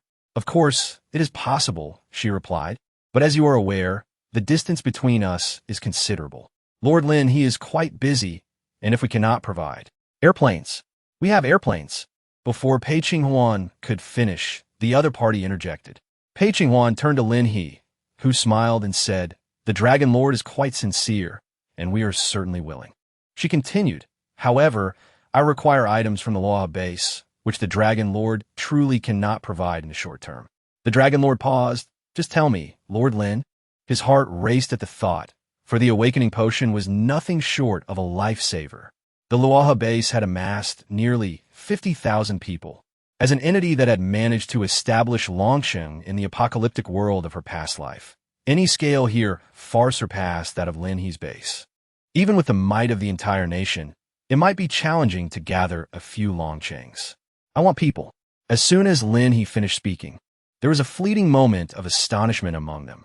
After a careful contemplation, one of them cautiously inquired, "What kind of person are you referring to?" Lin He smiled. "Naturally, one must possess certain skills. If one has made notable achievements in specific fields, that would only add to their worth." Lin He, the trafficker, lures with subtle persuasion, asserting that she does not desire the extraordinary, but rather seeks diverse development for her base. "Although our base is modest, I am unwilling to embrace a project that hobbles." In the conference room of the base, several prominent figures exchanged skeptical glances, evidently bewildered. "It is perplexing. Where's the apocalypse? She seeks people. Truly bizarre. Lord Long, fret not. Lord Lin He's base is indeed commendable, though it suffers from a scarcity of individuals. Most of the survivors from City M have already reached me. Lord Lin He is not solely seeking you. Her search encompasses many." Pei Qinghuan cited his own example, stating that we have already facilitated the transfer of 10,000 individuals for Lord Lin He. The members of base nodded in agreement, appearing to acknowledge this truth. Lord Long Qiumo pondered for a moment and addressed Lord Lin, stating, "I am aware that you have offered the awakening serum without demanding anything in return. Your generosity and talent are commendable, and I, Long, would not wish to exploit your kindness without reciprocation. I possess numerous materials and weapons. However, I can settle for the materials alone. There is no need for me to receive finished products. Lin He suddenly spoke, a smile gracing her lips as she declared that the materials were more than sufficient. A hush fell over the Luoha base. What did this mean? Could she truly fabricate weapons? By the way, why don't you discuss the specific ratios with Lord Pei? I find myself quite hungry and wish to indulge a bit more. Once you reach a consensus on the quantity required, it would not be an issue if you wish to provide me with the materials in advance. As a spatial ability user, I can carry away whatever you prepare. I can supply a maximum of 3,000 awakening potions. Among these, 2,000 are rewards I have recently received, and 1,000 is produced by the base. As for the reason behind such generous rewards, just take a look at how many zombies our Lord Lin He has vanquished and the number of structures she has erected. The exchange ratio at the base has not been excessively high, so Lin He has retained all of it. 3,000. Instantly, a chorus of gasps filled the air. Meanwhile, Pei Qinghuan gazed on with eyes full of envy. But wait, he too possessed materials, though perhaps they were not abundant. Surely he could part with a few without issue. Lin He cheerfully set off to indulge in hot pot, while Pei Qinghuan eagerly engaged in conversation with the person across from him, discussing the intricacies of their exchange. The more they spoke, the more adept he became at suggesting ideas for sharing orders and similar arrangements. The essence of the discussion revolved around materials and quantities, advocating for a collaborative approach where each party contributes a little and they would exchange based on whichever was in surplus. Furthermore, there was no need to worry about Lin He's ability to sustain her domain. She was incredibly wealthy and abundantly resourced. Let me hint at this. Lord Lin He, however, a level 7, an extraordinary individual. This final revelation left the people of the Luoha base utterly astounded. Good heavens! Did Pei Qinghuan just utter some nonsense moments ago? Chapter 112. Look, there are weapons on the city wall. Wait, what level did you just mention? Level 7. Pei Qinghuan chuckled, as if to say, can I possibly deceive you regarding this matter? Lin He sat beside, savoring her meal, when she noticed Pei Qinghuan turn his head and smile at her. Pei Qinghuan promptly exclaimed, of course, you must send someone for level 7. Come on, we will send. The commotion from the Luoha base was loud, and Pei Qinghuan quickly gave Lin He an okay gesture. Lin He raised an eyebrow and smiled, gesturing for Pei Qinghuan to partake in the meal. The Luoha base still lingered with reluctance, yet Pei Qinghuan ended the call abruptly. Lord Lin, truly, let me set up a radio for you as well. It remains functional for now. Once the communication stations in various regions are repaired, there will still be ample opportunities to utilize telephones. Lin He nodded, all right. Then I shall trouble you. Pei Qinghuan quickly shook his head, rubbing his hands together. Lord Lin, how shall we calculate the cost of a land rental? A favor granted often comes with strings attached. Having taken the other party's phone number, Lin He promptly proposed a remarkably fair price. Pei Qinghuan's eyes sparkled with delight. Excellent. Let us proceed with this arrangement. I will gather everyone tonight. At that time, let us establish a dedicated line, Lord Lin. Pei Qinghuan began to envision the setup of base stations along the route between the two bases, along with the construction of several supply stations. Truly, there would be no need to worry about safety issues at all. Lin He smiled and said, everything is negotiable. She continued, after we finish eating, I will make a few calls to promote our offerings. If we manage to secure a few deals, you'll receive a commission. Pei Qinghuan was instantly captivated. After all, there were far too many people in his base, and these supplies represented a significant opportunity. He found himself losing interest in a meal, eager to make those calls without delay. Lin He felt a sense of satisfaction. Look, why toil away when one can rely entirely on Lord Pei? This is undoubtedly the most effective way to work. If you cannot lead a team, you might as well work yourself to the bone. After swiftly finishing his meal, Pei Qinghuan immersed himself in his endeavors, while Lin He meandered around Pei Qinghuan's base, seeking opportunities to lend a helping hand. What? There's zombies outside again? Allow me to handle this. She still had a few daily tasks left to complete. Until the early hours of dawn, Lin He stood outside the A city base, gazing at the jungle shrouded in night, suddenly feeling a wave of contentment. But what brought her even greater delight was the prosperity. Goodness, it was soaring. Just a single awakening potion was enough to astonish the entire world. As Lin He beheld the skyrocketing prosperity, she hesitated not at all. Who could understand? In just one day, she had amassed enough prosperity for the weapon system. Was there any need to venture into the wilderness? Certainly not. Pei Qinghuan was still somewhat anxious. He had prepared a room for Lin He, yet she had not arrived. After bidding her farewell, Pei Qinghuan glanced once more at the pristine, secure jungle outside. His sense of safety instantly heightened. Before Lin He's arrival, the place he had vigilantly guarded day and night remained untouched. Oh, what an extraordinary neighbor this is. Consequently, Pei Qinghuan commenced the selection of companions early on. Next time, he must ensure that Lin He is accompanied by individuals possessing unique skills. At dawn, a laborer at the city gate, engaged in moving bricks, suddenly caught sight of Lin He's figure. The return was rather slow, undoubtedly because Lin He had collected some valuable treasures along the way. At this moment, her backpack cradled a nest of sleeping little foxes. Xiao Shui, your time has come. Although Xiao Shui lacked experience in nurturing, it was indeed the only one capable of imparting some knowledge. Lin He had encountered this adorable litter of foxes while combating zombies. Moreover, they had undergone mutations. Thus, the Beastmaster team at the base had now expanded by 6 members. As the small door beneath the main gate swung open, Lin He rode her motorcycle inside. Lin He was quite satisfied with the security system. It exclusively recognized registered license plates and combat vehicles, in addition to her motorcycle. Of course, if facial recognition was successful, that posed no issue either. The wristband could still serve as proof of identity. However, most of the time, Lin He and her companions had no reason to worry about outsiders. Within several hundred miles, it was either their own people or zombies. Along with the A city base located further afield, any living person would undoubtedly belong to Lin He's base. Nonetheless, there were concerns regarding some members who might have been bitten, which is why this aspect was incorporated into the security checks. Although the number of zombies had dwindled, more people would inevitably arrive, and it was better to establish strict protocols from the outset to ensure longevity.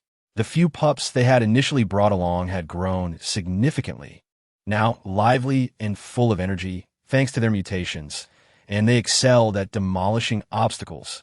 Lin He immediately discerned the struggles of the laborers, promptly assuring that she would not impose difficulties solely upon them. And there is also a fox. No, my lord, it has never even given birth. It would be too much to ask it to care for young. Nevertheless, Lin He remained unfazed. Having ascended the city wall, she gazed into the distance, where everything appeared remarkably flat. From the height of over 20 meters, the view was indeed quite splendid. Lin He exchanged the city's wall armament defense system and promptly installed it with a single click. In the next moment, an array of weaponry emerged, bursting forth with vigor. Soon, cannons and enormous crossbow slots appeared, seamlessly alternating between ranged and melee arms, sprawling across the ramparts to ensure comprehensive coverage from every direction. Notably, the walls were equipped with small chambers, providing refuge for operators while only exposing the offensive weaponry, thereby ensuring their absolute safety. As Lin He observed the mosaic vanish, the entire city wall was instantaneously fortified to the teeth. Splendid. The firearms possessed formidable offensive capabilities, while the melee weapons were colossal, exploding upon discharge, ensuring that not a single zombie would be overlooked. Lin He actually wanted to inquire if this was the only place. However, it was of no consequence. Weapons were available in all directions of the city wall. Accessing the back gate posed no challenge either, as the operation was so straightforward that as long as one was not foolish, utilizing these weapons would be a simple task. With the presence of superpowered individuals, this defensive battle would undoubtedly culminate in a resounding victory. After inspecting the various weapons, Lin He proceeded to call Sheng Fengyu. You might wonder what it was about. After hanging up on Sheng Fengyu, Lin He dialed Yin Can, confirming that he too was outside. Lin He discovered that after she went out, everyone else also intended to reside outside for an extended period. Just as Lin He had finished her breakfast, Pei Qinghuan called her. Lin He picked up the phone, and an excited voice came from the other end. Lord Lin, the people from the Luoha base have arrived. Lin He raised an eyebrow, rather impressed by the promptness. All right, I shall head over immediately. Chapter 113. Journey to Lua Base. Consequently, Lin He ultimately did not encounter the two busy administrators. After instructing everyone to acclimate to the new weaponry while riding a small motorcycle, he departed without delay. In the afternoon, Shang Fengyu hurried along. Knowing that Lin He had once again left, he sighed, "I knew it. However, we have fortuitously discovered something new." Among the findings, the most valuable were 3 strains of mutated rice. "Let's plant them." Qing Miao, the owner of the orchid with experience in cultivating mutated plants, promptly took charge of the 3 rice strains. "Rest assured, Administrator Sheng, I shall take meticulous care of them and cultivate even more rice." Shang Fengyu smiled appreciatively. "I appreciate your efforts." Afterward, he ascended the city wall, where he had noticed significant changes upon his recent entry. The weapons appeared to require no supplementary ammunition. Bullets? Observing one being fired, only for another to automatically materialize, left everyone in a state of astonishment. Yet, Shang Fengyu pondered. This must be directly connected to the base.A storage, or perhaps linked to Lin He's spatial capabilities. Thus, it was rendered so convenient. Indeed, the offensive power was formidable. At the very least, anyone daring to flaunt their prowess before our base would meet a grim fate. Others expressed their delight, while Shang Fengyu turned his gaze toward the distance. Lin He would not place these weapons without reason. So, is something about to happen? Is a storm brewing? Is the Lord going out to make preparations for what is to come? Shang Fengyu lowered his head and suddenly spotted Yin Can driving towards him. He was speeding, but unfortunately, he could not catch up with Lin He. He instructed someone to open the door, and Yin Can immediately notice Lin He was absent. He soared up and landed beside Shang Fengyu. "So, the Lord has run off again?" Shang Fengyu sighed. "What does running away mean?" "The Lord is simply attending to important matters." Yin Can chuckled. "Indeed, but I just captured a few intriguing individuals. There is a tiny settlement about 200 miles from here. Would you be interested in taking a look?"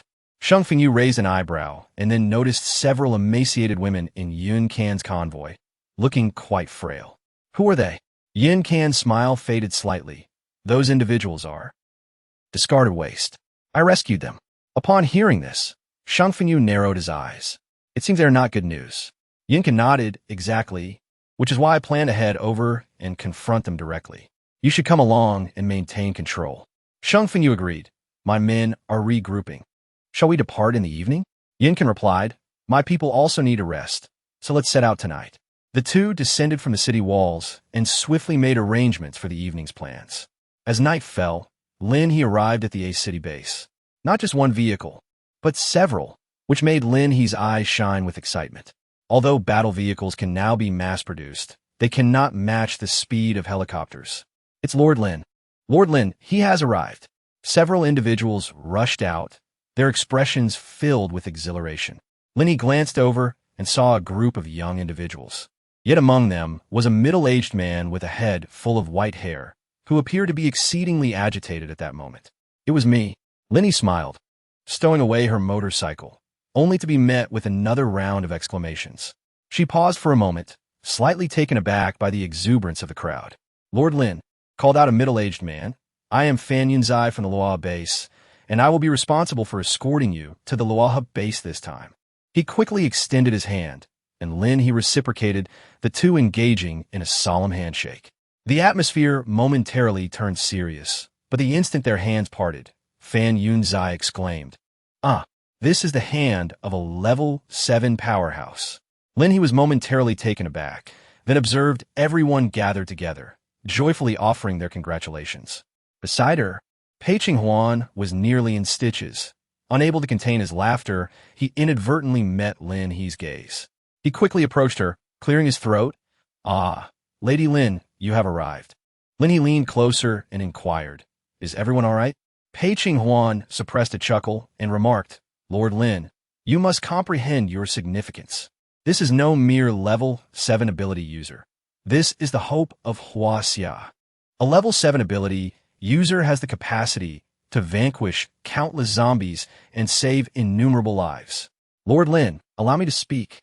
We would like to know if you could temporarily join us at the Luoha base to assist in exterminating the zombies. The situation is dire, and we are overwhelmed. Every day, Many perish in our struggle against the zombies, and without extraordinary combat prowess. We find that firearms and human lives are the most rapidly consumed resources in this relentless battle. Lin He contemplated for a moment, estimating that she had approximately 2 days, including travel time. After she spoke, a hint of sadness lingered among the group. Nonetheless, she assured them that once she arrived, she would seamlessly immerse herself in the task at hand. Lin He smiled gently. In the span of a single day, whatever number you wish to eliminate, I shall oblige. Upon her declaration, the crowd erupted in excitement. Truly, she is a formidable presence. Shall we set forth at once? Fan Yunzai inquired eagerly. Lin He nodded in affirmation, and they proceeded onward.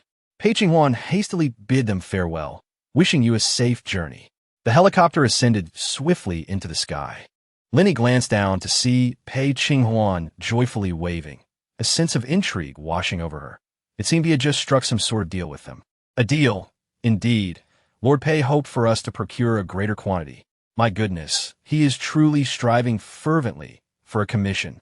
Lord Lin, are there any discounts for bulk purchases? Fan Yunzai ventured. Lin He chuckled softly. Of course there are, just as when you invited me to slay the zombies. The initial engagement comes with substantial discounts. Lin He primarily came for the population. As for the rest, that pertains to prosperity. She aims to enhance her visibility, so naturally, she must offer them greater incentives on her first visit. That is splendid. Everyone couldn't help but feel delighted. The helicopter ascended higher and faster. Lin He lowered her gaze and observed the relentless movement of the zombies within the thicket. Their trajectory. Was it toward her base? Lin He raised an eyebrow, suddenly struck by a conjecture. System, tell me the truth. Do zombies possess some form of instinct, or is there someone manipulating them? Lin He inquired a few more times, realizing that the system would not respond, leading her to believe that she might not truly uncover the elusive truth. The intricacies of her system and the transformation of the zombies left her with an unsettling sense that there were still mysteries yet to be unraveled. Nevertheless, she understood that it was imperative for her to guide humanity toward survival. In this apocalyptic world, preserving the flicker of human existence and perpetuating the legacy of civilization was paramount. Given this chance to start anew, she vowed not to squander it. This time, victory would undoubtedly belong to humanity. Lin He gazed down at the horde of zombies, a frown creasing her brow. There were far too many, an overwhelming multitude. They seemed to be everywhere. Despite being so close to the Luaha base, the sheer number of zombies was astonishing. Lin He understood their urgency. Chapter 114. Kill. Kill. Kill. Lord Lin, you see, this is the situation. Countless warriors are using their flesh and blood to block for us at the checkpoint. As he spoke, Fan Yun was on the verge of tears. Lin He paused momentarily, urging herself to quicken her pace. The sooner she arrived at the base and completed the transaction, the sooner she could embark on her hunt for zombies. After she spoke, Fan Yun raised her hand to wipe away her tears. Thank you, Lord Lin. The helicopter swiftly soared over Gaowan and reached the Luaha base. This location marked Lin He's first visit in both her past and present lives, symbolizing an abundance of significance for her. It was a beacon, a guiding light. Yet now, the Luaha base was struggling amidst overwhelming adversity. Is it Lord Lin? I am Long Yen. The Dragon Lord was still outside, battling zombies. The newcomer was Long Yen, the Dragon Lord's younger brother. Lin He descended from the helicopter, cutting through the pleasantries. I am here to provide you with the awakening potion. Where are the prepared materials? Long Yen paused momentarily, then hastily guided Lin He. She swiftly placed the awakening potion down, and the materials were located within 2 large warehouses. With a mere gesture, she gathered everything. Indeed, she also collected the warehouses. Food! Food! The others exclaimed urgently. Lin He promptly set the warehouse back in place, accompanied by the grains from both storages. All right, take me outside. Long Yen seemed to grasp the situation. Lin Liang, let us go together. Within the confines of the Luaha base, a multitude of individuals could be seen. Some bore wounds all over their bodies, while others appeared numb and devoid of any luster, huddled in a corner gazing at the sky, seemingly awaiting their demise. Yet, there were those who remained vibrant, bringing joy and hope to themselves and others. Amidst the intricate urban landscape, many souls grappled with the desire to live or die. Lin He donned the warrior attire of the Laha base. In truth, I had no need for it yet. Lin He had yet to finish her sentence. She surveyed the small contingent of soldiers around her, noting their relatively low levels of abilities and their youthful appearances. Their expressions were grave as they adhered to the commands given. Lord Lin He, we shall set forth. Long Yin, positioned at the forefront, was impeccably attired and had taken a deep breath. Shall we proceed directly to the area with the highest concentration of zombies, or will you guide me first? Lin He gazed at the vehicles and spoke. Long Yin was taken aback, standing there. In the next moment, countless leaves suddenly erupted from Lin He's wrist, enveloping everyone. With Long Yin standing closest to her, a collective gasp of shock escaped their lips. Lin He then commanded, "Continue to guide the way." Instantly, she led them swiftly toward the battlefield. The surroundings receded at an astonishing pace. Long Yin could not help but swallow hard. So this is what it means to be a level 7 powerhouse. Soon, Lin He arrived at the area teeming with zombies, the sound of artillery fire ringing out continuously. Numerous zombies, exhibiting remarkable toughness, began to show resistance. Thus, the situation became exceedingly challenging. Without the slightest hesitation, Lin He soared into the sky. The individuals among the leaves laid down their burdens, and Xiaomi leaped onto Lin He's shoulder. Xiaomi, execute the command. At the moment, the word kill resonated. Dozens of water dragons and thunder dragons materialized instantaneously behind Lin He. In that instant, the grand entrance of the base was illuminated by a surge of lightning. Resembling a second sun, that individual, suspended high in the air, summoned an onslaught of water dragons and thunder dragons, causing the very fabric of the heavens and earth to shift in hue. Boom, boom, boom. In the next moment, countless zombies were swept away and torn apart. Vanishing in an instant, Lin He moved with remarkable speed, swiftly descending between the members and the zombies. A flurry of blades was cast forth, and the heads of the zombies tumbled to the ground. Subsequently, the corpses of the zombies vanished without a trace. The once dreaded, decaying bodies that had begun to emit a foul odor were now rapidly eliminated. The torrents of the thunder dragon and water dragon surged forth, creating a vast vacuum amidst the horde of zombies. The Dragon Lord was momentarily taken aback. Suddenly, he flung open the hatch of the tank. Lin He, is it really you, Lord Lin He? The name resonated with everyone present. Lin He, within the base. The sounds that pierced the air were not those of zombies, nor the booming of artillery, but rather peculiar roars. Furthermore, vast flashes of lightning illuminated the base, captivating everyone's curiosity as they gazed toward the ominous clouds, where a torrential downpour descended in an instant. Lin He donned her glasses, a smile gracing her lips. Warriors of the Luaha base, follow me in a battle. Today, we shall vanquish the undead. The crowd erupted in fervent shouts, eradicate the zombies. Kill. The Dragon Lord unsheathed his great sword, charging forward with fervor. Onward. The thunder and water dragons forged a path, unleashing targeted assaults and protective measures.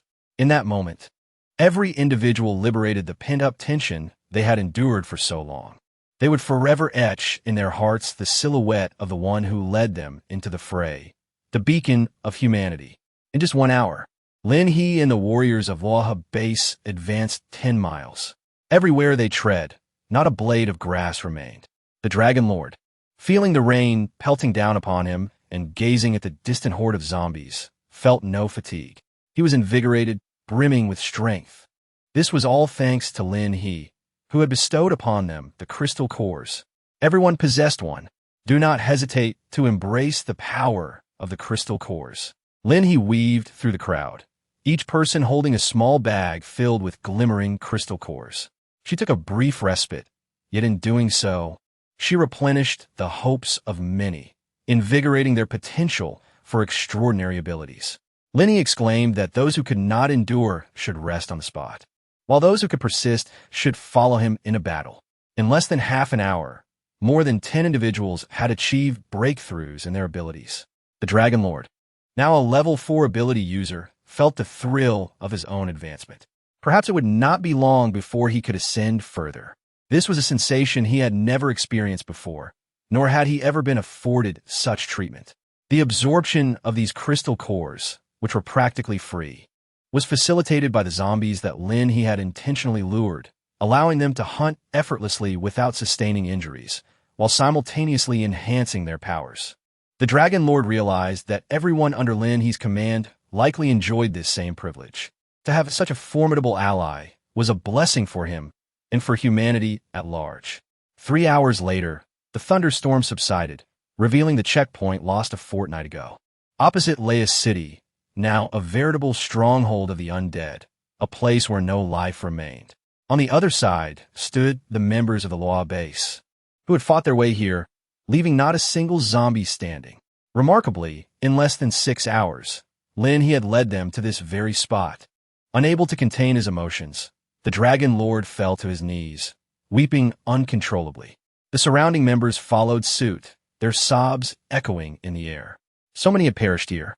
Although the situation had spiraled out of control, the potential for further harm loomed should they gather together. Moreover, even after clearing this area, there remained multiple directions to explore. After a brief period of slaughter, the ground was left utterly barren. In the next moment, Xiaomi unfurled its colossal leaves, upon which hundreds, if not thousands, of individuals astonishingly found their footing. Lin He dashed out immediately, his speed reaching an astonishing 360 miles per hour. Upon arriving at the entrance of the base, a thunderous applause erupted, resonating like the roar of a tempest, as everyone chanted his name. Lin He, Lin He, Lin He. Chapter 115. Friends, follow me. At this moment, everyone at the Law base had become acutely aware of Lin He's existence. The near-miraculous scenes of battle had captivated the crowd, which now filled the entrance and the heights above.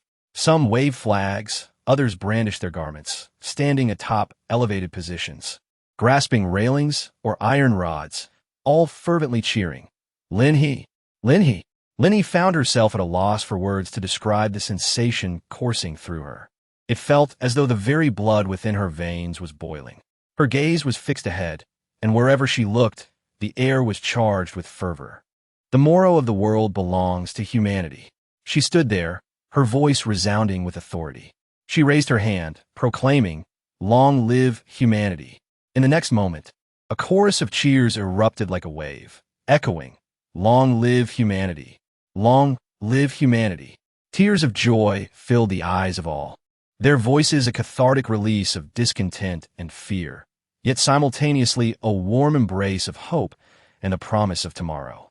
Their fervent cries seemed to part the clouds, allowing the sunlight to cascade down upon each individual. This passionate scene was illuminated by the brilliance of light. Suddenly, someone lifted a phone that had power but no signal, capturing this moment with a crisp click. In the photograph, the beautiful woman smiled softly, her eyes glistening with tears, while others around her blushed with excitement, their eyes shimmering, reminiscent of a photo from many years past. The rise of humanity is inevitable. The potential of humankind is boundless. Humanity is indeed the rightful master of this world. Lin He said little, yet behind her, the lightning flickered. "I shall return for you in an hour. Those who dare to emerge and confront the zombies, whether endowed with abilities or not, grasp your weapons. Everything is within my reach." Her voice resonated instantaneously throughout the base, causing everyone's breaths to quicken. In recent days, those devoid of powers had wandered the base like mere shells of humanity. But now someone had proclaimed that as long as they wished to slay the zombies, as long as they possessed the courage, there would be someone to safeguard them, to enable them to vanquish the undead and emerge unscathed. How magnificent, how truly magnificent this revelation is. Lin He left 2 thunder dragons to guard the entrance of the base and sat among the leaves of the millet. For the next hour, she intended to eliminate all the zombies that had been drawn by the sounds and ventured within 10 miles of the base. After Lin He departed, Lord Long inhaled deeply.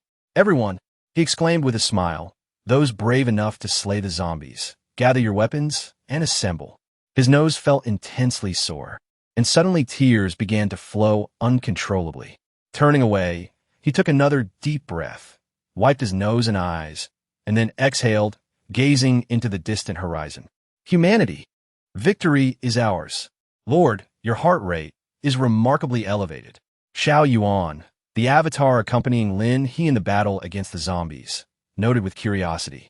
How could just a few words stir such emotion among humans? As an artificial intelligence derived from a string of codes, it could not comprehend these sentiments.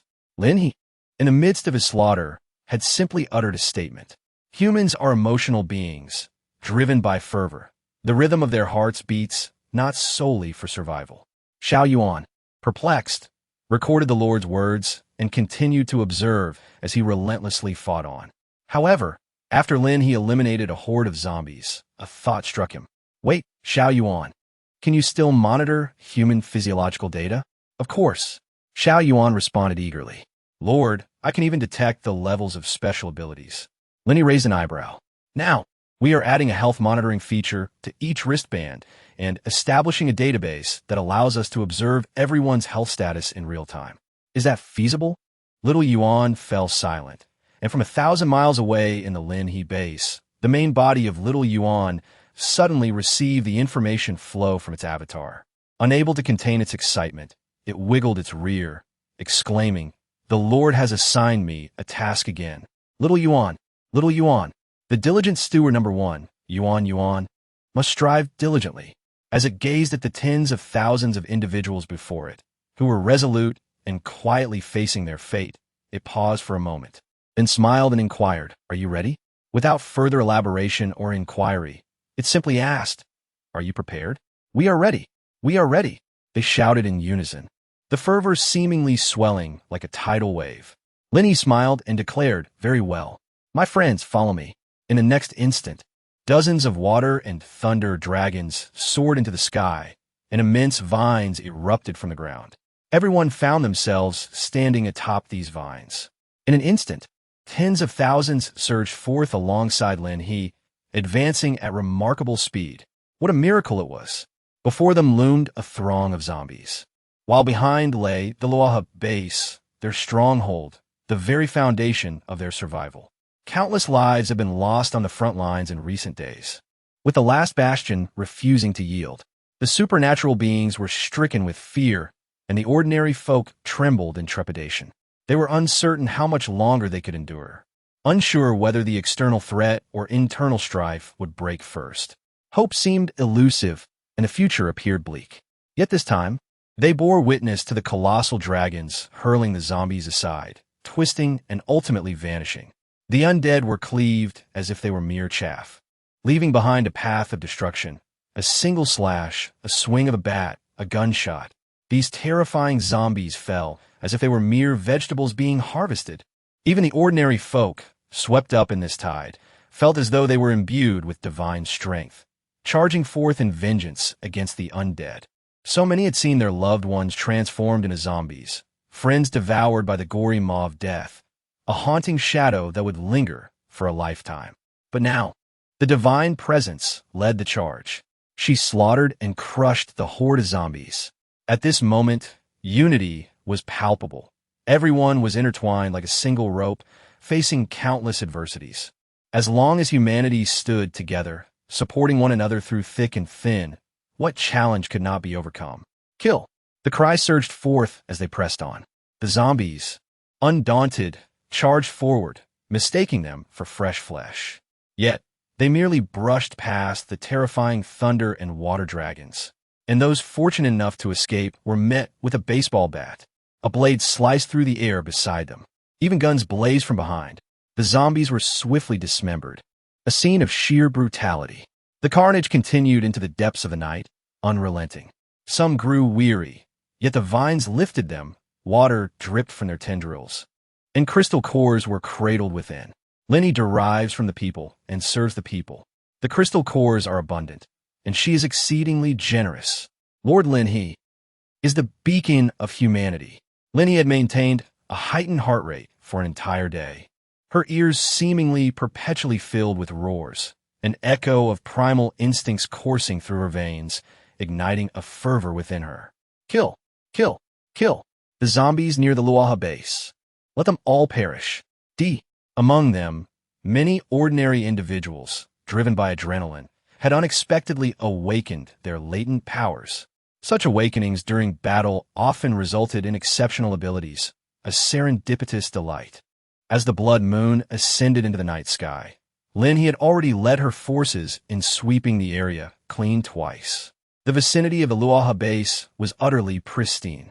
Chapter 116. Constructing the new city walls. Everyone, take a moment to rest. The front line relayed the message from behind. Lord Lin, he has gone ahead to scout. These provisions are food. The night had fallen, and the blood moon illuminated the surroundings. The once timid crowd, who dared not venture beyond their gates, now sat upon the ground, with traces of blood beneath them, testaments to their fierce battles against the undead. Lin He circled around, realizing the sheer magnitude of the situation. A seemingly endless swarm of zombies, perhaps numbering in the millions, loitered nearby. This stark reality indicated that there were virtually no living souls remaining outside the Luaha base. Situated at the confluence of several cities, only a scant few had survived. She sighed.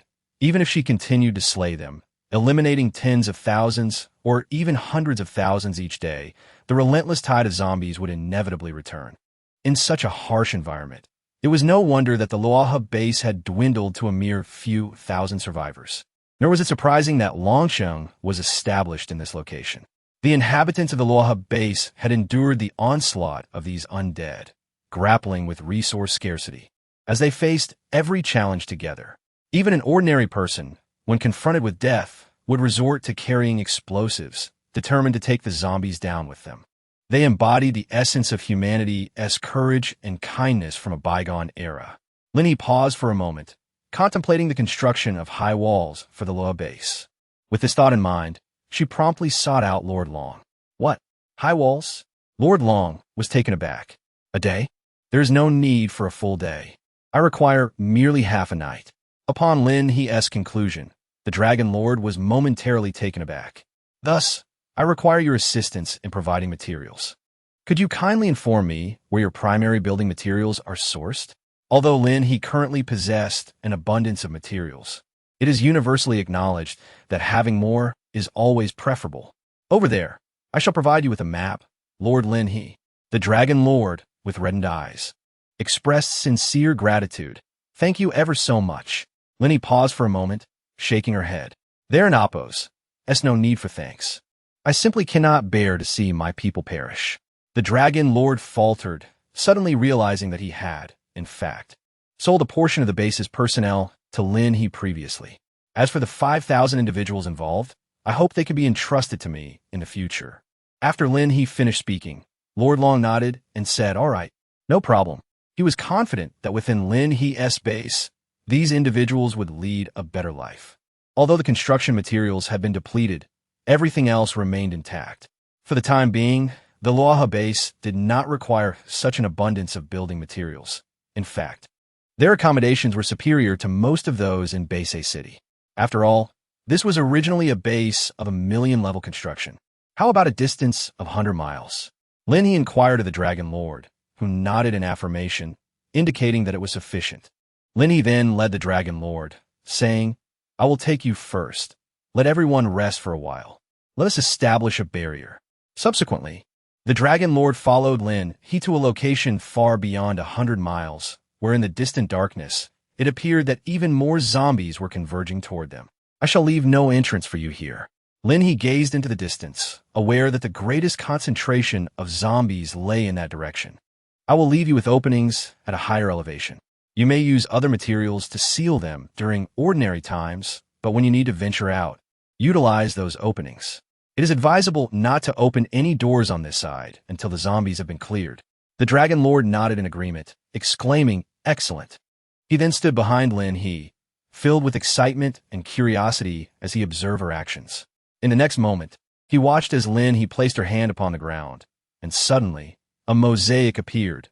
Silver walls began to materialize, each block swiftly ascending. In the blink of an eye, a towering silver wall, stretching over 10 meters in length and 20 meters in height, emerged.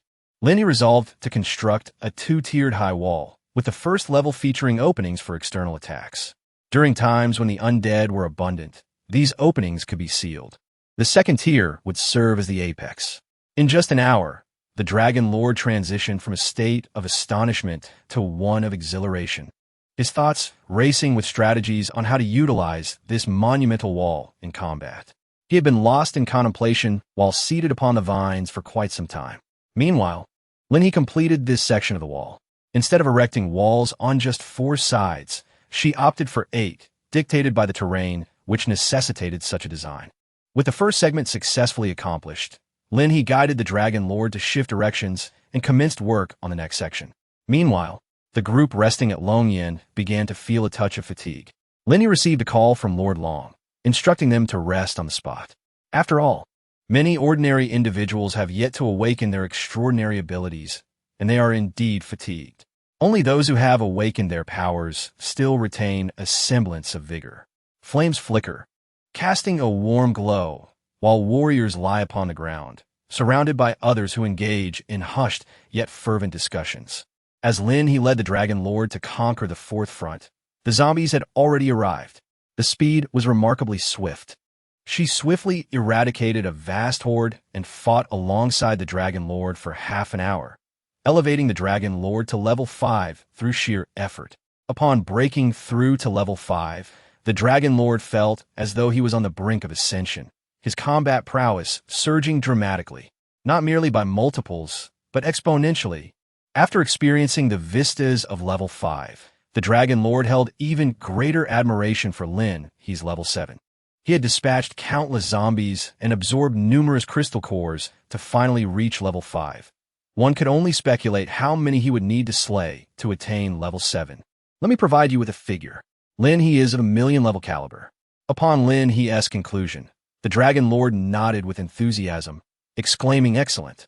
Lin He completed the construction on all 4 sides, as the complexity proved to be far greater than she had initially anticipated, consuming over 4 hours of her time. Including the additional half-hour spent training with the Dragon Lord, 5 hours had already elapsed, and everyone was nearing the end of their rest. Hurry, hurry, let's continue. Each individual grasped their weapons, yawning and slapping their own faces to shake off the fatigue, their eyes gleaming with fervor. We anticipated a 2-hour battle to drive the zombies back a full 200 miles. Lin He spoke, and everyone stood in formation. The vine will protect your bodies. This time, the speed will be remarkable. Lin He has given 1 day, until dawn, to repel the zombies, and before 9 o'clock, to complete the remaining tasks. Understood.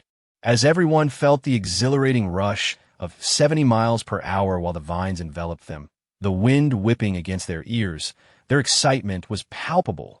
Practice makes perfect.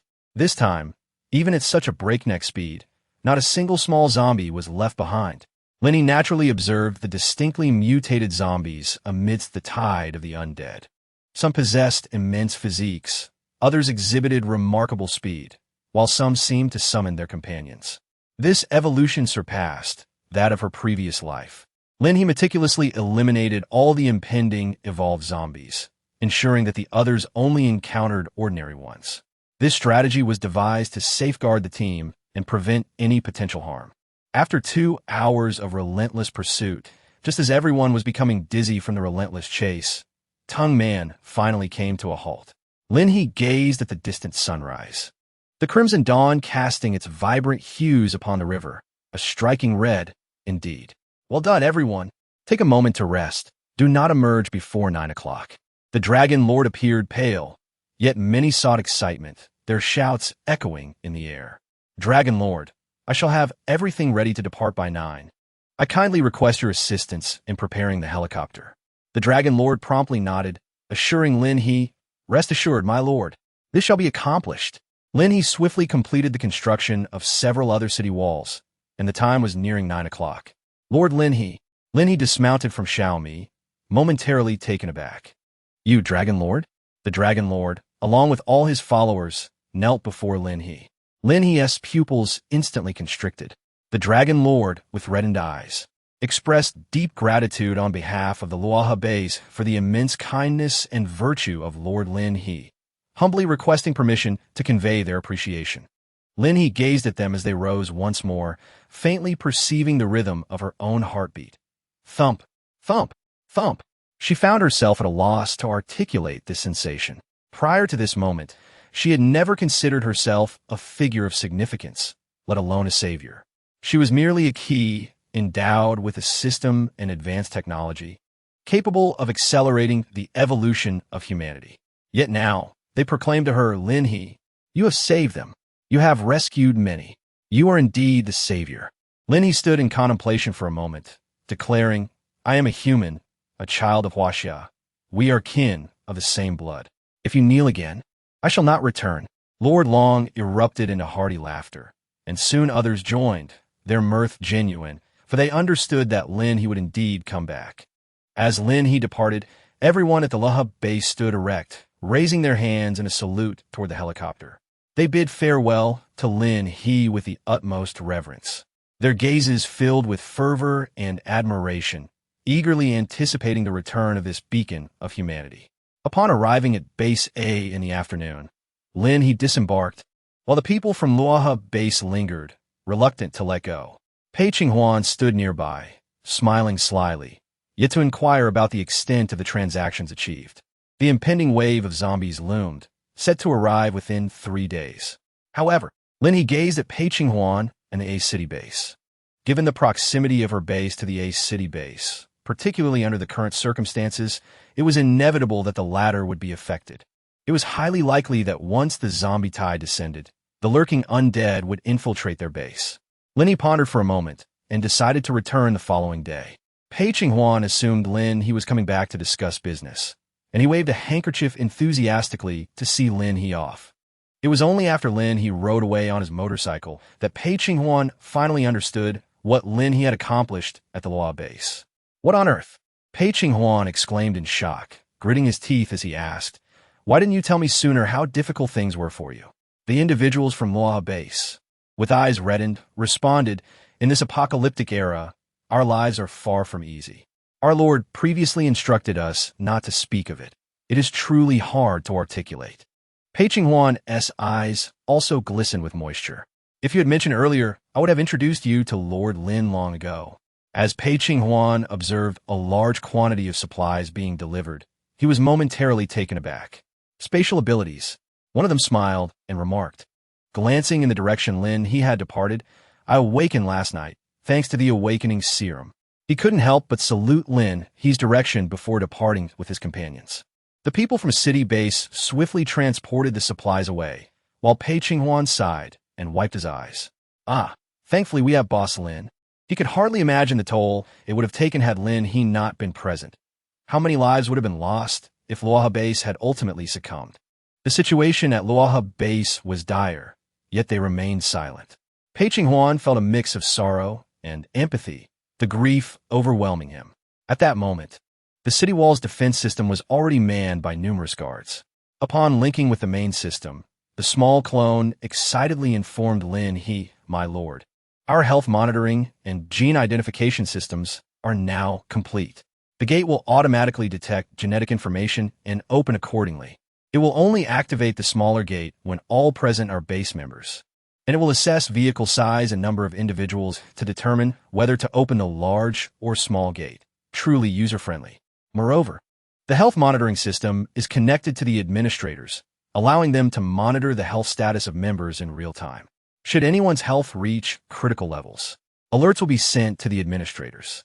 They can relay this information to secondary or tertiary administrators for further action. The successful establishment of hospitals and schools introduced new administrators for the medical and educational sectors. One named Chin Sun and the other when they were assigned to the hospital and school, respectively. Both possessed over 60 years of rich experience and were well-respected figures within M-City. They were among the initial survivors who, through the efforts of their children, had accessed the awakening serum and successfully awakened their abilities. Consequently, their physical prowess significantly improved, allowing them to stand out during the selection process. Sheng Fengyu looked at Lin He, inquiring, are you uninjured? Lin He was savoring her meal while observing the status of the health system, pondering how it was impossible for her to sustain any injuries. Sheng Fengyu chuckled, affirming her sentiment. Indeed, you're quite safe. In your absence over the past 2 days, The base has selected numerous talented individuals. As Shang Fengyu elaborated on the current developments within the base, he detailed how, since the division, each sector swiftly elected its own grassroots management, comprised of enthusiastic and capable individuals eager to contribute. Each area, distinct in its role, rapidly evolved into specialized functional zones. The inhabitants of these regions supported one another, fostering an unspoken camaraderie. The base had become their home, and everyone felt like family. Even those newcomers from base.A quickly assimilated, becoming integral members of this large household. They toiled diligently, saving diligently, and actively sought employment opportunities to showcase their talents, with many successfully integrating into the established plans. Of course, a significant factor contributing to this success was the unparalleled safety and comfort of Lin He's base. There were no worries about meals, restful sleep was guaranteed, and each morning greeted them without the threat of zombies. The neighbors were all cheerful and vibrant, and the base was experiencing rapid growth. Falling behind was simply not an option. The enforcement team was continually expanding, with each district now boasting at least 200 personnel dedicated to maintaining order. This density provided substantial security assurance. If the enforcement team represented the foundation of safety, then the temporary guard unit that Lin He was about to establish would be the embodiment of the base's combat prowess. Temporary guard unit? Shang Fengyu paused, then realized the implications. Was something truly about to happen? Lin He collected the trash and waited for everyone to finish work in the evening. In the coming days, I shall initiate a nationwide training exercise. Shang Fengyu took a deep breath, realizing that a grand battle was imminent. Although he felt a twinge of anxiety, the sight of Lin He eased his mind. Sister, he has always been a steadfast pillar of support. Therefore, there is no need for concern. Chapter 118. Yun Can's mental state is unhealthy. Lin He said, "Let us first construct an equipment building." Shang Fengyu raised an eyebrow and replied, "All right, the equipment building, in fact, refers to the equipment manufacturing facility." Lin He ruthlessly exterminated hundreds of thousands of zombies yesterday, and the system rewarded her for her efforts. Lin He vaguely sensed that the system had rewarded her due to the Luoha base, though it had not explicitly stated so, and she chose to accept this for the time being. In a certain location at the foot of the mountain, darkness fell as a towering building rose abruptly from the ground. Lin He strode in with her hands on her hips, swiftly organizing all the weaponry. They were all firearms. "Ah, how I adore you, dear system." Lin He counted the terrifying quantity, which essentially ensured that every member of the base would be equipped with one. The power of these items was immense. Sister He, these would be sufficient to cleanse an entire city. Shang Fengyu was equally astonished. He and Lin He stood in the building, exchanging glances. At that moment, what was there to fear? Lin He couldn't help but marvel at how, under her leadership, the combat capabilities of their base had indeed grown increasingly formidable. Especially her current reputation. Can you believe it? It has surpassed 10,000. This is truly a staggering increase. It provides her with the means to acquire countless resources to the extent that she no longer needs to concern herself with costs. This trip to the Luoha base has proven to be immensely profitable for her. Indeed, Shang Fengyu nodded in agreement, observing Lin He's slightly proud profile, his eyes reflecting not only admiration but also a tenderness he was unaware of. This gaze, it certainly cannot be deemed entirely innocent. "My lord." Yun Can hurriedly entered. Finding Lin, he engaged in conversation with Xiao Yuan in the conference room. Lin He aims to mobilize the entire populace for training, despite her complete lack of experience. Xiao Yuan presented her with a plethora of options, an astonishing array that bordered on the absurd. Yin can observe Lin He's calm demeanor and, with a hint of resignation, remarked, "Greetings, my lord." Lin He raised an eyebrow, clearly indicating that this was not the topic she wished to discuss. Yin Can paused for a moment, then lifted his hand to gaze at his wristband. "So, do I truly have a problem, my lord?" At this moment, the meeting room was occupied solely by Lin He, Yin Can, and Xiao Yuan. Lin He appeared somewhat dazed, only later noticing the phrase on Yun Can's bracelet, "Extremely unhealthy mental state." Lin He raised her hand to gesture toward Xiao Yuan, exclaiming, "Wait, how did I miss this?" Xiao Yuan swayed playfully, replying, "My lord, although Administrator Yun can and oppose, S mental state is not optimal. It has not yet crossed the red line. No, Xiao Yuan. How can I possibly be unwell?" Yun Can, a person of icy demeanor, felt a strong urge to send Xiao Yuan flying. Yet regrettably, Xiao Yuan lacked any physical presence. The depths of Xiao Yuan's dark, glistening eyes were filled with innocent clarity. "You see, Administrator Yun Can, you have been under immense psychological pressure for quite some time. You have endured severe mental trauma. Even if you temporarily mask it, it continuously influences you. Thus, Administrator Yun Can, do you not feel a lack of security?" Xiao Yuan instantly transformed into an emotional expert, wishing fervently for a therapist's skin, though the circumstances were not conducive to such a desire. Adjusting its non-existent glasses with an imaginary hand, Xiao Yuan pointed out, "Your emotional investment in Administrator Sheng Fengyu and my lord is distinctly greater than in others, which is rather unusual." Lin He was momentarily taken aback. No, just as she was about to speak, a memory of her first encounter with Yun Can suddenly flashed in her mind. He appeared as though he had just emerged from a meat grinder.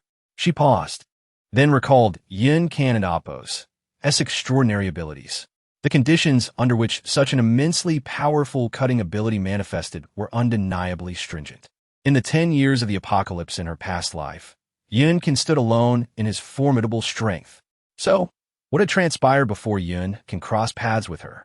Was it that Yun Can's previous isolation was a consequence of the immense pressure he faced now? I don't. Yun Can hesitated, then plopped down onto a chair. "I simply have no desire to sleep." "What of it?" He pointed at Lin He. "You, my lord, do not sleep either." Lin He paused, pondering. "Am I truly unwilling to sleep? It is simply that there is an abundance of matters occupying my mind. Well, have you seen me, slumbering peacefully?" She gazed at Yun Can and inquired, "To speak candidly, do you genuinely feel unwell?" Yun Can sighed. I can scarcely recall what has transpired. I merely feel a sense of restlessness. The more I take, the more agitated I become. Yet, before the small bursts, I feign indifference. Indeed, you have been under considerable strain lately." Lin He gazed at Xiao Yuan, inquiring, "How shall we remedy this?" Xiao Yuan swayed slightly, replying, "It's quite simple. The Administrator Yun Can merely needs to vent his frustrations, perhaps by engaging in a physical tussle with someone." Lin He suggested, "Xiao Yuan blinked innocently, embodying a pure simplicity." Lin He was at a loss for words, urging him to behave normally. "Then, let us embark on a romantic relationship," she suggested. "Scientific research indicates that the dopamine released during love can soothe all afflictions." Upon hearing Xiao Yuan's words, Yun Can's ears instantly flushed crimson. Lin He truly wished to chastise Xiao Yuan. In the current circumstances, to expect him to pursue romance? The base remains unstable, and a horde of zombies is imminent. "Xiao Yuan, you are being utterly unreliable." Xiao Yuan seemed to sense the Lord's wrath, and quickly pleaded for mercy. "My lord, I was wrong." As they burst through the window, all worries would vanish. Yun Can was momentarily taken aback. Would they have to relive this experience? Indeed, for Yun Can, the administrator, possessed a remarkably high psychological resilience. However, it appears you may have, perhaps, forgotten certain matters, which has adversely affected your mental and emotional well-being. Lin He, however, always found Xiao Yuan to be rather unreliable. What if he, again? Lin He did not finish speaking, yet the meaning was abundantly clear. Previously, Yun Can had been caught off guard. Now, at such a critical moment, if Yun Can faltered, it would spell disaster. "If the Lord is willing, we can join together." Join what? Just then, a knock echoed at the conference room door, and Sheng Fengyu entered, holding several lists in his hands. Yun Can glanced at Sheng Fengyu, and indeed, he seemed considerably more composed. Alas, had he genuinely come to rely on Sheng Fengyu for emotional support? How absurd! Xiao Yuan swiftly and succinctly briefed Sheng Fengyu on the situation. Sheng Fengyu was taken aback. "You mean, Yun Can, why didn't an Appos you tell me?" He was genuinely upset, and Yun Can was momentarily stunned. I didn't even realize." Yet soon, warmth enveloped his heart, regardless of the circumstances. Sheng Fengyu was truly a remarkable brother and friend. "I will join as well," Sheng Fengyu declared. I can even assist with hypnosis, using my abilities to help you. Indeed, Shang Fengyu's psychic illusion powers held great promise. Lin He wrapped her fingers on the table. Is 3 hours sufficient after the meeting? She inquired of Xiao Yuan. Xiao Yuan promptly nodded. It is ample, my lord. Now, let us commence the meeting. Lin He is about to discuss the impending zombie tide. In addition to ensuring the integrity of her own base, she must also safeguard the A City base. With the added responsibility, this endeavor transcends a mere simple operation. Chapter 119, National Training Exercise. Commence. Soon, the attendees gathered, filling the entire conference room, including the new administrators, all eagerly gazing at Lin He. Lin He, however, instructed Xiao Yuan to activate the simulator. Everyone, today's meeting is not a joyous occasion, but rather a consolidation of our base and future plans. Lin He pointed at the model of the base projected before them. At this moment, the 4 walls stood devoid of any presence. She tapped her fingers, and in the next instant, countless zombies materialized outside the city. Hiss! Duffy instinctively gasped in shock. Everyone quickly grasped the implications of Lin He's words. Though this was merely a simulation now, in 3 days, it would transform into stark reality. Lin He gazed at everyone, foreseeing the impending onslaught of tens of thousands, perhaps even millions of zombies fervently assaulting our base. Our stronghold would soon face the first wave of the apocalypse, a veritable tide of the undead. As her words hung in the air, all present pursed their lips and exchanged glances, yet no sound emerged. My lord, are our walls sufficiently fortified? Xiao Ruyun was the first to break the silence. As a support-type ability user, although his power level was high, his offensive capabilities were comparable to those of a third-tier attacker. They are indeed robust. Lin He spoke, asserting that even if all the zombies were consciously striving to push the city wall, it would not budge an inch. Xiao Ruyun nodded in agreement, pondering whether the zombies could actually ascend the wall. With a height of 20 meters, the zombies would need to stack themselves 30 or 40 layers high to reach the top, and prior to that, it was reasonable to believe that everyone had already managed to thin their numbers by at least 1 layer. After Lin He finished speaking, Yin can finally open his mouth. The city walls had been equipped with a defense system 2 days prior, effectively ensuring that personnel stationed on the walls could engage zombies from distances of hundreds or even thousands of meters. He glanced at Shang Fengyu, confident that the enforcement team could adeptly manage this situation. Gradually, the sense of fear dissipated among the crowd, especially with so many prominent figures present. Huang Wenyuan then spoke up, expressing her desire to understand what role they could play. The laboratory staff, too, were eager not to remain in the shadows. The significance of a laboratory was self-evident. Administrator Huang, I hope everyone can take measures to protect themselves diligently. Lin He did not grant them this opportunity. Indeed, Administrator Huang, our presence suffices. The construction of our base and the procurement of medicines rely entirely on the laboratory. Precisely, the researchers in the laboratory must not take risks. Huang Wenyao wished to articulate further, but ultimately chose to remain silent. Very well. Lin He gazed at the assembly, declaring that the primary objective of this meeting was to inform everyone that over the next 3 days, we shall engage in a comprehensive training exercise. The focus will be on firearms and battlefield commands, organized in military formations, to establish a guard unit. The projection instantly transformed to reveal a formation of a 5,000-strong guard unit. At least 5,000 individuals shall constitute the guard, while the remaining personnel will be assigned to logistical support and reserves. Lin He called out the names of Yun Kan and Shang Fengyu, designating them as the leader and deputy leader of the guard team. They were tasked with selecting 100 commanders and 500 battalion leaders, responsible for overseeing the entirety of the military training activities. The base would open additional areas for training purposes. Although the final selection would comprise a guard unit of 5,000, a minimum of 10,000 individuals was required to undergo simultaneous training for eventual selection. The process would follow a 2-in-1 approach. Starting tonight, registration would commence, with logistics accommodating up to 3,000 participants. Xiao Ruyun and Chunmei were assigned to oversee this endeavor. Both Xiao Ruyun and Chunmei nodded in agreement. Meanwhile, for the hospital and school sectors, which also fell under logistics, Lin He directly allocated resources without the need for registration. Across the entire battlefield, it was essential to ensure the supply of medical aid and weaponry. Should any area breach its defenses, rapid assistance would be imperative. Lin He continued to elaborate on the matters requiring attention, and the meeting did not conclude until the early hours of 2 o'clock. Subsequently, an emergency notification was dispatched to all individuals via their wristbands. Emergency notification. A zombie tide is imminent. The base will conduct a comprehensive training exercise. We are currently recruiting 3,000 personnel for the logistics team. We urge those without special abilities or supportive powers to enthusiastically enlist. Emergency notification. A zombie tide is imminent. All members of the base are requested to assemble at the designated training areas across each district at 8 o'clock tomorrow morning. Throughout the 7 districts, the leaders remained awake through the night, swiftly demarcating territories with materials. The base has erected numerous structures, yet ample space remains available. In the areas devoid of buildings, square shapes began to emerge on the flat terrain. Water-type ability, users rapidly spread paint across the ground, effectively delineating the designated areas. However, there were not merely 7 zones drawn, but rather 20.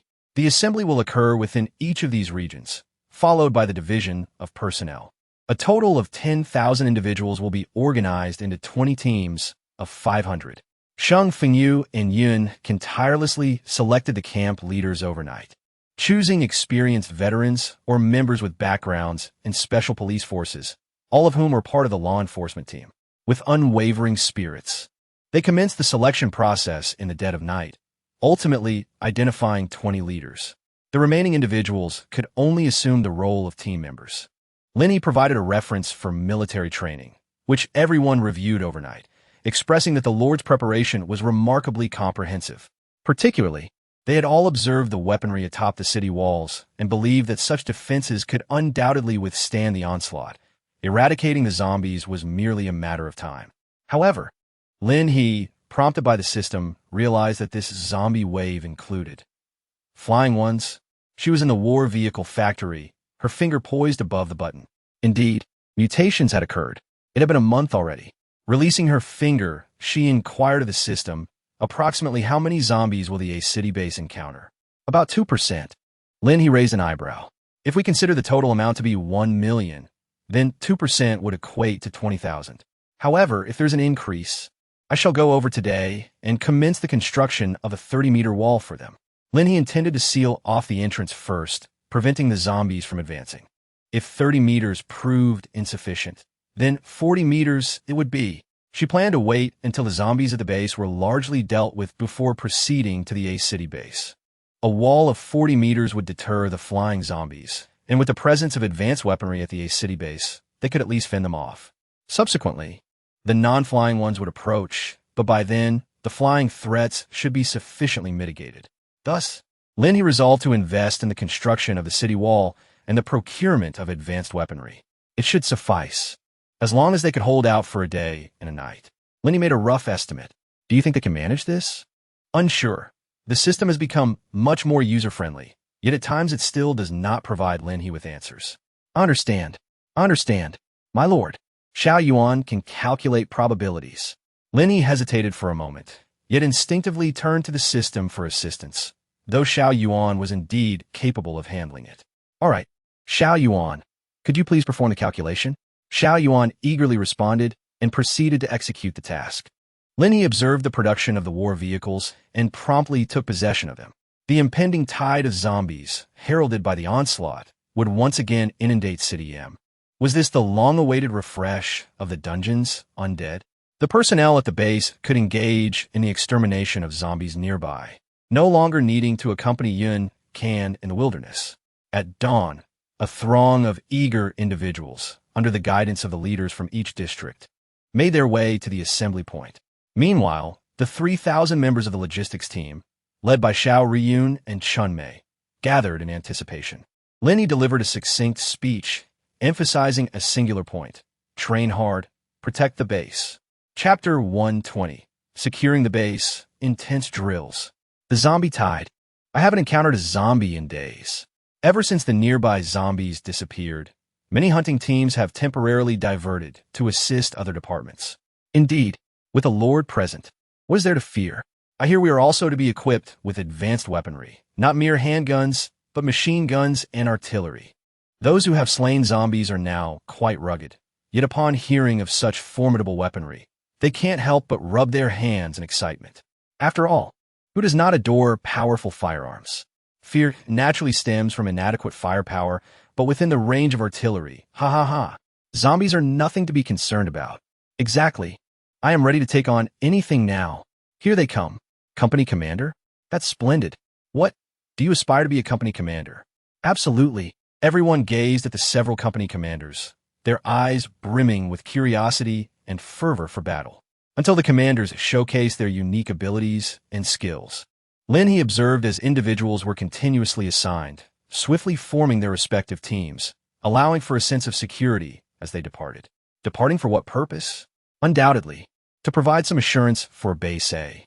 Pei Qinghuan remained oblivious to the trials that awaited him.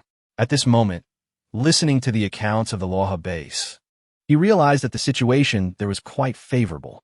Numerous individuals had already established their residences outside the base, while the zombies outside the city walls were unable to breach their defenses.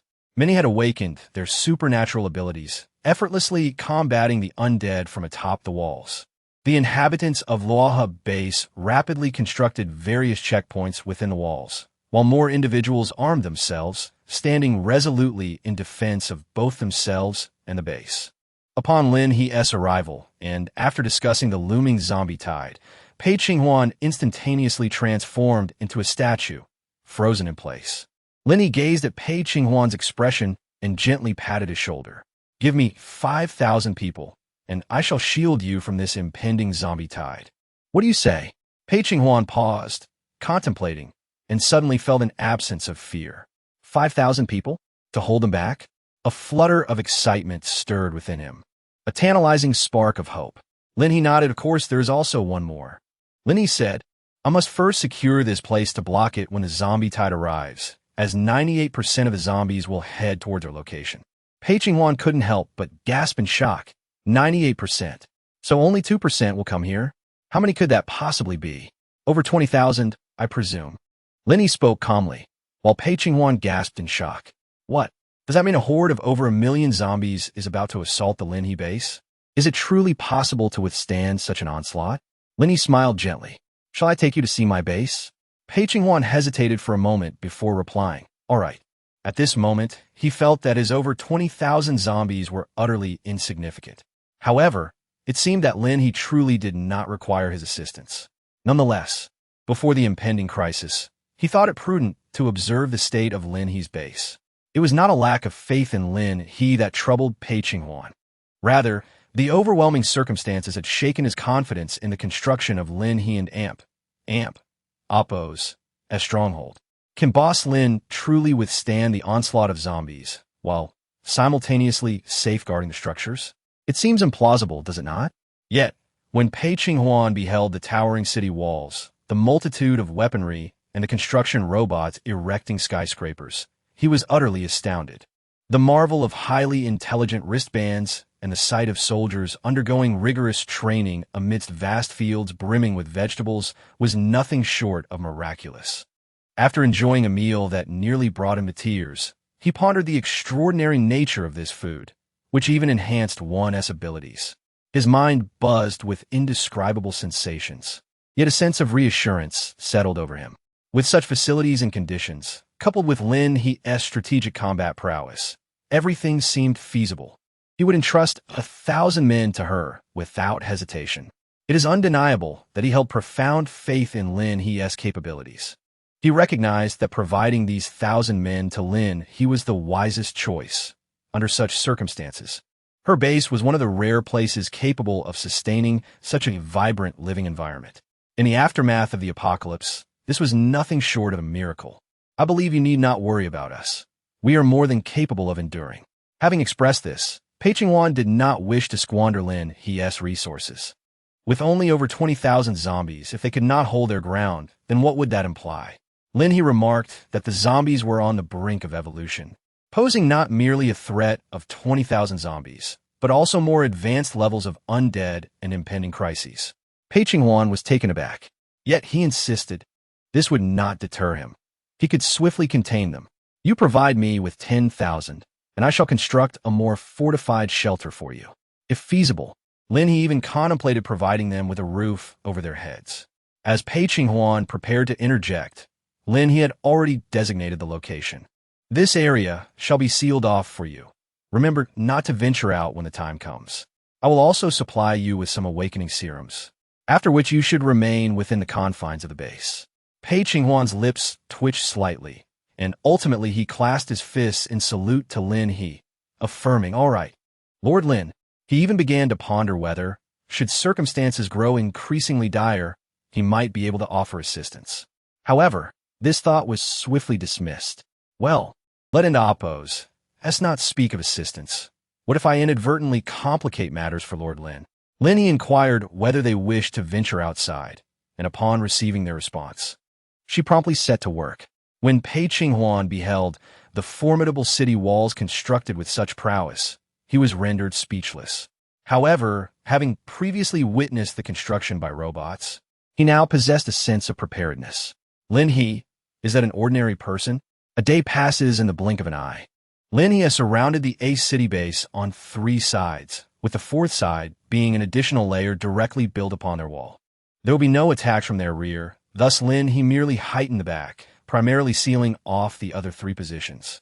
When Pei Qinghuan realized that this could actually be retracted, he couldn't help but give a thumbs up. Boss Lin is impressive, he exclaimed. Myself and the hundreds of thousands at the A city base are all counting on you, Boss Lin. Lin He waved her hand and departed. The high walls now represented not confinement, but a sense of security. After Pei Qinghuan convened a meeting to inform everyone about the impending zombie tide, the inhabitants had resolved to remain indoors for the next few days, steadfastly refusing to venture outside, not even to their doorstep. Pei Qinghuan was prepared to open the warehouse to provide shelter for those without refuge, and he selected the ability users to patrol daily. As for the outside, he could manage the patrols with his own team. The individuals at base.A were undeniably anxious, while the atmosphere at Lin He's base was quite the opposite, vibrant and bustling. The training grounds were alive with fervor, and the shooting range echoed with the sounds of gunfire. The armored vehicle teams maneuvered effortlessly over hills and through valleys, relishing their comfort. High-level players had already ventured out to confront the zombies, while novice players were still honing their skills with firearms and ammunition. Yet, everyone harbored dreams of a promising tomorrow. Lin He had recently leveled up to level 8, with a long journey ahead. She was uncertain whether this zombie tide would provide her the opportunity to advance further. If not, she would simply continue to fight. By the 3rd day of training, just before the zombies arrived, she would be able to elevate the overall abilities of the base. Level 5 was within reach. The chance to mass-produce level 5 or 4 ability users was a golden opportunity for Lin He's base. Chapter 121, Resource Bonanza. Time passed swiftly, and only 5 hours remained before the zombie tide struck. Reports indicated that within a radius of 300 miles from the base, traces of zombies had already been detected. The trained guard teams, having completed their drills, were now engaged in organized activities, having located the zombies. They were approaching. All personnel were on high alert. The air raid siren blared throughout the entire base, a precaution that Lin He had installed in recent days, now put to its intended use. Lin He had been atop the city wall and had naturally witnessed the presence of zombies. At the same time, she received a satellite call from Pei Qinghuan. Lord Lin, there are zombies wandering outside, though not in great numbers, and none capable of flight have appeared yet. Lin He gazed at the projection unleashed by Xiao Yuan, reassured that there was still ample time to spare. The airborne zombies, at most, could soar no higher than 10 meters, currently hovering at a mere level above the ground. It would likely be after the game of stacking zombies that they might have the opportunity to ascend. I harbored no concern for Lord Lin. The towering city walls stood formidable, and with the explosives left behind by Lord Lin, there was little doubt they would serve as an effective barrier. Pei Qinghuan inquired, Lord Lin, how fares your situation? Lin He calmly remarked that the main force was drawing near, and my vanguard had already commenced combat. The armored vehicles were stationed outside, And at this moment, we needed to lure the zombies into 3 separate waves, directing them to various points along the city wall, as gathering them together would only lead to chaos. However, the primary concern was to ensure that many members of the guard felt involved. If the zombies did not venture towards their direction, others would take the initiative to slay them, reaping rewards and collecting crystal nuclei, which was simply unacceptable. All right, I shall take my leave first. Pei Qinghuan was not particularly anxious at this moment. He was flanked by 20,000 ability users. So many. One ability user could easily contend with a single zombie, not to mention the others. He felt an overwhelming sense of prosperity, akin to a nouveau riche who often indulges in fanciful thoughts. That was precisely his state of mind now. Lord Lin, please resolve this quickly. Yunkin had already made his move, and a vast horde of zombies, densely packed, surged towards the sound. Artillery roared to life as Yunkin plunged into the fray, carving out paths amidst the chaos, while behind him, an unending tide of zombies charged forward with reckless abandon. Among them were airborne zombies, and amidst the throng, a frail yet commanding figure, the crying ghost, issued directives, accompanied by a colossal mound of decaying flesh that trembled with each step, causing the ground to quake beneath it. There were also bizarre and grotesque creatures that bore little resemblance to humans. These were formidable challenges. Zombies fell easily beneath the might of the base.A defenders. Without hesitation, Yunkin pivoted and led the zombies away. As a significant number of them followed him, a new sound emerged from another direction. Shang Fengyu stepped forward. All right, let's take the baton. The subsequent wave was directly drawn away by Shang Fengyu and his team. Following him was Xiao Ruyun. Though he was not an offensive ability user, his power level was impressively high, not inferior to Lin He's, making him a valuable asset in leading the charge. Lastly came Zhao Xuanquan and a cohort of administrators. Their capabilities were relatively uniform, primarily bolstered by sufficient weaponry. While they were not the elite within the base, they were undoubtedly formidable enough to handle these zombies. However, they merely followed the path laid out by Yunkin. This triad of waves was destined to continue indefinitely. Lin He took action. She soared into the sky as the thunderous dragon swooped down, dancing beneath the city walls, ever ready to annihilate the zombies. It has arrived. Zombies. It has been 8 centuries since I last encountered a zombie. Allow me to fire the first cannon. I demand the first shot as well. Marvelous. The guards atop the walls were driven to frenzy. Lin He chuckled, observing Yunkin clad in dark attire, dashing and captivating, playfully toying with the zombies as if they were mere pets. She couldn't help but feel a sense of nostalgia. This was indeed a scene she could only witness in dreams during her past life. Splendid. Absolutely splendid. Let's commence. We are within cannon range. In the next moment, boom, boom, boom, boom, boom, boom. The resounding roar of the cannons engulfed the area outside the walls, while Yunkin had already secured a safe position, watching as everyone engaged in a long-range extermination of zombies. It was not yet time for him and the Lord to take action. Shortly thereafter, Shang Fengyu took his position, followed closely by Xiao Ruyun, and, at last, the 3 waves were aligned. Lin He gazed at the frenzied zombies rapidly approaching the city wall when suddenly, Thunder Dragon surged forth. Little zombies, your Grandma Lin has arrived. Thunder Dragon wreaked havoc, devouring all the undead in its path. Before long, 5 crystal cores tumbled down before the guard's formation. Supplies have arrived. The zombies, piled upon one another, were blown away, shattered, and obliterated by supernatural powers.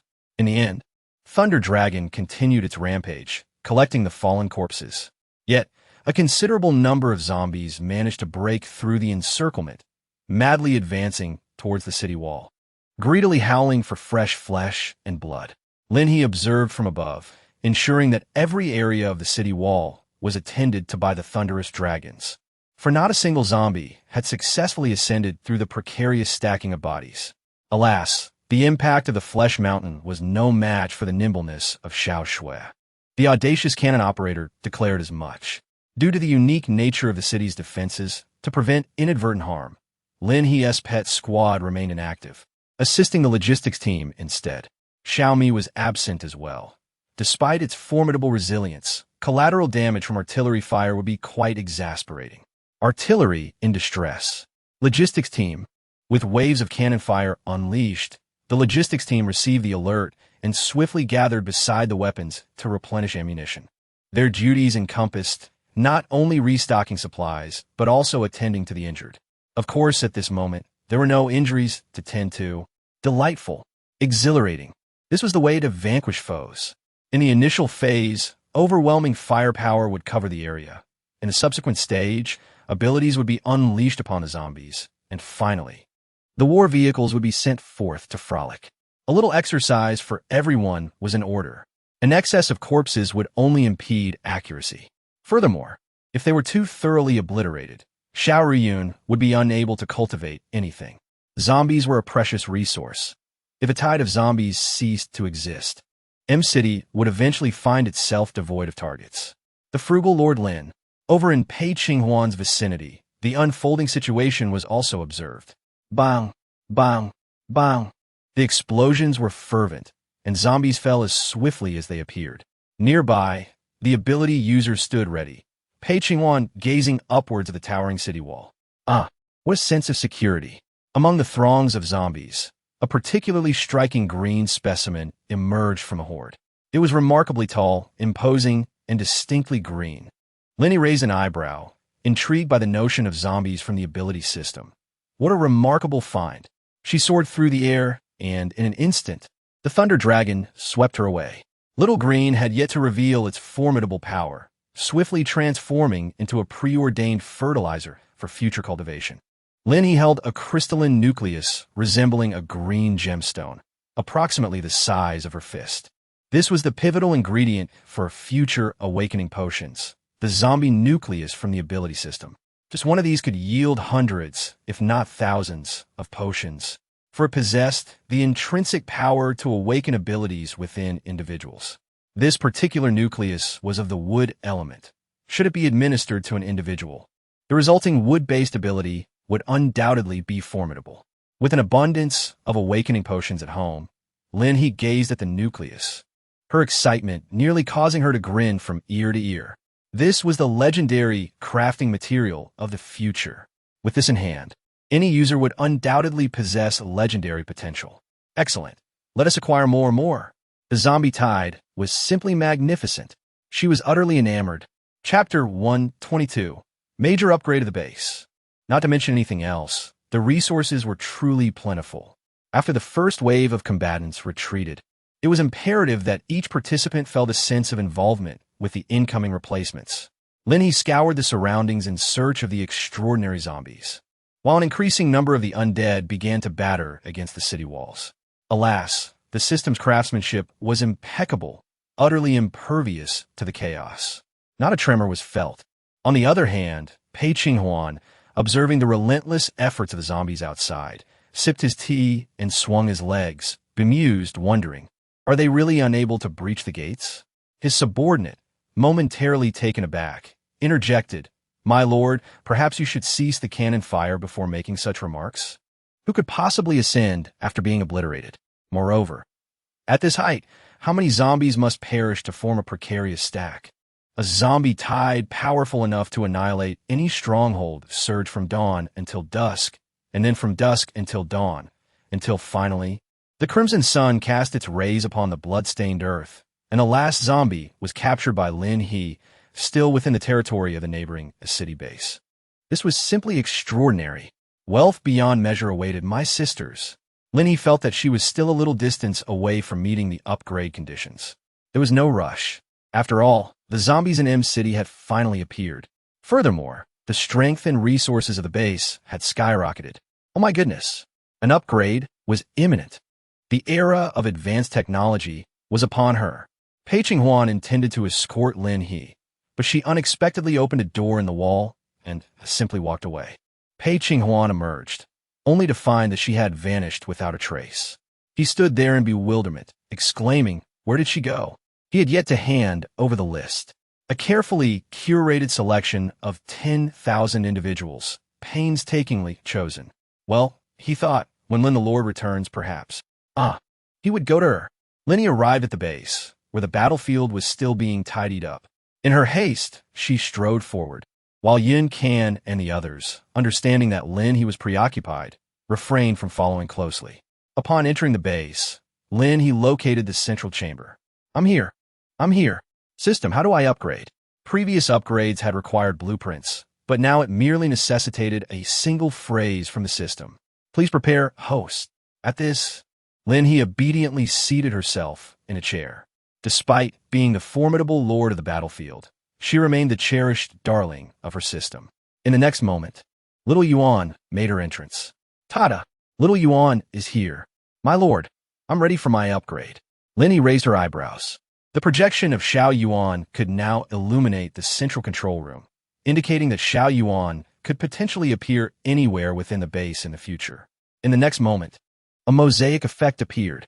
Before her eyes, the chubby figure of Xiao Yuan transformed into an adorable 3-year-old child with elf-like ears. With ice-blue eyes and short white hair, the plump little arms waved excitedly, clad in a blue butler outfit, a sight so endearing it nearly made Lin He swoon. Wow!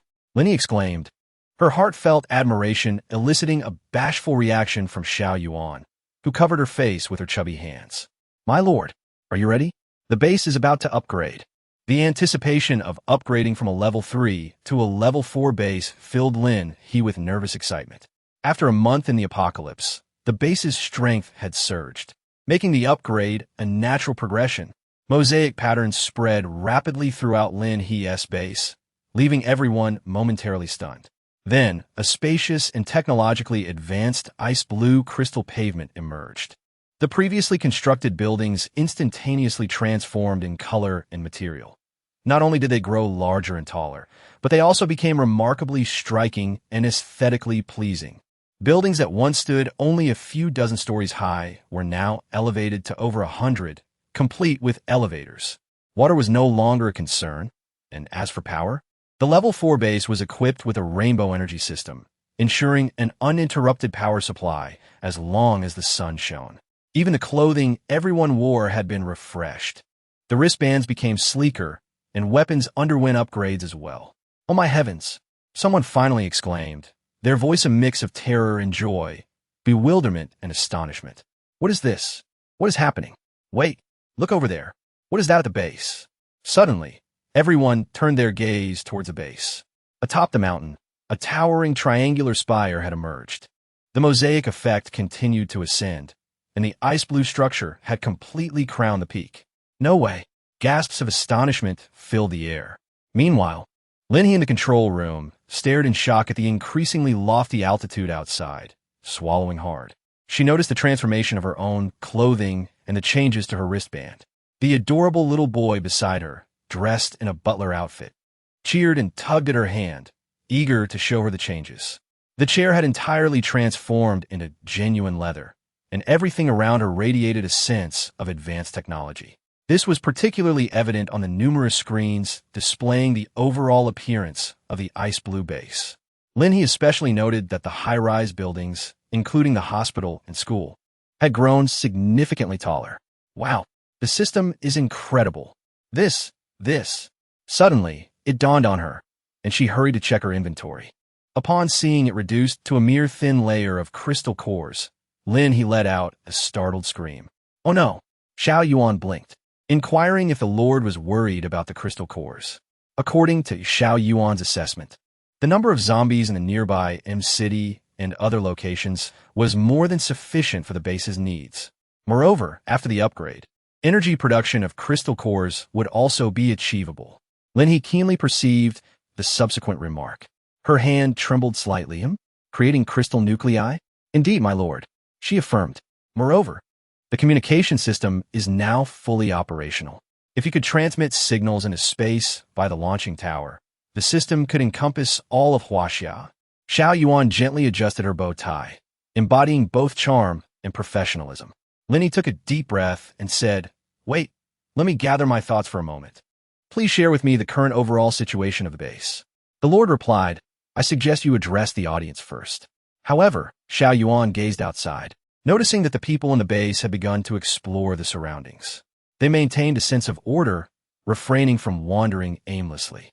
Yet, In light of this circumstance, it seemed rather inappropriate if Lin He did not say a few words. Lin He involuntarily coughed, surprised that the recent upgrade of the base had directly enhanced all the facilities she was constructing. I have something to say.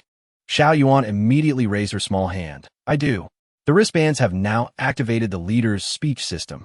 Within the central chamber, a virtual microphone appeared before Lin He, accompanied by camera. Lin He beheld her own reflection on a screen. The visage and voice of the esteemed lord would be projected through the bracelet for all to witness. With great excitement, Xiao Yuan exclaimed, "Please, esteemed lord, deliver the inaugural address for Lin He's base. I am at your service." Lin He paused momentarily, then said, "All right, let us proceed." In the next instant, the wristbands of everyone trembled, and a ripple-like projection emerged from them.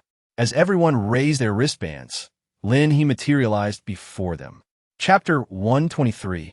After the base upgrade, the Lord. It is indeed the Lord. Curious gazes were fixed upon the projection of Lin He. Lin He spoke, "Esteemed warriors and beloved family members. Our base is undergoing a comprehensive upgrade, an opportunity created by your valiant resistance against the tide of zombies." Her voice resonated powerfully, imbued with fervor, igniting warmth in the hearts of all present. Was it truly because of them? There is no need for panic or fear. Every transformation is veering towards a positive direction. You can witness the changes within the base, the transformations of our structures, and even the evolution of our attire. The fabric is exceptional, and the design is aesthetically pleasing. Indeed, we all don identical garments. These outfits not only prevent penetration from melee weapons, but also shield us from the assaults of the undead, serving as formidable protection for our bodies. Lin He remarked with a smile, "This is a leap in technology. It is also an opportunity for humanity. Outside our base, countless humans still face the threat of zombies. What we can do is to expand our base, creating more places where people can live and thrive. Let us ignite the flame of hope for our kind." I believe many are perplexed as to why such a transformation has occurred within the base. Lin He understood that such a peculiar phenomenon could not be concealed for long. She smiled. This technology does not belong to our level of civilization. It is the greatest compensation the apocalypse has bestowed upon us. As technology advances and abilities evolve, our civilization must also progress. We require more scientists and scholars. And we need countless individuals, a multitude of living forces to continue the construction and enhancement of our base. As for me, I am merely a messenger. Lin He humbly remarked, "Our homeland is our collective home. It cannot be transformed or achieved through the efforts of a solitary individual." Her gaze was filled with gratitude. "It is you who have bestowed upon me this opportunity, granted the base this chance, and offered humanity this hope. The apocalypse is excruciating and more brutal. My brothers and sisters, Lin He base requires more individuals, more possibilities, and above all, hope." Lin He rose to her feet and saluted the over 10,000 individuals gazing at the projection. Instantly, everyone stood at attention, bowing respectfully towards the triangular tower. The development of the base, the light of the apocalypse. "My lord, well done. My lord, we are all here. My lord, let's strive together." Shang Fengyu's eyes glistened slightly with emotion as he spoke. "Forever, we shall follow our lord. Forever follow our lord." Yinkin smiled and proclaimed, "For the salvation of all humanity." The crowd echoed his declaration. To save all humanity. Lin He beheld an individual on the screen, fervent and impassioned. They were benevolent, powerful, with an enterprising spirit. They possessed a profound sense of conscience. This was a member of her base, a warrior of her stronghold. Lin He felt tears welling up in her eyes, her nose tinged with a sharp ache. How wonderful it was, truly. Suddenly, Pei Qinghuan arrived, gazing from a distance at the newly transformed city walls and gates, now towering twice their original height, and at the throngs of people clad in uniform attire bustling in and out. He momentarily stood in a daze. Had he ventured to the wrong place? This was Pei Qinghuan of City A.S. base, the esteemed Lord Pei. The guard stationed at the walls quickly addressed him, and he was soon ushered inside. Once there, he pinched his arm. Ouch! That hurt. Indeed, it was true. Who could explain to him the meticulously planned grounds, the situation, and the unfamiliar small flying devices nearby? Those were automated drones for fertilization and irrigation, specifically designed for this expanse of farmland. The guide beamed as he spoke, informing Lord Pei that if he wished to lease land, this was the place, requiring only minimal operation by the farmers. We even have automatic seeders, he added. Pei Qinghuan felt an awkwardness akin to that of farmers entering a grand marketplace. He nodded obediently, observing the dramatically transformed structures, particularly the comfortable vehicles, the temperate climate, and the swift pace of travel. He arrived at the colossal triangular tower, which had always served as a prominent backdrop in the distance, causing his breath to hitch. Wow! How tall! How grand! At the tower's pinnacle, Lin He was convening a meeting with the administrators. Let's first escort Lord Pei to the guest room for a respite. Following this upgrade, the base had been entirely transformed into this magnificent edifice, boasting a total of 81 floors. Her room and the conference room were situated on the top 3 levels, followed by the laboratories. The laboratories had now become extravagant, each occupying 2 floors, along with a cafeteria, 2-bedroom apartments, a gym, and a library. Each subsequent level below was designated for accommodations. Lin He understood that the primary goal of the base was to expand its population. My intention is for the rooms at the tower's summit to be allocated to the backbone of the base, the pinnacle, serving as Lin He's residence and the highest structure of the base, inherently represented the base itself. Those who could ascend to the pinnacle would undoubtedly have made significant contributions to the base. No one opposed this notion.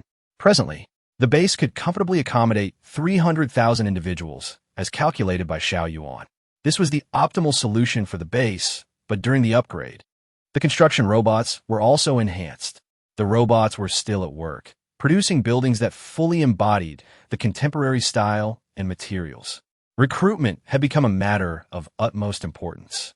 We must provide ample positions to ensure everyone has a place to go and skills to contribute. Lin He was deeply concerned about employment issues.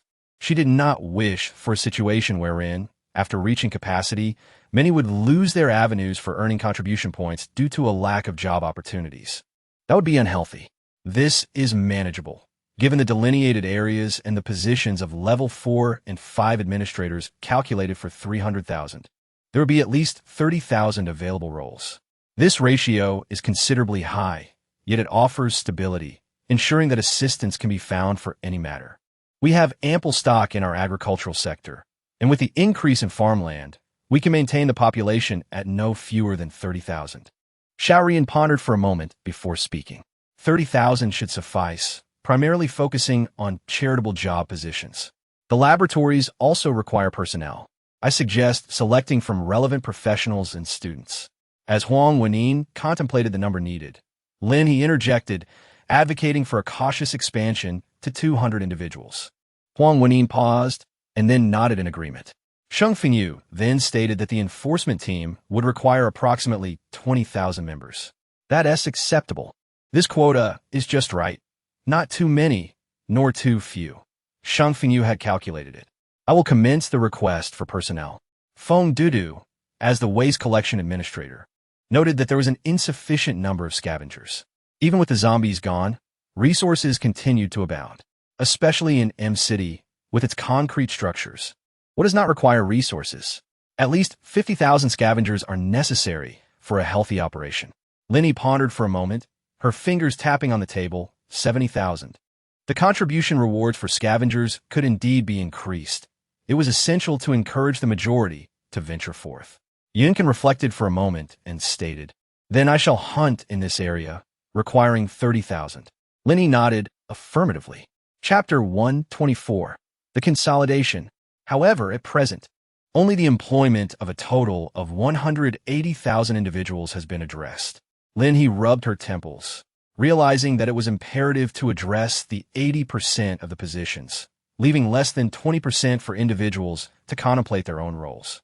The maintenance station and manufacturing plant could be expanded to accommodate 10,000 personnel. Lin Zong spoke, acknowledging that the production segment he is currently overseeing will undoubtedly become bustling in the future. Very well. Lin He nodded. Subsequently, both the hospital and the school expressed their thoughts. With a population of 300,000, the hospital requires at least 10,000 doctors and nurses. The hospital has been constructed into a towering 100-story edifice, filled with vacant rooms and empty floors, emphasizing an overwhelming sense of desolation. Nonetheless, there remains a considerable amount of medical equipment, much of which has been updated and upgraded.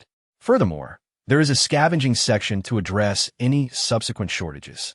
The school now has the capacity to accommodate a large number of students, prompting the principal to deliberate before speaking. My lord, I propose that children under the age of 16 should attend school for their education, the principal stated. Although many teenagers have already become adept in their extraordinary abilities, they are still children and would benefit from interacting with their peers. This would contribute positively to their mental and physical well-being. Lin He understood the principal's intention and nodded. At the age of 16, it was permissible, yet a classification was necessary. Those with abilities and those without should be separated. Sheng Fengyu interjected, suggesting that there should also be restrictions on the use of awakening serums. As for the age limit, 12 years old, Yinkin spoke up, and others pondered, agreeing that this age was indeed appropriate. Elementary students under 12 would diligently study at the base, while those above 12, having developed some sense of values, could cultivate combat awareness and skills at school. Very well, the principal concluded, draft a proposal for me, and we shall finalize these matters today. The meeting extended until noon, and as it adjourned, Lin He invited Pei Qinghuan to lunch. Seated in the opulent dining hall, within a private room, Pei Qinghuan gazed at the sumptuous spread before him, swallowing hard. Meat. Indeed, even the breeding facilities had been upgraded to a fully automated system, requiring only the management of harvest times. Everything was fresh, and tears welled in Pei Qinghuan's eyes from the deliciousness. It's so tasty. It's getting better and better. Only after finishing their meal did Lin He allow Pei Qinghuan to speak. As long as there are no casualties, he remarked. Lin He smiled and spoke. While Pei Qinghuan pondered for a moment before finally saying, Lord Lin He, I wish to. He took a deep breath. Join your base. The smile in Lin He's eyes deepened. Yet she inquired, oh, what does Lord Pei desire? Pei Qinghuan then rose directly, kneeling partially. Lord Lin, I seek nothing for myself. I am aware that only the Lin He base can ensure their survival. Pei Qinghuan gazed at Lin He, his eyes brimming with reverence. Were it not for Lord Lin, I would never have had the opportunity to be here, nor witness such remarkable transformations. Encountering these technologies that belong to a different era, any individual would choose as I have. I am confident that Lord Lin treats everyone with equality, and that is more than sufficient. Lin He smiled at him, remarking that many in his base were doomed. Pei Qinghuan paused for a moment, then nodded, acknowledging that his subordinates understood. Rise and take a seat. We truly need to discuss the current divisions within our base. Our base. Pei Qinghuan felt a surge of emotion and took a seat beside him, ready to listen. Administrator? Levels 1, 2, 3, and 4? Wow, what a novel concept. Such an innovative classification system. If you were to join us, I believe the Household Registration Division would suit you perfectly.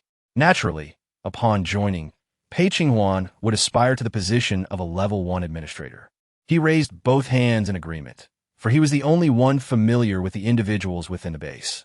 The Household Registration Department held significant importance, including the distribution of wristbands. Come, let me show you around. The wristband production facility is currently located on the 33rd floor. Its unique function necessitates a special level. Lin He had yet to visit the energy manufacturing room, located on the 66th floor. The tower's apex featured 6 elevators facilitating both ascent and descent, neither an excessive number nor a meager one. Their velocity was remarkable. Traversing from over 70 floors to the 33rd took mere seconds, devoid of any jolt. It was a vast expanse. This floor would serve as the future workplace for the Household Registration Department. The screens adorning the walls displayed avatars and names, enabling a clear view of each individual's residence, past endeavors, potential capabilities, and their contributions. Such convenience. This is the manufacturing room. Delicate, lightweight bracelets lay upon the table. Lin He extended her hand, preparing to give a strand of hair. Pei Qinghuan paused in surprise, then quickly plucked a hair from his own head. Here it is. Lin He took over and demonstrated to Pei Qinghuan how to create it. The biological information was bound, and the wristband was generated automatically. Subsequently, Lin He operated the system, and the wristband for the primary administrator of the household registration section, Pei Qinghuan, materialized. In the next moment, all administrators' wristbands vibrated. The household registration department, primary administrator, Pei Qinghuan, everyone gazed at this name, momentarily stunned. They instantly realized that this signified a merger. Even a neighboring lord had become an administrator. Wow, the lord is truly formidable. I will summon someone immediately. Pei Qinghuan was extraordinarily excited, while Lin He smiled at him, suggesting they first gather information on those with questionable character. In Lin He's eyes, there was a hint of indifference, prompting me to take action. Pei Qinghuan, now considerably calmer, recognized the gravity of the situation. Taking a deep breath, he reassured, "Rest assured, my lord." He patted his chest, vowing not to let his lord down. Lin He conversed once more with Pei Qinghuan, solidifying the subsequent steps in their process before allowing him to depart. Upon exiting, Pei Qinghuan would be departing in a war chariot, accompanied by Feng Dedu. Indeed, his scavenging sector appeared to hold the most promising future. He decided to engage early, seizing the opportunity with a hearty laugh. With such a limited number of individuals, one must act swiftly to gain the upper hand, something that even old Zhao could not surpass. Sheng Fengyu and the others remained oblivious to Feng Dudu's intentions. Meanwhile, the zombies in City M had begun to respawn, prompting many members of the hunting teams and enforcement squads to venture out for recreation. After all, the reports indicated a significant reduction in the base's energy core count following the completion of their constructions. Such a decline was hardly indicative of a healthy supply. In contrast, Xiao Riyun remained abundant in resources, as he had not relied on zombie carcasses for his construction efforts. Work. With an anticipated increase in population, it was imperative to toil diligently now to ensure sufficiency for the future. Xiao Riyun brimmed with enthusiasm, envisioning the grand spectacle of managing tens of thousands of people under his command. Exhilarating. From the moment of entry, any individual who had committed murder would be reported by those around them, with rewards for such disclosures. Acts of betrayal, abandonment of comrades, cannibalism, and other heinous crimes would be thoroughly exposed. Moral integrity was paramount. He could not afford to bring trouble to the Lord. Chapter 125, Main Quest. Energy Core Conversion Room.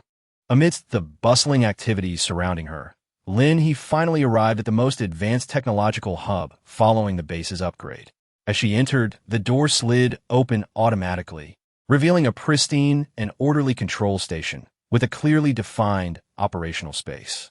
A single, straightforward screen served the purpose of navigation. At that moment, all the energy sources of the base were interconnected with the towering spire. Whether it was food, crystal cores, gasoline, biological energy, or even a zombie virus, all fell within the spectrum of energy.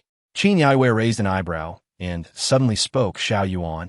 "Is it possible to extract the zombie virus from those infected using this equipment?" Xiao Yuan paused slightly, evidently taken aback by Lin He's inquiry. After a moment's contemplation, it considered the possibility that perhaps the esteemed leader could ascend to a higher level. Lin He understood that just because things are not feasible now does not imply they will remain so in the future. A smile graced her lips as she acknowledged this realization. Seated upon her chair, she commenced the intricate process of utilizing zombie corpses to manufacture crystal cores. She selected 100 bodies, meticulously inputting her choices, and confirmed her selections. Thus, she began her patient wait. Lin He casually activated his wristband to check the group chat. Nowadays, the general group conversations predominantly revolve around reporting the progress of various tasks. Whenever a task reaches completion, the administrators promptly announce it in the main group. Lin He took a glance, and, truth be told, it was not mere boasting. The efficiency of her team at the base was unparalleled. No other base could boast such a fervent and effective workforce, nor such a high degree of accuracy in management. Each district was filled with individuals eager to vie for positions, all of whom had endured the trials of a zombie siege and had grown significantly from the experience. With over 20,000 members from the neighboring base yet to arrive, The seasoned members were naturally motivated to compete for managerial roles. This enthusiastic participation greatly facilitated the work of the administrators. Ding! 50 translucent crystal cores fell from the exit, prompting Lin He to raise an eyebrow. 2 zombie corpses yielded a single crystal core. She picked one up and examined it in her hand. Hiss! It contained more than double the usual energy of a standard core. Incredible! Without further ado, she promptly selected half of all the zombie bodies for conversion. Estimated conversion time: 6 hours. Lin He gazed at the text on the screen, abruptly rising from her chair. Very well. I shall conduct a brief inspection and simultaneously place a call to the Loa base. With her hands clasped behind her back, she stepped outside. 6 hours later, the base was about to flourish once more. Before departing, Lin He activated the system panel. In an instant, her eyes widened in astonishment. The panel had transformed. Lin He base, mission index, 10, blue star civilization level, low 80. What is this? Lin He proceeded, while the other data remained unchanged, with the addition of this enigmatic task index and civilization level. System, what task? After a prolonged silence, the system finally responded. Main quest. Lin He felt her heart racing, and she couldn't amp. Oppose, help but swallow hard. So, my main quest is to guide humanity through the apocalypse and elevate civilization. The system fell silent once more. Lin He took several deep breaths, feeling the weight of disbelief.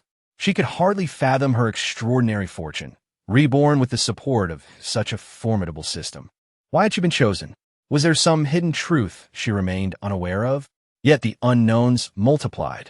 A peculiar sense of illusion enveloped her, making it seem akin to a game, a post-apocalyptic construction game, in which she had already completed 10% of the task progress. Thus, in her endeavor to save humanity, she found herself at the forefront. She patted her cheeks, feeling rather foolish. Here she was, leading the charge, and with the system at her disposal. If she did not assume the role of a leader, would she not be deemed utterly inept? Enough of such thoughts. Loa base. Here I come. While patrolling, Lin He opted for autonomous driving in the vehicle, simultaneously engaged in a phone conversation with Long, the leader of the Loa base. Have you also encountered a minor zombie surge? Lin He raised an eyebrow, experiencing an illusion of heightened difficulty in the game. What are the casualties? With the walls constructed by Lord Lin, we resolved the situation in no time, with only a few sustaining minor injuries. The joy and gratitude were palpable in the response. Lin He let out a sigh of relief. That's good. Is Lord Lin coming to fetch us? We are all ready. Lin He gently stroked her fingers, contemplating that this time, her demands might be somewhat excessive. Since the base could accommodate 300,000 individuals, she intended to fill it to capacity. She was undeterred by the prospect of sustaining such a multitude, as all surrounding resources were at her disposal. Were there insufficient zombies? The base had already commenced research on helicopters, and once a model was created, mass production would follow. Following the merger of the A City base, the laboratory was the first to reach full capacity. When Huang Wenyao arrived with the list, Lin He was astonished to discover the multitude of scientists available through Pei Qinghuan. Thus, with a decisive wave of her hand, she authorized an expansion of the laboratory. With the arrival of scientists dedicated to aircraft research, the base would soon be able to embark on long-distance endeavors. This heralded an exceptionally promising signal, for Lin He is now preparing to construct transportation corridors, engaging in maritime, land, and aerial routes to convey resources and formidable individuals from his base, instilling hope in the people of other bases. The method of exchange remains centered around population, akin to the mercenaries of the pre-apocalyptic era. The hunting squads that are currently honing their skills will, in the future, evolve into soldiers of conquest traversing the lands. Since this endeavor is for the benefit of all humanity, Lin He will not confine his people to City M and the base. Indeed, whatever Lord Lin desires, we shall provide in abundance. Lin He spoke up, expressing her need for individuals with experience in constructing high-speed trains. The Dragon Lord on the opposite side paused momentarily, taken aback by the revelation. Had Lord Lin already embarked on the ambitious project of developing high-speed rail? They were still grappling with basic sustenance. while neighboring Lord Lin had amassed substantial wealth sufficient for such grand undertakings. Lin He possesses blueprints for the high-speed train, yet lacks the requisite personnel to implement them. Even with advanced technology, there is no one capable of executing the plans. Her foremost task is to establish connectivity between her base and the nearby ones. Aside from base.A, she has yet to engage in meaningful discussions with the other bases in the vicinity. Given that even the Law Hub base has recently faced a minor wave of zombies, it stands to reason that the other bases have encountered similar predicaments. After a month of apocalyptic turmoil, the harsh realities of this new world have become increasingly apparent. Her best course of action is to forge alliances as swiftly as possible. While automobiles are no match for high-speed trains, the latter offers superior speed and stability. Yet, it is a task that only she can undertake. With the remnants of the high-speed train infrastructure still present, Lin He plans to lead a team to dismantle the structures in City M and rebuild them anew. Many routes have fallen into disrepair, and reconstructing them seems far more prudent than mere repairs. As long as Lord Lin desires it, we shall provide. Take it. It is yours, Lord Long remarked, eagerly anticipating the day when their bases might unite. Lin He raised an eyebrow and chuckled softly, requesting ample time and opportunity. Lord Long smiled radiantly, exclaiming, "There is indeed an opportunity. We can afford to wait." After hanging up, Lin He gazed out at the splendid scenery of the base, a satisfied smile gracing her lips. With just over a month yielding a 10% advancement, Lin He was confident that with her and the system working in tandem, they would undoubtedly reignite the flame of hope for humanity, rekindling the fire of civilization. Humanity, eternal. Chapter 126. What? Suppressing the virus factor. Lord, are we truly merging with the neighboring base? Pei Qinghuan hastily convened a meeting and began his address, only to be interrupted by an inquisitive interjection. Pei Qinghuan narrowed his eyes and instructed, "From now on, refer to me as Administrator Pei, not Lord." The newcomer pouted slightly in discontent, asking, "Administrator Pei, why should we submit to another base?" Her gentle demeanor and beautiful face were filled with concern, but she questioned whether Lin He, a level 7 ability user, could truly shoulder the responsibilities of their base. The individual in question was a secretary to a former lord, now an anomaly within Pei Qinghuan's management team. Out of respect for others, Pei Qinghuan had refrained from expelling her thus far. She had been attempting to entice Pei Qinghuan for some time, and now, with a mere gesture, he could sense her intentions. Displeased? If so, you may leave. Pei Qinghuan's voice was cold, declaring that this was a decision made for the entire base. Do you wish to contest it? The woman, caught off guard by Pei Qinghuan's sudden assertiveness, felt a bit flustered. Just then, a middle-aged man burst through the door, and upon seeing him, the woman huffed and turned her face away. "Administrator, it is my fault. I will take Xiao Xiu away immediately." However, Pei Qinghuan suddenly squinted his eyes. "Wait." He pulled out a list, glancing between the two individuals. "Strike them off. You too. Do you have any other clandestine relationships? Forget it. Lao Niu, come in." Pei Qinghuan summoned a subordinate from outside. The towering figure of Lao Niu, standing nearly 2 meters tall, entered, pushing the middle-aged man and the woman aside. "Administrator, Lao Junling, Pei Qinghuan's most formidable subordinate, had been on the front lines since the onset of the apocalypse, bearing countless injuries. Though taciturn, his presence was undeniably powerful. Until now, he had been too preoccupied to stand by Pei Qinghuan's side, but that was about to change. Investigate the entirety of their improper relationship and provide me with a list. You two are dismissed from the management team. Do not leave today." Upon hearing this, the two individuals stood in stunned silence. "What do you mean, Administrator?"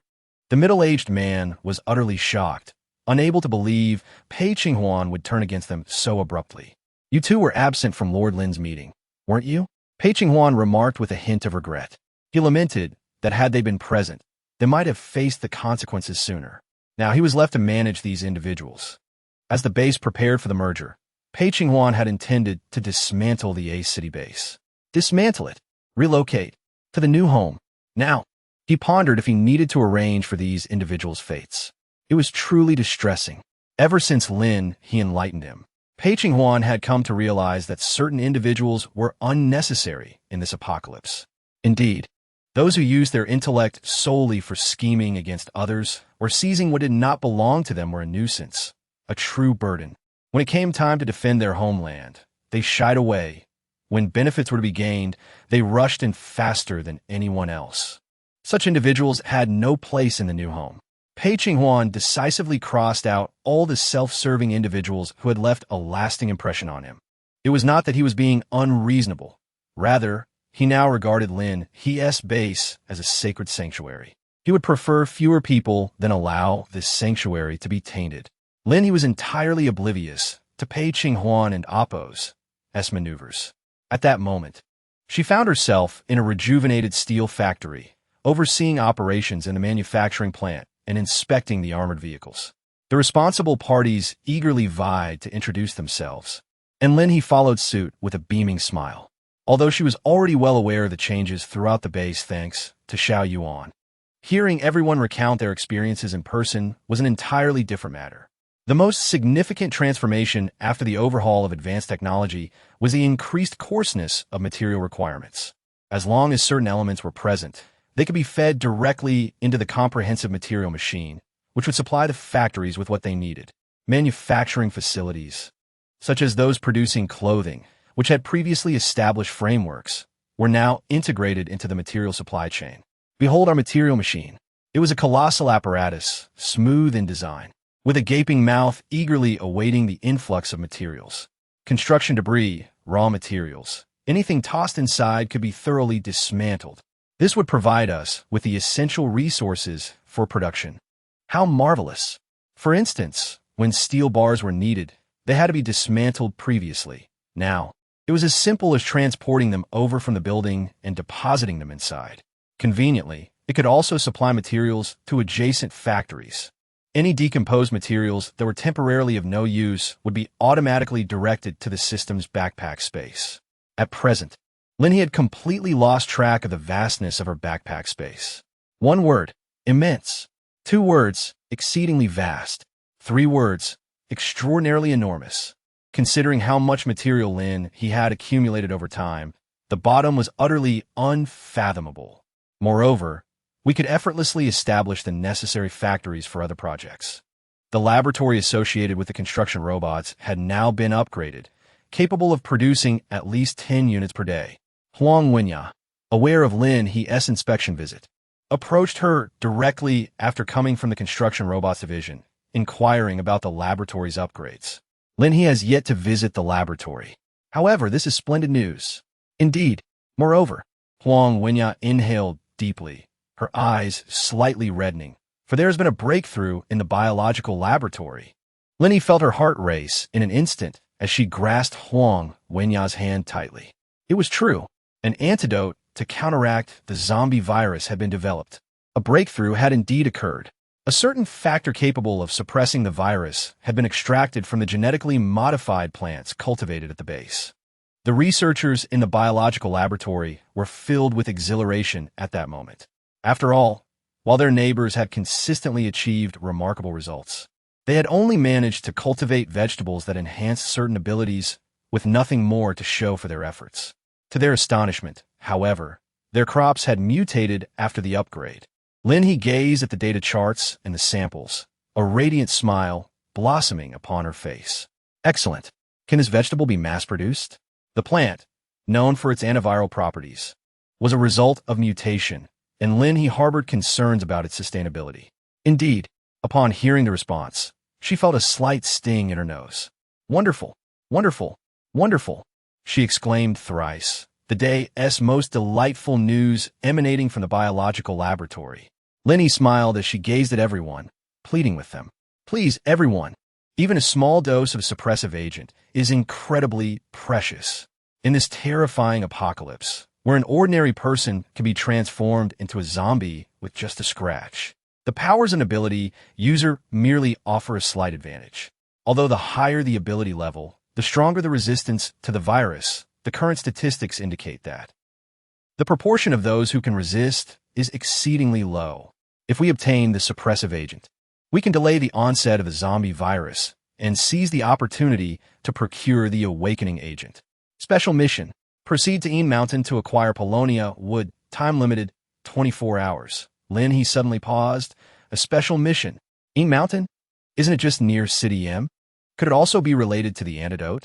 Lin He wasted no time and, after discussing with the researchers, promptly called for assistance. Everyone gather. We have a mission. Chapter 127. The Search for Tung Wood. Shang Fengyu and Yun can successfully assembled, accompanied by a team from the enforcement squad and the hunting team, all bringing their strongest members. Heading to Een Mountain? Excellent. Lin He briefly outlined the task, and the system provided images of the tongue tree. The bracelet can assist in determining whether there are any tongue trees within a 5-kilometer radius. The Een Mountains are profoundly mysterious, and the conditions within remain entirely uncertain. Danger may lurk in any corner. Lin He gazed at them and spoke, "For this mission, we shall operate separately. Your team must diligently safeguard one another. Should any of you sustain injuries or encounter peril, do not hesitate to utilize your medicinal supplies and promptly communicate your need to withdraw. Your lives hold greater value than anything else. Do you understand?" After Lin He finished speaking, everyone nodded in deep agreement. They had all consumed the enhancement potions, and their combat power, now at levels 4 and 5, positioned them as formidable figures in this apocalyptic world. However, the system had issued a specific task regarding Een Mountain. In her previous life, she recalled that the zombies and mutated flora and fauna emerging from Een Mountain were exceedingly powerful. They emerged as the ultimate victors of a gladiatorial arena, the final monarch birthed from the cultivation of goo worms. The depths of the mountains concealed innumerable secrets. They meticulously checked their gear before swiftly gathering on the road, dividing into teams to board the armored vehicles. The vehicles had also undergone upgrades. Their speed now reached an astonishing 2,000 kilometers per hour. At this velocity, they could reach Een Mountain in less than an hour, contingent upon an unobstructed path ahead. The route had long been mapped out on the central hub linked to their vehicles. They set off at full speed. In half an hour, they would undoubtedly arrive. As they departed, the base continued its operations seamlessly, unaffected by Lin He and her companions and Oppo's departure. It was only when the heads of the school and hospital prepared to submit their reports that they noticed, "Oh, the Lord has gone out. Should we wait patiently? Impossible. Hello." Lin He received a phone call. Lin He hung up the phone and immediately noticed the meticulous planning of the two responsible individuals. They had paid attention to nearly every detail and provided Lin He with criteria for selection. After completing her initial screening, she engaged in a discussion with Xiao Yuan about the most suitable parameters, all the while making revisions. Once the adjustments were finalized, they arrived at Yinshan. Lin He disembarked from the war vehicle. The night outside was starkly cold, and the crimson moonlight bathed the deep mountains, resembling a slumbering behemoth. The lurking dangers were not immediately visible, concealed in profound depths. Is everyone ready? Due to the constraints of time, Lin He had to lead everyone forward. All present bowed in unison. "We are prepared." Lin He nodded slightly, then gazed at the Een Mountain. "We require but one thing, known as Polonia wood, preferably uprooted entirely." Lin He stated, "We cannot uproot it entirely. Instead, we should prune the branches and mark the location.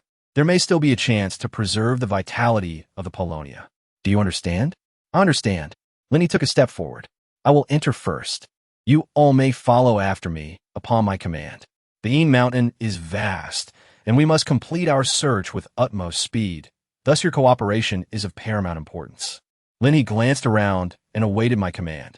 In an instant, she darted into the dense and towering jungle, which swiftly enveloped her figure. Although there was a hint of concern among the others, it was fleeting. After all, in this world, there was no one capable of matching their lord in combat. Lin He sensed numerous peculiar fluctuations, with Xiaomi resting upon her wrist. However, the other two beasts were left behind. Ever since the breeding area upgraded alongside the beast training zone, the two little ones had been assigned to teach the younger ones. After all, they possessed experience, and caring for the young could foster patience. In any case, when the details of the mission were revealed, she decided not to bring them along to the perilous Een Mountain. The depth of the cedar forest was indeed quite profound. She instructed them to set off according to the planned route. Xiao Yuan had meticulously mapped out the course for everyone. All that remained was to traverse it at the swiftest pace to ensure a thorough search of Yin Mountain. Como? The individuals outside receive the command, and Yin can exchange a glance with Shang Fengyu. Be cautious. You too. Ever since Yin, Qin, and Amp, Oppo's, as psychological issues were uncovered, the team had become more vigilant regarding his well-being. Xiao Yuan initiated daily psychological counseling sessions. The efficacy of hypnosis was significantly enhanced when conducted post-counseling. This was a decision made by Lin He. Even if Yin can wish to spare others from inconvenience, he had no choice but to acquiesce. In truth, he felt immense gratitude towards Lin He and Shang Fengyu. They were indeed his family. Yin Can and Shang Fengyu understood the significance of the cedar forest, especially with the promising news from the biological laboratory, now circulating among the management.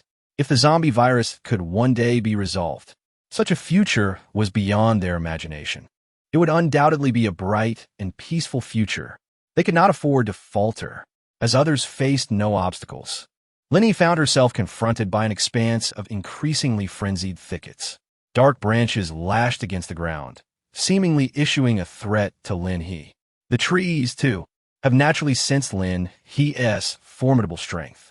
Lin He, unwilling to waste a moment, took flight instantaneously. Make way. The ebony trees in the dense forest continued to lash out. Indeed, they were merely rudimentary mutations, lacking any substantial awareness. Lin He no longer held back. The thunderous dragon rampaged through, and she swiftly charged forward, cleaving apart the dark trees of the dense forest. Thunder, indeed, was utterly unreasonable. Soon, Shang Fengyu and his companions encountered a colossal black bear. It had mutated. Its massive form towered at an astonishing height of 5 to 6 meters. Without a moment's hesitation, they coordinated their attack with decisive action. Shang Fengyu unleashed his extraordinary abilities, rendering the black bear immobile. After severing the bear and Oppo's head, Shang Fengyu and Oppo's eyes suddenly lit up. It appeared that there were similar trees ahead. Could they have found the Polonia so swiftly? A flicker of joy surged within him. Yet when they all converged, the wristbands did not illuminate. These look-alike trees were not the Polonia they sought. Thus, it became evident that there were many deceptive trees within Yin Mountain. This was not promising news. Yunkin was flying at an incredible speed, and anyone who dared confront him faced immediate dismemberment. However, Lin He remained the swiftest of them all. As everyone recognized the resemblance of the trees, the tension heightened. Lin He furrowed her brows, expressing concern that this would be quite time-consuming. Xiao Yuan, is there no way to eliminate those trees? Xiao Yuan sighed and replied, My lord, we require at least one sample of tongue wood. Otherwise, I cannot directly pinpoint it. Indeed, without a sample, we cannot extract the biological genes, making it impossible for Xiao Yuan to discern it. For now, we must rely solely on appearances for identification. It's all right. We still have over 10 hours. Lin He took a deep breath, resolute in her belief that she would uncover the truth. Given the urgency of the task assigned to her, it was evident that Tongmu was likely to vanish shortly thereafter. She swiftly scanned her surroundings, refusing to pause unless she encountered something extraordinary. It was then that she spotted a large pit emanating a faint yellow glow. She hurried closer and discovered countless unconscious mutated creatures meandering around a tree that radiated the same yellow light. It was Tongmu. Chapter 128. Tongmu acquired. Fears unveiled. These mutated beings, akin to soulless husks, were irresistibly drawn to Tongmu, perpetually wandering in its presence. Lin He was filled with joy, yet remained cautious. This substance possesses the ability to induce hallucinatory experiences. Lin He felt a surge of joy, exclaiming, It's of no use to me. Without hesitation, she dashed inside and soared to Tongmu's side. The moment her palm made contact, a flurry of images flashed before her eyes. A vast tide of zombies. They had overrun Dragon City, and there she stood at the highest point of Dragon City, utterly distraught. Lin He was momentarily taken aback. Wait, that's not right. She had passed away long ago. How could she possibly be in Dragon City? From her current perspective, it felt akin to an omniscient vantage point. Yet, She beheld someone emerging from behind her, brandishing a knife. Instantly, her breath caught in her throat.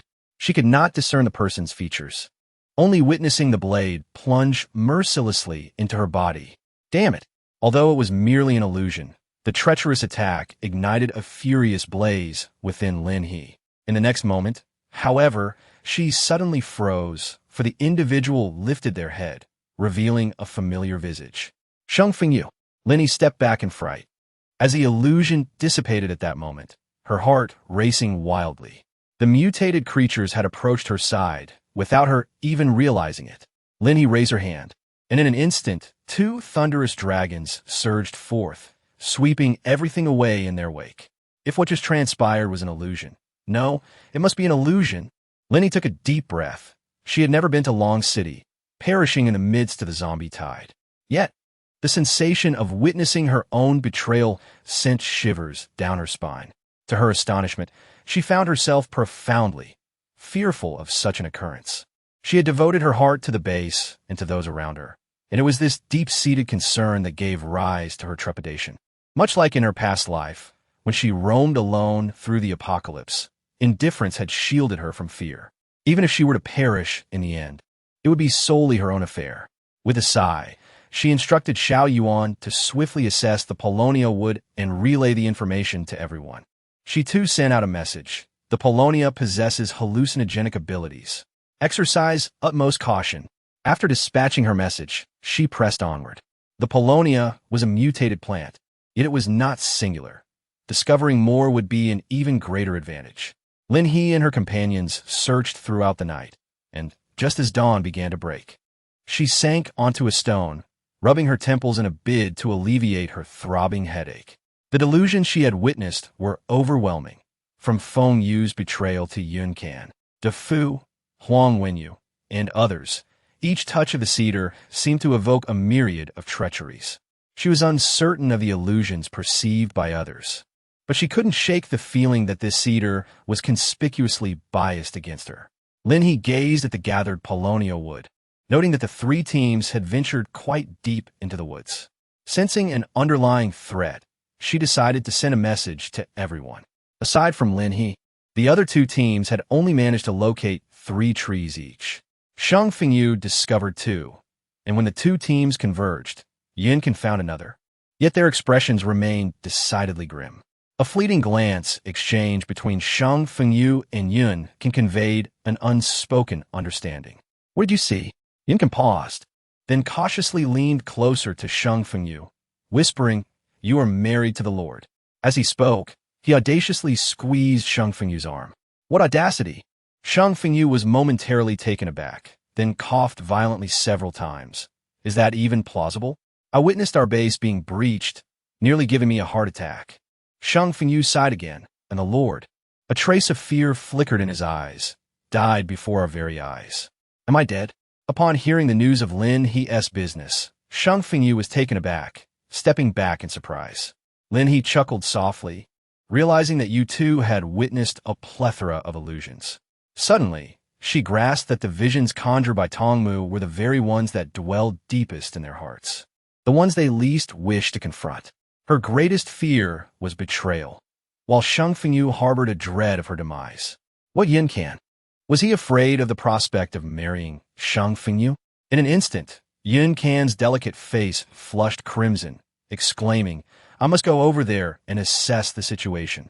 Unbeknownst to him, Lin He stood right beside him. Tongmu was escorted to the biological laboratory, where on the same day, they identified a potent factor that provoked a strong reaction to the corpse virus, absorption domination. When the news reached Lin He, she was engaged in conversation with Pei Qinghuan. "My lord, it's not that I'm complaining, but 18,000 is quite a considerable number."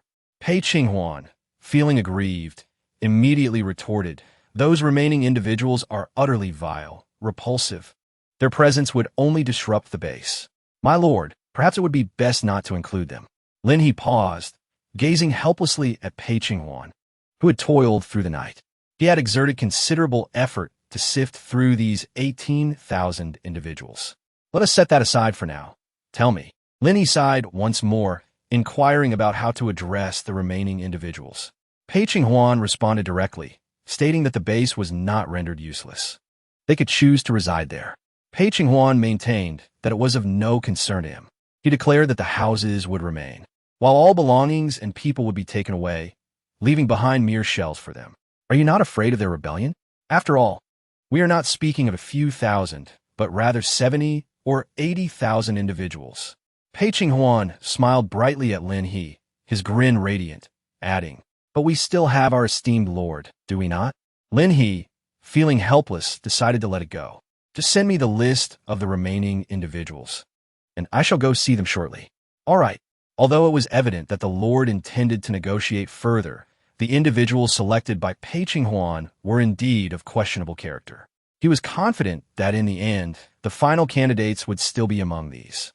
Lin He hung up the phone and glanced at the report from the biology laboratory. Was the report ready so soon?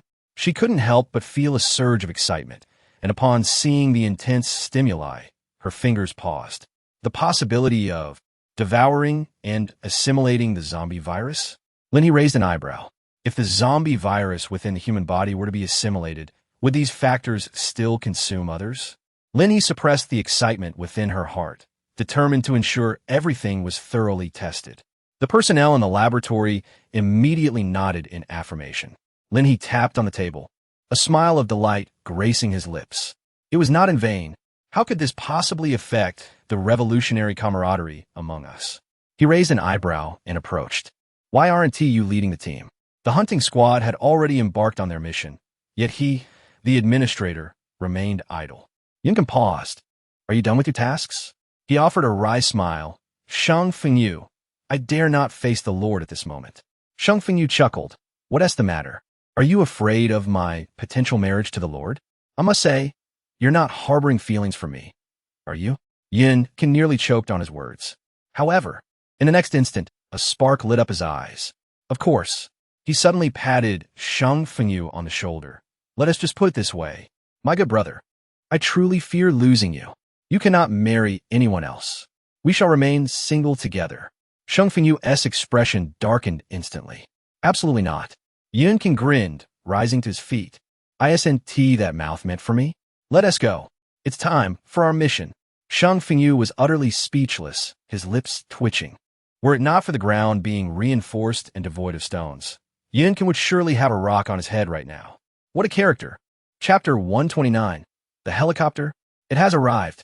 Yun busied himself, and Shang Fengyu did not linger any longer. Lin He has already arrived at base.A.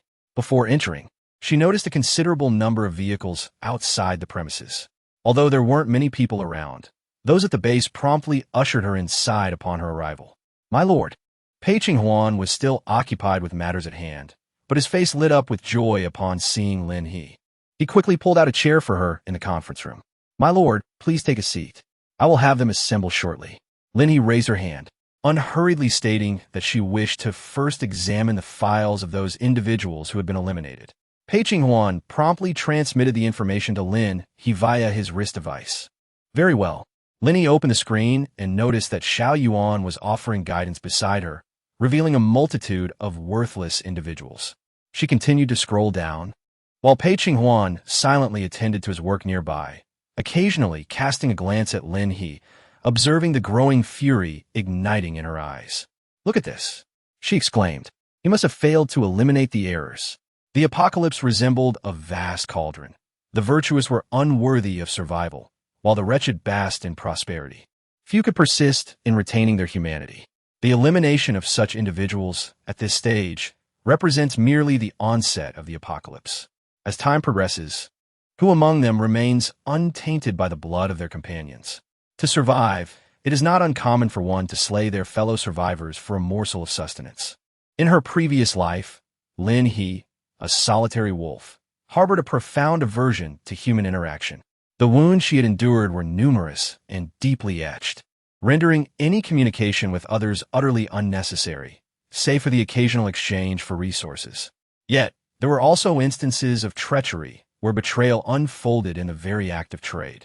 She never managed to establish a long-term connection with any of her trading partners.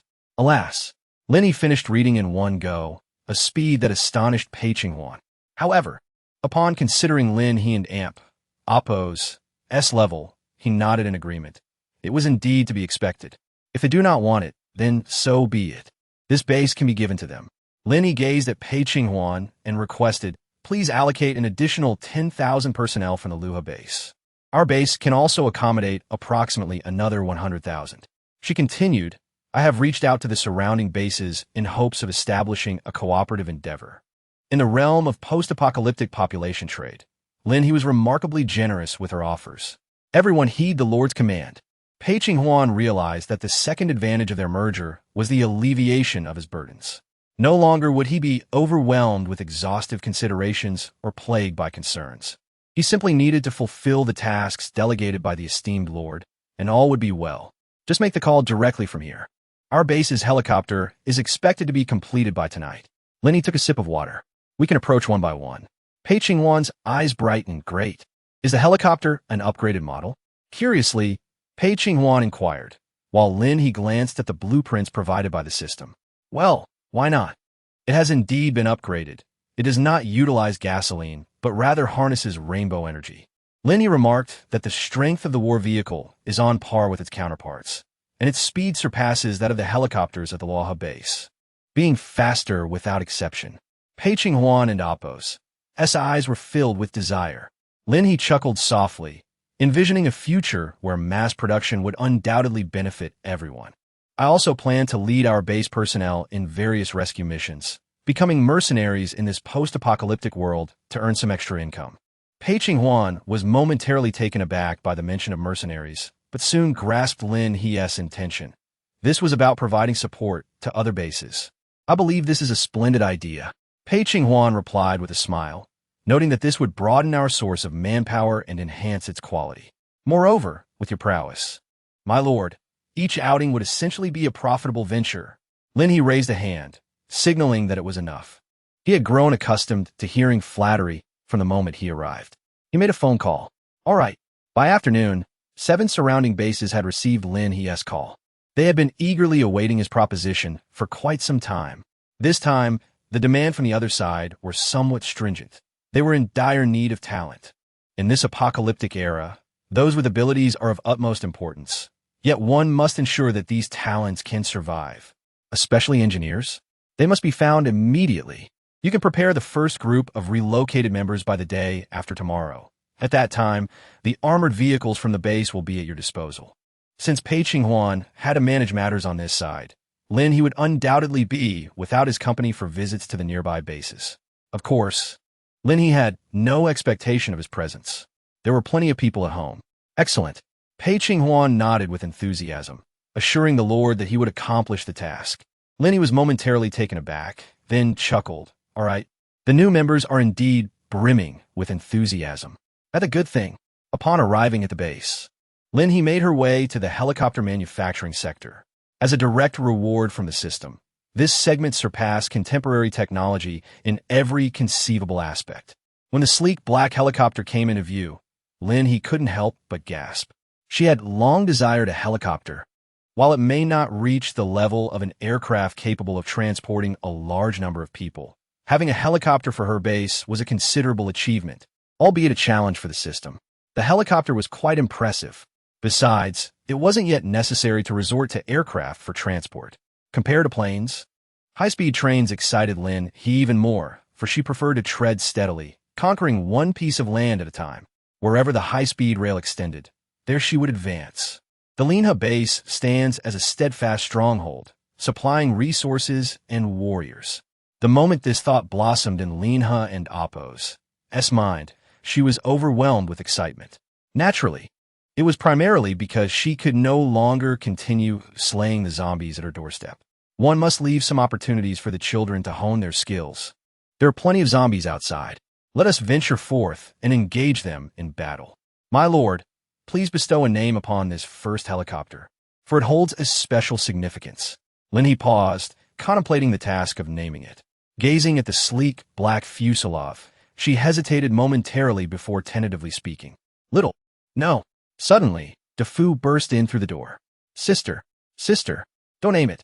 Let Xiao Yuan do it instead. Just as DeFu arrived, he overheard Lin He referring to it as Little. There are simply too many little names in our family, sister. Besides, with such an imposing helicopter, it surely cannot start with little. Can it? Lin He paused for a moment, then replied, that works as well. Xiao Yuan chimed in, my lord, let's name it. It's merely a helicopter, and little helicopter sounds quite pleasant. Lin He raised her chin to indicate her concurrence. Suddenly, a sound akin to a thud resonated in the vicinity. Lin He turned her gaze to see a staff member struggling to rise, feigning that he had not just been kneeling. Indeed, such a formidable helicopter could not ascend in such a manner. Lin He pondered for a moment and decided to name the first aircraft Xian, as it began with the character Xian. Instantly, those present raised their hands in unison, erupting into enthusiastic applause. Lin He casually seized a Fu, exclaiming that it was fortuitous he had arrived just in time. She requested his companionship for an evening mission and asked him to impart his knowledge of flying an aircraft. After Lin He finished speaking, the staff members exchanged glances, and ultimately, a tall, slender girl wearing glasses stepped forward. My lord, I shall be your guide. Lin He smiled gently. Indeed, she could not pilot a helicopter. In her previous life, she could not afford it, and in this life, even after having the opportunity, she had not taken the time to learn. Among the current staff, only the young lady before her possessed the skill to fly an aircraft. Her name was Gun Yin. Once the daughter of a wealthy merchant, she had, after the apocalypse, relied on her experience and capabilities to ascend to her current position. Little did she anticipate that the base would present her with an opportunity to showcase her helicopter piloting skills. Lin He held a deep admiration for the young girl. Not to mention her other qualities, it was her tenacity that truly resonated with her, so reminiscent of herself. Chapter 130. The Encyclopedia and the Base Project. Lin He learned swiftly. As Xian circled above the base, everyone gazed excitedly at the night sky. This was it, the aircraft of the base. A helicopter crafted by the base itself. Lin He swiftly descended, gazing at the brand-new helicopter, her heart filled with joy. Indeed, Xiao Yuan has successfully developed the Base Encyclopedia app. From the past, through the present, to the future, every transformation and initiative of the base is documented within. Each section's management personnel possess their own accounts, which they utilize to publish their task objectives on the encyclopedia. Moreover, it is accessible to all base members, allowing a greater number of individuals to discern the forthcoming undertakings and preparations. For instance, the most significant matter at hand is undoubtedly the merger of the bases. Naturally, everyone is aware that there will be ample work to be done regarding personnel arrangements. However, they remain oblivious to projects such as high-speed rail construction. My itinerary can also be made public. Xiao Yuan, you may manage my account. DeFu has already gathered personnel over there, emphasizing efficiency. This marks Sister Lin He's inaugural mission with her. What will she accomplish? Who knows? In any case, it is delightful just to be along for the ride. All right, everyone, let us board. It is time to embark. Lin He brought only a few individuals along, primarily 2 secretaries and, oh no, a mascot. With the addition of Xiao Yuan, that was more than sufficient. Splendid. DeFu joyfully approached, accompanied by 2 young ladies. Both hailed from secretarial backgrounds and were adept at managing administrative matters with remarkable ease. The leader was set to negotiate population affairs at a nearby base. Wow, look at this. The despair app rapidly attracted more individuals who found themselves with time to spare. They marveled at everything within despair, particularly the developments in high-speed rail construction and the mercenary program. However, my primary interest lies in the classification of abilities for those under 16. Finally, we can send the children to school. Indeed, the matter concerning the children seems to be on the verge of resolution.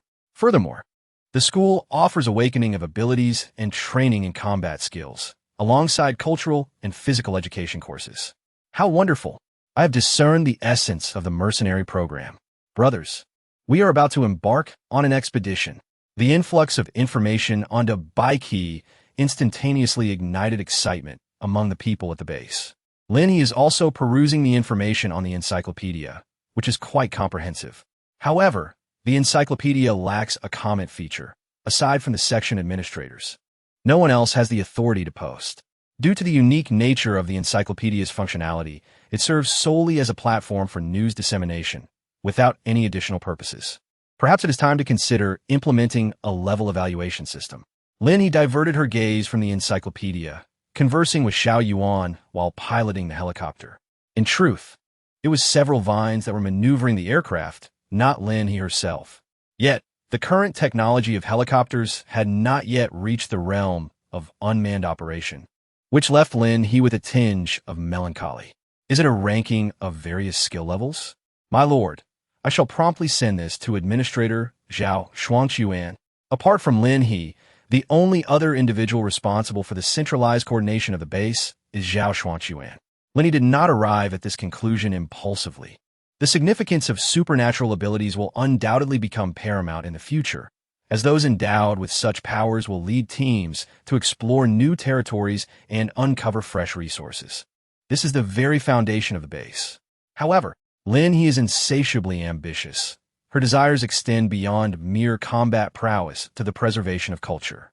Much like the mastery of the guzheng and piano, which were once esteemed achievements before the apocalypse, such artistic talents must endure through time.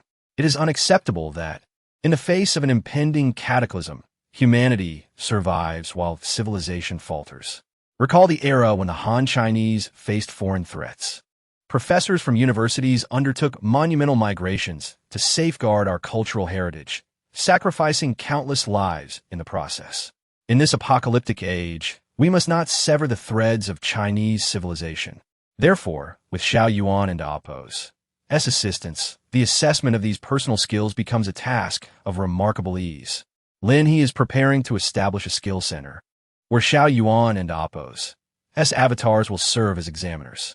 From culture to daily life, from combat to logistics, there exists a multitude of trades and skills, 360 of them. Any skill exceeding level 8 will be rewarded.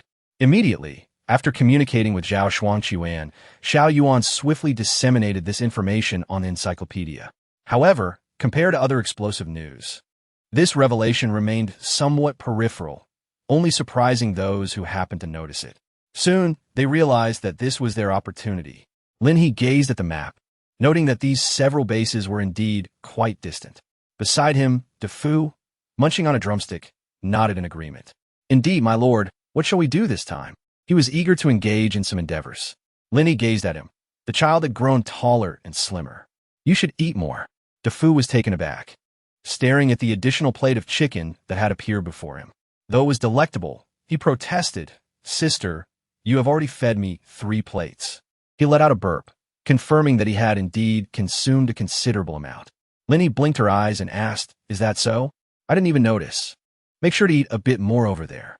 Lin He smiled gently, explaining that their lord could not venture out alone, so they would accompany her without the need for excessive effort.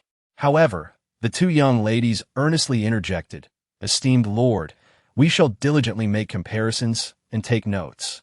Both hailed from an accounting background, and although their lord had insisted that no trouble was necessary, in their eyes, it was their duty to do so.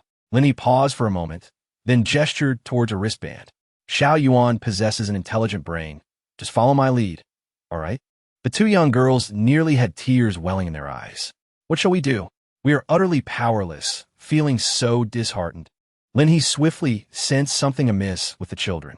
She paused for a moment, considering that Xiao Yuan might be experiencing poor signal reception. You may want to take note. Just in case Xiao Yuan falters, at least he will still be here. The 2 young girls immediately patted their chests, their faces brimming with determination.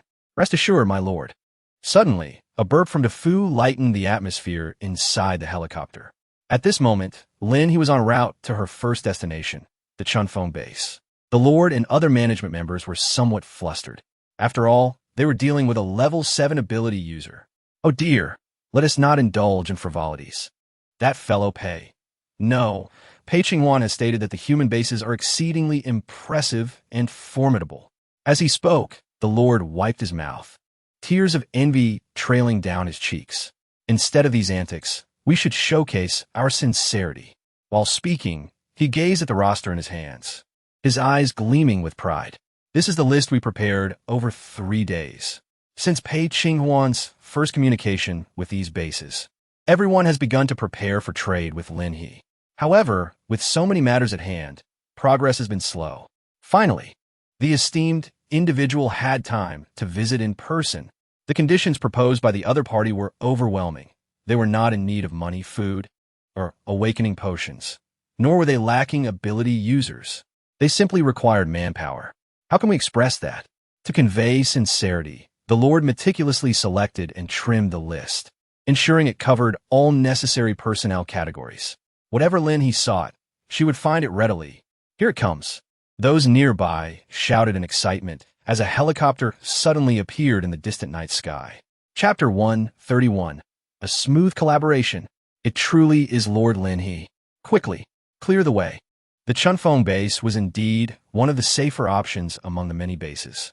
Its geographical advantages meant fewer zombies, ample supplies, and most residents hailed from the neighboring towns and villages. Relying on these geographical conditions, it had managed to survive even without particularly superior constructions. This base was among the few unofficial bases in the vicinity. As the helicopter descended, Lin He alighted with her entourage, promptly storing the helicopter away. Such a feat demonstrated her spatial abilities. The Lord of Chunfeng base hurriedly approached, exclaiming, "Lord Lin, welcome. Your arrival truly elevates the prestige of Chunfeng base."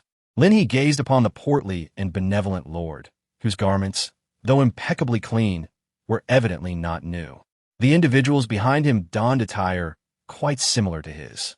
Although the base was not awash with light, the flickering flames of campfires and oil lamps illuminated portions of the surroundings. Particularly at the entrance, a considerable number of torches had been lit, casting a warm glow over the area. It was clear that great care had been taken, devoid of any self-serving motives. Truly, it was commendable. The Lord hastily introduced himself. Lin He nodded, indicating there was no need for formalities. She had come to discuss business with them. No sooner had she spoken than Lord Cheng produced a list. "Please review, Lord Lin. This is our list."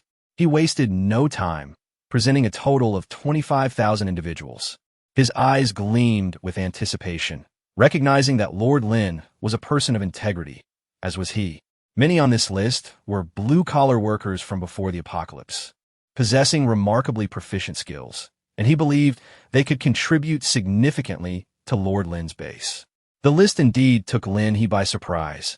As she examined it, she noticed the anxious expressions of Lord Cheng and the management team behind him. They clutched their clothing, their eyes filled with hope and longing. Their sincerity regarding this transaction was abundantly clear. Lin He smiled. "That's agreeable." She accepted the list of 25,000 individuals. "As for what the leader will exchange, it can be discussed at this moment. Do you have a warehouse?" With a gentle smile, she added, "I can provide it to you right now." Lin He ventured out to engage in business, yet she did so with the goods in tow. This earnest approach to forging friendships and conducting transactions allowed her to settle their payments on the spot. It was a gesture of profound respect toward them, and moreover, a tribute to life itself. After all, for a base housing tens of thousands, the loss of supplies for even a single day could result in countless lives lost. Oh heavens! Chung Sinny was on the verge of tears. After recovering from her astonishment, she quickly turned away, her steps somewhat unsteady, filled with urgency and joy. "Hurry, find the warehouse. My lord, preparations have already been made." At this moment, Lin He raised her hand, the vine entwined with Chung Sinny, urging her to slow down. Not to rush.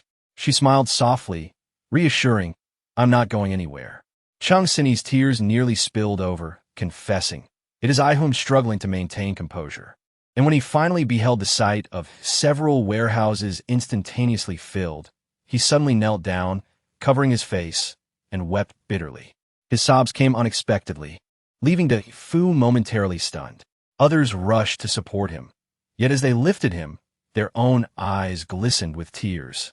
It was only then that Lin He and the others realized that Chung Sinny was, in fact, the owner of a prominent enterprise, renowned as a paragon of kindness throughout the years. It was his exceptional character that had initially enabled the establishment of the base. However, most of his family perished on the day the apocalypse descended. Now, Chung Sinny has but one daughter who remains alive. At this moment, Witnessing the assurance of sustenance and necessities for the base's future, the Lord could no longer bear the weight of his grief and fell to his knees, weeping bitterly. Lin He also spotted the young lady. She hurriedly grasped a torch and rushed over, witnessing her father weeping inconsolably, as well as a warehouse brimming with supplies. Her eyes welled with tears. "Dad!" In a moment of disorientation, her father, upon hearing his daughter's voice, sobbed, "My child, why have you come?" He hastily attempted to wipe away his tears, fearing that his daughter might notice. The girl, with reddened eyes, replied, "Dad, I've seen everything." She called upon the other uncles to assist her father in standing. Then she knelt before Lin He. This unexpected act left Lin He momentarily stunned, as Tung Man quickly supported the girl, saying, "There is no need for this." However, the girl insisted, "Lord Lin, this kneeling is not merely to express gratitude for my father, but also to thank you on behalf of the tens of thousands in the base. You are a truly benevolent person. Thank you." Upon hearing these words, others nearby also knelt down. Meanwhile, from the streets and alleys, a multitude of people emerged.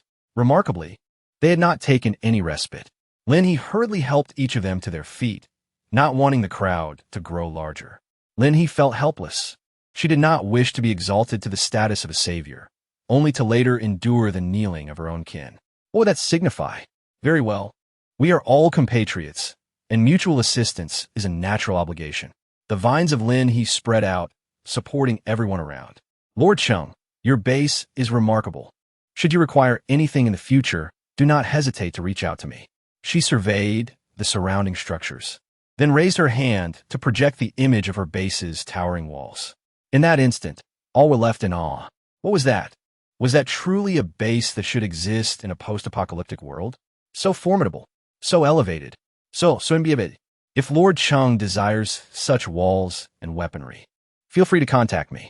At that moment, Chung Sini quickly wiped away her tears, yet she inquired, "But, Lord Lin, do you only require people?"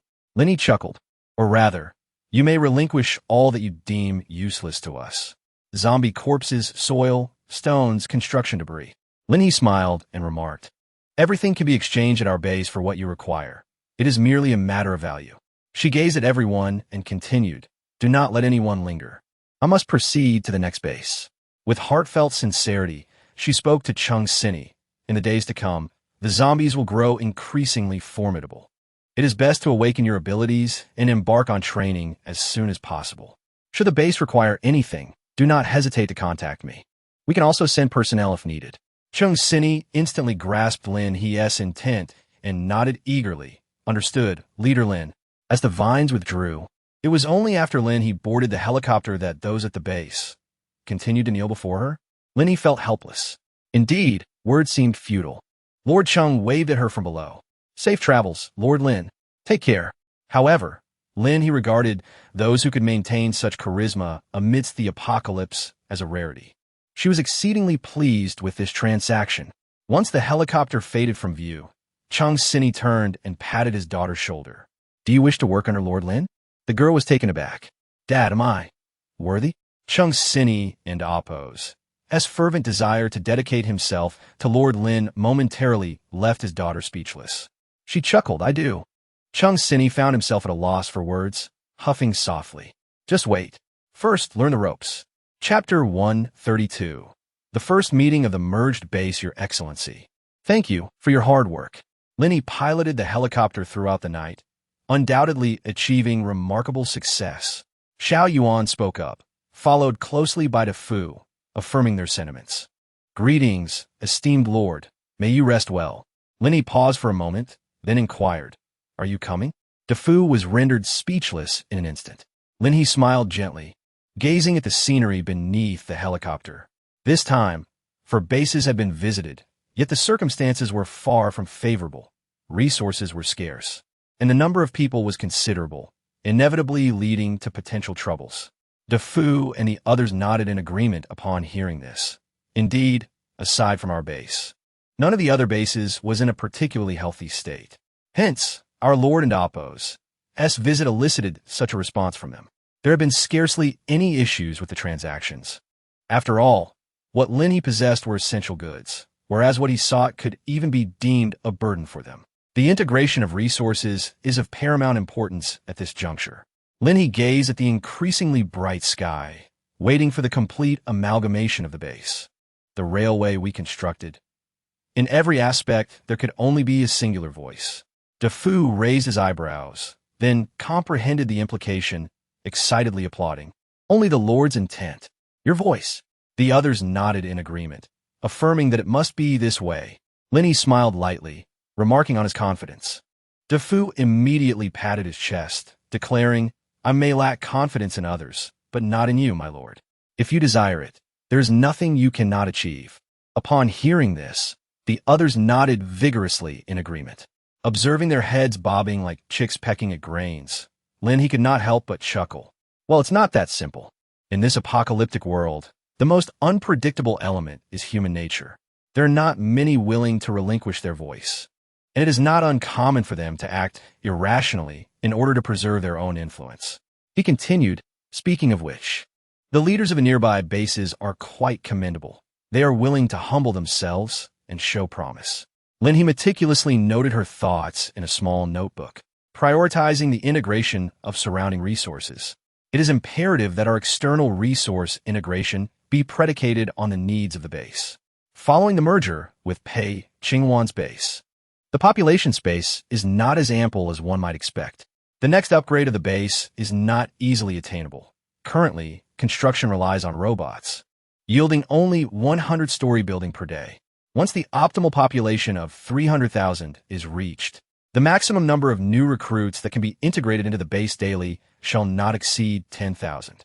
Should we conduct selections within the base or establish direct communication with Administrator Pei? Defu and Amp. Oppo's impression of Pei Qinghuan as a social butterfly is not unfounded.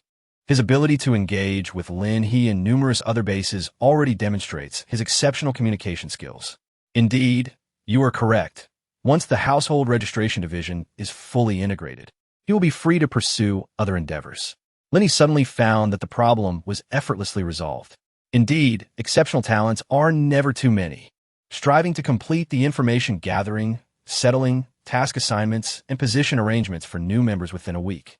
It is preferable to prioritize individuals with combat experience who can actively engage in external confrontations, particularly those capable of awakening their abilities. Once these matters were broached, the conversation flowed incessantly. As Lin He spoke, Xiao Yuan diligently took notes. Defu and the others sat obediently, anxious not to disrupt their leader's contemplation. Approaching the base, Lin He brought the helicopter to a halt and promptly convened a meeting. Pei Qinghuan was still at the adjacent base, finalizing the order of operations. Thus Lin He directly invited him to participate in a video conference. One could only imagine Pei Qinghuan's exhilaration at the prospect of once again holding a video conference a month into the apocalypse.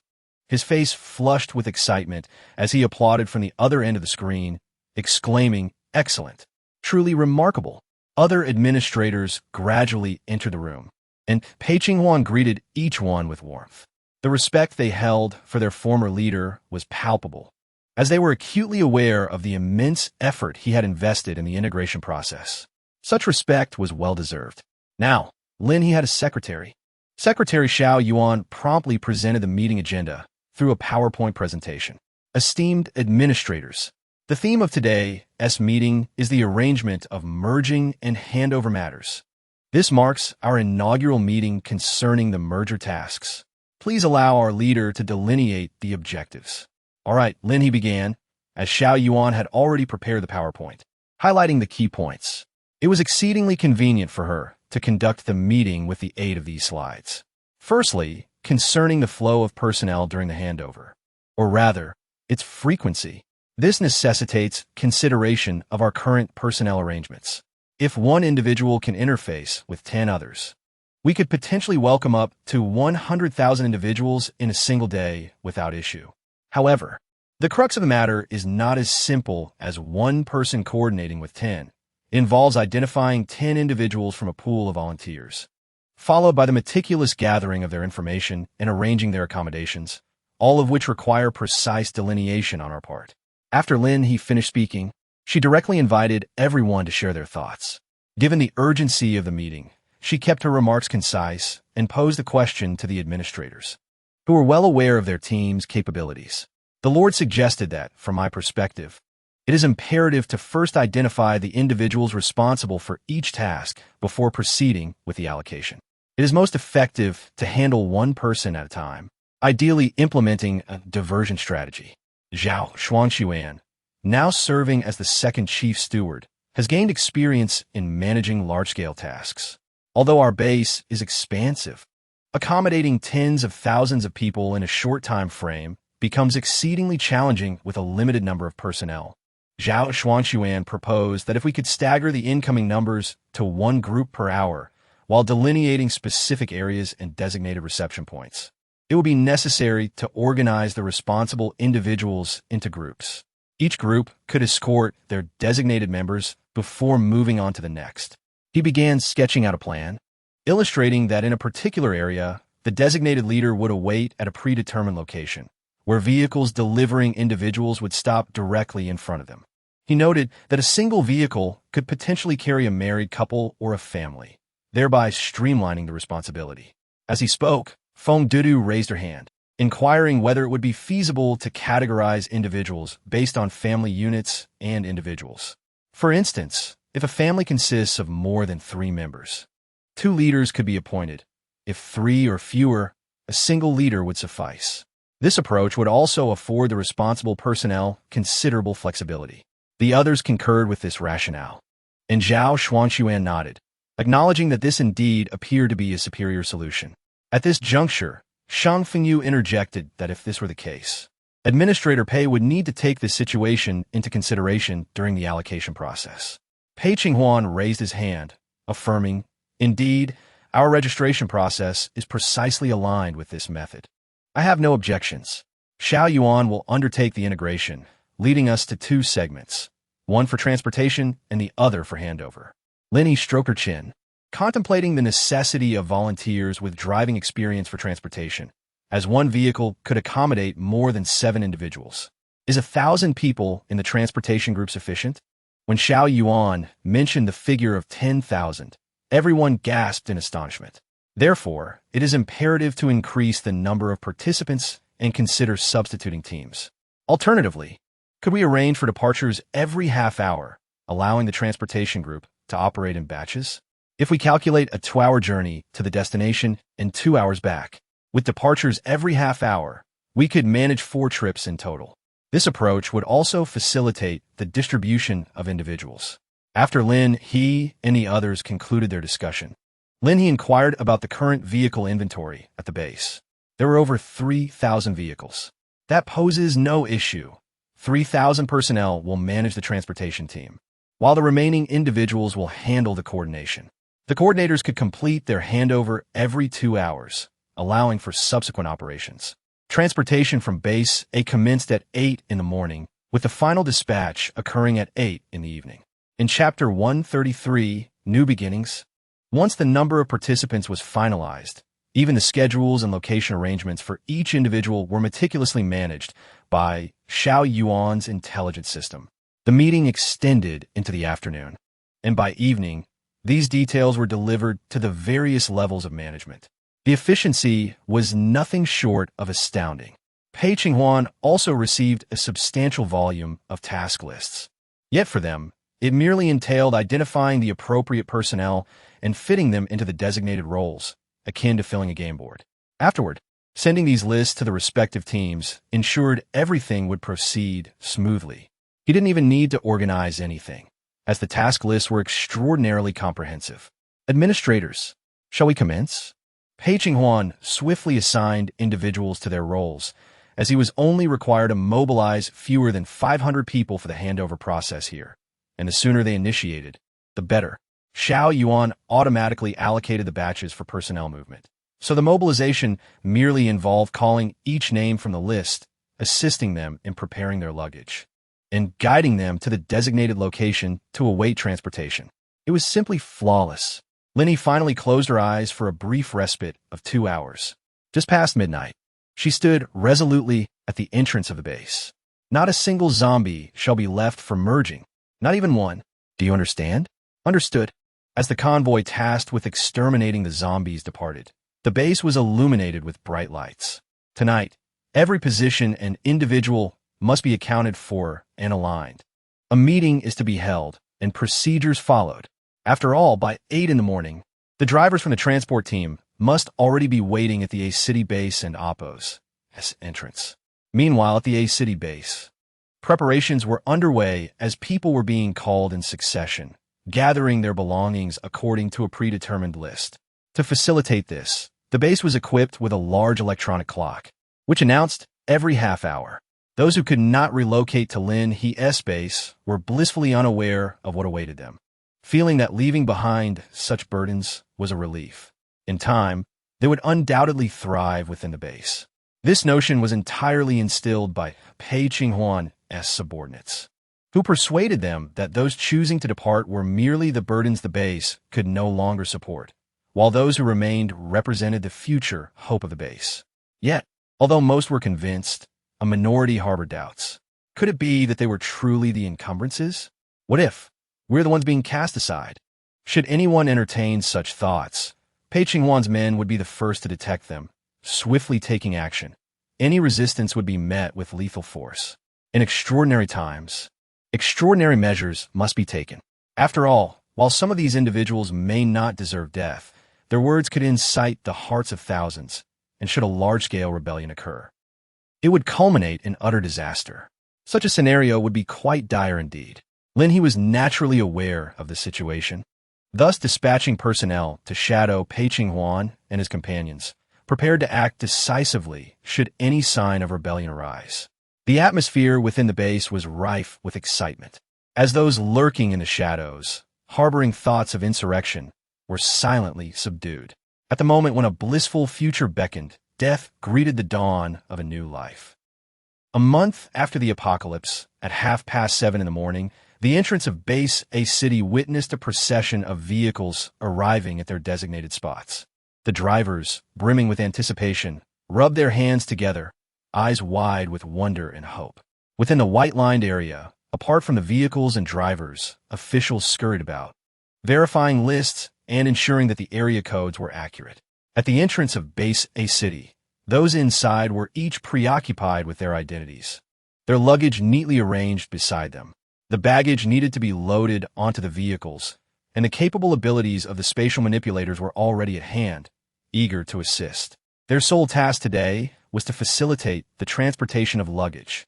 Unfortunately, the number of spatial manipulators was insufficient, rendering the transportation of more crucial items impossible at this juncture. However, as mere luggage, there was no inclination to burden the precious spatial abilities of those capable. Only 10 minutes remained. Both the drivers and individuals within the gates felt a palpable tension. A lengthy queue formed at the entrance, while those not yet called remained quietly at home, gazing into the distance, wondering what they might see. Those yet to depart received regular meals, as the logistics personnel would be the last to evacuate. Discarding these individuals was a sacrifice made for the sake of renewal. Pei Qinghuan stood atop a rooftop, observing those stripped of their names, now merely spectators with crossed arms. After murmuring a few words, his gaze hardened with determination. He had done all he could for these people. As long as they remained well-behaved within the base, they could continue to thrive. Indeed, establishing an independent path might even prove more fruitful than before. A group of fundamentally similar individuals would not falter due to a decrease in numbers. Just as the current circumstances suggested, they could still reap benefits from this transition. For instance, among those relocating, some sought to claim items, even luggage, offered to them, eagerly accepting without hesitation. Their rhetoric often included, "Oh, you're all heading to better places now. What is the use of this?" They would point out, "Look, you're just adding to the trouble for others. Allow me to take care of it for you." Strangely enough, others felt a sense of reluctance to refuse. The final advantages would be left to fate. They would thrive or perish on their own. 1 minute remaining. Administrator. Those beside Pei Qinghuan watched the countdown on their wristbands, eyes fixed intently on the outside. Countdown. 10, 9, 8, 3, 2, 1. The gate of base.A city swung open, and everyone proceeded in an orderly fashion. All drivers and officials stood ready. The relocation had begun. At this moment, Lin He finds herself atop a mountain in the center of the path, accompanied by the exuberant Little White, who has been nearly driven to madness lately. Having spent an extended period in training, followed by encounters with zombies, Little White is finally free to frolic outside. Its master has provided an abundance of delectable treats, ensuring a most comfortable experience. Additionally, several other mutated creatures have been taken out by their trainers. Thus, Little Yuan speaks up, inquiring what sort of name the esteemed lord desires. Lin He raised an eyebrow. You want me to name it? Xiao Yuan, ever the supporter, naturally insisted on the lord's name. Lin He smiled and said, then I shall speak. She cleared her throat, adopting a serious expression.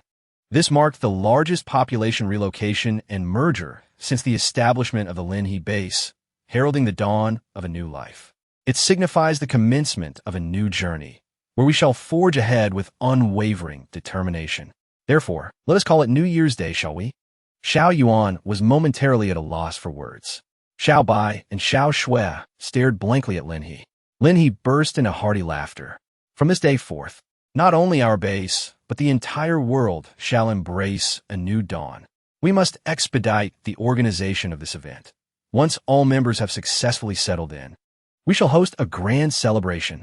Lin He spoke while Xiao Yuan diligently took notes, subsequently preparing the documents and sending them to the group chat. The administrators promptly opened the files and noted the strategic objectives, paying particular attention to the term newcomers. Newcomers.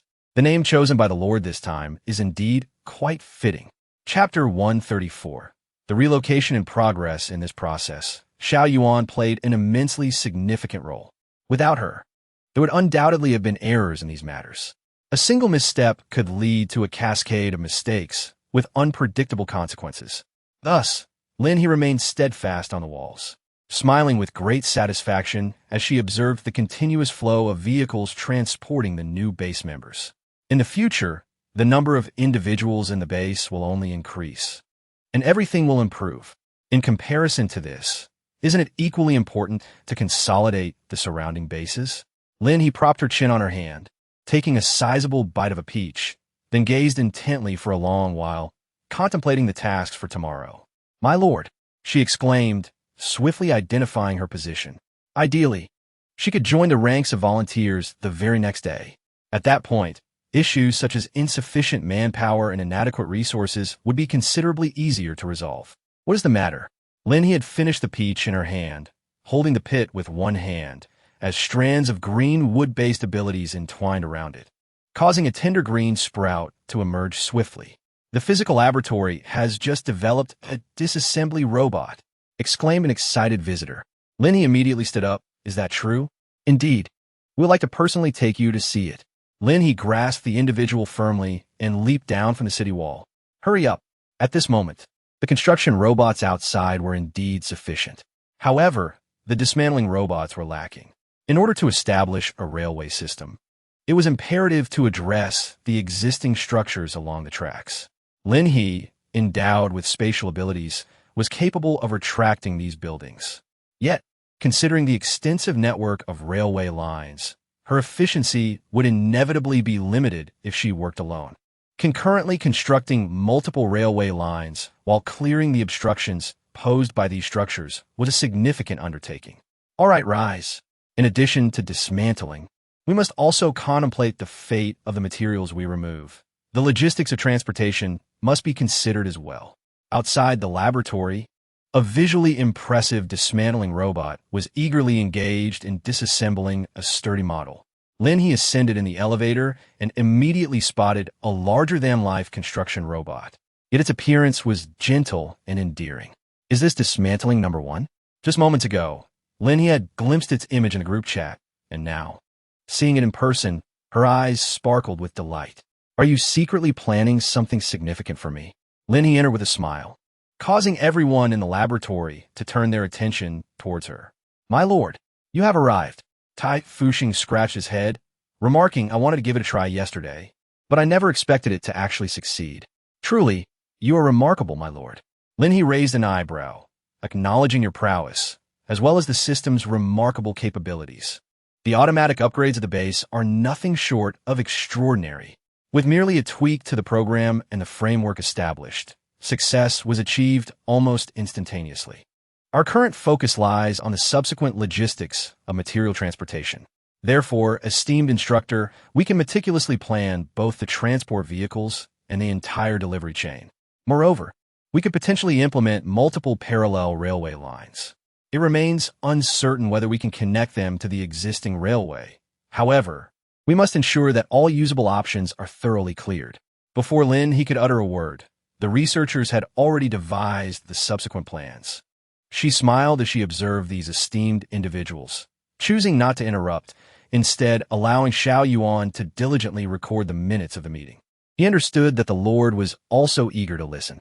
She gestured towards her wristband, prompting Tai Fuxing to notice her message. The railway planning is entrusted to you. I have reviewed the robots, and they are indeed quite impressive. If possible, you might also consider designing transport robots for the railway. Researcher Tai, I expect to see the proposal by tomorrow. Lin He felt a profound sense of ease and proceeded to leave. As she departed, the researchers remained fervently engaged in animated discussions, and Tai Fuxing seamlessly integrated himself into their midst, announcing the tasks at hand. It was only then that they realized Lin He had left. Each one of them felt a surge of excitement mingled with guilt. How could they have overlooked their esteemed leader? Yet, Lin He bore no resentment. She meandered leisurely, relishing the moment, as her return to life granted her a tranquility she had never before experienced. Her mind was indeed preoccupied with numerous matters, and she suddenly recognized that the more individuals she gathered in the early stages, the lighter her own burdens became. All she needed to do was steer the overarching direction, providing everyone with ample motivation and task allocations. And the construction of this burgeoning base would flourish at an astonishing pace. Moreover, with the support of the system, the fruits of their labor were imbued with energy. Once the merger was completed, the planting base would also come into existence. The innovative plants, having made breakthroughs in the laboratory, still required dedicated personnel for mass cultivation. Xiao Yuan stood by, diligently recording Lin He's intended endeavors and the subsequent tasks for the base, striving for perfection and comprehensiveness. After all, with an increasing number of individuals, the job opportunities must keep pace. It was quite possible that certain sectors would not necessitate such a surplus of personnel.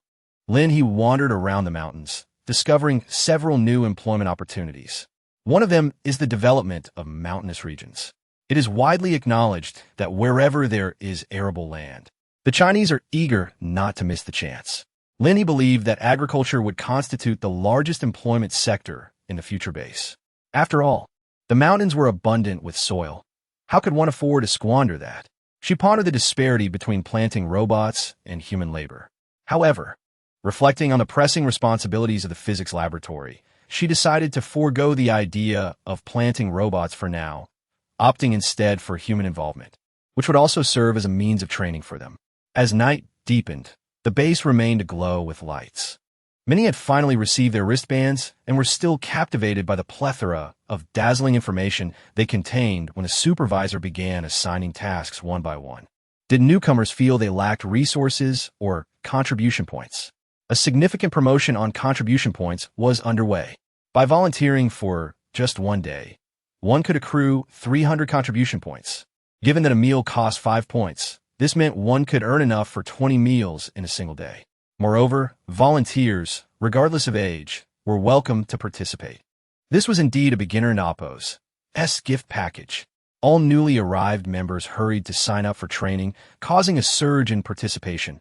And after this round of training, there would be even more personnel available the following evening. It was not uncommon for a newcomer to be mentored by 2 or 3 supervisors. Consequently, many received a questionnaire organized and released by Xiao Yuan, requesting everyone to select their ideal positions. Below this were categorized listings of various job roles, which one could click to sign up and begin working immediately. If one chose not to volunteer, they could simply start working. With an abundance of volunteers, there was no shortage of tasks, especially since the base was filled with new and intriguing opportunities, allowing newcomers to familiarize themselves with areas that required no volunteers. In any case, it was only a matter of 2 days Even if everyone volunteered, the base would still manage to distribute contribution points. However, it is worth noting that positions were limited and operated on a first-come, first-served basis. How each family chose to navigate this situation was left entirely to individual discretion. In Lin He's view, all positions offered similar benefits, though differing levels of difficulty existed. Some individuals found themselves unable to choose roles they were unfamiliar with.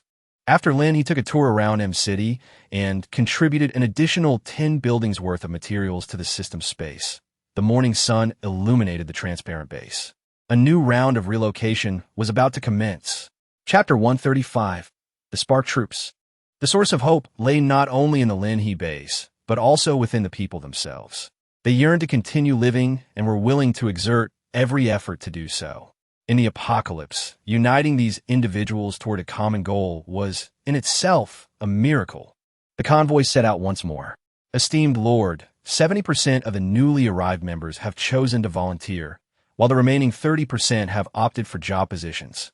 Xiao Yuan reported. Lin He nodded approvingly. Very well.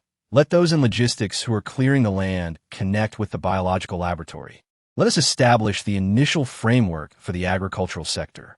With the task assigned, the logistics personnel shifted roles. Xiao Riyun was taken aback to find himself transition from clearing land to the agricultural sector, specifically focusing on cultivating energy crops in a high-tech division. He considered himself merely a fortunate individual capable of growing crops amidst zombies. Aside from that, what distinguished him from the others? Energy crops. Excellent. He decided to delegate the work to his subordinates. Xiao Riyun swiftly assembled a 5-member team from his group, all of whom were intelligent, well-educated, and possessed planting experience. Then he immersed himself in the logistics project, instructing them to call him if needed. The relocation project unfolded swiftly over 2 days, and as the lights of the towering buildings illuminated the night, the administrators convening at the pinnacle of the tower exhaled with palpable relief. Administrator Pei would arrive in an hour. The young secretary of Lin He spoke softly, and Lin He nodded, unhurried. At this moment, it was already 1 in the morning. Everyone had labored for so long, and this meeting, somewhat hastily convened, still had its concluding tasks underway. Pei Qinghuan had arrived from base.A, and it was quite late. However, this departure marked a definitive severance from those at base.A. The final entanglements with these individuals had truly exhausted both body and mind for Pei Qinghuan. Fortunately, the outcome was remarkably gratifying. With only a slight cost incurred, these individuals would henceforth be left to their own devices. The focus now was solely on joy. Ultimately, fewer than 50,000 remained at base.A, and even among them, only those with commendable abilities but lacking in moral integrity, though not excessively so, were selected to depart. Lin He surveyed the remaining individuals, acknowledging that refraining from taking action was a commendable choice. It was inconceivable to allow them into her base. Even in the future, should she choose to expand outward, these individuals would never be permitted entry. At best, they could exist outside as a passive force, accepting collaboration. If they could grasp Lin He's intentions and sincerely amend their ways, there might still be a glimmer of opportunity. However, if they persisted in their reckless behavior, using the corpses of their kin as stepping stones to achieve their aims, Lin He would undoubtedly take action. Such individuals, one less would spare the others. How could she refrain from intervening? It is the malevolent who truly deserve to perish in this place, is it not? On a different note, Pei Qinghuan hurriedly made his way into the conference room at 2 in the morning. I'm late, he exclaimed in haste, only to be met with amused smiles from everyone present. Lin He raised her hand, inviting everyone to welcome Administrator Pei. Pei Qinghuan was momentarily taken aback, but soon, a thunderous applause erupted, and the gazes directed at him were filled with warmth. The bulk of the relocation efforts inevitably fell upon the A-City base. Yet, Pei Qinghuan managed to swiftly address the affairs on both sides, ensuring that the base could complete the relocation tasks as planned. His capabilities had already garnered the recognition of all. Furthermore, from this point forward, Pei Qinghuan would be fully integrated into the Lin He base, bringing his team along to become a pillar of support for it. This meeting was not only essential to conduct effectively, but also to extend a heartfelt welcome to this new member. Pei Qinghuan immediately saluted everyone present, his eyes brimming with emotion. Lin He smiled at him, today marking the formal welcome of Pei Qinghuan into our base. Administrator Pei, would you like to say a few words? Pei Qinghuan certainly had not prepared a speech. However, after a moment of contemplation, he nodded affirmatively. All right. He pondered briefly and added, I haven't an amp, oppos, to prepared anything either, so I will simply share my thoughts from these past few days. Pei Qinghuan chuckled softly, his eyes glistening with emotion. In the early days of the apocalypse, when I opened my eyes, I was greeted by zombies, and when I closed them, it was still the same. I was fortunate to have the A city base to rely on, yet simultaneously, the slim hope of millions nearby resided here. He chuckled ruefully. It was only upon encountering our esteemed leader that I realized the A city base was not only populated by a diverse group, but also plagued by chaotic leadership. Had it not been for our leader's decisive action in eliminating a significant portion of the leadership, many lives would have been lost to internal strife long ago. As he scratched his head, he realized he had perhaps spoken too freely, but over the past few days, his insights had been profound. In terms of management and personnel coordination, our base has surpassed any other. What astonishes me the most is the unwavering determination that has unified our base. Even the newcomers, within just a few days, have transformed from isolated individuals and families into, Pei Qinghuan said earnestly, a family. I'm deeply grateful to stand here and witness what can only be described as a miraculous base. Suddenly, Pei Qinghuan bowed deeply to Lin He. As his head lowered, the gaze of others turned toward Lin He. My lord, I am profoundly thankful for your presence and existence. Thank you. He lifted his head, his eyes filled with respect. Lin He did not expect Pei Qinghuan to be so sincere. She cleared her throat and said, All right, I am not accustomed to this whole gratitude business. Please take a seat. Pei Qinghuan smiled and replied, Certainly. Applause erupted once more as the Fu spoke up. My lord, we must express our gratitude. Without your leadership, there would be no Lin He base. Indeed, as the crowd began to extol her virtues, Lin He quickly raised her hand. All right, enough. With a helpless smile, she added, Let us save the accolades for when there are no more zombies in Huaxia and more people have survived. For now, let's convene. Everyone understood Lin He's reluctance for such praises and refrained from continuing. The meeting commenced. In fact, the employment issue had already been resolved for more than half. The remaining matters awaited a meeting to finalize everything. Firstly, our external forces need to be established. The zombies within City M must be eradicated within a day. Yun can immediately raise his hand, succinctly stating, half a day.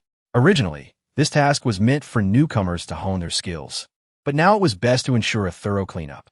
Once the external forces were fully established, there would be ample opportunities to confront the zombies. All right, let us come up with a name. Lin He gazed at the crowd, instinctively delegating the responsibility of naming to them. Otherwise, considering her own ineptitude in this regard. I propose we call ourselves the Fire Sea Brigade. Huang Wenyao spoke first, her eyes shimmering with fervor. This is the ember of the apocalypse, destined to ignite the flames of civilization in the world to come. War God, the Fu exclaimed excitedly, raising his hand. The War God Brigade. Our esteemed leader is the mightiest of war gods, and her brigade must surely. In an instant, all eyes turned to DeFu, whose voice dwindled into a whisper. Iazo. It was just a suggestion. Lin He nodded at DeFu, indicating that he could take his leave. Like her, he was inept at naming. I believe it could actually be called Spark. After careful consideration, Shang Fengyu spoke. A spark can ignite a fire. In this vast world filled with countless individuals and expansive territories, it is impossible for us to be everywhere. The fight against the apocalypse and the extermination of zombies have always been a collective endeavor of humanity. We may shine the brightest among them, yet we should not be the sole beacon. The venue once again descended into fervent debate. Ultimately, Lin He made a decisive call. 1st Brigade, Spark, fully manned at 50,000, with Shang Fengyu and Yun Can as the leaders. Within 1 week, all abilities must be organized into teams. Are there any difficulties? Shang Fengyu and Yun Can immediately stood up, reporting none. We assure you we will accomplish this mission.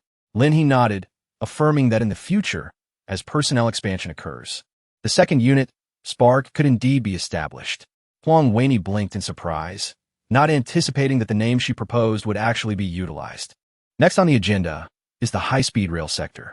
We must ensure that all preparatory work is meticulously completed. Our commencement must be both steady and precise, leaving no room for even a moment's delay. Do you all possess the confidence to proceed? Upon Lin He's conclusion, the entire audience erupted in a resounding cheer of affirmation. Lin He smiled lightly and said, "Let us commence." Chapter 136, The Rising Sun Project. Although the meeting began rather abruptly, the administrators remained composed.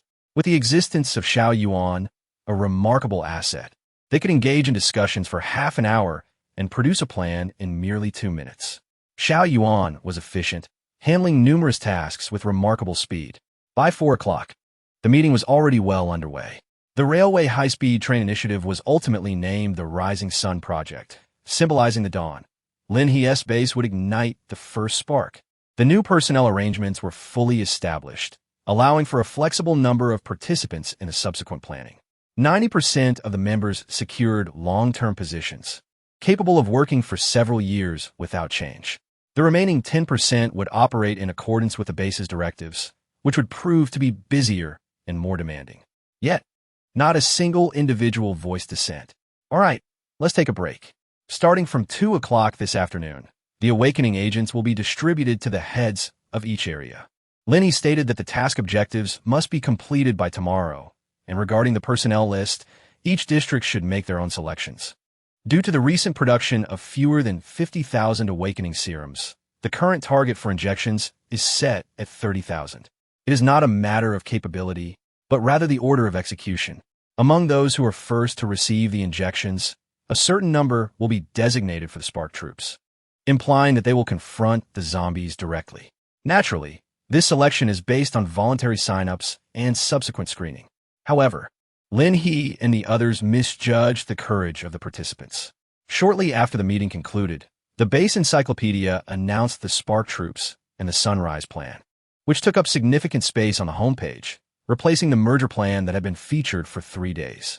Beneath these sections, the remaining available positions for unemployed members were clearly listed, indicating how many positions were still open. This transparency allowed the remaining members to have a clear understanding of their options. Within just 2 hours, an astounding 100,000 individuals had signed up. Those who already held positions were also allowed to enroll, resulting in an overwhelming response. Even those without special abilities felt trepidation. Pei Qinghuan looked at the data and sighed, realizing that it was essential to communicate clearly that anyone selected would be required to join the Spark troops and commence external zombie hunting. If they were not in a hurry, there would be ample opportunities later. After conveying this, Pei Qinghuan instructed his team to reach out to the regional leaders to reaffirm their intentions. However, half an hour later, the number of sign-ups continued to rise. Pei Qinghuan was now certain that these individuals genuinely wished to join the Spark troops. Lin He sat by the window on the highest floor of the spire, observing the base that had begun to awaken in the soft light of dawn, where numerous individuals were already outside. Xiao Yuan, let's establish a forum for the base, starting with the encyclopedia to provide a platform for communication. Previously, the lack of participants had hindered this initiative, as discussions only involved around 10,000 people, making it seem insignificant. However, with the population now exceeding 200,000, it was imperative to proceed. Understood, my lord. Xiao Yuan promptly responded, and, upon the forum's completion, seamlessly introduced the current topic. On the Spark troops, the first step in external support. The Rising Sun Project, the cornerstone of the base's connectivity. In a group announcement, Xiao Yuan swiftly disseminated information regarding the forum's location. Since every participant was required to authenticate their identity, anonymity was not an option, allowing for open discourse. After a brief moment of respite, Lin He decided to peruse the forum, only to be astounded by the responses. My lord and esteemed administrators, your wisdom shines brightly. Thumbs up. My lord, your composure and insight are unparalleled. Thumbs up. My lord, you're like a rebirth of my parents, nurturing us with utmost support and encouragement. Hearts. Every corner of my heart resonates with respect for you. Without your generous contributions, I would not have achieved what I have today. I extend my deepest gratitude to you, revered Lord. Lin He was bewildered, as the arrangement at the top, with the most likes, was so impeccably orderly. Lin He gritted her teeth, feeling utterly helpless, especially upon noticing that even the administrators had begun to chime in. Has this entire forum now transformed into a praise gathering? Xiao Yuan promptly appeared, exclaiming, "Here I am. Esteemed Lord, what troubles you?" Lin He sighed in exasperation, urging for the removal of the excessive flattery and the restoration of genuine discourse. Little Yuan, glancing sideways, blinked and inquired, "Doesn't the Lord enjoy such displays?" Lin He narrowed her eyes. Little Yuan? Little Yuan immediately responded, "At your command, my lord." Soon, the entire Quacoa building was dismantled, and everyone ascended to discuss matters. Starfire Brigade, look at me. I truly yearn to slay the zombies. My entire family perished at their hands. Who knows how many more families are struggling outside. I am part of the hunting squad, and new members need not worry. The Starfire Brigade currently has plans for 50,000 members. And with our present count of 200,000, we are more than sufficient. But I am genuinely curious. What level of ability does our Lord possess? You must be a newcomer, right? Our Lord has already attained level 7, the strongest in the world. Lin He paused momentarily, feeling a sense of helplessness upon reading this line. Though the statement was indeed correct, it was essential not to deviate from the topic at hand. The primary focus was to gauge your opinions on the two proposals. Yet, inevitably, the discussion veered off track, and once again, they began to speak of the Lord. Lin He gently rubbed his brow and said, "Xiao Yuan, please create several topics regarding the Spark Troops and the Rising Sun Project," steering the discussion towards a more professional tone. All right. Lin He glanced at the time. It was already 10:00 and Oppo's clock. She had dozed off for a brief moment, only to realize that 4 hours had passed. Suddenly, the satellite phone beside her rang. Upon answering, she was greeted by a familiar voice. "Lord Lin, would you like to come and pick someone up?" It was Lord Long from the Loha base. Lin He could not help but beam with joy. She had just intended to call Lord Long. "Are all the people ready for me? I'm on my way." Lord Long felt a mixture of excitement and nervousness. "Of course, everything is prepared. We have all the essentials for you. We are merely awaiting your arrival." The base was currently bustling with activity, and Lin He's presence made no difference. Accompanied by her secretary and a troop of pets, she commandeered 5 aircraft from the base, piloting one herself. It was a spontaneous departure. By the time Shang Fengyu received the news, Lin He had already taken off in her helicopter. An administrator nearby remarked, "Perhaps the Lord would like to transport more?" The Luaha base had prepared for Lin He's arrival with a contingent of 20,000, a surprising number for her. Upon landing, she was greeted by a vast crowd. The other helicopters seemed unmanageable. "Wait a moment, didn't I only request 5,000? Adding a few technical personnel? It shouldn't even reach 10,000, right?" Lord Lin, after an enthusiastic round of socializing, Lin He discreetly inquired of Lord Long, "Why have you provided me with so many?" Lord Long chuckled softly, "It's essential personnel for you, my lord. Isn't it a coincidence that there happens to be a unit responsible for the railways near our base, comprising over 10,000 members?" Lin He blinked, inquiring about the number of senior engineers. The Dragon Lord compared it with a gesture of his fingers, indicating 500. Lin He widened her eyes in disbelief. "Are you telling me you've uprooted the engineers' haven? How fortuitous. Just before the apocalypse, they convened here. What a remarkable coincidence, given the unique geographical location. Most of them have survived. A delightful surprise." Lin He rubbed her hands together and then whispered, "I cannot accommodate so many people all at once. It seems I will have to make dozens of trips." After Lin He finished speaking, he counted again, his lips pouting, "It's several hundred."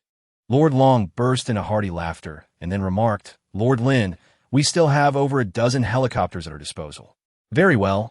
Let us commence the operation. Every minute and second of delay jeopardizes my Rising Sun initiative." Upon Lin He's conclusion, Lord Long raised an eyebrow. "The Sunrise Project? Are you referring to the railway initiative? How formal indeed." Lin He spoke with resolute clarity, emphasizing the monumental significance of this undertaking for our base in the aftermath of the apocalypse. Hurry, hurry! We must transport the people. Even with the assistance of the Dragon Lord's base helicopter, numerous trips would be required for the task at hand. However, with Lin He in charge, the burden of luggage would not encroach upon our space. She would assume full responsibility for it. Xiao Yuan, instruct Pei Qinghuan to make the necessary preparations. We are about to welcome newcomers. Chapter 137, Subduing Surrounding Bases. Pei Qinghuan understood that we were about to receive new arrivals, essential personnel crucial for our railway endeavors. He promptly set to work, arranging accommodations for 20,000 individuals. To facilitate their integration into the railway sector, arrangements would be made in buildings situated closer to the main gate, perhaps even near the factory. Much like those residing by the steel mill, they might be assigned to villas. As the base underwent upgrades, even the villas had transformed into 5-story structures. With the construction of new villas, the framework would allow the system to automatically enhance them. It's no wonder that the laboratories have ceased their research on construction robots, shifting their focus to other areas. Today, as construction robots are more than sufficient for our needs. 3 days swiftly passed. Indeed, it took a relentless effort from both bases, day and night, to finally accommodate all 20,000 individuals. Simultaneously, the 30,000 who received the awakening serum have successfully awakened their abilities. Among them, over 20,000 possess predominantly offensive powers, with several exhibiting unique abilities. Notably, 2 individuals from the space affinity emerged. However, among the 30,000, none exhibited the formidable prowess akin to Yuncan's. On a positive note, a significant portion of these 30,000 can seamlessly integrate as newcomers into the Spark Troop. As for negative news, there is none for the moment. Everything is poised for action. Lin He resolved to commence the consolidation of the surrounding bases. Naturally, the approach would begin with a ground offensive, progressing gradually. Indeed, the Sunrise Project's relocation office is poised to embark on its journey. Initiating from the meticulously crafted route map of the base, it became evident that there was unanimous consent to commence from the base itself, with the starting point situated a mere 300 meters outside the main gate. This distance is not particularly far and can be considered quite close. Thus, it is essential to implement additional protective measures for the construction of the starting station. Lin He waved her hand decisively, designating at least 300,000 square meters of construction land. The most intricate aspect of the site was, in fact, the railway planning. The initial proposal during the meeting called for at least 5 railways to facilitate operations. However, Lin He asserted that this was insufficient. She aimed for the grandest of constructions, intending to complete everything in one go, thereby eliminating the need for future modifications. What is this called? This is called foresight. 20 railways. Lin He inquired of the system whether it could incorporate the external starting station into the base. The system promptly replied that the current boundaries of the base had long since surpassed the confines of the city walls. Even the 30,000 square meters of the designated starting station outside fell within that range. How alarming! A level 3 base exhibited such formidable capabilities. What might a level 4 or 5 base entail? The response she received was an update on the system panel. Now that the panel had completed its update, Lin He immediately noticed base level 3, 80%. Goodness. Hold on a moment to process this. Watching the excavator at work, Lin He stood atop the city wall and touched her face, ensuring she wasn't mistaken. I have a question. If my starting station is successfully constructed, does that mean this progress bar will also be filled? Lin He continued to probe while I gathered the nearby bases. The system had yet to respond. So, I established the initial station and consolidated. 3 bases, 100,000 people, amassing a total of 300,000? Speak less, act more. Lin He clapped her hands in approval. This indicates that the progress bar's advancement relies entirely on the starting station and the number of members involved. However, this is not a trivial matter. First, let us smooth the path to these 3 bases. There is also another question. Do the non-affiliated members count? She did not intend to recruit more personnel for the bases in the near future. Even if consolidating, she would only allow these individuals to maintain their current positions. The system ceased to engage with Lin He. Lin He could only rely on her own exploration. Regardless, the demolition office had already pushed through 100 miles. She had been busy transporting people these past few days and hadn't had the chance to lend a hand. Without further ado, Lin He swiftly drove her vehicle, her wristband projecting a plan map with yellow lines indicating the areas that had already been cleared, while the red lines marked those yet to be addressed. The work of the demolition office was arduous, compounded by the presence of supernatural abilities and advanced technology, which made the personnel at Lin He's base quite reckless. Within the designated routes, pits needed filling, hills necessitated excavation, and trees had to be felled. All earth must be leveled. Except for the rivers, of course. They could not be obstructed, only bridged by earth and metal manipulators. Earth-type abilities were highly sought after in the demolition sectors, followed closely by those with strength-based powers.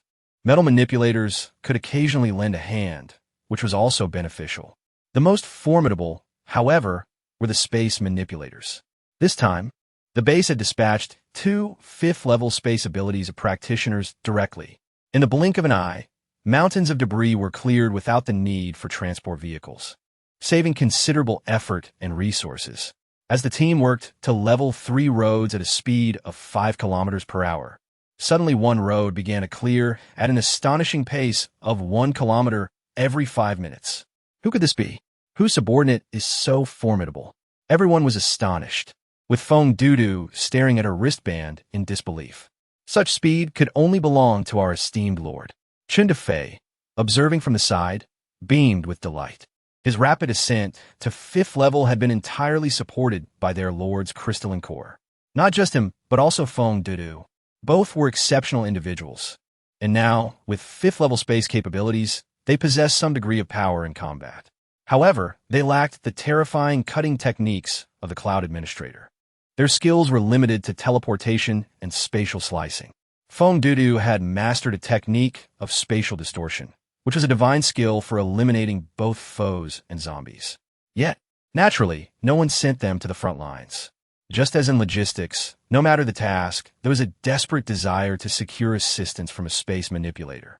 Were it not for the significance of the Sunrise Project, no one could have taken them away. Surely they could have earned some extra income. With our Lord present, completing 100 kilometers in a day felt excruciatingly slow. He exchanged a glance with Chun Defei, and the two promptly communicated within the group. Keep pace with the Lord. Although Lin He had spent 3 days transporting individuals, the demolition only commenced a day prior. The preparatory work of the previous 2 days required time as well. From personnel allocation to task distribution. Now, with 15,000 people divided into 3 teams for the demolition, Lin He's motivation had accelerated their progress. Lin He belongs to a realm of extraordinary prowess. The elderly individual, with 3 water dragons adorning him, effortlessly clears the path with his formidable vehicle. Yet intriguingly, he simultaneously employs a vine to smooth the terrain. The small rice plant has magnified 20-fold, with Xiao Shui perched upon its leaf, merrily bouncing alongside the rice plant to compact the road. Following this meticulous process, the path traversed by Lin He is now expansive and impeccably level, devoid of even the slightest dust. How could such labor not be executed swiftly? Lin He traversed the path to one of the 3 nearest bases in a single day. The dawn was just beginning to break, with the sun yet to rise. Seated atop her battle vehicle, Lin He munched on steamed buns while awaiting the emergence of the base personnel. Before long, a throng of individuals from the opposing base came rushing out, a bustling mass. It was Lord Lin. Indeed, it was Lord Lin. The pivotal point was that she had arrived and cleared the zombies along the way. Her voice resonated loudly, making it impossible not to attract the attention of the undead. From a distance, the base had heard the commotion and thought the heavens were collapsing. Until 6 roaring water dragons surged through their line of sight, shattering any zombies and stones in their path. Lin He paused at the entrance of the base, and only then did everyone realize that Lin He was not there to cause trouble. The fear that had kept them at bay dissipated, and they felt safe to emerge. It was I. Lin He smiled gently at them, revealing a dazzling array of white teeth.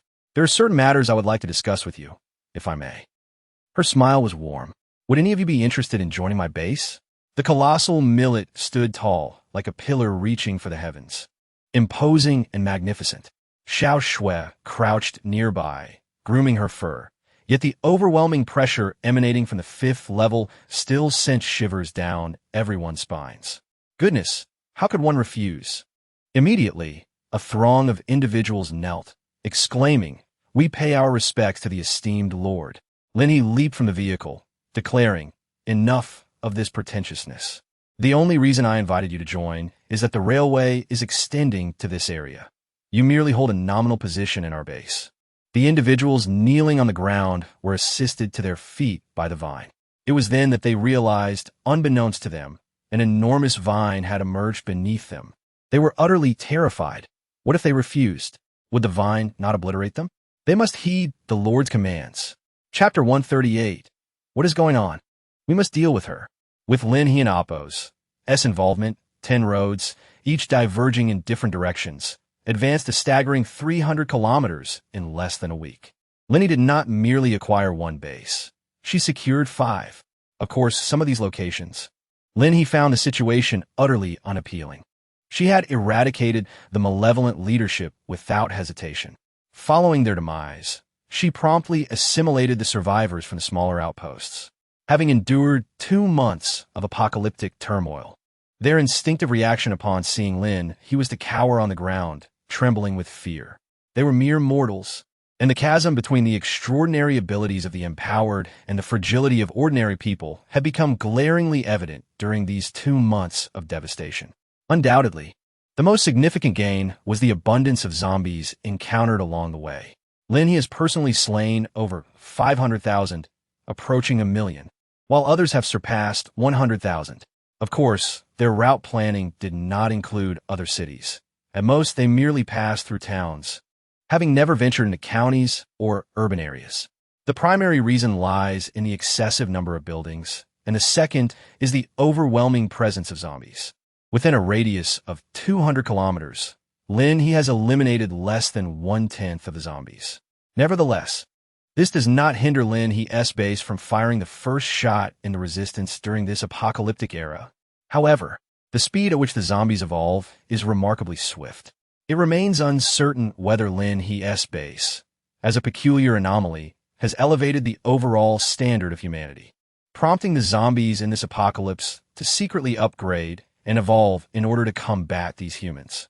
In the base under Lin He's command, merely 5% of the individuals would be welcomed into her ranks, and these were exclusively from the leadership tier. Should she find any leader within the base lacking in integrity, disobedient, or overly scheming, they would find themselves promptly dismissed, either by their own resignation or by her decisive intervention. On the 5th day of their advance, the initial station, supported by hundreds of engineers, tens of thousands of superhuman abilities, and construction robots, had achieved 20% completion.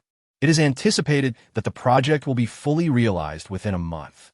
The demolition robot from the physics laboratory has completed its task, subsequently collaborating with the steel mill to develop a railway construction robot. Unlike other structures, the intricacies of railway construction demand a unique approach, beyond the requisite expertise. The production process would necessitate that the robots construct while in motion, akin to a gradual 3D printing method. This would be the most efficient, especially as the synchronization of material integration must not impede the robot's progress. However, the molten steel lacks any vessel capable of containing it. Thus, the only solution lies in conducting the steel smelting within the robots themselves. This raises a pressing question. What kind of core could possibly withstand the extreme temperatures of over 1,000 degrees? Does this imply a dead end for this pathway? Must the steel mill complete the railway construction beforehand, leaving the installation to the robots? This arrangement seems to render the use of robots nearly equivalent to manual labor, raising the question of their purpose. After all, superhumans might prove faster than machines. At this juncture, the number of base members has surpassed 300,000. Suddenly, Lin He was greeted by the resplendent explosion of fireworks beside her. She lifted her gaze, yet the sky remained eerily still. Hastily, she accessed the system panel. The base has met the upgrade criteria. Reward: 1 level 4 base blueprint. Base prosperity has surpassed 100,000, rewarding 10 rainbow energy core melting furnaces. Base population has exceeded 300,000, rewarding 10 rainbow energy mechanical exoskeletons. Current base level, level 4-5, wow. An upgrade is imminent. Wait, what is a core melting furnace? Mechanical exoskeletons, the kind found in science fiction novels. Lin He suddenly recalled that the system had previously mentioned the transition of civilization levels of the 5th tier base. How exhilarating! She was on the verge of leading humanity alongside the system towards ascension. As she delved into the core smelting furnace, a realization dawned upon her. This was precisely the remarkable device that Iron Fushing and his companions had struggled with for an entire week, an ingenious machine designed for smelting steel. Without hesitation, she eagerly donned the mechanical exoskeleton. 1 word, extraordinary. 2 words, utterly exceptional. Even a 5th-tier power-type ability user exerting their full strength could not leave a single mark on the exoskeleton. Moreover, this exoskeleton significantly enhanced both strength and speed. With Lin He's 7th-level physical prowess, one can perceive an enhancement exceeding even double the norm, let alone that of other extraordinary individuals. After Lin He had experienced a brief moment of joy, she was suddenly interrupted by the sound of a system notification. Special task: guard the railway. Countdown to million zombie tide. 3 days advanced zombies. What on earth is happening? In a grand city, far away, countless zombies were mechanically converging into the darkness like a stack of toys. Half the city was shrouded in an endless veil of black mist, drawing in all nearby zombies. A colossal mountain of flesh seemed to flicker within. Eerie cries echoed incessantly. Furthermore, numerous slender zombies, resembling spiders, clutched human corpses or chunks of flesh in their mouths, continuously surging into the abyss. At this moment, it felt as though something was awakening in the darkness. A sneeze interrupted the silence. Lin He let out a sneeze, a vague sense of unease creeping in her heart. The discomfort she felt intensified, and the illusion of a hazy world seemed to envelop her. It felt as though a pair of eyes in the sky were observing her as she struggled alongside humanity in this apocalyptic landscape. Only 3 days remained. In 3 days, this formidable high-level corrosive zombie would lead a horde of 1 million undead to invade her railway territory. Damn it! She had only just begun to enjoy a few peaceful days. The corrosive zombie had emerged from countless corpses, a manifestation of decay that could not perish as long as there were remains, as long as it still had flesh and skin. Judging by the size depicted in the manual, this corrosive zombie had likely devoured an entire city, one that was quite prosperous at that. Without needing to be told, Lin He instinctively thought of the East. She pursed her lips. Waiting idly was not her style. She resolved to take the initiative. The Spark Squad had been training for nearly half a month now, and this battle had to commence beyond the railway lines. But where should she strike? Lin He is determined to infiltrate the lair of the zombies. How dare they conspire against her? How preposterous! During a training session, Shang Fengyu received a phone call from Lin He and immediately halted the drills. Many of the newcomers lack experience in hunting, and they are even more inexperienced in military maneuvers. Although Shang Fengyu has only trained at the base for 2 months, he has already emerged as a remarkably competent commander. Hello, Lord. Everyone took a moment to rest and observed Shang Fengyu as he spoke on the phone. The administrator must be contacting someone on behalf of the Lord. Why does his expression appear so grave? It is quite evident that we are about to embark on a mission. The Spark Troop has been actively engaged in eliminating zombies behind the demolition zones daily. To date, they have amassed a wealth of crystal cores, and the entire force has reached at least level 3. Remarkably, within just half a month, some have advanced directly to level 4, or even higher. Lin He's progress bar had advanced significantly, with more than half completed, yet the second level 7 of the base had yet to materialize.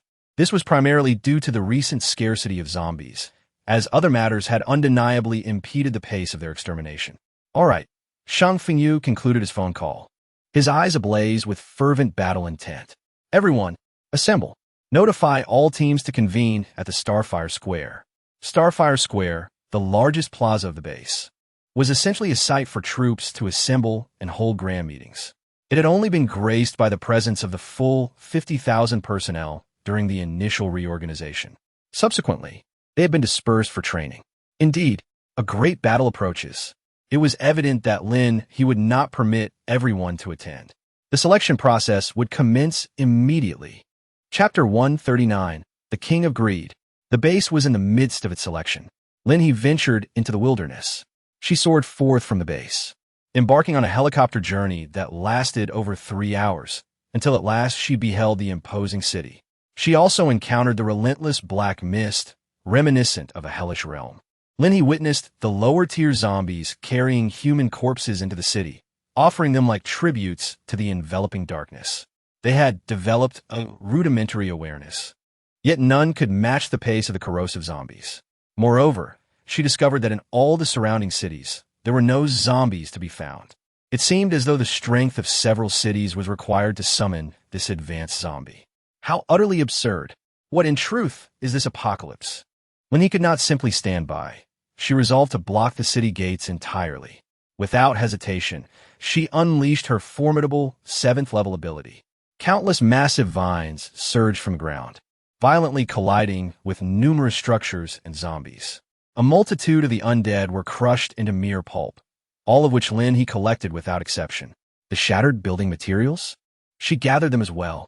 With her powers, she could effortlessly draw them into her spatial anomaly. Lin He was determined to encircle the entire vast city. And so, she commenced her task. Grasping the crystal cores, which she continuously absorbed until they turned to ash, she managed to collect over 10,000 within just 10 minutes. Yet, this colossal city had been encircled by less than 1% of her efforts.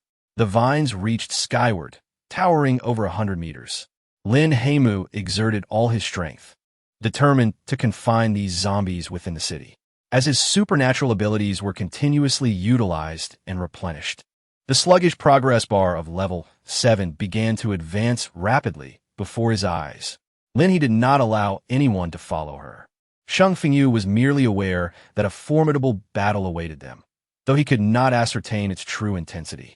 However, Lin He was acutely aware that a genuine apex-level zombie currently roamed the city, relentlessly consuming flesh and blood. The atrocities wrought by advanced zombies in her previous life lingered vividly in her memory. It is essential to recognize that even in the 7th or 8th year of the apocalypse, advanced zombies possess the formidable capability to confront 10 7th-level ability users effortlessly. Only those with abilities of the 9th level or above could engage in a one-on-one confrontation with an advanced zombie and emerge victorious. Lin He now has only 3 days, and at most, she can reach level 8. Although her abilities are evidently stronger than those of her peers at the same level, a monumental chasm still exists between level 8 and level 9. The system has granted her merely 3 days. What can she possibly achieve in such a brief span? Upon realizing the nature of this task, Lin He immediately contacted the Luoha base. She requires certain weapons, specifically those that are typically deployed only in the final stages of an apocalypse. While she cannot procure these herself, the Luoha base can. She understands all too well that if she fails to eliminate this advanced zombie, all her prior efforts will be rendered futile. Should she perish in this confrontation, the base would inevitably crumble, and it would merely be a matter of time. Her presence has already escalated the stakes of this game, introducing a level of difficulty that should not exist. She cannot afford to die, nor can she accept defeat. This advanced zombie must be vanquished. 3 days present both an opportunity and a challenge. During this period, the advanced zombie remains in a dormant state, refraining from leaving the city. Lin He must sever its access to the flesh and blood it would typically consume during these 3 days, thereby weakening it. As she successfully encircled a quarter of the area and crushed countless zombies, she ascended to a new level. Radiant light erupted from her being, and her robust vines swelled dramatically in size. Lin He gazed at the blood moon, momentarily absorbing her extraordinary powers, and a sense of calm finally settled in her eyes. At this moment, within the Lin He base, the selection of 20,000 individuals had been completed. Armored vehicles rolled out one by one, and everyone understood that a fierce battle was about to commence. Yun Can stood at the forefront, placing a hand over his heart. Fengyu, what do you think? Sheng Fengyu observed Yun Can, naturally perceiving the concern lurking in his eyes. There is no need for worry. With Sister He around, there is nothing we cannot accomplish. Despite this reassurance, the high-level ability users among them felt an unsettling anxiety deep within. When advanced zombies emerged, all ability users within a 1,000-mile radius would feel the tremors. This oppressive sensation surged forth from their very genes, terrifying indeed. I received a call from the Imperial Capital Base. Sheng Fengyu suddenly spoke. Yun Can paused, then nodded in acknowledgement. I am aware. Sheng Fengyu gazed at the night sky, tinged with crimson, reflecting, this time, it is not just us. The apocalypse has only just begun, and it has been merely over 2 months. Yun Can was taken aback. Upon hearing Sheng Fengyu mention the 2-month duration, he felt as if he were in a different era. Only 2 months. Indeed, Sheng Fengyu affirmed. This time, let us trust in our leader and in Huaxia. Victory shall be ours. Since the establishment of the Lin He base, it is the first time it has received a call from a base of such formidable capability. It is noteworthy that the lord of that base is a 6th-level supernatural being. It must be remembered that we are merely 3 months into the apocalypse, and Lin He base has been performing exceptionally well. This individual is a true survivor, having emerged from a veritable sea of corpses and bloodshed. From the moment the apocalypse began until now, their relentless pursuit of destruction has never ceased. The Lin He base has established connections with all official bases, and at this critical juncture, this single phone call has dramatically altered the prevailing dynamics. The chaos of the apocalypse arrived with such swiftness that communication became nearly impossible across various regions. Now, a terrifying entity capable of annihilating all has re-established the precarious web of relationships. However, the pressing question remains, what can these bases accomplish in the face of such overwhelming power? When Lin He made the call, she clearly stated that no ability users below level 3 should come. Those at level 3 must also be considered carefully. It is preferable for them to be at level 4 or above. The requirements are quite stringent. Coupled with the pressure from zombies at their own base, it is highly likely that many bases cannot send even a single individual. Thus, support in the form of weaponry is the only viable option. Lin He's attitude was simply that everything should be given, with nothing to be withheld. The Lin He base was poised for departure, bringing along a total of 500 elite individuals. There were few ways in which they could assist. In truth, Lin He required their presence merely to deal with the lower-tier zombies. The advanced zombies would not be touched by even a single hair of these individuals. She stated so. As dawn finally broke, Lin He had not rested throughout the night, her eyes bloodshot and intense. Indeed, she had encircled the entire city, beyond the realm of darkness. At this moment, the zombies were frantically assaulting the thick vines, only to be ensnared by the newly sprouted tendrils that emanated an eerie green glow. They were dragged in, absorbed. The vines consumed the zombies. The plants under Lin He's control have always exhibited a fierce aggression. Now, having upgraded, their hostility has only intensified. As if sensing the murderous intent bubbling within their master, the vines encircling the city extend countless resilient tendrils, swiftly ensnaring the zombies and dragging them in. They consume every last one. By devouring their prey, they not only enhance their own power, but also leave nothing for the creature lurking within. The corroded zombies, shrouded in black mist, seem to sense the disturbance from the outside. They roar in rage, yet remain utterly immobile. Indeed, they cannot move. Lin He curled her lips into a smirk. After resting briefly on the vine, once her abilities were fully restored, she charged into the dark mist, accompanied by countless water dragons and thunder dragons. Come on, let the slaughter commence. As for the so-called million zombie tide, she would eliminate them before they even had a chance. Beyond the vines, Lin He could no longer manage the situation. Countless zombies lingered within the dark mist, while outside merely a few 100,000 remained, a gift from the inhabitants of Lin He's base and other outposts. Lin He found herself unable to escape, and neither could the advanced zombies. Until the arrival of weapons, she would not permit anyone to enter her vicinity. Wherever she went, the dark mist swiftly dissipated, leaving no zombies behind. However, within the vast city, the sheer number of zombies was overwhelming. Even for someone as tenacious as Lin He, 2 days passed without any information. The closer she drew to the corrosive zombies, the higher their levels became, rendering them increasingly difficult to vanquish. Fortunately, it was Lin He who had entered. Yet soon, she found herself directly ensnared within a horde of zombies. With a flourish, her vines transformed into razor-sharp blades, and purple lightning surged through them. Intermediate zombies. Although there were fewer than 100, they were enough to instill fear in Lin He. Her killing intense sword, akin to a war deity. Even the intermediate zombies could not withstand her strike.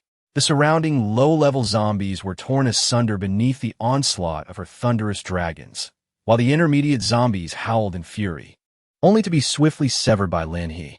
Was this the challenge the apocalypse posed to her? Nonsense. In less than 10 minutes, all the intermediate zombies lay defeated, with Lin He standing triumphantly in the center of the street, surrounded by an eerie silence where zombies once roamed. In the distance, towering above even the tallest skyscrapers, loomed a massive mound of flesh, its rotting eyes tightly shut, yet still exerting immense pressure upon Lin He. The advanced corrosive zombie. In her previous life, it had earned the title of the Greed King. So it is you. Chapter 140. The hope of battling side by side Lin He. In a moment of daze, Lin He seemed to hear a distant call, and her countenance darkened. Indeed, it had gained consciousness. The Greed King, which had only emerged in the 7th year of the apocalypse, had now accelerated into existence. It truly seemed intent on making her struggle. Among the advanced zombies, its name alone signified its extraordinary capabilities. The pressure within Lin He intensified, and the crystal cores in her hand had not vanished. The recently slain low-level and intermediate-level crystal cores were twice the size of the previous low-grade zombie cores, their hues richer, and their energy undeniably pure and more abundant. Yet, Lin He's absorption rate was even more formidable. As she vanquished zombies, she simultaneously absorbed the crystal cores. Finally, under the veil of the second night, she heard the distant sound of gunfire. Her wristband chimed, signaling that Shang Fengyu and his companions had arrived. Lin He promptly connected the call. Do not enter. Stay outside and eliminate the enemies. Protect yourselves and ensure that the surrounding zombies are eradicated, so they do not damage the vine. In truth, aside from a few intermediate zombies left outside who might pose a challenge, the majority of the lower-level zombies had already been consumed by the vine. Sister He, Yin can and I wish to assist you. Although Shang Fengyu could not see the situation within the city, he gazed at the colossal vine wall in the distance. Understanding that Lin He aimed to confine all within, preventing them from escaping, which was also a means of safeguarding him. No one should enter. Weapons can be placed beside the vine, and it will deliver them to me. Lin He paused momentarily before speaking again. If I do not survive this time, you must expedite the construction of the protective fortress and gather all the remaining souls of Huaxia, ensuring that everyone awakens. Shang Fengyu was taken aback, his eyes reddening. My lord. His tone was laced with fury. Lin He sighed, It's nothing, never mind. I will not perish. She ended the call without further words. Shang Fengyu, seething with anger, pressed his hand against his chest and took a breath, managing to dispel the overwhelming dread. Yet, unease lingered in his heart. What to do? The aftermath of his recent actions was gruesome, a scene of chaos and carnage. The Lord forbade them from entering, weapons resting beside the vines. Shang Fengyu gritted his teeth. There's a formidable adversary inside, and the Lord lacks confidence. You must upgrade swiftly. However, Shang Fengyu's pace of advancement could not match that of Yin Can. At that moment, Yin can also recognize the gravity of the situation. He immediately turned around, declaring, I will head there at once. A few days prior, during his confrontation with the zombies, he had broken through to level 6, but he was uncertain if the zombies outside were sufficient to elevate him to level 7. Yet, he understood that without an upgrade, he would have no opportunity to assist the Lord. The members of the Lin He base swiftly seized the surrounding high ground. With Shang Fengyu and Yun Can leading the charge, their killing speed remarkably rapid, demonstrating an exquisite synergy. Wherever they went, they left behind countless remnants of flesh. The crystal cores were quickly gathered by others, while Yunkin was unable to concern himself with anything beyond the immediate task, resulting in a somewhat haphazard approach. Previously, when hunting zombies alongside his comrades, he would meticulously preserve the heads for the purpose of extracting the crystal cores. Now, however, the heads had been reduced to mere fragments, forcing him to rummage through the scattered remains in search of the cores. In the dead of night, a helicopter descended slowly, astonishingly entering the confines of the vine-covered walls. Lin He promptly received the message from the Vine Man. Her hands, busy dispatching zombies, did not falter, yet she already discerned the identity of the newcomer. Realizing she could not reach him in time, she instructed the Vine Man to write in the blood on the ground. Thus, when this decisive lord emerged from the helicopter, he beheld the enormous Vine Man scribbling a blood message beside him. High-level zombies in the center, entry restricted for levels below 8, assistance required for levels above 8. The man's stern visage betrayed a rare crack in his composure. Level 8. He had toiled exhaustively to reach level 6, and now he was being confronted with the mention of level 8. He attempted to dismiss it, but the Vine Man moved forward, swiftly sweeping past his head to continue writing on the ground. Weapons are placed against the wall. Those below level 8 are requested to leave. The man's expression grew even more grim. At this moment, Lin He received a call from Shang Fengyu. Sister He, we are in dire need of zombies. Standing amidst a mountain of corpses and a sea of blood, Shang Fengyu, with bloodshot eyes, gasped for breath, while Yunkin continued to fight fiercely ahead. However, it was evident that the remaining zombies were indeed few.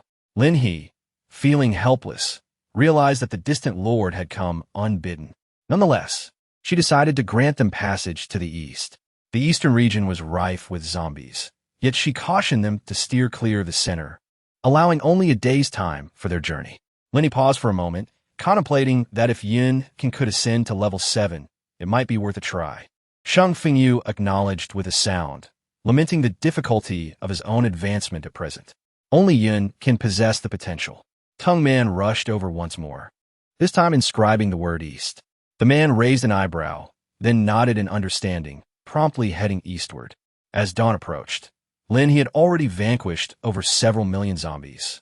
However, the progress bar for level 8 remained stubbornly stagnant. It seemed she had only traversed half of the arduous journey. The difficulty of her breakthrough was nothing short of epic. In her previous life, she had never heard of anyone needing to slay tens of millions of zombies to ascend from level 7 to 8 or 9. If that were the case, no one would have been able to level up in her past existence. She recalled having seen statistics in her former life, where those of extraordinary rank typically eliminated between 5 to 10 million zombies in total, accounting for the journey from level 1 to extraordinary. Now, at level 8, she had already surpassed that figure, rendering her situation utterly absurd. Suddenly, she thought of her system father. System, she mused, is my ascension so arduous because you are siphoning my energy? She sighed, continuing, if you wish to see me survive, grant me some assistance. How am I to confront the King of Greed at level 8? The King of Greed's relentless and grotesque regenerative abilities were the reasons behind its formidable nature. If there were a way to reach level 9, she could outlast the King of Greed through sheer endurance. Yet, the system remained unresponsive. Lin He was acutely aware that this time the system would not extend any favors to her. In this instance, the system and Oppo's inability to intervene represented the most adverse scenario. She was even more reluctant to put those around her at risk. System, if I perish, can you select someone else to continue this struggle for survival? She inquired earnestly, hoping for a reassuring response. If the system could still choose someone from her base, even in her absence, be it Shang Fengyu or Yun Kan, to inherit its capabilities, then her worries would be considerably alleviated. Complete the task with peace of mind. Yet, with a sigh, Lin He mused that the system still held a certain confidence in her. Very well, I shall give it my all. She had been engaged in relentless combat for an extended period, but found no moment to rest. However, after merely half a day, Lin He suddenly noticed that her level 8 progress bar had accelerated. Astonishingly, it had reached the 3/4 mark. Had the system intervened? While her hunting speed had indeed been steadily increasing, such a rapid advancement in the progress bar surely indicated assistance from the system.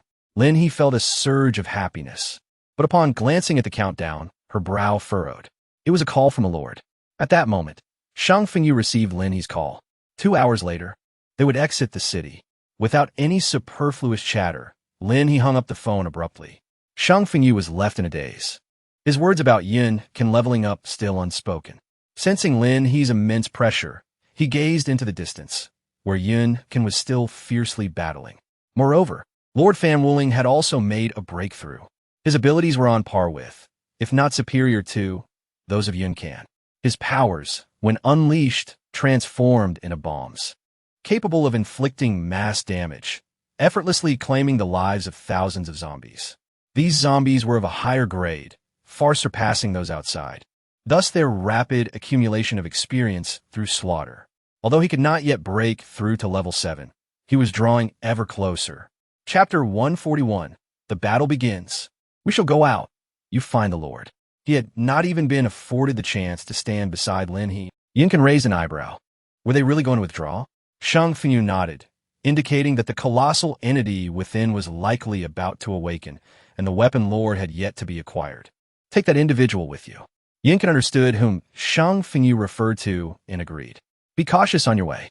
With that brief admonition, Shang Fengyu decisively retreated with his own. As the Lord had stated, without reaching level 7, one should refrain from involvement. Fan Wuling witnessed the dazzling fireworks and sheathed the myriad of sharp blades he had conjured, rushing towards the direction of the display. Upon arrival, he beheld Yun Can sitting beside the weapons, offering him a radiant smile. Lord Fan, it seems we're about to embark on something grand. Would you be interested in assisting me in transporting some weapons to seek out my lord? Fan Wuling paused momentarily before responding. Let us go. There was no room for needless words. His murderous intent surged, his eyes blood-red from the thrill of battle. In contrast, Yin Can appeared untouched by the fray. Not only was he immaculate in appearance, but his demeanor also radiated purity. Yet, it was precisely this quality that rendered Fan Wuling wary of Yun Can Lord. As a colossal thunder dragon whizzed past, Yun Can excitedly waved, while Fan Wuling stood in stunned disbelief. What are you saying? Is this an attack that an ability user can generate? Lin He's figure materialized in mid-air as she gazed upon the array of weapons, swiftly descending. It was only after she noticed the vines beneath her that she revealed her face. Oh, how strikingly beautiful she appeared. Wait for me here, she commanded. In an instant, the weapons vanished, and Yun Can nodded with a smile. Fan Wuling's eyes widened in astonishment. Another manifestation of spatial powers. Remarkable. Lin He vanished in an instant, and when the sounds returned, they were overshadowed by the immense explosion echoing through the black mist. A searing gust swept the darkness aside, while Yun Can stood resolutely unmoved. And Fan Wuling sat beside him. He needed a moment to recuperate. Since his arrival, he had not paused even for a breath. Observing Lin He now, he began to comprehend the vast chasm separating the 7th and 8th tiers. Of course, an even greater abyss lay between them and the high-ranking zombie. Thus, he would heed the commands of the 8th tier expert without question, awaiting orders. Bang, bang, bang. As he witnessed flesh and blood disintegrating inch by inch, Lin He scrutinized the recovery rate of the King of Greed. Ultimately, she concluded, exceedingly swift. After all her slaying, combined with the efforts of her base, the number of zombies dispatched by those outside her stronghold was likely only half. The remaining half had been wholly absorbed by the King of Greed. The good news was that it would not receive further sustenance thereafter. The bad news was that it had become excessively bloated. Lin He relinquished her concerns, unleashing an onslaught of weaponry, allowing the searing tempest to scorch her, for she was shielded by the protective vines.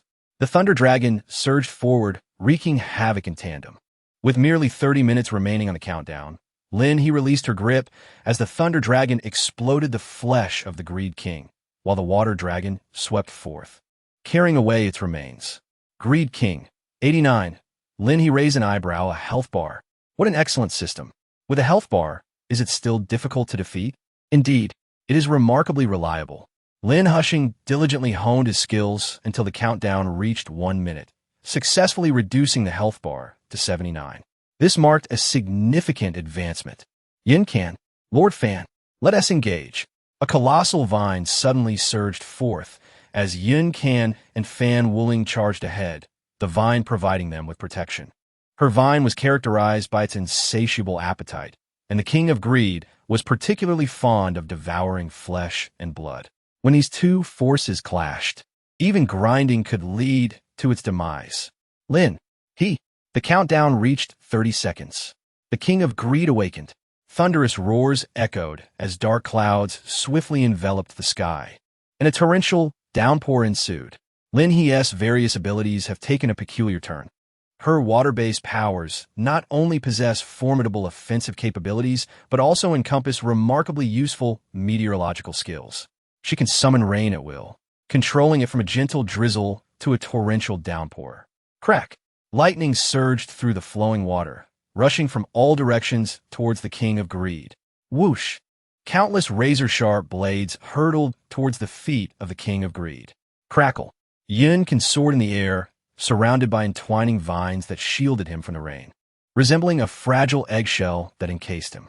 A vast expanse of flesh erupted from the king of greed a kilometer away, only to be swiftly followed by a rushing torrent, exposing even more of its insides. Roar! The king of greed was fully awakened. Lin He led the immense vine directly to the face of the greedy king. A smile graced her lips as she remarked, "Long time no see, greedy king." In her previous life, although she was merely a feeble figure, she had delivered a fatal blow at the last moment. Following that, Lin He had made her escape, leaving no one aware of her involvement. However, it was evident that the greedy king had been compelled to resurrect. It recognized Lin He. With a roar, the greedy king unleashed a furious bellow, its colossal, fleshly arm lunging towards her. Unexpectedly, Lin He, poised atop the vines, executed a swift somersault, causing the vines to rapidly entwine around the arm, tightening with great speed. Devour! Lin He observed the greed king as it began to lose health at a rate of 0.5 per minute, now down to 77. It would take at least 2.5 hours to vanquish it. However, the greed king had a tendency to lock its health. In her previous life, the teams that attempted to besiege the greed king had ultimately fallen victim to its last-ditch health lock. This lock lasted for a considerable duration, at least 10 minutes, during which it would not lose a single drop of health, instead devouring the corpses of its previous foes and successfully replenishing its health bar. This battle would undoubtedly stretch on for half a day. Consequently, Lin He swiftly maneuvered, with vines endlessly entwining around the greed king's body, striving to maximize contact area and hasten the depletion of its health. Bang! The flesh of the greed king attempted to engulf Fan Wuling and Yun Qin remarkably. It retaliated with outward strikes akin to the vines. Yet the vines were right beside the two, decisively wrapping around it and launching another fierce assault. Fan Wuling had never partaken in such a stable and secure battle. How to describe it? Wow, this sense of security. This woman. He was enamored. Outside the city, the few remaining zombies were nowhere to be seen, but a convoy approached in the distance. It was the group from the Lin He base, arriving as they had promised. Their helicopter had come to deliver weapons while they drove in vehicles. The Dragon Lord, Sheng Fengyu, recognized them. What's the situation? The members from Lin He base held an electronic tablet displaying a large red area. Our Lord is inside, along with 2 level 7 ability users. Sheng Fengyu briefly explained the situation, then gazed at the red area. Is this the advanced zombie?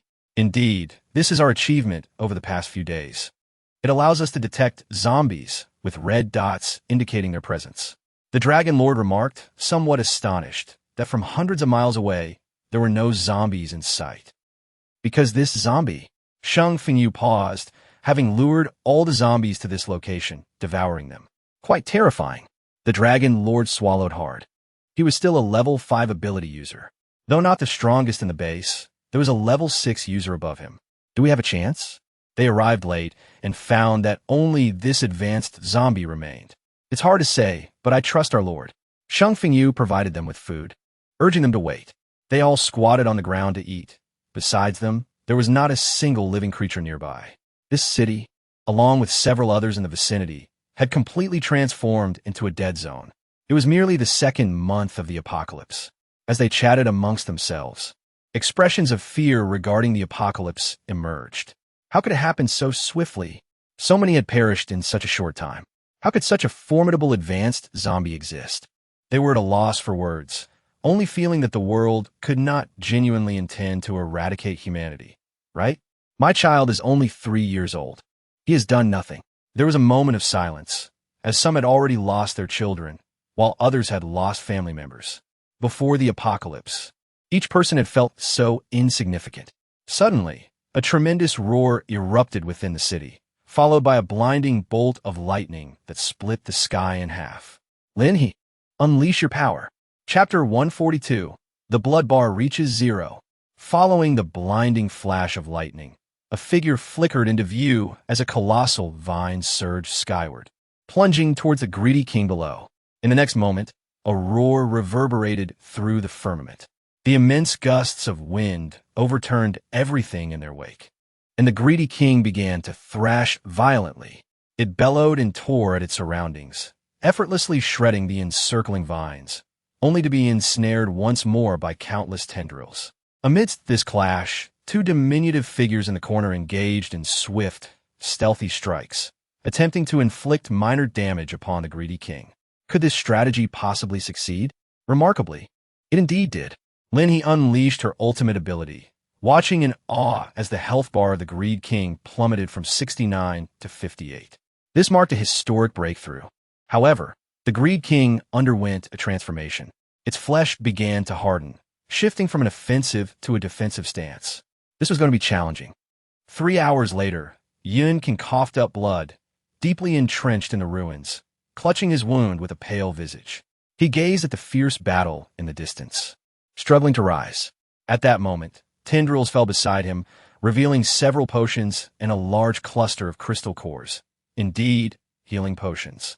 He took a deep breath, seized the potions, and injected them into himself, then placed his hand over the site to hasten the absorption of the core energy.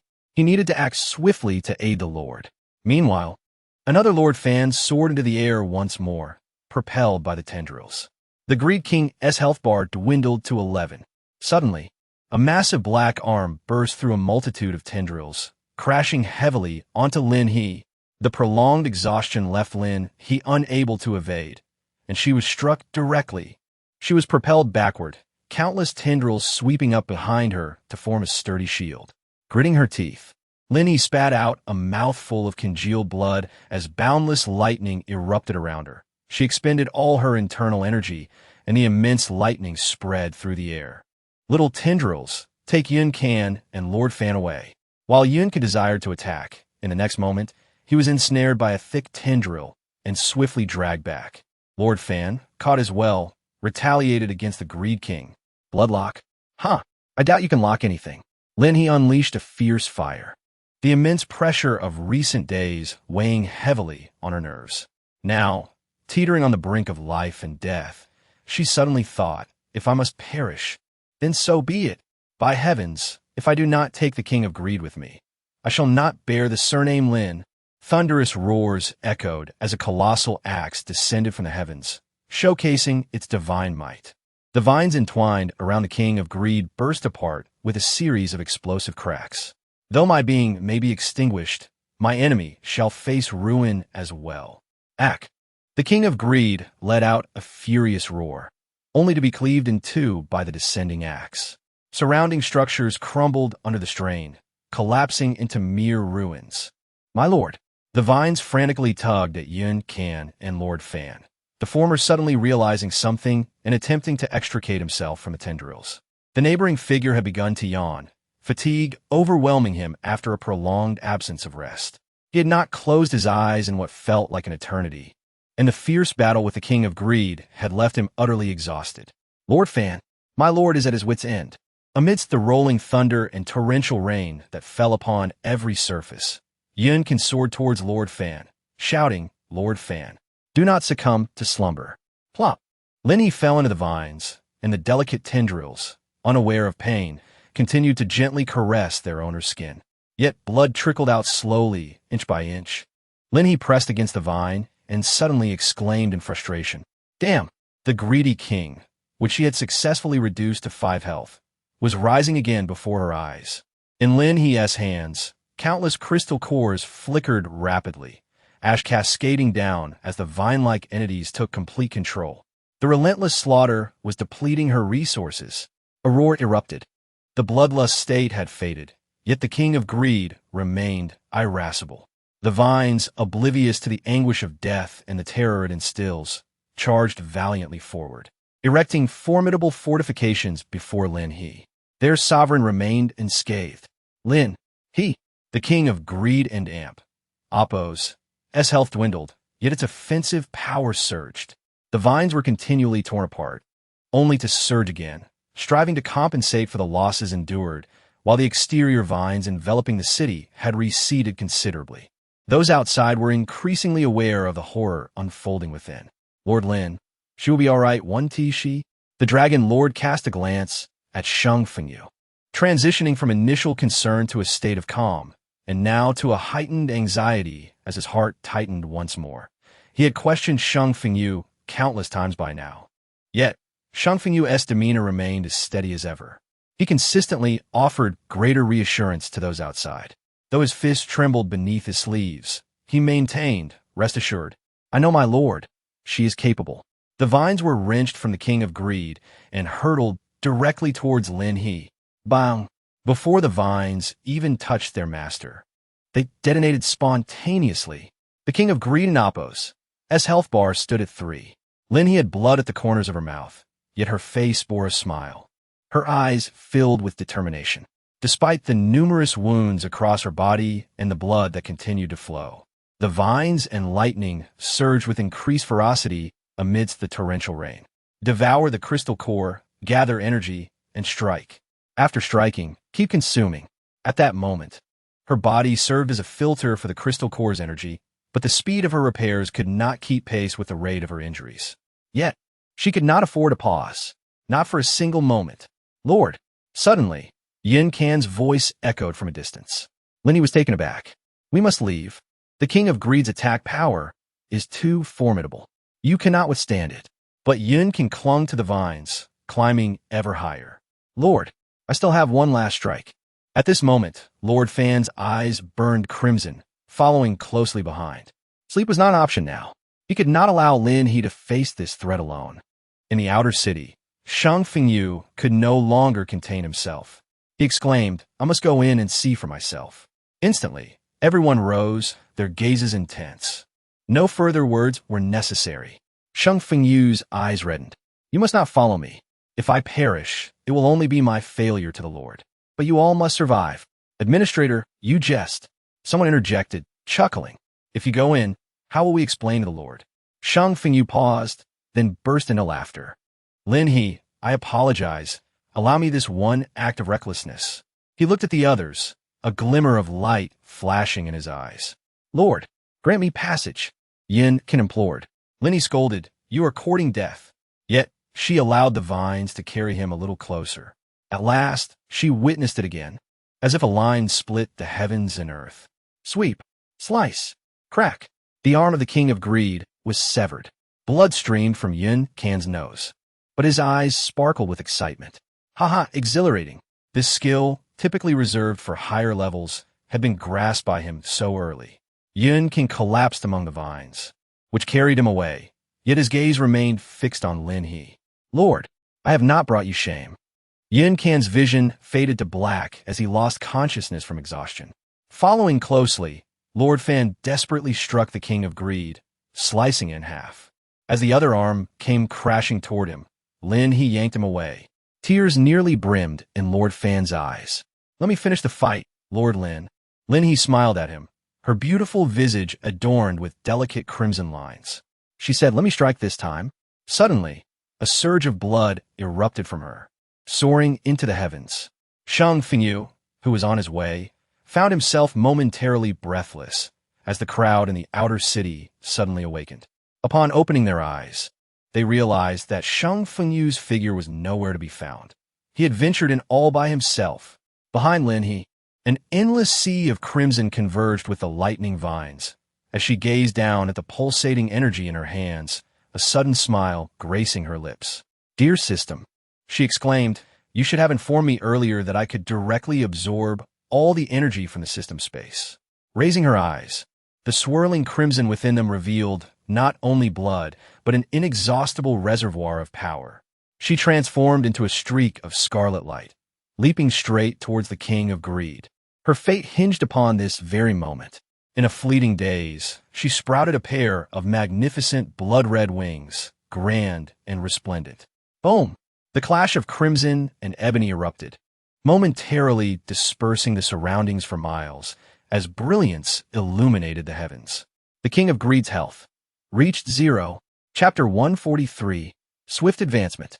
In the depths of unending darkness, Lin He abruptly opened her eyes. She had awakened.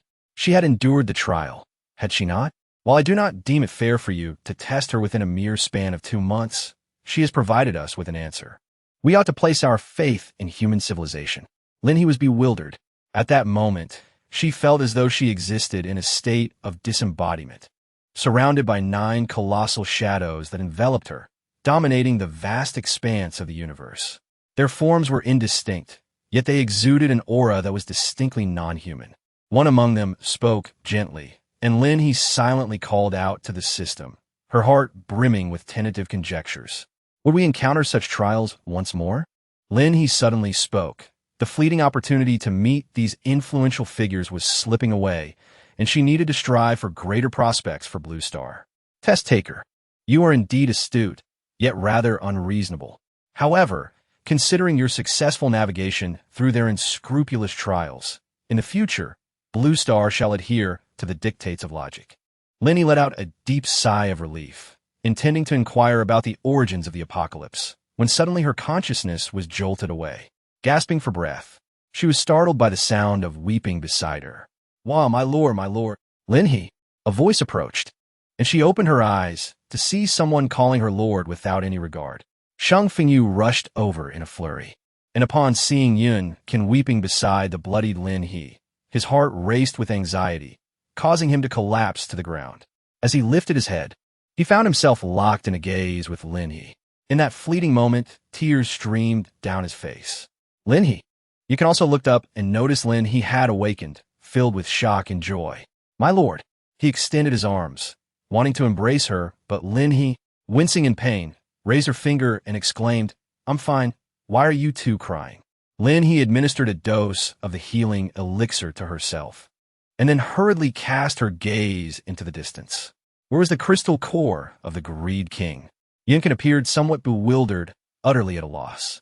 Not only had the Greed King lost its crystal core, but even its carcass had vanished. Lin He felt a pang of anguish. Yet suddenly, she beheld the rewards announced by the system.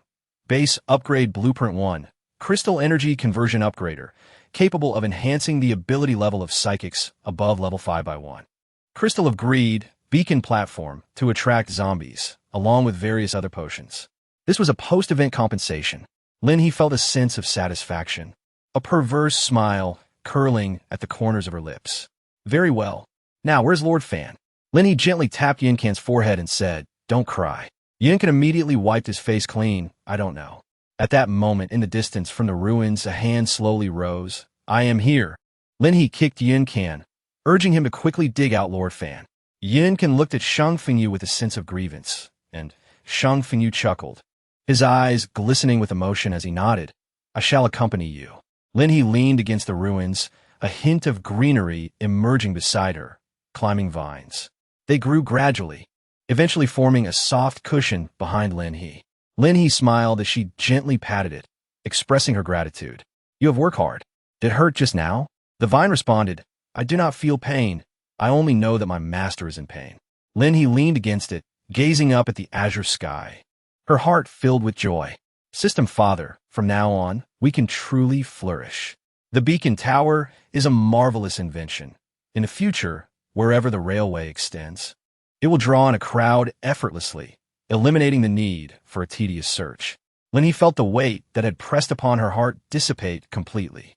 She refrained from inquiring further into the system's mysteries, such as the reasons behind her rebirth or the nature of the trial bearers. All she truly understood was that this time she would undoubtedly safeguard her base and lead humanity through the apocalypse. She was filled with joy and pride. Lord Lin, Administrator Shang. The main force had also arrived. Even from a distance, the ruins laid bare the ferocity of the recent battle. Greetings to all. It has been a long while. Lin He rose with a smile, her injuries having significantly healed, leaving only the internal wounds that required gradual care. However, upon glancing at the Crystal of Greed, she was assured that its absorption would lead to her ascension, alleviating her concerns. Who could truly comprehend? In merely 2 months of the apocalypse, she would reach level 9. No matter how formidable the zombies became in the future, they would never surpass her. 3 days later, at Lin He's base, one could scarcely fathom the leap in technology without witnessing it firsthand. In comparison to Lin He's base, ours resembled a dilapidated war refuge. The lords of the nearby bases had all submitted to Lin He and Appo's domain, albeit as adjuncts. The 2 major initiatives of the Lin He base are poised to commence officially. Indeed, it was our Lord Lin who valiantly eradicated those zombies. Otherwise, we would not have dared to venture outside the base. Although they are not formally part of our ranks, Lin He aspires for them to acquire certain abilities to procure resources. As we endeavor to lead all of humanity, Lin He has never contemplated hoarding all the benefits for our own base. Through Xiao Yuan's diligent efforts, nearly every base within the Huaxiao region equipped with radio communication has received her message. When it comes to crises or troubles, her demands are modest. A mere exchange of technical personnel will suffice. For the more, the merrier. As for other resources, the Lin He base is certainly not lacking in resources, yet it cannot possibly satisfy the demands of all bases across Huaxia. Therefore, she can serve as a bridge and create opportunities for other bases. For instance, in the realm of agriculture, the technological advancements at Lin He base surpass those of any other base, particularly their unique method of cultivating crops on zombie corpses. Time is of the essence, and it remains uncertain how many individuals are still struggling for survival. After concluding a telephone conference with several large bases, Lin He joined the meeting with the lords. Xiao Yuan sat beside Lin He, who had yet to utilize the upgraded blueprints, preferring to wait until the railway was completed before doing so. This way, the railway would be upgraded concurrently, expanding its scope. In summary, one should take action where possible, showcasing their capabilities, while those unable to contribute should leverage their advantageous resources to participate. Lin He sat in her seat, and as soon as she finished speaking, the meeting commenced without delay. The lords swiftly raised their hands, and the efficient meeting required only a few succinct remarks from them. These were the lords that Lin He had meticulously selected. Those who were unfit had already been dismissed. Thus, when their responses aligned closely with the parameters established by Xiao Yuan, Lin He clapped her hands in approval. This is the way. The pace was so brisk that the lords were still in a daze as they departed from Lin He's base. What? Does the Lord of the Forest not even glance at their proposal? Is he truly willing to bestow upon them resources, personnel, and blueprints so readily? Such an extraordinary level of trust. Lin He resumed the call, affirming, yes, indeed, the resources will be delivered tonight. Furthermore, the day after tomorrow, several major bases will convene at the Lin He facility for the inaugural regional conference. Lin He has directly assumed the role of head of the East China War Zone. The leaders of the Southwest, North China, South China, and Northwest War Zones are all former stalwarts of the nation. Lin He, with her extraordinary ability level far surpassing that of ordinary individuals, has undoubtedly become the leading figure of the base. In the midst of the apocalypse, everything has been reshuffled. Chapter 144. The meeting has concluded successfully. The robots in the Xinjiang area have been put into operation. This signifies that the railway will now traverse to distant lands at an accelerated pace. How marvelous! Indeed, if it were not for Lord Lin, how could we witness such cutting-edge technology? Everyone turned their gaze toward the direction of Lin He's base, wondering when we too might reside in houses akin to those of the main base. Those splendid structures seem to belong to a different era, including the garments they now wear, which provide a comforting warmth to their bodies. There is no need to worry about burns, as these clothes offer a degree of protection. Altogether, these attributes are quite costly. Yet, Lord Lin has declared that every individual involved in the external construction will receive one. It is through donning these garments that they finally realize they are indeed part of Lin He's base. Though they may not inhabit such exquisite houses, they certainly belong to Lin He's base without question. Lin He base, the inaugural war zone conference post-apocalypse. As the principal leader, Lin He rightfully occupies the foremost position. In her Lin He base, she holds within her grasp elements capable of transforming the global landscape and altering the outcome of the apocalypse. Whether it be the awakening serum, energy flora, or enhancement elixirs, each singular item would compel all present to exert their utmost efforts. Yet, she possesses them all. Esteemed guests, it is my profound honor to convene with you at this moment. To Lin He's left stood the familiar figure of Lord Long, the head of the Lin He base in the Southwest Theater, while to his right was Lord Fan, another old acquaintance and the head of the North China Theater. The leaders from the South China and Northwest Theaters were two new faces, both possessing a mere level 5 ability, the lowest among those present. Lord Lin, I shall not mince words. Our gathering today is driven by a singular purpose, to collaborate with you in guiding more survivors towards safety, Lord Fan stated, rising to perform a formal military salute towards Lin He. This gesture was a mark of respect for the current leader of Huaxia and underscored his earnest plea. What Lord Fan expressed resonates deeply with my own intentions. Please, take a seat. Lin He instructed Xiao Yuan to activate the projector. Next, I shall present to all the lords the current production and inventory quantities of all special resources at our Lin He base. Each war zone is home to countless small bases where survival is a challenge. Our family's strength is undeniably insufficient. Lin He is remarkably generous, not merely because she has made such a decision herself. Just 2 days prior, the system underwent an upgrade. Following this enhancement, the values Lin He observed transformed into the human civilization rescue value. Currently, it has been lingering at 20 for an extended period, failing to reach 21. This sluggish pace has made Lin He acutely aware that, in the short term, her railway advancements will not progress, significantly affecting the Eastern China war zone. To elevate this percentage, it is essential to implement the Spark plan from a different perspective.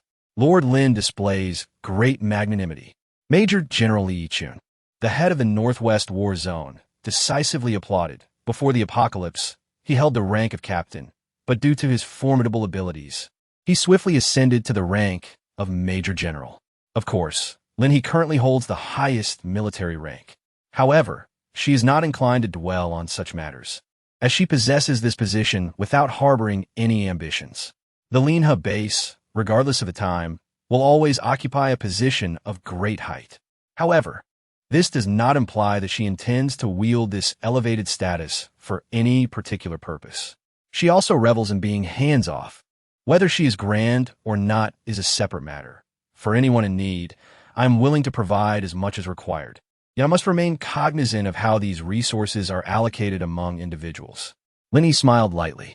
Although her tone bore no threat, her words conveyed her stance. In this era of scarce resources, I do not wish to show favoritism among our several battle zones. Lin He spoke with a gentle tone, yet in more severe circumstances, I must offer additional assistance. However, in the face of our collective fate, we should set aside personal interests. What we require are individuals of greater capability, those who can step forward and contribute to our compatriots and our base. Those who merely linger within the base, feasting on the fruits of others' labor, shall find me, Lin He, personally removing these parasites from our midst. If you doubt my abilities, I urge you to place your trust in our dear Xiao Yuan. With her charming little face aglow with a smile, she floated in the air, embodying the most amiable demeanor of an AI steward.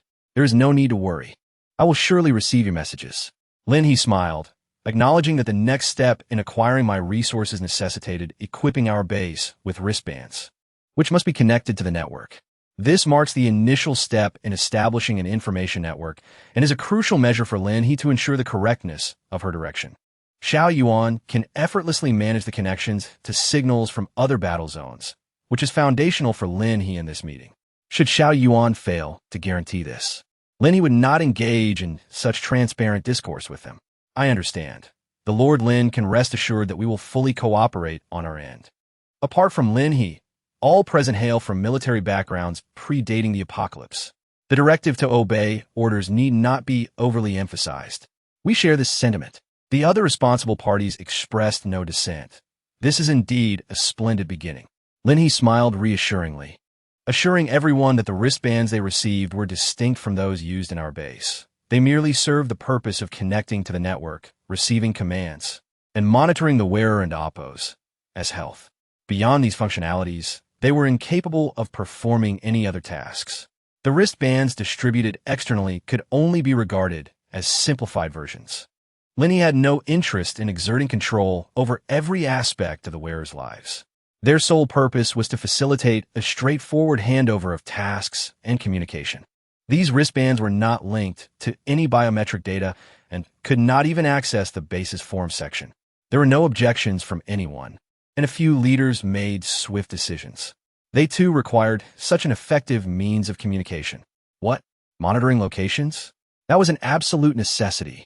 Should any issues arise with their personnel, they could directly pinpoint locations to initiate rescue operations. This was indeed a remarkable innovation in a post-apocalyptic context. They were genuinely thrilled. The advancement of technology seemed to be delivering a decisive blow, and the leaders could think of nothing but joy, especially now, as they faced not only the threat of zombies, but also the scum that plagued every war zone. They often had to confront not only the undead, but also those who would rob them. Previous attempts to connect with outside bases had all ended in failure. While the nation still possessed the capability and opportunity for integration, they needed to act swiftly, ensuring the rapid flow of information. If it were not for Lin He, they might have struggled to even select a leader. Moreover, Lin He observed their joyful expressions and, after careful consideration, decided to speak candidly. I do not wish for certain individuals from the world before the apocalypse to exert any influence over your decisions through their connections. She firmly stated this. If you cannot manage your own people, I will have no choice but to seek others to oversee your respective battle zones. She possessed both the capability and the authority to utter such words. The leaders immediately expressed their commitment. Rest assured, Lord Lin, their gazes were as resolute as when they had sworn allegiance under the red flag during their inaugural year in the military. Exchanging glances among themselves, the lords silently conveyed their unyielding determination. Should anyone fail to handle their subordinates, I shall mock you mercilessly. Now, let's first determine the shares you shall take with you this time. Lin He can afford to spare some resources, and it would not be a problem to even distribute them. Let's divide equally. The situation in the other 4 battle zones is quite similar. Everywhere is overwhelmed with countless zombies, and many individuals lack special abilities, relegating them to a mere existence of waiting for death within the confines of the base. Of course, even if one were to obtain the awakening potion, it must first be allocated to the troops. Only those venturing out for exploration can seize such opportunities. Furthermore, regarding the surplus you possess, if it becomes unmanageable, we can dispatch personnel to assist in the transfer. However, the quantity will be limited. If you have any researchers among you, regardless of their field, I will personally come to fetch them. Currently, the majority of the base's inhabitants have ventured out. They are wholeheartedly dedicated to the construction of railways, and a significant number of construction robots have been deployed, with new structures rising along the railway. Indeed, we have resources here. Aware of the advanced technology Lin He possesses, they are exceedingly eager to send scientists her way. Should a breakthrough occur, it would be a monumental triumph for all humanity. The meeting was remarkably smooth. It was as if she spoke, and the other lords, like chicks pecking at grains, responded eagerly, grinning as if they had found a treasure. Whatever Lin He asserted, they accepted without question. After a fleeting moment of joy, Lin He soon comprehended the reason behind the Lord's submission. It was the individuals struggling for survival behind them. Consequently, she swiftly concluded the meeting, ensuring that each helicopter was equipped with a spatial device. She took the initiative to escort Lord Bai of the Northwest War Zone and generously gifted several lords with upgrade potions. Observing the lords, now brimming with confidence after their level increases, Lin He felt a sense of relief. Indeed, upgrade potions were scarce. Lin He discovered that this converter did not require low-level zombie cores. How excessive. Previously, a greedy king had depleted her entire stock of cores. Thus, upgrade potions were truly limited now. Next time, she resolved to procure more. Chapter 145. Auspicious Tidings. My lord, we have truly obtained. Lord Bai of the Northwest War Zone was on the verge of tears, but the wretched sobs from his subordinate nearby were so intense that it was utterly embarrassing. The young man, kicked by his companion, struggled to stifle his cries and hastily wiped his tears away. Suddenly, a heart-wrenching wail erupted nearby. Woo-woo, my lord. Wah, wah, wah, wah. All right, I concede. You weep as if I have perished. The corners of his mouth twitched. Yet he could do nothing to quell the boy's sorrow.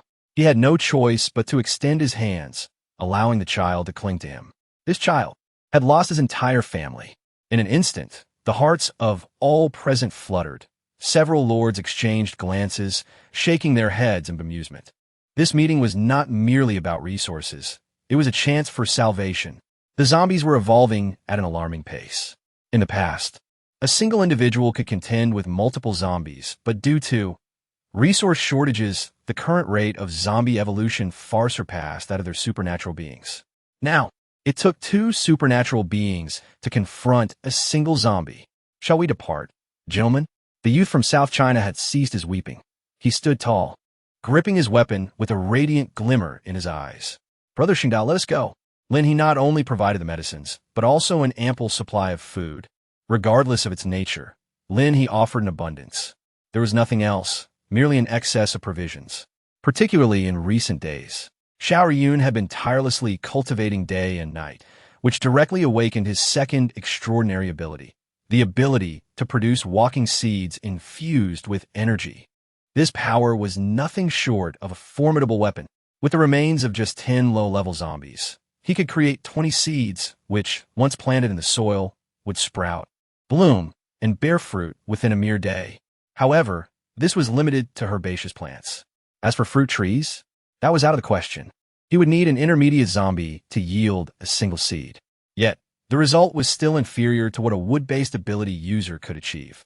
The seeds derived from low-level zombies could be sown in any soil without the aid of wood-related abilities. Planting them was a straightforward endeavor. Walking seeds were indeed a vital resource when venturing forth. Such a diminutive seed could yield enough sustenance for 2 or even 3 or 4 individuals. This was an essential item for any long journey. Let us depart. Yun Qin smiled at the neighboring Sheng Fengyu as he boarded the helicopter with Lord Long. Lord Fan required no assistance. Lin He accompanied Lord Bai from the Northwest Battle Zone, while the remaining individual was under the guidance of Feng Dedu, who had not only mastered spatial abilities, but was also the first to reach level 7 among spatial ability users. Accompanying him was Jin Yu, who had become quite adept at hunting since arriving at the base. He had long aspired to ascend to the rank of level 1 administrator. He had his eyes on Sheng Fengyu, but he ultimately could not match Sheng Fengyu's level of abilities and failed to attain the rank of administrator. Upon reaching level 2, he realized the unfortunate truth. He was utterly unable to progress further, unless there were new realms available for him. As it stood, for the time being, he followed Feng Dudu as a personal bodyguard specializing in spatial abilities. He awaited the opportunity to earn contribution points to exchange for upgrading potions. Although Shang Fengyu surely had some as well.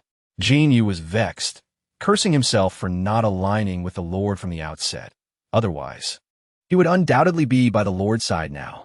The Lord, his goddess. When would he stand beside her? Feng Dudu tapped his shoulder. What are you daydreaming about? Sit properly. Feng Dudu forced a smile. Managing this university student was indeed challenging, if it were not for the lad's combat prowess. Let us set off. The airplane carrying Lin He took off first, followed by several helicopters that ascended in succession, dispersing in all directions upon reaching the sky. Let them all go, he thought. DeFu waved a chess piece from below towards each helicopter, his eyes slightly reddened. He had formed an inexplicable bond with Jin Yu. Yet he could not keep pace with the Lord and his brothers. Who could understand? They had started at the same level, but as time passed, those brothers soared upwards like rockets. As for the Lord, she was a being who created the very ceiling of their potential. Alas, Yu Gu was still the one who shared the awakening potion with them. Duffel, a melodious female voice called from behind, and he turned to see a youthful and vibrant figure rushing towards him. Some goods need to be transported from Brother Xiao and Appo's. S sighed. Are you done? Defu beamed a radiant smile, setting down his small flag and hurrying over. Lin, I'm coming. Though he couldn't match Yu Gu and Zhang Gu in levels, he felt a sense of excitement. Qin Lin chuckled as a battle vehicle approached from a distance, towing a cargo compartment. The cargo compartment was modified, constructed from the most unadorned materials, just as plain as their city walls, designed to be opened only by a key. The vehicle came to a halt, and a young boy opened the door, beaming with a brilliant smile, his lips red and teeth white, exceedingly handsome. Lin, come aboard. He then cast a glance at the suddenly pale Defu, still smiling brightly. Shall we go? Defu gritted his teeth in frustration, cursed the detestable Bai Taman.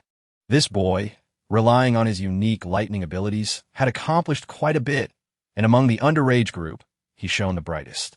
Darn it, he also liked Lin. Defu straightened his posture and declared, let us go. Bai Taman shrugged helplessly, leader, please. He welcomed them aboard, his smile radiant. Yet, Defu could detect the bitterness beneath.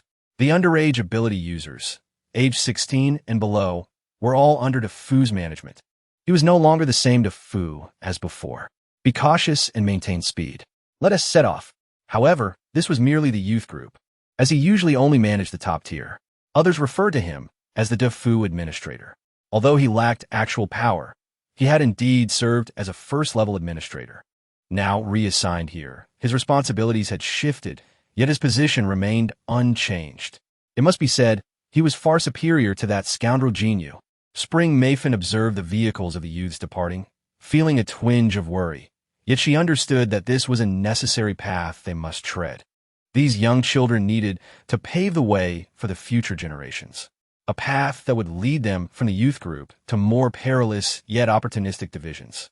Currently, the youth group's mission was to transport supplies within the safe zone, and today marked their second departure. Despite the low danger level, Spring Mayfin wished to see them off. After all, she had watched these children grow, and she was also responsible for the hospital and school sectors. This plan had incorporated some of her suggestions as well. Do not fret, Administrator Chun, an elder beside her, chuckled. He was the principal of the school. Defu and his group have at least level 4 abilities, with some reaching level 6, and they all possess combat experience. They will be safe within our secure zone. The path ahead has been cleared by the seniors. Spring Mayfin nodded. Yes, I won't come to see them off tomorrow. Let us go. There's a new student ceremony at the school. Since the merger of personnel, the school had expanded, enrolling younger students and hiring new teachers. It had been a whirlwind of activity. Thankfully, with Xiao Yuan assisting, they had alleviated much of the workload.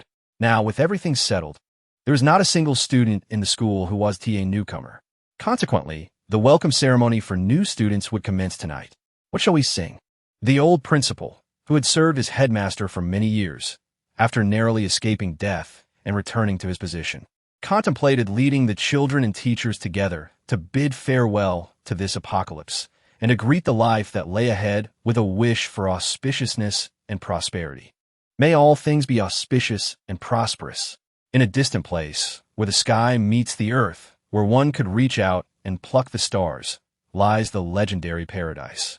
Hey, Yalasu, let me gently approach your warm heart to kiss the fragrant blossoms of Gesang. Chapter 146, For Huaxia. The Northwest region, in truth, pales in comparison to other battle zones, sparser in population, vast in land, making it more challenging to locate survivors. The White Lord looked at Lin He, surprised that the Lin Lord had chosen to join him. Lin He shook her head, asserting that nothing could compare. She had come to the Northwest because it might conceal an even greater crisis. The White Lord was taken aback. Greater? The White Lord's base was in Chang'an, and at that moment, hearing these words caused a sharp intake of breath. In her previous life, the southern border and the plateau had been the origins of the zombie tide. since she could now intervene and eliminate the onset of the zombie outbreak ahead of time. She would undoubtedly prevent the tide that once devastated the survivors of Huaxia from awakening. She had acquired valuable resources. She would attract all the zombies from the source and eliminate them. Lin He now resembles a biological nuclear bomb, delivering a devastating blow to the zombies. However, Lin He also witnesses the chaotic human realm beneath the helicopter. In the sky, zombies are already soaring. They do not fly particularly high, yet they possess the ability to ascend. In the days to come, they will only soar higher and faster. On the way, Lin He had 2 thunder dragons trailing beneath. As soon as they spotted any flying zombies daring to approach, they would swiftly eliminate them. The helicopter soared rapidly, albeit at a modest altitude. Throughout the journey, a considerable number of new corpses were collected. Meanwhile, at the base, Xiaorian paused as he observed the newly pushed long-winged zombie. Indeed, zombies seem to grow increasingly grotesque. However, the silver lining is that this rather unsightly creature is classified as an intermediate zombie. Well, it can produce a substantial amount of grain. Let be ugly. Lin He's space is interconnected with the system's space, and it is no longer a secret that it can directly connect to the base's warehouse. It is precisely because of this knowledge that as long as Lin He can gather items, everyone is resolutely reluctant to interfere. If there is anything one does not understand, one can simply consult the small circle within your wristband. Lin He smiled at the White Lord, who quickly raised his hand. Lin Lord, please ensure your safety.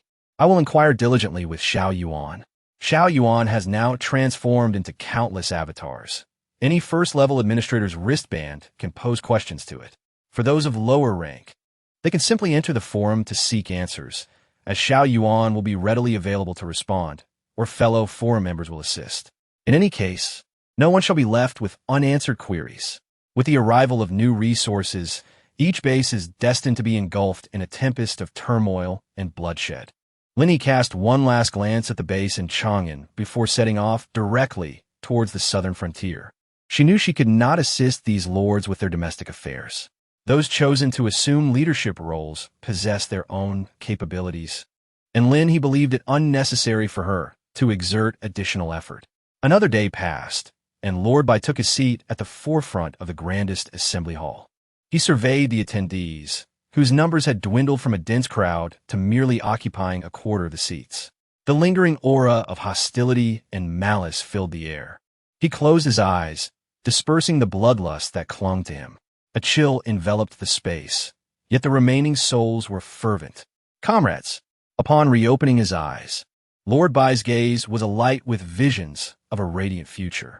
He rose to his feet, tears cascading down his cheeks as he raised his spear, his voice resonating like thunder. The new era has arrived. Obey the Lord's command. The warriors in attendance stood, their fists striking forcefully against their chests. Thud, thud, thud. The sound of fists upon chests echoed, a stirring anthem for the rebirth of the Northwest Combat Zone. Lord Bai smiled. The stains of blood may not be washed away, but they would carry them forward. He, Bai Luoning, was no coward. His heart was resolute, driven by the hope of saving more lives and creating a brighter future. Distribute supplies. Select volunteers. By this time tomorrow, I want to see 30,000 volunteers. 30,000 who are willing to lay down their lives to rescue the survivors. Yes, yes. The voices surged towards the hall's apex, reaching far beyond. In the Southwest Combat Zone, the clamor of armored vehicles resounded. Thud, thud, thud. Comrades, those receiving the awakening serum today shall dedicate their lives to the people. The Lord stood upon the platform, proclaiming, "We have obtained the most advanced resources in this opportunity, and we must honor those who have bestowed their hopes upon us." His hand waved the crimson banner. His eyes, filled with fervor, glistened with tears that blurred his vision. He raised it high, for the glory of Huaxia. For Huaxia. The warriors collectively roared. The sound of armored vehicles clashing resonated like a symphony of destiny. Grand, lofty, passionate. It was a hue of red, the essence of blood. Inject. In the Southwest Combat Zone, 80% of the volunteer soldiers hailed from pre-apocalypse forces. Most were comprised of youth under 30. The mountainous terrain of the southwest gathered these individuals from numerous military bases. They were undaunted. They only lamented their previous inability to stand at the forefront, face to face with the undead, unable to wield the power to slay those who had taken the lives of their comrades and loved ones. One by one, they fell. Yet some persisted with unwavering resolve. They had heard that the clearer one's will, the better they could endure the awakening serum, leading to the manifestation of stronger abilities. They had to endure. In the South China Combat Zone, at the Luaha base, Lord Long observed the youth in the distance as they fervently shouted, "For all humanity! For our brethren! For Huaxia!" He wiped away the tears from his face, standing tall, raising his hand in a formal salute. "Children, thank you." In the North China Combat Zone, Lord Fan gazed at the newly awakened warriors armed behind him and suddenly let out a hearty laugh. "You have chosen to follow me. So fear not. I fight fiercely. If you cannot keep up, there will be no zombies left to slay." He opted to lead, just as Lin He had initially done. His awakening serum spread faster than anyone else's. As he had sufficient resources for 30,000 doses, he wasted no words. Upon reaching the base, he ordered for the distribution of the serum, awakening them on the spot. Once awakened, they would serve the crystal cores. Those who advanced to level 3 the quickest would follow in his wake. Slay the enemies. Kill, kill, kill.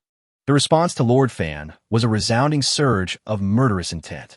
They had once cowered behind their comrades, but now they finally possessed the strength to charge towards the hordes of undead. Lord Fan's eyes glistened with gratitude. "Thank you." He was thanking Lin He. Without her, where'd he have found these resources or these crystal cores? Lin He sought nothing for herself, yet Lord Fan kept everything in mind. The area was teeming with zombies. Once they were vanquished, he would gather them and present them to Lord Lin. With a resolute heart, Lord Fan led the capable individuals behind him towards the distant horde of the undead. Meanwhile, in the central China battle zone, the railway workers remained vigilant, overseeing the operations. The soldiers, steadily advancing while consuming their rations, continued to expand the perimeter of safety. On the map held by Xiao Yuan, green dots representing secure zones emerged one after another, continually growing in size. Xiao Yuan into oppose. As pudgy fingers tapped the surface, and suddenly, a smile graced her lips. "My dear lord, humanity is truly remarkable," she mused, lifting her gaze as if peering through transparent glass at the sky. "Is this what you wish to witness?" She had accomplished it. Her brows arched in delight. Humanity had achieved it too. The azure sky appeared to be graced by drifting clouds, gradually converging. Xiao Yuan tilted her head, wide-eyed as the clouds morphed into something astonishing. "Ah, a certain esteemed figure, calm and collected," she chuckled, holding her belly in laughter. Suddenly, the voice of her beloved lord echoed in her ears. "Xiao Yuan, quickly, bring up the map of the Hama Desert. I refuse to believe these wretched zombies can remain hidden in the sands. They dare to flee. How audacious!" Lin He declared. "There shall not be a single zombie left alive in my grasp."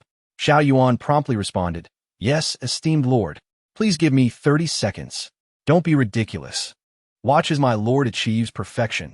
Chapter 147. The Surge of Rescue Value. Ah, this little creature can run quite well. After a day of patient pursuit, with the aid of the versatile Xiao Yuan, Lin He finally managed to capture the zombie. However, upon observing the condition of this intermediate zombie, Lin He was left in shock. It had a head of golden hair and wore tattered clothing, hinting at a once vibrant hue beneath the dirt. Its skin was surprisingly fair. Wait a moment. How could a zombie possess such tender skin? What astounded Lin He even more was that it spoke.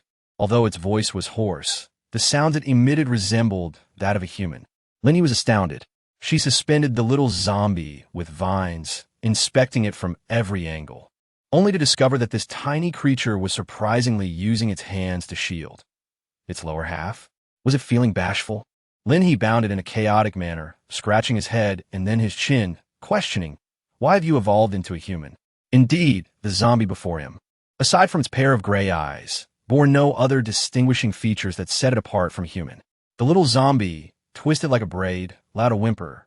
"I, originally, was human." Lin He gazed at it, pondering intently. only to realize that in her previous life, such advanced humanoid zombies had never emerged. If it weren't for its demise here, no wait. She had spent an entire day pursuing it. It had burrowed deep into the sand. Who could possibly slay it? After a day of relentless pursuit, she had anticipated encountering the leader of the zombie tide from her past, only to unearth a seemingly innocuous little zombie from the soil. You are indeed remarkable. I had initially intended to eliminate you, Lin He remarked, causing the little zombie to shrink back. I won't harm anyone. In a flurry of urgency, her speech quickened. Are there any other zombies like you? Lin He inquired, only to feel that her question was likely futile. Such zombies were exceedingly rare, virtually 1 in a million. The little zombie shook its head, signaling that there were none left. Indeed, there were none. Lin He sighed and said, There and oppos. There's no helping it.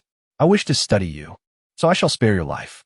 The little zombie and oppos' gray eyes seemed to brighten with a hint of joy, displaying a remarkable semblance of humanity, and even uttered a soft, Thank you.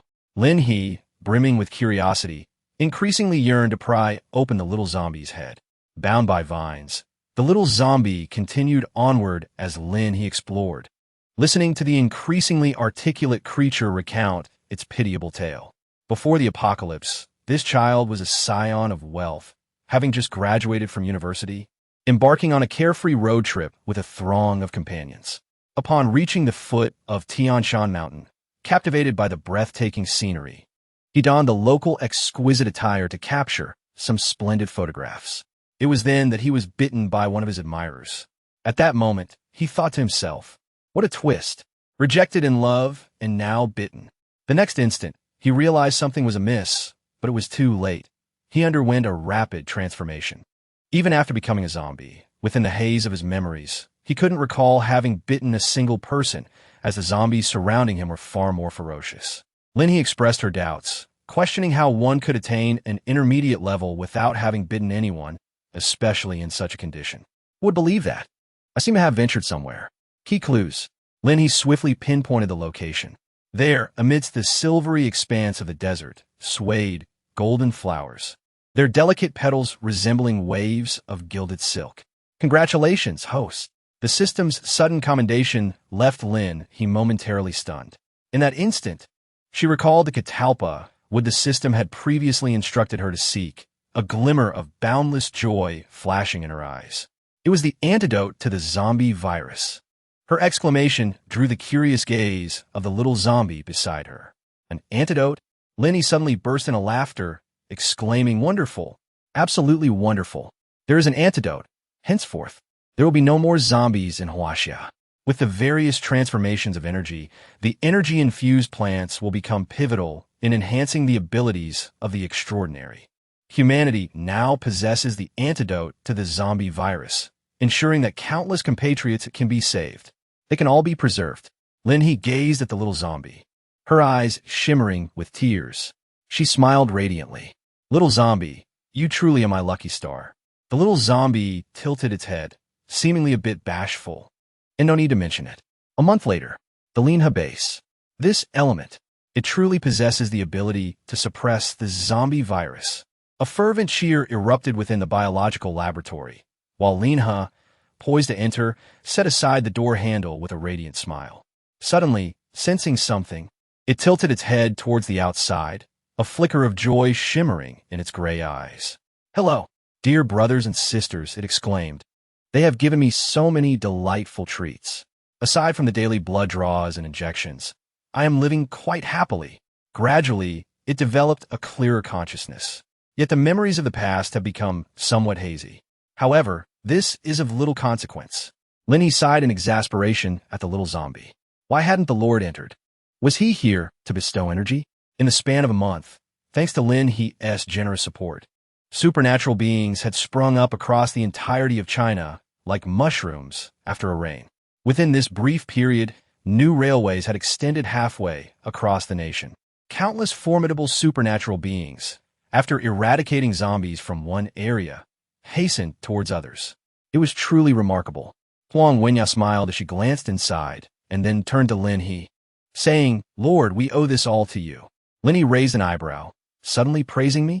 What is your laboratory lacking? Huang Wenyao laughed heartily. My lord, we lack nothing. With your presence, what could we possibly be missing? Is the apocalypse nearing its end? Am I correct? Lin He paused for a moment, then nodded vigorously, affirming the progress with a sense of relief. With a rescue value of 58, he felt gratified by the advancements made in just a month's time. At this pace, when the antidote is finally developed, perhaps the apocalypse could be resolved within a year. Time seemed to stretch and contract simultaneously. So much had transpired. Yet Huang Wenyao chuckled softly, realizing that it had been less than half a year. Before the Lord, this catastrophe seemed to have unleashed merely 30% of its potential. Lin He waved her hand, saying, "All right, what praise program have you loaded today?" She glanced at Huang Wenyao, adding, "You've worked hard." Huang Wenyao couldn't help but flush, responding, "My lord, if you don't let me praise you, why don't you praise me instead?" Lin He gently patted her shoulder. "The unwavering support behind her is a testament to your presence. Furthermore, please keep a close watch on the progress of the trainees in the laboratory. I am eager for results." The base has undergone another upgrade. This time, the gateway to knowledge has swung open for Lin He, and for the world as well. The opportunity to transcend the barriers of civilization lies within reach. Lin He gathered researchers from various regions of Huaxia and immersed them in the vast ocean of knowledge provided by the system. They raced against time, striving to absorb every morsel of information, no matter how hastily. Such opportunities are rare and precious, though some may argue that this approach is akin to forcing growth. Huaxia has always thrived when faced with challenges. No one is willing to concede defeat. Before them lies an immense treasure trove. And humanity and Oppo's civilization is advancing at an unprecedented pace. Ding ding. The bracelet on Lin He's wrist chimed, and Huang Wenyao smiled and nodded at her, indicating she understood. It's time for the Lord to take the call. It must be the Grand Administrator, right? I shall take my leave. Huang Wenyao teased lightly, prompting Lin He to raise an eyebrow. What about the Grand Administrator's brows? Upon hearing Sheng Fengyu's voice, Lin He could not help but relax her furrowed brow. No longer glancing at the laboratory. How is the plan progressing? The zombies in City S have been completely cleared, and as per your instructions, we have temporarily preserved those that retain some semblance of humanity. The intermediate and advanced zombies, after undergoing evolution, have completely transformed into an entirely different species. Lin He discerned a hint of fatigue in Sheng Fengyu's voice.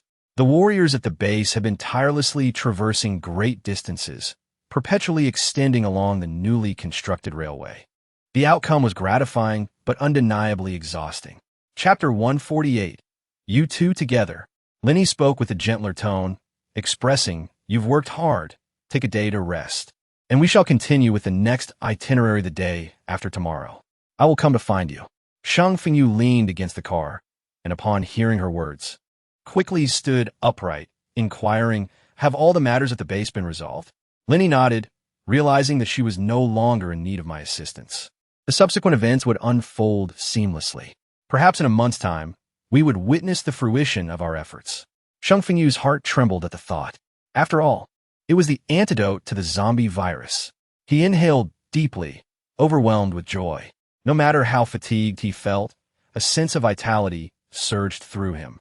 Yet, this prolonged battle lacked the sense of fulfillment he had anticipated. Under Sheng Fengyu's command, over 3,000 warriors had already perished within this month alone. They had left behind not even a complete body. Though the majority were not from Lin He's base, they too had fallen under Sheng Fengyu's leadership. This anguish swiftly wore him down, forcing him to conceal his sorrow deep within. "Are you tired?" It seemed he detected a hint of heavy breathing from his companion.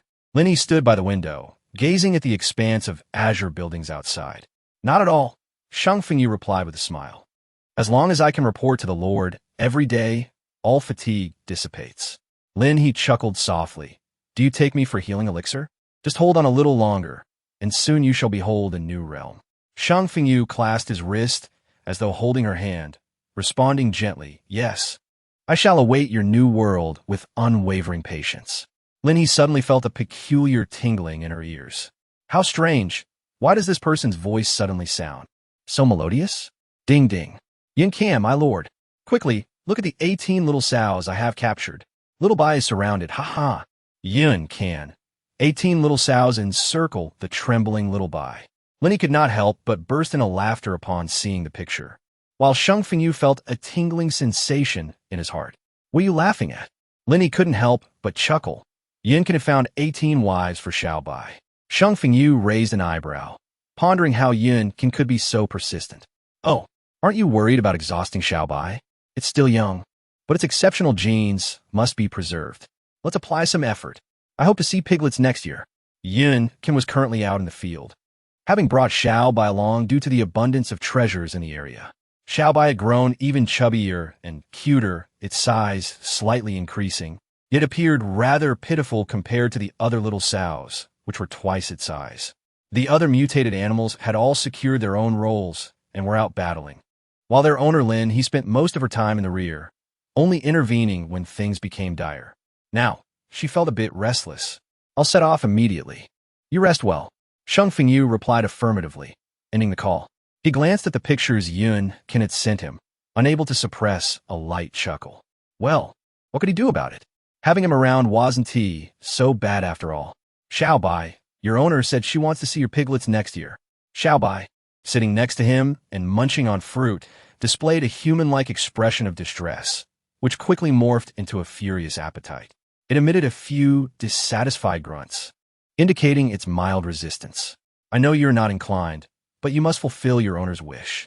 Yun Kin patted Xiao Bai's head, her eyes sparkling with mischief. Should we give it a try tonight? Xiao Bai decisively extended its hoof, but Yun Kin sidestepped, teasing, Hey, still trying to make a move? Be careful, or I'll tell on you. If you keep pushing me, I'll inform the owner that you like her. Xiao Bai squeaked innocently, but Yun Kin's expression changed dramatically. Hey, what nonsense are you spouting? Xiao Bai huffed again, biting into a large grape, feeling that it merely could not compete with Shang Fengyu and Appo's position in their owner and Appo's heart. If you don't take the initiative, you'll never have a chance. Yun Can, exasperated, tugged at Xiao Bai's ears, but the little pig didn't mind. If you ask me, if you don't act soon, you might end up losing to that brooding Shang Fengyu. Ugh, ugh, ugh. Yun Can clapped Xiao Bai's ears together, exclaiming, You're just being alarmist. Shang Fengyu is even more timid than I am. You're just afraid of competing with your brother, aren't you? It's a new era, and you found 18 for me. Xiao Bai contorted its face in exaggerated pain mixed with delight. Why can't my owner have 10 or 8 as well? It felt uncomfortable saying this, originally intending to annoy Yun Can, who, surprisingly, plopped down beside it, grasping its hoof. Hey, Xiao Bai, you make a valid point. Xiao Bai, puzzled, questioned him. Is something wrong with my piggy brain?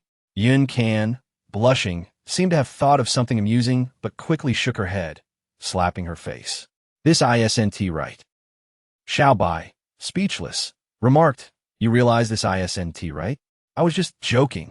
Now, filled with enthusiasm, Yun Can was oblivious to Xiao Bai's regret over that last statement. In a remote town on the North China Plain, a famished boy cautiously crawled along the beams of a roof, below which lay 2 seemingly sleeping zombies. He was starving, ever since his mother left. He had been caring for his sister, watching her decay before his eyes. He had consumed all available food, and despite meticulously rationing his supplies over the past 3 months, they had run dry. He ventured out of his safe haven, akin to a rat in a sewer, frantically evading zombies while scavenging for food in the town's houses. On a shelf beneath the beams, he spotted a bag of peanuts.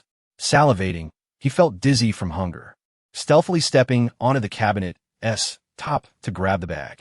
Yet with a thud, the peanuts fell onto the surface. Panic-stricken, the boy clutched the bag, but more peanuts tumbled out.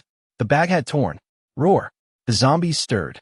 Clutching the peanuts tightly, the boy dashed off the beams, hastily stuffing the peanuts into his mouth. As he swallowed the shells, he nearly choked, realizing the damaged roof was rapidly approaching. If he could just get past, he wouldn't die today. With an indomitable will to survive, he refused to accept death. The zombies leapt up. The boy misstepped and plummeted. Peanuts scattered everywhere as 2 zombies, dripping with foul slime, opened their mouths wide at him. His vision reddened, and in a daze, he saw his mother, who had ventured out alone to ensure their survival, and his sister's radiant smile. Mom, He screamed in despair, tears streaming down his face. I'll join you. Bang! Just then, the door was kicked open, and hot bullets pierced the zombie skulls. Bang! Another shot. The boy froze as the zombies crumpled to the ground, and he beheld a figure clad in brilliant blue, stepping into the light. Report! Report! Survivor located! Survivor located! Someone helped him up. Are you all right? Are there other survivors? Are you hungry? Are you injured? It felt as though he had suddenly transitioned from hell to heaven. The boy trembled, his legs weakening. No, there are no other survivors. He noticed a faint glow on the blue uniform, bearing the Lin He base emblem. The boy had been saved. And across the vast land of China, countless boys were also saved. He survived, and more people lived on. Chapter 149, the grand finale. The already constructed megacities. The former Lin He base.A city of Hope, Long City of Laha Base, and other cities built upon the foundation of Hope City, collectively received 3,000 doses of the antidote. In this new year, Commander Lin He delivered a speech directed towards all of Huaxia.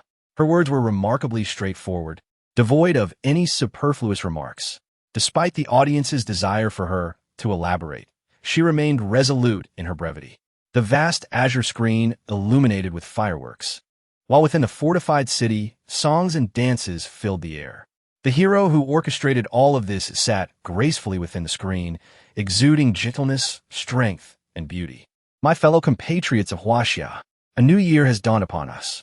She gazed softly ahead, as if looking upon all the survivors. A new realm is about to emerge. With a smile, she proclaimed that we are on the brink of transcending the apocalypse and entering a new era, and we shall be the guiding lights of this new age. The fireworks dazzled against the backdrop of a blood-red moon. She had forged hope and laid the very foundation of this new epoch with her own hands. As the live broadcast concluded, a slight darkness clouded Lin He's vision. Yet soon after, her eyes glistened with tears. It has been a year. In that span of time, she ascended to legend. The Lina base has been renamed Hope City, where unity ignites a flame and divergence scatters like stars across the sky. Yet the comrades who stand shoulder to shoulder in battle are perpetually occupied. She is no exception. My lord, come out for the New Year's Eve dinner. A knock echoed at the door. It was Da Fu. It appears that he has grown a little, transforming into a charming young lad. Lin He removed the hat from her head, smiling as she gently patted the little round creature's head. Shall we partake together? The little round creature tilted its head and replied, But, my lord, I lack the sense of taste. As long as you can consume it, that suffices. You are one of our family. The little round creature, now endowed with a charming physique crafted by the researchers in the physics laboratory, shyly nodded. Then I shall heed my lord Napo's wishes. Indeed, this body was capable of the motions associated with eating. Lin He pushed open the door, revealing a multitude of people before her. Lin He curled her lips into a smile, urging everyone to stop dawdling and set off. Hey, all right, Chun Mai Fen, for reasons unknown, suddenly felt an overwhelming urge to weep. Yet in that moment, she called out to hasten their departure. Sheng Fengyu and Yun Can gazed at Lin He with gentle eyes. Da Fu had already taken a couple of steps when he noticed the two deliberately walking alongside Lin He, and he couldn't help but click his tongue in disapproval. Men, spotting Qin Lin waiting ahead, he hurriedly ran over a Lin. Qin Lin extended her hand. Let's go. Da Fu's ears turned crimson as he firmly grasped Qin Lin's hand amidst the laughter of the elders surrounding them. Sheng Fengyu and Yun Can observe Da Fu, their eyes reddening. What a fine lad. Swift as the wind. Lin He couldn't help but feel a sense of nostalgia. In the blink of an eye, Da Fu had grown up. Yun Can turned to her, his gaze intense. I have also reached adulthood. Lin He tilted her head. I know, but are there any adults? Yun Can paused for a moment. That and Apo's. It's not what I meant. Sheng Fengyu chuckled softly beside them. Yun Can narrowed his eyes. Lao Sheng, you seem to have quite a few girls around you lately. Sheng Fengyu immediately replied, It's the Lord who assigned me to accommodate the technical staff. Although, it is indeed mostly girls, and some of them may harbor a few thoughts about him. Once I settled them in, I didn't concern myself further. He certainly did not engage with them excessively. Lin He nodded slightly. It was my arrangement. What an amp! Apo's, that's the matter.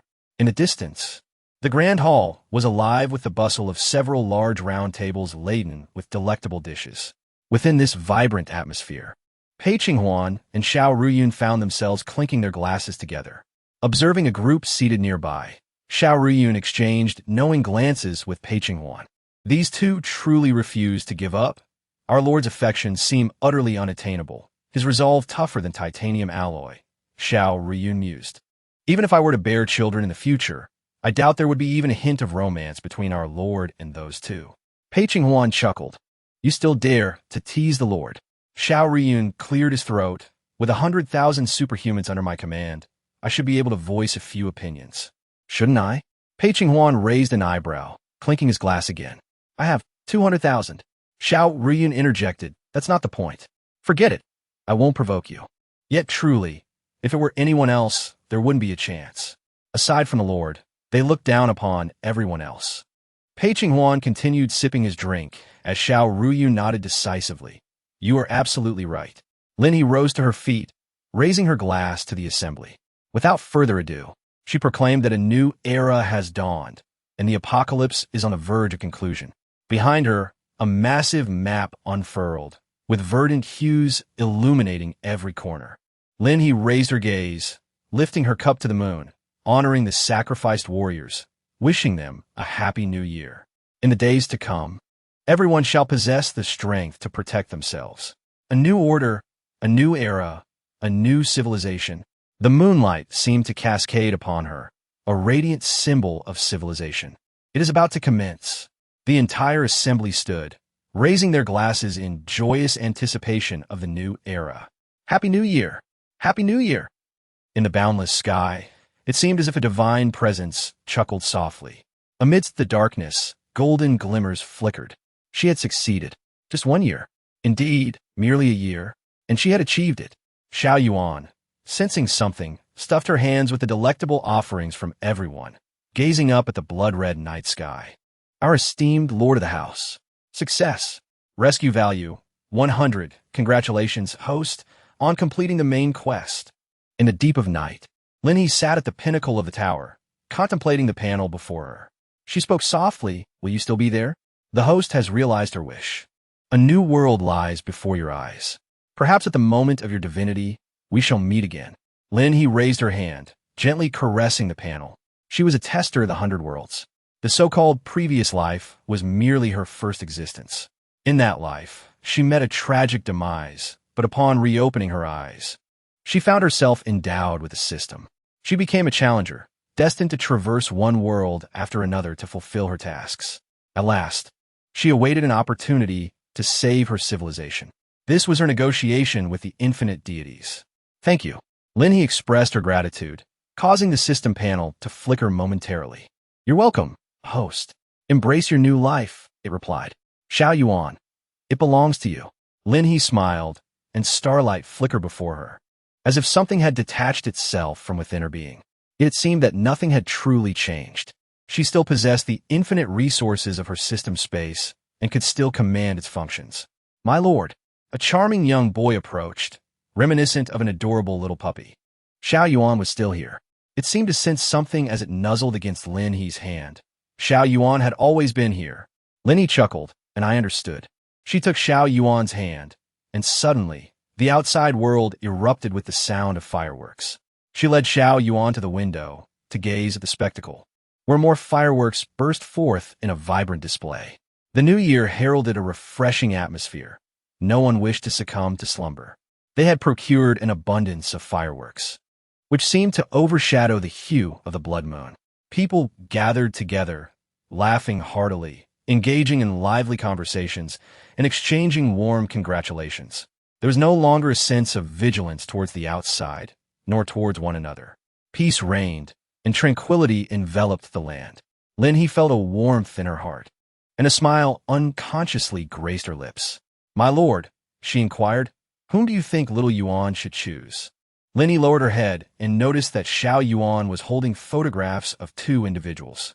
Xiao Yuan intended to choose a profile picture, and indeed, the most handsome among them was the pair. Lin He couldn't help but chuckle. You're quite handsome yourself.